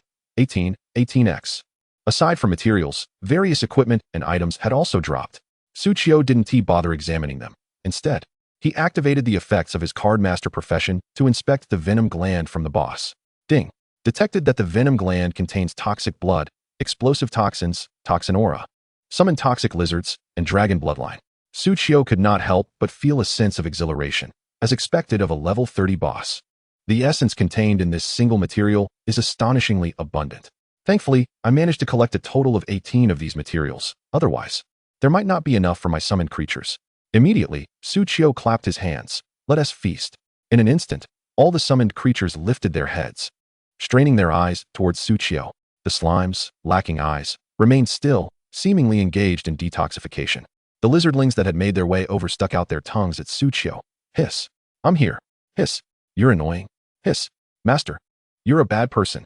Do, Jing Jing, and Pow Pow approached and clung to Suchio, replenishing their master's energy. Suchio smiled gently. Today is yet another peaceful day. He then smashed all the venom glands in his hand. Ding. Congratulations on successfully extracting the essence. Ding. Congratulations on successfully extracting the essence of venomous blood. Venomous blood description. My blood is laced with potent toxins. Effect. Health points 1000. When injured, it inflicts poison status on surrounding enemy units. Chapter 131. Successful extraction of dragon bloodline. This venomous blood not only enhances resilience, but also bestows a poisoning effect. What a remarkable find. Suchio grinned widely, promptly exchanging for 5 of them. The bloodthirsty demon wolf, frostfire dragon lizard, bloodthirsty bat king, wandering tentacle, and water slime each received their share. In an instant, the health point maximum of all Suchio's summoned beasts surged by 1000. Ding. Congratulations on successfully extracting the essence of explosive toxic hormone and the toxic aura. These two essences were applied to the already toxic water slime. The explosive toxic hormone granted the water slime a unique skill, enabling it to actively detonate a portion of its health during battle, inflicting area of effect poison damage on surrounding units. Furthermore, the explosive toxic hormone synergizes with the water slime's toxic bodily fluids, amplifying the poison damage to an even greater extent. Coupled with the toxic aura, any enemy unit approaching the water slime would incur immediate poisoning and health depletion. The death of the toxic swamp dragon lizard proved exceedingly worthwhile. Once the two essences were applied, Suchio detected a subtle aroma emanating from the now toxic water slime. Unlike the foul stench of swamp creatures and toxic lizards, it exuded a delicate, ethereal fragrance reminiscent of Taluna's scent. Suchio cradled a water slime, contemplating that while it lacked the lingering allure of Taluna's essence, it possessed a certain naivety. In addition to the water slime, Suchio discovered that the explosive fire wolf could also benefit from the explosive toxic hormone. The bloodthirsty demon wolves, upon activating their heat storage organs, mutated into self-destructive explosive fire wolves. With the essence, their self-detonation damage increased by 10, dividing the explosive damage into 80 fire damage and 20 poison damage. In the realm of destiny, mixed damage is a formidable weapon. Does the enemy possess single-element resistance? No matter, for I wield dual-element damage. There is always a suitable strategy, just like the two bloodlines of the Frostfire Dragon Lizard, leaving enemies utterly defenseless. Just as Suchio reinforced the explosive fire wolves, he felt three piercing gazes upon him. Do-do, pow-pow, jing-jing. Though the three little ones said nothing, their expressions conveyed everything. Suchio felt a shiver run down his spine. "You all go play," he said, covering his face with one hand while expending a significant portion of his magic power with the other. Oh, the three little ones, now exhilarated, exclaimed, "Look, I've grown bigger. I'm taller than you." As they dashed away, Suchio quickly cautioned, "Don't run too fast." However, the three little Lolas nodded in agreement and gleefully scampered off to play. Amid the worried gaze of the Frostfire Dragon Lizard, Suchio prayed earnestly for a moment before continuing to extract new essences. Ding. Congratulations on successfully extracting the essence of Summoning Poison Lizard. This essence is particularly suited for the Frostfire Dragon Lizard and the Bloodthirsty Bat King. Upon merging with this essence, the small lizards summoned by the Frostfire Dragon Lizard and the blood minions summoned by the Bloodthirsty Bat King both gained an additional self-detonation ability. These extra summons can charge directly at the enemy, dealing poison damage proportional to their health. The little lizards, being ranged attackers, would assist in dealing damage. However, the blood minions were different. Originally low in attack power, the blood minions finally became capable of inflicting damage with their self-detonation ability. Naturally, this still requires Suchio to expend his magic power to continuously enable the Bloodthirsty Bat King to sacrifice itself to summon the self-detonating bats that can fully utilize this ability. When will you evolve once more? Suchio pondered while stroking the Bloodthirsty Bat King. He still had blood orbs on him.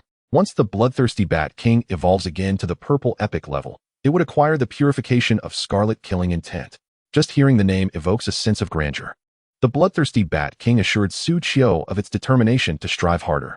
Finally, amidst Suchio's eager anticipation and the Frostfire Dragon Lizard's fervent gaze, he extracted that essence. Ding! Congratulations on successfully extracting the essence of Dragon Bloodline. Chapter 132, The Golden Legend. 3 Attribute Bloodline. Huh. The Frostfire Dragon Lizard was elated upon witnessing this. It flicked its tongue and wagged its tail, eyes gleaming with excitement at the card in Suchio's hand.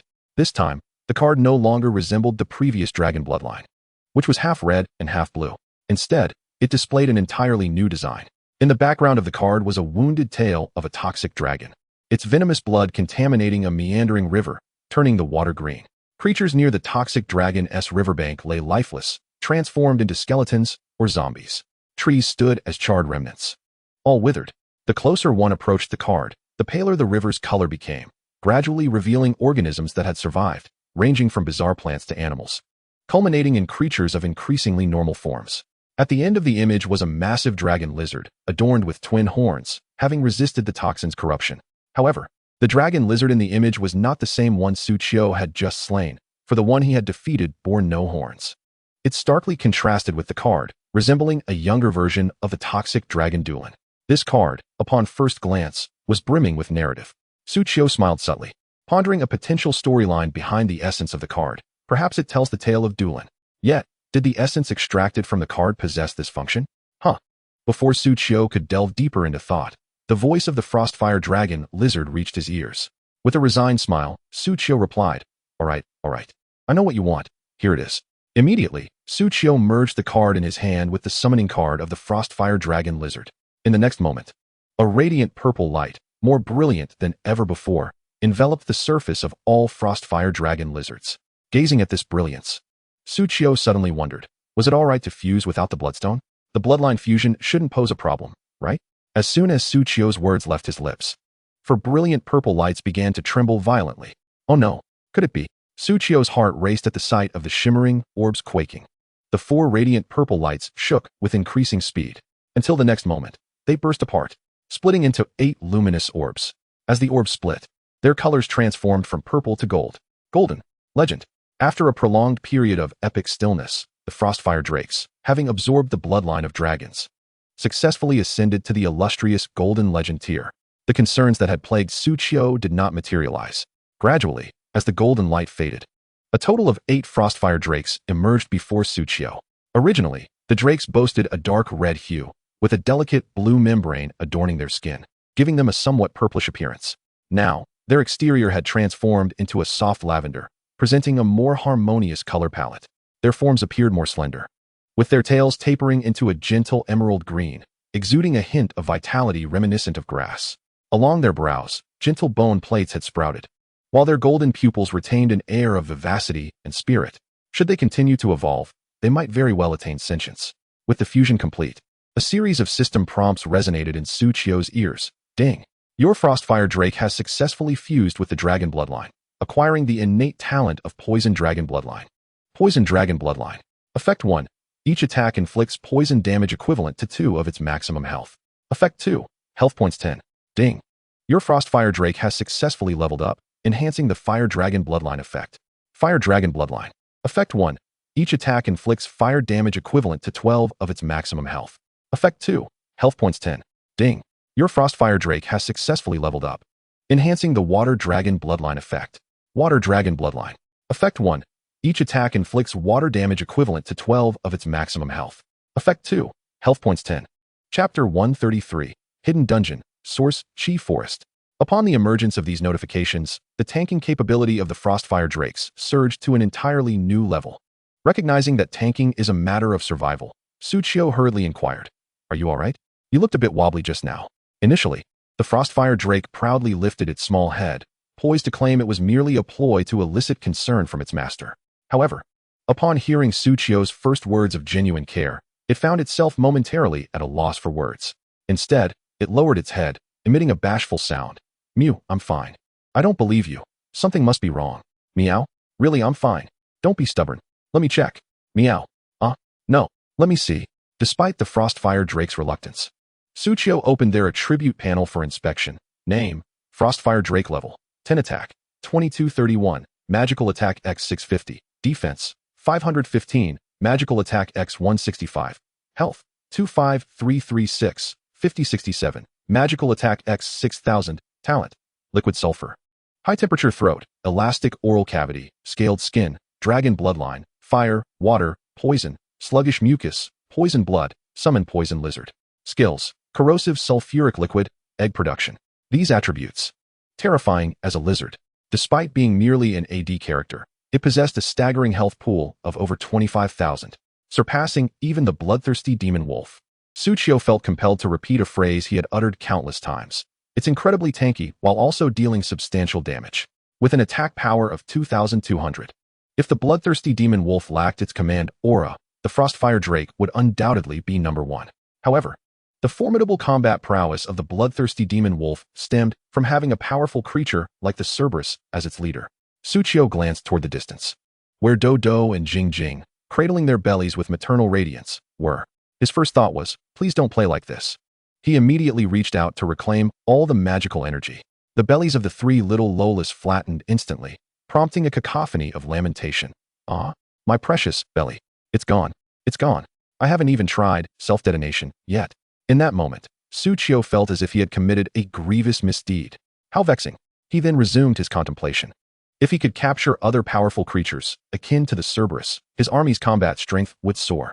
Yet, even as it stood, The strength of his army was already impressive. Just then, a surprising system prompt echoed in his ears. Ding! Your water slime has absorbed a significant amount of toxins, and its active constitution has mutated into a toxic constitution. Toxic constitution. Description: toxins shall not claim my life. They shall only strengthen me. Effect 1. Restores 2 of maximum health per second. In toxic environments, absorbs toxins to enhance recovery speed. Effect 2. Increased toxin resistance. The more toxins absorbed, the higher the resistance. Suchio raised an eyebrow in surprise. The more toxic the environment, the quicker the recovery. Moreover, the greater the absorption of toxins, the higher the resistance. This constitution, which thrived on poison, was indeed remarkable. With this system notification, Suchio observed the water slime's fluid, which had shifted from a nearly transparent light blue to a nearly transparent bluish-green. Though slightly clouded, it retained an appealing appearance. Phase 2. It even emitted a more pleasant aroma without being overpowering. Subtly, Suchio sensed that these water slimes were purifying the toxins in their vicinity, akin to photosynthesis. Overwhelmed with emotion, Suchio buried his face in the slime, feeling the toxins in his lungs being cleansed entirely. The sensation was nothing short of delightful. Next, he pondered what equipment the great boss might have dropped. Although his equipment slots were currently full, he could always swap out for superior gear. Just then, the dungeon key in Suchio's possession vibrated once more. During the battle, it had been considerate enough to remain quiet, not interrupting his skirmish. Now that the conflict had concluded, it reactivated. Ding! The dungeon key has detected a hidden dungeon nearby. Ding! Scanning complete. Ding! The hidden dungeon is named Source Chi Forest. Chapter 134. Miao Family's Young Lady, Miao Yuetong. Wait a moment. Suchio furrowed his brow. This dungeon feels oddly familiar. Isn't this the hidden dungeon unlocked by Lin Ziyun's Liyue Guild? Suchio glanced down at the dungeon key in his hand. Is this your way of letting me preemptively disrupt Lin Ziyun's hidden dungeon? I absolutely adore such opportunities. Upon reaching this point, Suchio surveyed her surroundings, inevitably pondering that in order to unlock the Source Energy Forest, she must vanquish the level 30 poison swamp dragon lizard. Suchio nodded to herself. Lin Ziyun and her companions had only discovered the Source Energy Forest approximately 2 months after the server opened. This meant she had unlocked this dungeon a full 40 days in advance. Thus, she found herself at a distinct advantage. Without delay, Suchio accessed the interface for the Source Energy Forest dungeon. Dungeon name: Source Energy Forest. Dungeon type: Survival. Dungeon description: beneath lies a nearly withered ancient tree. While tree spirits scavenge for source energy amidst the perilous wilderness to activate the heart of the ancient tree. Main quest: protect the small tree spirits collecting source energy, with a maximum of 2 tree spirits allowed to perish. Additional quest: free the imprisoned ancient tree spirits, who will provide greater amounts of source energy for the heart of the ancient tree and expedite energy collection. Dungeon time limit: 24 hours. Is this the requirement for the Source Energy Forest dungeon? Suchio mused, stroking her chin. As a survival-type dungeon, the objective was straightforward: simply to survive. Whether by safeguarding designated units or oneself, it was far less time-consuming and less arduous compared to exploration-type dungeons, which often yielded minimal results, or combat-type dungeons, which posed extreme difficulty and a high chance of failure. As long as one had a well-rounded strategy, surviving a survival-type dungeon was a certainty. However, this Source Energy Forest dungeon had a time limit of 24 hours. Only a single day inside? This duration was quite reasonable. Most survival dungeons in Destiny typically required 3 to 5 days for completion. In contrast, the 24-hour limit of the Source Energy Forest was exceedingly accommodating. Indeed, she felt a tinge of anticipation. In her previous life, she had not developed a close relationship with Lin Ziyun until after the discovery of the Source Energy Forest dungeon. Additionally, as a physical damage-dealing assassin, the source energy that could enhance magical capacity had held little interest for her, leading her to never personally engage with this dungeon. However, in this life, as a card master and summoner, her greatest need was indeed for an increase in magical capacity. Thus, she had no choice but to delve into this dungeon. She sent a message to Lia. The Forest Tree Spirit: I have some matters to attend to over the next couple of days for the Dragon Boat Festival and won't be returning for the time being. With that, Suchio turned and utilized the dungeon key. Ding! Would you like to enter the hidden dungeon, Source Energy Forest? She clicked to enter.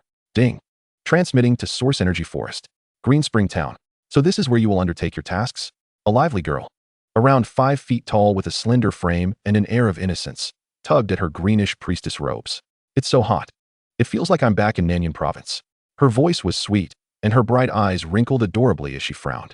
Back to the mountain with no air conditioning, just insects. Behind her, a bespectacled mage smiled awkwardly. Indeed, Miss Meow, the environment here is just as such.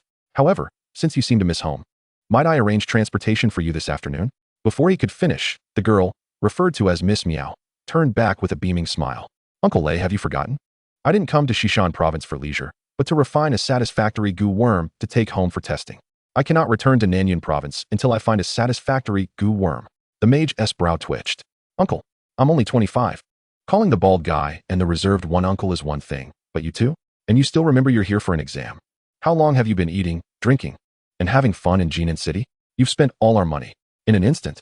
The mage's mind was filled with the images of the bald man and the reserved one, and his fists clenched in frustration. Those two rascals had darted into the monster area the moment they heard Miss Meow was in Green Spring Town.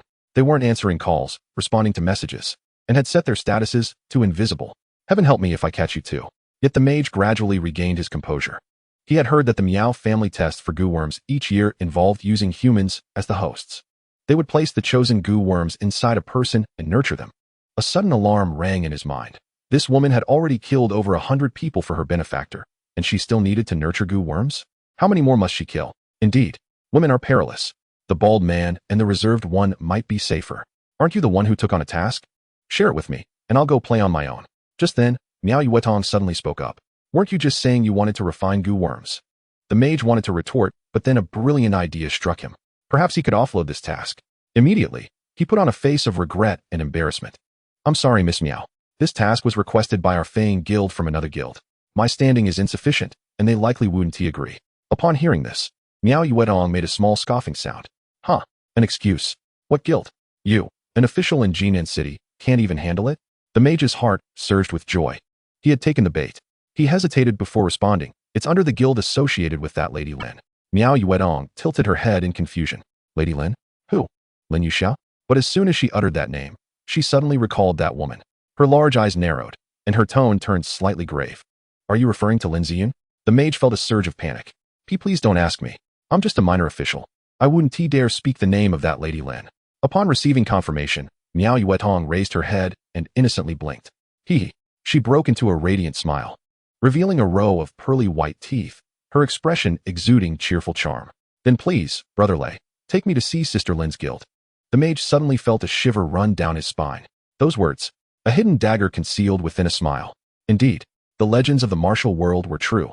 It was said that in every martial arts competition, Miao Yuetong placed second, narrowly losing to Lin Ziyun, which left her deeply dissatisfied with Lin Ziyun. Then please follow me. Miss Meow.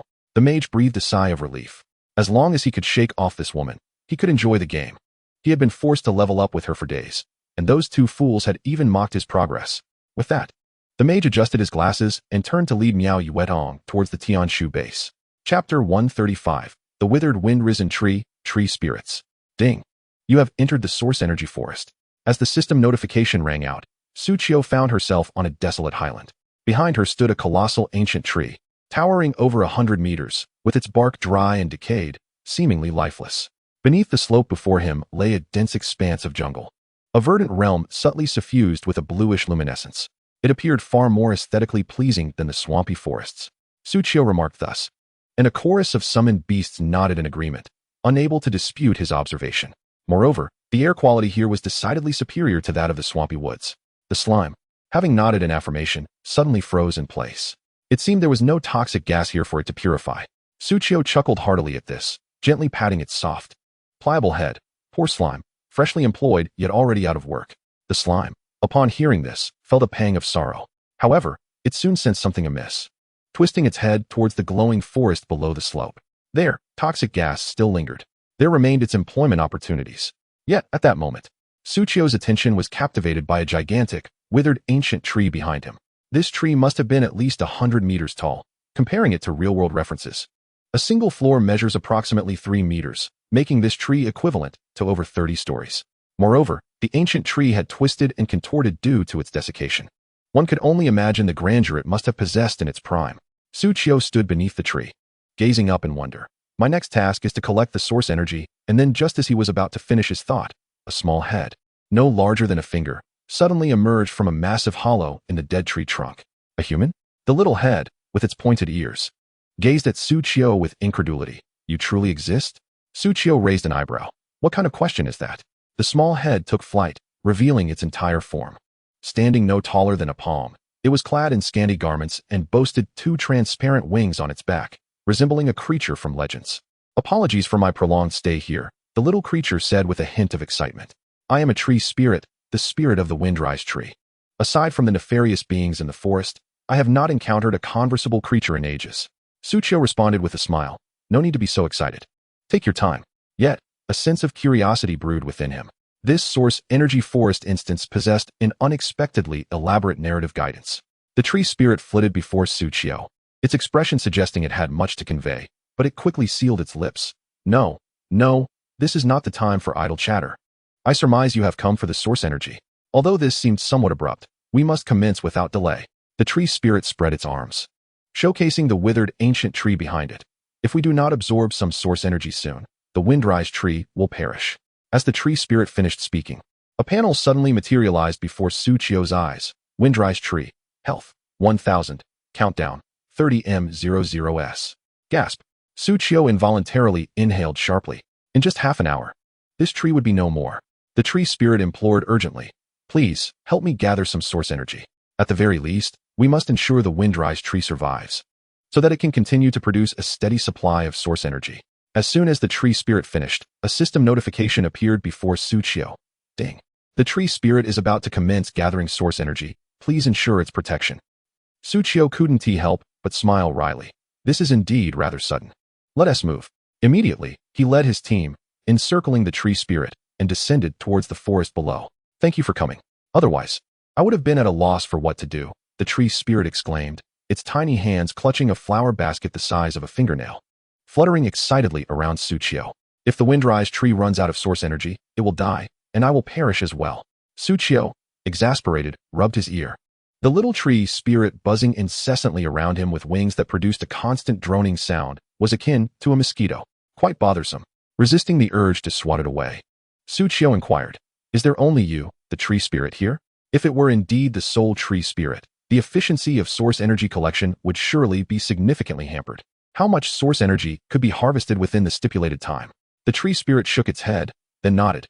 "There are other tree spirits, but many have perished while gathering source energy for the windrise tree. Some powerful ones survived, yet they are trapped by monsters, forced to collect source energy for them." At this, the little tree spirit puffed out its chest. "I too was captured, but I survived because I am weak." Suchio felt a twitch at the corner of his eye. That hardly seemed like something to boast about. "But I returned. None of my family did." The little tree spirit ceased its flight around Suchio, its voice growing somber. "I dare not venture out alone. If I die, my home will truly be lost." Suchio fell silent upon hearing this.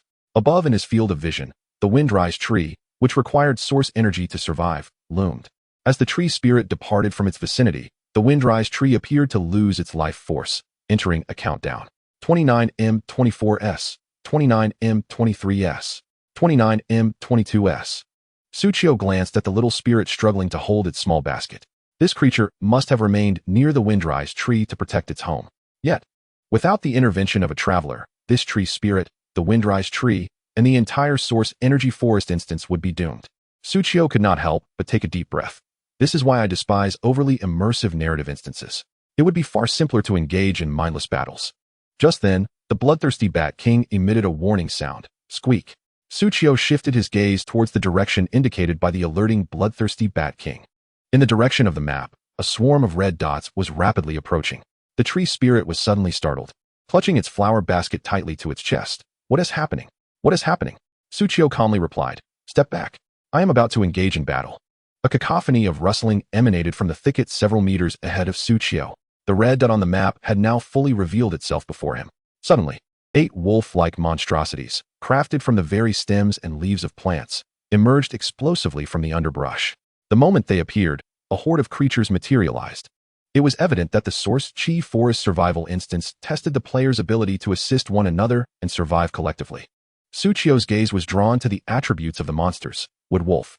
Description: a plant that has assumed the form of a wolf by absorbing Source Chi. Level: 25. Attack: 1800. Health: 20,000. Skills: I want to bloom, I want to sprout, explode, whip spike. I want to bloom. Description: the wood wolf's head splits into 5 petals resembling a flower. Effect: transforms into a ranged attack mode, projecting toxic flower seeds at enemies. Explode. Description: I'm about to burst. Effect, in ranged attack mode. Enchants normal attacks with an explosive effect, causing area damage. I want to sprout.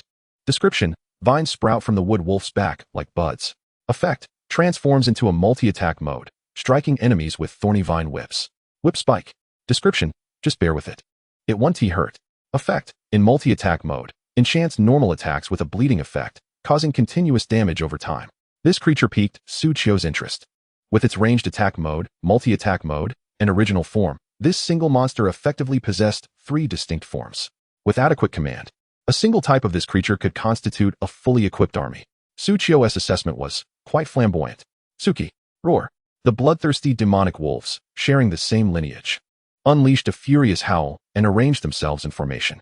Their claws protruded, ever ready for combat. Roar. The wood wolves, on the opposing side, lunged forward, closing the distance to Suchio's group. Just as the bloodthirsty demonic wolves were about to strike, a voice from the Frostfire Dragon Lizard rang out. The Frostfire Dragon Lizard announced its recent evolution. What a perfect opportunity for practice. The bloodthirsty demonic wolves exchanged knowing nods, remaining stationary beside Suchio, forming a defensive line without launching an offensive. Meanwhile, the Frostfire Dragon Lizards opened their mouths wide. Thud thud thud thud thud. A barrage of toxic flame liquids soared through the air, accurately striking the advancing wood wolves in the face. 1860506506451. 1863506506451. 1862506506451. 1866506506451. Despite merely 8 bursts of flame liquid, they unleashed damage numbers akin to those dealt by a coordinated squad. Each droplet of flame liquid inflicted a staggering 300 points of damage upon the wood wolves, which had a total health of 20,000. 186, poison 1 layer. 373, poison 2 layers. 186, burn 1 layer. 373, burn 2 layers. 186, frozen 1 layer. 373, frozen 2 layers. With an attack speed of 20 and a movement speed of 20, the afflicted wood wolves instantly bore multiple abnormal statuses: poisoned, burned, and frozen. They suffered a direct depletion of health with each passing second, totaling 119 points of continuous damage, coupled with a significant reduction in both attack speed and movement speed. TSK TSK TSK. Suchio cast a disdainful glance at the Frostfire Dragon Lizards. How revolting.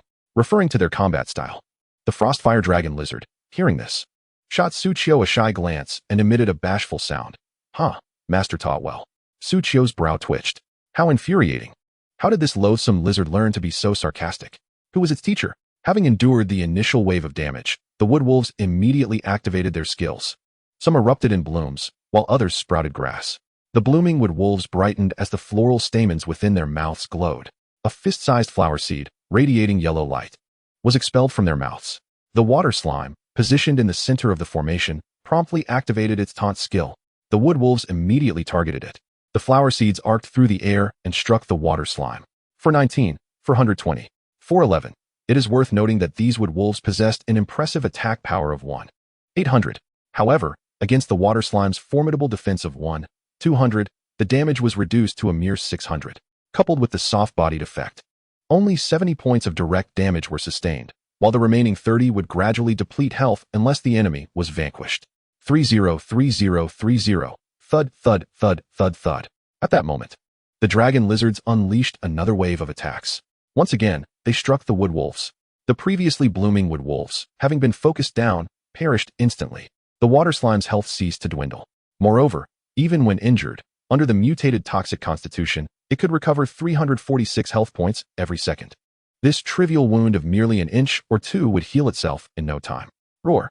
With the ranged attacking blooming wolves eliminated, it was time for the melee attacking sprouting wolves to take their turn.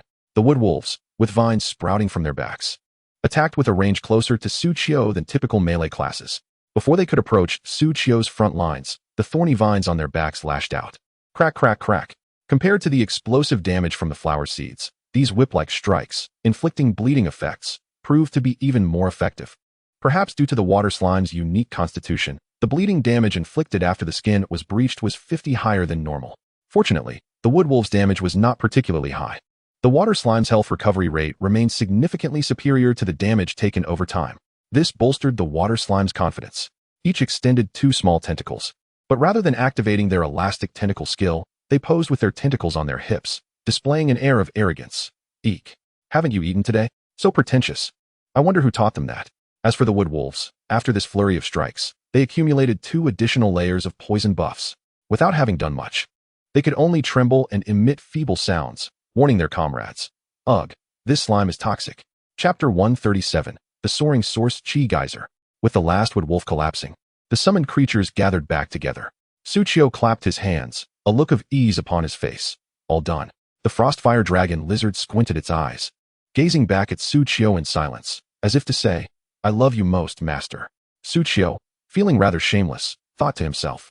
The Frostfire Dragon Lizard, endowed with a profound telepathic connection, was suddenly engulfed in fury. Humph, I never harbored such thoughts, Suchio remarked with a subtle smile, her chin resting on her hand as she regarded the dragon lizard, which was exuding an overwhelming aura. Considering you now possess 3 dragon bloodlines, it seems rather inappropriate to continue calling you a Frostfire Dragon Lizard, does it not? Humph. The Frostfire Dragon Lizard huffed, turning its head away, clearly disinterested in Suchio's words. The other 4 newly arrived Frostfire Dragon Lizards nodded slightly in response, pondering, what name does the master wish to conjure? After a moment of serious contemplation, Suchio explained, initially, I named you Frostfire Dragon Lizard due to your dual water and fire bloodlines. However, now that you embody the essences of water, fire, and poison, how about we simply call you Little 3? Ugh, ugh, ugh. The Frostfire Dragon Lizards, still reluctant to acknowledge Suchio, suddenly turned back with a burst of excitement. They unleashed several bursts of fiery liquid, symbolizing their affection, in a display of respect and devotion toward their master. Alas, Suchio had not activated the friendly injury mechanism, thus the affectionate liquid posed no harm to her. Then, you shall henceforth be known as the Frostfire Poison Lizard. The initial map of the Terra continent bore a striking resemblance to a Western fantasy realm, where the form of dragons most closely resembled that of lizards. The Frostfire Poison Lizard cast a sidelong glance at Suchio, scoffing, humph, humph, humph. How will you address me when I possess 4 dragon bloodlines? Humph. Indeed, they echoed. At that time, we shall see how you manage to deceive me.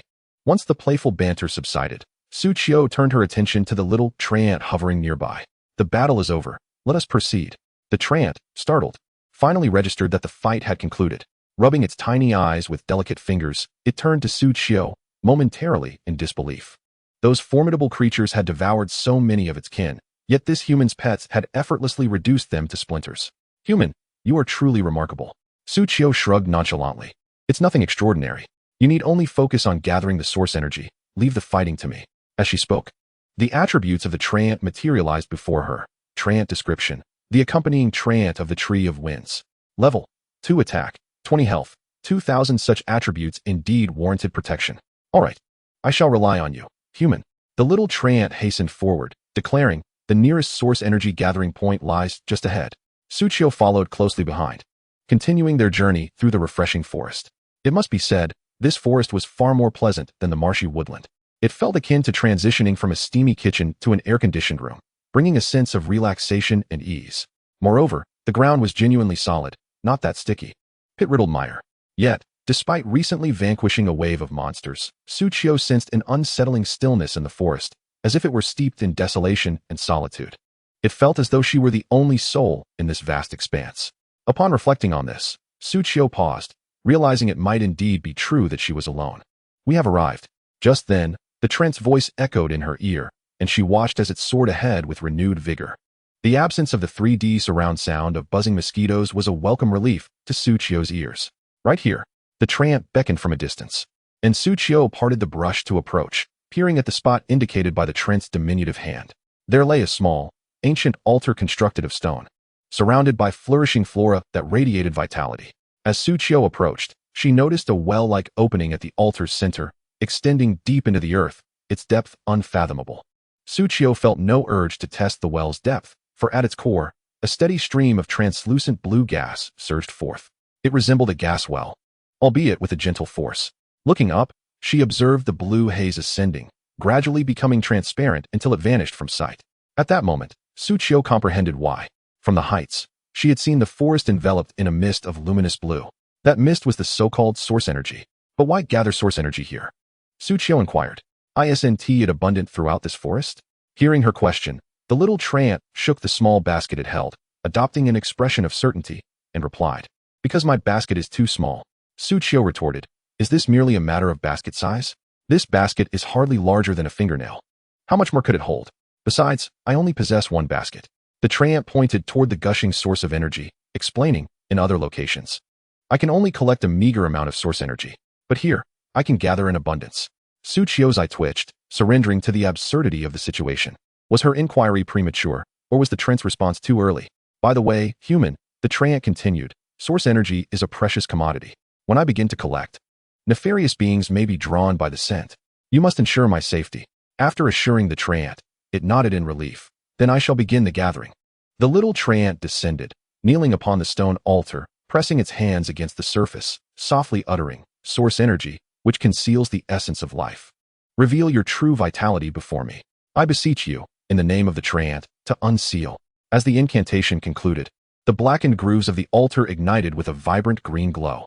A sudden cacophony alerted Suchio as the bloodthirsty Bat King warned her of the commotion. She glanced down to find the ground trembling. It seemed as if some force were about to erupt from the opening. The slimes quivered as the earth shook, their soft surfaces rippling like waves.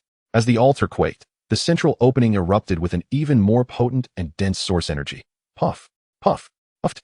The rich blue mist shot skyward like a fountain, soaring 20 meters high, resembling a magnificent, luminous mushroom. It was indeed a splendid sight. Suchio smiled faintly. As the source energy erupted, a series of crimson luminescent points appeared on the map, drawing closer. Suchio turned his head slightly and remarked, "Monsters are approaching." Chapter 138, The Source Energy Pearl. Ding.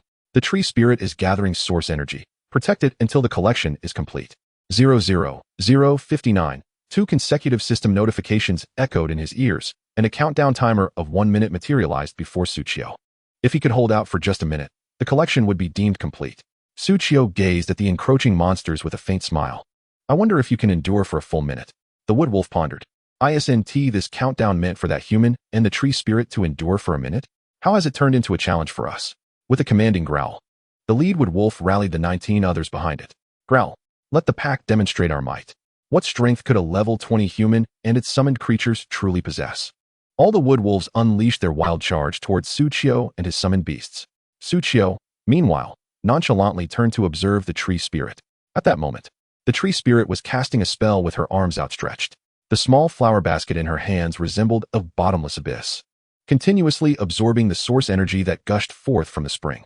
Upon closer inspection, Suchio noticed that, under the tree spirit's enchantment, the source energy spun rapidly, erupting into a geyser nearly 20 meters high, which was then swiftly siphoned into her flower basket.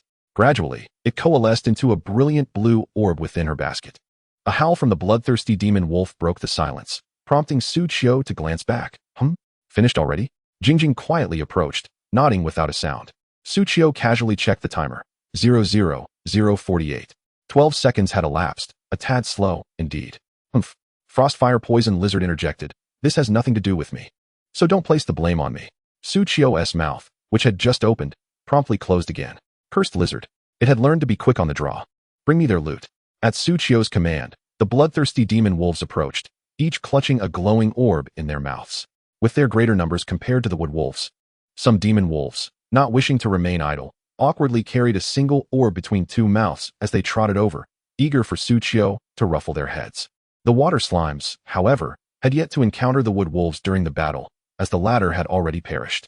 They were left standing idly, sorrowfully rubbing their hands, unable to retrieve a glowing orb. With their newfound elastic appendages, they seemed to have developed a preference for using their tentacles as hands. Very well, Suchio said, petting the demon wolves' heads while extending his hand to receive the glowing orbs. Upon touching the orbs, a notification chimed. Ding. Fortune activated.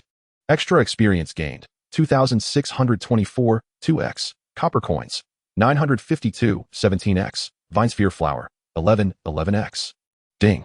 Fortune activated. Extra experience gained. 14,432, 11x. Copper coins. 448, 8x. Vine sphere flower. 6x. With the blessings of fortune, Suchio found himself abundantly rewarded.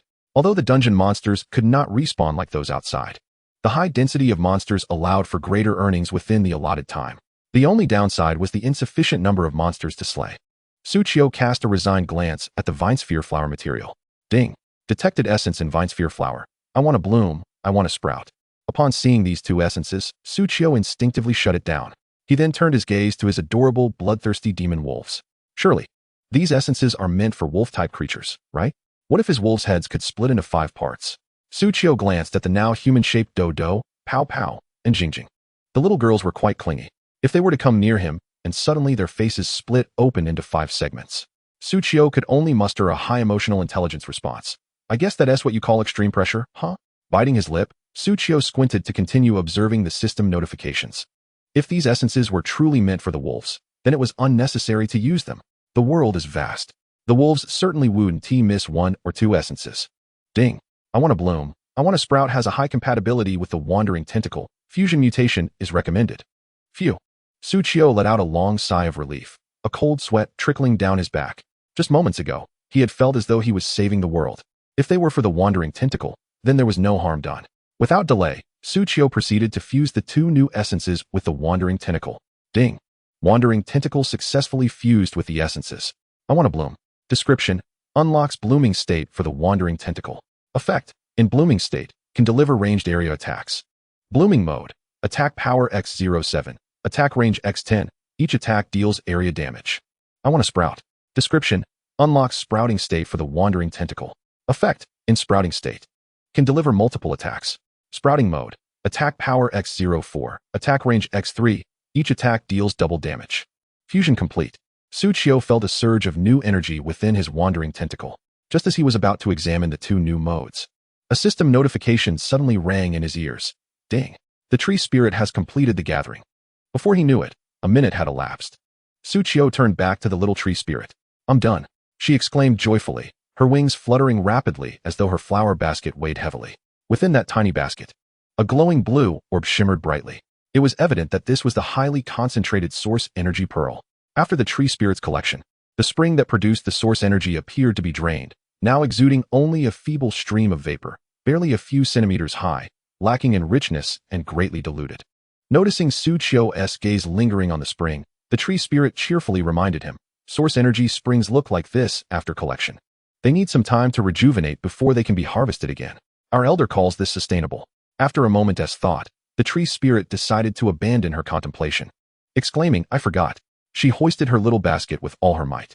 Let us head back. Suchio nodded. Next, we just need to ensure your safe return to the high ground, correct? The tree spirit enthusiastically nodded her little head. Yes, indeed. Sodeo. As soon as she replied, she suddenly remembered something and hurriedly glanced at the time. Realizing that this leg of the journey had only taken 8 minutes, she finally relaxed. Time was ample, and there was no need to rush back. Subsequently, the tree spirit, under the protection of its summoned beasts, made its way directly to the withered giant tree. This time, the destination was clear. Suchio, familiar with the route, promptly expanded the protective circle of the summoned beasts. Before the monsters could approach, they were effortlessly dismantled into vine flowers. The blood servant bat then transported them back to Suchio. Thus, the journey home took merely 7 minutes. Arriving beneath the windrise tree. Thank you. The tree spirit, clutching a small basket, circled Suchio several times before darting towards the tree hollow from whence it came. I'm back. Just as the tree spirit flew into the hollow, a resounding system notification echoed in Suchio's ears. Ding. Congratulations, you have successfully harvested Source Chi X1. Current warehouse resources, Vine Flower X0, Source Chi X1. Ding. Congratulations. You have unlocked the production panel of the Windrise tree. Produce 1 tree spirit, consuming Vine Flower X20. Produce 1 great tree spirit, consuming Vine Flower X80. Source Chi X1. Produce 1 ancient tree spirit, consuming Vine Flower X500. Source Chi X10. Upgrade level 1 basket, consuming Vine Flower X5. Source Chi X2. Upgrade level 2 basket, consuming Vine Flower X10. Source Chi X4. Upgrade level 3 basket, consuming Vine Flower X20. Source Chi X8. Chapter 139. Producing the second tree spirit. It has appeared. A smile broke across Suchio's lips. This is the allure of survival-type dungeons. Almost every survival-type dungeon allows for the gathering of a specific resource. These resources can be used for production, crafting, and upgrading various items within the dungeon, thereby aiding players in their survival. This aspect is essentially the core gameplay of survival dungeons. Otherwise, merely running around aimlessly would be exceedingly dull. I recall that achieving certain conditions grants access to a passage that allows for seamless travel between survival dungeons. Suchio gazed skyward. In her past life, wealthy conglomerates poured vast sums of money into this endeavor, yet few ever managed to meet the hidden conditions of dungeons. Even completing survival dungeons was a formidable challenge. After all, dungeons are time-restricted. Suchio glanced at the countdown for the Windrise tree, which had increased from 15 minutes to 45 minutes, and sighed with resignation. At the very least, it was imperative to accomplish more within the allotted time. Therefore, the first objective is to extend the life of the Windrise tree until the dungeon concludes in 24 hours. Creak. At that moment, the enormous withered tree before Suchio trembled slightly, accompanied by the sound of wood rapidly growing. However, perhaps due to its immense size, Suchio could still not discern the extent of its transformation with the naked eye. This indicated that reviving the Windrise tree would require considerable effort. Buzz. Just then, a mosquito suddenly emerged from the tree hollow, darting toward Suchio's face. Swift as lightning, Suchio clapped her hands together, catching the mosquito. 500 critical hit. A vivid red critical hit number materialized from Suchio's palm. Oh no. Suchio hastily opened her hands. If she hadn't, this lone tree spirit would have been suffocated. Nestled in her palm was the tiny tree spirit, sporting a mosquito-like eye and speaking in fragmented tones. Human, what are you doing? It shook its head, forcing itself to wake up, and then sat on Suchio's hand with a look of grievance. I merely wanted to share in the joy of the ancient tree's revival with you. Why did you hit me? Suchio, quick-witted, replied earnestly. This is a human way of sharing joy called a high five. I got a bit too excited upon witnessing the ancient tree's changes. My apologies. Upon hearing Suchio's response, the summoned beasts silently regarded her, clearly thinking that their master's skin was thicker than the tree's bark. The little tree spirit, however, was instantly delighted. Is that right? Indeed. You are also quite happy. It attempted to fly but found its wings crumpled from the earlier clap. Thus, it remained on Suchio's hand, smoothing out the wrinkles in its wings while excitedly saying, the Windrise tree has received the source chi just now. Although it still has a way to go before being self-sustaining, it has regained some functionality. Is there anything you desire? The Windrise tree can assist you. Hearing this, the panel from earlier reappeared before Suchio's eyes. By spending vine flowers and source chi, she could produce tree spirits, enhance baskets, construct buildings, and more. I recommend producing another tree spirit. The little tree spirit continued. With one more tree spirit, we can gather source chi at double the rate. Moreover, tree spirits do not consume source chi, only vine flowers.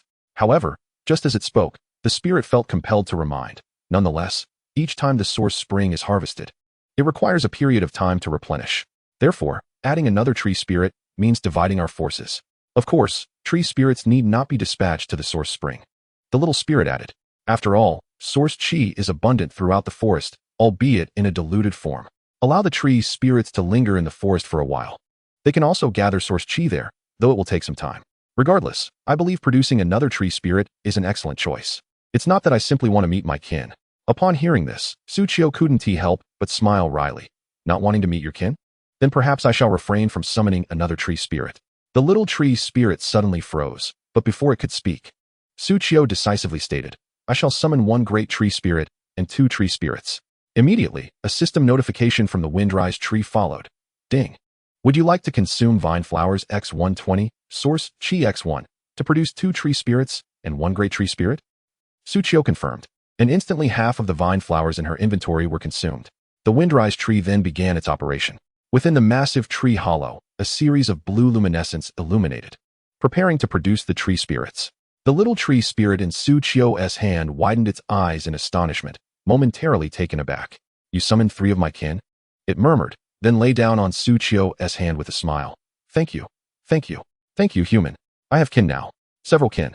I won't have to watch the moon alone tonight.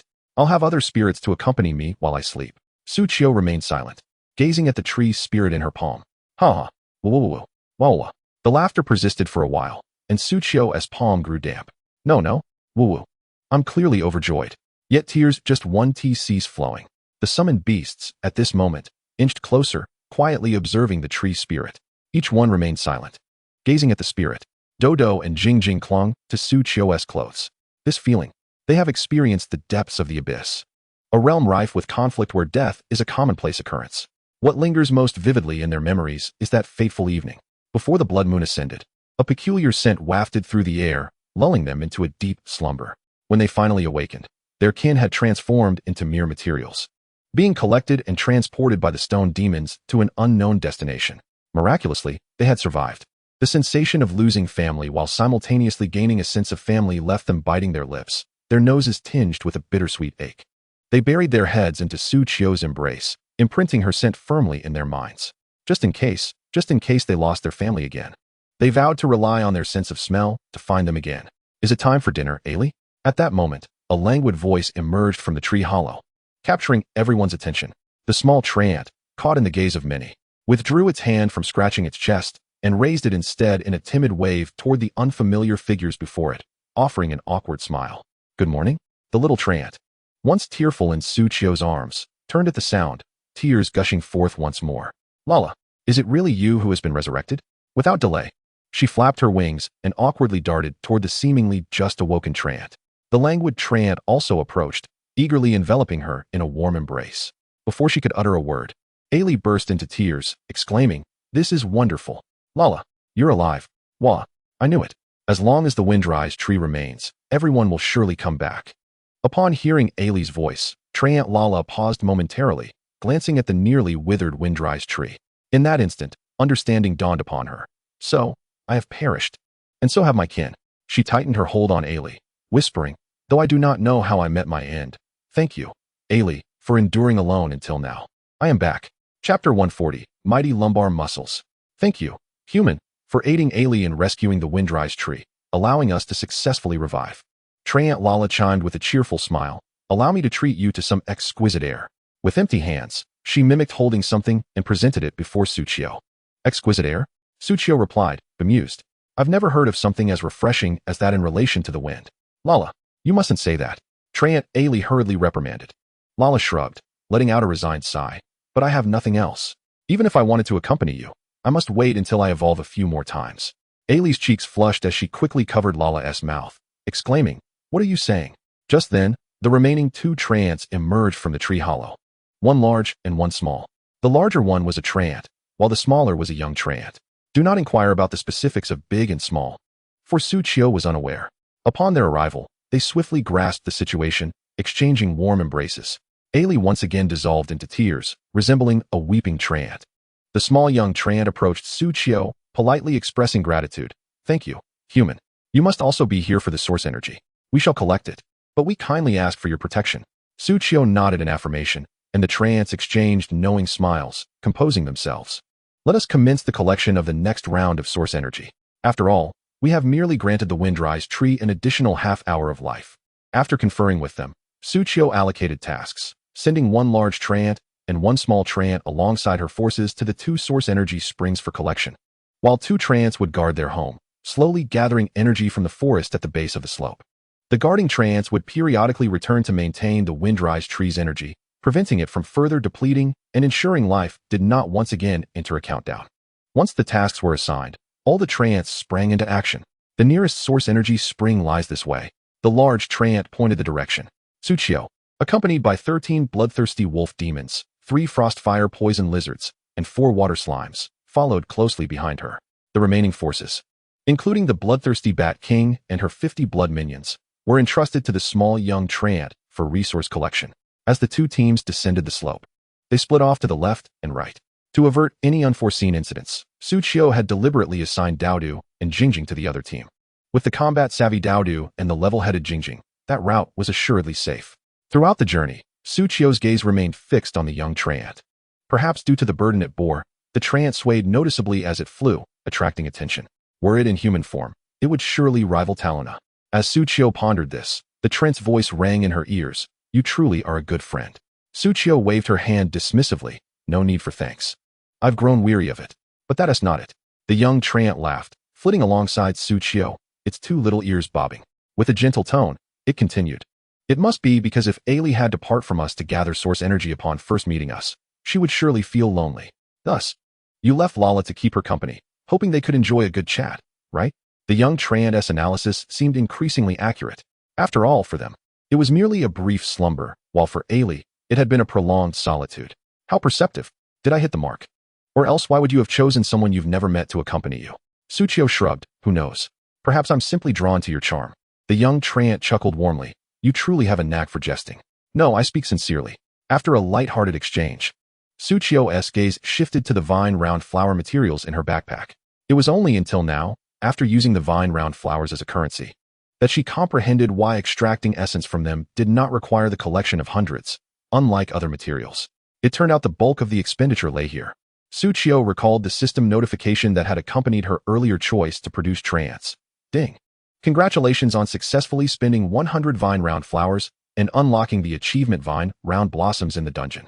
Vine-round blossoms. Effect. Increases the quantity of vine-round flowers obtained by 10. Dungeon achievement, as the name implies, is an accomplishment that can only manifest effects within dungeons. The vine-round blossoms buff is akin to acquiring additional material drops after defeating monsters, a weakened version of fortune. This time, it took a full 10 minutes before the voice of the fortune bringer resonated in her ears, and the map illuminated with red points of light. Finally, it had arrived. Suchio had been fretting over her meager resources. In an instant, Suchio turned to gaze at the thicket directly ahead, where a vibrant red flower, the size of a grinding stone, bloomed splendidly. However, this creature was not identified as the XX flower, but rather as the wood serpent. Description: a plant that has acquired a corporeal form, snake, by absorbing primal energy. Level: 26. Attack: 2200. Health: 18,000. Skills: Vine Entanglement, Vine Strangulation, I Want to Blossom. Toxic Fragrance, Mighty Waste Muscles. I Want to Blossom. Description: the head of the wood serpent splits into 5 petals resembling a flower. Effect: can switch to a ranged attack mode, projecting venomous seeds at enemies. Toxic Fragrance. Description: this is the scent. Effect: the wood serpent emits a barely detectable toxic aroma, causing enemies to unknowingly succumb to drowsiness. Mighty Waste Muscles. Description: you charming little waste. Effect: enhances the power determination effects of Vine Entanglement and Vine Strangulation. Suchio couldn't help but narrow his eyes. Could this mighty waste muscle be extracted for his own use? Don't approach, human. At that moment, the tree spirit beside Suchio cautioned, that flower is not a flower. It is a serpent with a gaping mouth. The green leaves and flower stems are part of its body, and as soon as you get close, you'll be ensnared, and escape will be impossible. Do not be deceived. Suchio regarded the tree spirit solemnly. I would actually welcome the deception. He then pointed towards the large, resplendent flower cluster in the middle of the path. Any reasonable person could discern that this sudden appearance of flowers is suspicious. Wood serpent? Suchio, is there truly someone who cannot see through such a simple disguise? Tree spirit, hee. Suchio. He then silently turned back, and a battle-specific light sign illuminated in his hand. I'm going to pick a flower. Chapter 141, The Wood Spirit Altar. Puff, puff, puff. The wood serpents seemed to realize they had been discovered. Their heads split open and directly targeted Suchio, launching a relentless barrage of seed attacks. With their slender vine-like bodies and the ability to expel seeds from their heads, Suchio's mind conjured an image of a pea shooter. Yet, the wood serpents before him were far less appealing. The water slimes immediately initiated taunts. The wood serpents could not harm Suchio or the tree spirit in the slightest. At once, the frostfire poison lizards retaliated. With a focused assault, one wood serpent, weaker than a wood wolf, was shot down on the spot. Of course, this was merely the beginning. A few wood serpents, realizing their firepower could not penetrate the defenses of the water slimes, withdrew their flower heads and, like earthbound serpents, burrowed into the ground, emerging towards Suchio. Preparing for close-quarters combat and binding. Desiring to engage in melee, they naturally fell prey to the retaliatory fire from the frostfire poison lizards. Suchio's interest peaked. Let one through. Upon receiving the command, the wolf lizards delivered a severely weakened wood serpent to him. Just as the serpent thought it had successfully breached the defenses and was about to attack the human commander and the tree spirit, it suddenly beheld a startling sight. 5 tendrils abruptly extended from the human's body. Hiss. What is happening? How could a human grow vines like itself? Moreover, the 5 tendrils on the human's body also split into 5 petals at their tips. The wood serpent was instantly startled. It cried out, hiss. Monster. Suchio chuckled, don't flatter me. If these wood serpents were akin to pea shooters, then at this moment, he was a triple shooter. No, a quintuple shooter, capable of simultaneously expelling 5 seeds. In that game, he could single-handedly defend 5 lanes. Ugh. Suchio snapped back to reality, his thoughts shifting. The 5 tendrils aimed at the wood serpent and unleashed a torrent of attacks. Puff, puff, puff.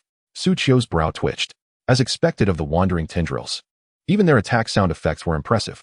As for the attack results, they were quite gratifying. The attack power of the wandering tendrils was already high. Even in ranged attack mode, with some damage reduction, The panel attack still reached an impressive 2,402. The 5 seeds struck down, dealing 1801, 1799, 1803, 1800, and 1798 damage respectively. The wood serpent was instantly drained of 9,000 health. The damage was exceedingly high. Moreover, creaking sounds emanated from the wood serpent. Hiss. The wood serpent seemed to sense something. Hiss. Soon, a series of numbers appeared above its head. 2402, 40240. Simultaneously, the same numbers appeared above Suchio's head. The seeds expelled by the wandering tendrils were not mere flower seeds. They were parasitic seeds being shot out as bullets. The effect was remarkable. Thus, when the enemy was formidable and close proximity was unreliable, he could still plant seeds from a distance. Suchio smiled faintly, preparing to retract his tendrils. However, at that moment, the wandering tendrils expressed a hint of reluctance, having not feasted on fine sustenance for quite some time. Reluctantly, Suchio addressed the tree spirit beside him. Hello, please turn away for a moment, as he approached the wood serpent, whose health was slowly dwindling. The tendrils on Suchio immediately activated the skill. I want to sprout. The next moment, Suchio observed as the parasitic seeds on the wood serpent sprouted into small, controllable appendages. Just like the little tendrils sprouting from his own wandering tendrils. Those appendages, alongside the tendrils, simultaneously employed the entangling skill, thoroughly ensnaring the wood serpent. Its serpentine head was forcibly pried open into 5 petals. Unable to close its mouth, it drooled, writhing in an attempt to struggle. But under the absolute suppression of power determination, it was utterly immobilized. The tendrils secreted paralyzing toxins, which flowed into the gaps between the scales of the wood serpent, injecting venom that rendered it increasingly incapacitated. Until finally, the wood serpent completely lost its will to resist. Its serpentine eyes dimmed. At that moment, the largest of Suchio's wandering tendrils coiled around the tip of its tail, and like a leech, adhered to the point where its sharp spiked tail extended. It gradually began to consume. Oh wow! The sight before Suchio momentarily squinted his eyes. Just moments ago, he had begun to doubt whether allowing the wandering tendrils to absorb those 2 essences was the right decision. Moreover, damn it, the proficiency of this wandering tentacle is quite remarkable. After a considerable duration, the life points of the wooden serpent dwindled to nothing, and Suchio's wandering tentacle swiftly consumed it whole, subsequently expelling a luminous orb symbolizing the spoils. Suchio gazed at the orb, hesitating for a long while. Can I turn back now? Upon hearing the voice of the great tree spirit, Suchio replied affirmatively. It was time to accelerate. Having allowed the wandering tentacle to indulge, quite a bit of time had elapsed. Following the direction indicated by the great tree spirit, Hiru, the group set off at a run. This journey was somewhat distant. By the time Suchio returned to the Windrise tree, 25 minutes had passed. Fortunately, he had stationed the tree spirits, Ailey and Lala, to take turns guarding the high ground, ensuring that the countdown for the Windrise tree had barely progressed. Meanwhile, the summoned creatures led by Dodo and Jing Jing had yet to return. One must admit that gathering source energy is indeed a physically demanding race against time. Suchio mused. Then, I shall enter first. After bidding farewell to Suchio, Hiru, with her basket in hand, slipped into the tree hollow. Creak. As the ground trembled once more, the Windrise tree shifted ever so slightly. The interface of the Windrise tree's warehouse updated accordingly. Ding. Congratulations on successfully collecting Source Energy X1. Current warehouse resources, Round Vine Flower X318, Source Energy X1. Suchio also took this opportunity to examine the distinctions among the tree spirits. Ordinary tree spirits possess slow movement speed, low life points, and no attack power. Great tree spirits have moderate movement speed, average life points, and a certain degree of attack power. Ancient tree spirits exhibit swift movement speed, high life points, and possess considerable attack power, along with additional skills beneficial for combat. It seems there is more to discover, but that requires the Windrise tree to reach level 2. Upon leveling up, the Windrise tree can unlock even more possibilities. At that moment, the tree spirit Ailey flew over from a distant slope, cheerfully addressing Suchio. Soon, we'll be able to produce formidable tree spirits for battle. This will also resolve the issue of insufficient manpower. This feature is indeed a necessity. However, gathering source energy is exceedingly challenging. I may possess hundreds of round vine flowers, yet I lack source energy. Suchio then checked the upgrade conditions for the Windrise tree. He first encountered a blueprint. Wood Spirit Altar. Description: converts round vine flowers into source energy at a specific ratio. Resources: round vine flower X 500, source energy X 10. Time: 1 hour. This is a structure that can transform round vine flowers into source energy. Suchio's eyes sparkled. This building aligns perfectly with my financial fortune talent. Chapter 142. A real encounter with Miao Yuedong. With the wood spirit altar in place, the more wooden wolves and wooden serpents I slay, the more source energy I can acquire. It's akin to spending money on wood in certain games or purchasing high-energy gas with crystal mines. Once the resources are sufficient, I shall construct this. Su Qiu closed the interface. After all, to build this structure that exchanges round vine flowers for source energy, a sufficient amount of source energy is still required. Ultimately, it all boils down to the lack of source energy. Su Qiu turned his gaze to the tree spirits, who were chatting amongst themselves while carrying baskets. Through their communication, he gleaned a rough statistic. Ordinary tree spirits, when naturally gathering in the forest, take 1 to 2 hours to successfully collect 1 unit of source energy. The specifics depend on the natural concentration of source energy distributed throughout the forest. More capable great tree spirits, or even stronger ancient tree spirits, will undoubtedly gather faster. Yet, the exact figures can only be known after an actual collection. Just then, a blood servant bat swooped down from a distant slope. Hearing the bat's cry, Su Qiu smiled slightly. "Ah, you've returned." He then turned to look down the slope, where a host of summoned creatures were protecting a small great tree spirit that had approached. Su Qiu nodded subtly. Through the bond of the card master, he sensed that during this divided battle, they had encountered numerous enemies, yet not a single summoned creature had perished. The Frostfire Poison Lizard wore a proud expression. Roar. "How about that? I'm impressive, right?" Su Qiu merely huffed. "I simply didn't want to waste mana reviving you. Humph. I despise you." Just as Su Qiu interacted with the Frostfire Poison Lizard, the great tree spirit had already flown towards the other tree spirits. "Really? Truly? I sensed it. Oh my goodness." Suddenly, several tree spirits exclaimed in surprise. Su Qiu turned to see Ailey flying over. "Friend."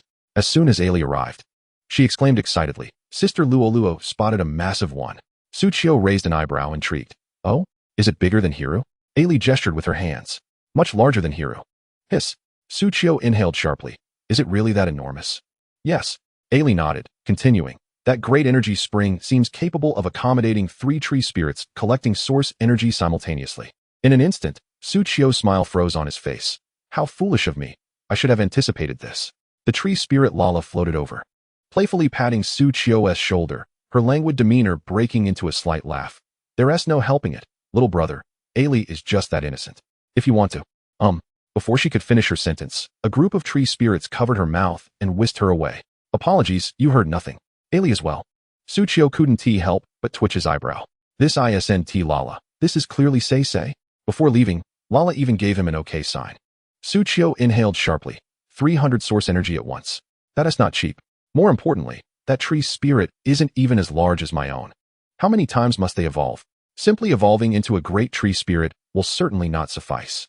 An ordinary tree spirit is approximately the size of a fist, while a great tree spirit is about the size of a palm. How large can an ancient tree spirit be?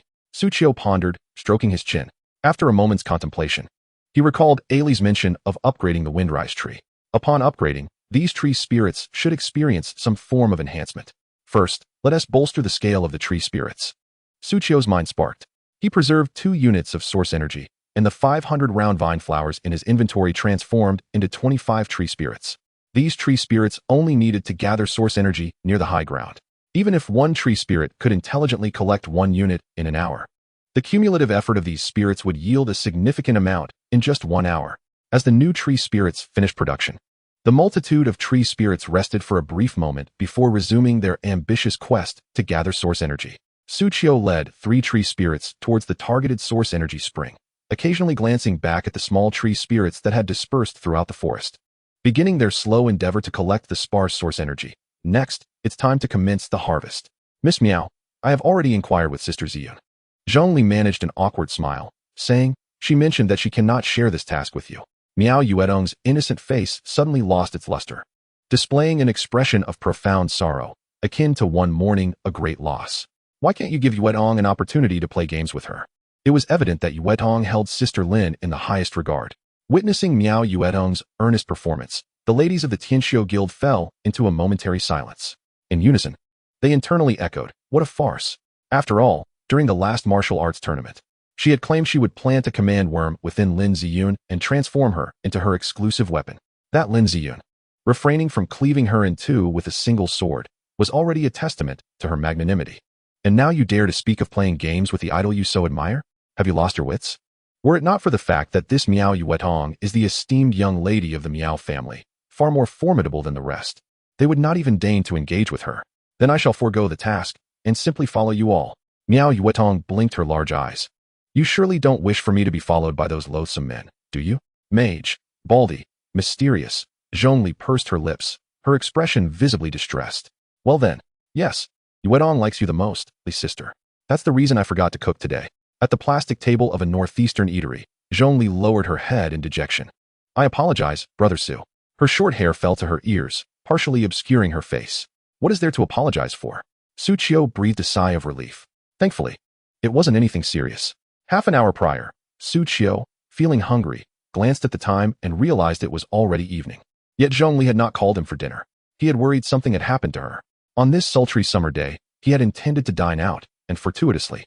It seemed to be the perfect moment. Hearing Su Qiu's words of comfort, Zhongli felt warmth spread through her heart, a beautiful smile gracing her lips. The burly man at the table across from them was utterly captivated. Goodness, love. Su Qiu traced circles with his chopsticks. No worries. Where there's a mountain, there's a road. Where there's a bridge, the boat will naturally find its way. He added a piece of sweet and sour pork to Zhongli's bowl, and continued, the world is vast, but nothing is more important than a meal. A bit of sweetness can uplift the spirit. Although it wouldn't resolve the problem, at least it would prepare them to face it with a better attitude. Upon hearing this, Zhongli's eyes brightened. Indeed, she then tucked a strand of hair behind her ear and took a small bite of the crispy yet tender, sweet but not cloying sweet and sour pork. Ouch, that's hot. She inhaled sharply. Whether it was psychological or not, the sweetness certainly lightened her mood. Delicious. However, at that moment, she realized, shouldn't it be where there's a mountain, a path will emerge, and where there's a bridge, the boat will find its way? Su Qiu took a swig of draft beer and laughed heartily. If the mountain has no path, we'll carve one out. If the bridge isn't straight, we'll bend it. Upon hearing Su Qiu's words, a student seated back to back with him quietly stood up and moved to sit beside the burly man. Fearing he might also be caught in the chaos, the burly man was entranced by Zhongli, grumbling, "What are you doing?" "Shut up. Not doing it." Just then, a series of hushed exclamations emanated from the far end of the street. "Oh my, a beauty. If you dare to catch my eye, I'll call the police." One young man exclaimed, "That little sister is truly stunning, and her attire is lovely too. Is that Hanfu?" The beauty resembled a member of a minority group. "Which little princess is this, wandering into our humble eatery? Is she lost?" "I have no idea." Driven by his innate curiosity, Su Qiu turned to see a petite beauty clad in a flowing azure long-sleeve top and knee-length skirt, exuding an otherworldly grace. How could such a beauty suddenly appear at a street stall? Su Qiu took a sip of his beer and teased Zhongli. "Yet, compared to you, she still falls short." However, before he could finish his sentence, he noticed Zhongli's expression had frozen. At that moment, the petite beauty raised her hand. A minuscule insect perched delicately on her fingertip. She turned her gaze towards Zhongli, locking eyes with her. "Found you, Li sister." Chapter 143. No harm shall come to Su Qiu. Damn it. Why? That man. Why does he have the company of two beautiful women? I was merely drowning my sorrows in drink after a heartbreak. Why must I witness this scene? It hurts. It hurts too much. How infuriating.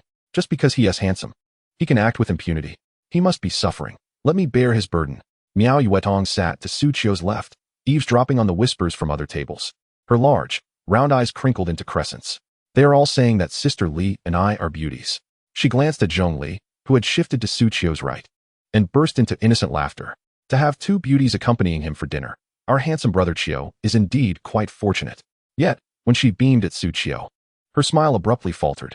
"Brother Qiu, why do you look more astonished than anyone else? Why the shock?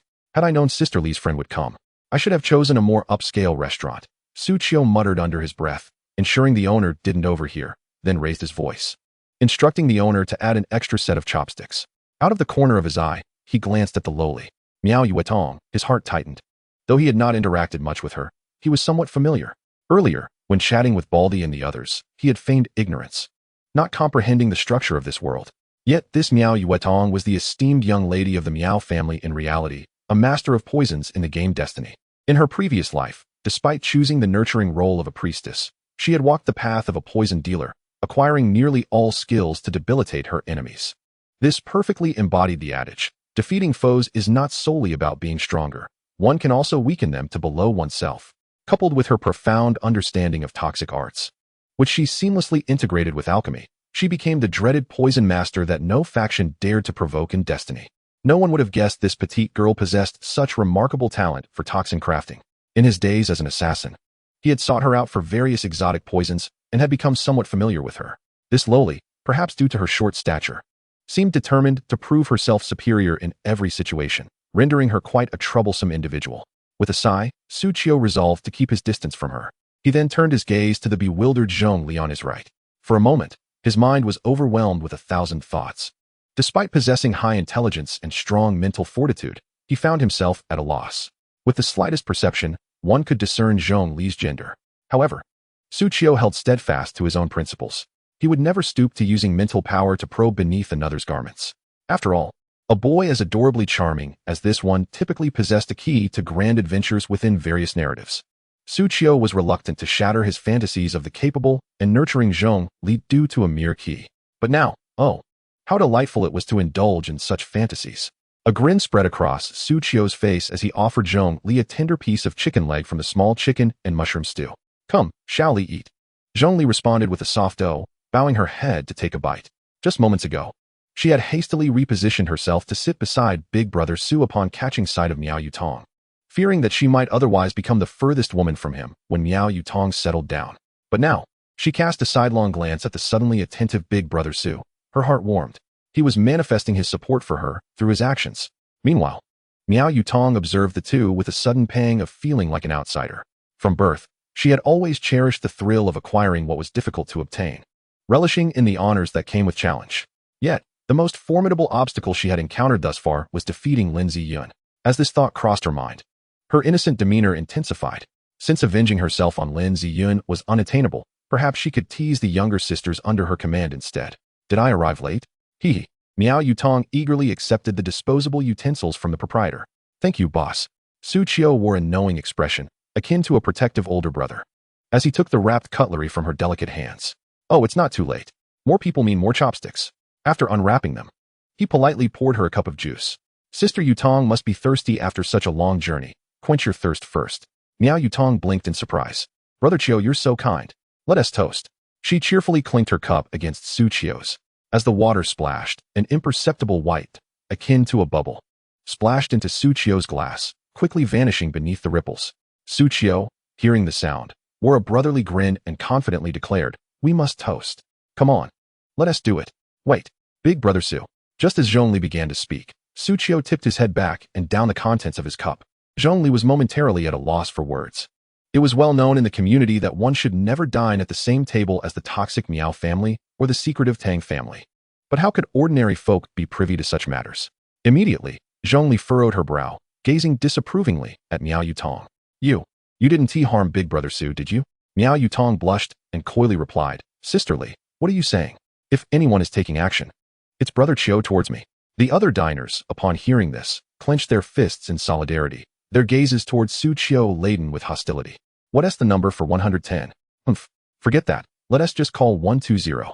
I will never forgive you if you dare to harm Big Brother Su. Zhongli clenched her fists, each word dripping with urgency. Oh dear, Sisterly seems upset. Miao Yutong flashed a mischievous smile. You must let Sister Ziyun know. I miss her dearly. Seeing Miao Yutong's demeanor, Zhongli's suspicions intensified. She was surely up to something. Miao Yutong then turned to Suchio with a grin. Brother Chio drinks so valiantly.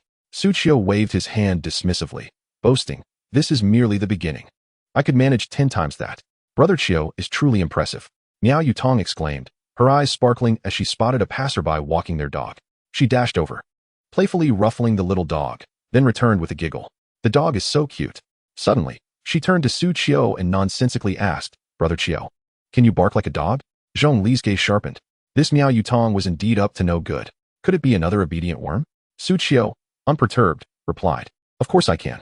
Miao Yutong's eyes lit up with innocent curiosity. Then bark for me to hear.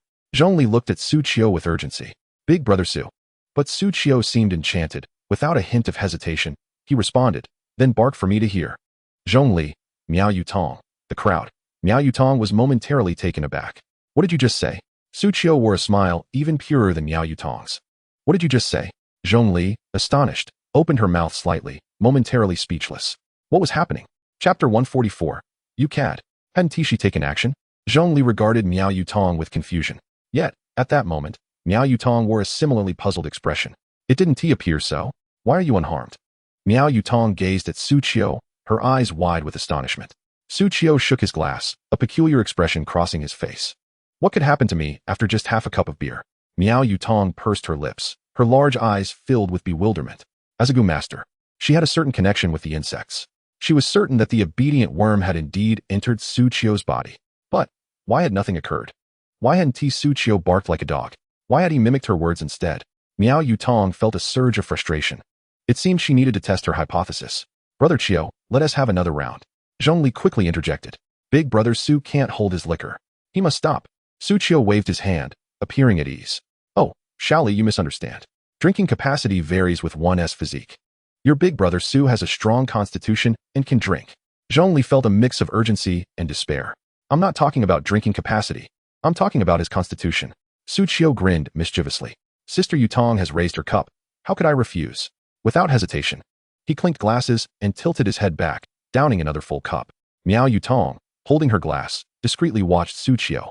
Indeed, some were born with resilient constitutions, offering a degree of immunity against certain Gu insects. But this time, wasn't brother Qiu the one who claimed he could handle 10 times the amount? Miao Yutong directly unleashed 10 obedient worms. The dosage was certainly sufficient. Even a pig could be taught to bark like a cat. Miao Yutong was determined to make Su Qiu heed her words this time. Seeing Su Qiu drink so heartily, Miao Yutong urged, Brother Qiu, bark for me. Su Qiu promptly replied, just one bark. Oh woo. What is happening? Why are my Gu worms ineffective? Miao Yutong gulped down the remaining delicious orange juice, her mind racing. The man before her. He either possesses an extraordinarily resilient constitution that renders him immune to the poison of the Gu worms, or he is a natural Gu vessel. With a sharp glare from Miao Yutong, Su Qiu raised an eyebrow. Brother Qiu. Miao Yutong moved her chair a bit closer, scrutinizing Su Qiu's handsome face, feeling somewhat indignant. Don't you feel anything at all? Su Qiu replied solemnly. I plan to pick a flower. Does that count as feeling something? Miao Yutong. Zhongli, as for feelings. Su Qiu indeed had them, because his wandering tendrils had already sprung into action.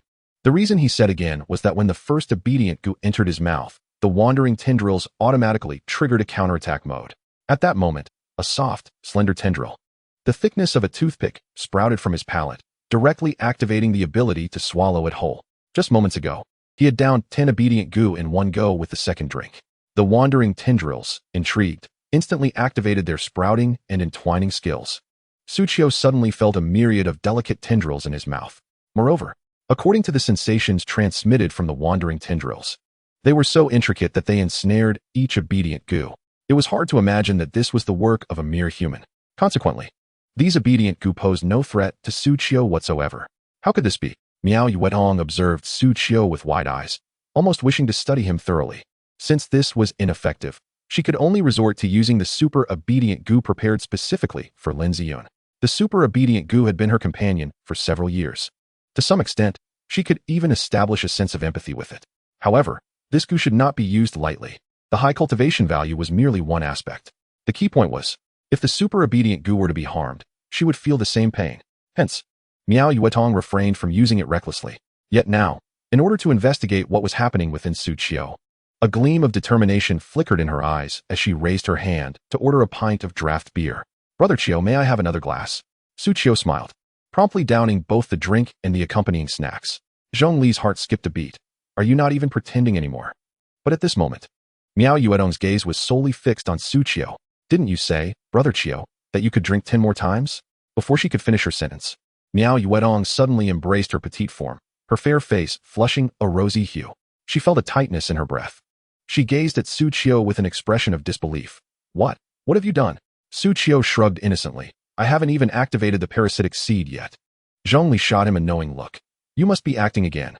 Miao Yutong's forehead glistened with a sheen of perspiration. I didn't. The surrounding patrons immediately averted their gazes, cold sweat forming on their brows. Such audacity in the youth. He has 2 beautiful women. How infuriating. Why do I not have a girlfriend? Miao Yutong was about to say something, but the sensation from the Gu worms made her hastily shut her mouth. Yet her eyes remained locked on Su Qiu. When did this happen? Am I poisoned? Or was I drugged? No, wait.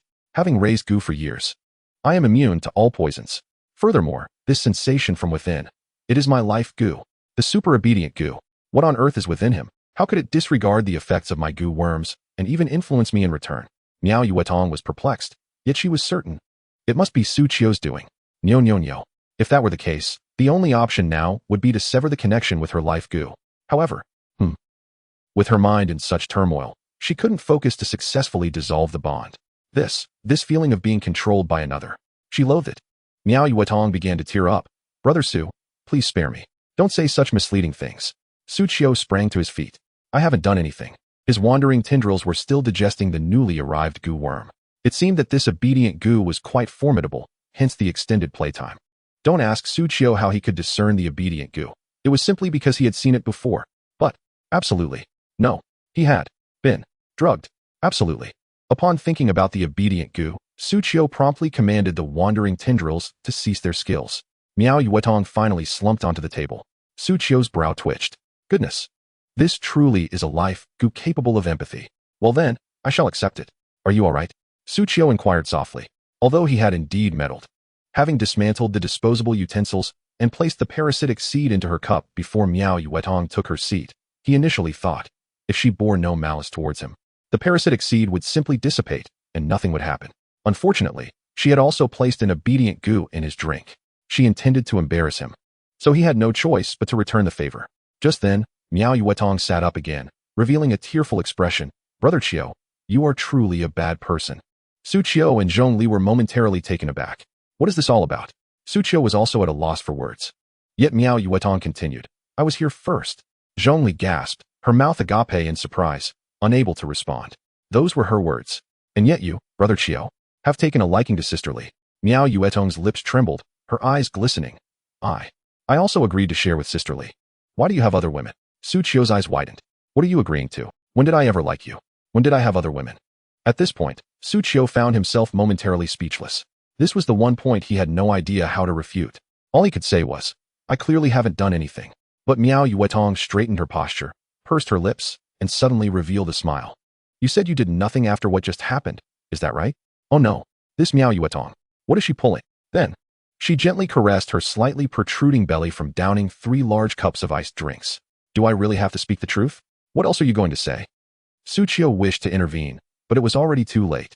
Immediately, the sound of chairs scraping against the floor echoed from all directions.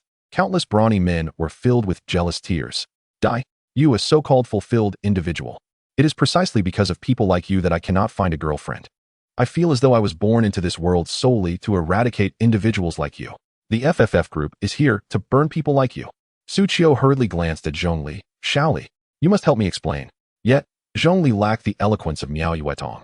After much stammering, she could only blush and utter, I am merely cohabiting with Brother Su. We truly haven't done anything. We just play games together every day. Upon hearing this, the crowd of men flexed their muscles, their veins bulging with fury. Cohabiting. Oh, you say you've done nothing while living together? Playing games every day? Is it? You rascal. There must be some hypnotic software involved. Hand it over. We might spare you. Su Qiu was at a loss for words. Have you all read too many comics? That sort of thing doesn't exist. As soon as he finished speaking, Su Qiu recalled Miao Yuetong's obedient insect. In a certain sense, the obedient insect, serving as a truth serum, could indeed be considered a form of hypnotic software. So it does exist. Still unwilling to hand it over, are you? Soon after, 2 sturdy police officers arrived. We received a report that someone was publicly displaying inappropriate behavior. And it must be you. They need not search further. Su Qiu, sandwiched between men, was their prime suspect. Come with us. Chapter 145, The Monster Camp. The Source Chi Forest. Ah, how delightful destiny is, devoid of the scheming of the real world. Su Qiu sat atop a slime, slowly making his way toward a large source chi spring alongside 3 tree spirits. So how did you get out? Hearing the frostfire poison lizard's inquiry, Su Qiu shrugged helplessly.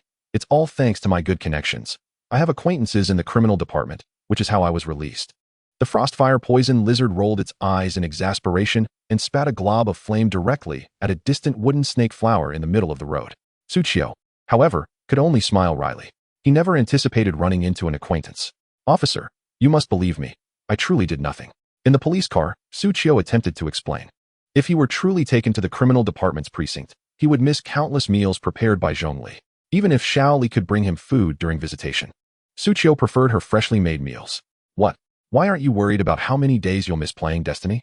Destiny, is work, while women are life. Just then, the police officer in the driver's seat chuckled and replied, "Call me boss, and I'll believe you." Upon hearing this, Suchio's expression froze. That voice sounded so familiar. Suddenly, the slender officer in the passenger seat slapped the driver on the head, knocking his hat off. "Focus on driving." The hat fell away, revealing a gleaming head that seemed capable of illuminating the darkness. The officer who delivered the slap turned around, revealing a face that was not as handsome as his own. "Boss, it's a pleasure to meet you." This familiar exchange left Suchio momentarily stunned. "What the heck? You two, isn't this the bald fury and the archer Aoshue?" The bald man picked up his hat and put it back on, grinning as he adjusted the rearview mirror, addressing Suchio. "This must be our first meeting, right?" Suchio awkwardly smiled and raised his silver bracelet. "Indeed. I never imagined our first encounter would involve handcuffs." Aoshue turned around and promptly produced keys to unlock Suchio's cuffs. Lamenting, "We heard from the mage that Miss Meow has sneaked out again. Fearing she might use her insects to harm someone, we rushed to search the city. After finally tracking her down through the surveillance, we heard someone had called the police because she was causing a scene. That terrified us. We hurried over. Who would have thought the victim would be that young lady, and we would run into you?" Suchio rotated his wrist, recalling the smiling face of Miao Yuetong. He coldly scoffed, gritting his teeth. "That diminutive, smiling girl surely doesn't have a bad temperament." The bald officer chuckled in response. "Of course. We believe you didn't harm Miss Meow. Otherwise, I wouldn't be saying this. But if Miss Meow wanted it, you might have already been left with nothing but bones." Suchio offered a wry smile.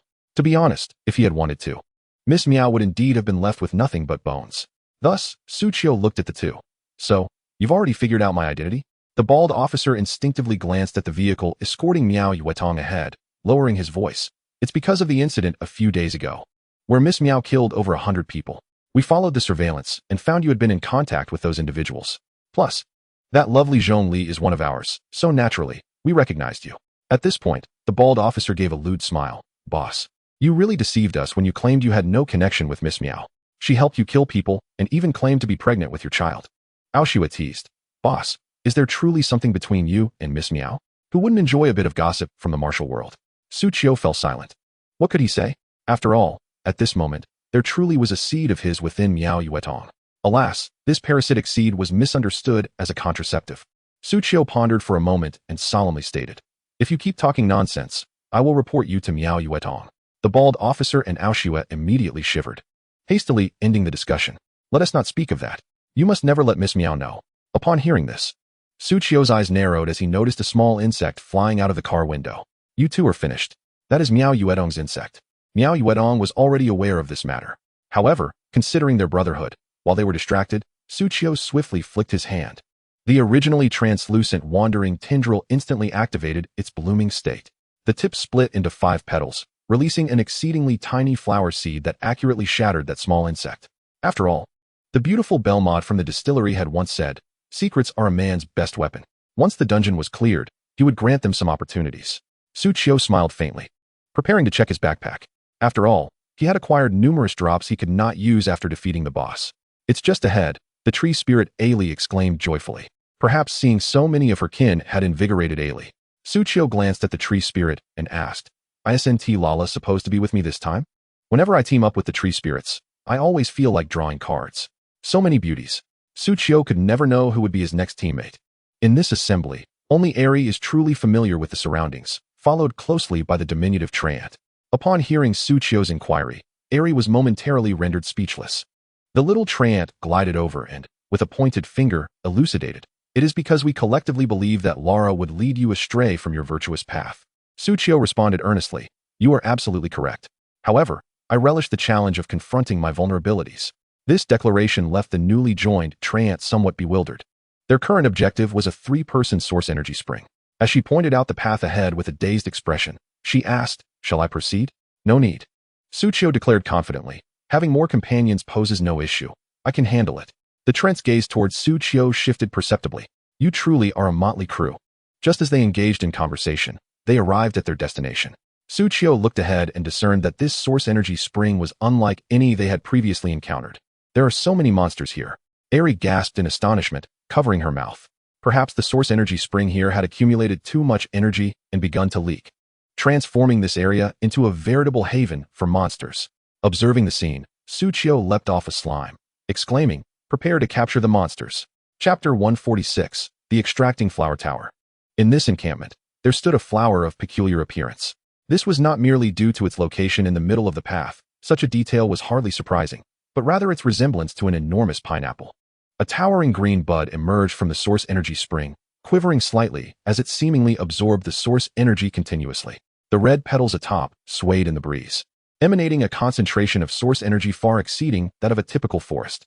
Countless wooden wolves and serpents lay sprawled on the ground, their floral heads rising and falling rhythmically with each breath, appearing utterly at ease.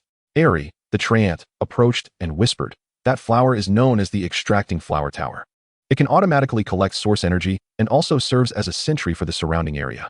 It is a creation of our treant kin." After a moment's contemplation, Airy referred to it as a structure. She then gazed at the Extracting Flower Tower before them. However, this flower tower appears rather strange, and it is quite full.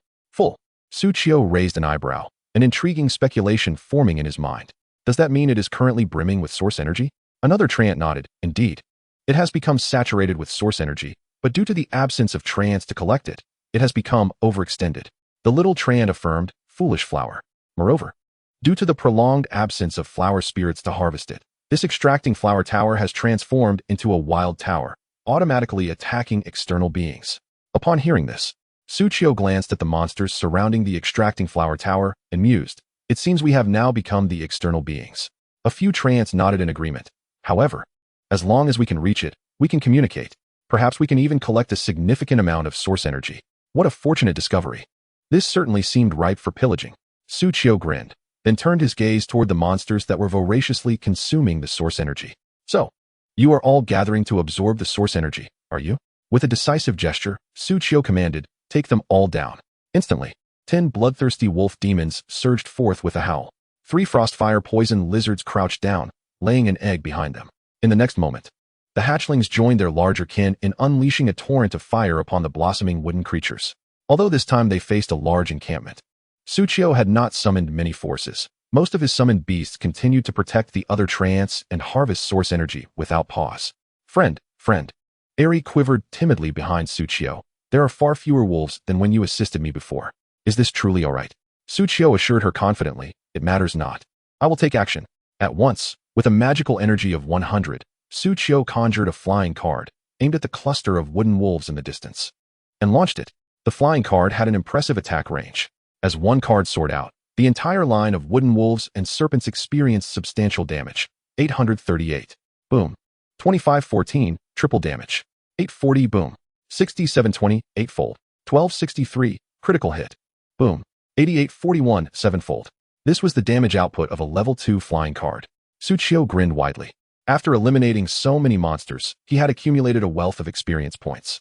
He decided to enhance his active skill, flying card. Quality, blue excellent. Class, card master. Level 2. Effect, consumes 100 points of magical energy to fire an energy card forward, returning after reaching a range of 3 times the attack distance. Inflicting magic damage x 1502, 5 magic damage cap x 23 on all enemies in its path. The energy card benefits from attack effects. Cooldown, 10 seconds. With the damage enhancement, his original magical attack power of 312 surged to a staggering 988 under the influence of the flying card. After breaching the magical resistance of this horde of monsters, he still dealt over double the direct damage, coupled with a critical hit rate of 60. This single flying card obliterated half of the health of the wooden wolves and serpents in a straight line. The frostfire poison lizard, having just unleashed a spray of fiery liquid, witnessed the catastrophic losses suffered by the enemy. She widened her eyes and turned back to Suchio, her master, seemingly more formidable than ever. Suchio chuckled, "I often feel out of place because of my overwhelming strength." Ugh. The frostfire poison lizard regained her composure and launched another assault on the enemy. With the flying card at her disposal, although she possessed considerable crowd control capabilities, she could not rely on it indefinitely. At least during the 10-second cooldown, she would have to rely on her basic attacks. 162, boom. 483, triple damage. The wooden wolf that had just taken a card was elated. No skills left, huh? How can a summoner fight without skills? And with so few summoned beasts? And you dare to show your face? The 3 little treants remained hidden behind their summoner. Roar. It let out a furious howl. All the blooming wooden wolves aimed their vibrant red flowers directly at Suchio. If they could eliminate the summoner, they could capture the 3 treants and present them to their twisted treant overlord. Yet in the next instant, The card trick activated. Whoosh. Countless cards streamed forth from Suchio's hands, forming a line as they swept toward the pack of wooden wolves. 161, boom. 805, 5-fold. 163, boom. 1304, 8-fold. 243, critical hit. Boom. 1458, 6-fold. Every second, Suchio was able to unleash a staggering 5 luminous cards, directing a ferocious barrage towards the adversaries. This pack of wood wolves boasted a mere 22,000 health points, and in Suchio's capable hands, they could not endure for more than 3 seconds. Furthermore, the summoned beasts by Suchio's side had already taken shape. The water slime taunted, the bloodthirsty wolf responded to threats. The bloodthirsty bat king created disturbances among other teams, and the frostfire poison lizard launched long-range assaults. Not only that, once Suchio confirmed his safety, he could not help but beam with delight. The wandering tendrils residing within him emerged from various parts of his body, their tips blooming into delicate, pink, fleshy flowers. Together with Suchio, they launched a fierce onslaught against the distant monsters.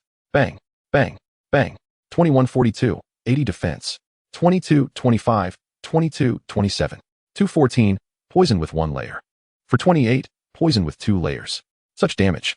It rivaled that of Suchio, and in fact, exceeded it by a considerable margin. The wandering tendrils seemed to question, could it be possible that as a summoned beast, my damage could surpass that of my master? This relentless assault shook the very ground of the encampment. Roar! Monsters from the opposite end of the camp charged towards Suchio's direction. Now, that was more like it. With a mere flick of his fingers, Suchio deftly flung more luminous cards. One must admit, Suchio's combat prowess was off the charts. Even though the enemies possessed magical resistance from years of siphoning source energy, they were insignificant in the face of Suchio's extraordinarily high-frequency damage. As the battle erupted into chaos, a massive flower atop the source energy spring suddenly reacted. It hissed, resembling a satiated giant wooden serpent, and abruptly spewed a cloud of flower seeds into the air. Boom! The flower seeds exploded above, raining down upon the battlefield towards Suchio's summoned beasts. A carpet bombing? Suchio raised an eyebrow and commanded, "Ignore me, continue the fight." Subsequently, the wandering tendrils extended, enveloping Suchio within their embrace. Tap, tap, tap, tap, tap. A deluge of flower seeds swept across the field. The health of Suchio's summoned beasts plummeted dramatically, but they remained relatively healthy. As for Suchio himself, he managed to withstand this onslaught thanks to the protective power of the tendrils, albeit with his health dwindling.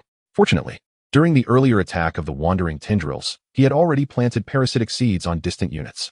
107, 107, 107. Countless life-restoring digits illuminated above Suchio's head. Soon, the lost health was replenished. With parasitic seeds in play, as long as I am not eliminated in an instant, I can continue to thrive. This was Suchio's reliance. The summoned beasts, however, lacking such convenience, could only depend on the holy light blessing for self-healing every second to regain their vitality. Thus, they remained in close proximity to the water slime, ready to pull it over to absorb damage whenever they were on the verge of injury, ensuring their survival. The water slime, the central figure in this combat style, could only respond with a soft eek. Chapter 147. The Frostfire Poison Lizard's Class Advancement. Frenzied Attack Speed. Bloodline Breath. Done. As the last wood wolf fell, the battle reached its conclusion. Suchio approached the colossal flower bud accompanied by 3 tree spirits. Extracting Flower Tower. Description: the wild extracting flower tower can gather source energy and provide a degree of protective function. Attack: 100 by 10. Health: 350, 125, 0000. Storage: 1010. Functions: gathering, storage, counterattack. The attributes appeared quite ordinary. Suchio smiled. However, one cannot demand too much from a storage facility. Once all the wood wolves and wooden serpents perished, the enormous extracting flower tower obediently ceased its struggle, remaining still and disguising itself as a flower. Indeed, our extracting flower tower. The tree spirits circled the extracting flower tower, observing it and confirming. Moreover, it seems to have indigestion. A brief communication should enable us to gather resources, far more convenient than doing it ourselves. Suchio felt significantly relieved upon hearing this. Moreover, judging by its storage, it had undoubtedly stored 10 units of source energy. If transported back home, it could directly facilitate the construction of the wood spirit altar. Coupled with his own vine-round flower, the expansion and reconstruction speed of the Tree of Wind would soar. Alas! Yet, just as Suchio approached the flower tower, he felt a wave of dizziness wash over him, akin to inhaling carbon monoxide. Ding! Source energy is too concentrated. You have been poisoned and have fallen into a state of faintness. Faintness. Effect, movement speed 10, attack speed 10, with a chance of spell failure. Suchio held his breath and took a few steps back. The source energy here is indeed a bit too intense. These source energies are harmful to you. Don't come near. The tree spirit, Ailey, advised Suchio before flying towards the extracting flower tower with the other two tree spirits. Leave it to us. Suchio felt a twinge of reluctance, but had no choice. Eek. Just then, the water slime approached. Toxic blood activated purification. In an instant, Suchio felt the surrounding air become significantly fresher. The faintness debuff that had just appeared above him dissipated as well. How wonderful to have you. Suchio promptly scooped up the slime and vigorously squeezed it in his embrace. Suchio felt revitalized. Ailey chuckled softly. We've gathered quite a bit. The young tree spirit also felt around with its tiny hands. It seems it hasn't been harvested in a long time. Let us help it. The little tree spirits nodded in agreement, ascending to perch atop the petals. Subsequently, 6 tiny hands rested upon the top of the flower tower. Is it because it hasn't rained? Why does it smell a bit foul? I find this rich scent of source energy rather enchanting. Suchio remarked. I hope you're referring to gathering and not to supplementation. Thereafter, the tree spirits closed their eyes, a soft green glow illuminating their surfaces as they began to communicate with the flower tower. Seizing this opportunity, Suchio glanced around at the corpses of the monsters. After annihilating the entire encampment, the summoned beasts scattered to help Suchio collect the items. Suchio took a moment to check his status panel, having not done so in a while, upon the Frostfire Lizard reaching level 10. His Cardmaster profession had unlocked the class advancement feature. However, he had been too preoccupied with defeating the toxic marsh lizard to examine it at the time. Finally, he had the leisure to do so. Class advancement allows summoned beasts to possess a profession, elevating the summoned beast's class rank and unlocking the summoned beast's equipment slots. Suchio, what? Am I seeing things? Elevating the class rank of a summoned beast can also unlock its equipment slots. Summoned beasts. They have equipment slots. Suchio instinctively turned his head to glance at the Frostfire poison lizard beside him, which was gnawing on a glowing orb. In a fleeting moment, his mind conjured images of these large lizards wielding wands with their claws.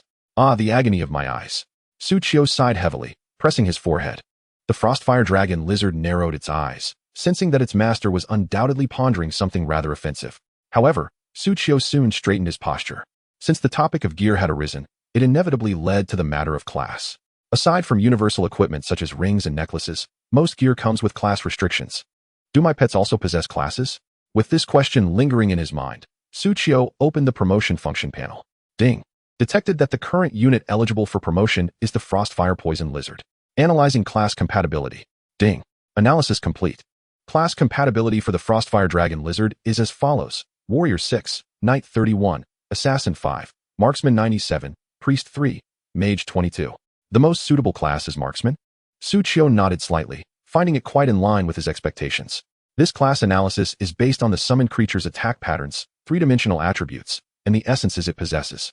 The second most suitable class, Knight, is likely due to their robust nature. Ding. Would you like to designate the Frostfire Poison Lizard as a marksman? Suchio clicked to confirm. He understood that even if a class was chosen now, should the summoned creature acquire other essences in the future, its class could be altered if its attributes changed significantly. Quite flexible. Ding. Promotion successful. The Frostfire Poison Lizard has been successfully promoted to Marksman Level 1, unlocking 1 equipment slot. As the notification concluded, Suchio remained seated, momentarily dazed. After a brief pause, he realized that the promotion was already complete. Suchio blinked in surprise at the newly promoted Frostfire Poison Lizard. Just then, 3 system notifications rang in his ears one after another. Ding. Detected that your Frostfire Poison Lizard's initial quality tier is Golden Legend, comprehending the Golden Legend class talent, and learning the Purple Epic class skill. Ding. Your Frostfire Poison Lizard has successfully comprehended the talent Berserk Attack Speed, Golden. Ding. Your Frostfire Poison Lizard has successfully comprehended the skill Breath, Purple. Berserk Attack Speed. Description. Your attack speed is incredibly rapid. Quality, Golden Legend. Effect. With each attack, gain 1 stack of Berserk. For each stack of Berserk, attack speed increases by 10, up to a maximum of 50 stacks. Upon seeing the talent's description, Suchio felt it was reasonable. An increase of 10 to attack speed with each attack. But upon reading the last number, he was left utterly speechless.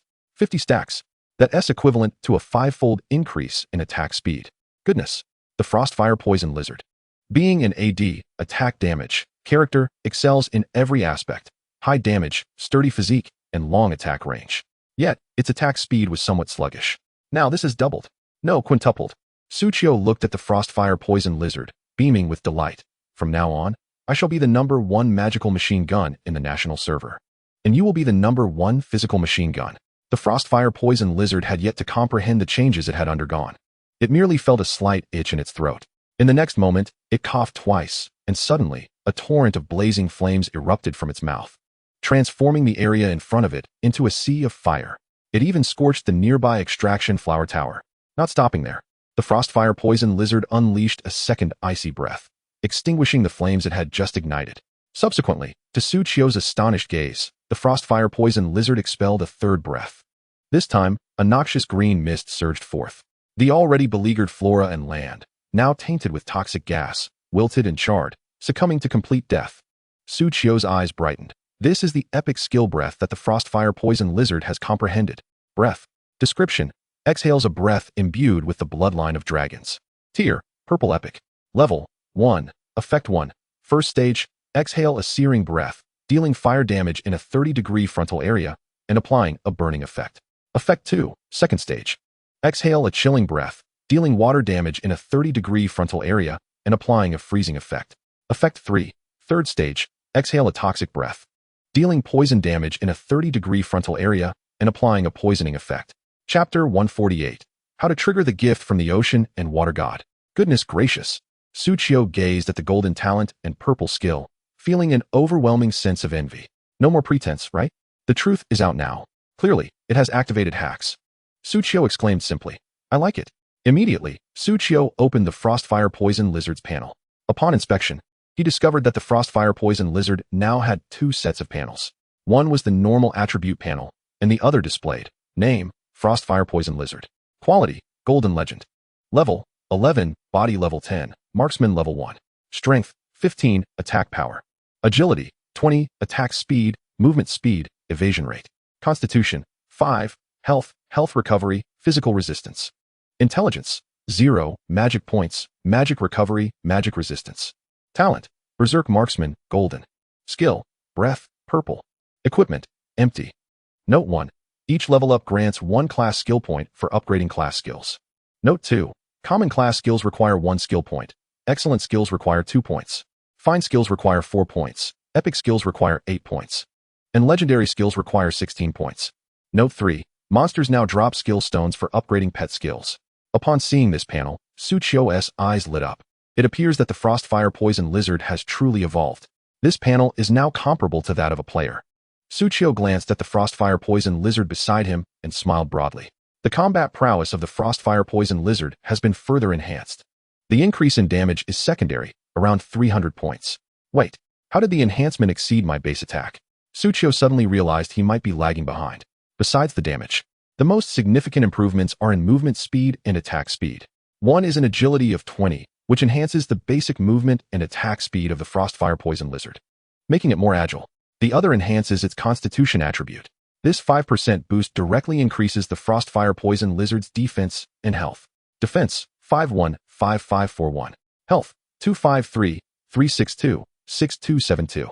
With the increase in health, the additional damage from the Frostfire Poison Lizard's dragon bloodline is also amplified. Closing the attribute panel, Suchio could only sigh inwardly. Is this what you call an archer?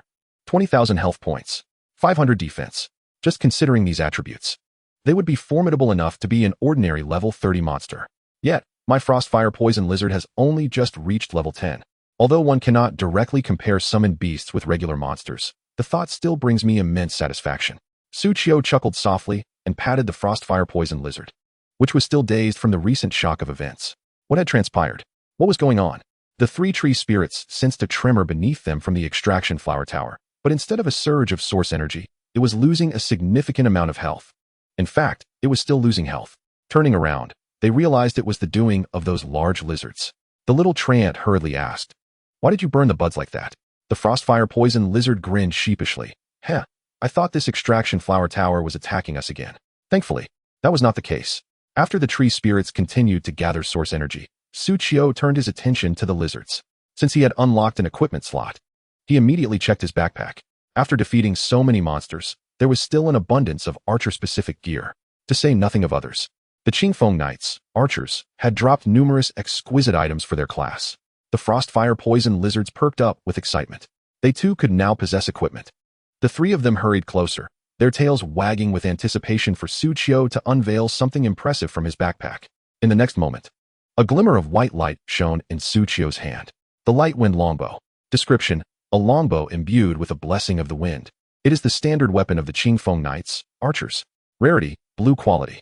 Level: 10. Effect 1, attack power 30. Effect 2, rapid fire. There is a 20 chance to unleash an additional attack upon striking, dealing 50 damage. The Frostfire Poison Lizard's eyes lit up upon seeing this equipment. Was this the gear their master had prepared for them? What splendid equipment! Although the attack power seemed a tad low by human standards, the second effect, rapid fire, was nothing short of miraculous. While a 20 chance might seem low, their speed was remarkable. With just a few rapid strikes, they could unleash 34 bursts of flame within a second. What enemy could withstand such onslaught? At that moment, Su Qiu remarked, "Your current combined body and class levels only amount to 11. You'll have to make do for now." He retrieved 3 light wind longbows from his backpack, patted his waist pouch, and teased, "Once you level up a bit more, I have plenty of equipment to spare." The Frostfire Poison Lizard's eyes sparkled with excitement. Their master was indeed generous. Suddenly, 2 translucent arms sprouted from the back of the Frostfire Lizard, reaching out to grasp the equipment presented by Su Qiu. In the next instant, the light wind longbow vanished alongside the arms. Ding! Your Frostfire Lizard has successfully equipped the light wind longbow. With the sensation of truly possessing the equipment and feeling stronger, the Frostfire Lizard felt a newfound bond with its master, casting aside any previous grievances. It leaned closer and gently licked Su Qiu's palm in a gesture of friendship. Just then, a series of system notifications appeared. Attack speed 10, Berserk level 1. Attack speed 20, Berserk level 2. Attack speed 30, Berserk level 3. Su Qiu remarked, "Frostfire Lizard." The Frostfire Lizard responded, startled. Is that really counted? Su Qiu's expression turned serious. How did I trigger the gift from the ocean and water deity back then?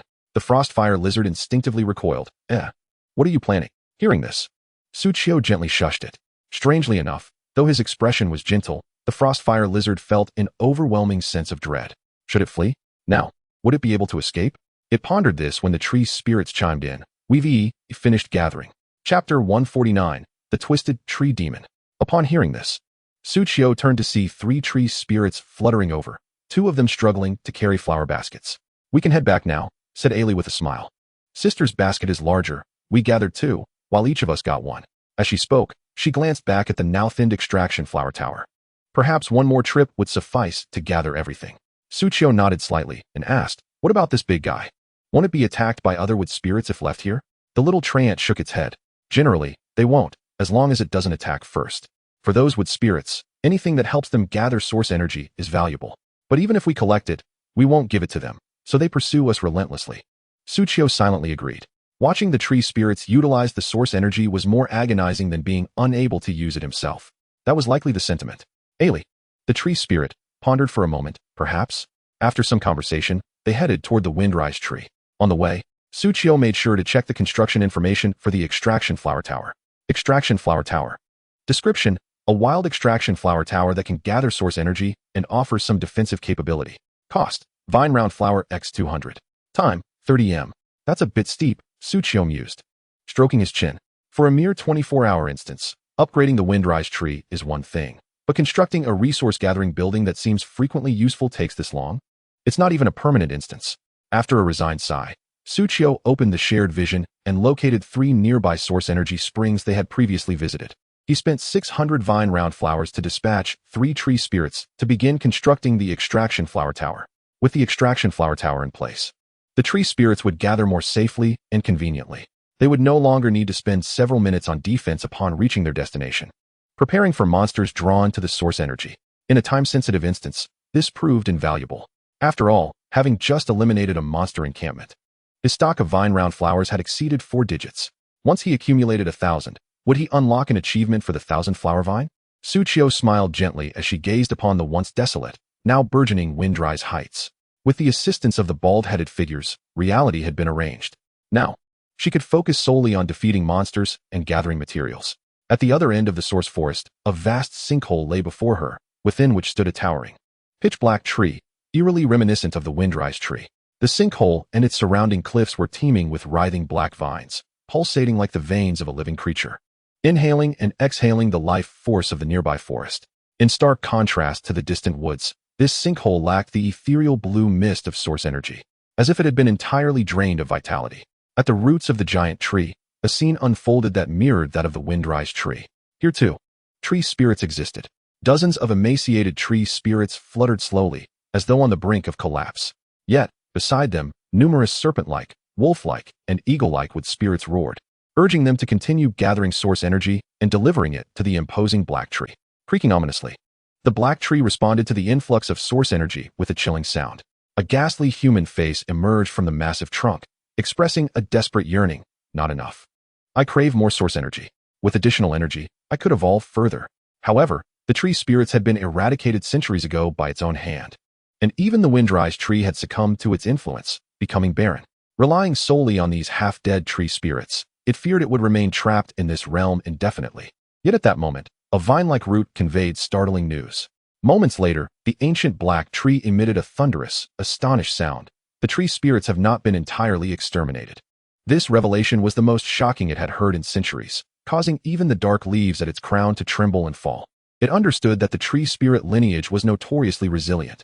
As long as one spirit survived, the potential for revival remained. It had previously attempted to resurrect fallen spirits by placing their remains in its hollow, but to no avail, leading it to abandon the pursuit of capturing more. Now, however, the wood spirits it produced had brought back news of the surviving tree spirits. This presented a new opportunity for evolution. All units, mobilize. Hunt the tree spirits. As it issued the command, a crimson name illuminated above it. Twisted Tree Demon. With this proclamation, the wood spirits it had crafted sprang into action, scattering throughout the area in search of the elusive tree spirits. The challenges of the Source Forest survival quest were just beginning. At last, Suchio had gathered enough source energy. While on her way back to the Windrise tree, she received word that her source energy had reached a total of 10. Without hesitation, she expended 500 vine-round flowers and 10 units of source energy to establish a wood spirit altar in a clearing beside the Windrise tree. Subsequently, a swarm of tree spirits flew into the tree's hollow, retrieving ample materials before returning to the designated area to commence construction. Yet, unlike human construction, which would have stirred up clouds of dust, this process was akin to planting a seed that quickly bore fruit. It was a sunny day, and a group of tree spirits buried specific seeds in the soil, singing peculiar songs as they danced in circles, laying the materials beside the earth. The seeds soon broke through the surface, gradually taking on their intended forms. Suchio could not help but place a hand on her forehead. This method of construction is still too advanced for humans. It's as if one simply digs a hole, buries some soil, counts to 5, and a building emerges. She recalled how the extraction flower tower had been constructed in a similar manner. With a sigh, she glanced toward the distant woods, contemplating how far the source energy spring was. By the time she returned to the Windrise tree, she mused, the wood spirit altar would likely be completed. Just as this thought crossed her mind, a familiar voice echoed in her ears. Squeak. It was the alert of the bloodthirsty Bat King. After several casual team-ups, this time, the bloodthirsty Bat King had chosen to accompany her. This alert signified that a benevolent soul was bringing materials. Chapter 150. Would Eagle strengthen the bloodthirsty Bat King? Yet, this time, the adversaries appeared to be different. Caw! The sky erupted with sharp cries as several green-feathered eagles swooped swiftly toward her. Wood Eagle. Description: a wood spirit that has assumed the form of an eagle through the absorption of source energy. Level: 27. Attack: 2400. Health: 24,000. Skills: Wood Eagle grabs chick. High ground advantage, feather storm, evasive maneuver. Wood Eagle grabs chick. Description: no chick can escape the clutches of an eagle. Hee hee. Effect: increases health by 10, size by 10, and deals 50 additional damage when attacking units smaller than itself. High ground advantage. Description: you can't hit me. What can I say? I am just this powerful. Effect: increases damage dealt to ground units by 50. Feather storm. Description: pluck all the feathers until there are none left. Effect: when activated, fires a feather during an attack, dealing piercing damage to enemies. Evasive maneuver. Description: when the ghostly blade is unsheathed, the unseen maneuvering begins. Effect: increases the wood eagle's evasion rate. Upon examining the new monster's profile, Suchio smiled faintly. This is intriguing. This creature epitomizes the strategy of exploiting its advantages in battle. It deals extra damage to smaller and ground units. How fortuitous, as humans fall squarely within that category. In essence, within the Source Forest quest. The wood eagle is a predator of its own kind. I'm so scared, Suchio remarked, glancing at the frostfire venom lizard beside her.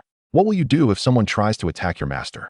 The frostfire venom lizard hesitated momentarily, responding with a curious huh? Can I just watch?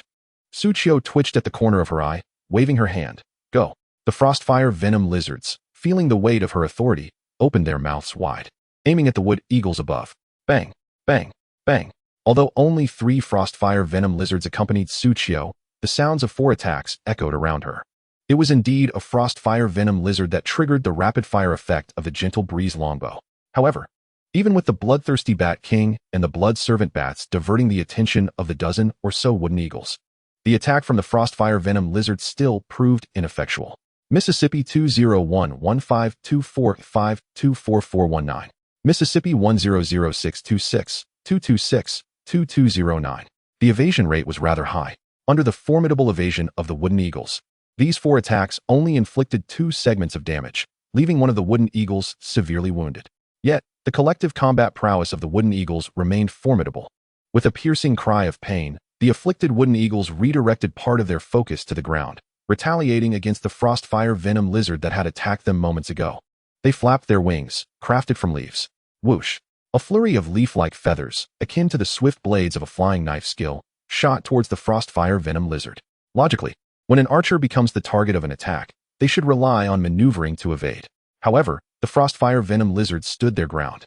2503, 2511, 2512, 2510. A cascade of damage numbers appeared densely upon the frostfire venom lizard. With the advantage of altitude enhancing the damage, even if the defenses were breached, they received additional amplification, inflicting considerable harm upon Suchio's summoned beasts. If it were an ordinary archer, they would have perished countless times under such a barrage. Yet, the frostfire venom lizards remained steadfast beneath the onslaught of feathers. Not a single one fell. Such was the resilience of the frostfire venom lizard. Having withstood this round of damage, the frostfire venom lizards retaliated with even greater ferocity. Hiss, hiss, hiss. Normal attacks, egg-laying, breath attacks, corrosive sulfuric liquid, normal attacks. They unleashed every form of damage they could muster upon the airborne wooden eagles. Regardless of whether they hit or missed, each attack would stack a layer of frenzy buff, boosting their attack speed by 10. As long as the attack speed was sufficiently swift, it meant, my turn, still my turn. Conversely, after being struck by the frostfire venom lizard's assault, the wooden eagles would find their attack speed diminished by 20. The interplay of increases and decreases rendered the damage output of both sides incomparable. In the span of mere seconds, the rhythmic thumping in Suchio's ears transformed into a cacophony of thuds. The jaws and tongues of the frostfire venom lizards blurred into phantasms. Their throats surged rapidly. Streams of fiery liquid coalesced in the air, forming an attack pattern reminiscent of a laser tower. The moment the red line connected with any target, their vitality would plummet precipitously. This bore no resemblance to arrows shot by an archer. The damage was already formidable, amplified further by this blistering attack speed. Suchio couldn't help but click his tongue, not to mention the monsters. Even I would struggle to endure this. Meanwhile, although the wooden eagles also launched their own attacks and endeavored to evade, in the face of 5-fold speed, how far could they truly dodge? Moreover, the frostfire venom lizards were not fighting alone. Several slimes had already climbed onto them, spreading out to form a protective layer akin to a shield. Even if the wooden eagles could accurately strike the frostfire venom lizards, the damage would first be absorbed by the water slime, leaving only half to penetrate through and impact the frostfire venom lizards. Such damage was utterly negligible. Before long, the aerial battlefield was nearly devoid of the wooden eagles. Squeak. The bloodthirsty Bat King, whose combat strength was relatively weak, managed to complete its task of distraction after depleting 26 blood servant bats and remained alive. However, it did not descend directly but remained vigilant of its surroundings, for the foes they sensed earlier were not limited to airborne units. Suchio, too, summoned a priestess card to restore health to the frostfire venom lizards. Yet, the impending wave of ground enemies would prove far simpler to handle. The bloodthirsty demon wolves, which had been merely observing, surged forward and dismantled the opposing wooden wolves with fervor. They vented their frustrations in a flurry of attacks. This latest batch of monsters, though aggressive, did not target me at all. As Suchio collected monster materials, he glanced back. There, a small treant was assisting the summoned beasts in gathering materials. Previously, monsters had always aimed to slay treants. Suchio shook his head slightly, gazing into the distance. For some reason, he sensed an approaching storm. But, before that, it was best to strengthen his forces. Ding! detected that the material vine round flower contains the essence of high ground, feathered flight, and maneuvering. Ding! The essence of high ground, feathered flight, and maneuvering has a high compatibility with the card Bloodthirsty Bat King. Fusion mutation is recommended. Watching the new essence that appeared before him, Suchio smiled broadly. These wooden eagles truly are a delightful surprise. Chapter 151, Leader of the Wood Spirit Clan? The Azure Fox. Squeak. Just then, the Bloodthirsty Bat King swooped down. It glanced at the Frostfire Venom Lizard, feeling quite intrigued, and emitted a plaintive sound. Squeak, you deceiver. We had agreed to occupy the lowest tier together. One an AD with no output, the other a damage-less assassin. Yet now, the Frostfire Venom Lizard had advanced first. Not only had it ascended to the Golden Legendary level, but it had also transitioned to a new class, acquiring Golden Legendary traits. It had leaped ahead to become the big sister of the team. In terms of versatility, it even surpassed the bloodthirsty demon wolves, which could not contend with airborne units. However, here she was, merely a small bat capable of scouting, with almost no damage output. The Frostfire Venom Lizard, upon hearing this, let out a proud chuckle. But before long, it suddenly contemplated its future existence, and its laughter faltered. It hastily extended a claw to rest upon the Bloodthirsty Bat King's shoulder, solemnly advising, "Hiss, hiss. I must warn you not to grow stronger. Do not become human." Squeak. The Bloodthirsty Bat King was taken aback, perplexed by the meaning of this statement. Even the water slime that had descended from the Frostfire Venom Lizard was baffled as to why she made such a remark. Moreover, the water slime noticed its master in the distance, squinting intently at the scene. Your whispered conversation can indeed be heard by the master. Little bat, come here for a moment. Suchio beckoned the Bloodthirsty Bat King closer. Do not heed her nonsensical words. They are detrimental to unity. Squeak. The innocent bat nodded. Subsequently, it retrieved the essence it had just collected from its backpack, and Suchio gently coaxed. You wouldn't want to be left behind by your sisters due to insufficient combat strength, would you? Squeak, squeak. Initially, the Bloodthirsty Bat King understood, but as the conversation progressed, it felt something was amiss. Nevertheless, it remained intrigued by the cards in Suchio's hands. A card illustrates an eagle grasping a turtle with its talons, depicted in the act of being dropped from a height. Despite the apparent lack of force, the moment the turtle's shell strikes the ground, it shatters. From a lofty vantage point, the description reads, "No littering from heights, it begins with you." The effect states, when inflicting damage on a unit of lesser stature, an additional 100 damage is dealt based on the height difference. With wings that enable flight, one must not squander such a splendid gift. Suchio chuckled. This way, you can inflict greater damage on foes below. Suddenly, the Bloodthirsty Bat King radiated a glow signifying evolution. As the luminescence faded, its wings expanded slightly. The second card depicted two straight, piercing feathers. The first feather even penetrated a tree, leaving a translucent hole. Flying feather. Description, allow me to demonstrate a penetrative strike. Effect, ignores 10 defense of the opponent. When launching a ranged attack, there is a 10 chance to pierce through the enemy unit, inflicting damage on units behind them. After this purification, Suchio noticed no apparent change in the Bloodthirsty Bat King's appearance. The transformation occurs here, he mused. At that moment, the Bloodthirsty Bat King opened its small mouth.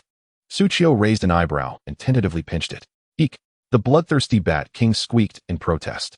Oops, my apologies, that was instinctive, Suchio admitted, feeling a bit embarrassed. He then pried open the Bat King's mouth to take a closer look. Inside, he discovered that the blood flow in the subcutaneous tissue of the Bat King's oral cavity had increased. With a squeak, the Bloodthirsty Bat King turned its head and expelled a blood needle. Compared to the previous one, this needle was slightly larger and more vibrant, as if imbued with a richer blood content. Since the ranged attack method involved expelling blood needles, the effect of Flying Feather was enhanced due to the increased blood potency. Suchio nodded in satisfaction, while the Bloodthirsty Bat King licked its lips, feeling an odd sensation from the foreign object in its mouth. Lastly, Suchio presented the essence of evasion to the Bloodthirsty Bat King. The card depicting the essence of evasion was rather straightforward, illustrating a figure striking at another, only for the latter to evade and counterattack the unguarded assailant. Evasion. Description. When the ghost blade is unsheathed, evasion becomes imperceptible. Effect. Movement speed 20, evasion rate 10. After evading, an additional attack is launched against the enemy. It emphasizes a counterattack upon evasion. For reasons unknown, Suchio envisioned the slender figure of Zhong Li skillfully dodging the lashes of vines. Damn, what has my DNA inscribed? After absorbing the essence, the Bloodthirsty Bat King appeared to float with even greater agility. Floating spirit? The Bat King's evasion rate was already exceptionally high. With this enhancement, it soared to 67. influenced by movement and the enemy's hit rate among other factors. Suchio glanced at the Frostfire Dragon Lizard. If these two spirited creatures clashed, one with maximum attack speed and the other with maximum evasion, who would yield first? The enhancement of the bloodthirsty Bat King was complete. All monster materials had been collected. Suchio and his companions continued their journey towards the wind-rising tree. Hurry along. Suchio's spirits were high, for the wood spirit altar was nearing completion. Upon arriving at the wind-rising tree, the wood spirit altar was just finishing construction. The altar resembled an ordinary wooden structure, albeit somewhat more sophisticated than a source gas spring. However, the usual pedestal for deities was conspicuously empty. No matter how Suchio looked at it, it seemed incomplete. Is this building missing something? He inquired, directing his question towards Lala instead of the nearby Cece. Well, Lala replied with a languid smile. The wood spirit altar was originally intended for the worship of the wood spirits. Upon hearing this, Suchio paused momentarily. Wait, are you suggesting that the wood spirit is? Lala nodded affirmatively. Indeed, we have been worshipping those very monsters that hunt us. She then gazed up at the empty altar. What once stood there was the former leader of the wood spirit clan, the Azure Fox. Suchio froze in place. What? He was momentarily at a loss for words. This Lala seemed to have revealed something of great significance. Chapter 152, The Wind-Rising Tree, Level Up. No wonder it is called the Wood Spirit Altar. Suchio had thought it merely shared a name with those wood spirit creatures. However, the Azure Fox, he turned to the empty wood spirit altar. So far, I have encountered wood spirit creatures such as wood wolves, wood snakes, and wood eagles. These creatures appear far more menacing than a fox. He questioned, why would a fox be their leader? Lala lifted the basket in her hands, which contained a harvested source gas orb. Source gas can aid in spellcasting. Most creatures imbued with source gas possess magical abilities. However, the wood spirit creatures you have defeated likely possess minimal magical skills. Yet, the Azure Fox we once worshipped. Lala cast a solemn glance at the wood spirit altar. All of her skills were magical. Thus, she was formidable. Why are you laughing, young sir? Lala remarked, sensing the contrast between her serious tone and Suchio's relieved smile. I just recalled something joyful. Only magic? Is there such a fortunate circumstance? Lala, perplexed, continued. Long ago, the Azure Fox led the other wood spirits to protect us tree spirits. But one day, she vanished, and the other wood spirits suddenly rebelled. We became what we are now. With a deep breath, Lala spread her hands, her usual languid smile returning as she looked at Suchio. Thanks to you, we have rapidly regained our vitality. The wind-rising tree is much livelier now. Noticing Lala's lingering sadness, Suchio smiled gently. Having done so much, I wonder how you will express your gratitude.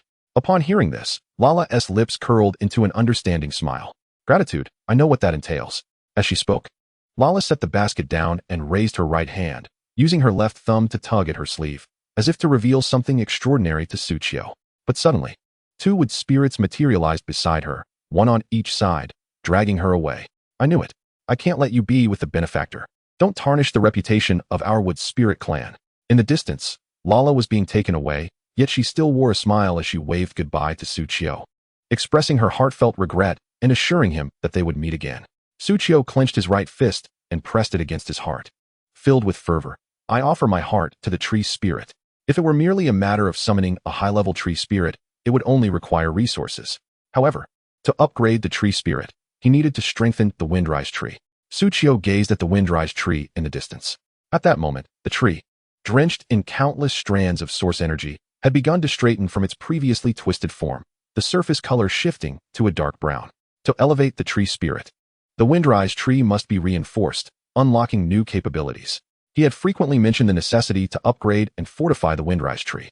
Thus, Suchio opened the enhancement panel for the windrise tree. Windrise tree description: the life tree of the tree spirit clan, a repository of all memories.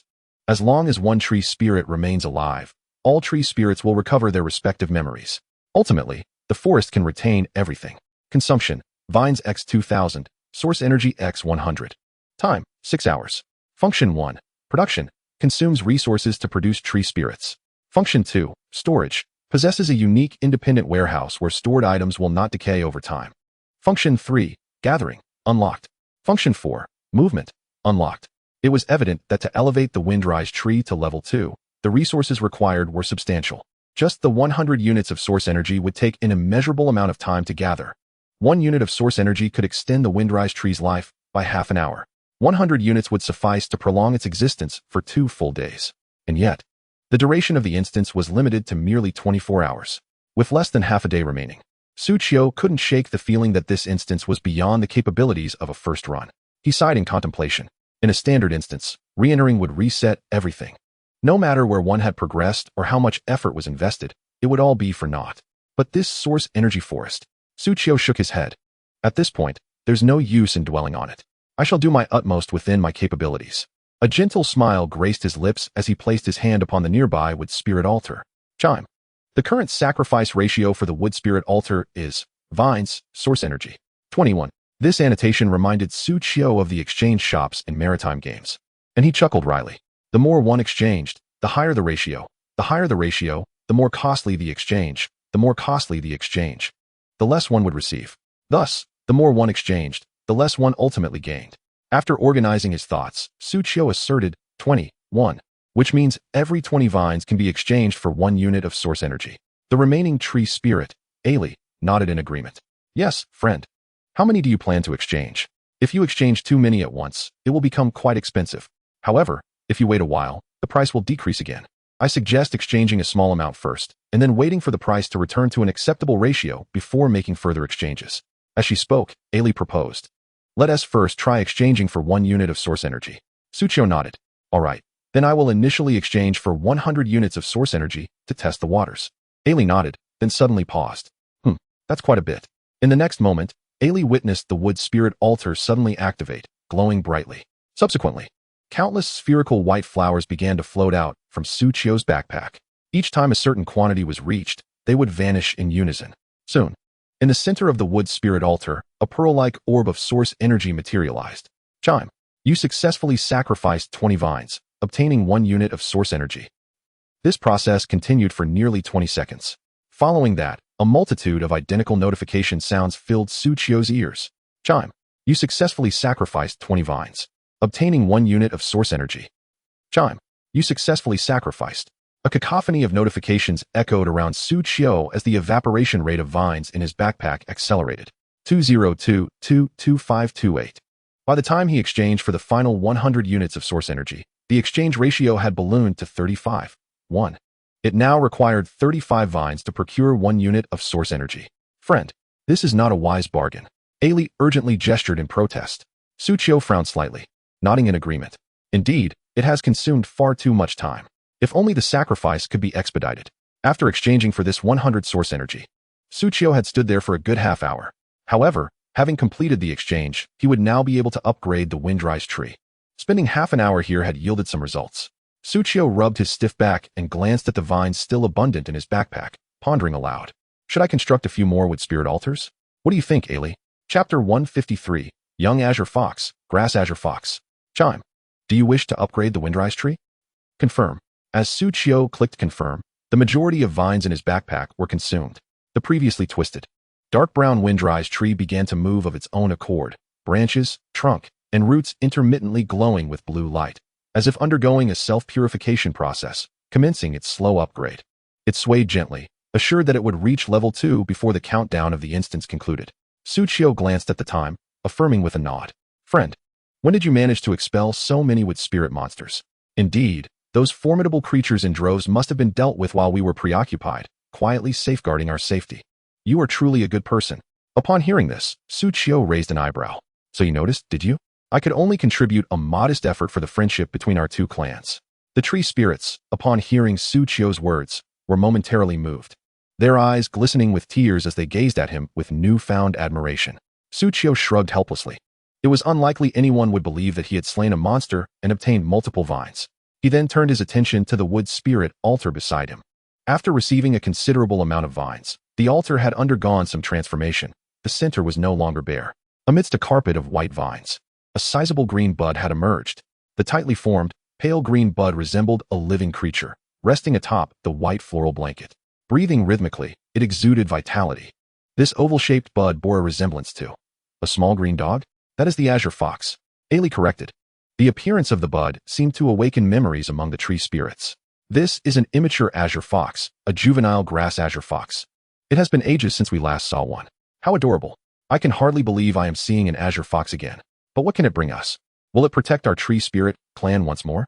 Once again, the wood spirit tribe was embroiled in chaos. A gathering of tree spirits surrounded the grass-green fox. which resembled an oversized ostrich egg, engaging in a flurry of animated discussion. Only Suchio stood at a distance, gazing at the creature that bore an uncanny resemblance to a verdant dog Bud, momentarily at a loss for words. Nevertheless, given that this being was once an object of reverence for the wood spirits, it must possess formidable combat prowess. At that moment, Lala floated over and inquired, "What troubles you, young man? You seem quite eager to acquire the green fox." Suchio nodded slightly. "Indeed, I am contemplating it. My team is in dire need of a magical unit. Relying solely on brute strength feels rather disrespectful towards the monsters. However, it is premature to make a decision before I have truly encountered the green fox."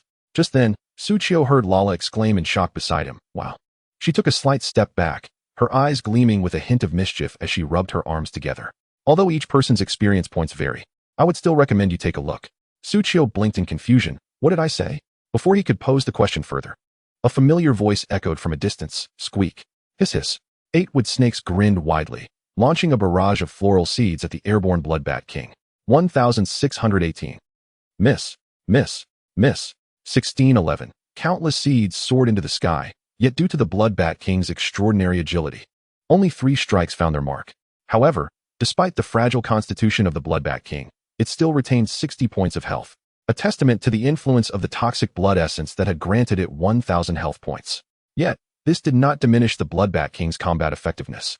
As for the 5 evaded attacks, chirp chirp chirp, the Bloodbat King activated its evasive skill, retaliating with 5 successive blood needle strikes against the wood snakes that had initiated the assault. 1428, life drained 284. 1426, life drained 284. 1425, life drained 284. With each successive attack, the Bloodbat King, under the influence of its life-draining aura, regained 20 health points for every point of damage dealt. Coupled with its naturally swift attack speed, the Bloodbat King's condition was restored to a healthy state between rounds of assault. Meanwhile, the wood snakes found themselves afflicted with poison, their health gradually dwindling. Merely one summoned creature, the Bloodbat King, effectively restrained an entire squad of ranged attackers. Even 3 wood eagles dispatched for reconnaissance returned at this moment, compelled to join the fray against the Bloodbat King. Chirp. Sensing danger, the Bloodbat King promptly vanished into the shadows, causing the dozen or so wood spirits to lose their target. Each time they attempted to advance, the Bloodbat King would re-emerge from the darkness, delivering a vicious critical hit before vanishing once more. The wood spirits cried out in confusion, unsure of whom to strike. After several rounds of this, the wood spirits lost their composure entirely, akin to Wu Zetian mourning her lost Li Ji. Reason. They ceased their advance towards the designated target, remaining stationary and vigilant, awaiting the bat's return to exact its bloody retribution. After a few minutes of hushed anticipation, rustling sounds emanated from the distant underbrush, drawing the attention of all the wood spirits. Yet, instead of the Bloodbat King, a pack of bloodthirsty wolves emerged. Hiss! The wood snakes expressed their bewilderment. Where had these creatures come from? They then looked up at the wood eagles responsible for reconnaissance. However, at that moment, they witnessed 3 fiery lines shooting from an unknown location, connecting to the wood eagles above. In mere seconds, the wood eagles were incinerated, plummeting to the ground in a cloud of smoke. Hiss! The wood snakes felt a twinge of pressure, their rosy petals retracting slightly. Had not their master commanded them to hunt the tree spirits? How had they become the prey? In the next instant, roar! The bloodthirsty wolves charged forth. Moments later, grr! The wolves returned, clutching a glowing orb in their jaws. Suchio accepted the orb from the wolves, raising an eyebrow. The attack frequency of the wood spirit monsters has accelerated. Is the time limit for this survival dungeon approaching its end? In a typical survival-themed dungeon, one must continually defend against various assaults, protecting oneself and the mission objectives. As time elapses, enemies grow more numerous and powerful. This implied that larger threats were imminent. Suchio smiled faintly. Something significant is about to arrive. Chapter 154, Frostfire Poison Lizard, Profession Upgrade. Just then, faint bat calls echoed in the distance, accompanied by a delicate girl's voice. We're back. Suchio turned to see the tree spirits returning from the direction of the extraction flower tower, safeguarded by the bloodbat. With the extraction flower tower in place, the tree spirits could simply make a round trip to gather the source energy. Furthermore, the extraction flower tower possessed storage capabilities, allowing it to conserve the thin source energy that leaked from the energy springs, effectively eliminating the presence of wood spirit monsters in these areas. This also led to a further increase in the speed of source energy collection. Moreover, there was no longer a need to allocate excess manpower for defense. Only a few summoned creatures were necessary to guard against ambushes along the way. Suchiyo could not help but express earnestly, "One day, I shall ensure that the heavens do not obscure my vision, and I shall fill the extraction flower tower with all the source energy springs." Lala flew over from a distance, cradling a massive orb dropped by a monster, replying, "That's quite poetic." Suchiyo smiled wryly as he accepted the orb. Fortune effects activated. Ding. Fortune triggered, granting an additional 2,624 experience points, double. 952 copper coins, 17 times, and 8 vine round flowers, 8 times. Ding. Achievement vine round 1,000 flowers triggered. Vine round flower count increased to 22. Nice. Suchiyo was thoroughly pleased with the achievement of vine round 1,000 flowers. Long ago, when he spent 1,000 vine round flowers to construct the wood spirit altar, he had received a familiar achievement notification. Ding. Congratulations on successfully spending 1,000 vine round flowers. The achievement vine round 100 flowers has been upgraded to vine round 1,000 flowers. With this achievement, each time Suchiyo defeated a wood spirit creature, the number of vine round flowers he could collect increased by 20. Typically, when battling monsters, collected materials would be one by one. Individual materials could not be proportionately enhanced. Thus, whenever the number of collected vine round flowers reached the standard of 10, the achievement of the vine circle flower will directly grant Suchiyo an additional 2 vine circle flowers, warm and considerate. With these vine circle flowers, he can exchange for more source chi. Suchiyo nodded to himself, for he had not forgotten that his purpose in entering the source chi forest instance was to collect source chi items and enhance his magical capacity. However, the gathering speed was still rather slow. Casting a glance at the boundless forest, shrouded in a rich azure mist, he resolutely declared, "The source chi leaking from this forest is truly immeasurable. It's time to produce more trance." After the recent wave of slaying, Suchiyo's bag brimmed with an abundance of vine circle flowers. Since the exchange rate at the wood spirit altar had not yet decreased, he decided to continue producing more trance. Immediately, Suchiyo spent 1,000 vine circle flowers to create 50 trance. "Wow, you're alive again. What? I've died before. Impossible. Absolutely impossible." Observing yet another batch of Trance regaining their lost memories, Suchiyo pondered, how many members were there in the Trance tribe during its peak? The task I am performing now should not be termed as producing farmers, but rather as resurrecting kin. Suchiyo felt a surge of complex emotions as he gazed at the Trance fluttering about joyfully, devoid of any self-defense capabilities. Without delay, Suchiyo opened the construction interface and selected to build a new structure, the Tree Guardian. Description: a tree endowed with spirit that can launch attacks against invading enemies. Attack: 2,000. Health: 100,000. Range: 50. Skill: Rock Throw, can gather soil around it into stones to launch a single target attack at enemies. Cost: Vine Circle Flowers x 150. Time: 20 minutes. This is currently the simplest defensive structure unlocked by the Wind Whispering Tree. Its attributes are commendable and inexpensive, even if the Trance come under attack.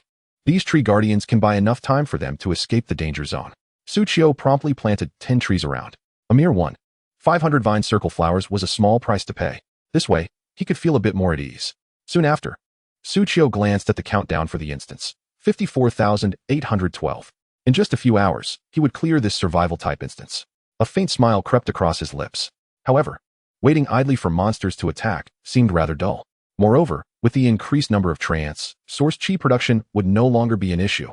Instead, it was time to rally his forces. Suchiyo issued a command for his summoned beasts to assemble. "It's our turn to take action." Upon hearing the command, the summoned beasts were ecstatic. Roar, squeak, hiss, eek. The Trance moved slowly, and after escorting Trance to gather source chi several times, the summoned beasts were eager to stretch their legs. Except for the water slimes, whose slow speed meant they had been working tirelessly without rest, they were now quite exhausted, even secreting a fine sheen of sweat that felt slightly warm and sticky, emanating a pleasant scent. Yet, upon hearing that they could actively engage in battle, the slimes were filled with enthusiasm. As for the direction they would venture, they would head towards wherever the monsters were plentiful. With a single command, the bloodthirsty Bat King soared into the sky alongside the blood-servant bats. Suchiyo's map instantly brightened. The Trance looked on, somewhat bewildered. "Human, what are you about to do?" Suchiyo confidently replied, "Stay put here. I shall return shortly." Roaring, free from the constraints of survival, Suchiyo and his summoned beasts unleashed a frenzy of slaughter. They dispatched snakes if they encountered snakes, and wolves if they met wolves. Coins clinked into his bag. While continuously escorting the Trance, he faced various monster squads, encountering attacks with considerable frequency. Coupled with good fortune, his experience surged at an astonishing rate. Intermittently, System notification sounds echoed in his ears. Ding. The Frostfire Poison Lizard has gained sufficient experience, and the Archer class has risen to level 2. Ding. The Frostfire Poison Lizard has gained sufficient experience, and the Archer class has risen to level 3. Ding. The Frostfire Poison Lizard's attributes have increased. Strength, 15. Agility, 20. Constitution, 5. Chapter 155. The Familiar Breath of the Abyss. The Frostfire Poison Lizards were exhilarated after leveling up, and they became even more diligent in their monster-slaying endeavors. Upon activating their breath skills, they unleashed a barrage of red, blue, and green dragon breaths, each differing in color and effect, covering a vast area filled with monsters. The attack range of the Frostfire Poison Lizards exceeded that of the Frostfire Dragon Lizards, reaching a full 60 yards. This was equal to the distance Su Qiu's flying card skills could cover. Such a breath attack, capable of inflicting area damage, could directly target all foes within the maximum range. This was no trivial number. Furthermore, it was a continuous barrage, with 8 Frostfire Poison Lizards simultaneously employing their breath skills. They truly embodied the phrase "not a blade of grass survives, the land scorched barren." The substantial damage, compounded by various attribute enhancements, ensured that almost no wood spirits could survive the breath attacks. The Frostfire Poison Lizards rejoiced upon acquiring this skill. As being archers, they had longed for area of effect damage. With this breath skill, Su Qiu's summoned Beast Team's firepower surged to new heights.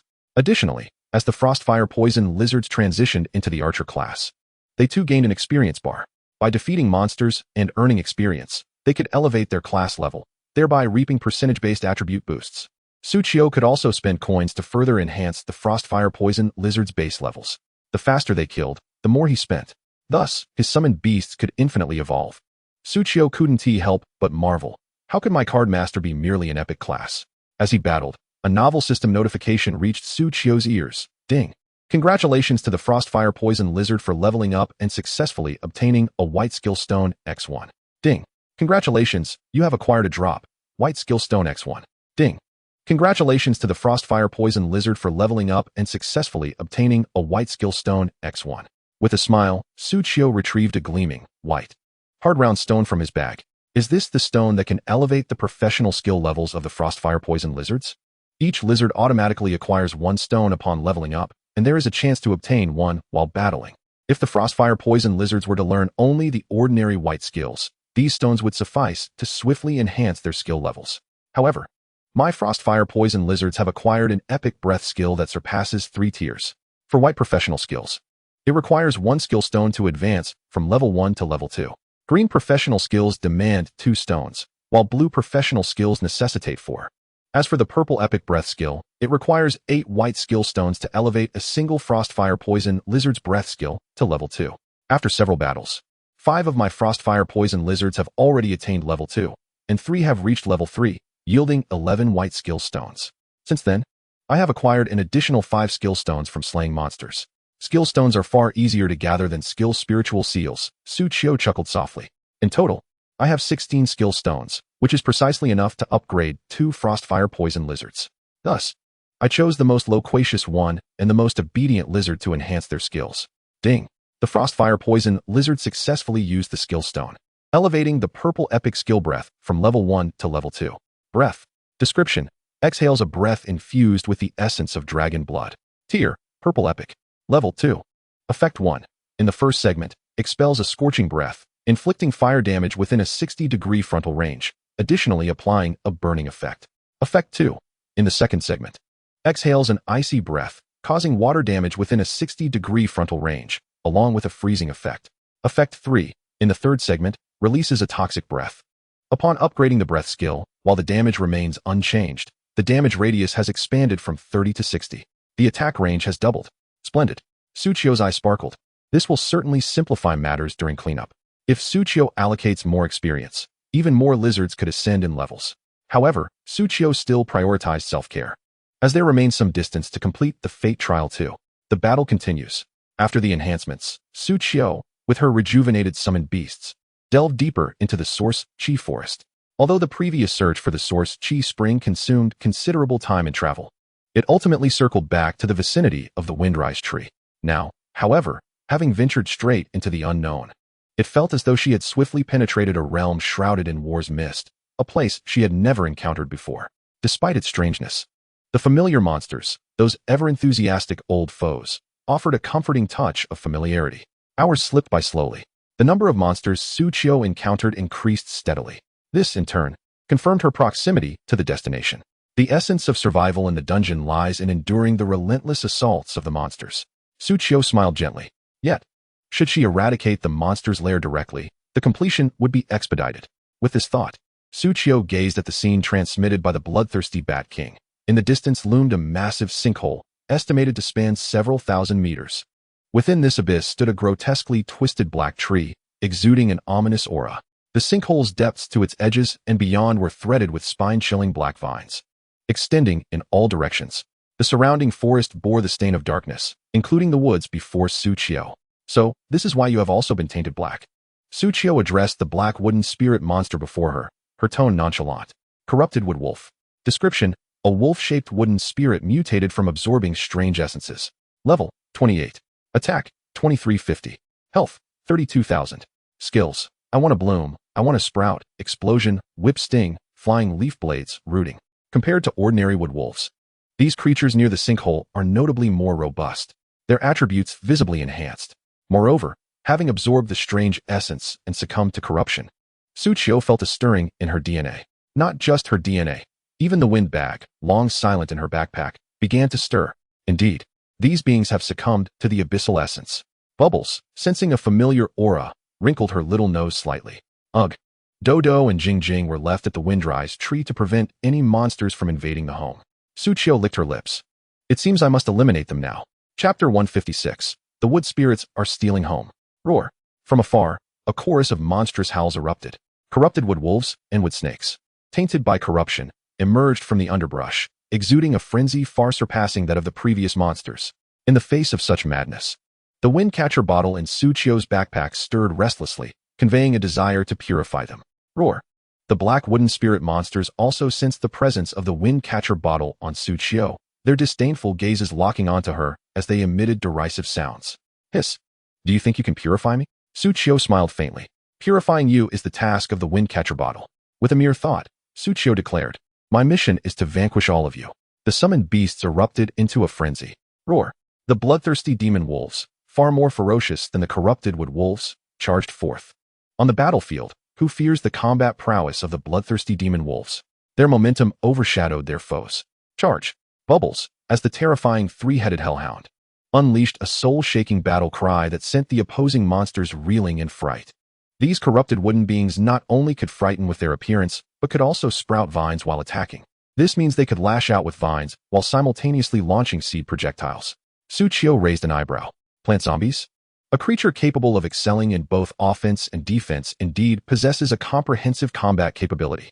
To conserve strength, Suchio decided to deploy all assets. The sooner they are eliminated, the quicker she can regain her stamina. Yes, that makes sense. Suchio materialized a flying talisman in her hand and, alongside the frostfire poison lizards, unleashed a torrent of firepower upon the distant line of monsters. Bang bang bang bang bang. 2338562562449. 2331562562449. 3477843843673. Critical hit. 2318562562449. Each burst of flame that detonated upon the corrupted wooden spirits inflicted approximately 4,000 damage. A critical strike landed, inflicting damage that soared to nearly 6,000.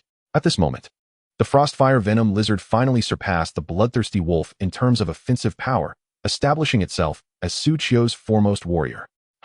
The Frostfire Venom Lizard was exceedingly pleased with its own damage output, letting out an exuberant howl. It must be noted that, in their hearts, they had always compared themselves to the most formidable member of the Hellhound team.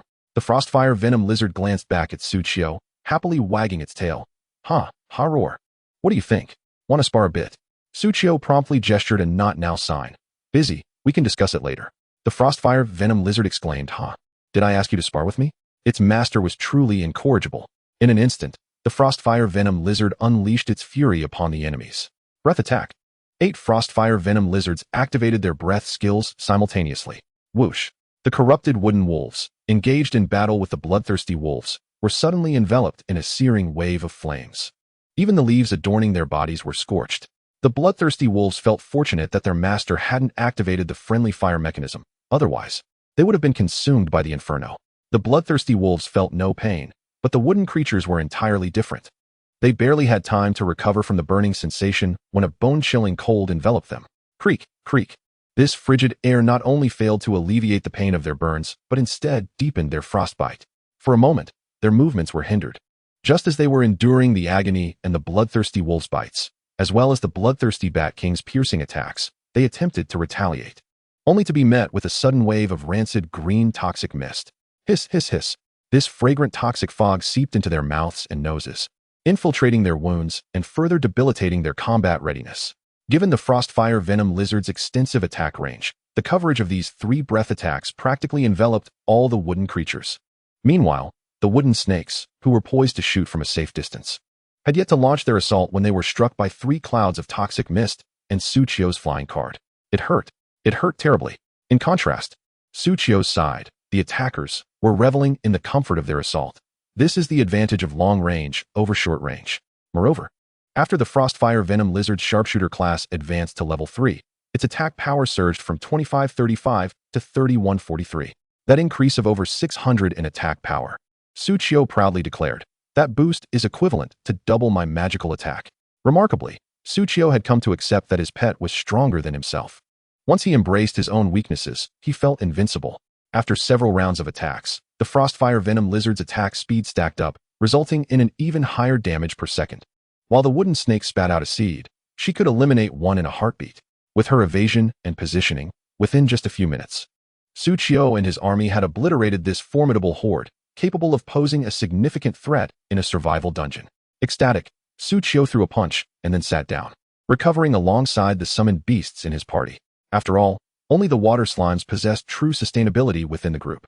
Thus, while waiting for the divine light blessing to recharge, the water slimes naturally became attendants, massaging one side and kneading the other, also helping Suchio pick up items. This scene made it appear as though they were all missing limbs. Suchio wore a helpless expression. He was merely at half health, not half a body. Yet, he understood that the water slimes moving among the summoned beasts and making contact were effectively accelerating the removal of the poison status they incurred during battle. After all, some enemies inflicted abnormal statuses on allies during combat that would remain until death. This was indeed a task for the slimes. The slimes were invigorated by the opportunity to be of service. Observing the scene of his summoned beasts engaging in playful antics after a round of battle, Suchio realized what he truly lacked. Not magical summoned beasts, but healing summoned beasts. He recalled Hu Yao, the team leader of Zhongli, who also specialized in summoning and possessed a large white rabbit as a pet. If a healing pet were to join his ranks, the party's sustainability would be greatly enhanced. Suchio gazed joyfully at the summoned beasts frolicking before him, envisioning a time when they could devote more time to monster hunting rather than play. In an instant, all the summoned beasts felt a chill run down their spines, recalling the fear of being dominated by the capitalist, Suchio. Just then, Suchio sensed a disturbance emanating from the Tree of Winds. Daodu and Jingjing relayed news of wooden spirits attempting to raid their home. Chapter 157, Arrival at the Pit. But we will handle it. In addition to the information about the ambush, Jingjing also conveyed comforting news. For reasons unknown, Suchio felt a sense of tranquility. Since the terrifying hellhound had split into adorable 3-headed hellhounds, Suchio often sensed the calmness of the head named Jingjing among them, regardless of what tasks were at hand. Even when she was still a dog, she was the first to recognize the situation and choose to surrender. She could also issue battle commands to the other summoned beasts based on the circumstances, often leading to favorable outcomes in battle. How could there be such a disparity among dogs? Suchio cast a despondent glance at the nearby Bubble. Tap, tap, tap. Bubble ran over, holding a slime aloft with both hands. La la la, Bubble returned, still holding the slime. What's wrong, master? Bubble, sensing Suchio's gaze, hugged the slime and tilted its head, inquiring. Suchio felt a flicker of happiness rise within him. Nothing. Oh, Bubble dashed off again, suddenly tossing the slime forward while exclaiming, Bubble bomb. Suchio's smile remained unchanged. Foolish dog, you have your own bliss. Bubble, much like Daodu, possessed formidable combat strength and demonstrated excellent positioning and observation skills in close combat. However, the two little ones were not particularly adept at thinking. Suchio chuckled ruefully. 3 of them can barely muster a single brain. At that moment, the water slime approached, gathering all the nearby loot orbs. Suchio received them and glanced at the shared vision relayed by Jingjing. Indeed, With Jingjing and Daodu on watch, there was no need to worry about being raided. Subsequently, once the decomposition was complete, the bloodbound bats were instructed to safely deliver it to the Tree of Winds. As they returned the vine bloom to the tree, the scoundrels who had trespassed were nearing their end as well. With the departure of the bloodbound bats, the summoned beasts were also nearing full restoration. The purification process of the abyssal essence by the dungeon key was drawing to a close. Ding. The dungeon key absorbs abyssal essence, energy 1. Ding. The dungeon key absorbs abyssal essence, energy 1. Ding. The more demonic energy absorbed, the more dungeons the key could detect. Suchio found this prospect exceedingly gratifying. However, soon, his former life as a web novelist and his vivid imagination led him to ponder a rather peculiar notion. He lowered his gaze to the key in his hand. Could it be that the dungeon key was not designed to absorb demonic energy merely to unlock dungeons, but rather to absorb demonic energy in order to detect and unlock dungeons? This revelation made Suchio gasp in astonishment. Such an epiphany seemed a pity not to be woven into a narrative. Once the dungeon key had purified all the abyssal essence from the corpses of the monsters, Suchio stood up and glanced at the map. Next destination, the abyssal pit. The troop began their advance once more. After half an hour of overcoming obstacles, they successfully reached the brink of the massive pit. Suchio stood upon a robust black vine, gazing at the distant colossal black tree. The boss here appeared rather astute. Initially, he was besieged by corrupted creatures, but after dispatching several waves, they ceased to appear. The boss had begun to muster its forces. This abyssal pit was a staggering 100 meters deep. Suchio's line of sight leveled out, revealing the dark canopy of the enormous tree. This was a testament to the tree boss's immense size. To illustrate simply, even Ultraman Tiga stands at just over 50 meters tall. It had been quite some time since the ancient which had given the folks a pedicure. Suchio smiled lightly as he regarded the adjacent hillside, a spiraling slope that adhered to the pit's walls, leading straight to its depths. The gradual transition from a horizontal to an upward gaze towards the boss was truly remarkable. Suchio could not help but marvel. Destiny certainly understood how to design a boss. On this descending slope, the dense black vines became even more intertwined, rendering the ground nearly invisible. Coupled with the stifling stillness of the atmosphere and the countless corrupted wood spirits below, the summoned beasts felt a weight upon their spirits.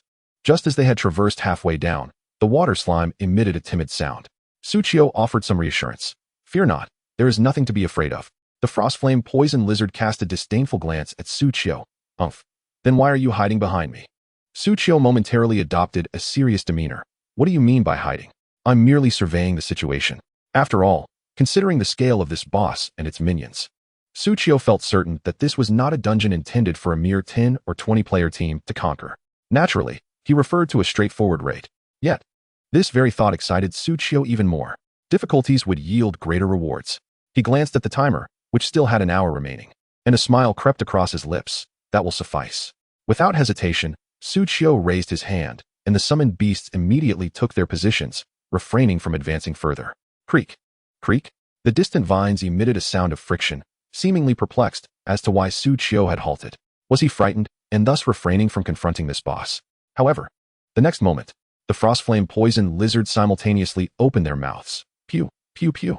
From their elevated position, they began to unleash a barrage upon the monsters waiting below for Suchio to descend to their doom. What a joke. My reach is so long. Why should I engage you in close combat? Suchio, too, clutched a light emblem in his hand and hurled it down. The monsters below were caught off guard by this ambush, emitting cries of pain. Roar. Hiss. Ah. This ignited the fuse. The wood spirit monsters on the ground charged up the slope in advance. In the distance, the corrupted wood eagles, resembling a dark cloud, bore down upon Suchio. A confident smile blossomed on Suchio's face. Retreat. There were thousands of wood spirit monsters. For his small team to descend would be tantamount to suicide. Provoking the enemy's wrath, Suchio began to kite, pulling from above, tugging from below. Just retreat and strike. As long as he could delay until the frostflame poison lizard's frenzied attack speed was fully stacked, they could initiate counterattack mode.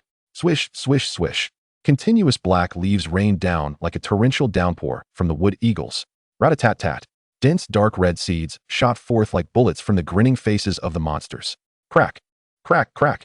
Countless vines of varying thickness lashed out from all directions, attempting to ensnare and constrict Suchio's team's movement space. Ding. You have been poisoned. Ding. You have been purified. Ding. You have been poisoned. Ding. You have been purified. Countless system notifications flickered above the heads of all Suchio's summoned beasts. It was evident how dire the battlefield conditions had become. Yet, even with the water slime present, the team could maintain immunity to poisoning. However, in such an environment, their health rapidly dwindled. Damn it, they weren't running fast enough. Suchio longed for the carefree days of being an assassin in his previous life. Although his current mobility surpassed that of a level 30 assassin, facing the horde still left him feeling somewhat constrained. Just then, in the distance, the twisted tree demon reacted. Its trunk contorted, revealing a massive tree hollow. Buzz. At that moment, the hollow began to emit a dark purple glow. Seeing this maneuver, Suchio could not help but draw in a breath of thin source energy. No way. From this far away, the boss could still move? A miscalculation. In the next instant, the dark purple light intensified. Source energy orb. A colossal dark purple energy sphere shot forth from the tree hollow, hurtling towards Suchio. Just as the situation seemed dire. Chapter 158. Source suppression. Weakness. Breach. Lifesteal. What transpired? Suchio felt a veil of darkness descend before his army. Upon closer inspection, it was an extraordinarily thick vine. The previously somewhat dense vines on the ground had seemingly gained sentience, coalescing into one formidable entity, which then struck fiercely against the energy orb. It did not directly explode within Suchio's team, thus sparing their lives. Yet, with a creaking sound, Suchio turned back to gaze at the slope. There, a vast pit had already formed. The retreat was cut off. The slime emitted a faint sound of astonishment. Indeed, that colossal source energy projectile, when extracted, had obliterated the very hillside Suchio had utilized for maneuvering. Suchio stiffly turned back to face the encroaching wooden monsters. A flicker of irritation crossing his brow, so it was merely a swift demise that had now transformed into torment. Just then, the vine cluster that had previously extracted the source energy projectile, akin to a spinning top, stirred once more. Creak, creak. It gradually began to divide into several vines, returning to its former state. And as it regained a height of half a person, the tips of the vines inexplicably coalesced into a flower bud. At the moment this flower bud appeared, all the wooden spirits present halted their movements. The wooden wolves emitted strange whimpers, their floral heads gradually retracting, morphing back into dog-like heads twisted from vines. It had been so long since I had seen the faces of the wooden wolves that I had forgotten they possessed dog heads. Suchio, momentarily taken aback, then turned his attention to this flower bud beside him. If a level 30 monster were to appear in a level 25 dungeon, it could still be deemed a characteristic of Fate, for indeed, Fate is notoriously challenging. However, if a plethora of high-level monsters were to emerge within this level 25 dungeon, alongside an even more formidable boss that exuded an air of invincibility, it could only be attributed to the mechanics of the map. To balance the dungeon, a mechanism would undoubtedly be created to assist the players, equalizing both sides' combat power. This flower bud must be intended to aid us. Suchio was quite unfamiliar with this matter. How infuriating. Why hadn't he delved into more dungeons in his past life? If only he had perused more strategies and memorized enemy data, his rebirth would have been much more convenient. Nevertheless, Suchio concluded his reverie with a slight frown. This flower bud seems somewhat familiar. In the next moment, the flower bud began to gently rotate and unfold. A wafting green radiance burst forth, enveloping Suchio and his companions, causing all the black wooden spirits to tremble even more. They sensed their bodies weakening considerably, the vines upon their surface becoming increasingly fragile. It seemed unsuitable for combat at this moment, prompting them to slowly retreat. Creak, creak. But just then, a sudden wave emanated from the distant ancient black tree. The wooden spirit's eyes glowed red once more, reigniting their fierce desire to attack. Hiss. The wooden serpents in the distance once again erupted into laughter, poised to strike. I told you the fight wasn't over. Suchio, at that moment, had no time to concern himself with the flower bud. After all, his path of retreat had been obliterated. Regardless of what transpired, carving a path through blood was imperative. Moreover, if the frostfire venom lizards did not attack soon, their frenzy levels would begin to diminish. Immediately, Suchio commanded the frostfire venom lizards to initiate a new wave of assaults. 3,465, 843, 843, 674, 3,468, 843, 843, 674, 3,471, 843, 843, 674. Huh. Upon seeing the damage, Suchio's eyes widened slightly. The damage had increased. Each strike from the frostfire venom lizards now dealt damage akin to a critical hit. Exceeding by 50, Suchio narrowed his eyes, scrutinizing closely. He discovered that each infected wooden spirit nearby bore an unusual green buff, source suppression. Effect 1. When dealing damage to wooden beings of the same source, an additional 50 damage is inflicted. Effect 2. When attacked by wooden beings of the same source, a damage reduction of 50 is granted. Oh, Suchio raised an eyebrow. He had observed such similar effects on treants outside the dungeon. When they attacked tree demons, they too inflicted this additional damage. After all, we are of the same root. Why must we harm each other so hastily? Suchio mused with a sigh. Then a grin spread across his face. Raising his arm, he shouted, "Unleash all firepower." Damn it, how dare you think numbers make you powerful? I have my own abilities activated. What now? Weren't you the ones pursuing me just now? Flower bud, fire away, gesturing towards the light. As he spoke, Suchio edged closer to the flower bud. Caw! The wooden eagles in the sky flapped their wings, unleashing dozens of black feathered leaves that plunged into the water slime. 453, 70 damage. 451, 455. Under the influence of elasticity and source suppression, even though the wooden eagles possessed an impressive attack power of 2,500, they could inflict less than 500 damage upon the water slime. Damn it! Suchio hurled a card, the magician, directly aiming at the sky. Whoosh, whoosh, whoosh, whoosh. Bang, bang, bang, bang. 152 bang. 912, 6x. 228, critical hit. Bang. 1596, 7x. 229, critical hit. Bang. 1145, 5x. Observing the damage numbers, Suchio squinted his eyes. My damage must have increased as well, right? Indeed, not only had it increased, but critical hits were frequent. Though the base damage had slightly diminished, nonetheless, this damage was already sufficient. Activate card tricks, double the attack speed, max out. Whoosh, whoosh, whoosh, whoosh, whoosh, whoosh. Countless light cards formed a line, targeting the wooden eagles in the sky, although it could not rival the firepower of the frostfire venom lizards. This damage was more than adequate. Moreover, Suchio's body could attack with more than just cards.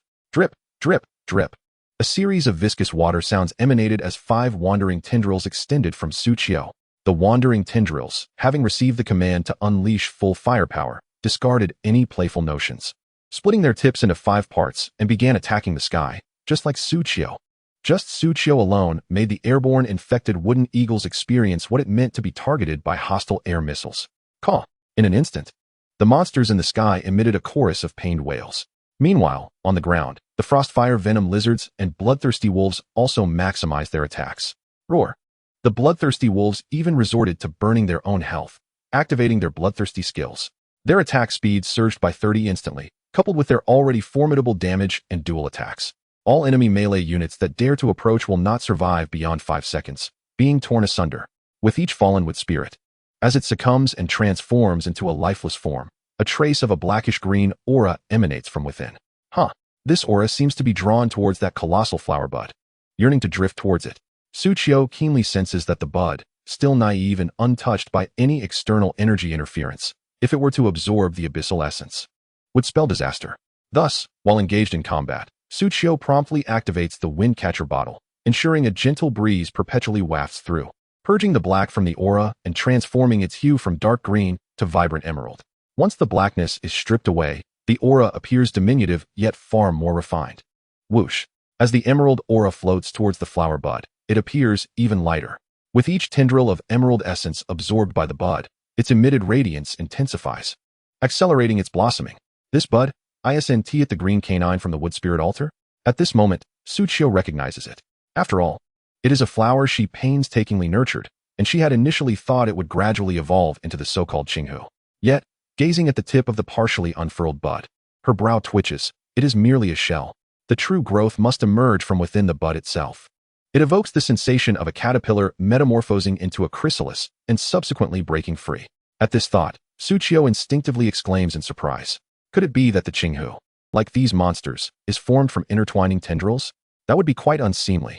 But just then, whoosh, it seems the bud has absorbed sufficient with spirit essence, suddenly radiating a more dazzling green light. The glow on all wood spirit adversaries intensifies. Origin suppression. Effect 1, Effect 2, Effect 3. When dealing damage to wood-based creatures sharing the same origin, restore 50 of the damage dealt as health. The effect has been updated. Suchio's eyes light up. The new Effect 3 is nothing less than an enhanced version of a life-stealing aura. Inflicting 1,000 points of damage allows one to recover 500 health. This is nothing short of a lifesaver for Suchio's current predicament. Alas, in an instant, all wood spirits feel their bodies growing weaker. Their energy seeps from within to their surfaces. Should they sustain injuries, this energy could easily be exploited by the enemy. And this aligns perfectly with Su Qiu's desires. When it comes to healing, Su Qiu's forces possess little capability. But when it comes to life-stealing, As long as the enemy cannot annihilate Su Qiu's summons in an instant, they shall never be able to do so. Thud thud thud. 3 flower seeds concentrate fire from afar, striking a bloodthirsty demon wolf, inflicting 4,318 points of health damage. The next moment, the bloodthirsty demon wolf bites down on the tendrils shot from the corrupted wood wolf before it. 780. Origin suppression 50, life-stealing aura 10. 847. With each round of attack, the bloodthirsty demon wolves can recover 60 health from the damage inflicted. In this single attack, they restored 1,600 health. Moreover, the bloodthirsty demon wolves had activated their bloodlust. Within merely 1 round of attacks from the enemy, the bloodthirsty demon wolves regained nearly 4,000 health. They even reduced the corrupted wood wolf before them to mere splinters. Roar. With the front line stabilized, all bloodthirsty demon wolves howl fiercely, their mouths dripping with green sap, towards the enemy. This truly frightens the wood wolves. For some reason, Su Qiu feels the flower bud appears much more pleasing to the eye. No matter, even if it is ugly, it is still endearing. Su Qiu reveals a maternal glow. You possess a unique and intense beauty. Flower bud, I'd rather remain withdrawn. Yet the battle is far from over. In the distance, the twisted tree demon occasionally manipulates its tendrils to launch disruptive attacks towards Su Qiu.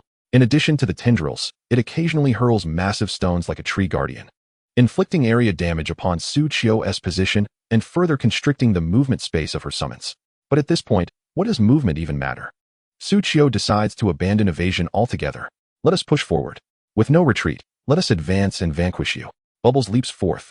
She plunges directly into the fray.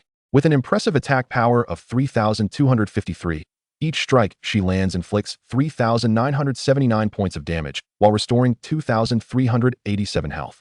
Watching the numbers 2387, 2374, 2379 continuously emerge above Bubbles' head, Su Qiu cannot help but feel envious. That's equivalent to 1.5 of my health. Unbeknownst to her, the Frostfire Venom Lizard's Berserk buff has successfully stacked to its maximum. It is time to unleash the terror of 5-fold attack speed.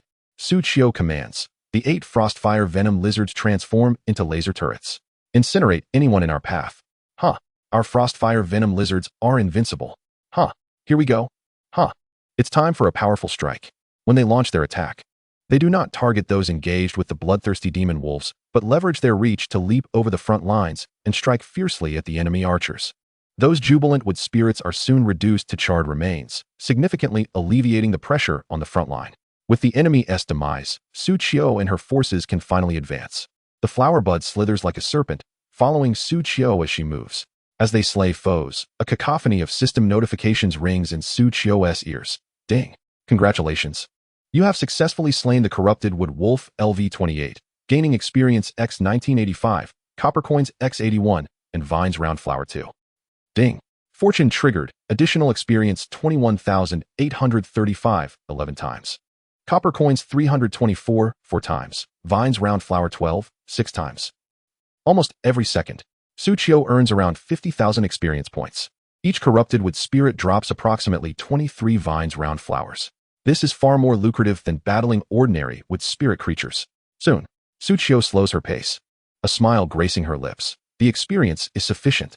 Without hesitation, Su Qiu clenches her hand, directly condensing 146,000 experience into a level 2 exquisite skill seal.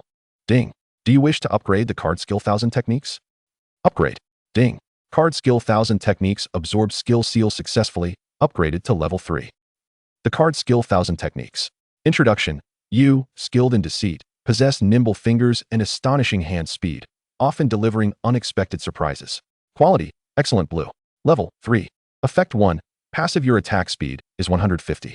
Effect 2. Passive. Every 5th attack inflicts an additional 150 magical damage, feeling your body once again surpassing the limits of attack. Su Qiu gazed at the Frostflame Poison Lizard. Now, we have all become laser towers. Chapter 159. The Terrifying Twisted Tree Demon. Whoosh whoosh whoosh. With an attack speed elevated to 150, Su Qiu's speed surged to new heights. Originally, the agility of 110 granted Su Qiu an astonishing attack speed of 2625s. Now, with the attack speed once again increased by 150, it skyrocketed to 65625s, capable of unleashing 6 light cards per second. The speed was astonishingly rapid, even managing to catch up with the Frost Flame Poison Lizard. At that moment, Suchio turned to her. The Frost Flame Poison Lizard felt a sense of affront. Humph. What is that expression? Humph. Do you look down on me? Humph, humph. If my base attack speed were not so low, I could outpace you. Witnessing the Frost Flame Poison Lizard's falter, Suchio's smile widened. This is the power of an upgradable professional skill. Although the damage may not be significant, my contribution to damage remains an indispensable element on the battlefield. Due to the high damage of summoned beasts coupled with their slow attack speed, instances of damage overflow frequently occur, leading to considerable output waste during combat. In typical Legion warfare, after mages and warriors unleash their AoE damage, swift classes such as assassins and archers are called upon to compensate, ensuring no precious output time is squandered. In Suchio's army, while few roles can deliver AoE damage, the necessity for damage compensation is still prevalent, especially in prolonged battles where every bit of damage counts. Under Suchio's command, her troops operated like a meat grinder, pulverizing all wood spirits that dared obstruct their advance. Whether 1 head, 10, or 300, Suchio led her forces ever closer to the abyss's depths. Creak, creak. In the distance, the Twisted Tree Demon emitted a piercing sound at intervals. It then summoned vines and hurled massive boulders, inflicting damage upon Suchio's forces while simultaneously sealing off her retreat. It appeared akin to a confined battlefield mechanism. Suchio surmised, if this continues, the battlefield will ultimately be confined to the bottom of the pit. Truly, destiny is remarkable. Such scene alterations feel so natural. During the Twisted Tree Demon's attacks, it also accumulated source energy projectiles. This undeniably formidable skill, whenever on the verge of striking Suchio's forces, would be intercepted by the flower buds summoning vines, which would swat them away. Indeed, Suchio remained oblivious to the damage of the source energy projectiles until her feet touched the ground. Of course, I have no desire to know either. Upon stepping into the abyss's depths, Suchio surveyed the drastically diminished number of wood spirits and turned her gaze toward the now unstable Twisted Tree Demon. Each time it executed an attack, its tree-like form transformed, gradually shifting from rigidity to agility. At this point, the Twisted Tree Demon bore little resemblance to a tree. Originally resembling a colossal tree formed from twisting vines, it had now disintegrated, morphing into a multitude of massive vines. Twisted Tree Demon. Introduction. A colossal tree demon residing in the abyssal rift. It absorbs the essence of the abyss and source energy year-round, containing boundless energy within. Quality, Purple Epic. Level, 30. Attack, 1000 by 5. Life, 1, 500, 000. Skills, Multiple Strikes, Parasitic Seeds, Flying Leaf Blade, Rooting, Permanent, Seedling Toss, Source Energy Projectile, Vine Smash, Grasp of Nature. Multiple Strikes. Effect, attacks deal multiple damage, tenfold. Parasitic Seeds. Effect, can absorb life from opponents during combat. Flying Leaf Blade. Effect, attacks can inflict long-range damage, adding the Multiple Strikes effect. Rooting, Permanent. Description, the Twisted Tree Demon, deeply rooted by vines, remains in a rooted state every moment. Effect, increases defense, extends attack range, restores life every second. Seedling Toss. Description, I should have just planted my son in the ground. Effect, splits off part of its energy to launch a tree demon to assist in battle. Source Energy Projectile. Description, share a bit of source energy with me. Effect, inflicts massive area magical damage. Vine Smash. Description, don't come any closer. Effect, delivers a powerful strike to the ground, repelling surrounding enemies far away. Grasp of Nature. Description, bind. You shall not escape. Effect, extends countless vines to forcibly bind all enemies within range, inflicting damage, control, and resilience on a grand scale. This is a boss. This familiar sensation of attributes made Suchio smile broadly. Isn't this just an oversized tree demon? However, familiarity does not equate to ease of resolution. The formidable one, 5 million life points indicate that even with full firepower, it would take considerable time to bring it down, not to mention the need to dodge its skills.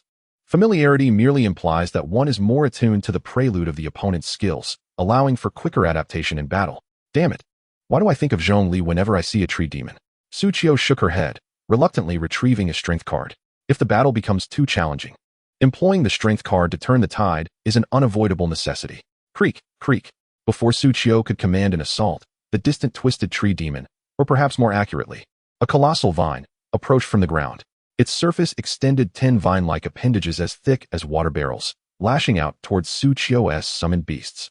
Thankfully, This vine was too cumbersome and unwieldy. Roar. Yikes. Suchio's summoned beasts swiftly evaded this onslaught. In a fit of anger, Suchio exclaimed, "My precious ones. Who are you to strike them?" Summoned beasts. At that moment, countless purple whip-like phantoms materialized in Suchio's hands, followed by a series of sharp cracks. This scene left the Twisted Tree demon utterly dumbfounded. "You strike my pets, and I strike yours? What enmity lies between us?" After a relentless barrage of crackling sounds, all summoned beasts' eyes gleamed with a crimson light. Fury, attack power 40, attack speed 40, movement speed 40. Duration, 30 seconds. After finishing the draw, Suchio furrowed her brows, her expression grave as she sought refuge behind the Frostfire Poison Lizard. It's up to you all. Chapter 160. The Azure Fox. Commence the onslaught. Twisted Treant, clone. Description: a fragment of the Twisted Trent's essence, possessing all the abilities of the Twisted Treant. Health, 150,000. Moments ago, it had struck Suchio and her companions with its massive tree-like form, displaying such data above its head. A fragment of its essence, indeed. Suchio raised her arm and declared, "Smash it." Immediately, the Frostfire Poison Lizards roared in unison. Ha! Countless jets of fiery liquid erupted from them, violently crashing against the creature. Thud, thud, thud, thud. 3, 617, 562, 562, 449. 5, 418, 843, 843, 674, critical hit. 5, 420, 843, 843, 674, critical hit. 3, 613, 562, 562, 449. After the attack boost of 40, the panel attack power of the Frostfire Poison Lizards surged to 400. The damage from a regular attack soared to 5,000. Critical damage approached 8,000. A mere 30,000 health points for a clone. Suchio scoffed. "Let's see how long you can endure." In the next instant, another colossal vine clone burst forth from the ground. 2 towering vine clones ascended, their tips flinging countless blades of grass densely towards Suchio. Suchio swiftly activated her defensive skill, crouching down and shielding herself behind a water slime that had been protecting her all along. Sizzle, sizzle, sizzle. The dark green blades of grass instantly turned the water slime into a porcupine. 263, 262, 397, critical hit. 404, critical hit. The water slime appeared to be afflicted by a bleeding debuff, its health plummeting dramatically.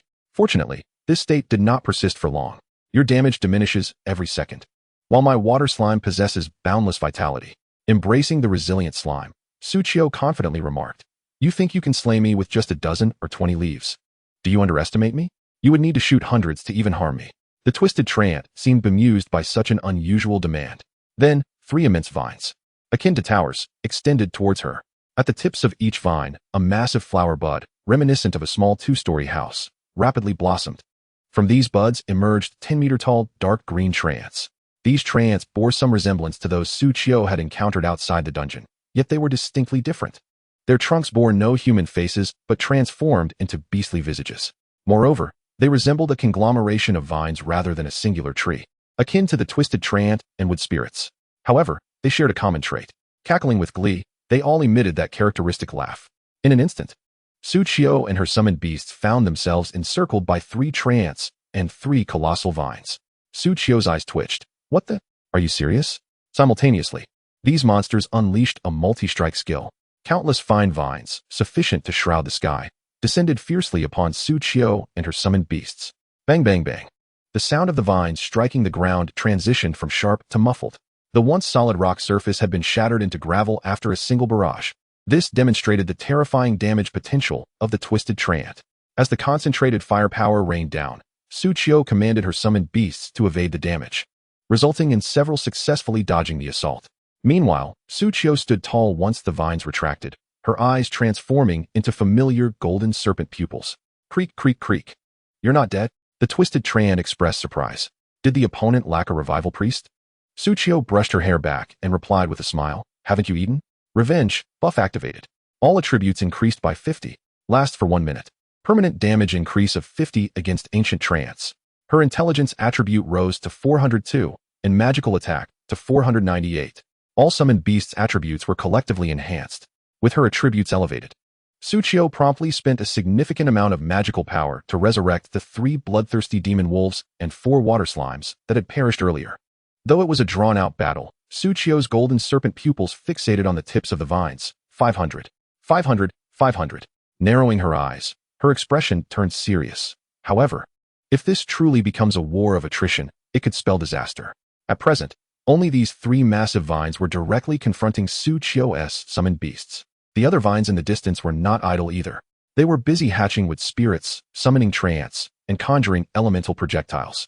This scene could likely spell doom for even a well-equipped 100-man squad. Fortunately, Su Qiu was not the only player engaged in battle. At this moment, the Azure Fox bud responded once more. Buzz. After absorbing countless strands of green essence, the bud fully blossomed, revealing a pinkish-blue flower. At its center sat a fist-sized, exquisitely crafted green fox. Eep.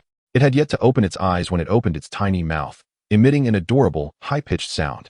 In the next instant, a severed vine on the ground suddenly twitched. As if imbued with life, it rapidly sprouted new vines, branches, and leaves. In mere seconds, it transformed into a vibrant green wood wolf. This wood wolf was far more aesthetically pleasing than any Su Qiu had previously encountered. Its color was more vibrant, devoid of any withered branches or dark stains, and it even sported a small flower bud atop its head, giving it an oddly cute appearance. The moment this wood wolf was born, it charged towards a nearby corrupted wood wolf. Roar! It swiftly sank its teeth into the foe. Howl! The corrupted wood wolf hadn't reacted before its health plummeted sharply. It seemed this verdant wood wolf could inflict greater damage. Though not under Su Qiu's control, it was nonetheless an ally. However, this single creature might not suffice. As Su Qiu pondered, a peculiar voice reached her ears. Can you give me some more vine-shaped flowers? The voice was somewhat juvenile, cautious yet resolute. I will take revenge. Help you fight the trance. Simultaneously, Su Qiu heard an unprecedented system notification. Ding. The Azure Fox has sent you a prompt. Would you like to use vine-shaped flowers X20 to summon a wood spirit? This message. Spending to create troops? Su Qiu chuckled with delight. Sure. Lacking in every aspect, save for wealth and resources. At that moment, Su Qiu deftly connected a line from the vine flower in her backpack to the application known as Hucking Fox. Instantly, the fragmented vines surrounding her were imbued with vitality, transforming into a multitude of verdant wooden wolves and serpents. The moment they opened their eyes, they charged towards their adversaries, equally composed of wood spirits. With their assistance in restraining the minor foes, Su Qiu found herself more at ease in battle. She gazed at the colossal vine before her, entangled with her summoned beasts, and grinned slyly. Why not perish once more? Chapter 161. The effect of the Ouroboros ring refreshes. As the minute-long attribute enhancement was nearing its conclusion, Su Qiu boldly proclaimed, Come, strike me down. Without a moment's hesitation, she flicked a luminous token from her hand and hurled it towards the distant twisted tree demon, diverting its attention to the ensnaring vines. This audacious act startled her summoned beasts. Their master had always sheltered behind them, yet here she was, boldly stepping to the forefront. Even the twisted tree demon swayed its branches, taken aback by such a spirited summoner. Very well, I shall indulge you. In that instant, the twisted tree demon extended a vine towards her. The vine struck with ferocity, slamming into the ground and generating a violent shockwave that rippled across the terrain. Boom. The debris from the earlier assault was propelled outward like shrapnel, injuring all nearby units. Those who suffered damage were immediately sent reeling several meters away. Su Qiu, too, was bombarded by the rocky fragments, her body flung far away. Second revenge activated. The effect of the enhancement renewed. The damage inflicted upon the twisted tree demon was permanently increased by 50. It was her first realization of how dreadful it felt to be riddled with injuries. Rising from the rubble, a smile crept across her lips. Nice. With the cumulative effects of her revenge, both she and her summoned beasts could now inflict a permanent 100 increase in damage against the twisted tree demon. Such simplicity yielded double the damage. This was revenge. In the prior skirmish where she had activated the revenge effect, most of her foes had perished. Now, the only two remaining enemies marked by this vengeful effect were the twisted tree demon before her and that woman. When the opportunity arose to confront her again, she would gladly die twice in her presence. When the revenge effect stacked sufficiently, she chuckled at the thought of being able to vanquish her with a mere finger. A glimmer of determination flashed in Su Qiu's golden eyes. However, for now, she needed to fell this tree before her. Roaring, the bloodthirsty wolves evaded the relentless assaults while summoning their strength to retaliate against the twisted tree demon. 6147, Revenge 100, Unity 60. 6306, Revenge 100, Unity 64. The ordinary bloodthirsty wolves, with a single bite, could pierce through the tough bark, dealing over 6,000 damage. Yet, stacking further damage proved to be a formidable task. The twisted tree demon's onslaught was overwhelmingly fierce. The bloodthirsty wolves fell, and many were injured, their numbers continuously replenished. Maintaining the unity buff was already a remarkable feat. Surviving to accumulate more was the goal. Yet, even with such exorbitant damage, Suchio remained somewhat dissatisfied. Why is this colossal tree demon not classified as a wood spirit? If it were indeed a wood spirit unit, my summoned beast would deal an additional 50 in damage during the final damage calculation. A single bite from the wolves would then inflict 9,000 damage. 2 heads biting simultaneously would result in a staggering 18,000. The crux of the matter lay in the fact that the twisted tree demon was not considered a wood spirit unit, thus hindering the healing rate of Suchio's summoned beasts during their onslaught, which resulted in severe casualties among them. Even the Frostfire Venom lizards had perished twice. With each resurrection, their berserk buff would start from scratch. Suchio felt as though her waist was sparking from the strain. She gestured towards her card pouch. Of course, amidst such high-intensity combat, the results were quite gratifying. 2 of the massive vine limbs of the twisted tree demon had already been severed. The third limb was barely hanging on with just 10 health remaining. Whenever one of those enormous limbs reached 0 health, a corresponding vine responsible for producing the corrosive wood spirits would cease its production and join the fray. As the summoned troops dwindled, the forces summoned by Hucking Fox grew ever more numerous. This ebb and flow rendered the battle increasingly manageable. Suchio could gradually allocate the majority of her forces to assault the twisted tree demon. Yet, despite this, the battle remained far from effortless. Each vine of the twisted tree demon resembled a formidable boss. They even executed combo techniques amongst themselves. Boom. The grip of nature's vine struck with a forceful blow, controlling a wide area while pushing enemies back. Whoosh. The flying leaves sliced through the air, unleashing parasitic seeds at a distance. A relentless barrage of attacks left Suchio feeling immensely challenged. Let us see who falls first. As she deftly maneuvered to evade the incoming assaults from the tree demon and its vines, she retracted her bloodthirsty Bat King and Water Slime. In this most direct clash of combat, these 2 summoned beasts proved momentarily less useful. She needed to invest her limited magical power into the boundless endeavor of resurrection. The bloodthirsty wolves fell. Revive. The Frostfire Venom lizards perished. Revive. After recalling these 2 summoned beasts, her magical power replenished significantly. She ceased casting her skills entirely, funneling all her magical energy into resurrecting her summoned beasts. I've yearned to experiment with this desperate tactic since 2008. A fierce glint flickered in Suchio's eyes. If a 100 revenge effect enhancement was insufficient, she resolutely halted her evasive maneuvers and collided head-on with the energy orb hurled by the twisted tree demon. Ding. Your health has been depleted. You have died. Ding. Your Ouroboros ring has automatically resurrected you. All attributes increased by 50. And your damage to the twisted tree demon is permanently increased by 50. Current damage enhancement is 150. Ding. You have exhausted today's 3 resurrection opportunities with the Ouroboros ring. Please exercise caution. Damage enhancement. 150. Each strike could yield a total of 25 times the damage. But was this truly the limit? Suchio glanced at the countdown timer for the instance. Time was running short. Immediately, she raised the Ouroboros ring adorned on her right middle finger. Just right. I have yet to test the effect of the Ouroboros ring's refresh. Effect 3. Refresh. Instantly reset all cooldowns affecting you, including but not limited to skill cooldowns, item cooldowns, and equipment effect cooldowns. The refresh effect cannot be used to refresh itself. Cooldown duration, 72 hours. At once, Suchio clenched his fist. Whoosh. The Ouroboros ring on his middle finger glowed with a radiant white light. Suchio immediately felt a significant restoration of his state. Even the charged skills from his card selection had all been recharged completely. Suchio reopened his eyes, gazing at the still writhing twisted treant in the distance. A benevolent smile gracing his lips. Why not kill me 3 more times? Chapter 162. Forced logout.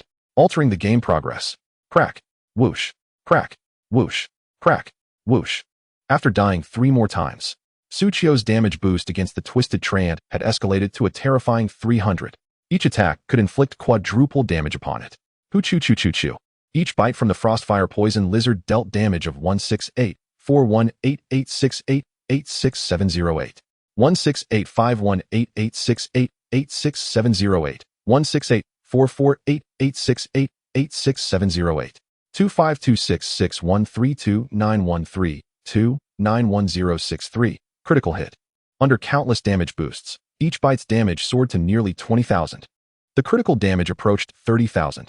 A single bite could slay me over a dozen times. Suchio couldn't help but exclaim. Once the damage skyrocketed, the twisted treant began to suffer. What on earth is that human doing? This summoned beast seems inexhaustible, simply unkillable. They are not merely summoned by a single summoner. Even if summoned by a legion of summoners, their magical energy should have been depleted, right? As it roots itself, it can heal continuously. Can he replenish his mana indefinitely as well? His mana regeneration seems excessive. And yet, the most bizarre aspect remains the human. How many times has he killed him? How is he still alive? Who exactly is the monster here? As time progressed, the mortality rate of his vine avatars surpassed all expectations. The corrupted wood spirits he summoned were gradually being eliminated by the refined wood spirits summoned by that fox. Even though he could continuously draw in the abyssal essence through the chasm beneath him to restore his state, he could not endure this war of attrition. In the face of such a consuming battle, this confrontation was destined to conclude with the ancient treant's defeat. I still wish to join the abyss. With wails echoing like the cries of the damned, all the avatars of the ancient treant were shattered into splinters. Health points successfully reduced to 0. Ding. Congratulations on successfully defeating the hidden epic level lord boss, Twisted Treant. Only when the final system notification sounded did Su Qiu exhale deeply. Finally, it is over. Hidden, epic. Lord. These prefixes are evidently extraordinary. Su Qiu surveyed the surroundings. The ground lay in ruins. A scene of devastation. All that met the eye was a landscape littered with shattered, withered vines. The earth, once concealed beneath black vines, now revealed a yellow-brown surface. In some places, the ground was riddled with cracks, in others it had become rubble, and in some areas, it had been reduced to mere sand. Su Qiu couldn't help but chuckle. If I told others that this is a level 20 player battling a level 30 monster, they would surely have me committed to a mental institution. Just then, a barely audible voice floated from a distance. Is it over? Su Qiu turned his head at the sound. This voice did not resemble the one transmitted to him by the hucking fox. It had a certain resemblance. Su Qiu squinted, noticing several green mosquitoes emerging from the periphery of the battlefield. Tree spirits? Su Qiu widened his eyes slightly. There are actually tree spirits here. Upon posing the question, Su Qiu quickly realized, you all survived? If one were to count the numbers, his summoned beasts must have perished in the earlier battle, numbering in the hundreds. Yet, astonishingly, for frail tree spirits remained alive after such a fierce confrontation. We hid away. The 4 ragged tree spirits instinctively hovered in the air and replied. Because we were overlooked by it. As long as we remain concealed in the crevices, we remain unharmed. Originally, there were 12 of us. At last, we endured until someone came to rescue us. These 4 tree spirits harbored a trace of gratitude towards Su Qiu for vanquishing the twisted treant, and moreover, you carry the scent of our kin. One of the tree spirits' eyes glistened with moisture. And there are other tree spirits alive, right? I have been so worried. What if we perished? The tree spirit clan would face total extinction. So there are other tree spirits, other young tree spirits. Wailing, the tree spirits floated over to the flower bud of the hucking fox. Remarkably, after being ambushed by the black treant, the hucking fox had survived. The flower bud seemed to sense the presence of the tree spirits. The little fox nestled within the bloom stirred slightly, exhaling a breath of ethereal vitality. Several emaciated tree spirits felt their hair grow soft, their wings restored, and their bodies rejuvenated. Su Qiu inwardly rejoiced. They are revitalizing. Immediately, the flower bud, bearing the hucking fox, began to move once more. Creak. Silently, it glided towards the corpse of the twisted treant. The remains of the twisted treant consisted of 10 massive vine avatars. Though there were 10 vines, they shared a common root. Hiss. Su Qiu followed closely behind the hucking fox, arriving at the gathering point of the roots, only to discover this root was not embedded in the soil. Rather, it was rooted within a fragmented void. Su Qiu recognized this void. Wasn't this the scene behind the abyssal gate? Yet what appeared here was not a gate to the abyss, but rather a rift. A series of spatial fissures materializing upon the ground. On the other side of the rift lay the abyss. Upon sensing this abyssal essence, the bubble beside Su Qiu instinctively grasped the corner of his garment. I don't want to go back. Su Qiu gently ruffled her soft hair. Be good, we want to go back. He then turned his gaze towards the rift. Buzz. As if sensing the abyssal aura, the windcatcher bottle in Su Qiu's backpack began to operate. It commenced purifying the incessantly flowing abyssal essence. Drip, drip, drip. Ding. The dungeon key absorbs abyssal essence, energy 1. Ding. The dungeon key absorbs abyssal essence, energy 1. Ding. The dungeon key absorbs abyssal essence, energy 1. Every second, the key to Su Qiu's dungeon also emitted over 20 intricate hints. Su Qiu could not help but gasp in astonishment. A treasure vault. Though he remained oblivious to the reason for this abyssal rift, He pondered why he needed to know that a treasure chest would appear at the end of the dungeon. All he desired was to acquire what he sought from the chest. Alas, just then, the bud vine that bore the flower-like azure fox turned back to Su Qiu and expressed, "Thank you for purifying the abyssal aura." Su Qiu, taken aback, waved his hand dismissively. It was merely a trivial effort. Yet in the next moment, countless verdant tendrils emanated from beneath the bud vine, leaping towards the rift. "This way. I can securely seal this rift, right? Wait for me." Su Qiu's eyes twitched in alarm as he hastily reached out to grasp the encroaching vine. However, his hand was a moment too slow. He only managed to seize a slender tendril, failing to halt the proliferation of vines that effectively sealed the gaping chasm. But it was still fortunate. He had managed to grasp something. With enough effort, it could be extracted. "Do not meddle with my treasure vault." But in the next instant, a thunderous system notification resounded in Su Qiu's ears. "Ding. You have altered the progress of the game, Destiny." "Ding. Emergency announcement for all servers in Destiny." "Ding. Destiny is entering emergency update mode. All players are forcibly logged off." Chapter 163. I truly deserve this. In the Sakura server, a corner of the coastline's sandy beach featured a small girl clad in a kimono, expressionless, as she raised her hands high, cheering on her military comrades ahead. Once they finish, they can rest. If they can eliminate these sea monsters, they will receive a G-class cargo ship from the water dragon. Yae Kage lowered her small hands, her voluminous sleeves once again concealing her mouth as a faint smile graced her lips. "With a ship, I can venture into the sea." For a brief moment, Yae Kage allowed herself to dream. "I will become the woman of the pirate king." As the priestess of the Grand Yae Shrine, the sole being capable of communicating with the 39 deities, she had been confined within the shrine since birth, never having witnessed the ocean with her own eyes. Yae Kage parted her delicate lips, emitting a soft melody as she sang a beautiful tune to continue buffing her teammates. Alala. As the warriors on the beach regained their vigor, the battle drew near its conclusion. All right, the last elite fishman. Surround it and deliver the final blow. Taka taka. All in. Amidst the fervent battle cries, countless warriors, ninjas, and priestesses surged forward, determined to extinguish the monster's final flicker of life. Yet, just as the monster's health was about to plummet from 1 to 0, ding. Emergency announcement for all servers in Destiny. Ding. Entering emergency update mode. All players are forcibly logged off. Nanny, what is happening? Destiny emergency announcement. All players forcibly logged off. In the next moment, Yae Kage arose from the supreme gaming pod, her gaze drifting around in a daze, and tears began to well in her eyes. "My ship, wah." In the White Eagle Federation, a sudden, thunderous crash echoed through the misty forest. A figure soared through the air. With a whoosh, it collided with a tree, snapping it in half, before crashing into a massive boulder. The rock bore the imprint of a human form. Every time the scene shifts to the White Eagle Federation, George is either getting beaten or en route to being beaten. George braced his shield with one hand, rising from the ground as his health bar turned golden, rigidly locked at one point. 2 seconds later, the gold faded, and his health restored to 10. He hurriedly consumed a potion to recover, a fierce grin curling at the corners of his lips. "The stronger you are, the more powerful I become when I defeat you." With a resounding crash, he smashed the empty glass bottle to the ground, raising his shield high. "This is the pain one must endure to grow stronger." Su Qiu, what? Just then, a frantic voice echoed from afar. "Boss, come here. We can't hold on much longer." "I'm fucking coming." George slammed his shield against the ground. The shield of the fallen ignited with a blue glow, and he felt his body become significantly lighter. He charged towards the monstrous swamp frog, currently being held down by his teammates. Ding. Emergency announcement for all servers in Destiny. Ding. Entering emergency update mode. All players are forcibly logged off. With 2 notifications sounding in succession, as George charged forward, darkness enveloped his vision.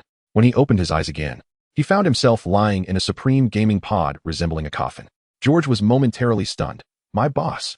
In Jinan City, as Su Qiu opened his door, he heard Zhong Li's voice inquiring from the other side. "Brother Su, you've been logged off too." "Yes," Su Qiu shrugged, feeling quite helpless. "I have no idea what transpired."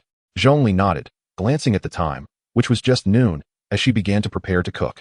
"Before I logged off, I saw the words emergency update. Did they discover some bug that needed fixing?" As she spoke, Zhong Li teased. Many games use the guise of updates to discreetly amend bugs. If that were the case, how monumental would the bugs in Destiny have to be to warrant such a modification? Su Qiu retrieved a bucket of rice from beneath the stove, forcing a smile. Indeed. He then began washing the rice. "Brother Su, where have you been these past few days?" Just then, Zhong Li's voice rang in his ears again. "I sent you a message in Destiny."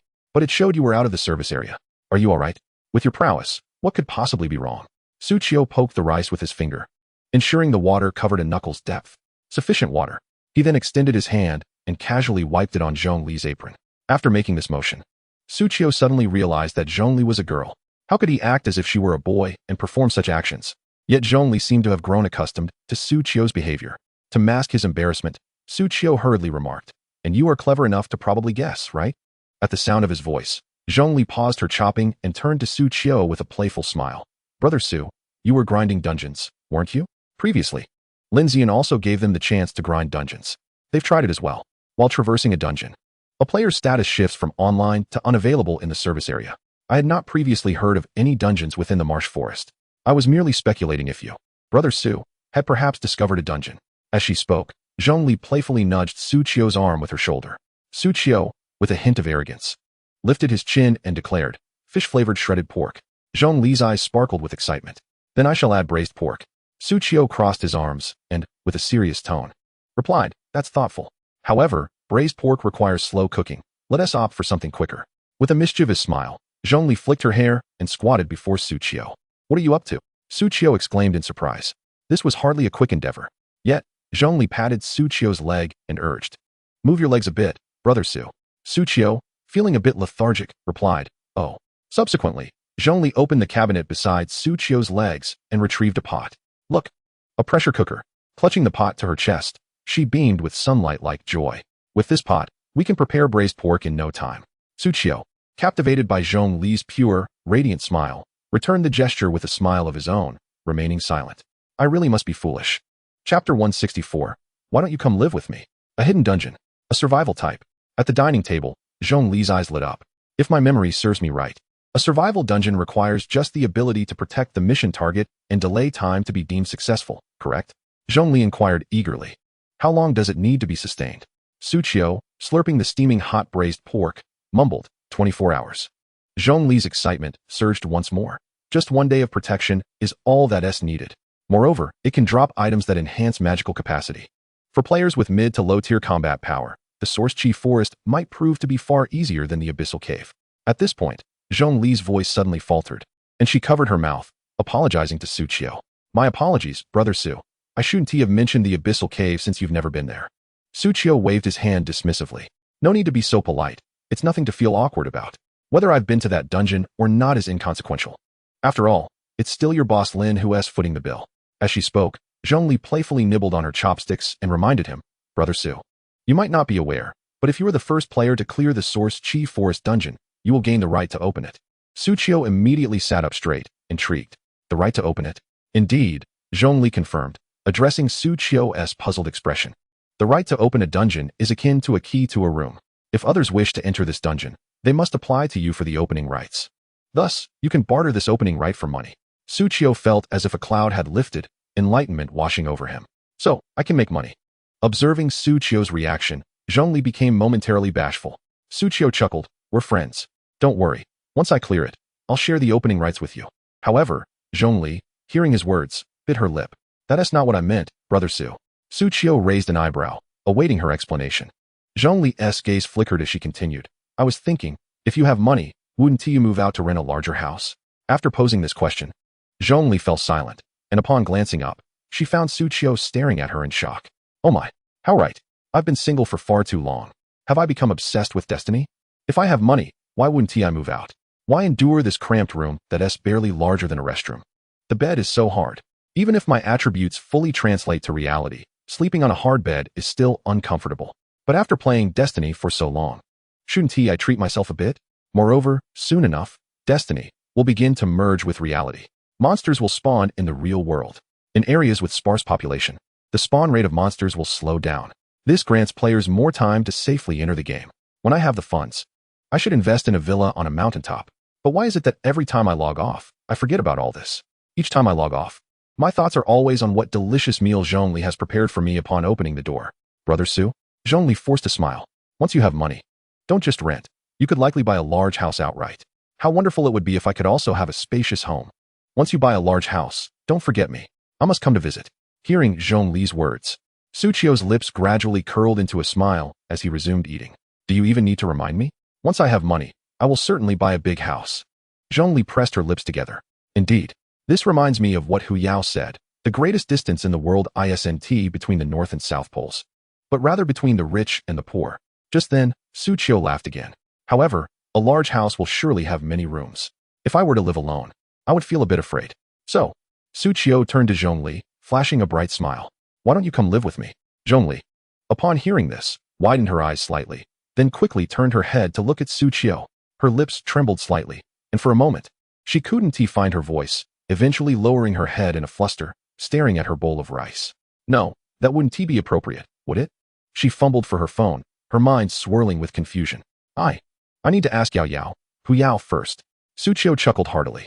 No rush. I don't even have a house yet. Just then, a notification beeped in Su Qiu's ear. An unfamiliar number?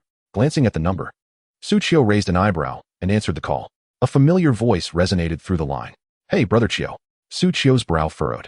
It was that woman. He promptly hung up the call. What's wrong, Brother Su? Was it a spam call? Zhongli inquired. Su Qiu nodded solemnly. Indeed. It was a rather bothersome spam call. The next moment, Zhongli's communicator rang. She answered hello, then suddenly paused. Miss Miao? Upon hearing Miao Yuedong's name, Zhongli's expression soured slightly, yet after listening for a moment, she nodded in acknowledgement. Soon after, she pressed the phone to Su Qiu's ear, her voice laced with confusion. Brother Su, Miss Miao Yuedong says she left something here with you. Su Qiu responded with an "Oh, that thing. I would have forgotten if you hadn't mentioned it." Suddenly, a thought struck him. What is it? Zhongli asked, perplexed. Are you going to return it? Su Qiu shook his head with a smile, his face adorned with a hint of regret. No, not anymore. Zhongli. Miao Yuetong, it hurts. It hurts so much. The super obedient Gu I painstakingly nurtured did not bring back a single data point. She clenched her small fists. I must cultivate one even more obedient than the super obedient Gu. Her mutterings, carried by the parasitic seed, reached Su Qiu's ears. Su Qiu cleaned his bowl, sighing helplessly. It's either a gift or on the path to becoming one. Zhongli suddenly paused. Brother Su, are you talking about me? Su Qiu, Chapter 165. A Divine Gift Once More. Duck Neck Trending. Top 1. Fate. Emergency Update. Suspected Cheating. Top 2. High Temperature Warning. Yanhuang local temperatures reaching 38 degrees. Top 3. Yanhuang Fu Fengshi City initiates a city event. Exterminate the tree spirit. As the most eye-catching duckneck software within Yanhuang, an emergency update of a game astonishingly occupied 2 out of the top 3 trending spots. Fate, having launched just over half a month ago, has transcended into a phenomenon. Many ordinary individuals, even those who have never played, have heard of Fate. Moreover, the game's devices can be obtained for free. This emergency update has led to a further surge in global registrations. On the Fate official website, where player numbers can be tracked, an astonishing figure has emerged. 345, 863, 188. That is over 2 billion.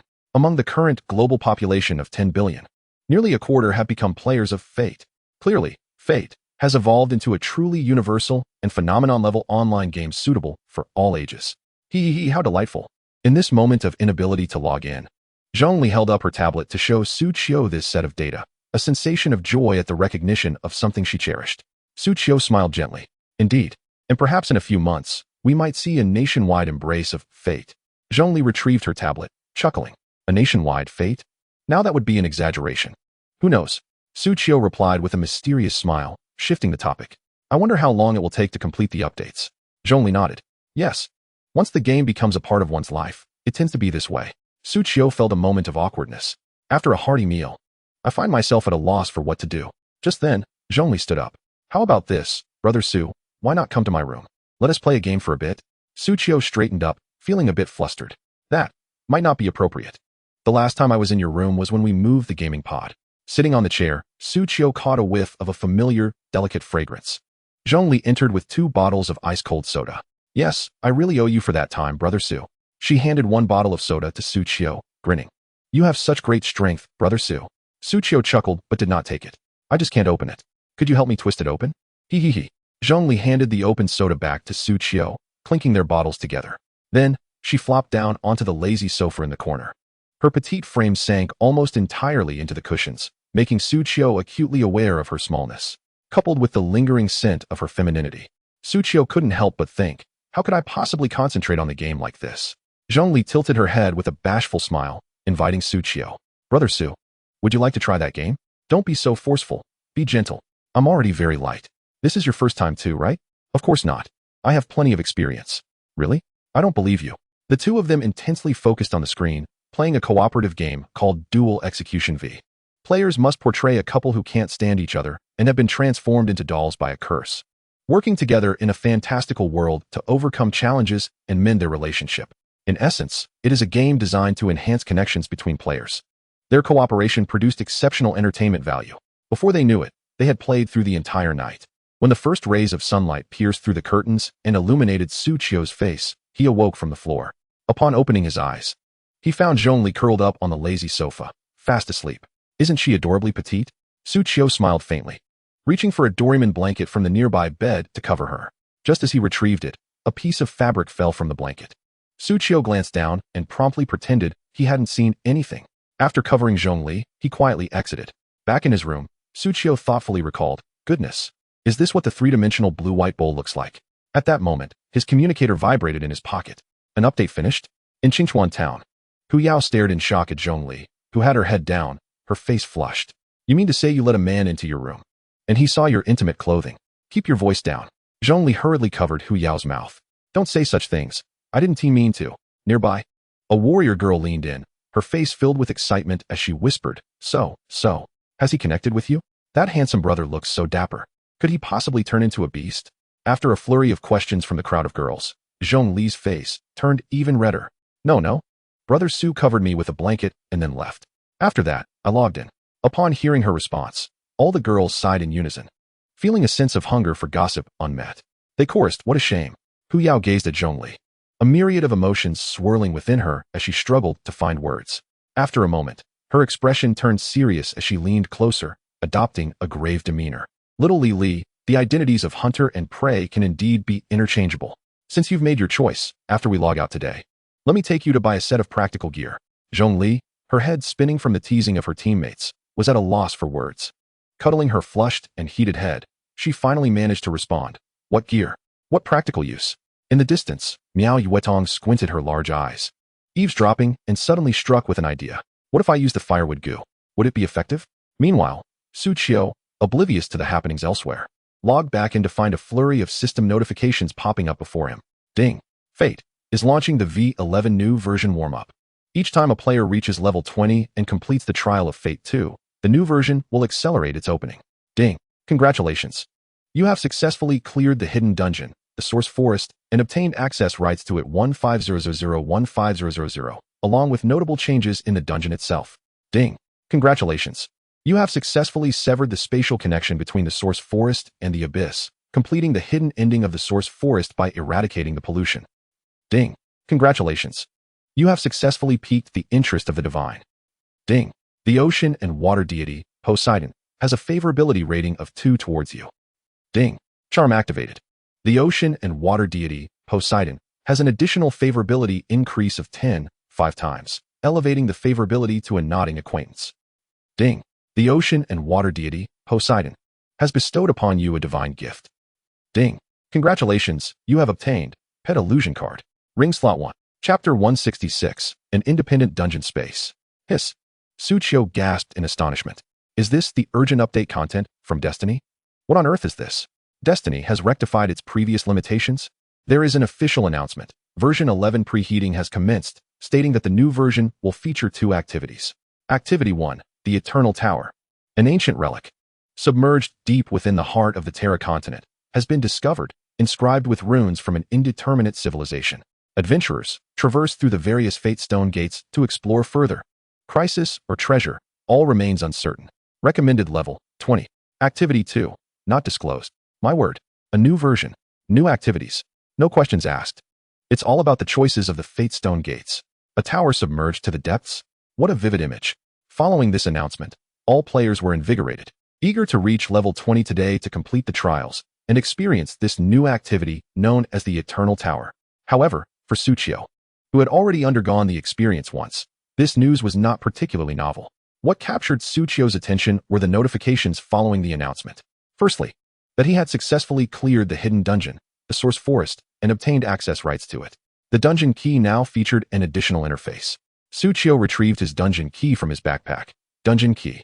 Description: a key to unlock the dungeon, Possessing it grants access to hidden dungeons. Level 2, 802-4000. Once energy is full, each point of experience grants one unlocking attempt. Energy 157200. Absorbs abyssal essence for enhancement. Remaining, Dark Abyss Cave 584-10000. Source Forest 1500015000. Effect, a universal key to unlock dungeons, used to detect nearby hidden dungeons. Upon first clearing a dungeon, control rights for that dungeon are granted 02. After clearing a new dungeon, control rights become 1. Nice. Suchio promptly contacted Lin Ziyun. Boss Lin, how is business treating you? Upon receiving a message from an anonymous sender, Lin Ziyun momentarily hesitated. Who is this person? After a brief moment, she recalled. It was that anonymous player with the highest level and multiple high-quality gear. Seeing the term business, Lin Ziyun instinctively opened the transaction information with this player. At a glance, it was all silver coins 10, silver coins 10, silver coins 10. This doesn't add up. The dungeon's clearance count should have long surpassed 10,000. Why was I still being charged? What business? Lin Ziyun chuckled coldly, replying with a question. The anonymous player, however, remained silent, sending only a screenshot. Source Forest 1500015000. Another hidden dungeon? Lin Ziyun's brow furrowed even tighter. How is this person so capable? Purchased. A small business. Consider it a token of respect. Suchio set up the contract panel and smiled as he reviewed the settlement interface for this dungeon. Dang. You have successfully obtained Source X0 in this Source Forest dungeon. Huh. Suchio's smile froze on his face. What in the world? Source 0. I came here for the source. I spent an entire day crashing the server. And yet, I received nothing.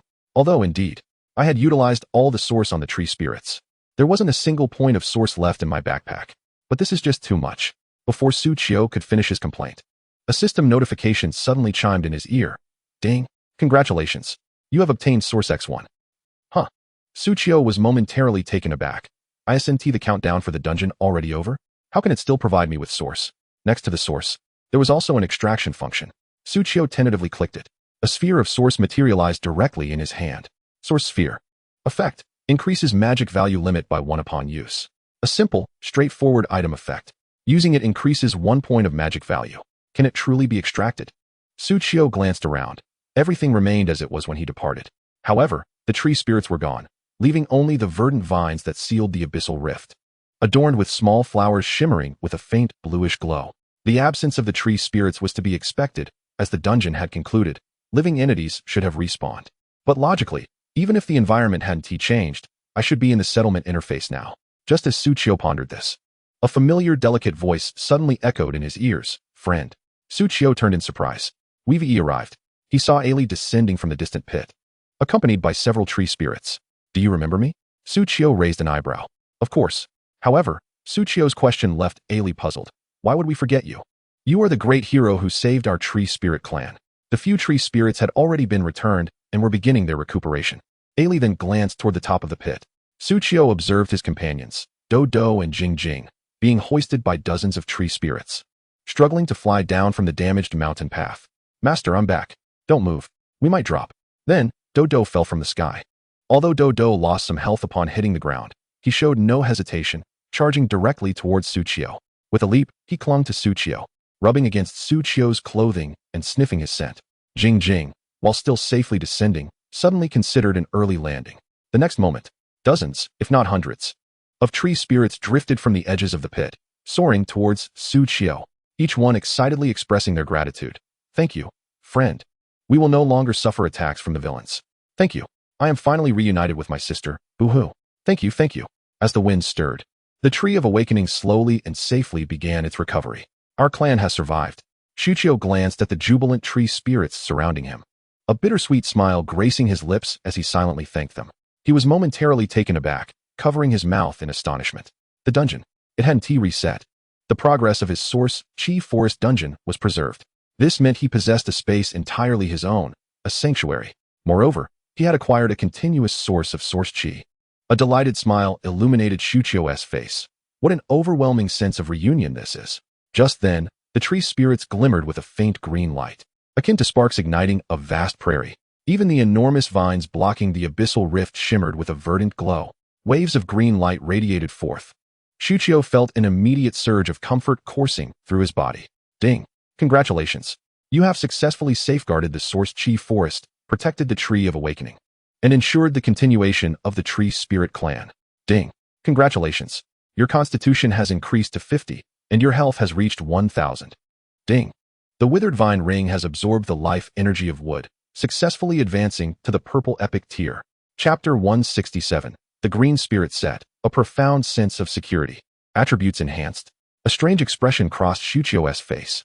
I entered this dungeon specifically to increase my magical power. Yet I emerged with 50 points in constitution and 1,000 points in health. My health has surged dramatically. It jumped from 1820 to 3370. An astonishing enhancement of nearly 80. Quite splendid. With the boost in constitution, the attributes of the water slime also saw improvement. Attack, 754910. Defense, 739904. Health, 110-421-4342. Following this enhancement, its form further expanded. Shuchio instinctively crouched down defensively to test it. I want to have to crouch in discomfort next time. This is a monumental evolution. The water slime nuzzled against Shuchio's large hand, eliciting a wave of warmth within him. Meanwhile, the frostfire poison lizard narrowed its eyes, disdainfully observing the scene. Truly, the master surrounded by Dodo, Bubble, and Jing Jing is the real deal. In addition to the attribute enhancements, Shuchio raised his hand to examine the withered vine ring on his left finger. After absorbing the so-called life energy of wood, the ring transformed from blue to purple, successfully evolving into an epic-level equipment. It now bore a new name, Life Vine Ring. Description: a ring woven from vibrant vines, emanating a profound sense of vitality and the power of seeds. Quality: Purple Epic. Effect 1. All attributes 20, originally 5. Effect 2. Your summoned creature's damage output increases by 20, originally 10. Effect 3. Life Chain. Upon activation, 50 of the damage you receive is distributed among all your summoned creatures, lasting for 10 seconds. Gasp. Upon witnessing these attributes, Shuchio inhaled sharply. You dare call this epic gear? Compared to the original blue quality ring, the new Life Vine Ring boasts an additional 60 points in attributes, an extra 10 points of damage. Plus, the third effect is exceedingly overpowered.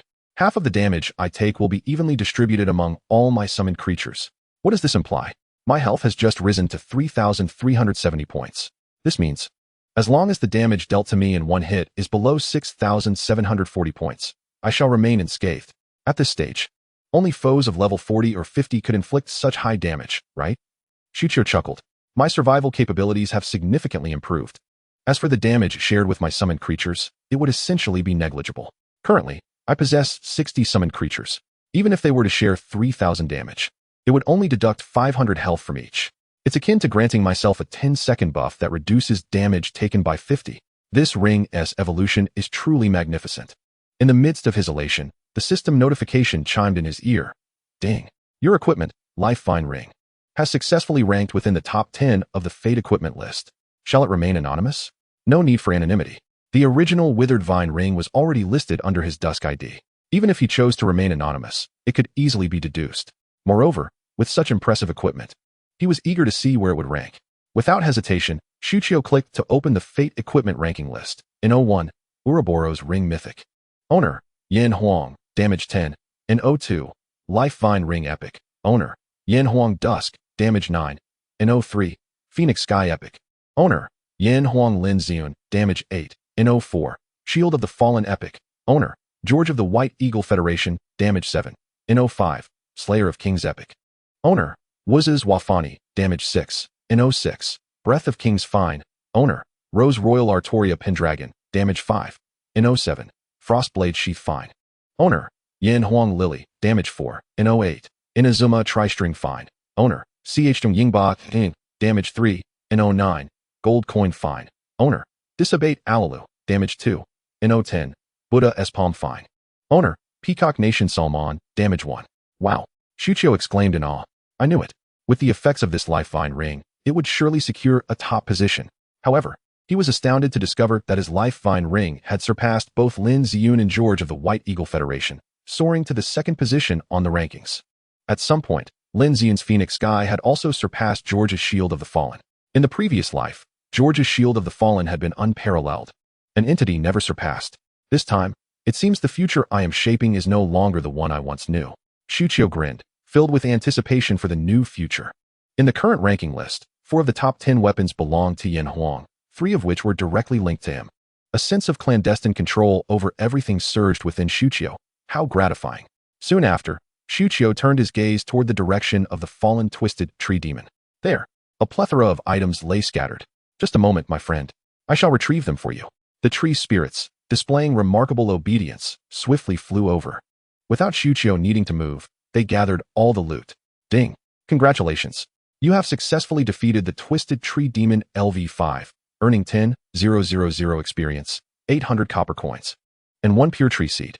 Fate has been triggered, granting an additional experience of 70,000 7-fold, 800 copper coins, 11-fold, and 7 pure tree seeds, 7-fold. Ding! Congratulations on your loot. 21 pieces of ordinary equipment. 4 pieces of excellent equipment. 1 piece of superior equipment. The green spirit cloak. 13 white skill stones. 3 white skill seals. 1 green skill seal. 1 set fusion stone. And 1 level 1 spirit vein. A series of notifications echoed, momentarily dazzling Shuqiu, truly deserving of being hidden. Epic. Lord. Boss. Shuqiu excitedly waved his fist. Such a plethora of treasures. A veritable cornucopia. It was indeed a grand haul. What caught his eye first was the assorted equipment. Shuqiu focused on the items he could utilize. The green spirit cloak. Description: a cloak infused with the essence of life, part of the green spirit set. Quality: blue excellent. Slot: cloak. Class: mage type card master. Effect 1: intelligence 20, agility 10, strength 10, constitution 10, health 10. Effect 2: life sharing. Each summoned beast provides 100 health points, currently enhanced to 6,000. Green spirit set. Description: a verdant garment, very considerate. Set: helmet, chest piece, gauntlets, belt, leggings, boots, weapon, cloak, 18. 2-piece set. Intelligence 10, health 500, mana 1000, life and mana recovery efficiency 100. 4-piece set. Intelligence 20, health 1000, mana 2000, life and mana recovery efficiency 200. 6-piece set. Intelligence 30, health 1500, mana 3000, life and mana recovery efficiency 300. 8-piece set. Intelligence 40, health 2000, mana 4000, life and mana recovery efficiency 400. Chapter 168. Half of the equipment leaderboard. Goodness. Shuqiu gazed at this equipment, momentarily questioning his own profession. Why would a card master need so much health? Although, the more health one possesses, the more resilient one becomes. After all, he had several lives. If faced with adversity, he could always rely on the water slime. Leaving aside other matters, Shuqiu was quite confident in his ability to huddle defensively. However, more health is more health. Shuqiu's mind conjured the image of that woman. If I could don this equipment, I should be able to withstand her basic attacks, right? Alas, the gear he currently wore was part of a set. There was no way to switch to the green spirit cloak unless. Shuqiu glanced at a glowing stone among the loot, the set fusion stone. Effect: can merge a set into a single piece of equipment, retaining its attributes, and allowing for designated equipment slots. Such a stone is indeed rare. Shuqiu swallowed hard. To merge an entire set into one piece of equipment. For this item, the more pieces in the set, the more valuable the fusion stone. The attributes of an 8-piece set would undoubtedly surpass those of a 2-piece set. Perfect. It can free up some equipment slots. Without hesitation, Shuqiu used the set fusion stone. Ding. Please select the set to merge. 2-piece Snow Wolf set. 4-piece Azure Feather set. 4-piece Black Blood set. 8-piece Gentleman set. Given the overwhelming quantity of equipment in his backpack, when filtering through the sets, a myriad of options appeared before him. After a few seconds, Shuqiu selected the last option, the Gentleman set, boasting the most pieces. Ding. Gentleman set selected. Please choose the slot for the fusion. Once the position was chosen, it would be akin to acquiring a magnificent piece of equipment. Equipment in other positions would be occupied due to the set effect, so it was best to select a special equipment slot that does not occupy space. Just right. Among the gifts from the ocean and water deities, there was indeed one that opened an additional ring slot for himself. Shuqiu promptly responded, I choose to fuse it into a ring. Whoosh. As soon as Shuqiu finished speaking, he felt a chill wash over him. Ah, can't look, can't look. The tree spirits quickly turned their heads away. Shuqiu looked down and discovered that all his equipment had suddenly vanished, leaving only a pair of automatically equipped shorts. Oh no. Shuqiu hastily clicked the auto-equip button, quickly donning an assortment of mismatched gear. Although he was audacious, being scrutinized by so many beautiful women made him feel somewhat bashful, especially since among this group of beauties, several gazes were laden with scrutiny. Lala nodded subtly, smiling as she remarked, 98 points. A few tree spirits hurriedly pulled her away. Why did you give a score? But such a splendid sight would be a pity to miss. Why not a perfect score? Was 98 points being conservative? Suchio, hearing this, couldn't he help but ponder seriously. The function unlocked by the Tree of Wind rising to level 2 seems to involve tree spirits advancing. Just then, a system notification echoed in his ear. Ding. Your gentleman set has successfully fused into a golden legendary level ring, the Gentleman Ring. Indeed, upon hearing the notification, Suchio's smile broadened. When attributes are fused into a single piece of equipment, its quality is significantly enhanced. Now, Suchio possessed a golden legendary quality ring, Gentleman Ring. Description: question the gentleman, understand the gentleman, become a gentleman. Quality: golden legendary. Slot: ring. Effect 1, strength 5, agility 25, constitution 25, intelligence 47, magic attack 10. Effect 2, mana 2000, mana recovery efficiency 400. Effect 3, resonance. For every summoned beast, critical hit rate 1, current bonus 55. Effect 4, card cutting. Each attack has a 10 chance to add a second attack. Ding. Your equipment, Gentleman Ring, has successfully entered the top 10 of the Destiny equipment ranking. Would you like to remain anonymous? Let us keep it anonymous this time. The next moment, the Destiny equipment ranking updated once more.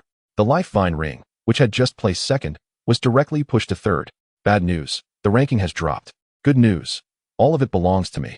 Now, the first, second, and third ranks are all my own. The leaderboard feature has directly increased my damage by 27. This damage is nearly equivalent to that of an epic level piece of equipment. Naturally, for other players in Destiny, this would spark yet another wave of public discourse. Now, half of the leaderboard belongs to me, Yen Huang. The Withered Vine Ring of Twilight, initially ranked 8th, has suddenly surged to the 2nd position. George's face must be a shade of green with rage. Ha ha ha. Is Yen Huang truly that formidable? Astonishingly, the top 3 pieces of equipment are all from Yen Huang. One must say, if we are to speak of strength, Lin Xian's Feng Xiao is undoubtedly superior, for the weapon's effects far surpass those of other equipment. Wait, the rankings have been updated again? Damn it, another piece from Yen Huang. The 2nd spot of Twilight hasn't even had a chance to warm up before being usurped. What a slap in the face. What? The Gentleman's Ring, yet another ring. The top 3 pieces of equipment are all rings now. The Lord of the Rings? The Vongala Ring? That is not the crux of the matter. The focus lies in the anonymity. This anonymous player, could it possibly be the same as the first place contender? Is this not a blatant display of Yen Huang's group cheating? How is Destiny not banning his account yet? Lin Xian furrowed her brows as she scrutinized the name on the leaderboard. That anonymous player must have acquired the legendary equipment within the Source Energy Forest. Otherwise, how could one sell a dungeon access to oneself and then immediately possess another renowned piece of equipment? Quite powerful indeed, Lin Xian earnestly stated, in a one-on-one within Destiny. I may not necessarily be his match, but, gazing at the beautiful sword array before her, she felt a wave of serenity wash over her. In a team battle, I would not easily concede. The White Eagle Federation has been pushed down yet again. George gritted his teeth and slammed his fist against the stone wall. With a resounding crash, a fissure formed in the wall. If it weren't for this sudden update, how could my boss have been in vain? Now I must seek the hidden boss anew. First Lin Xian, then Twilight, and now this anonymous player. One after another. It is relentless.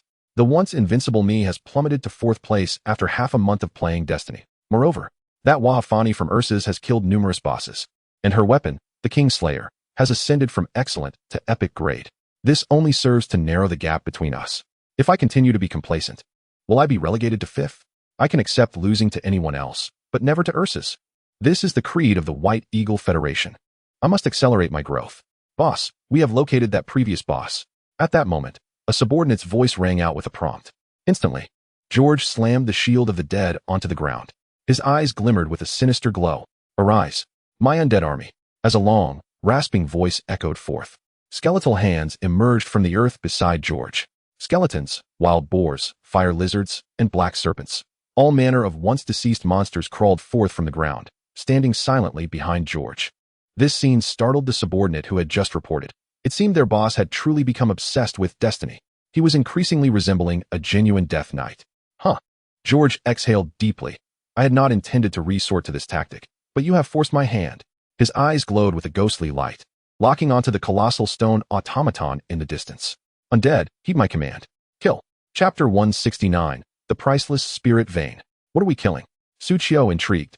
stored away the key to the Source Energy Forest dungeon. I have dealt with the corrupted wood spirits in this dungeon. If others enter, will they encounter different monsters? A slight smile graced Suchio's lips as he turned his attention away. He opened his attribute panel. After merging the gentleman's set into the gentleman's ring, Suchio donned a set of universal gear, effectively granting him the benefits of 2 sets of equipment. His attributes surged dramatically. Nickname, Twilight. Level, LV20. Talent, Fate Red. Profession, Card Master Purple.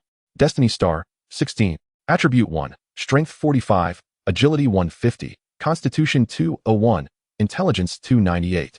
Attribute 2, Attack 45408, Physical and Magical, Defense 100, Life 9912, Magic 10940. Cards: Summon Bloodthirsty Demon Wolf, Gold. Summon Frostflame Poison Lizard, Gold. Summon Bloodthirsty Bat King, Blue. Summon Wandering Tentacle, Purple. Summon Water Slime, Blue. Skills: Card Tricks, Blue, Level 3. Card Selection, Blue, Level 2. Whip, Purple, Level 2. Flying Cards, Purple, Level 3. The most apparent enhancement was Suchio's magical attack, which soared from 312 to 408. This 408 magical attack power is already on par with that of a typical level 40 mage. As for summoners, only at level 45 could one hope to reach such a figure. With the fundamental magical attack bolstered, all of Suchio's summoned beasts experienced a significant refresh in their attributes. The most pronounced change in Suchio was his health. As a mere summoner, I possess an astonishing 9,912 health points, almost reaching 10,000. Even a level 40 knight class does not boast such robust vitality. Suchio pondered, stroking his chin. I must possess 2 divine-grade talents, one Fate and the other Invincible. Closing the attribute panel, Suchio turned his gaze to the most unique drop from the fallen Twisted Tree Demon, a level 1 Spirit Vein. Effect: Regional resource yield increased by 100. This is the Spirit Vein. Suchio's eyes sparkled with brilliance. Upon seeing this drop description, he was somewhat astonished. The Spirit Vein refers to resources such as timber, stone, and iron ore. Such resources are primarily utilized for repairs, city building, and production. They are essential when players seek to establish their own territories later in the game. Thus, for a lone wolf player like myself, their utility is limited. Moreover, the vast majority of resource yields are fixed. To elevate the yield of construction materials within a region, one must either receive the blessing of the gods or defeat exceedingly rare lord bosses. However, defeating lord bosses typically yields only rare construction materials. To acquire a Spirit Vein, one must vanquish the creme de la creme of lords, those whose lifespans are immeasurable. Only such ancient bosses possess the vitality sufficient to condense a Spirit Vein that enhances resource yields. But therein lies the dilemma. I am a lone wolf player. Suchio contemplated, stroking his chin. As the game progresses, players accumulate more reputation. They can request land purchases from the lord, thus acquiring their own territory.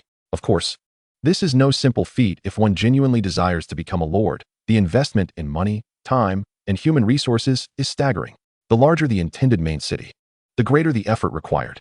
In a previous life, there were numerous players, initially regarded as top-tier super players. However, as they focused on constructing their own territories, their prowess gradually waned. Only a select few affluent and powerful families managed to simultaneously develop their domains while enhancing their strength. Notable among these were the Lin family of Yanhuang, the George family of the White Eagle Federation, the Hachiman Shrine of Sing, and the Pendragon of the Rose Empire. After investing substantial resources into establishing their territories, these prominent families saw the resources produced within their domains reinvested back into their wealth, creating an ever-growing snowball of capital. Their rate of growth far surpassed that of ordinary individuals. Suchio gazed at the mystical vein in his backpack, which resembled a glowing root, pondering its tactical value. If he were to sell this vein to the affluent Lin boss, it would not only suffice to purchase a villa atop a mountain in Shishan province, but it might even cover the cost of acquiring land as vast as Shishan province itself. With this thought, a smile crept across Suchio's lips. Huwun-Ti relished the thrill of a snowball effect. Without hesitation, Suchio beckoned, opting to utilize the level 1 spiritual vein. In the next moment, as the root icon vanished from his backpack, the entire source energy forest seemed to brighten. Immediately, the forest began to flourish, the stone mountains expanded, and the beasts multiplied. Everything within the source energy forest was undergoing a transformative metamorphosis. The tree spirit, Ellie, expressed a hint of confusion. Is the forest happy?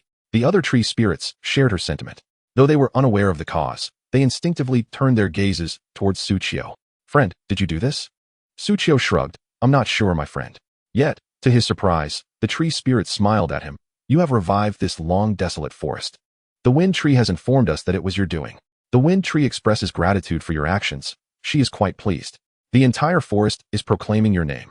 Suchio raised an eyebrow. Would you like to hear what they're saying? Not only the tree spirits, but even the massive vines sealing the abyss crack began to change. At its top, a small flower bloomed, and perched within was the azure fox. The azure fox also expressed its thanks to Suchio. Thank you for your spiritual vein. Suchio's eyes widened in astonishment. Why did this phrase resonate melodically in his mind? However, it seemed the azure fox had expended considerable energy in sealing the abyss, limiting its ability to speak further. It soon fell silent, resembling a flower once more. Once the items had been utilized, a smile blossomed on Suchio's face as his gaze fell upon the most captivating object in his backpack, the gift of the ocean and water god, the pet transformation card. Ah, how familiar this card seemed. Suchio clicked his tongue, pressing it against his chest, his eyes brimming with tears. This time, my alteration of the game's progression has drawn Poseidon's attention. Without comparison, there is no pain. Without juxtaposing with the past lives of Lin Ziyun and her companions in the Source Energy Forest, Suchio remained oblivious to how he had altered the game's course. He glanced to his side at the abyss crack entirely obstructed by the glowing blue vines, speculating. Could it be that without this blockage, the abyss would send forth an invasion through this fissure in the future? Shaking his head, Suchio was uncertain of the situation. What Suchio did know was that the little lizard was about to make an affectionate sound, a voice that sent shivers down the spine of any lizard. All the frostfire poison lizards simultaneously raised their heads in surprise, turning their gazes towards Suchio. The leading frostfire poison lizard squinted its eyes and inquired, Huh, your smile is rather lewd. For reasons unknown, as Suchio spoke, the frostfire poison lizard sensed an ominous premonition. Huh, what do you intend to do? Since realizing their master's adept driving skills, the frostfire poison lizard hesitated to voice any lizard-like queries. I'm not doing anything. Suchio replied with a smile, suddenly feigning astonishment as he turned his gaze toward the lizard's rear. Hey, what is that behind you? Out of instinctive trust in their master, the frostfire poison lizard cautiously turned around to inspect its back. There's nothing there. But in the next moment, with a loud slap, it felt a sudden sting at the base of its tail. Whipping back around, it discovered its master grinning triumphantly at it, with a familiar yet foreign card affixed to its tail. That was the pet transformation card. Before it could fully comprehend, the frostfire poison lizard was overwhelmed by a wave of dizziness. With a thud, it collapsed onto the ground, succumbing to a deep, infant-like slumber. In its dreams, it felt itself shrinking, reverting from a mature lizard to a juvenile one, and then back to an egg state. Within the egg, sensations of warmth and cold alternated, intensifying with each cycle. As the two sensations diverged, it felt as if it were developing dual consciousnesses. It had transformed into a double-yolked egg. In an instant, this thought sparked within the frostfire poison lizard, prompting it to abruptly open its eyes. It found itself engulfed in darkness. Where am I? It instinctively spoke, only to discover that its tongue was no longer elongated, but rather emitted a delicate, girl-like voice. Stunned in the darkness for 2 seconds, it quickly grasped the situation. Without hesitation, it unleashed a furious punch. Crack! The darkness before it shattered, a beam of light piercing through the fissure. This sensation felt eerily familiar. Yet, before it could ponder further, the force of its punch appeared to disturb the ground beneath its feet, tilting it towards the same direction. As its balance faltered, it toppled forward. However, the anticipated sensation of a hard surface was absent. Instead, it encountered a soft cushion. Ugh! The cushion let out a sound, startling it into a swift rise. It collided headfirst with a low ceiling. Bang! Crack! Its hard skull broke through the dark ceiling, flooding its eyes with blinding light, causing it to squint uncomfortably. At that moment, a familiar, gentle voice resonated nearby. Anime does not deceive me. When a lizard hatches from its egg, it truly wears a shell as a hat. Hearing this familiar voice, the frostfire poison lizard's brow twitched as it instinctively targeted the source of the sound, opening its mouth wide. Yet the outcome was, she simply opened her mouth. The anticipated attack she had envisioned did not manifest. Instead, that vexatious voice echoed once more. You opened your mouth right upon emerging? Aren't lizards oviparous? Why do you look as if you crave milk? At these words, her ire intensified. You are the one who desires milk. Suchio retorted earnestly. No, I only require facial cleanser. The frostfire poison lizard was momentarily taken aback, seething rogue. At that moment, a soft, familiar voice floated into her ears. Please do not quarrel. Coincidentally, her eyes had begun to adjust to the light. Squinting, She turned her head to the side and beheld a petite, adorable girl seated among a circle of shattered eggshells, rubbing her eyes. Her shoulder-length, bluish-black hair obscured her charming face. Under the sun's radiance, her fair and smooth skin appeared almost translucent. Her slender limbs and a perfectly flat abdomen showcased the exquisite beauty of this girl. One might wonder, who could possibly lay hands on such a pure maiden? As she raged internally, the stunning human girl opened her eyes, tilted her head in perplexity, and asked, "Miss, why are you roaring at me?" The frostfire poison lizard promptly glanced down, only to discover that her claws had morphed into similarly delicate, fair human hands. Furthermore, they were positioned right over the heart of this human girl. She quickly withdrew her hand, exclaiming, I did not. It was all taught to me by my master. Suchio's brow twitched slightly as he responded. Could you not learn something commendable from me? And also, wipe that smile off your face. In the distance, the tree spirit Lala continued to revel in the amusement. So, it seems, little brother, you acknowledge that this is what you taught her, right? Suchio's face flushed with innocence as he earnestly protested. I did not. Do not spout nonsense. The tree spirits mused among themselves. Indeed, it was you who taught her. Immediately, Suchio retrieved several garments from his backpack to cover the two glistening frostfire poison lizards. The frostfire poison lizard looked at Suchio, comparing herself to the bluish black-haired girl. Master, do you mean we are twins? Only then did she truly scrutinize herself. She was indeed an exact replica of the girl with bluish black hair, save for the color of her own hair, which was red-black. Suchio nodded thoughtfully. Perhaps it is due to the separation of your fire dragon bloodline and the water dragon bloodline within you? After all, when we obtained the dragon bloodline card, the cards for the fire dragon and water dragon were fused into one, unlike the poison dragon bloodline card. Suchio regarded the two girls curiously. If this explanation held true, it could elucidate the reason behind the presence of two girls. However, just then, the girl with bluish black hair suddenly leapt onto Suchio. Her face alight with a clingy grin. I adore my master. The red black-haired girl, witnessing this, cast a furious glance at Suchio, gritting her teeth. I detest my master. Suchio's expression turned perplexed, but these two are vastly different in temperament. Chapter 171, Pure Tree Species and Slime Mutation. How about we call you Lizard? Suchio crossed his arms, chuckling as he named the two girls. The red-black-haired frostfire poison lizard, holding the identical bluish-gray-haired girl, displayed a look of disdain. Is that the name you intend to use for us both? It seemed that having transformed into human form had altered her aesthetic sensibilities as well, especially with the serene beauty nestled in her embrace. Suchio shrugged. Then, the red-black-haired girl shall be named Xiaoxi, and the bluish-black-haired girl will be called Xiaoyi. I am truly talented. Suchio felt a surge of pride in his naming prowess. However, Xiaoxi was not as impressed. She pouted and rolled her eyes at Suchio. You merely split the word lizard. Suchio shot her a glare. Speak again, and I shall send Xiaoyi away. You will never see her again. Xiaoxi gasped in shock. You? What a villain. She tightened her embrace around Xiaoyi. At that moment, Xiaoyi issued a distressed sound. Stop hugging me. Attempting to wriggle free from Xiaoxi's grasp, she dashed to Suchio's side. Clutching his leg while warily eyeing Xiaoxi, I do not like you. She buried her head in Suchio's clothing. I adore my master. I swear. That was the most spectacular expression I have ever witnessed. Suchio strolled along the edge of the swamp lake, marveling, his face aglow with uncontainable joy. Behind him, two slimes supported a completely petrified Xiaoxi, following him toward the camp of the forest spirit. After bidding farewell to the tree spirits, he chose to exit the instance. As anticipated, upon completing the hidden ending and eradicating the pollution, this source energy forest became his personal space. In the moving castle at dusk, Suchio chuckled, glancing back at the two little creatures, Daodu and Pao Pao, who were poking the still petrified Xiaoxi with branches. When she was in her lizard form, she shouldn't have been this adorable. Xiaoyi, however, did not look back. Instead, she, like Jingjing, quietly walked beside Suchio, tugging at his clothing. As they headed northeast in unison, though merely 2 days had passed, Suchio gazed at the familiar forest with a sigh. Why does it feel as though 2 months have gone by? On the way back to the camp, he made sure to glance at the pure tree species materials. This item was a drop from the Twisted Tree Demon boss, truly rare. Among the pure tree species were various essences, Seedling Toss, Source Energy Bomb, Vine Smash, and Nature's Grasp. These essences were indeed remarkable, encompassing everything from clones to damage to control. Yet, regrettably, he currently lacked a suitable summoned beast to match them. Suchio shook his head in resignation. Just then, a soft, melodious ya sound reached his ears. Looking down, he saw it was the water slime making the noise. Does this pure tree species possess energy akin to the core? Ya. After a moment of confusion, Suchio's eyes sparkled with realization. Can you transform into a new slime through the pure tree species? My goodness, a transformation. Who could possibly refuse a transforming slime? Without hesitation, Suchio handed one of the pure tree species to the slime.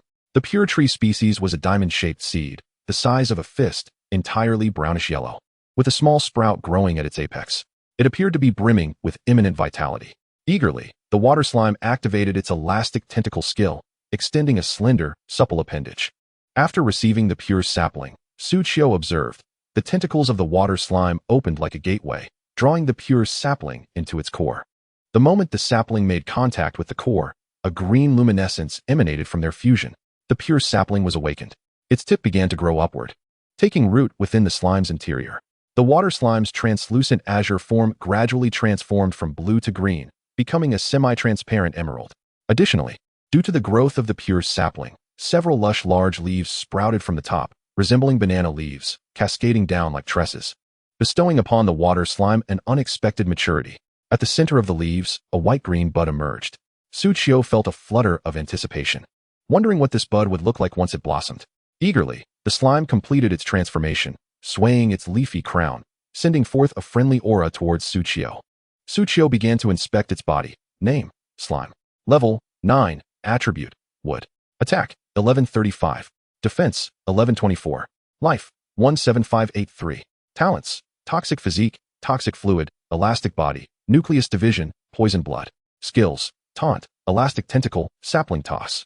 The attributes remained largely unchanged, yet an intriguing skill had emerged: sapling toss. Description: hurl your sapling. Effect: consumes life points to launch a sapling that automatically tracks enemies and self-destructs. In a vegetative environment, its damage increases by 1 for every minute it survives, capping at 300. Sapling toss. A smile spread across Suchio's lips. Let us see it in action. Eagerly, the water slime obeyed, shaking itself and launching a seed from its leafy crown. Ding. Would slime's life value: 10. The seed landed and swiftly transformed into an endearing little green slime. Plop. Upon its appearance, the green slime began to wobble on the fallen leaves, seemingly drawing strength from the surrounding flora. Ding. Damage increased by 1. Ding. Damage increased by 1. Ding. Damage increased by 1. Witnessing this, Suchio was delighted. Wasn't he this akin to a growing landmine?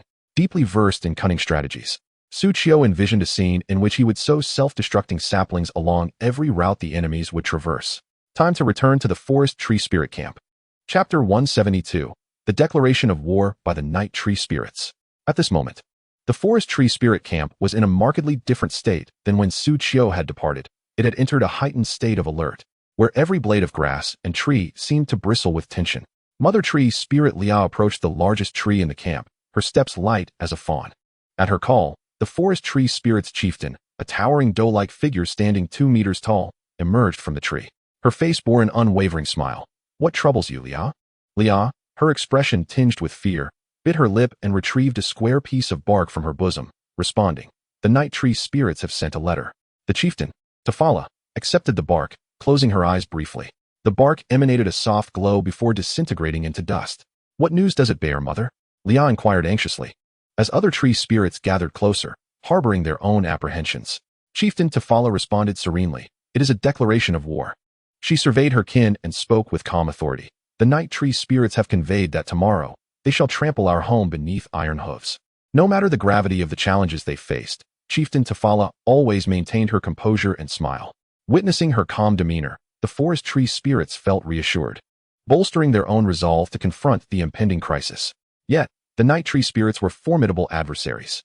One tree spirit timidly voiced, since aligning with the forces of darkness. They number a staggering 1,500. Moreover, the abyssal aura within us has yet to be entirely purged. This battle will be arduous. The stark reality she articulated dampened the spirits of her kin. However, the Forest Tree Spirits were at a loss for how to respond. In that moment, Chieftain Tafala burst into laughter. Tim, thank you for rallying us.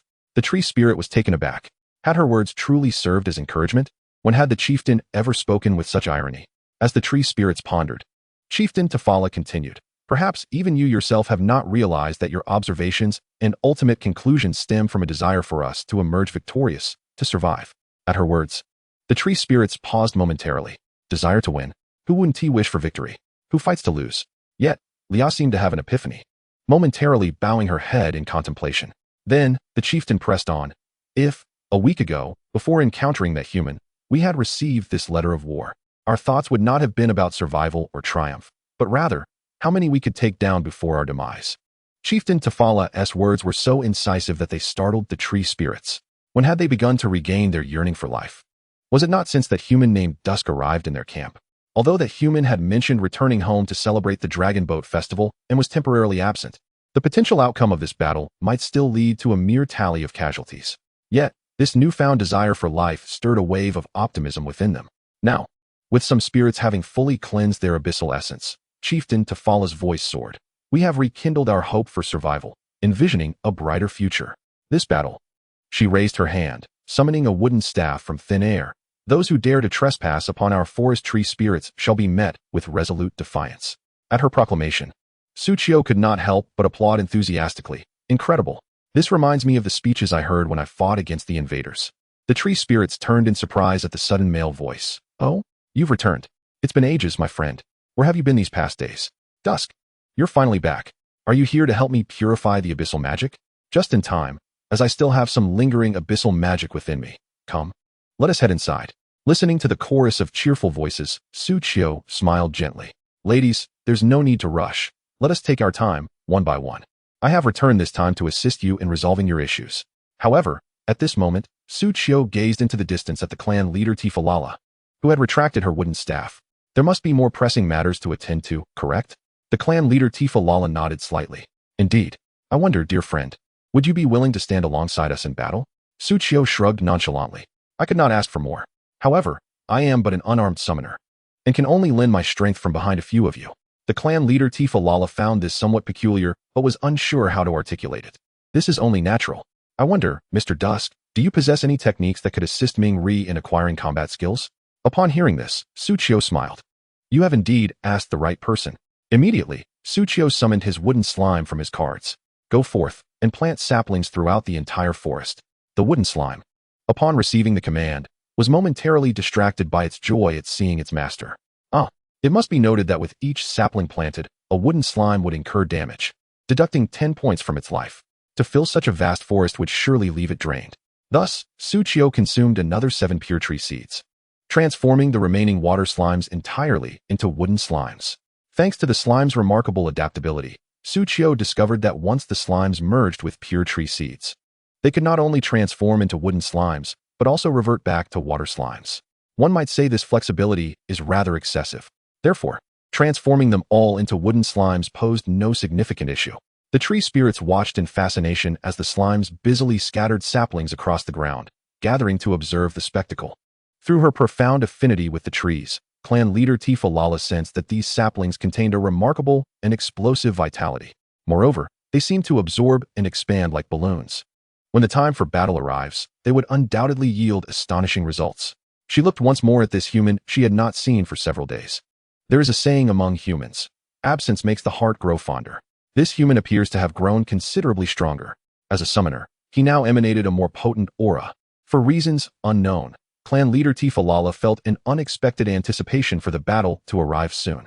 Just then, the human approached her again, and she inquired, "What troubles you?" Suchio responded with a smile. It has been quite some time since I purified the abyssal aura. I wish to see who I shall purify before your very eyes today. Chapter 173. He is indeed a wolf.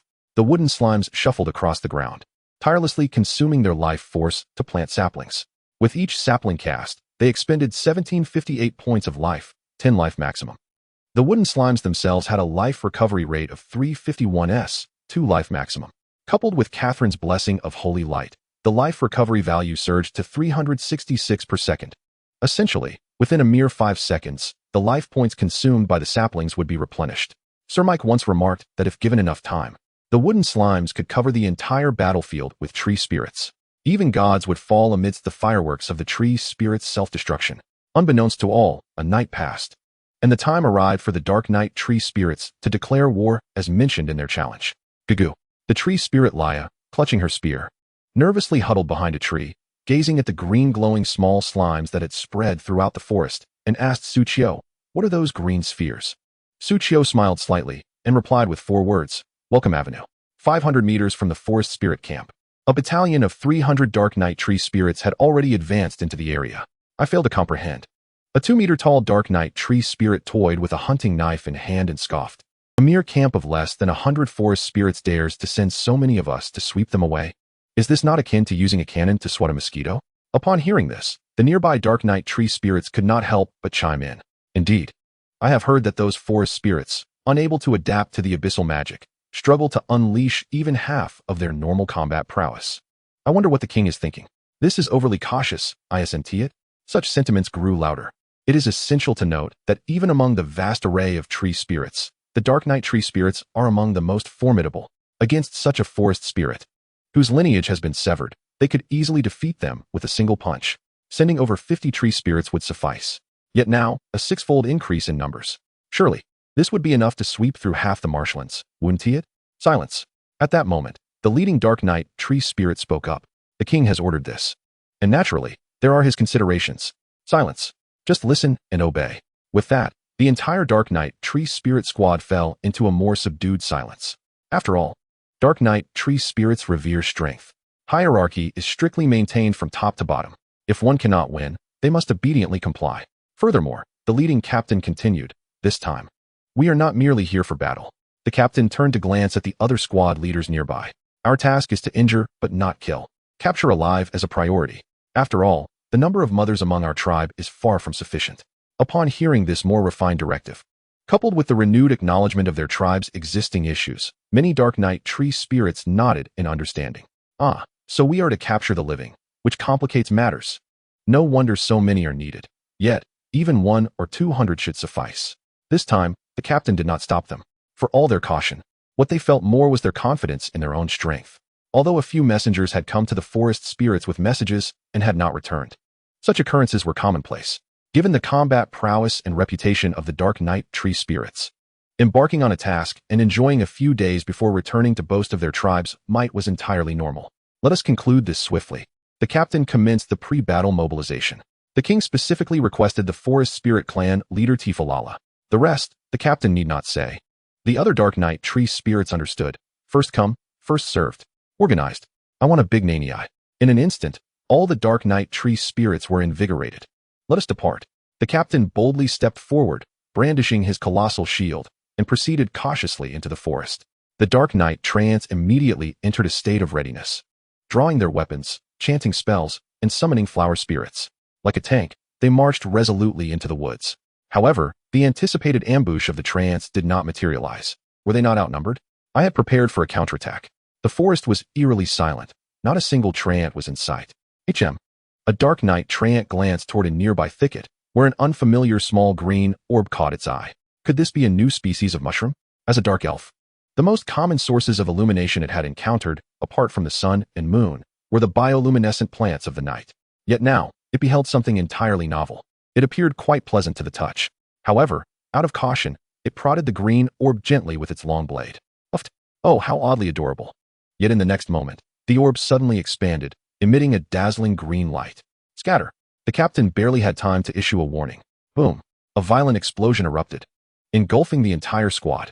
2,804. 2,804. 2,804. But it was this command to scatter that triggered a series of deafening explosions. The celebratory avenue transformed into a cacophony of welcoming artillery. From a tree in the treant camp, Suchio, observing through the shared vision of the blood-sucking Bat King, who had entered a state of void, witnessed this spectacle unfold. A smile crept across his lips. I wonder if they can survive this. This welcoming avenue stretched a daunting 200 meters in length. Coupled with the tracking abilities of the trance, the Dark Knight trance would face significant challenges in reaching the camp. Gidge, grapes. At that moment, Leah offered peeled grapes, feeding them into Suchio's mouth. Hi, thank you. He chewed, the abundant juice flooding his mouth with sweetness. Truly, the fruits cultivated by the forest trance were exceptional. Your grapes are quite delectable. Suchio remarked. Oh, don't say that, Leah replied with a smile. They merely grow well. Suchio's expression turned earnest. No, it is you who harvest them splendidly. Leah's cheeks flushed. Lying atop a branch, watching the fireworks while being fed by a beautiful maiden, Suchio felt that this life was quite delightful. If only he could savor another variety of grapes, he mused. Obediently, Leah fetched another type of grape. Gidja, on the ground. The chieftain Tefala wore a somewhat forced smile, a furrow forming on her brow. Dusk, my friend, since the battle has yet to commence. Could you assist me in purifying the abyssal aura? Suchio accepted the deer milk that Leah handed him, took a sip, and hesitated. I don't think so. I was quite exhausted last night. Let's focus on preparing for battle. This deer milk was a gesture of gratitude from the forest treants, who had raised some deer after benefiting from Suchio's assistance. Having rid themselves of the abyssal aura's corruption, they finally found animals willing to interact with them. Thus, they had finally achieved a semblance of productivity. The chieftain Tefala's smile faltered. Leah, you should also prepare for battle. Kneeling beside Suchio, Leah looked puzzled. Mother, didn't you ask me to look after Gidge? I haven't done much care yet.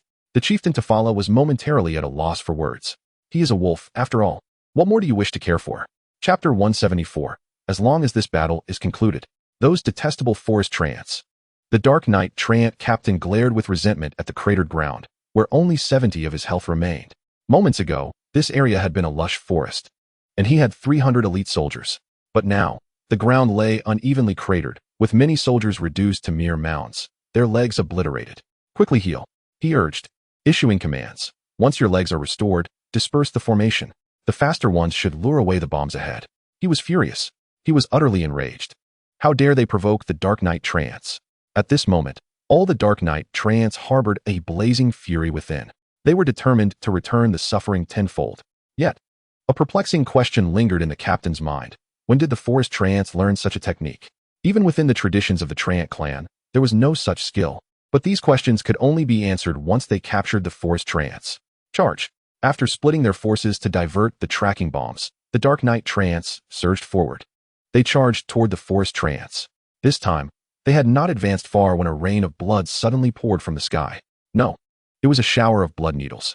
Whoosh, whoosh, whoosh, whoosh, whoosh. Raise your shields, the captain commanded urgently. Yet these blood needles penetrated their shields, inflicting damage nonetheless. This bizarre form of attack caught them off guard. Fortunately, it appeared to inflict minimal harm. The captain paused momentarily, aside from a few individual blood needles. Are the rest merely illusions? The blood-sucking Bat King remarked. There are myriad ways to insult. However, after the captain issued the next command, he immediately regretted it. Counterattack. He commanded. Dozens of wooden arrows shot into the air. Mississippi, Mississippi, Mississippi, Mississippi, Mississippi. One Dark Knight treant could not help but lament. What thick blood! The other Dark Knight treants hesitated to point this out. Then, a barrage of blood needles, each more potent than the last, rained down. 2973, 2973, 4459, critical hit. 2973. What on earth? Its attack speed is significantly faster than before. In a single second, it struck a dozen times? I could hardly keep count. The damage, it rivaled that of the earlier explosion. Ceasefire. The captain quickly interjected. It's not an attack, it's a counter. Each time it dodges, it retaliates with an attack that inflicts greater damage. Having concluded his analysis, the other team members fell silent. What do we do now? Ignore it? But it continues to assault us. While the other attacks may not hurt much, they are certainly irritating. It feels akin to being jabbed by my husband. I suppose we must disregard it? That bat's evasion rate is too high. This relentless barrage of troubles had already shattered the Dark Knight treant's invincibility. It was unbearable. Press forward. The captain gritted his teeth and commanded. Capture the leader first. As long as we can eliminate the forest treant, all these issues will pale in comparison. In an instant, the night elves were filled with a sense of relief. Thankfully, they had brought a considerable number of companions. Wong was indeed correct. However, in the next moment, several hissing sounds suddenly echoed from afar. As they discerned the source of these sounds, they witnessed several orbs of blue-green flame descending from the sky, crashing into the heart of their ranks. Was this yet another harassing attack? One of the night elves, incensed, threw a punch. Do not act impulsively, the captain hastily cautioned. Yet, the warning came too late. With a thunderous explosion, the fireball detonated. 37855 385 38538. Movement speed 20. Attack speed 20. Defense 30. A staggering damage figure of over 5,000 illuminated above his head. 1/10 of his life force evaporated in an instant. Already weakened, his condition deteriorated further. The fist that confronted the fireball was reduced to mere bones, the wound still smoldering with toxic flames. He had never anticipated such high damage. He could only let out a wail before his vision faded to black, succumbing to the pain. The priest at the back rushed forward to administer healing. However, the speed of healing could not keep pace with the rate of injury, for another fireball was already on its way. The health lines of 8 night elves were once again halved. Was this some sort of city defense weapon? The captain was momentarily taken aback. They possessed merely tens of thousands of life points at most. Such an assault was simply beyond their endurance. Was this truly the same forest elf he remembered? Half dead and lacking in combat prowess. Fortunately, the number of these defensive cannons was exceedingly limited. Their firing rate was not particularly rapid. If they could advance quickly, the cannons would be rendered ineffective. If only they could dismantle these cannons and present them to our king. The Night Elf clan would emerge even stronger, so formidable that even the poisonous city would think twice before provoking them.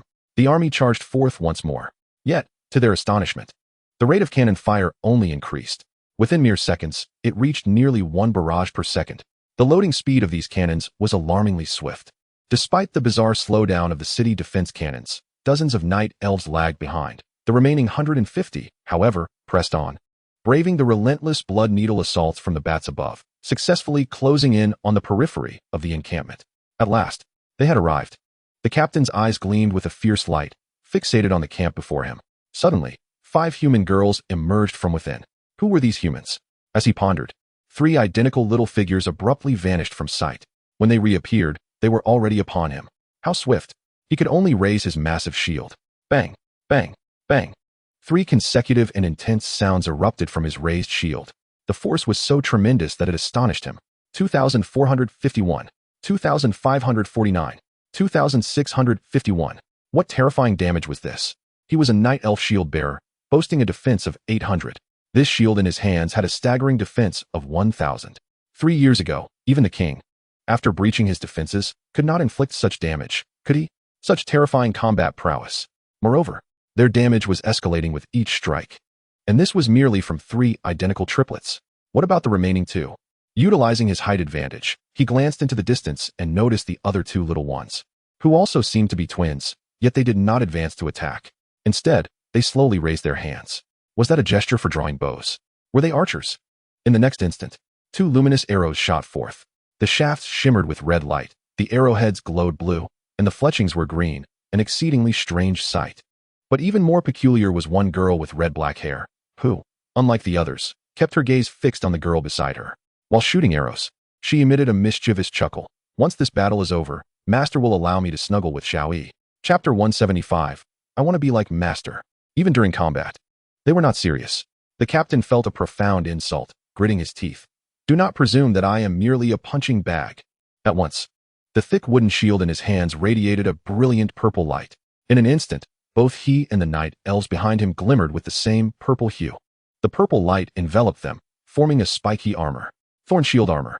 Effect. For the duration, all units gain increased defense, and when damage is taken, a percentage of that damage is reflected based on their defense. In the next moment, the damage inflicted by the 5 girls suddenly diminished significantly. Furthermore, after each of their attacks, damage numbers of 1,800 appeared above their heads. The one-sided damage output had swiftly transformed into a damage-for-damage exchange. Oof. Do threw a punch, then withdrew her hand to blow on it. So hard, so painful. The 2 archers in the distance, after another attack, suddenly clutched their stomachs, experiencing pain. Seeing the thorn shield armor in action, the captain could not help but smile. The thorn shield armor was not merely about deducting health. Pain would always deter one from advancing. Even the massive bats above ceased their assaults due to the reflected damage. The duration of the thorn shield armor was limited. They needed to act quickly. Just as the captain prepared to issue commands, he noticed the seemingly gentle little girl before him furrowing her brow before launching another punch. The other girls likewise continued their relentless assault without pause. Boom, boom, boom, whoosh, whoosh, whoosh. This time, they did not relent. Can you not feel pain? The captain was stunned, struggling to withstand the shield. This pain was something only the night elves could endure while continuing their offensive. Yet these human girls were able to attack without flinching in the face of pain. Humph, who do they look down upon? Dodo lifted her small head, pointing her bloodied little finger at the night elf captain. We were trained by Master. The girls, the night elves, such tiny human girls already have a master? But the night elves would not be deterred. The remaining night elves would not sit idly by, and instead launch their counteroffensive. Charge, slash, summon, shoot, cast spells. As the main force that has been retained, their combat prowess should not be underestimated. Once their formation was deployed, they attempted to encircle the few human girls before them. However, at that very moment, 20 half-height magic wolves burst forth from the distant thicket. Were they 2-headed magic wolves? Creatures from the abyss? Allies? Just as the captain of the Night Elves was engulfed in doubt, the pack of wolves charged straight into their ranks. Forget about allies. They were foes. The formation, initially poised for encirclement, hastily shifted its alignment. Yet, before they could complete the transition, the wolves had already reached them, blocking the tips of their pocket formation. What was intended to be a renewed deployment was suddenly hindered, ensnaring over a dozen Night Elves. At that moment, the Forest Elves revealed their fangs. At last, you have unfurled your formation. In an instant, every tree surrounding the Night Elves erupted with Forest Elves. How infuriating! The captain of the Night Elves gritted his teeth. He had been specifically guarding against the Forest Elves' ability to meld with trees, which is precisely why he had kept his formation tight, sacrificing output for a defense as solid as rock. Yet, in his haste to eliminate the few humans, his formation had slightly dispersed, allowing the enemy to flood forth. Do not think that only you can summon. The elves Yuna and Tina emerged from the trees at the rear of the army, accompanied by 8 Forest Elves. From beneath the soil at the edge of the deer hooves, enormous carnivorous flowers sprouted, restraining the dark carnivorous flowers summoned by the Night Elves. In the distance, among the trees on the army's flank, over 30 Forest Elves wielding wooden bows appeared, along with 40 more armed with wooden spears. Just as my friend predicted, you would halt here. They stepped out from the trees and launched harassment attacks from the side against the Night Elf forces. Meanwhile, directly in front of the army, behind the bloodthirsty magic wolves and the girls, all the remaining elves appeared. They were either too weak for battle or merely mages in support, incapable of mounting an effective assault. Their purpose was to provide healing and damage support to the front lines while diverting the enemy's attention. To the Night Elves, those diminutive forest elves 100 meters away resembled the star attractions of a brothel, perpetually captivating their gaze. Even though they understood they must first deal with the immediate threat before capturing them, their attention remained irresistibly drawn to the elves, causing distractions that occasionally led to lapses in their attacks and spellcasting. There were still many treasures to absorb from the master. The fighting silent nodded, analyzing the commands issued by Su Qiu. This tactic of the master is quite devious, yet it is remarkably effective. I, too, must learn to be so cunning like the master. This sudden shift in the battlefield caught the captain of the Night Elves off guard. Good news resonated from all directions, leaving him uncertain where to direct his command. However, he was a seasoned captain. Seconds later, he devised a counter-strategy. Yet, just as he was about to issue orders, a strange male voice suddenly reached his ears. Did you not claim that you could do more than just take hits? A figure of a man reclined lazily on a distant branch. But isn't this still merely taking hits? The captain of the Night Elves scowled, unwilling to acknowledge him. The battlefield was ever-changing. Directing the battle was paramount. But the man continued. You intend to consolidate your formation and summon your kin from afar, right? The captain's voice caught in his throat. How did this man know? Stop pondering. You think I would let the weakest summoners encircle your rear for no reason? Su Qiu took a bite of the grapes offered by Lia, his expression unperturbed. It's simply because you have no escape route left. In the next moment, howls from the wolves echoed from behind the Night Elves. The captain turned to see a pack of familiar two-headed magic wolves, along with a swarm of unfamiliar green orbs sprouting grass, encircling them from behind. Su Qiu smiled slightly. General, Chapter 176. What strikes you pains me. Truly, they cannot be contacted anymore. The captain of the Night Elves' expression darkened. His heart sank further. In just a few fleeting seconds, nearly half of his subordinates had perished. The battlefield had instantly transformed into an unfavorable scenario. In the distance, the deafening sound of city defense cannons fired, their attack speed so rapid that it seemed to form a continuous line. Even though he and his team had bolstered their defenses, they could not hold out much longer. Moreover, the lingering effects of the thorn shield armor were nearing their end. Who are you? The captain of the Night Elves glared fiercely at the distant human, embedding his figure deep in his memory. All these bewildering battlefield arrangements were orchestrated by this human. Furthermore, this individual had even predicted his potential reactions. This human is formidable, and he is yet to engage. The captain took a deep breath. It is possible that I shall not escape this forest, but at the very least, I must ensure this person's name reaches my tribe. Su Qiu, upon hearing this, smiled slightly, standing up from the branch. Since you have asked so sincerely, I shall graciously inform you. I shall neither change my name nor alter my lineage. My name is George. The elves summoned beasts. I shall remember you. Upon hearing the name, the captain of the Night Elves immediately signaled to his adjutant behind him. The adjutant nodded discreetly, making a small gesture. A tiny seed fell to the ground through a crevice, swiftly merging into the earth. Your last words are rather brief, Su Qiu remarked with a smile. Of course, I have no interest in hearing you speak either. At once, Su Qiu raised his hand. The frenzied frostfire venom lizards resumed their bombardment. Several bloodthirsty magic wolves charged towards the captain of the Night Elves, initiating a boss fight mode. The unity buff stacked rapidly, were it not for the captain's small stature. Leaving little room for other wolves to join in the assault, the stacking of unity could have progressed even faster and more abundantly. It was only when Suchio's summoned beasts grew serious that the Night Elves comprehended the battle's difficulty, far exceeding their expectations. Despite their opponents' numbers being relatively few, the damage inflicted in a single volley was sufficient to annihilate 5 or 6 of their kin. Yet, even as they sought to focus their fire to eliminate the enemy, they found themselves ensnared from all directions. The effective concentration of firepower is utterly unattainable. Let us go all out, the captain shouted emphatically. To hell with the mission. To hell with capturing them alive. Kill as many as you can. If you can't slay the summoned beasts, then take down the treants. Oh, all the Night Elves momentarily reverted to their primal, instinctual combat methods, no longer adhering to formations. They fought desperately, willing to sacrifice their comrades to secure their own survival. It must be said, this frenzied combat style indeed caused considerable disruption to the encirclement. It was manageable to encroach and consume them. But when the enemy charged in with reckless abandon, it was inevitably a bit of a choke. Yet Suchio remained confident in his own abilities. Flying cards, card manipulation. Suchio himself joined the fray. No matter the size of the food, as long as one has strong teeth and chews quickly, it becomes no issue. Whoosh. The Frostfire toxic lizard finally breached the shield wall, unleashing a vast plume of poisonous flames upon the chaotic enemy ranks. The timing of this fiery breath was something Suchio had taught them. Otherwise, if used against an intact enemy formation, it would merely be blocked by their shields, wasting a significant portion of output. To think they still had such a move. The captain of the Night Elves, his shield shattered, exclaimed in shock. The high-damage city defense cannons were not fortifications at all. They were the pets of the summoner. Amidst the roaring cannon fire, the Night Elves suffered heavy losses, their numbers dwindling. Suchio and the encirclement of the forest treants grew ever closer. Following Suchio's command, a few Night Elves were captured alive. As the disparity in combat became increasingly apparent, the captain had completely given up on thoughts of survival. However, as a Night Elf, the word surrender does not exist in my vocabulary. Suchio, hearing this, casually tapped his ear. Who asked you? The captain roared in fury, left with no choice but to employ his ultimate skill. Seizing the nearest opportunity to Suchio, he placed his right hand over his heart, his eyes locking onto Suchio as he gritted his teeth and growled. We shall perish together. In the next instant, whoosh. A purplish-black beam shot forth from his heart with lightning speed, instantly illuminating Suchio. Gidge.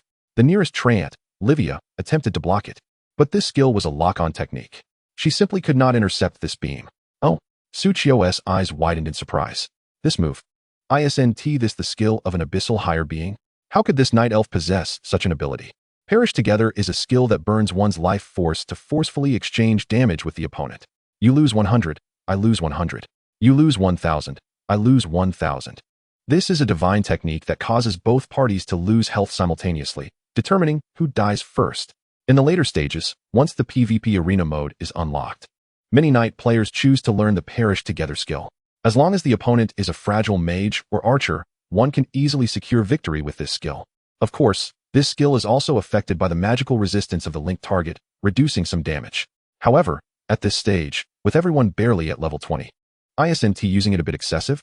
Suchio remarked nonchalantly. Meanwhile, the captain of the Night Elves was becoming increasingly frantic. Join me, and embrace the dark abyss. His use of this skill against Suchio was calculated. Among the enemies present, the summoned beasts certainly could not be linked. Even if they died, they could be resurrected. And the forest treants boasted some of the thickest health pools, aside from the rockbound treants. In his current weakened state, he might not be able to take Suchio down, but for a wounded summoner, he was absolutely certain of his aim. Apologies, Suchio replied with a serene smile. I prefer to leap into the embrace of the dark headlights. With a silver tongue. In the next moment, the captain activated the Perish Together skill after linking. He then struck his own heart with a punch. 300. At the same time, a notification appeared above Suchio, 300. At that moment, all summoned beasts ceased attacking the captain of the Night Elves. Wasn't this blatantly obvious? The faster the captain's health dropped, the faster Suchio's health would deplete. And after Suchio's health was deducted, he suddenly clutched his heart. Let us see who dies first. The captain roared, hearing the captain's maddened shout. The entire battlefield fell silent. Dusk. Gidge. Master. Suchio, hearing this, struggled to rise. What hurts you? Pains my heart. He then activated the lifelink skill. However, since you wish to exchange blood, The captain suddenly sensed something was amiss. What are you planning? Suchio's lips curled into a cheerful grin. Then, I shall comply with your wishes. Immediately, Suchio conjured a luminous card in his hand and forcefully slapped it against himself. Bang! Suchio, 204-1020, 5x damage. Captain, 408-2040, 5x damage. The health deducted from the captain did not endure the reduction from the life link, but instead fully reflected back onto him. Oh, what a delightful surprise. Uffed. This slap sent the captain spitting blood. A sharp pain pierced his chest. How are you unscathed? Suchio chuckled. You haven't perished. So how could I? Besides, this is merely the beginning. In the next moment, Suchio opened his arms wide. Xiaoshi Xiaoyi. Fire at will. Chapter 177. Only able to stare in disbelief. In the dark forest, dead, upon a throne fashioned from ancient trees, sat a towering night elf, nearly 3 meters tall. Was this insufficient? His violet eyes blazed with fury as he greedily gazed at the voluptuous figure of the cloaked human woman, Taluna, who sat quietly by the tree hollow's window. Human, you have fed me false information. The night elf king scrutinized Taluna's ample form. His voice icy. My 300 elite soldiers have perished entirely. Taluna, who had initially worn a cheerful smile while observing the blue luminescent butterfly perched on her fingertip, watched in dismay as the butterfly, frightened by the night elf king's roar, took flight. Resigned, she turned back to the night elf king. Your majesty is jesting. I did mention that such a force is far from sufficient. It is merely that your majesty is overly confident in your army. The night elf king, hearing this, bit down hard on his teeth. Indeed, the woman reminded herself that a formidable individual had arrived in the settlement of the forest tree spirits, suggesting that she should dispatch more troops. It was her own negligence not to heed this advice. Yet, she had already deployed nearly 5 times the number of forces that had previously laid waste to the forest tree spirit settlement. Even so, her entire army lay vanquished. Was that powerful individual truly so formidable? Tharuna crossed her arms, and a mature smile graced her face. At the very least, acquiring a lesson at the cost of 300 of my kin is quite a bargain. She raised her peach blossom eyes to smile at the towering Dark Knight Tree Spirit King. Is it not? Upon hearing her words, the Dark Knight Tree Spirit King slammed his fist into the ground, furiously rising to his feet. Humph. A throng of Dark Knight Tree spirits suddenly emerged both inside and outside the tree hollow, encircling Tharuna with a palpable tension in the air. Tharuna couldn't help but smile shyly, her expression tinged with pity. Truly, the Dark Knight Tree spirits never learn to think. The countenance of the Dark Knight Tree Spirit King darkened ominously. You from glimmering Poison City. What do you take my kin for?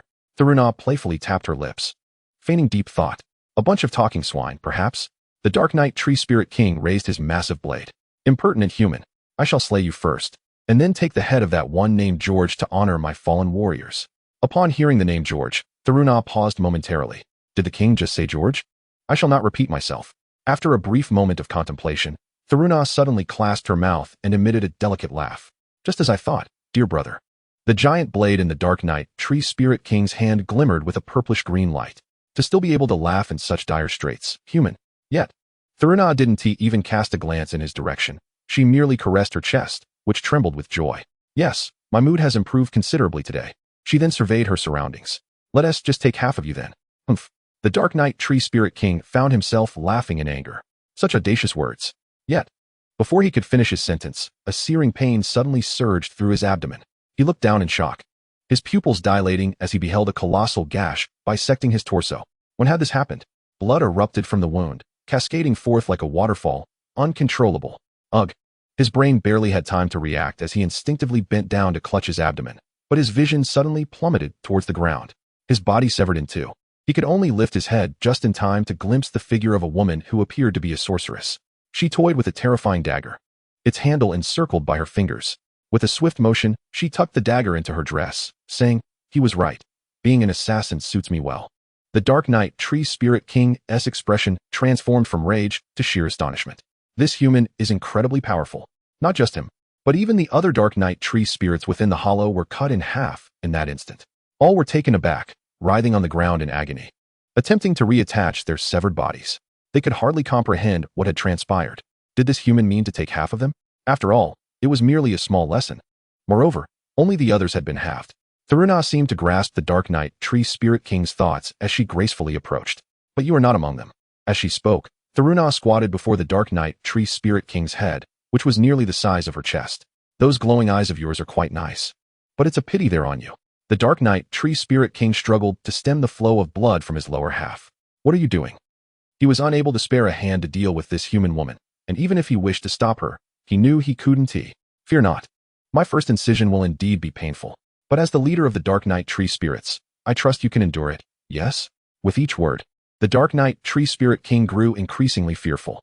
This woman, how could she speak of such terrifying things with a smile? Don't come any closer. Today, for the first time, he felt true fear. Yet he never anticipated that such dread would descend upon him so swiftly and with such intensity. This woman, named Tharuna, was nothing short of a monster. Moreover, he could only watch helplessly as her hand drew closer. Then, he could barely manage even to watch. Don't scream so loudly. Tharuna gazed at the two egg-sized, azure eyes in her hand, exclaiming regretfully, yelling at a lady like that really diminishes one's charm. She tucked the eyes away, flicked her fingers, and the blood that stained her hands evaporated instantly. She then delicately sniffed her pristine hand. Even after washing it clean, it still carries your foul scent. Indeed, you ought to perish. In the next moment, the Dark Knight Tree Spirit King, blinded by excruciating pain, felt the ground beneath him transform into a quagmire. He was sinking deeper and deeper, quickly losing the ability to breathe. Ugh, he wished to scream, only to discover that he had been silenced, unable to voice his terror. His other senses heightened in the absence of sight. Asphyxiation compelled him to struggle for help. Yet it felt as though tentacle-like appendages were adhering to his skin, coiling around his limbs and rendering him immobile. Having finally managed to staunch the bleeding from his lower half, he felt as if thorns were piercing him. A nameless entity was greedily draining his blood. The sensation of dying was so vivid, so agonizing. Why had he provoked that woman? But this question would forever remain unanswered. Indeed, sacrificing a few worthless corpses yields little energy. Tharuna's expression bore a hint of regret. I'm still quite far from summoning other beings. She then turned her gaze towards the other Dark Knight Tree Spirits. Their terror intensified. No, don't kill me. Spare me. I had no such intentions towards you. I'm just a woman. How audacious. If you allow me to regain my body, I will. I've done nothing. I'm merely logistics. I've never killed anyone. Amidst the chaos of the Dark Knight Tree Spirits, Tharuna effortlessly summoned abyssal tendrils and the newly acquired death thorns. After clearing away the noisy corpses, she selected a young, frail-looking female Dark Knight Tree Spirit with a hint of beauty, declaring with satisfaction, "From this day forth, you shall be the queen of the Dark Knight Tree Spirits." The girl was momentarily taken aback, unsure of her own worthiness. Although the other Knight Tree Spirits harbored resentment, they were intimidated by Tharuna's formidable power and dared not voice their dissent. Naturally, those who had dared to speak moments ago had become mere fodder. Is there anything you require of me? I shall comply without hesitation. The female Tree Spirit prostrated herself on the ground, not daring to lift her gaze. Her voice trembling as she implored Tharuna. She was already ensnared by the hunting deer. Without Tharuna, she would perish. Disobeying Tharuna would lead to an even grimmer fate. All she needed to do was perform her duties as a slave diligently. Tharuna, with evident interest, softly replied, "I want you." Chapter 178, Unfortunate George. The White Eagle Federation. At last, my expenditures have been replenished. George gasped for breath, surveying the lifeless bodies of the monsters that had been drained of life around him. It must be said, utilizing the summoning of the undead indeed significantly enhances monster farming efficiency. However, the corpses that were lost would take a considerable amount of time to recover. Nevertheless, it was a relief. The results were still gratifying. Once this wave of monsters was cleared, he would have completed the hidden quest. The next moment, a system notification echoed in his ears. Ding. Congratulations on completing the hidden quest for the Granite Tree Spirit. Ding. The Granite Tree Spirit's favorability towards you is 100. Ding. The Night Tree Spirit's favorability towards you is 80. Ding. The Forest Tree Spirit's favorability towards you is 10. Ding. The Qinghai Tree Spirit's favorability towards you is 50. Amidst the flurry of system notifications, a bloody grin spread across George's lips. To accelerate his strength, he had taken considerable risks, expending a staggering 8 million in resources to establish contact with the Granite Tree Spirit clan, closely allied with the Dark faction.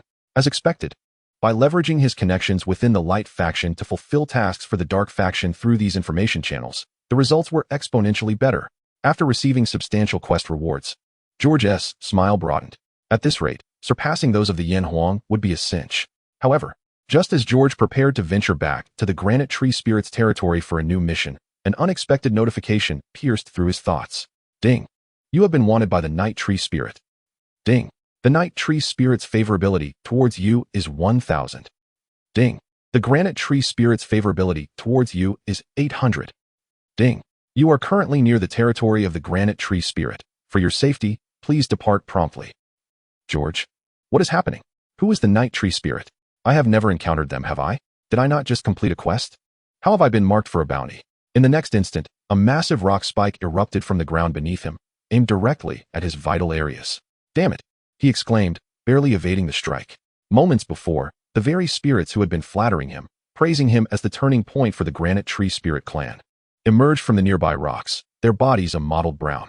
Wait, is there some misunderstanding between us? George attempted to inquire further. But the Granite Tree Spirits had only one response: die. At the Forest Tree Spirit encampment, for some inexplicable reason, Suchio suddenly felt considerably more comfortable. Behind him, Leah smiled and remarked, "That means I pressed in the right place, right?" The tree spirit Leah continued to massage Suchio with her delicate hands. Although the clan leader, Tafala, wore a smile, her teeth were gritted in frustration. "My friend, were you truly so exhausted from directing earlier?" Tafala emphasized certain words, her tone laden with incredulity. Suchio nodded vigorously, "Of course. The mental strain was quite severe. I even shared some heartfelt sentiments with that captain." He lifted his shirt, revealing a wound on his chest, still healing from where little she had bitten him. "I suppose I can consider myself an injured party, right?" Before Tafala could respond, Tree Spirit Leah interjected, nodding her head. "Yes, mother, Gidge is indeed very tired. You needn't ask him anything further." Tafala, uncharacteristically, turned away, muttering something incomprehensible about wings hardening as she walked off. This battle was a monumental morale booster for the Forest Tree Spirit clan. The demise of 300 Night Tree Spirits, along with the plethora of loot, had significantly replenished their racial stock. Most importantly, they could now upgrade to newer, more powerful equipment. Even now, many Forest Tree Spirits gathered together, using their primal energy to purify the weapons from the lingering enemy essence, transforming it into their own. By tomorrow morning, all lingering abyssal energy would be completely purified. After this battle, the combat prowess of the Forest Tree Spirits would at least double. Once we level up, we will be able to comprehend more skills from the essence of the soul. Leah continued to massage Suchio's trapezius, adding, at that time, we will be able to assist Gidge in battle. Suchio replied affirmatively, "I am looking forward to it." However, speaking of comprehending skills from the essence, Suchio was reminded of his bloodthirsty Bat King. The little bat would also gain skills as it grew stronger. Moreover, he recalled, "You just asked me for the essence materials of the Night Tree Spirits. Have you discovered something?" Suchio inquired of Tree Spirit Leah. After he had disposed of the captain, who had wished for a mutual demise yet managed to escape unscathed, he had collected materials such as Night Tree Spirit antlers from their corpses. Leah wanted one, and Suchio, albeit reluctantly, exchanged one for her from the 1763 Night Tree Spirit antlers, at the price of her massaging him. In truth, there was nothing particularly revealing. After a brief pause, Leah resumed her massage. "Because Gidge, you once said, power itself is not frightening. What is frightening is its master. Therefore, I wanted to see if I could acquire other powers from the branches of the Night Tree Spirit race." Suchio couldn't help but raise an eyebrow. "Oh, this NPC is quite ambitious. Whatever I say, she genuinely acts upon it. To comprehend skills from another race, is it as simple as saying so? It requires extraordinary talent and considerable effort. Besides, I had only given her one antler." With a resigned smile, Suchio asked without any hope, "So, how effective has it been?" Leah giggled and nodded enthusiastically. "Gidge was right. I truly have comprehended a skill of the Night Tree Spirits." Chapter 179. Come, follow me inside. What? Suchio was momentarily stunned, unable to process what Leah had just stated. What did this doe just say? "I have comprehended this skill." As she spoke, Leah ceased her massage and closed her eyes. In the next moment, a familiar yellow-brown glow radiated from her body. A radiant glow coalesced into a sharp, skin-fitting luminescent armor. This was the Thorn Tree armor. Suchio recognized it as a reflective damage skill possessed by the Forest Tree Spirits. Thorn Tree armor. Effect: when damaged, a percentage of damage is reflected based on the user's health.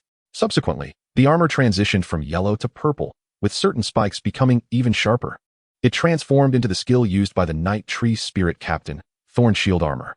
Effect: when damaged, a percentage of damage is reflected based on the user's defense. Upon grasping this skill, I pondered further. Leah, with her arms crossed and her head tilted slightly, remarked, "I feel these two skills are quite similar." I was still contemplating whether it was possible to merge the two skills. The corner of Suchio's mouth twitched. "A fusion skill? You certainly dare to dream. Although you are an NPC, free from the confines of the skill bar, You should understand how challenging it is to acquire skills. Merely learning a skill is a formidable task, and you wish to merge them? Upon fusion, the skill manifested as follows. Leah laughed while swaying her brown and purple patterned armor, thorned luminescent armor. Effect: when damaged, a percentage of damage is reflected based on both health and defense. Suchio raised his head in disbelief, gazing at Leah, whose face beamed with a sunny smile, and his heart skipped a beat. Oh no. This little doe seems to truly be a genius. How could such a talent, unheard of in my past life, fade silently into the annals of history? You are truly remarkable, Suchio said, patting Leah on the shoulder and nodding earnestly. You are indeed exceptional. A casual remark from him unexpectedly birthed a future boss capable of merging skills from other races. Given time, she would undoubtedly become a prominent figure renowned throughout the Terra continent. With this thought, Suchio retrieved a pure seed from his backpack. This is also related to trees. Why not see if you can comprehend other skills? Leah accepted the seed, nodding her small head, her eyes gleaming with curiosity. I'll give it a try. After handing her the seed, Suchio left her to it. As is well known, destiny is a nurturing game. In due time, it would be enough to observe her growth. Suchio then jumped down from the tree and beckoned the other tree spirits. Come, next. Immediately, a tree spirit, filled with joy and excitement, scampered towards Suchio, her tail wagging rapidly. She timidly approached Suchio, expressing her anticipation. Is it my turn? Suchio glanced at the abyssal aura swirling within her and nodded. Come, follow me inside. Time swiftly passed. As the sun rose the following day, Suchio stood up from the treehouse, stretching his back. He then turned to the side, where the leader Tafala lay sprawled on the ground, sound asleep, her hooves occasionally twitching. Observing her forehead glistening with sweat, Suchio smiled and addressed the surrounding tree spirits. Take good care of our esteemed leader, and ensure she doesn't catch a chill. Several tree spirits blushed and lowered their heads, murmuring soft affirmations. Having lived for so long, they had never heard their leader's voice reach such exuberant heights. Had they not witnessed it with their own eyes, they would never have believed she was purifying the abyssal aura. Once his instructions were complete, Suchio exited the tree hollow. After a night of labor, everything seemed tinted green in the sunlight. Suchio stretched his limbs, inhaling deeply, feeling utterly revitalized. After a night of toil, he had successfully purified all the forest tree spirits. Thus, one major issue plaguing the forest tree spirits had been resolved. At the very least, these spirits would not descend into madness due to corruption before their demise. The primordial power within them could now be harnessed to refine their skills and enhance their strength. Currently, matters concerning the forest tree spirits had reached a conclusion. Therefore, it was time to return to the city. Just as Suchio made this determination, the ground beneath him suddenly cracked. Boom. Countless vines rapidly ensnared Suchio, immobilizing him on the spot. Suchio was taken aback. This does not seem to be a skill of the tree spirits, does it? In an instant, a lively forest tree spirit leaped out from behind a tree. Hee. Leah giggled, lifting her chin. How about it, Gidge? I have comprehended a new skill. As she spoke, Leah demonstrated her newfound skill before Suchio, Nature's Grasp. Description: my hands are large enough to hold.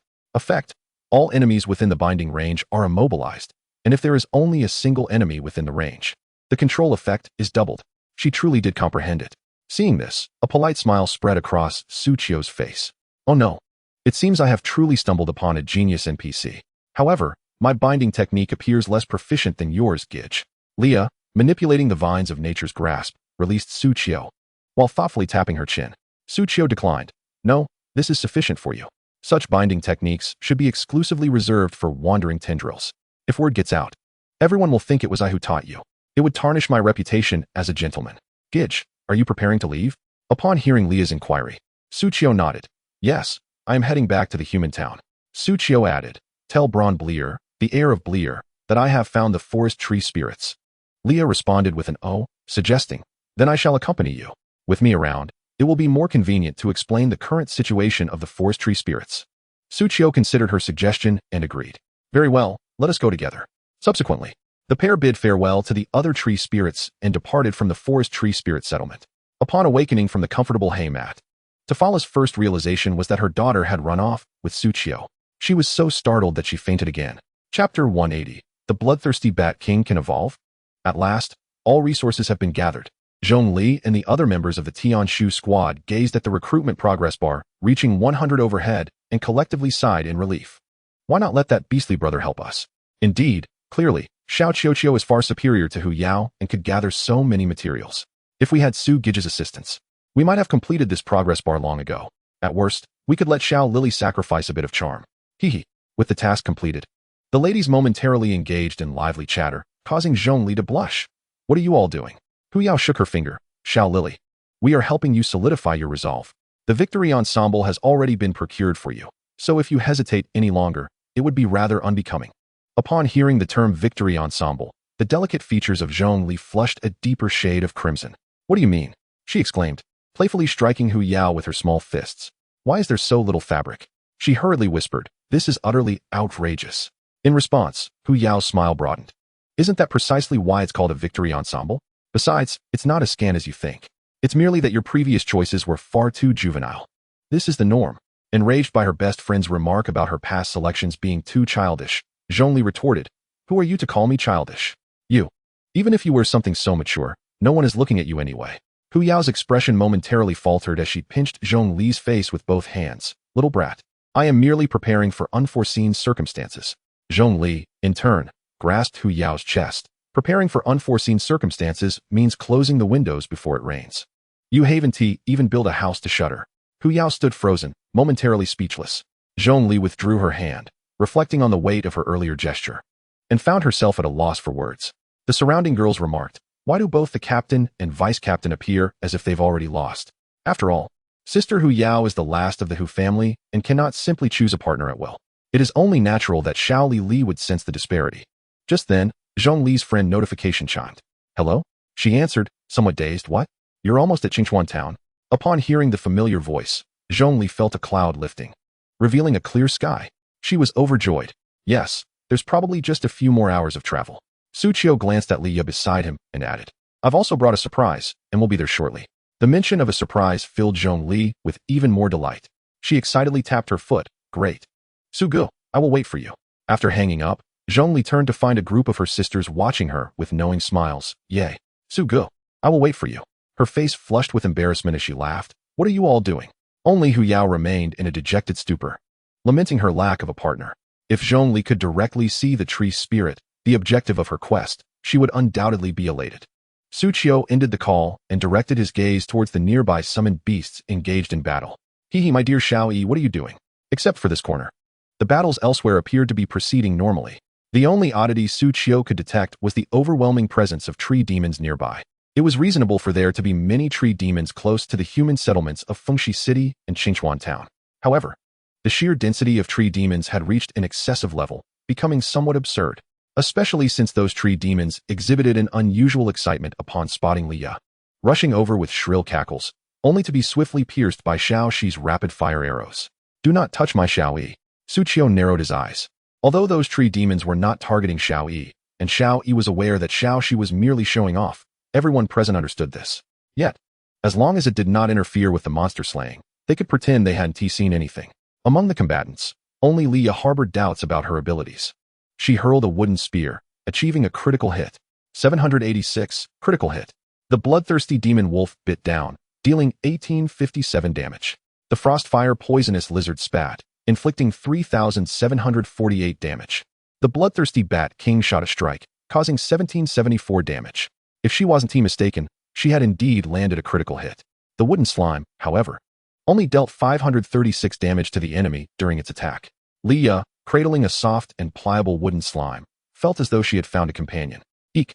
The wooden slime emitted a distressed sound, wishing to offer comfort to Liya. Among those present, there was another with even lower damage output, but that individual communicated telepathically, urging her to remain silent. Tearfully looking at Su Qiu while holding the wooden slime, Liya said, Gidge, I should be getting stronger, right? Su Qiu gently stroked the space between her antlers. True growth lies not in aggression. Liya exclaimed, Wah! Su Qiu chuckled inwardly, believing that this way, Liya would no longer compare her damage to his. As long as he refrained from striking, he would be seen as an unparalleled master. On the journey to Qingchuan Town, Su Qiu took a moment to assess his backpack. After defeating the night tree spirits, he had amassed a considerable collection of night tree spirit antlers. He intended to reserve some materials for the forest tree spirits, allowing them to craft equipment they could utilize. Moreover, ding. Detection indicates that the night tree spirit antlers contain the essence to summon rainforest explosive insects, night pupils, and enhance physical strength. Perhaps the materials originated from a complete species, which allowed for the essence to be somewhat useful for Suchio's summoned beasts. For instance, the summons suitable for the bloodthirsty demon wolf, frostfire poisonous lizard, bloodthirsty bat king, and wooden slime included. Summon rainforest explosive insect. Effect: summons an explosive rainforest insect capable of dealing explosive damage to enemies. Even if the essence is the same, different summoned beasts absorb it, thereby enhancing distinct skills with varying effects. Upon using it, the bloodthirsty demon wolf's mutated explosive fire wolf talent would be enhanced, transforming into an explosive fire wolf with a self-detonation radius of 50. The frostfire poisonous lizard's egg-laying skill would be amplified, allowing summoned lizards to explode within a radius of 50. The bloodthirsty bat king would acquire an additional self-detonation skill, inflicting damage proportional to its health upon detonation. The wooden slime's seed-throwing skill would be enhanced, with the explosion radius reaching 50. With the enhancement of the summon rainforest explosive insect skill, the bloodthirsty bats were absolutely elated. They chirped incessantly, finally possessing an additional capacity to inflict damage. The second intriguing essence for Suchio was the one called Night Pupil. Before Suchio could extract it, a series of notifications rang out. Ding! The bloodthirsty bat king is exceptionally interested in the Night Pupil essence. Eek! Upon hearing this, Suchio was momentarily taken aback. Are you saying that absorbing this essence will allow you to evolve? Chapter 181. Is siege not a simple task? The bloodthirsty bat king affirmed with a resounding chirp. The prospect of evolving to another tier was something Suchio had longed for. Without hesitation, he extracted the Night Pupil essence from the 500 Night Tree Spirit antlers. The quantity required indicated that this Night Pupil essence was indeed something remarkable. Suchio nodded to himself, gazing at the newly refined card in his hand. In the depths of a dark purple card face, the color intensifies as one approaches the center, culminating in an inky blackness at its core. Within this profound darkness, a dazzling blue eye shines forth. At the heart of this cerulean orb lies a deep blue vertical slit pupil, unmistakably reminiscent of a beast's eye, radiating a brilliance akin to that of a precious gem, exuding an aura of opulence. What a striking blue eye it is. As for its effects, titled Night Eye, the description reads, obedient. Let me take a look. It allows the wielder to perceive the hidden weaknesses of their adversaries. The effect boasts a critical hit rate of 20, with critical damage at 40, ensuring that when a critical hit occurs, it inflicts damage equal to at least 50 of the wielder's attack power. This essence can significantly amplify the output of the blood-sucking bat king. Typically, the calculation of critical hits for most creatures begins with the damage inflicted after breaching the opponent's defense. However, against foes with exceptionally high defenses, one inevitably encounters challenges. Upon acquiring the Night Eye talent, the blood-sucking bat king's minimum critical damage would equate to half of its attack power. This figure is no trifling sum. With the blood-sucking bat king's attack power at 2,341, half of that amounts to 1170. The multiplier for critical damage stands at 220. Therefore, should the opponent's defense exceed 1800, a blood profit mode is activated. No matter how one attacks, a damage output of 1170 is guaranteed. As for the means of triggering a critical hit, the current critical hit rate of the blood-sucking bat king, bolstered by the Night Eye, reaches an impressive 40, with an attack speed allowing for nearly 1 strike per second. Landing 2 or 3 hits would yield at least 1 critical. Notably, the Night Eye is also conferred upon all blood servant bats. When the blood servant bats attack, they will no longer inflict a pitiful damage of 1 upon a critical hit, but instead elevate it to 238. After all, for the blood servant bats, any creature they encounter will typically possess a defense that surpasses their attack. With 50 blood servants, each inflicting a critical hit would result in over 10,000 points of damage. The cumulative damage of these floating artillery pieces is formidable. Yet, this is not the limit of the blood-sucking bat king. Suchio grinned, directly merging the Night Eye essence into the blood-sucking bat king card. Ding! The blood-sucking bat king has successfully fused with the Night Eye essence. Ding! The blood-sucking bat king has absorbed sufficient essence and successfully advanced to the purple epic tier. A cascade of system notifications echoed. The blood-sucking bat king before Suchio folded its wings, enveloping itself, and was soon enveloped in a resplendent blue glow. The familiar blue light transformed into a comforting purple hue, and the mass of light gradually expanded. Ding! The blood-sucking bat king has successfully mutated into the blood bat Night Lord. With that announcement, the purple light dissipated, giving birth to a larger creature, an impressive moth-like bat that now stood nearly half a person tall. Its wingspan exceeded 2 meters. No longer the adorable little creature that could once be cradled in one's arms. Suchio couldn't help but exclaim in awe. Squeak! Upon hearing Su Chio's wistfulness, the blood bat flitted over, its clawed wings clinging to Su Chio's attire, emitting affectionate coos. All right, I know you're adorable. Up. Su Chio chuckled, attempting to lift the blood bat. Look how big you've grown, still acting like a little piglet. As the blood bat took to the air again, Su Chio retrieved a long-stored blood orb from her backpack. After allowing the creature to consume it, she proceeded to examine the attributes of the Bloodbat Night Lord. Name, Bloodbat Night Lord. Level, 9. Attack, 3308. Magical attack x 400, agility x 750. Defense, 841. Magical attack x 140, agility x 180. Health, 15094. Magical attack x 1800, agility x 4500. Talents, blood-sucking aura, swift shadow body, vital bone marrow, blood needle, blood servant, poison blood, night eye. Skills, fade into darkness, ultrasonic wave, bloodthirst, crimson killing intent. Ding. Blood servant talent enhanced. Blood servant. Description, serve me. Quality, purple epic. Effect, can consume health to create a permanently existing blood servant bat to aid in combat. With a limit of 50 to 60. Ding. Blood-sucking aura talent enhanced. Blood-sucking aura. Description, a sip of blood after a meal, bliss akin to immortals. Quality, blue excellent. Effect, each attack restores damage dealt x 30, originally 20, as health, while other allied units restore damage dealt x 15, originally 10, as health. Ding. New skill learned. Crimson killing intent. Crimson killing intent. Description, do you see it? This is the rage in my eyes. There's no love here. Quality, purple epic. Effect, for every 10 points of health, attack power increases by 1. For every 1 point of attack power, health increases by 2. Current attack power increase, 1509. Current health increase, 6616. Gasp. Upon reviewing the Bloodbat's attributes, Su Chio could not suppress her astonishment. The Bloodbat had undergone a transformation. Once a feeble creature, barely capable of terrain reconnaissance, it had now truly evolved. Initially designated for scouting, the limit for summoning Blood Servant Bats had now risen to 60. Should the Bloodbat summon fully healed Blood Servant Bats, each would possess 30 combat power. Previously, with a mere 20 combat power and a limit of 50, it had only marginally increased health. Now, the damage absorption had escalated to an impressive 18-fold increase in health. The survival capabilities of the Bloodbat Night Lord had been greatly enhanced. Next came the enhancement of the blood-sucking aura. This effectively boosted the lifesteal effect for all allies by 50. The overall sustain of the team had improved yet again. Finally, the much-anticipated crimson killing intent had arrived. The higher the attack, the greater the health. The greater the health, the higher the attack. This was the ultimate boon for a stealthy assassin class like the Bloodbat. Both survival and damage output were assured. Su Chio inwardly clicked her tongue. Why can't this stacking continue, giving me several more layers? The Bloodbat squeaked in response. Unsure how to answer Su Chio. This talent had directly augmented the Bloodbat's combat attributes by another half.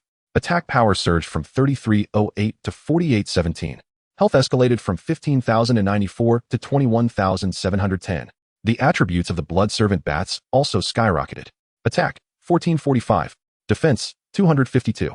Health, 6,513. Each Blood Servant Bat now boasted the combat prowess equivalent to that of a level 25 ordinary creature or a level 20 elite creature. And such elite creatures. Su Chio had a full complement of 60.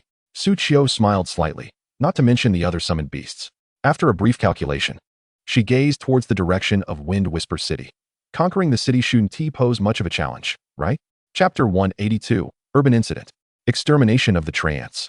At last, Su Chio inhaled the faint scent of hot springs in the air, instantly feeling invigorated. Is this truly a human settlement? Lia gazed at the distant town, her eyes sparkling with astonishment. A human settlement, constructed from stone? It appears sturdier than our own, and seems to offer greater ease in defense.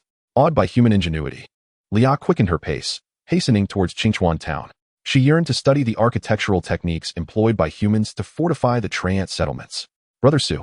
At that moment, a melodious voice of a girl echoed from afar.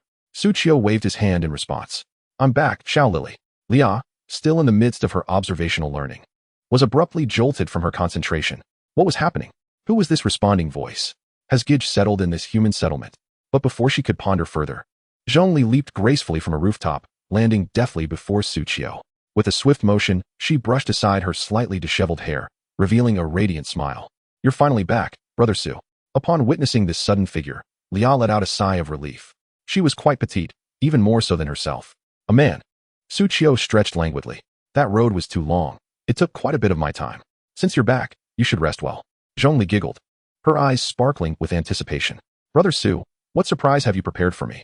At her words, Su Qiu shifted slightly to reveal Liao behind him. Tada! This is the surprise I brought back. Zhongli's smile froze upon her face. A woman? Brother Su has brought back a woman? Is this the surprise? What exactly is a surprise? Liao approached with her dainty hooves, smiling at the human who was shorter than herself. Hello, I am Liao, a treant, invited by Gij. Zhongli felt as if lightning had struck her. She stood rigid. Invited by her brother? This woman and Brother Su. Clearly, their relationship is extraordinary. Even though she had yet to do anything, why did she feel as though she had already lost? Just then, a group of girls hurried over from behind. It was the Tianshu team. The leader, Hu Yao, introduced her position as captain and subsequently engaged in conversation with Liao. You say you are a treant? Hu Yao gazed incredulously at the half-human, half-plant creature before her. It appeared quite rideable. Ahem. Coincidentally, I am level 20. Why not seize this opportunity to catch a pet? Meanwhile, Liao observed the ambitious Hu Yao before her, feeling an inexplicable sense of defeat. Though I truly wish to welcome you. At this moment, Hu Yao spoke. But we kindly ask you to accompany us for a while. Upon hearing this, Liao instinctively took a step back, retreating behind Su Qiu. Excuse me, what is happening? Su Qiu, noticing her apprehension, assured her confidently, no need to be nervous. If it comes to it, we can take down a city. Liao Gij.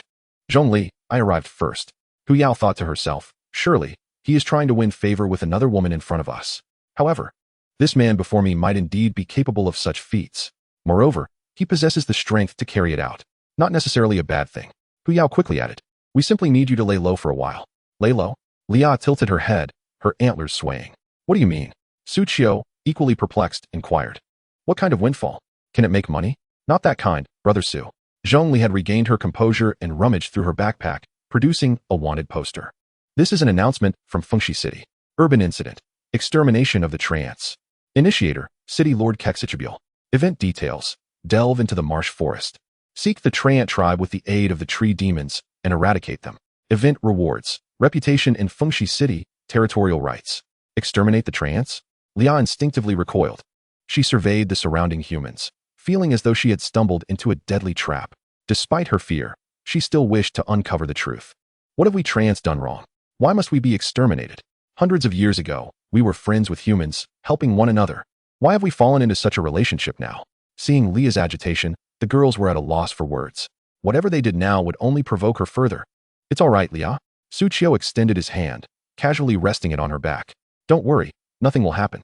In that moment, Lia felt not only agitated but also somewhat bashful. I am not comfortable with this. Su Qiu continued, you seek the truth, and so do I. The only ones who can provide us with answers now are the Buell family. Su Qiu turned his gaze to Zhongli. Moreover, they are our allies. I do not expect you to trust them immediately. With time, you will come to understand. Lia pressed her lips together, unsure of what to say. Zhongli, Hu Yao, and the other girls nodded in agreement. Let us head to our base. It's crowded outside. We wouldn't want others to know you are a treant. A tree spirit. Also, the Buell family members are at the base. Perhaps you will find some answers in your discussions with them. Subsequently, under the guidance of the Tianshu team, they entered a luxurious hotel. This establishment, secured through negotiations between Blong Buell and the town mayor, had become the assembly point for the Tianshu team. No outsiders would enter. Each day, they could acquire excellent buffs. Moreover, due to the presence of all these beautiful women, outsiders jokingly referred to it as a spider cave. Su Qiu chuckled at this. You've never seen a real spider cave. After notifying Blong Buell that he had brought back a treant, he received an immediate reply that he would come over shortly. Su Qiu then sat in the hotel's lounge, exchanging updates about the recent game with Zhongli. It was then that he learned. The situation in Fengxi City had grown increasingly tense. When Destiny underwent emergency maintenance. The third trending topic on DuckNeck's hot search was related to Fengxi City. Fengxi City had depicted the treants as the monsters responsible for the city's destruction months ago. Now, having recuperated, it was time to seek revenge on these monsters. After all, in due time, Fengxi City would welcome a more suitable master. In the city of Fengxi, the prevailing rumors were thus. Zhongli sat on the left side, closest to Su Qiu, recounting the recent developments in Fengxi. She sighed, expressing her uncertainty about who the more suitable masters might be. It felt like yet another monumental task. Upon hearing this, Su Qiu smiled broadly, acknowledging, indeed, it is a colossal undertaking. A grand battle mission, marking the first clash of two mighty factions. On the opposite side, Lia, lacking a suitable chair, sat cross-legged on the ground, her expression one of discomfort. Gidge, she lamented, feeling she had no choice but to rely on Suchio. Just then, a towering figure wedged itself into the doorway, colliding with the doorframe. Ignoring the pain, he hurriedly entered, his eyes aflame with fervor. Is it truly the tree spirit? Chapter 183. Who asked you? While the forest tree spirits were safe, they required time to recuperate and could not offer assistance for the time being. Lia furrowed her brow, her voice tinged with melancholy. Moreover, we must reclaim a city. I see, Blong sighed deeply, taking a seat. Despite his somewhat despondent demeanor, he forced a smile, saying, It's all right, as long as you all are alive. At least the misunderstandings between our two races have been resolved. Upon hearing Blong's words, Lia smiled faintly, turning to Suchio. Thank you, Gidge, for helping to resolve the crisis facing our clan. Once we solve the final issue, our forest tree spirit clan can gradually regain its vitality. The other women in the room, along with Blong, became momentarily intrigued. What issue? Zhongli suddenly felt a warning arise within her. At that moment, Lia shyly spoke up. We still have the matter of reproduction. Instantaneously, the entire council chamber fell into an unprecedented silence. The topic of reproduction? The women were so astonished they could hardly find their voices. Although they often teased one another, when confronted with such a direct statement, they were rendered speechless. Much like those socially anxious individuals who, despite being vocal online, falter in face-to-face interactions. Zhongli observed the tender gaze in Lia's eyes, and her heart ached. Blong sighed in response. This is indeed a dilemma. I understand that the forest tree spirits are now left with only females. Given that humans are inherently inferior beings compared to tree spirits, they cannot reproduce with them. He shook his head apologetically. I'm afraid my family, the Blong clan, cannot assist you in this regard. Upon finishing his statement, he noticed the room had grown silent. He looked up to find Lia's adorable face displaying an expression of disdain, as if she were looking at refuse. Blong was bewildered. What just happened? I haven't done anything. However, Suchio grasped the meaning behind her expression. Lia's face clearly conveyed 4 words. Who asked you? Zhongli let out a sigh of relief. Good. Very good. Does this mean that Brother Su will not assist the forest tree spirits? Hooray. Just as this thought crossed her mind, she quickly covered her mouth. No, she couldn't rejoice. The forest tree spirits were facing extermination. How could she take pleasure in their misfortune? She then turned to Suchio, noticing that her brother was also deep in thought, contemplating how to aid the continuation of the forest tree spirit's lineage. Indeed, Suchio was pondering this very issue. However, the inability to propagate their species was quite dire. Suchio shook his head in dismay. Yet, he was not an ordinary human. He wondered if he could breach the defenses of the forest tree spirits. You should rest well in Qingchuan town, Blong advised. There are numerous spies from my uncle Kexiki lurking outside. If you wish to return to the forest tree spirit settlement, I will send people to protect you. Before Blong could continue, Lia interjected. I will have Gidge protect me on my return. Suchio narrowed his eyes. You can already defeat tree demons effortlessly. Do you still need my protection? Just then, Zhongli chimed in. I'll come to protect you too. Lia glanced at Zhongli, her expression warming with friendliness. You are quite nice, after all. As Zhongli led Lia toward the resting quarters, Suchio stepped out of the inn, stretching languidly. Fengxi will welcome its true master soon. This true master, while others may remain oblivious, Suchio was acutely aware of. Kexiki likely sought to recreate the tragedy from months past. The previous occasion merely involved undermining the defensive forces of Fengxi, but this time, it was an endeavor to collaborate with the dark faction of Yingdu City, ultimately offering Fengxi to the forces of darkness.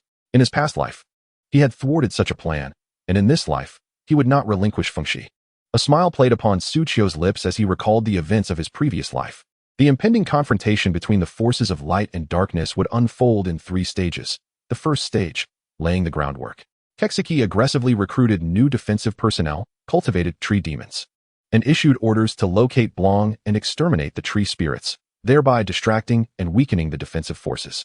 The events in Destiny were subtler than typical MMORPG incidents. Only after analysis by players did it become evident that Kexiki had been preparing for the arrival of the true master. The second stage, the official clash. The dark faction commenced their siege. Players defended the city, yet were besieged by tree demons from all sides. The third stage, the awakening of the church. The forces of the light church intervened, expending significant resources to assist players in protecting Fengxi. Once the situation stabilized, the Tianshu team returned with Blong to Fengxi, swiftly consolidating the remaining forces. With the support of the church, players suffered numerous casualties before successfully repelling the dark faction. Reflecting on this, Suchio nodded to himself. Considering these aspects, The odds of victory had significantly improved. At least NPC Blong had gathered a military force in Qingchuan town. By the time Blong returned to Fengxi, players would likely face fewer deaths. Furthermore, Suqiu glanced towards a flower bed nearby, where a tree demon had disguised itself as a decorative tree. Yet it was not harmless. It occasionally flicked its vines to surreptitiously brush against a passing little priestess. Cackling with glee, it remained untouched. As people were hesitant to act against it due to its tree demon nature, is the tree spirit a mere pet of humans?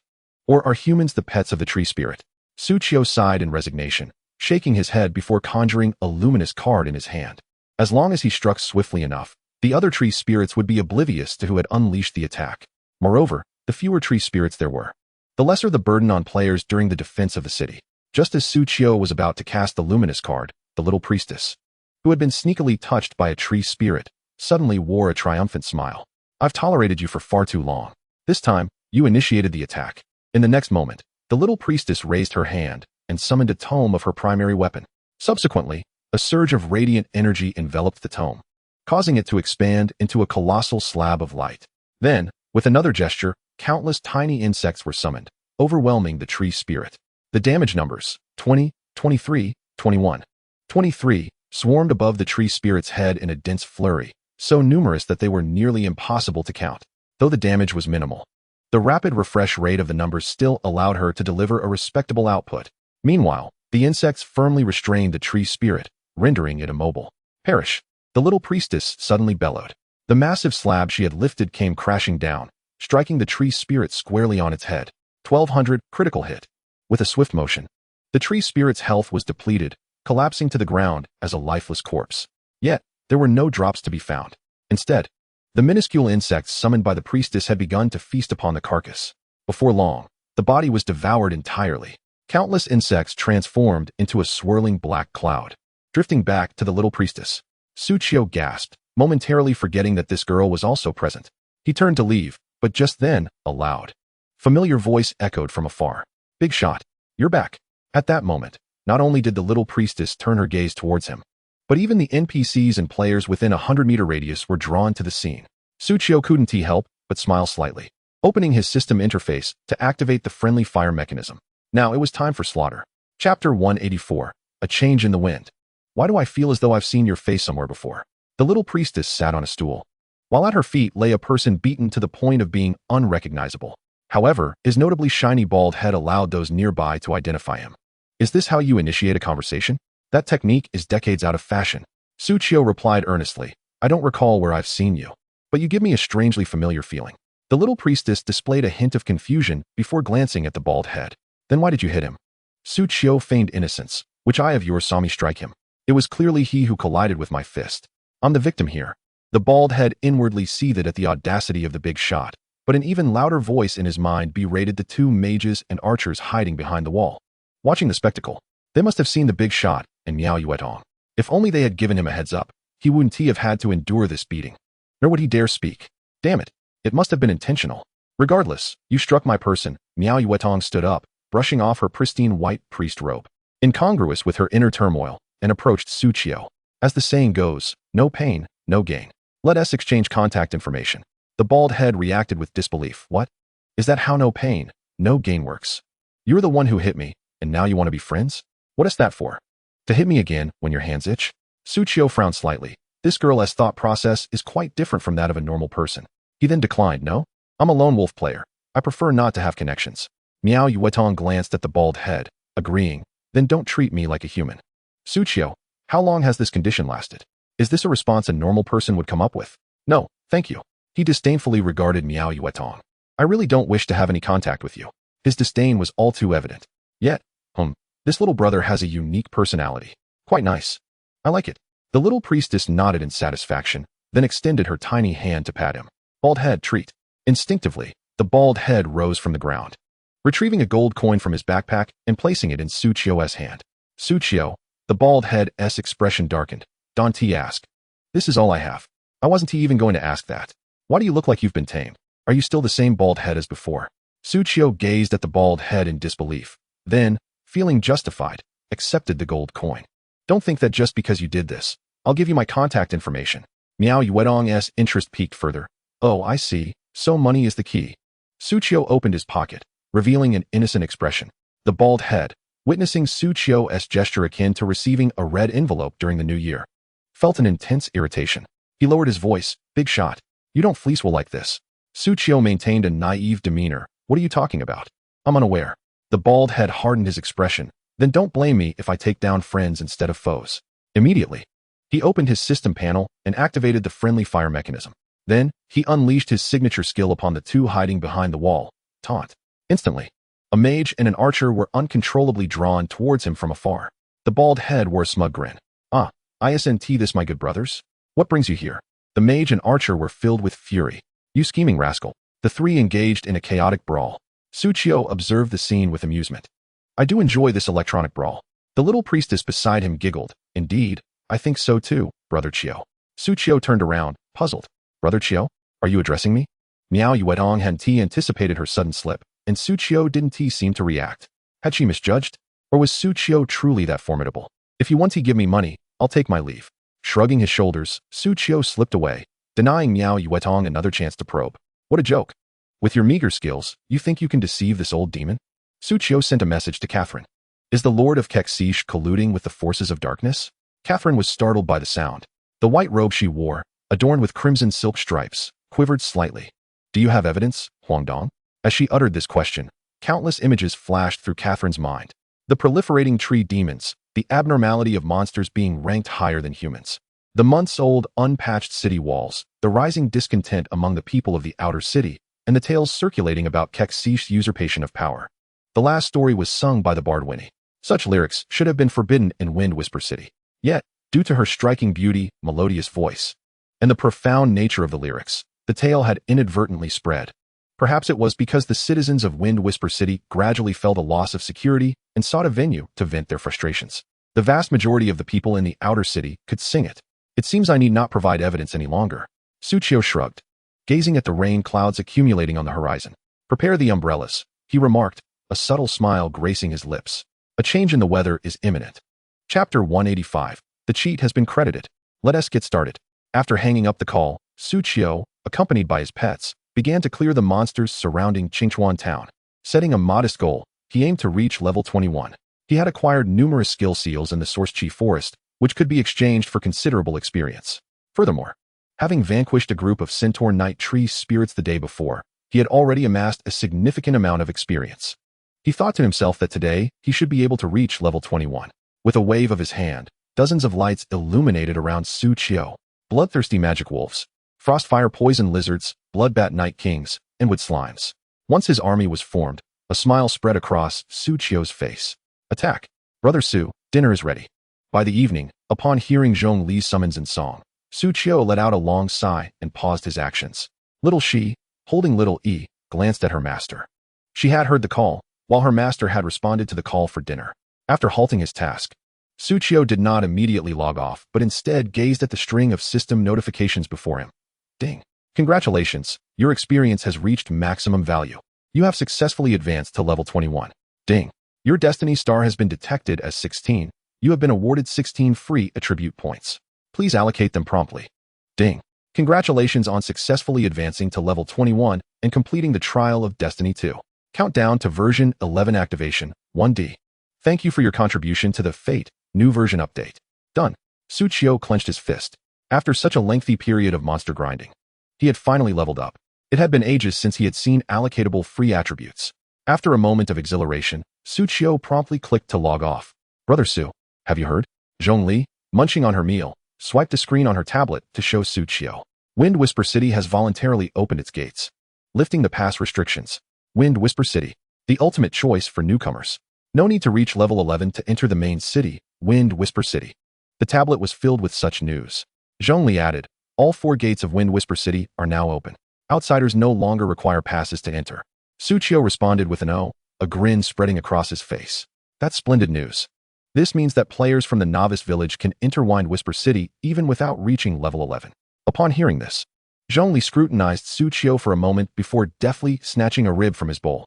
Humph.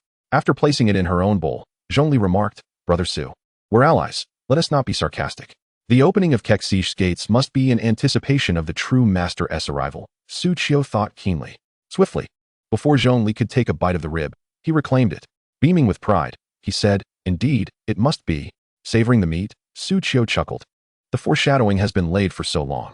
Now, any seemingly incomprehensible action is undoubtedly purposeful, aimed at eliminating distractions. Zhongli's eyes glinted with insight. "Brother Su, this implies." Su Qiu nodded. "Precisely. Something significant is on the horizon. Regardless of whether we are prepared or not, it is time to bring the horses out and show them off." Hearing Su Qiu's words, Zhongli giggled. "Is that how you use a pun?" Thanks to Su Qiu's words, Zhongli felt considerably lighter. There was a reassuring sense that no matter the time or place, Su Qiu would always be by her side. After a hearty meal, it's best to rest well, Su Qiu advised. This battle may be more exhausting than we anticipate. To endure longer, we must be well rested. Zhongli nodded, offering another rib from her bowl to Su Qiu. Then, Brother Su, eat more. You need to endure longer. Su Qiu couldn't help but laugh. I'll take that as your encouragement. After finishing their meal, Su Qiu did not log back in. Instead, he lay in bed and fell asleep. Having experienced a city defense, Su Qiu understood that it was truly exhausting. Moreover, the enemies came not only from outside the city, but also from within. It was essential to conserve energy. Yet he wondered where all this energy would be utilized. After pondering, he closed his eyes and drifted into slumber. The following dawn arrived, and after a night of rest, Su Qiu felt invigorated. Even his pets had replenished their stamina after a long absence. Little She was different. It seemed that after having Little E, her energy was exceptionally high daily, with no outlet for it. Upon logging in, Su Qiu first ventured into the Source Chi forest. "Ah, friend, you've come." The tree spirit, Ailey, exclaimed joyfully upon seeing Su Qiu suddenly appear before her, holding a small basket. "What brings you here?" Su Qiu smiled gently. "I've come to harvest." Then, Su Qiu looked at the inventory of the wind-whispering tree. Unbeknownst to him, the wind-whispering tree had accumulated 863 units of Source Chi. The quantity was quite substantial. However, it was still insufficient to extract all of it for the magical limit. It was necessary to continue enhancing the gathering speed. Thus, Su Qiu decided to invest all the Source Chi into producing tree spirits. Ordinary tree spirits did not require Source Chi for production, only vine flowers. Therefore, Su Qiu planned to utilize some of the vine flowers remaining in his backpack to produce larger tree spirits. However, he could only produce a handful. There was enough Source Chi, but not enough vine flowers. As for vine flowers, with the rampaging wood spirits having been eradicated completely, the only means of acquiring vine flowers now was through the mass of vines that had sealed the abyssal rift tightly. Wood spirit vines. Description: she simply blocked the abyssal rift with her body, yet still endured the erosion from the abyss. However, due to your inadvertent actions, she has absorbed the pure essence of wood during her growth. Thus, she possesses an extraordinarily potent regenerative ability, enabling her to continuously grow and self-repair any eroded parts, thereby safeguarding her roots from the encroachment of the abyss for the long term. If you are willing to bestow upon her source energy, she would be immensely delighted and share with you a copious amount of vine flowers. Should you choose not to, she would harbor no negative emotions, for she understands that you would allocate the source energy to more pressing matters. This description seems rather serious. Su Qiu narrowed her eyes. Why does she appear to be coaxing me into providing her with source energy? Nevertheless, I truly require some vine flowers to produce ordinary wood spirits. Considering that we have fought alongside one another, I shall proceed. Without hesitation, Su Qiu deposited 100 units of source energy into the wood spirit's vine. Consequently, just as she anticipated the bounty of vine flowers to exchange, an unexpected voice echoed in her ears. Ding! Congratulations, you have successfully acquired the buff Origin Suppression. Origin Suppression. Effect 1. Inflicts an additional 50 damage when dealing harm to wood beings of the same origin. Effect 2. Gains 50 damage reduction when attacked by wood beings of the same origin. Effect 3. Restores 50 health points when inflicting damage on wood beings of the same origin. Ding! Congratulations, you have successfully slain the Twisted Trant. This Origin Suppression is effective against Trent-type beings. Su Qiu, Chapter 186. I, the Great Living Being. My buff has been credited, hasn't it? In her astonishment, Su Qiu also discovered that this buff was not complimentary. It was a paid service. For every point of source energy consumed, one player could gain 6 hours of the Origin Suppression buff. Gasp! Su Qiu inhaled deeply. This effectively means that consuming 1 point of magical energy cap could yield 6 hours of an invaluable advantage against trance. A lucrative opportunity. Undoubtedly a lucrative opportunity. It is well known that when the two factions engage in war, the first wave of monsters rushing forth will be the trance in overwhelming numbers. Therefore, this 6-hour buff could justifiably be sold for 10 silver coins, right? With just 1,000 coins, one could recoup their investment while leisurely navigating a team for 6 hours. A smile crept across Su Qiu's lips. When I sold Lin Ziyun's dungeon qualifications, it was 1 point of magical energy, source energy, for 50 copper coins. After repurchasing, I could easily sell it for 10 silver. All in all, that would yield a meager profit of 20 times. I certainly wouldn't want to incur losses. Without further ado, Su Qiu spent 20 minutes persuading Lin Ziyun to secure the supply, followed by another 2 minutes convincing Zhong Li to establish the clientele. When the Dark Faction commenced their siege, I revel in profiting from war. As Su Qiu chuckled, Xiao Shi quietly remarked to Xiao Yi, "You see, the master is a rascal, don't grow fond of him." Xiao Yi shook her head. "If the master is wicked, then I shall be wicked too." Xiao Shi. Upon Su Qiu's emergence from the source energy forest, the forest had burgeoned with an additional 500 tree spirits and 80 great tree spirits. The populace had multiplied exponentially. Once fully operational, the source energy output would reach an astonishing 50H. If sold entirely, it would yield 5 W per hour. That's 1.2 million in a single day. I mustn't dwell on it. With a calm mind, Su Qiu contemplated that in a few days, she could purchase a villa. Just then, a message from the elder of the forest spirit clan, Tafara, arrived. The forest spirits residing in the trees have detected the movements of Dark Faction monsters. Su Qiu smiled faintly. It has begun. Everyone, eliminate all invading foes. Within Qingchuan town, Zhongli rallied her troops and arrived at the town's periphery, preparing for battle. Just moments ago, they had learned from Su Qiu that war was imminent. Their current task was to defend this stronghold of Qingchuan town. Furthermore, they aimed to stir up commotion. The more chaotic, the better. The more attention they could draw from Fengxi City, the better. If Kexiki seeks to control the level of turmoil, let us escalate the matter beyond his grasp. This was Su Qiu's directive to Zhongli before his departure, articulating what Blong intended to achieve. Therefore, Zhongli promptly commanded, "The first step is to eradicate all trance lurking within the town." The bald-headed Bloodwolf, Archer Aoshua, and Mage Lei Tang, each leading their respective followers, charged toward the trance. "I have already sent you the coordinates of all the trance in the town. I've tolerated you for long enough. Today, I shall become Bald-Headed Chong and slay you all." Truly, the Tianshu team is remarkable. With this origin suppression buff, cutting down trees is a breeze. I wonder where it came from. Though it is quite effective, charging 15 silver coins per individual feels a tad extortionate, doesn't it? No more chatter. Let us swiftly eliminate the trance. The once tranquil Qingchuan town descended into chaos in an instant. The second step, eliminate all soldiers stationed in Qingchuan town from Fengxi City. Xia Yubing emerged from behind a heavily armored defender, launching her backstab skill. Swish. A bloody gash appeared on his back. Yet, it merely deducted less than 5 from his health. But then, Xia Yubing showcased her prowess. She maneuvered while performing basic attacks.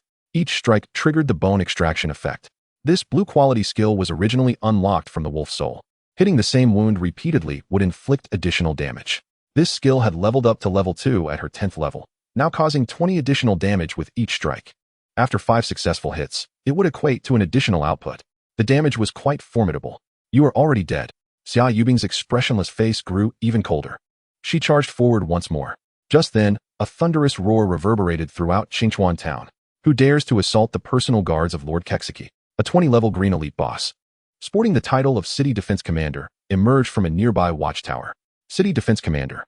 Synopsis: an officer personally appointed by Kexiki to guard Qingchuan town. Attack: 1200. Health: 100000. Is it merely a woman, here to meet her demise?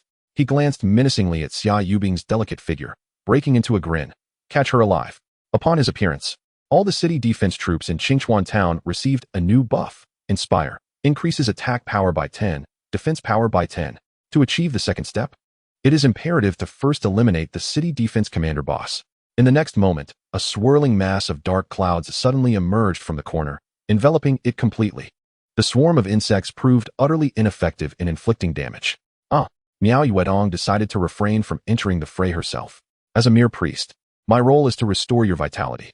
At that moment, the women surged forth from all directions, converging with fervor. The lowly tree demons were best left to ordinary fighters. The elite city defense troops, however, should be entrusted to them. Yet, the city defense commander remains a formidable boss. Relying solely on insects will not suffice.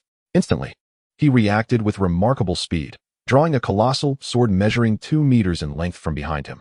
He swung it mercilessly at the 3 female warriors in front. Suddenly, 2 female knights appeared, blocking the attack with resolute determination. At the tail end of this blockade stood a petite girl with short hair, who, upon parrying with her longsword, swiftly transitioned to a rapier and launched a relentless series of assaults against the city defense commander. 782, 784, 1127, critical hit. With this barrage of strikes successfully thwarted, the women in the distance either unleashed arrows or cast spells, raining down a veritable storm of attacks that suppressed the commander's movements.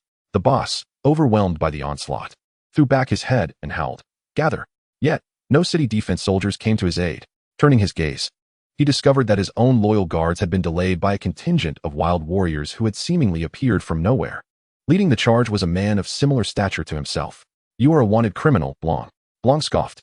"I never imagined that the former captain of the Brule family guard would now be reduced to a lackey, a traitor." The city defense commander was taken aback. You're not dead," Blanc roared. "You should be the one dead. It is you who betrayed the Brule family." Ding. The city defense commander is startled. His mental defense is shaken. All attributes 20. The women rejoiced and once again launched a fervent assault. Miao Yuetong joyfully directed her insects, saying, "My little critters can bite again." Zhong Li, without uttering a word, exchanged a glance with Xia Yubing, and together they charged forward.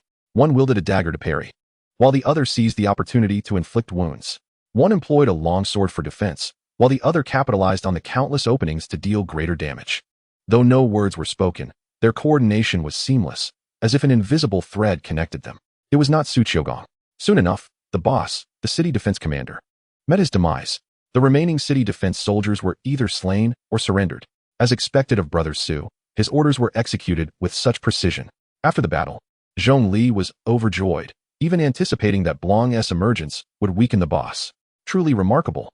In the distance, Miao Yuetong smiled slightly upon hearing this. "Brother Su, isn't it?" Following this, the final third step commenced. Zhong Li addressed the gathered individuals who had successfully reclaimed Qingchuan town. The third step begins, the strategy to encircle the city from the village. With Qingchuan town as our stronghold, let us strike down anyone who dares to challenge us. The three-step mission was thus completed. Zhong Li messaged Su Qi, "Brother Su, we have completely taken Qingchuan town." Su Qi responded with a smile. "That's excellent. Now you shall defend Qingchuan town. Expect considerable disturbances from monsters, tree demons, and the regular troops of Fengxi City. As for how to handle them, refer to the third clause." Zhong Li obediently nodded, inquiring during the video call with Su Qi, "Brother Su, where are you now?" Su Qi withdrew his gaze, glancing at the distant wall emblazoned with the characters of Fengxi City, and then let out a calm chuckle. "I am about to undertake a grand endeavor." Chapter 187. My darlings, let us storm the city. Are we not to launch an attack? Questioned Tafala, the leader of the Forest Tree Spirit Clan, upon receiving Su Qi's proposal, her brow furrowing in confusion. Su Qi chuckled lightly. "What gives you the confidence that your meager forces can hold back the 10,000 troops dispatched by Yingtong City?" The clan leader hesitated slightly, pondering whether she had disclosed the number of troops she had observed. Moreover, Tafala and her kin were hidden amidst the trees, peering through the foliage at the distance. Orderly ranks of human soldiers, dark as night. She cautioned quietly, "You might be mistaken. Yingtong City has sent not just 10,000, but 30,000. Su Qi raised an eyebrow at this revelation. Here was yet another divergence from the previous timeline. 30,000. In this lifetime, Yingtong City had dispatched thrice the number of troops compared to the last. Why? The Dark Faction's increase in forces could only indicate one thing. They perceived their initial 1,000 troops as insufficient. Su Qi's brow furrowed in concern. This was where the issue lay. Why did the Dark Faction feel their strength was lacking? Given the circumstances of this siege, they should have been able to secure a victory with ease. After all, the gates were wide open, and there were insiders aiding them. Su Qi believed that dispatching a mere 10,000 troops to seize a main city was already excessive. What, then, of 30,000? In the previous timeline, when the Dark Faction sent a mere 10,000, he and countless players had fought valiantly to defend Fengxi City. This 30,000 seemed excessive. Did someone in the Dark Faction suspect that Fengxi City harbored hidden dangers, thus preparing to rely on brute force to seize it? Su Qi's eyes narrowed. He sensed that despite having altered many timelines, an invisible hand was attempting to steer the course of events back on track. How intriguing. Su Qi smiled widely. Now this was what one would call a game. Moreover, who did these 30,000 think they were underestimating? On the other end of the communication, Tafala listened to Su Qi's musings and fell into silence. Was this man truly so confident in the face of an enemy force of 10,000? Or was he perhaps becoming somewhat arrogant? This was not the small band of a few hundred dark tree spirits. These were seasoned warriors comprising a genuine army of 30,000. Yet, for some reason, Tafala's heart raced with excitement. It seemed she too believed that Dusk could achieve victory. Thus, the only prudent course of action for her was to refrain from making any rash moves. After all, the lives of her entire clan depended on him. She could not afford to act recklessly. If action were to be taken, it must be at the opportune moment, to maximize her utility. After concluding her communication with Tafala, Su Qi received a message from Zhongli, informing him that the situation in Qingchuan town had stabilized. Su Qi nodded to himself. Initially, he had planned for a swift resolution. After organizing the military strength of Qingchuan town, a decisive assault was launched to seize Fengxi City, with the intention of swiftly suppressing all rebellion. However, upon learning that the Dark faction had reinforced their ranks with an additional 10,000 troops, Su Qiu revised his orders. Zhongli inquired, "Brother Su, where are you now?" Su Qiu gazed towards the distant wall inscribed with the 3 characters of Fengxi City. To capture the city in one fell swoop would only lead to exhaustion and fatigue. While players might manage, NPCs are quite precious. They easily incur a fatigue debuff, resulting in a significant drop in combat power. Thus, as reinforcements, their role is to guard Qingchuan town diligently. As for myself, he let out a calm chuckle. I have grander ambitions. Ending the communication, Su Qiu crossed his arms, reflecting, it has been a while since I last laid eyes on this city gate. In the distance behind him, summon beasts, unleash your full power. Annihilate the encroaching tree monsters. It had become apparent that the trees surrounding Fengxi City had all transformed into ambushing treants. Eliminate them all, he had previously stated during his communication with Catherine. They would enter through the main gate with honor. Yet now, all the gatekeepers were foes. Ding. Your act of slaying treants has displeased the lord of Fengxi City, Kexiki. Fengxi City reputation -10. Ding. Your act of slaying treants has displeased the lord of Fengxi City, Kexiki. Fengxi City reputation -10. Ding. Your actions have triggered. Countless identical notifications rang in Su Qiu's ears with the demise of each treant. Ultimately, 2 louder alerts resounded. Ding. Fengxi City's favorability towards you has plummeted to a state of hostility. Ding. Detection indicates you are within Fengxi City's sphere of influence. It is advised to vacate the area. That is a valid point, Su Qiu nodded, solemnly stating. However, I shall not heed that advice. He then turned his gaze towards the stationed troops of Fengxi City. When players possess low favorability within a faction's territory, they are more likely to attract the enemy's attention and attacks. Essentially, the vigilance of the enemy faction increases significantly. At that moment, they sensed Su Qiu's presence and began issuing commands to several guild teams nearby. The dozen or so guild players, bowing and scraping, accepted their orders and advanced with an intimidating demeanor. Accompanying them were several treants, demonstrating that the treants had fully integrated with Fengxi City's defenses. Hey, where did you come from? Scram back once you came. Don't force us to take action. One of the players exclaimed. I just started my patrol mission today. How could there be someone causing trouble? We possess the city defense decree of Fengxi City. Engaging in PvP 1T incurred justice penalties, with NPC orders backing them. Several players felt quite emboldened. Only a few players voiced their confusion. Bro, what trouble have you caused for the city guards to send us to drive you away? Su Qiu smiled faintly. I have slain 1 billion treants. At his words, the crowd fell momentarily silent. Impressive. You dare to kill treants? You're finished. Don't say I didn't warn you. It's not too late to run now. The previously confused player glanced at Su Qiu, noting the empty space behind him. Why are you alone? Did your teammates get wiped out? Before they could finish their words, 3 treants embedded in their formation extended their vines towards Su Qiu. It's too late. A knight player sighed. But the next moment, bang, bang, bang, 3 bursts of fiery liquid erupted from afar, crashing down upon the heads of the treants. 6561874874874. 6561874874874. 6561874874874. Under the 50 damage amplification effect from source suppression, each fiery drop inflicted over 9,000 in damage. These low-level treants near the main city had barely 7,000 health points. Instant kill. A complete and utter annihilation. They couldn't even withstand the second attack from the Frostfire Poison Lizard. The dozen or so players who had come to pick a fight were left dumbfounded. Did the treant just self-destruct? Are you blind? It didn't self-destruct. It was attacked. Of course. It must have been bombarded by siege artillery. The group stood stunned for a moment before hastily turning to flee, shouting, Enemy attack! Enemy attack! Watching the players retreating into the distance, Su Qiu smiled mildly, muttering softly. Though you remain unaware of the impending events, I have little desire to explain them all. He then turned his attention to the city defense forces, who appeared equally tense. Seeing Su Qiu alone, they rushed to mobilize. Archers on the city walls took their positions. Axemen and swordsmen at the gate readied themselves. They simultaneously launched their attacks. Now, this is what a siege battle should resemble. Su Qiu grinned widely. My dear comrades, commence the siege. Chapter 188, Home at last. In the next moment, countless beams of light surged from afar, returning to Su Qiu's grasp. He waved his hand, redistributing the orbs of light around him. The summoned beasts formed a protective array, encircling Su Qiu at the center. Seeing Su Qiu suddenly summon so many monsters, the mages and archers atop the city walls immediately unleashed their assaults. Whoosh, whoosh, whoosh. Countless arrows, accompanied by the sound of rushing wind, shot straight towards Su Qiu. The wooden slime in front of him activated its taunt. Under this skill, characters with low tenacity would automatically attack the wooden slime. 98, 101, 99. Countless arrows struck them, barely inflicting over 100 damage. A motley crew indeed. This was the consequence of dismissing seasoned veterans and expanding the city defense. Had it not been for their decent equipment, their attributes alone would not have breached the wooden slime's defenses. Su Qiu raised his hand, preparing to issue a counterattack command.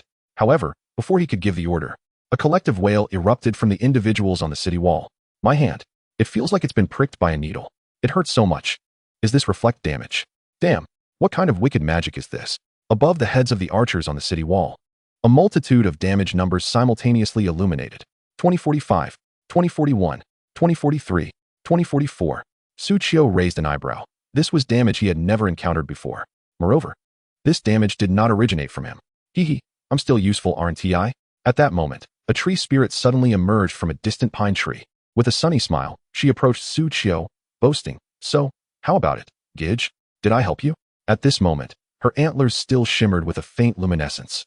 At the terminus of this glow lay all of Su Qiu's summoned beasts, including Su Qiu himself. A buff appeared above his head, thorny light armor. Effect. When receiving an attack, it reflects physical damage equal to the attacker's defense multiplied by 50 and life value multiplied by 10. Su Qiu smiled slightly. It is indeed useful. I must say, during the cleanup, this thorny light armor proved to be immensely beneficial. After all of my summoned beasts are elite monsters. Battling them is akin to using a sledgehammer to crack a nut. And the thorny light armor serves to ensure that the nut impales itself on the blade, leading to its own demise. However, NPCs are, after all, NPCs. Even if the damage is minimal, their resilience remains formidable. The several thousand points of damage reflected merely deducted about 34 from their life value. I came here with Gidge. Don't leave me behind. She maintained a collective boost of thorny light armor and pouted as she approached Su Qiu. Is that a treant? Meanwhile, the city guards stationed at the city gate, upon spotting Leah, were momentarily engulfed by a wave of revulsion. It's her. She is the treant. Kill. Shoot her and that human down together. A single treant's head could fetch a villa in the inner city. For the sake of the city lord. In the next moment, Su Qiu heard a series of notifications. Ding. City guard Muda has entered an excited state. Attack 10, attack speed 10. Ding. City guard Ola has entered an excited state. Attack 10, attack speed 10. Ding. City guard Iku. Hearing these words, Su Qiu glanced at Leah with a hint of resignation. Your timing is impeccable. After entering an excited state, all the city guards disregarded the pain from the reflected damage and continued to draw their bows to shoot at Su Qiu. The guards on the ground also ceased their passive state. With a loud thud, they charged towards Su Qiu. However, it was manageable. With a wave of his hand, the bloodthirsty demon wolves sprang into action. I had no intention of holding back. Roar. The two-headed demon wolves dashed forward with astonishing speed, closing in on the city guards without granting them any chance to react. A bite of tetanus. 2 bites of tetanus plus. Each round of attack could directly obliterate over 4,000 points of their life value. Terrifying indeed. Su Qiu possessed 33 such fearsome wolves, and the battlefield extended beyond the ground. The bloodthirsty Bat King, accompanied by the bloodthirsty bats, began to rain down destruction from above, regardless of the target. As long as they remained alive, the onslaught continued mercilessly, as if striving to drain every drop of blood from their veins. Coupled with the Bat King's rapid attack speed and the sheer numbers of the bloodthirsty bats, critical hit numbers appeared above the enemy's heads by the dozen every second. Furthermore, under the influence of the Crimson Killing Intent talent, the damage was substantial. Soon enough, the first archer on the city wall fell victim to concentrated fire. Ding. City guard archer has died. All enemies are plunged into fear. Attack power 1. What a mob. Su Qiu could not help but remark. in any normal main city. If there were casualties, they would typically enter a vengeful state, where their attack power would increase rather than diminish. This further underscored that Wind Whisper City had devolved into a state of irreversible decay. The morale of the populace was fragmented, their combat strength waning, resources scarce. And even a rift had emerged with the Church of the Light. Tsuchiyo's appraisal could be summed up in a single phrase: let it be destroyed, hastily. Thus, rather than dragging the main city into a state where Blonde Bluer could reclaim it, it would be far better to hasten its demise. The Yellow of Dusk. Naturally, the first order of business was to breach a city gate. Tsuchiyo also conjured a light emblem and aimed it at the distant city guards. Under Tsuchiyo's overwhelming might, in just a few minutes, nearly 100 city guards were extinguished, collapsing to the ground, unable to rise again. The remaining guards hurriedly retreated, seeking to close the city gate. Yet, Tsuchiyo, relying on his remarkable agility, followed closely behind them and entered the city. Rising to his feet, he gazed at the fearful crowd and smiled gently. Home at last. Chapter 189. Lord Kexish of Wind Whisper City. They actually dared to break through the gate right in front of us. The multitude of city guards was stunned. Tsuchiyo smiled subtly, gesturing again. The summoned beast that had just been outside reappeared around Tsuchiyo. The city guards involuntarily shivered. A single person can form an army. This is the terrifying nature of the summoner profession.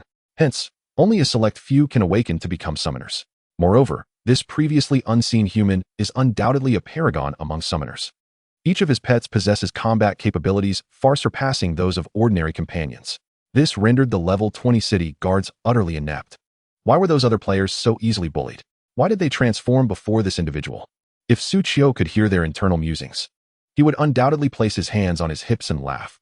Today, let you old-timers witness what it means to have newcomers reshuffle the workplace dynamics.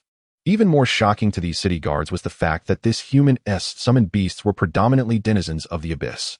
Abyssal summoners undoubtedly belonged to the Dark faction. Where are the reinforcements? Why haven't they arrived yet? An old soldier with a beard crawled back a few steps in terror. His face twisted with regret as he cursed. I knew I shouldn't have been here guarding the outer city. Why couldn't I just guard my inner city in peace? His outburst plunged the surrounding city guards into silence. The treatment of the outer city guards compared to those of the inner city was incomparable. The inner city guards were akin to civil servants, enjoying 5 social insurances and a housing fund. They faced no danger whatsoever. Each day was filled with leisure and merriment. Unlike them, who had to genuinely confront the threat of death. Why weren't those wealthy young masters the ones sent to their demise? What use was it to lament now? An old soldier clenched his teeth, suddenly struck by a thought. The Church of Light. Quick, let us head to the church and find the Archbishop in white. A group of new recruits finally grasped the situation. Yes, the Church of Light has a knack for dealing with the Dark faction. Although they had followed Lord Kexish's orders and had nearly severed ties with the Church of Light, surely the benevolent Wind Elves wouldn't hold that against them? Immediately, the surviving new recruits turned and sprinted toward the distant statue of the Wind Elf. We will hold him off. You must return. You must return before I perish. The remaining city guards, resolutely standing in front of Tsuchiyo, valiantly held their ground, even as they called out for reinforcements. Tsuchiyo gazed distantly at the retreating guards, a sinister smile curling at the corners of his mouth, as if savoring the sweet taste of success. Thus, the news would not only hasten its way to Kexish, but also reach the Church of Light. Should Catherine commence her plans as intended, the situation would soon escalate. Who would dare to invade the city of Wind Whisper? At that moment, a resounding female voice pierced the air. The crowd looked up in astonishment. A woman clad in a voluminous white robe, which did little to conceal her stunning figure, floated gracefully above. No, it was not merely a white robe. Intricate red patterns adorned it. It was the Cardinal.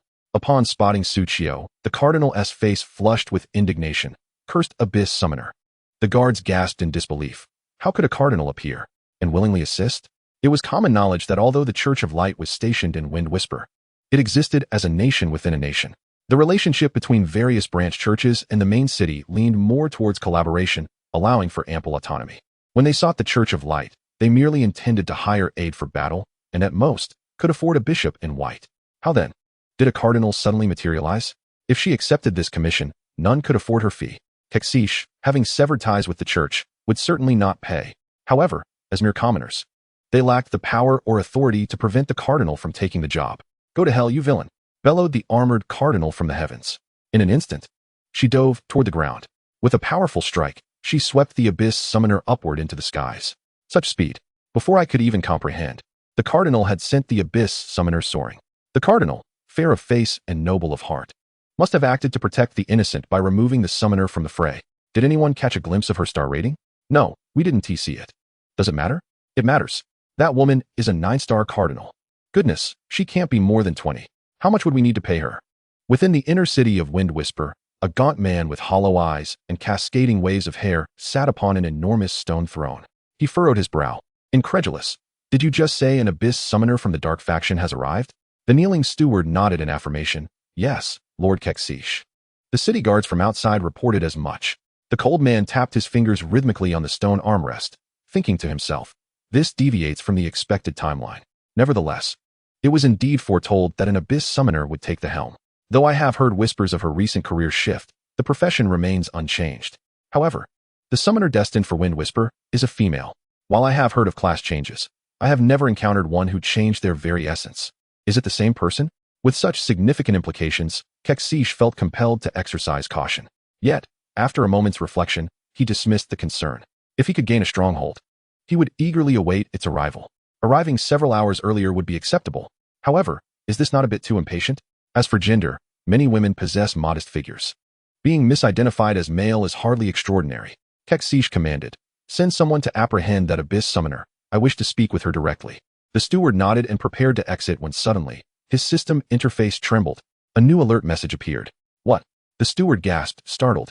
Kexish's brow furrowed. What is the meaning of this panicked display? We are on the verge of acquiring the bloodline of the abyss nobility. The steward swallowed hard. Acknowledging his misstep, Kexish, with a cold gaze, withdrew his attention. What has transpired? The steward steadied his breath. Maintaining a calm demeanor, the abyss summoner from the dark faction has been captured by the 9-star cardinal. Kexish was taken aback. The steward could scarcely believe the expression that crossed Kexish's face. Captured? By a cardinal. Indeed. The most formidable, a 9-star cardinal. Kexish inhaled deeply, rising abruptly from his throne. By the heavens. Chapter 190. Su Qiu in the Princess Carry. It was my first time flying so high. Su Qiu gazed fondly at the distant sunrise. The dawn is truly beautiful. Wouldn't you agree, Catherine? At Su Qiu's question, Catherine averted her gaze towards the horizon, her voice soft and melodic. Yes, it is quite lovely. Su Qiu immediately began to whine. I knew it. You prefer the dawn, not my twilight. Woe is me. Catherine, flustered, stammered. No, I adore twilight. I like you very much. At her words, Su Qiu covered his cheeks, emitting a shy giggle. How vexing. Realizing what she had just said, Catherine's cheeks flushed even deeper. At a loss for words, she pondered momentarily before timidly glancing down at Su Qiu, whom she cradled in her arms. So, when will we land? Su Qiu replied with a quizzical Why must we land? As if jesting. It was utterly delightful to be in this position. If I didn't move my head, I wouldn't even catch a glimpse of Catherine's face. Landing would mean seeing her bashful visage. As a gentleman, I must certainly be considerate of a lady. Moreover, I could still catch a whiff of the distinct fragrance of the light faction's mousse. It was nothing short of paradise. Shall we continue flying indefinitely? Hearing Catherine's inquiry, Su Qiu closed his eyes, responding in bliss. Let us fly a while longer. The longer we fly, the more it signifies our fierce battle in the skies. Only the deep water fish can be drawn up. Catherine nodded, smiling. Just as you mentioned before? To showcase the might of the Church of Light, highlighting Kexish's incompetence in Wind Whisper, thereby elevating the Church's standing in the city. Su Qiu affirmed, Indeed, I recall it vividly. If things were to unfold as they did in my previous life, Wind Whisper City would merely have a new lord, Blonde, and my connection to him would only deepen slightly. However, if the Church of Light were to take the helm, with Blonde as a subordinate ruler, my esteemed reputation within the Church, coupled with the advantageous relationships I had cultivated with that inebriated elf through bribery, would allow me to assist Blonde in gaining power. Furthermore, when the Sylvan Tree Elves returned to Wind Whisper City to assume the role of city guardians, my influence would permeate every corner. The control of Wind Whisper City would be virtually assured. As for the purpose of seizing this city, there is no pressing need. It would merely facilitate my future endeavors to conquer Poisonous Flame City. Moreover, once war is declared, all factions would seek my assistance and heed my counsel. How delightful it is to hold such sway while masquerading as a mere regent, whose authority they dare not challenge. Regrettably, Blonde is not a striking beauty. At this thought, Su Qiu tilted his head, glancing past the blinding lights of the carriage towards the innocent and exquisite visage of Catherine. Do you wish to become the city lord? Catherine was taken aback by Su Qiu's sudden inquiry. What do you mean, city lord? Me? What are you talking about, Twilight? Su Qiu nodded. Forget I said anything. He then withdrew his head and resumed admiring the colossal headlights that obscured most of his view. Catherine could never be the city lord. Her thoughts were somewhat linear. She was adept in combat, but management was beyond her. Far away, blonde Brule shivered, realizing that even before he had claimed the title of city lord, others were already scheming for his abdication. After a considerable time, Suchio and Catherine finally descended outside the city. I shall take my leave now, Catherine said, somewhat reluctantly. If there are any new developments, I will inform you. Suchio replied, equally wistful, goodbye, I will miss you. After parting ways with Suchio, Catherine returned to Wind Whisper City. The city guards, upon seeing her, were overwhelmed with emotion. We cannot repay you for your life-saving grace. Catherine responded with her most innocent smile. Driving away darkness and restoring light is my duty. Her words shone like the dawn within their hearts. Compared to the inaction of the citizens within Wind Whisper City, the Church of Light's actions were far more unifying. Catherine then prepared to return to the church. As expected, on her way back, she encountered several citizens from the inner city who stopped her. Thank you for your contributions to the peace of Wind Whisper City, Lady Left Tiger. After a brief exchange of pleasantries, they got straight to the point. May I inquire where the body of the Abyss Summoner has been discarded? We must go and display her corpse to the public to calm the people's hearts. Hearing their words, Catherine felt her admiration for Suchio deepen. Their words aligned perfectly with Suchio's predictions. Indeed, Lord Kexiki had betrayed Wind Whisper City and the Light faction. Their intent was not to recover the corpse, but to confirm the rendezvous. Gradually, a chill settled in Catherine's heart. The body is located at XXXX. Leaving behind this statement only fortified her resolve. It must be as Twilight said. The Church of Light shall strike first to protect the civilians. As for suppressing Kexiki and countering the forces of darkness, Catherine chose to trust Twilight. Upon receiving the coordinates of the body, the group hurriedly rushed out of the city, neglecting to express their gratitude to Catherine, eagerly racing towards the location of the corpse. Soon, they arrived at Suchio's position. Where's the body? Upon hearing the inquiry, Suchio smiled slightly, emerging from a concealed corner, a sinister expression adorning his face. Who are you? The citizens of the inner city were equally stunned by the sudden appearance of a living person. Huh, you're not dead? The Abyss Summoner's soul was offered to the Abyss. It is not so simple to die, Suchio retorted. My lord, it is a relief to see you are well. We are. After a round of introductions, the concerns of the group were alleviated. Had it not been for that woman wielding a deadly weapon, I would not have been gravely injured. Suchio exclaimed indignantly. Sooner or later, I will make her taste my wrath. The group exchanged glances, understanding their mutual sentiments. The city lord is awaiting your esteemed presence in the inner city. Please, allow us to escort you. Thus, under the protection of the enthusiastic crowd, Suchio successfully entered Wind Whisper City. However, this time, he was invited in. Within Wind Whisper City, from a distance, a bard draped in green robes leaned against the outstretched hands of a statue of a wind elf. After savoring a sip of apple wine, she tilted her head, a hint of interest dancing across her flushed face. How intriguing, young man. Chapter 191, A Performance. Is this the city lord's mansion? Suchio followed behind a steward, entering the vast and empty hall. At the entrance, a gaunt-faced man stood, bowing deeply. Messenger, you have finally arrived. Suchio, upon hearing this, cast a disdainful glance at him. Finally? Are you implying that I am late? No. Kexiki stammered, suddenly anxious. You have arrived just in time. I have eagerly awaited your presence. Subsequently, Kexiki and the steward ceremoniously welcomed Suchio into the city lord's mansion. As they welcomed Suchio, the two discreetly observed his physique, exchanging glances. This body does not resemble that of a woman, does it?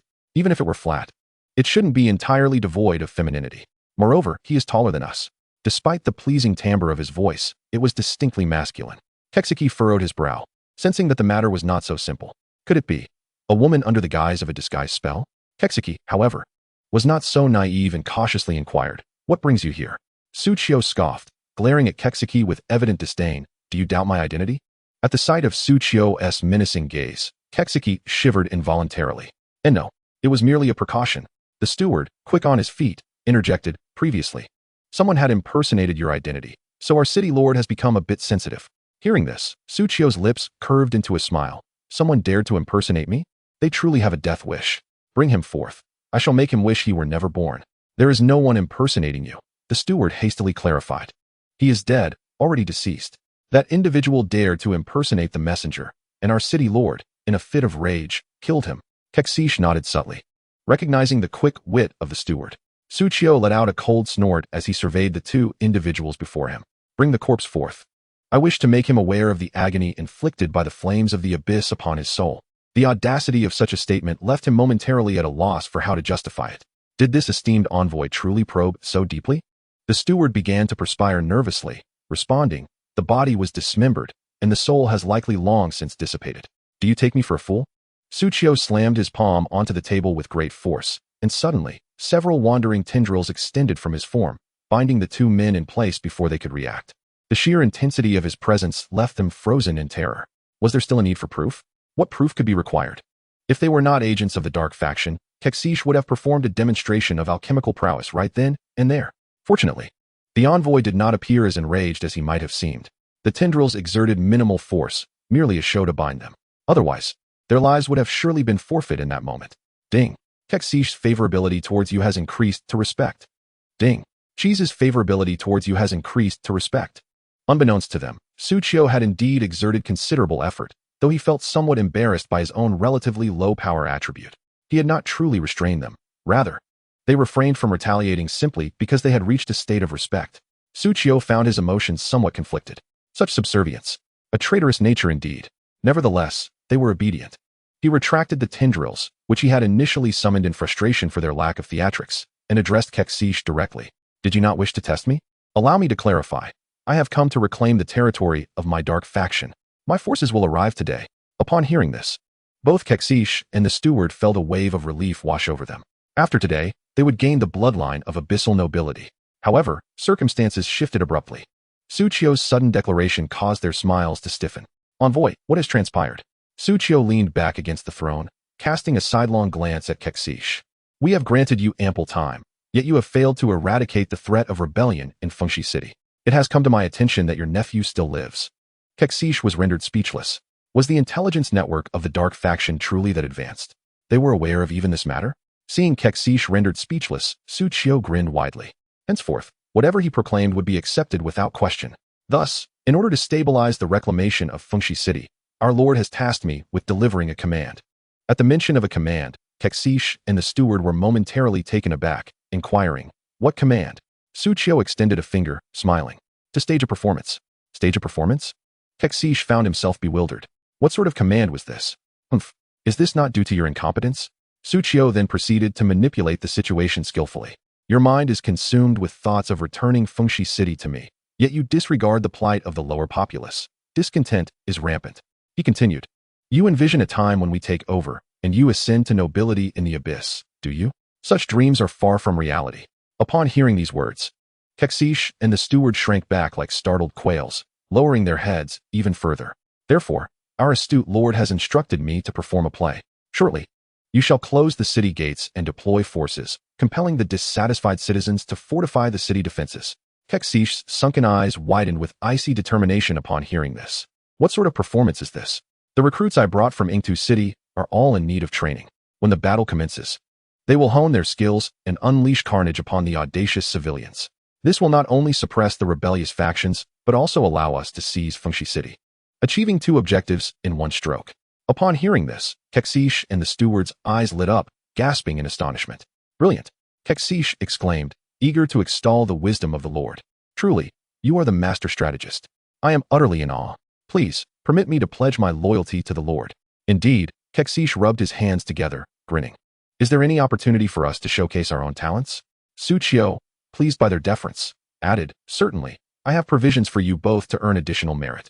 Our warriors, while bold in battle, are unaware that the true battlefield is fraught with traps and schemes. At that time, I ask that you conceal yourselves, targeting our most formidable warriors to unleash your might. The Lord has provided them with life-preserving artifacts. They will not perish. If you strike, they will bear special markings. The more markings on the warriors when we reclaim Fengshi City, the purer the abyssal nobility bloodline you will acquire." Kexish and the steward gasped, their breaths quickening with anticipation. They were eager for the battle to commence. "We shall not disappoint our lord's expectations. As long as we do not perish, we shall strike with all our might. Fear not. We are the most cunning and will remain undetected by your forces." At this, Suchio smiled genuinely, placing a hand on their shoulders. "With your assurances, I am at ease. This envoy will fulfill his promises. When the time comes, I shall personally escort you to the abyss." Though the words sounded somewhat peculiar, the prospect of Suchio acting as their introducer filled them with exhilaration. However, just then, the steward's communication panel emitted a series of beeps, and a message popped up. Kexish shot a glare at the steward. Do you not see the envoy before you? Can you not silence it? The steward, startled and dripping with cold sweat, quickly bowed in apology. My apologies, it was my oversight. He then hurriedly retreated to the side to discreetly check the incoming communication from his subordinate. Upon reading it, his eyes widened in shock. The message revealed that a female abyssal summoner from the Dark Faction had appeared in the outer city. Chapter 192, The True Envoy. Please rest for now. I shall attend to these matters. Very well, I shall take this opportunity to admire Fengshi City. With Kexish's utmost respect, Suchio departed from the Lord's estate, making his way outside. As Suchio left, Kexish noticed the steward's expression was somewhat peculiar. What has occurred?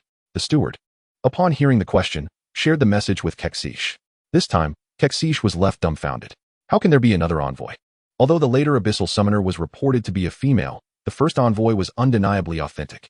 Every word he spoke resonated with the truth of the situation. What then could be said of this latter summoner? What if she were indeed genuine? As they reflected on their earlier conversation with the first envoy, it became increasingly apparent to them that Suchio was indeed the genuine article. At this moment, the advisor, known for his sagacity, voiced his doubts. Could it be that, just as we previously concocted, an impostor claiming to be the envoy has truly arrived? Upon hearing this, Kexish nodded emphatically, declaring, it must be so. He promptly issued orders. Hurry and bring her here. We cannot allow the envoy to encounter her outside. Subsequently, just as the envoy had instructed, he began to strategize the city's defenses. The advisor nodded in agreement and swiftly conveyed the commands. Before long, a captivating woman clad in a revealing black robe was escorted into the Lord's residence. She lifted her hood, revealing a beguiling smile and inquiring, is this the Lord's residence? The newcomer was none other than Talona. Kexish could not help but smirk disdainfully at her words. This opening line seemed so familiar. It mirrored the envoy's precisely, though her tone was considerably more placid, which was quite natural for a novice impersonator who would surely exercise caution.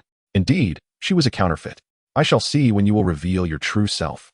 With feigned reverence, Kexish inquired, your journey must have been arduous. What brings you here so early?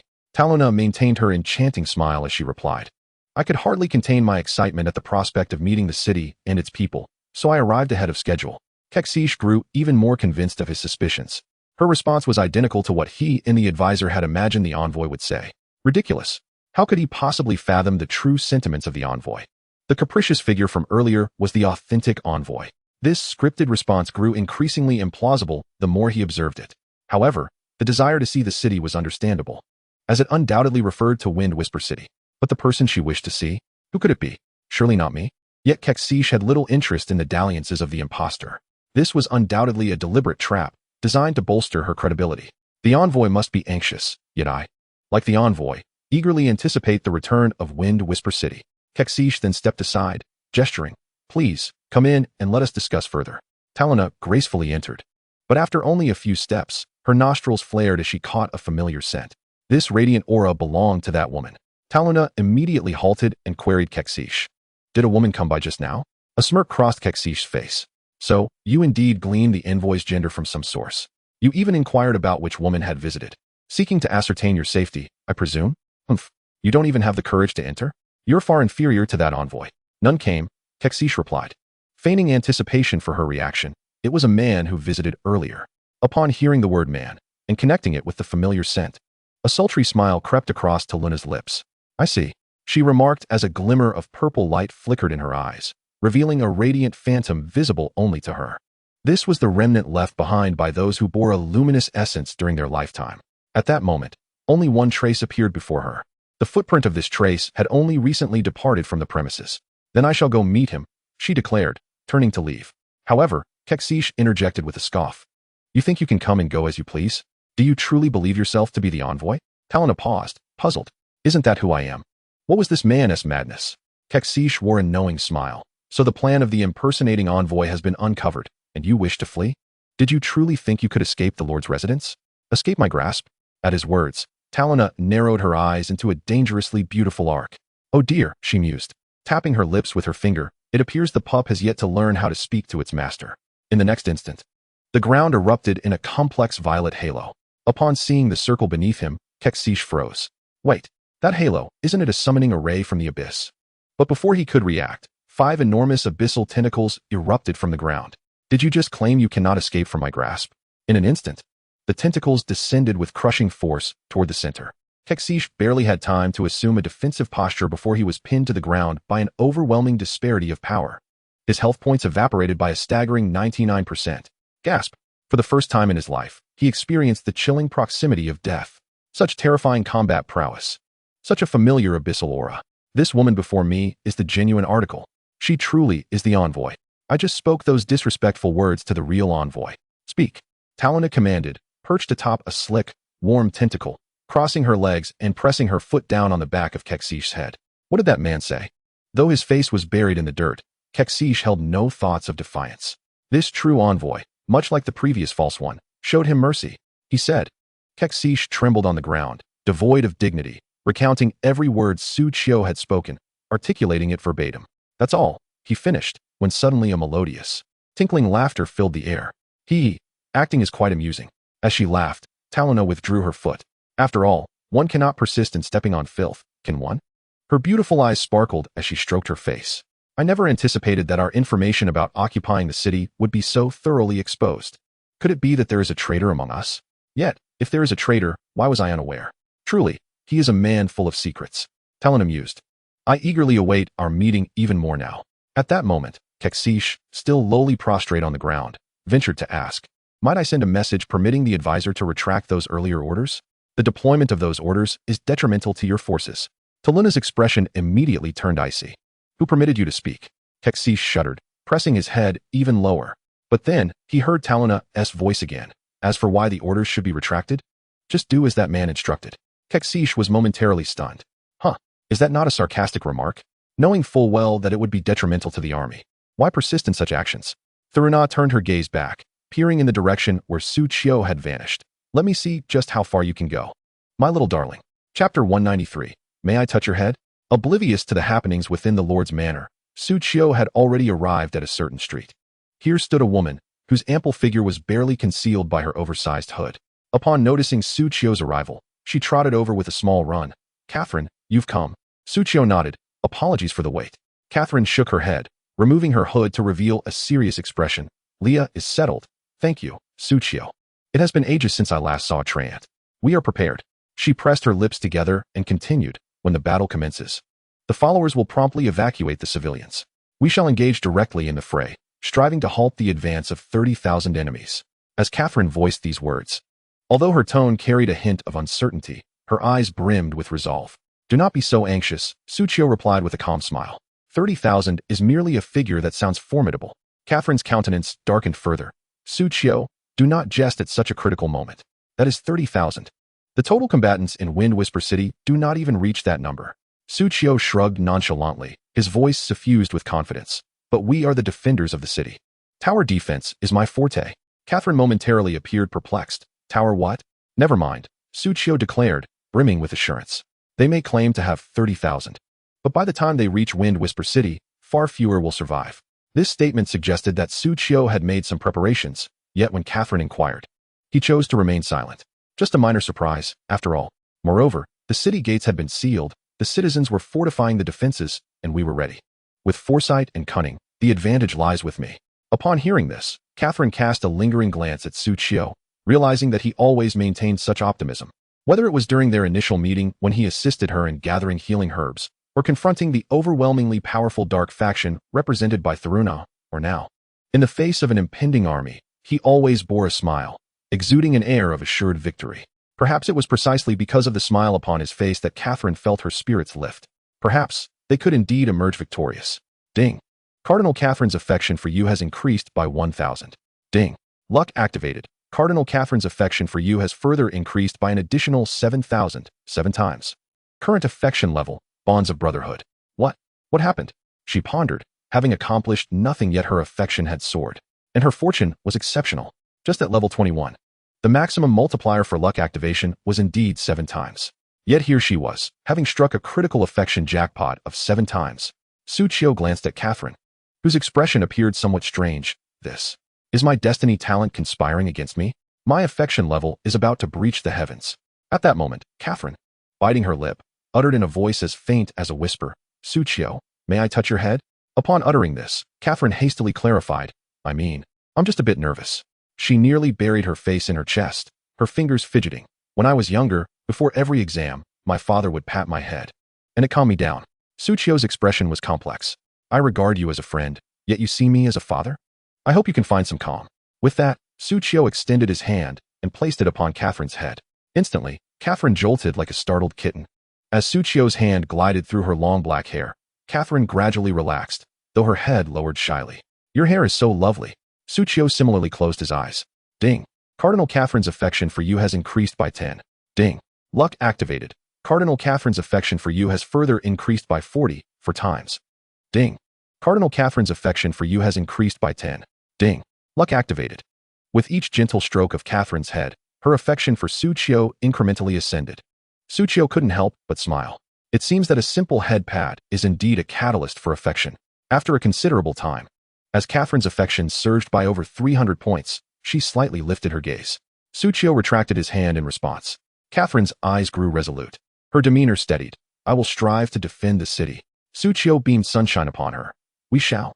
Catherine nodded affirmatively, donning her hood once more as she set off towards the Church of Light. Meanwhile, Suchio felt a tremor in his communication panel. Receiving an item dispatched from Kexish, City Lord's token, classification, Wind Whisper City. Permissions. With this token, you shall possess the rights of a City Lord. You can directly command the military forces of Wind Whisper City. Prestige. 48. The resources collected by residents in the city yield only 48 of the normal value, with a cap of 150. Military strength. Level 20, 2,000 troops. Level 15, 5,000 troops. Level 10, 10,000 troops. Level 5, 50,000 troops. Level 1, 200,000 troops. Oh my. Suchio's eyes brightened with surprise. This token is a delightful boon. With it, I can gain a clearer perception of Wind Whisper City's combat capabilities. Furthermore, in comparison to the impending army of 30,000 from the Dark Faction, if memory serves correctly, Suchio mused, in my past life, among a mere 10,000 strong army, there were 7,000 level 15 troops and 3,000 level 20 troops. Not to mention that Ingdu City has reinforced with an additional 20,000 troops. Thus, relying solely on Wind Whisper City's own defensive strength would be futile in this upcoming siege. Even if we begin fortifying the city now, it would be too late. With determination, Suchio headed towards the outer city walls, a location where he had previously fought. The outer city walls, Suchio, accompanied by several inner city guards, ascended the ramparts. That person looks strikingly familiar. Is that not someone who once tried to kill me? Surely you are mistaken. Those who harmed us were all obliterated by the church. Indeed. I vividly recall him biting my intestines. How could that be? Upon hearing these familiar voices, Suchio refrained from indulging in their misfortune. Instead, he meticulously surveyed the city's defenses. Here, numerous townsfolk are laboring diligently, their breaths heavy with indignation as they mend the city walls. While they toil, their lips utter curses. Damn that Kexish. Only when the walls are in such disrepair do they allow us to repair them. A 1,000-mile dam collapses due to an ant's nest. Today, I shall fill your little holes with cement. Although Suchio perceives the excitement of these long unemployed wall repairers, finally engaged in work again, the atmosphere seems somewhat amiss. Standing atop the wall, Suchio gazes towards the distant marshy forest. The 20-meter-high walls barely rise above the treetops, offering a limited view. Damn Kexish, he muses. Surely planted those tree spirits alongside the walls to facilitate the enemy's approach. Fortunately, he has just obtained the Lord's insignia. The tree spirits commanded to be planted by Kexish are, after all, a part of his own populace. Immediately, Suchio grins. Uproot the roots, my tree spirits. With a resounding command, all tree spirits within 100 meters of the western and southern walls are uprooted. They flee 100 meters away to re-establish their roots. Stay away from here. Wow, this is miraculous. The view has opened up significantly. What has come over the Lord today? Closing the gates, mending the walls, moving trees. One might think he is preparing for battle. Who knows?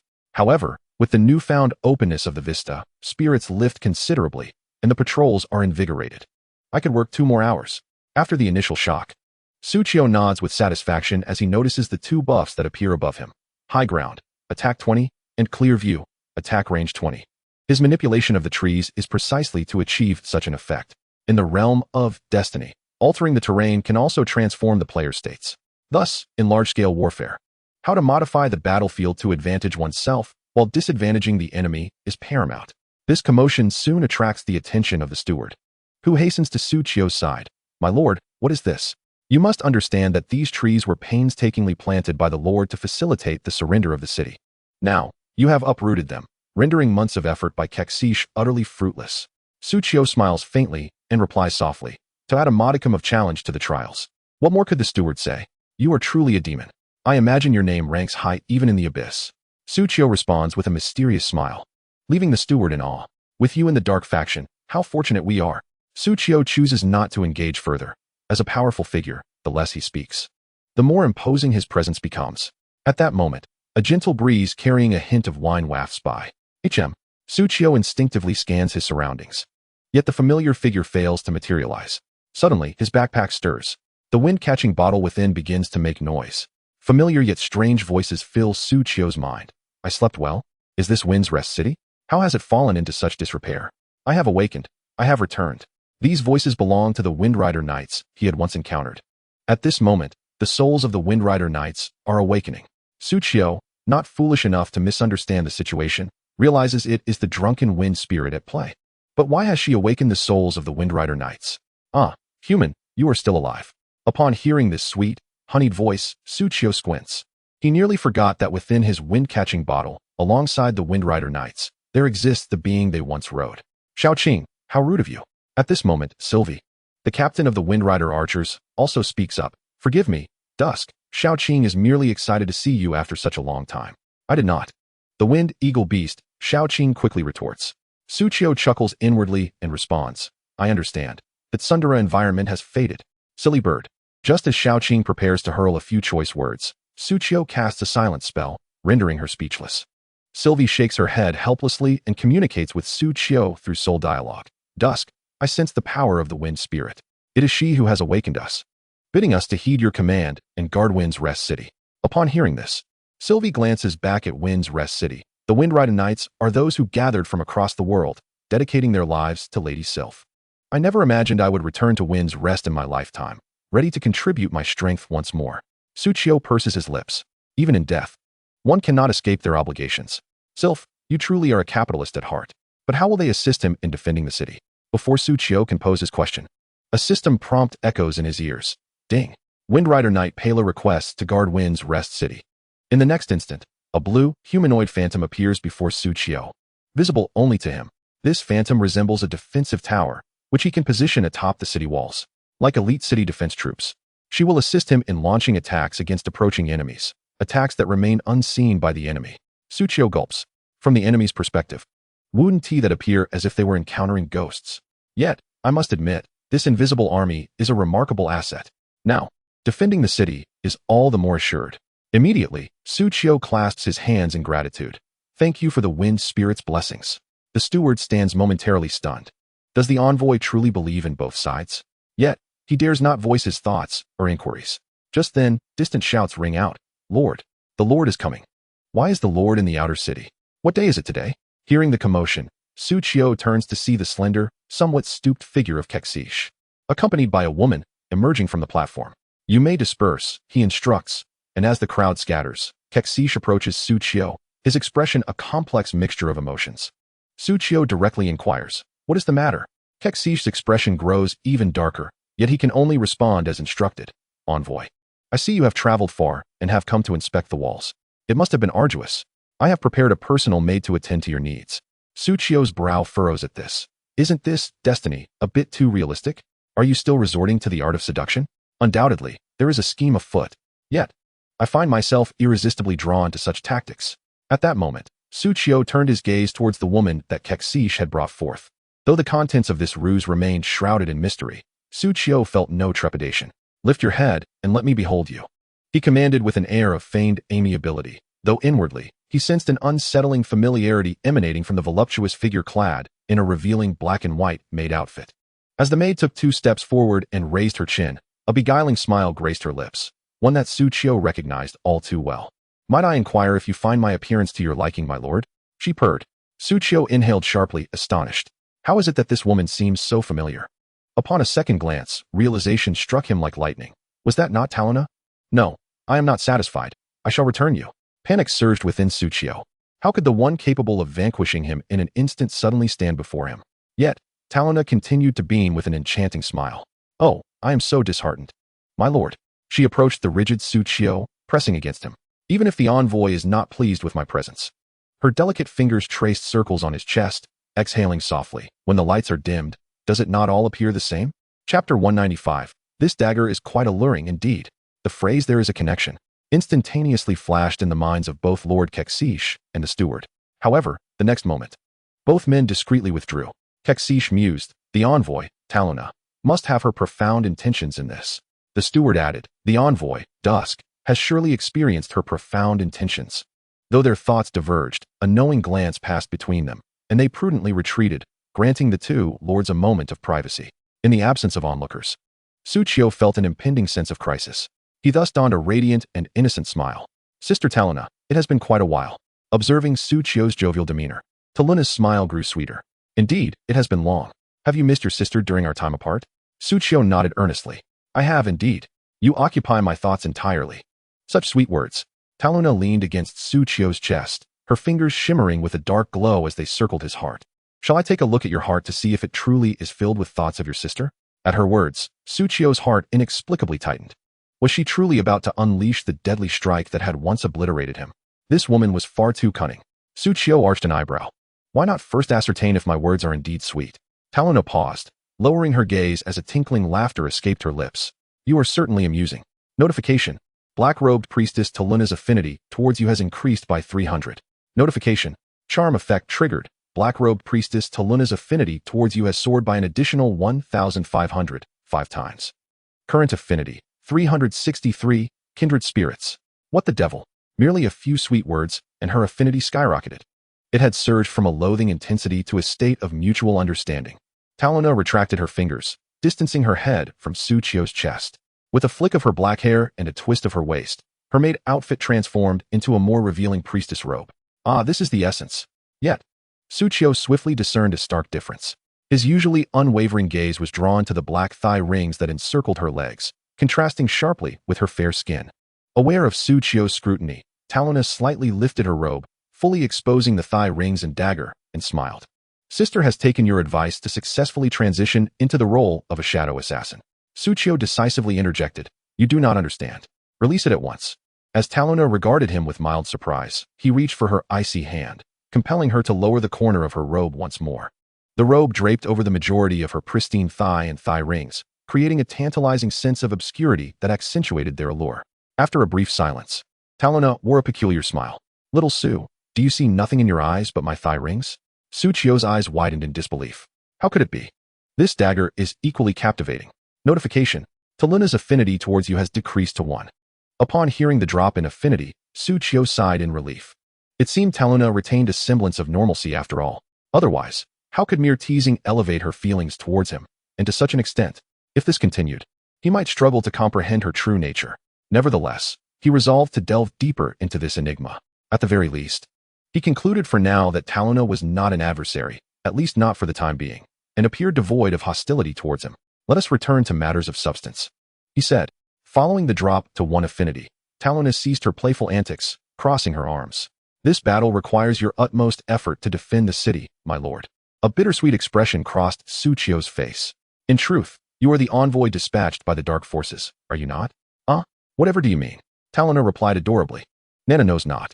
Are you not our envoy sent to take over Wind Whisper City, dear Dust brother? Nonsense. Who would believe such a tale? As soon as Taluna and Kexish made their appearance together, Suqiu had felt the pieces fall into place.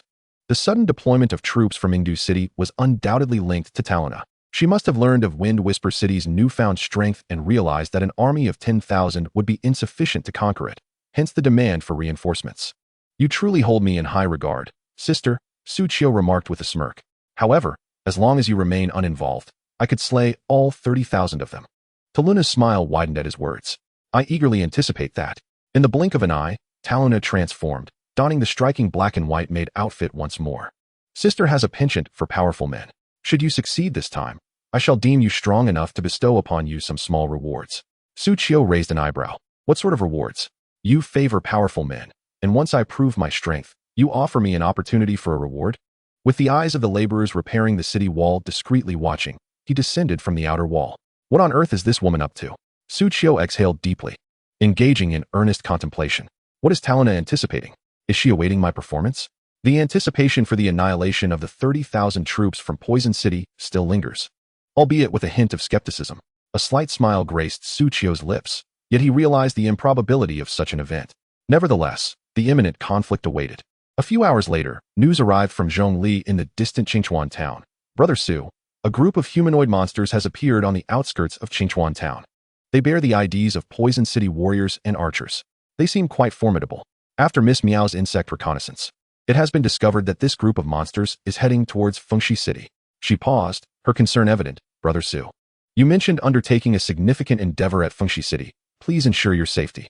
Rumor has it that being killed by units from the Dark Faction not only leaves one in a weakened state, but may also result in the loss of certain attributes. Suchio responded with a gentle smile. Rest assured, only death at the hands of formidable foes will lead to attribute loss. These ordinary monsters are not worthy of such concern. You may slay them without trepidation. With Suchio's reassurances, Zhongli felt considerably more at ease. In the realm of gaming, death held little fear, yet as elite members of Lin Ziyun's Tianshu, the potential loss of attributes due to death was indeed troubling. However, at this moment, there was nothing left to fear. Zhongli ended the communication and promptly issued orders to her comrades. Ambush the soldiers of Poison City. Slay as many as you can. Meanwhile, Suchio stood atop the city wall, gazing into the distance where the forest lay, narrowing his eyes. They have arrived. Chapter 196. S-Class Alarm. S-Class Alarm. Poison City is launching an assault. Quietly, archers remain concealed. In the depths of the swampy forest, one after another, warriors clad in black armor from Poison City moved in unison towards Fengxi City. As soldiers under the command of the venomous dragon Dulan, they possessed remarkable resistance to poison, allowing them to maintain their combat effectiveness even within this toxic, mist-laden environment. They advanced towards Fengxi City with swift determination. Securing Fengxi City would enable the Dark Faction's territory to expand. At that point, not only would the Lord of Poison City benefit, but even Ming-Tu would bestow certain rewards upon them. The City Lord, displaying great foresight, had infiltrated the higher echelons of Fengxi City years prior. The imposing and rotund commander, as he drew closer to Fengxi City, couldn't help but think, this way, we shall effortlessly seize Fengxi City. Yet, he pondered why that woman had commanded us to dispatch 30,000 troops. The mere thought of that alluring woman, shrouded in an air of mystery, compelled the commander to take a deep breath, as if inhaling her fragrance. A mere ordinary priest, a typical abyss summoner, had managed to sway the City Lord's decision, prompting us to double our reinforcements. How audacious to order me around, especially after being granted the title of envoy by the City Lord himself. With a scoff, the rotund commander allowed a smile to creep onto his lips. When chaos erupts in Fengxi City, it will be entirely ordinary for the seemingly powerless envoy to vanish amidst the turmoil. Merely imagining Taluna's voluptuous figure, her enchanting smile, and the tantalizing glimpse of her legs made the commander sit up straighter on his steed, adjusting his ample belly. From any angle, Taluna was the epitome of a woman capable of igniting a man's deepest desire for conquest. With such captivating looks, one could only imagine her other qualities. As the commander indulged in these thoughts, a swift scout suddenly appeared beside him. What is it? The commander, momentarily irritated by the interruption, asked. The scout, sensing the commander's displeasure, hastily replied, We've detected Qingchuan town on our flank. Should we prioritize neutralizing this threat? However, before the scout could finish, the commander interrupted disdainfully. It's just a small town. What waves could it possibly stir? Do not forget our primary objective. At this point, the scout bowed his head lower, unsure of what the commander was thinking. As long as we capture the main city, the surrounding towns will surrender without resistance. There's no need to waste time here. Ahead lies Fengxi City, welcoming us like an open embrace. A mere town held no allure for him. When faced with a choice between a lowly and a mature woman, one must choose the latter. The scout acquiesced, fading into the shadows as he relayed to his team, Let us dispatch a small detachment of 100 to keep watch. Although his reconnaissance suggested that Qingchuan town was no ordinary place, the mission took precedence. Leaving behind 100 men would allow for flexibility in either retreating or engaging without hindering the main force's advance. The Legion pressed onward. Another scout arrived shortly after. What now? The commander, growing increasingly frustrated, exclaimed. We are merely taking a city. There's no need for conflict. Why are there so many interruptions? The scout raised both hands. We have discovered something unfamiliar ahead. The commander turned to see the scout, holding a green orb. He reached out to take it. The orb emitted a soft glow, feeling pleasant to the touch, and produced a faint sound when squeezed. It's AC, the commander surmised. Yet, he had never encountered such an item before. a new species from the swampy forest? He had heard that the wind spirits delighted in introducing new wonders to their domains and inhabitants. With a command to advance, the entire army resumed their march, while the commander toyed with the green orb. During the journey, having this intriguing object served as a distraction. However, he suddenly noticed that as he continued to squeeze it, the orb grew larger. It can expand. The commander's expression brightened. This was indeed a remarkable treasure. Yet, in that instant of joy, the orb's glow intensified, and then, boom, the orb erupted violently in his grasp. Ouch! The explosion's searing pain caused him to yelp involuntarily. What in the world? But his confusion seemed to trigger a chain reaction. A series of thunderous explosions erupted ahead of the Legion. Boom, boom, boom. Only then did the commander realize it was a trap. Fengshi City, bang, bang, bang. Although no monsters had yet appeared within sight, a barrage of explosions suddenly erupted from the distant woods. Though far away, by the time the sound reached Su Qiu, its initial shock had dissipated. Nonetheless, it still captured the attention of the city guards. What was that noise? It emanated from the west, as if something were exploding. Were there firecrackers being set off? Surely. There must have been hundreds of them. The sound appeared to be growing closer. After a few seconds of this cacophony, someone discerned something amiss. In the distance, the woods seemed to conceal something. A sentinel among the guards, perplexed, cast a spell to illuminate the area. Suddenly, an image flashed into his mind. He stood frozen in place. Hey, Lao Mo, what's wrong? Upon hearing the inquiry, he gasped in shock, hurriedly exclaiming, enemy attack. The surrounding guards were momentarily taken aback, struggling to comprehend. He then inhaled deeply and shouted, enemy assault. The troops from Yingtu City are coming. At that moment, everyone grasped the gravity of the situation. What the hell? They're back. Damn it. When will this end? The army from Yingtu City? The dark faction is launching an assault.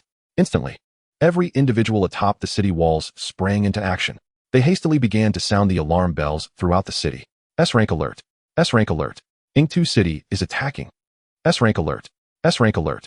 Yingtu City is attacking. Chapter 197. The urgent incident at Wind Whisper City. Why is there an ambush? The captain was immediately filled with rage. An unexpected turn of events had disrupted their plans, and this unforeseen twist irked him the most. Fortunately, the damage was not severe. Captain, another scout is approaching. What now? The scout rushed to report. Wind Whisper City has not opened its gates.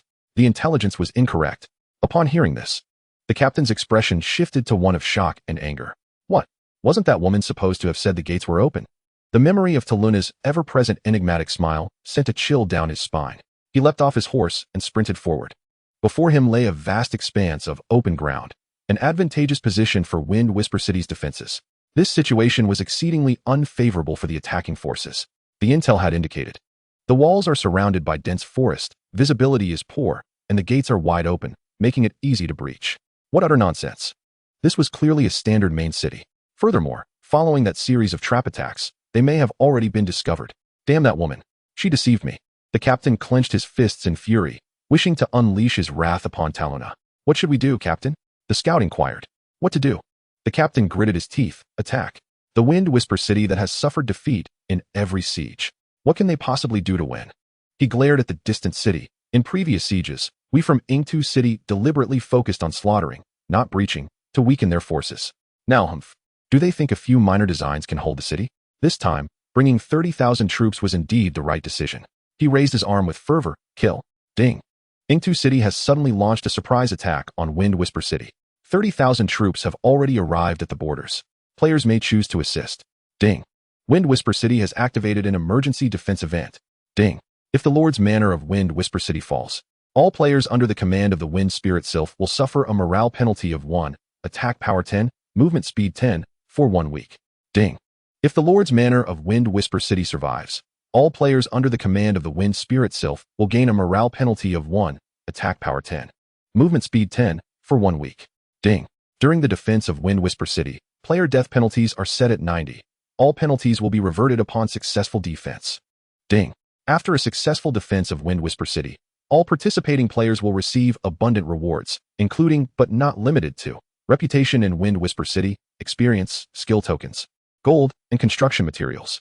Ding. A flurry of system notifications echoed in the ears of every player in Destiny. Wow. An assault.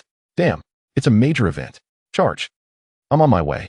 Countless players rushed to their main city's teleportation points, eager to pay for direct transport to Wind Whisper City to aid in the defense. However, Due to the overwhelming number of individuals, the teleportation anchor points at Wind Whisper City became congested. Players wishing to teleport were forced to queue. For those from Jinan City, the wait was manageable, only about 10 to 20 minutes. However, players from other regions like Yanhuang would have to wait 4 to 5 hours for their turn. Not to mention those from overseas. Their wait times were starting to be measured in days. Undoubtedly, this would become a stage uniquely for the Central Plains region. All on high alert. Shouts of urgency reverberated across the entire city walls and outer city. Even Su Qiu had not experienced such a high level of preparedness when he arrived that morning. At that moment, a tide of darkness surged forth from the distant forest, rushing toward the walls of Wind Whisper City at an alarming speed. Hurry, shoot arrows, chant spells, hold the gates. Do not grant them any opportunity to enter. Thankfully, visibility had improved significantly.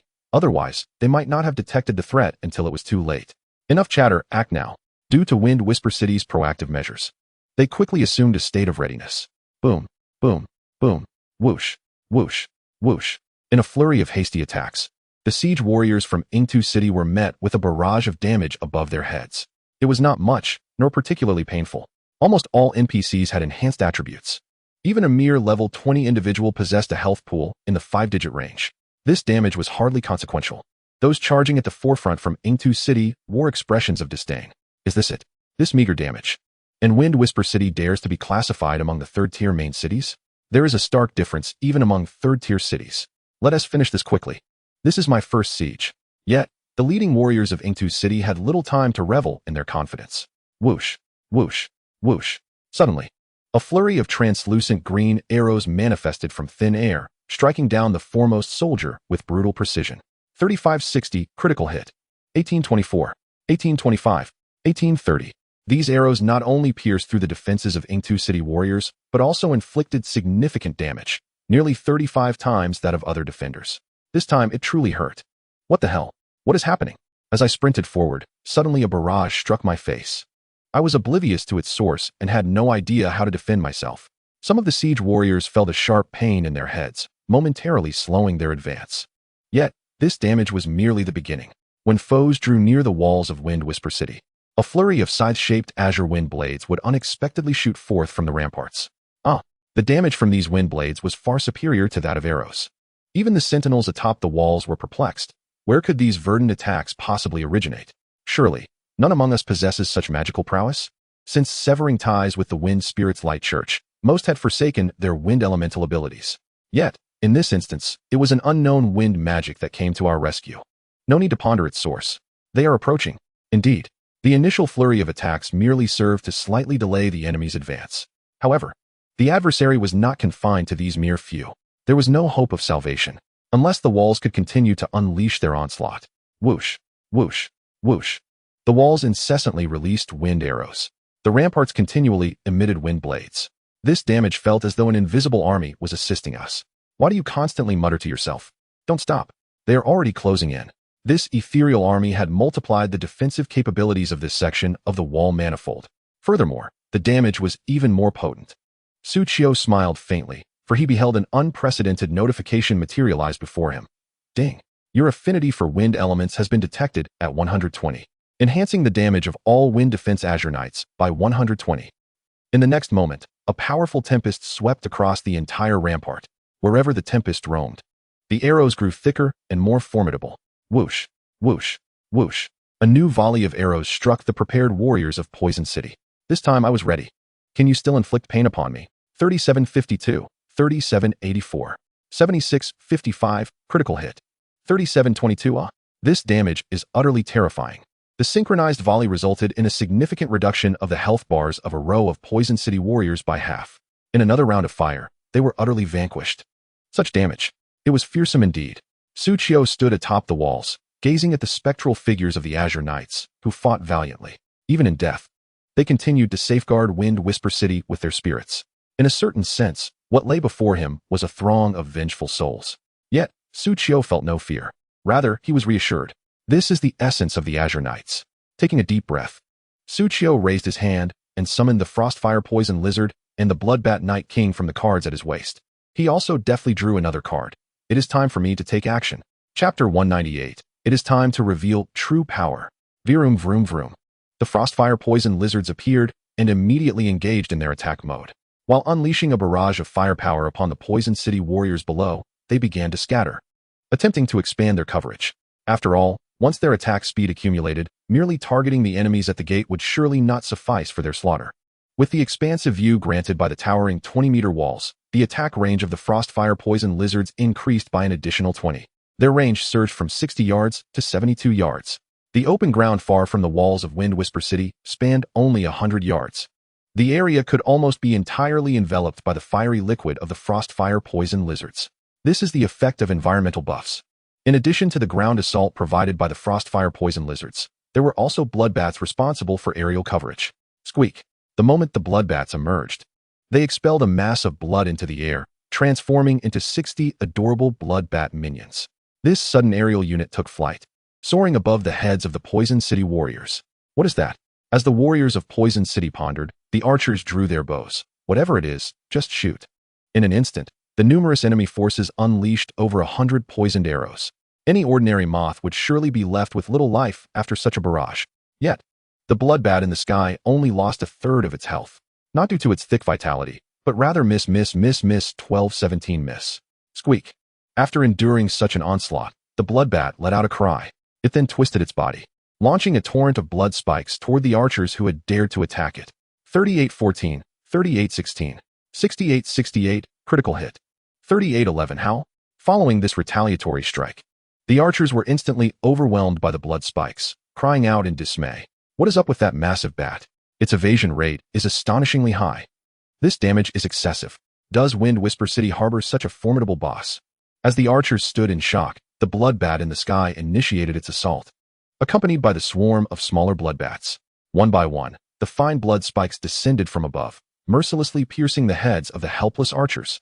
In this campaign, to ensure speed and efficiency, their unit had not included heavy shield bearers. They had initially thought it would be a straightforward takeover of the city. Who could have foreseen such a siege battle? 353, 355, 354. Fortunately, the damage inflicted by the smaller bloodbats was not severe. Akin to the sensations experienced by the warriors atop the walls of Wind Whisper City, it merely caused a slight stinging during the battle. However, to retaliate against them, the warriors would need to endure a bit more of that stinging sensation. Nevertheless, they were soldiers of Poison City. Damn it, shoot them down. Even while enduring the pain, they were determined to eradicate this bothersome feeling fluttering above their heads. Boom. Just as those words left their lips, explosions erupted beneath their feet. Blood spikes above, landmines below. This overwhelming sensation of being battered made the frontline warriors struggle all the more arduous. Yet, as previously stated, they were soldiers of Poison City. As long as they drew breath, they would continue to unleash their full output. They would pave the way for the warriors who followed with their own bodies. The well-placed wooden landmines detonated in mere seconds. In the sky, the bloodbats, despite their high evasion rate, faced relentless assaults numbering in the dozens or even hundreds. Just a few moments of being targeted would lead to their health points being utterly depleted, resulting in their demise. Yet, under the command of the Bloodbat Night King, upon their death, they would plunge towards the warriors below, activating their self-detonation feature. Boom. A staggering 6,513 damage. All enemies within a 5-meter radius would suffer from this formidable explosion. Those whose health was already low were completely obliterated in this self-detonation, clearing a space on the battlefield. When the Bloodbat Night King and her 60 bloodbats perished, their coordinated attacks alongside the ambush of wooden seedlings successfully claimed the lives of 284 warriors from the city of Yingtoxin. This accounted for nearly 1% of the enemy forces. Such a casualty rate was indeed terrifying. With a swift motion, Suchio summoned the bloodbats back to life. After a chirp, they rejoined the fray. However, the 60 bloodbats could not be summoned again in the near future. This was merely a snapshot of the battlefield. Suddenly, unbeknownst to many, the Frostfire Poison Lizards summoned by Suchio had reached their maximum berserk attack speed buff. With a 5-fold increase in attack speed, they had become the most formidable force atop the city walls. Each second, they unleashed 3 fiery sprays, resulting in the demise of 8 Yingtoxin warriors every 2 seconds. Such a pace of slaughter had made these 6 Frostfire Poison Lizards, along with Xiao Shi and Xiao Yi, the units with the highest threat level on the walls. Once the archers of Yingtoxin had dispatched the bats, they aimed their arrows at them, launching volley after volley. Besides these Frostfire Poison Lizards, Suchio had also become the target of their ire. After all, she was the one who summoned them. During combat, the summoner inevitably bore a portion of the aggro. Over time, Even if the warriors of Ying Toxin had rarely witnessed Su Qiu in action, she had already been designated as the primary target for elimination. This forced Su Qiu and her summoned beasts to maneuver defensively. Yet, no matter how deftly they dodged, they nonetheless sustained numerous attacks. This was the agony of city defense. It's all because I'm too powerful, Su Qiu clicked her tongue. If our side were strong enough, how could my personal aggro be so high? If I and my summoned beasts become the focus of all attacks, then while maneuvering to evade, we would waste precious time that could be spent dealing damage. And soon, a few warriors had charged to the edges of the city walls, where Su Qiu's summoned beasts could not reach. Quick! Someone stop them. They have breached the walls. Hurry and block them. We can't hold them back. They're too strong. A group of city defenders fought while retreating. At this moment, Su Qiu could no longer ponder the issue of aggro. She could only wave her hand decisively. Bloodthirsty demon wolf. Summon. Wooden slime. Summon. Now. It is time to showcase my true strength. Meanwhile, in the safety of the Wind Whisper City Lord's mansion, Talona perched on the wide windowsill of the tower. Sipping a long-preserved bottle of wine from the Kexiche collection, gazing at the distant turmoil on the city walls. The sensation of being in a position of power was indeed delightful. She squinted, delicately swirling the red wine in her glass. No wonder those high-ranking individuals enjoyed observing the struggles of the lesser folk. Raising her glass, Talona aligned it with the distant walls, peering through the crimson liquid. She smiled at the ongoing battle involving Su Qiu, murmuring, "Let me see just how formidable you truly are." However, just as she finished her musings, she suddenly noticed that the warriors from Ying Toxin had already surged onto the city walls, while Su Qiu summoned forth a familiar wolf-like creature. Alongside it, 3 identical adorable little girls appeared. Taluna's eyes narrowed slightly. For some reason, those 3 seemingly naive little girls struck her as eerily familiar. Yet, she could not recall where she had encountered them before. What can you do to defend? The commander at the foot of the walls scoffed as he observed his subordinates climbing the walls. In any siege, once someone breached the walls, it would drastically diminish the enemy's combat capabilities against those below. Thus, the siege would become significantly easier. Yet, just as his troops reached the walls, their health points plummeted instantaneously. Initially, the commander paid it little mind. After all, once atop the walls, they would surely be besieged. Dying quickly was expected. Their goal was simply to create an opening for more siege troops to ascend. As long as enough individuals made it up, they could eventually exhaust the defenders on the walls. But whether it was 10, 50, or 200 warriors scaling the walls, they were all swiftly annihilated. What on earth is happening? The commander was astonished. Are the defenders on the walls really that powerful? I have never heard of this. Moreover, regardless of how many allies ascended the walls, they could not affect the damage inflicted upon them. What exactly lies atop those walls? Of course, the commander's concerns extended beyond the walls to those below. How long has it been? Why has this wretched city gate not been breached? He cursed vehemently. What is going on up front? Just then, a bloodied scout appeared beside him. Commander, it's bad. We can't break through. He received healing from a priest while hastily explaining. 2 masked individuals stand at the city gate. Their combat power is incredibly high. They give us no chance to approach. He swallowed hard, his expression grim. I suspect they are traitors from the dark faction. They even wield abyssal magic without holding back. Every move they make is lethal. Upon hearing the word traitor, the commander's expression darkened. Another damn traitor. He recalled the city lord of Ying Toxin mentioning the presence of several traitors, once holding esteemed positions, who had betrayed the dark faction under the guise of the Abyss or the 4 dragon lords. They deserve to die. I will personally execute the traitors. The commander roared, dismounting and plunging into the ranks of his troops, racing toward the city gate. Heh, Su Qiu scoffed. Dare to scale the walls? Come as many as you wish, and I shall slay them all. Dodo and Pow Pow raised their hands high. Not a single one shall escape. Rivers of blood will flow. Jing Jing remained silent, instead surveying the other corners of the walls.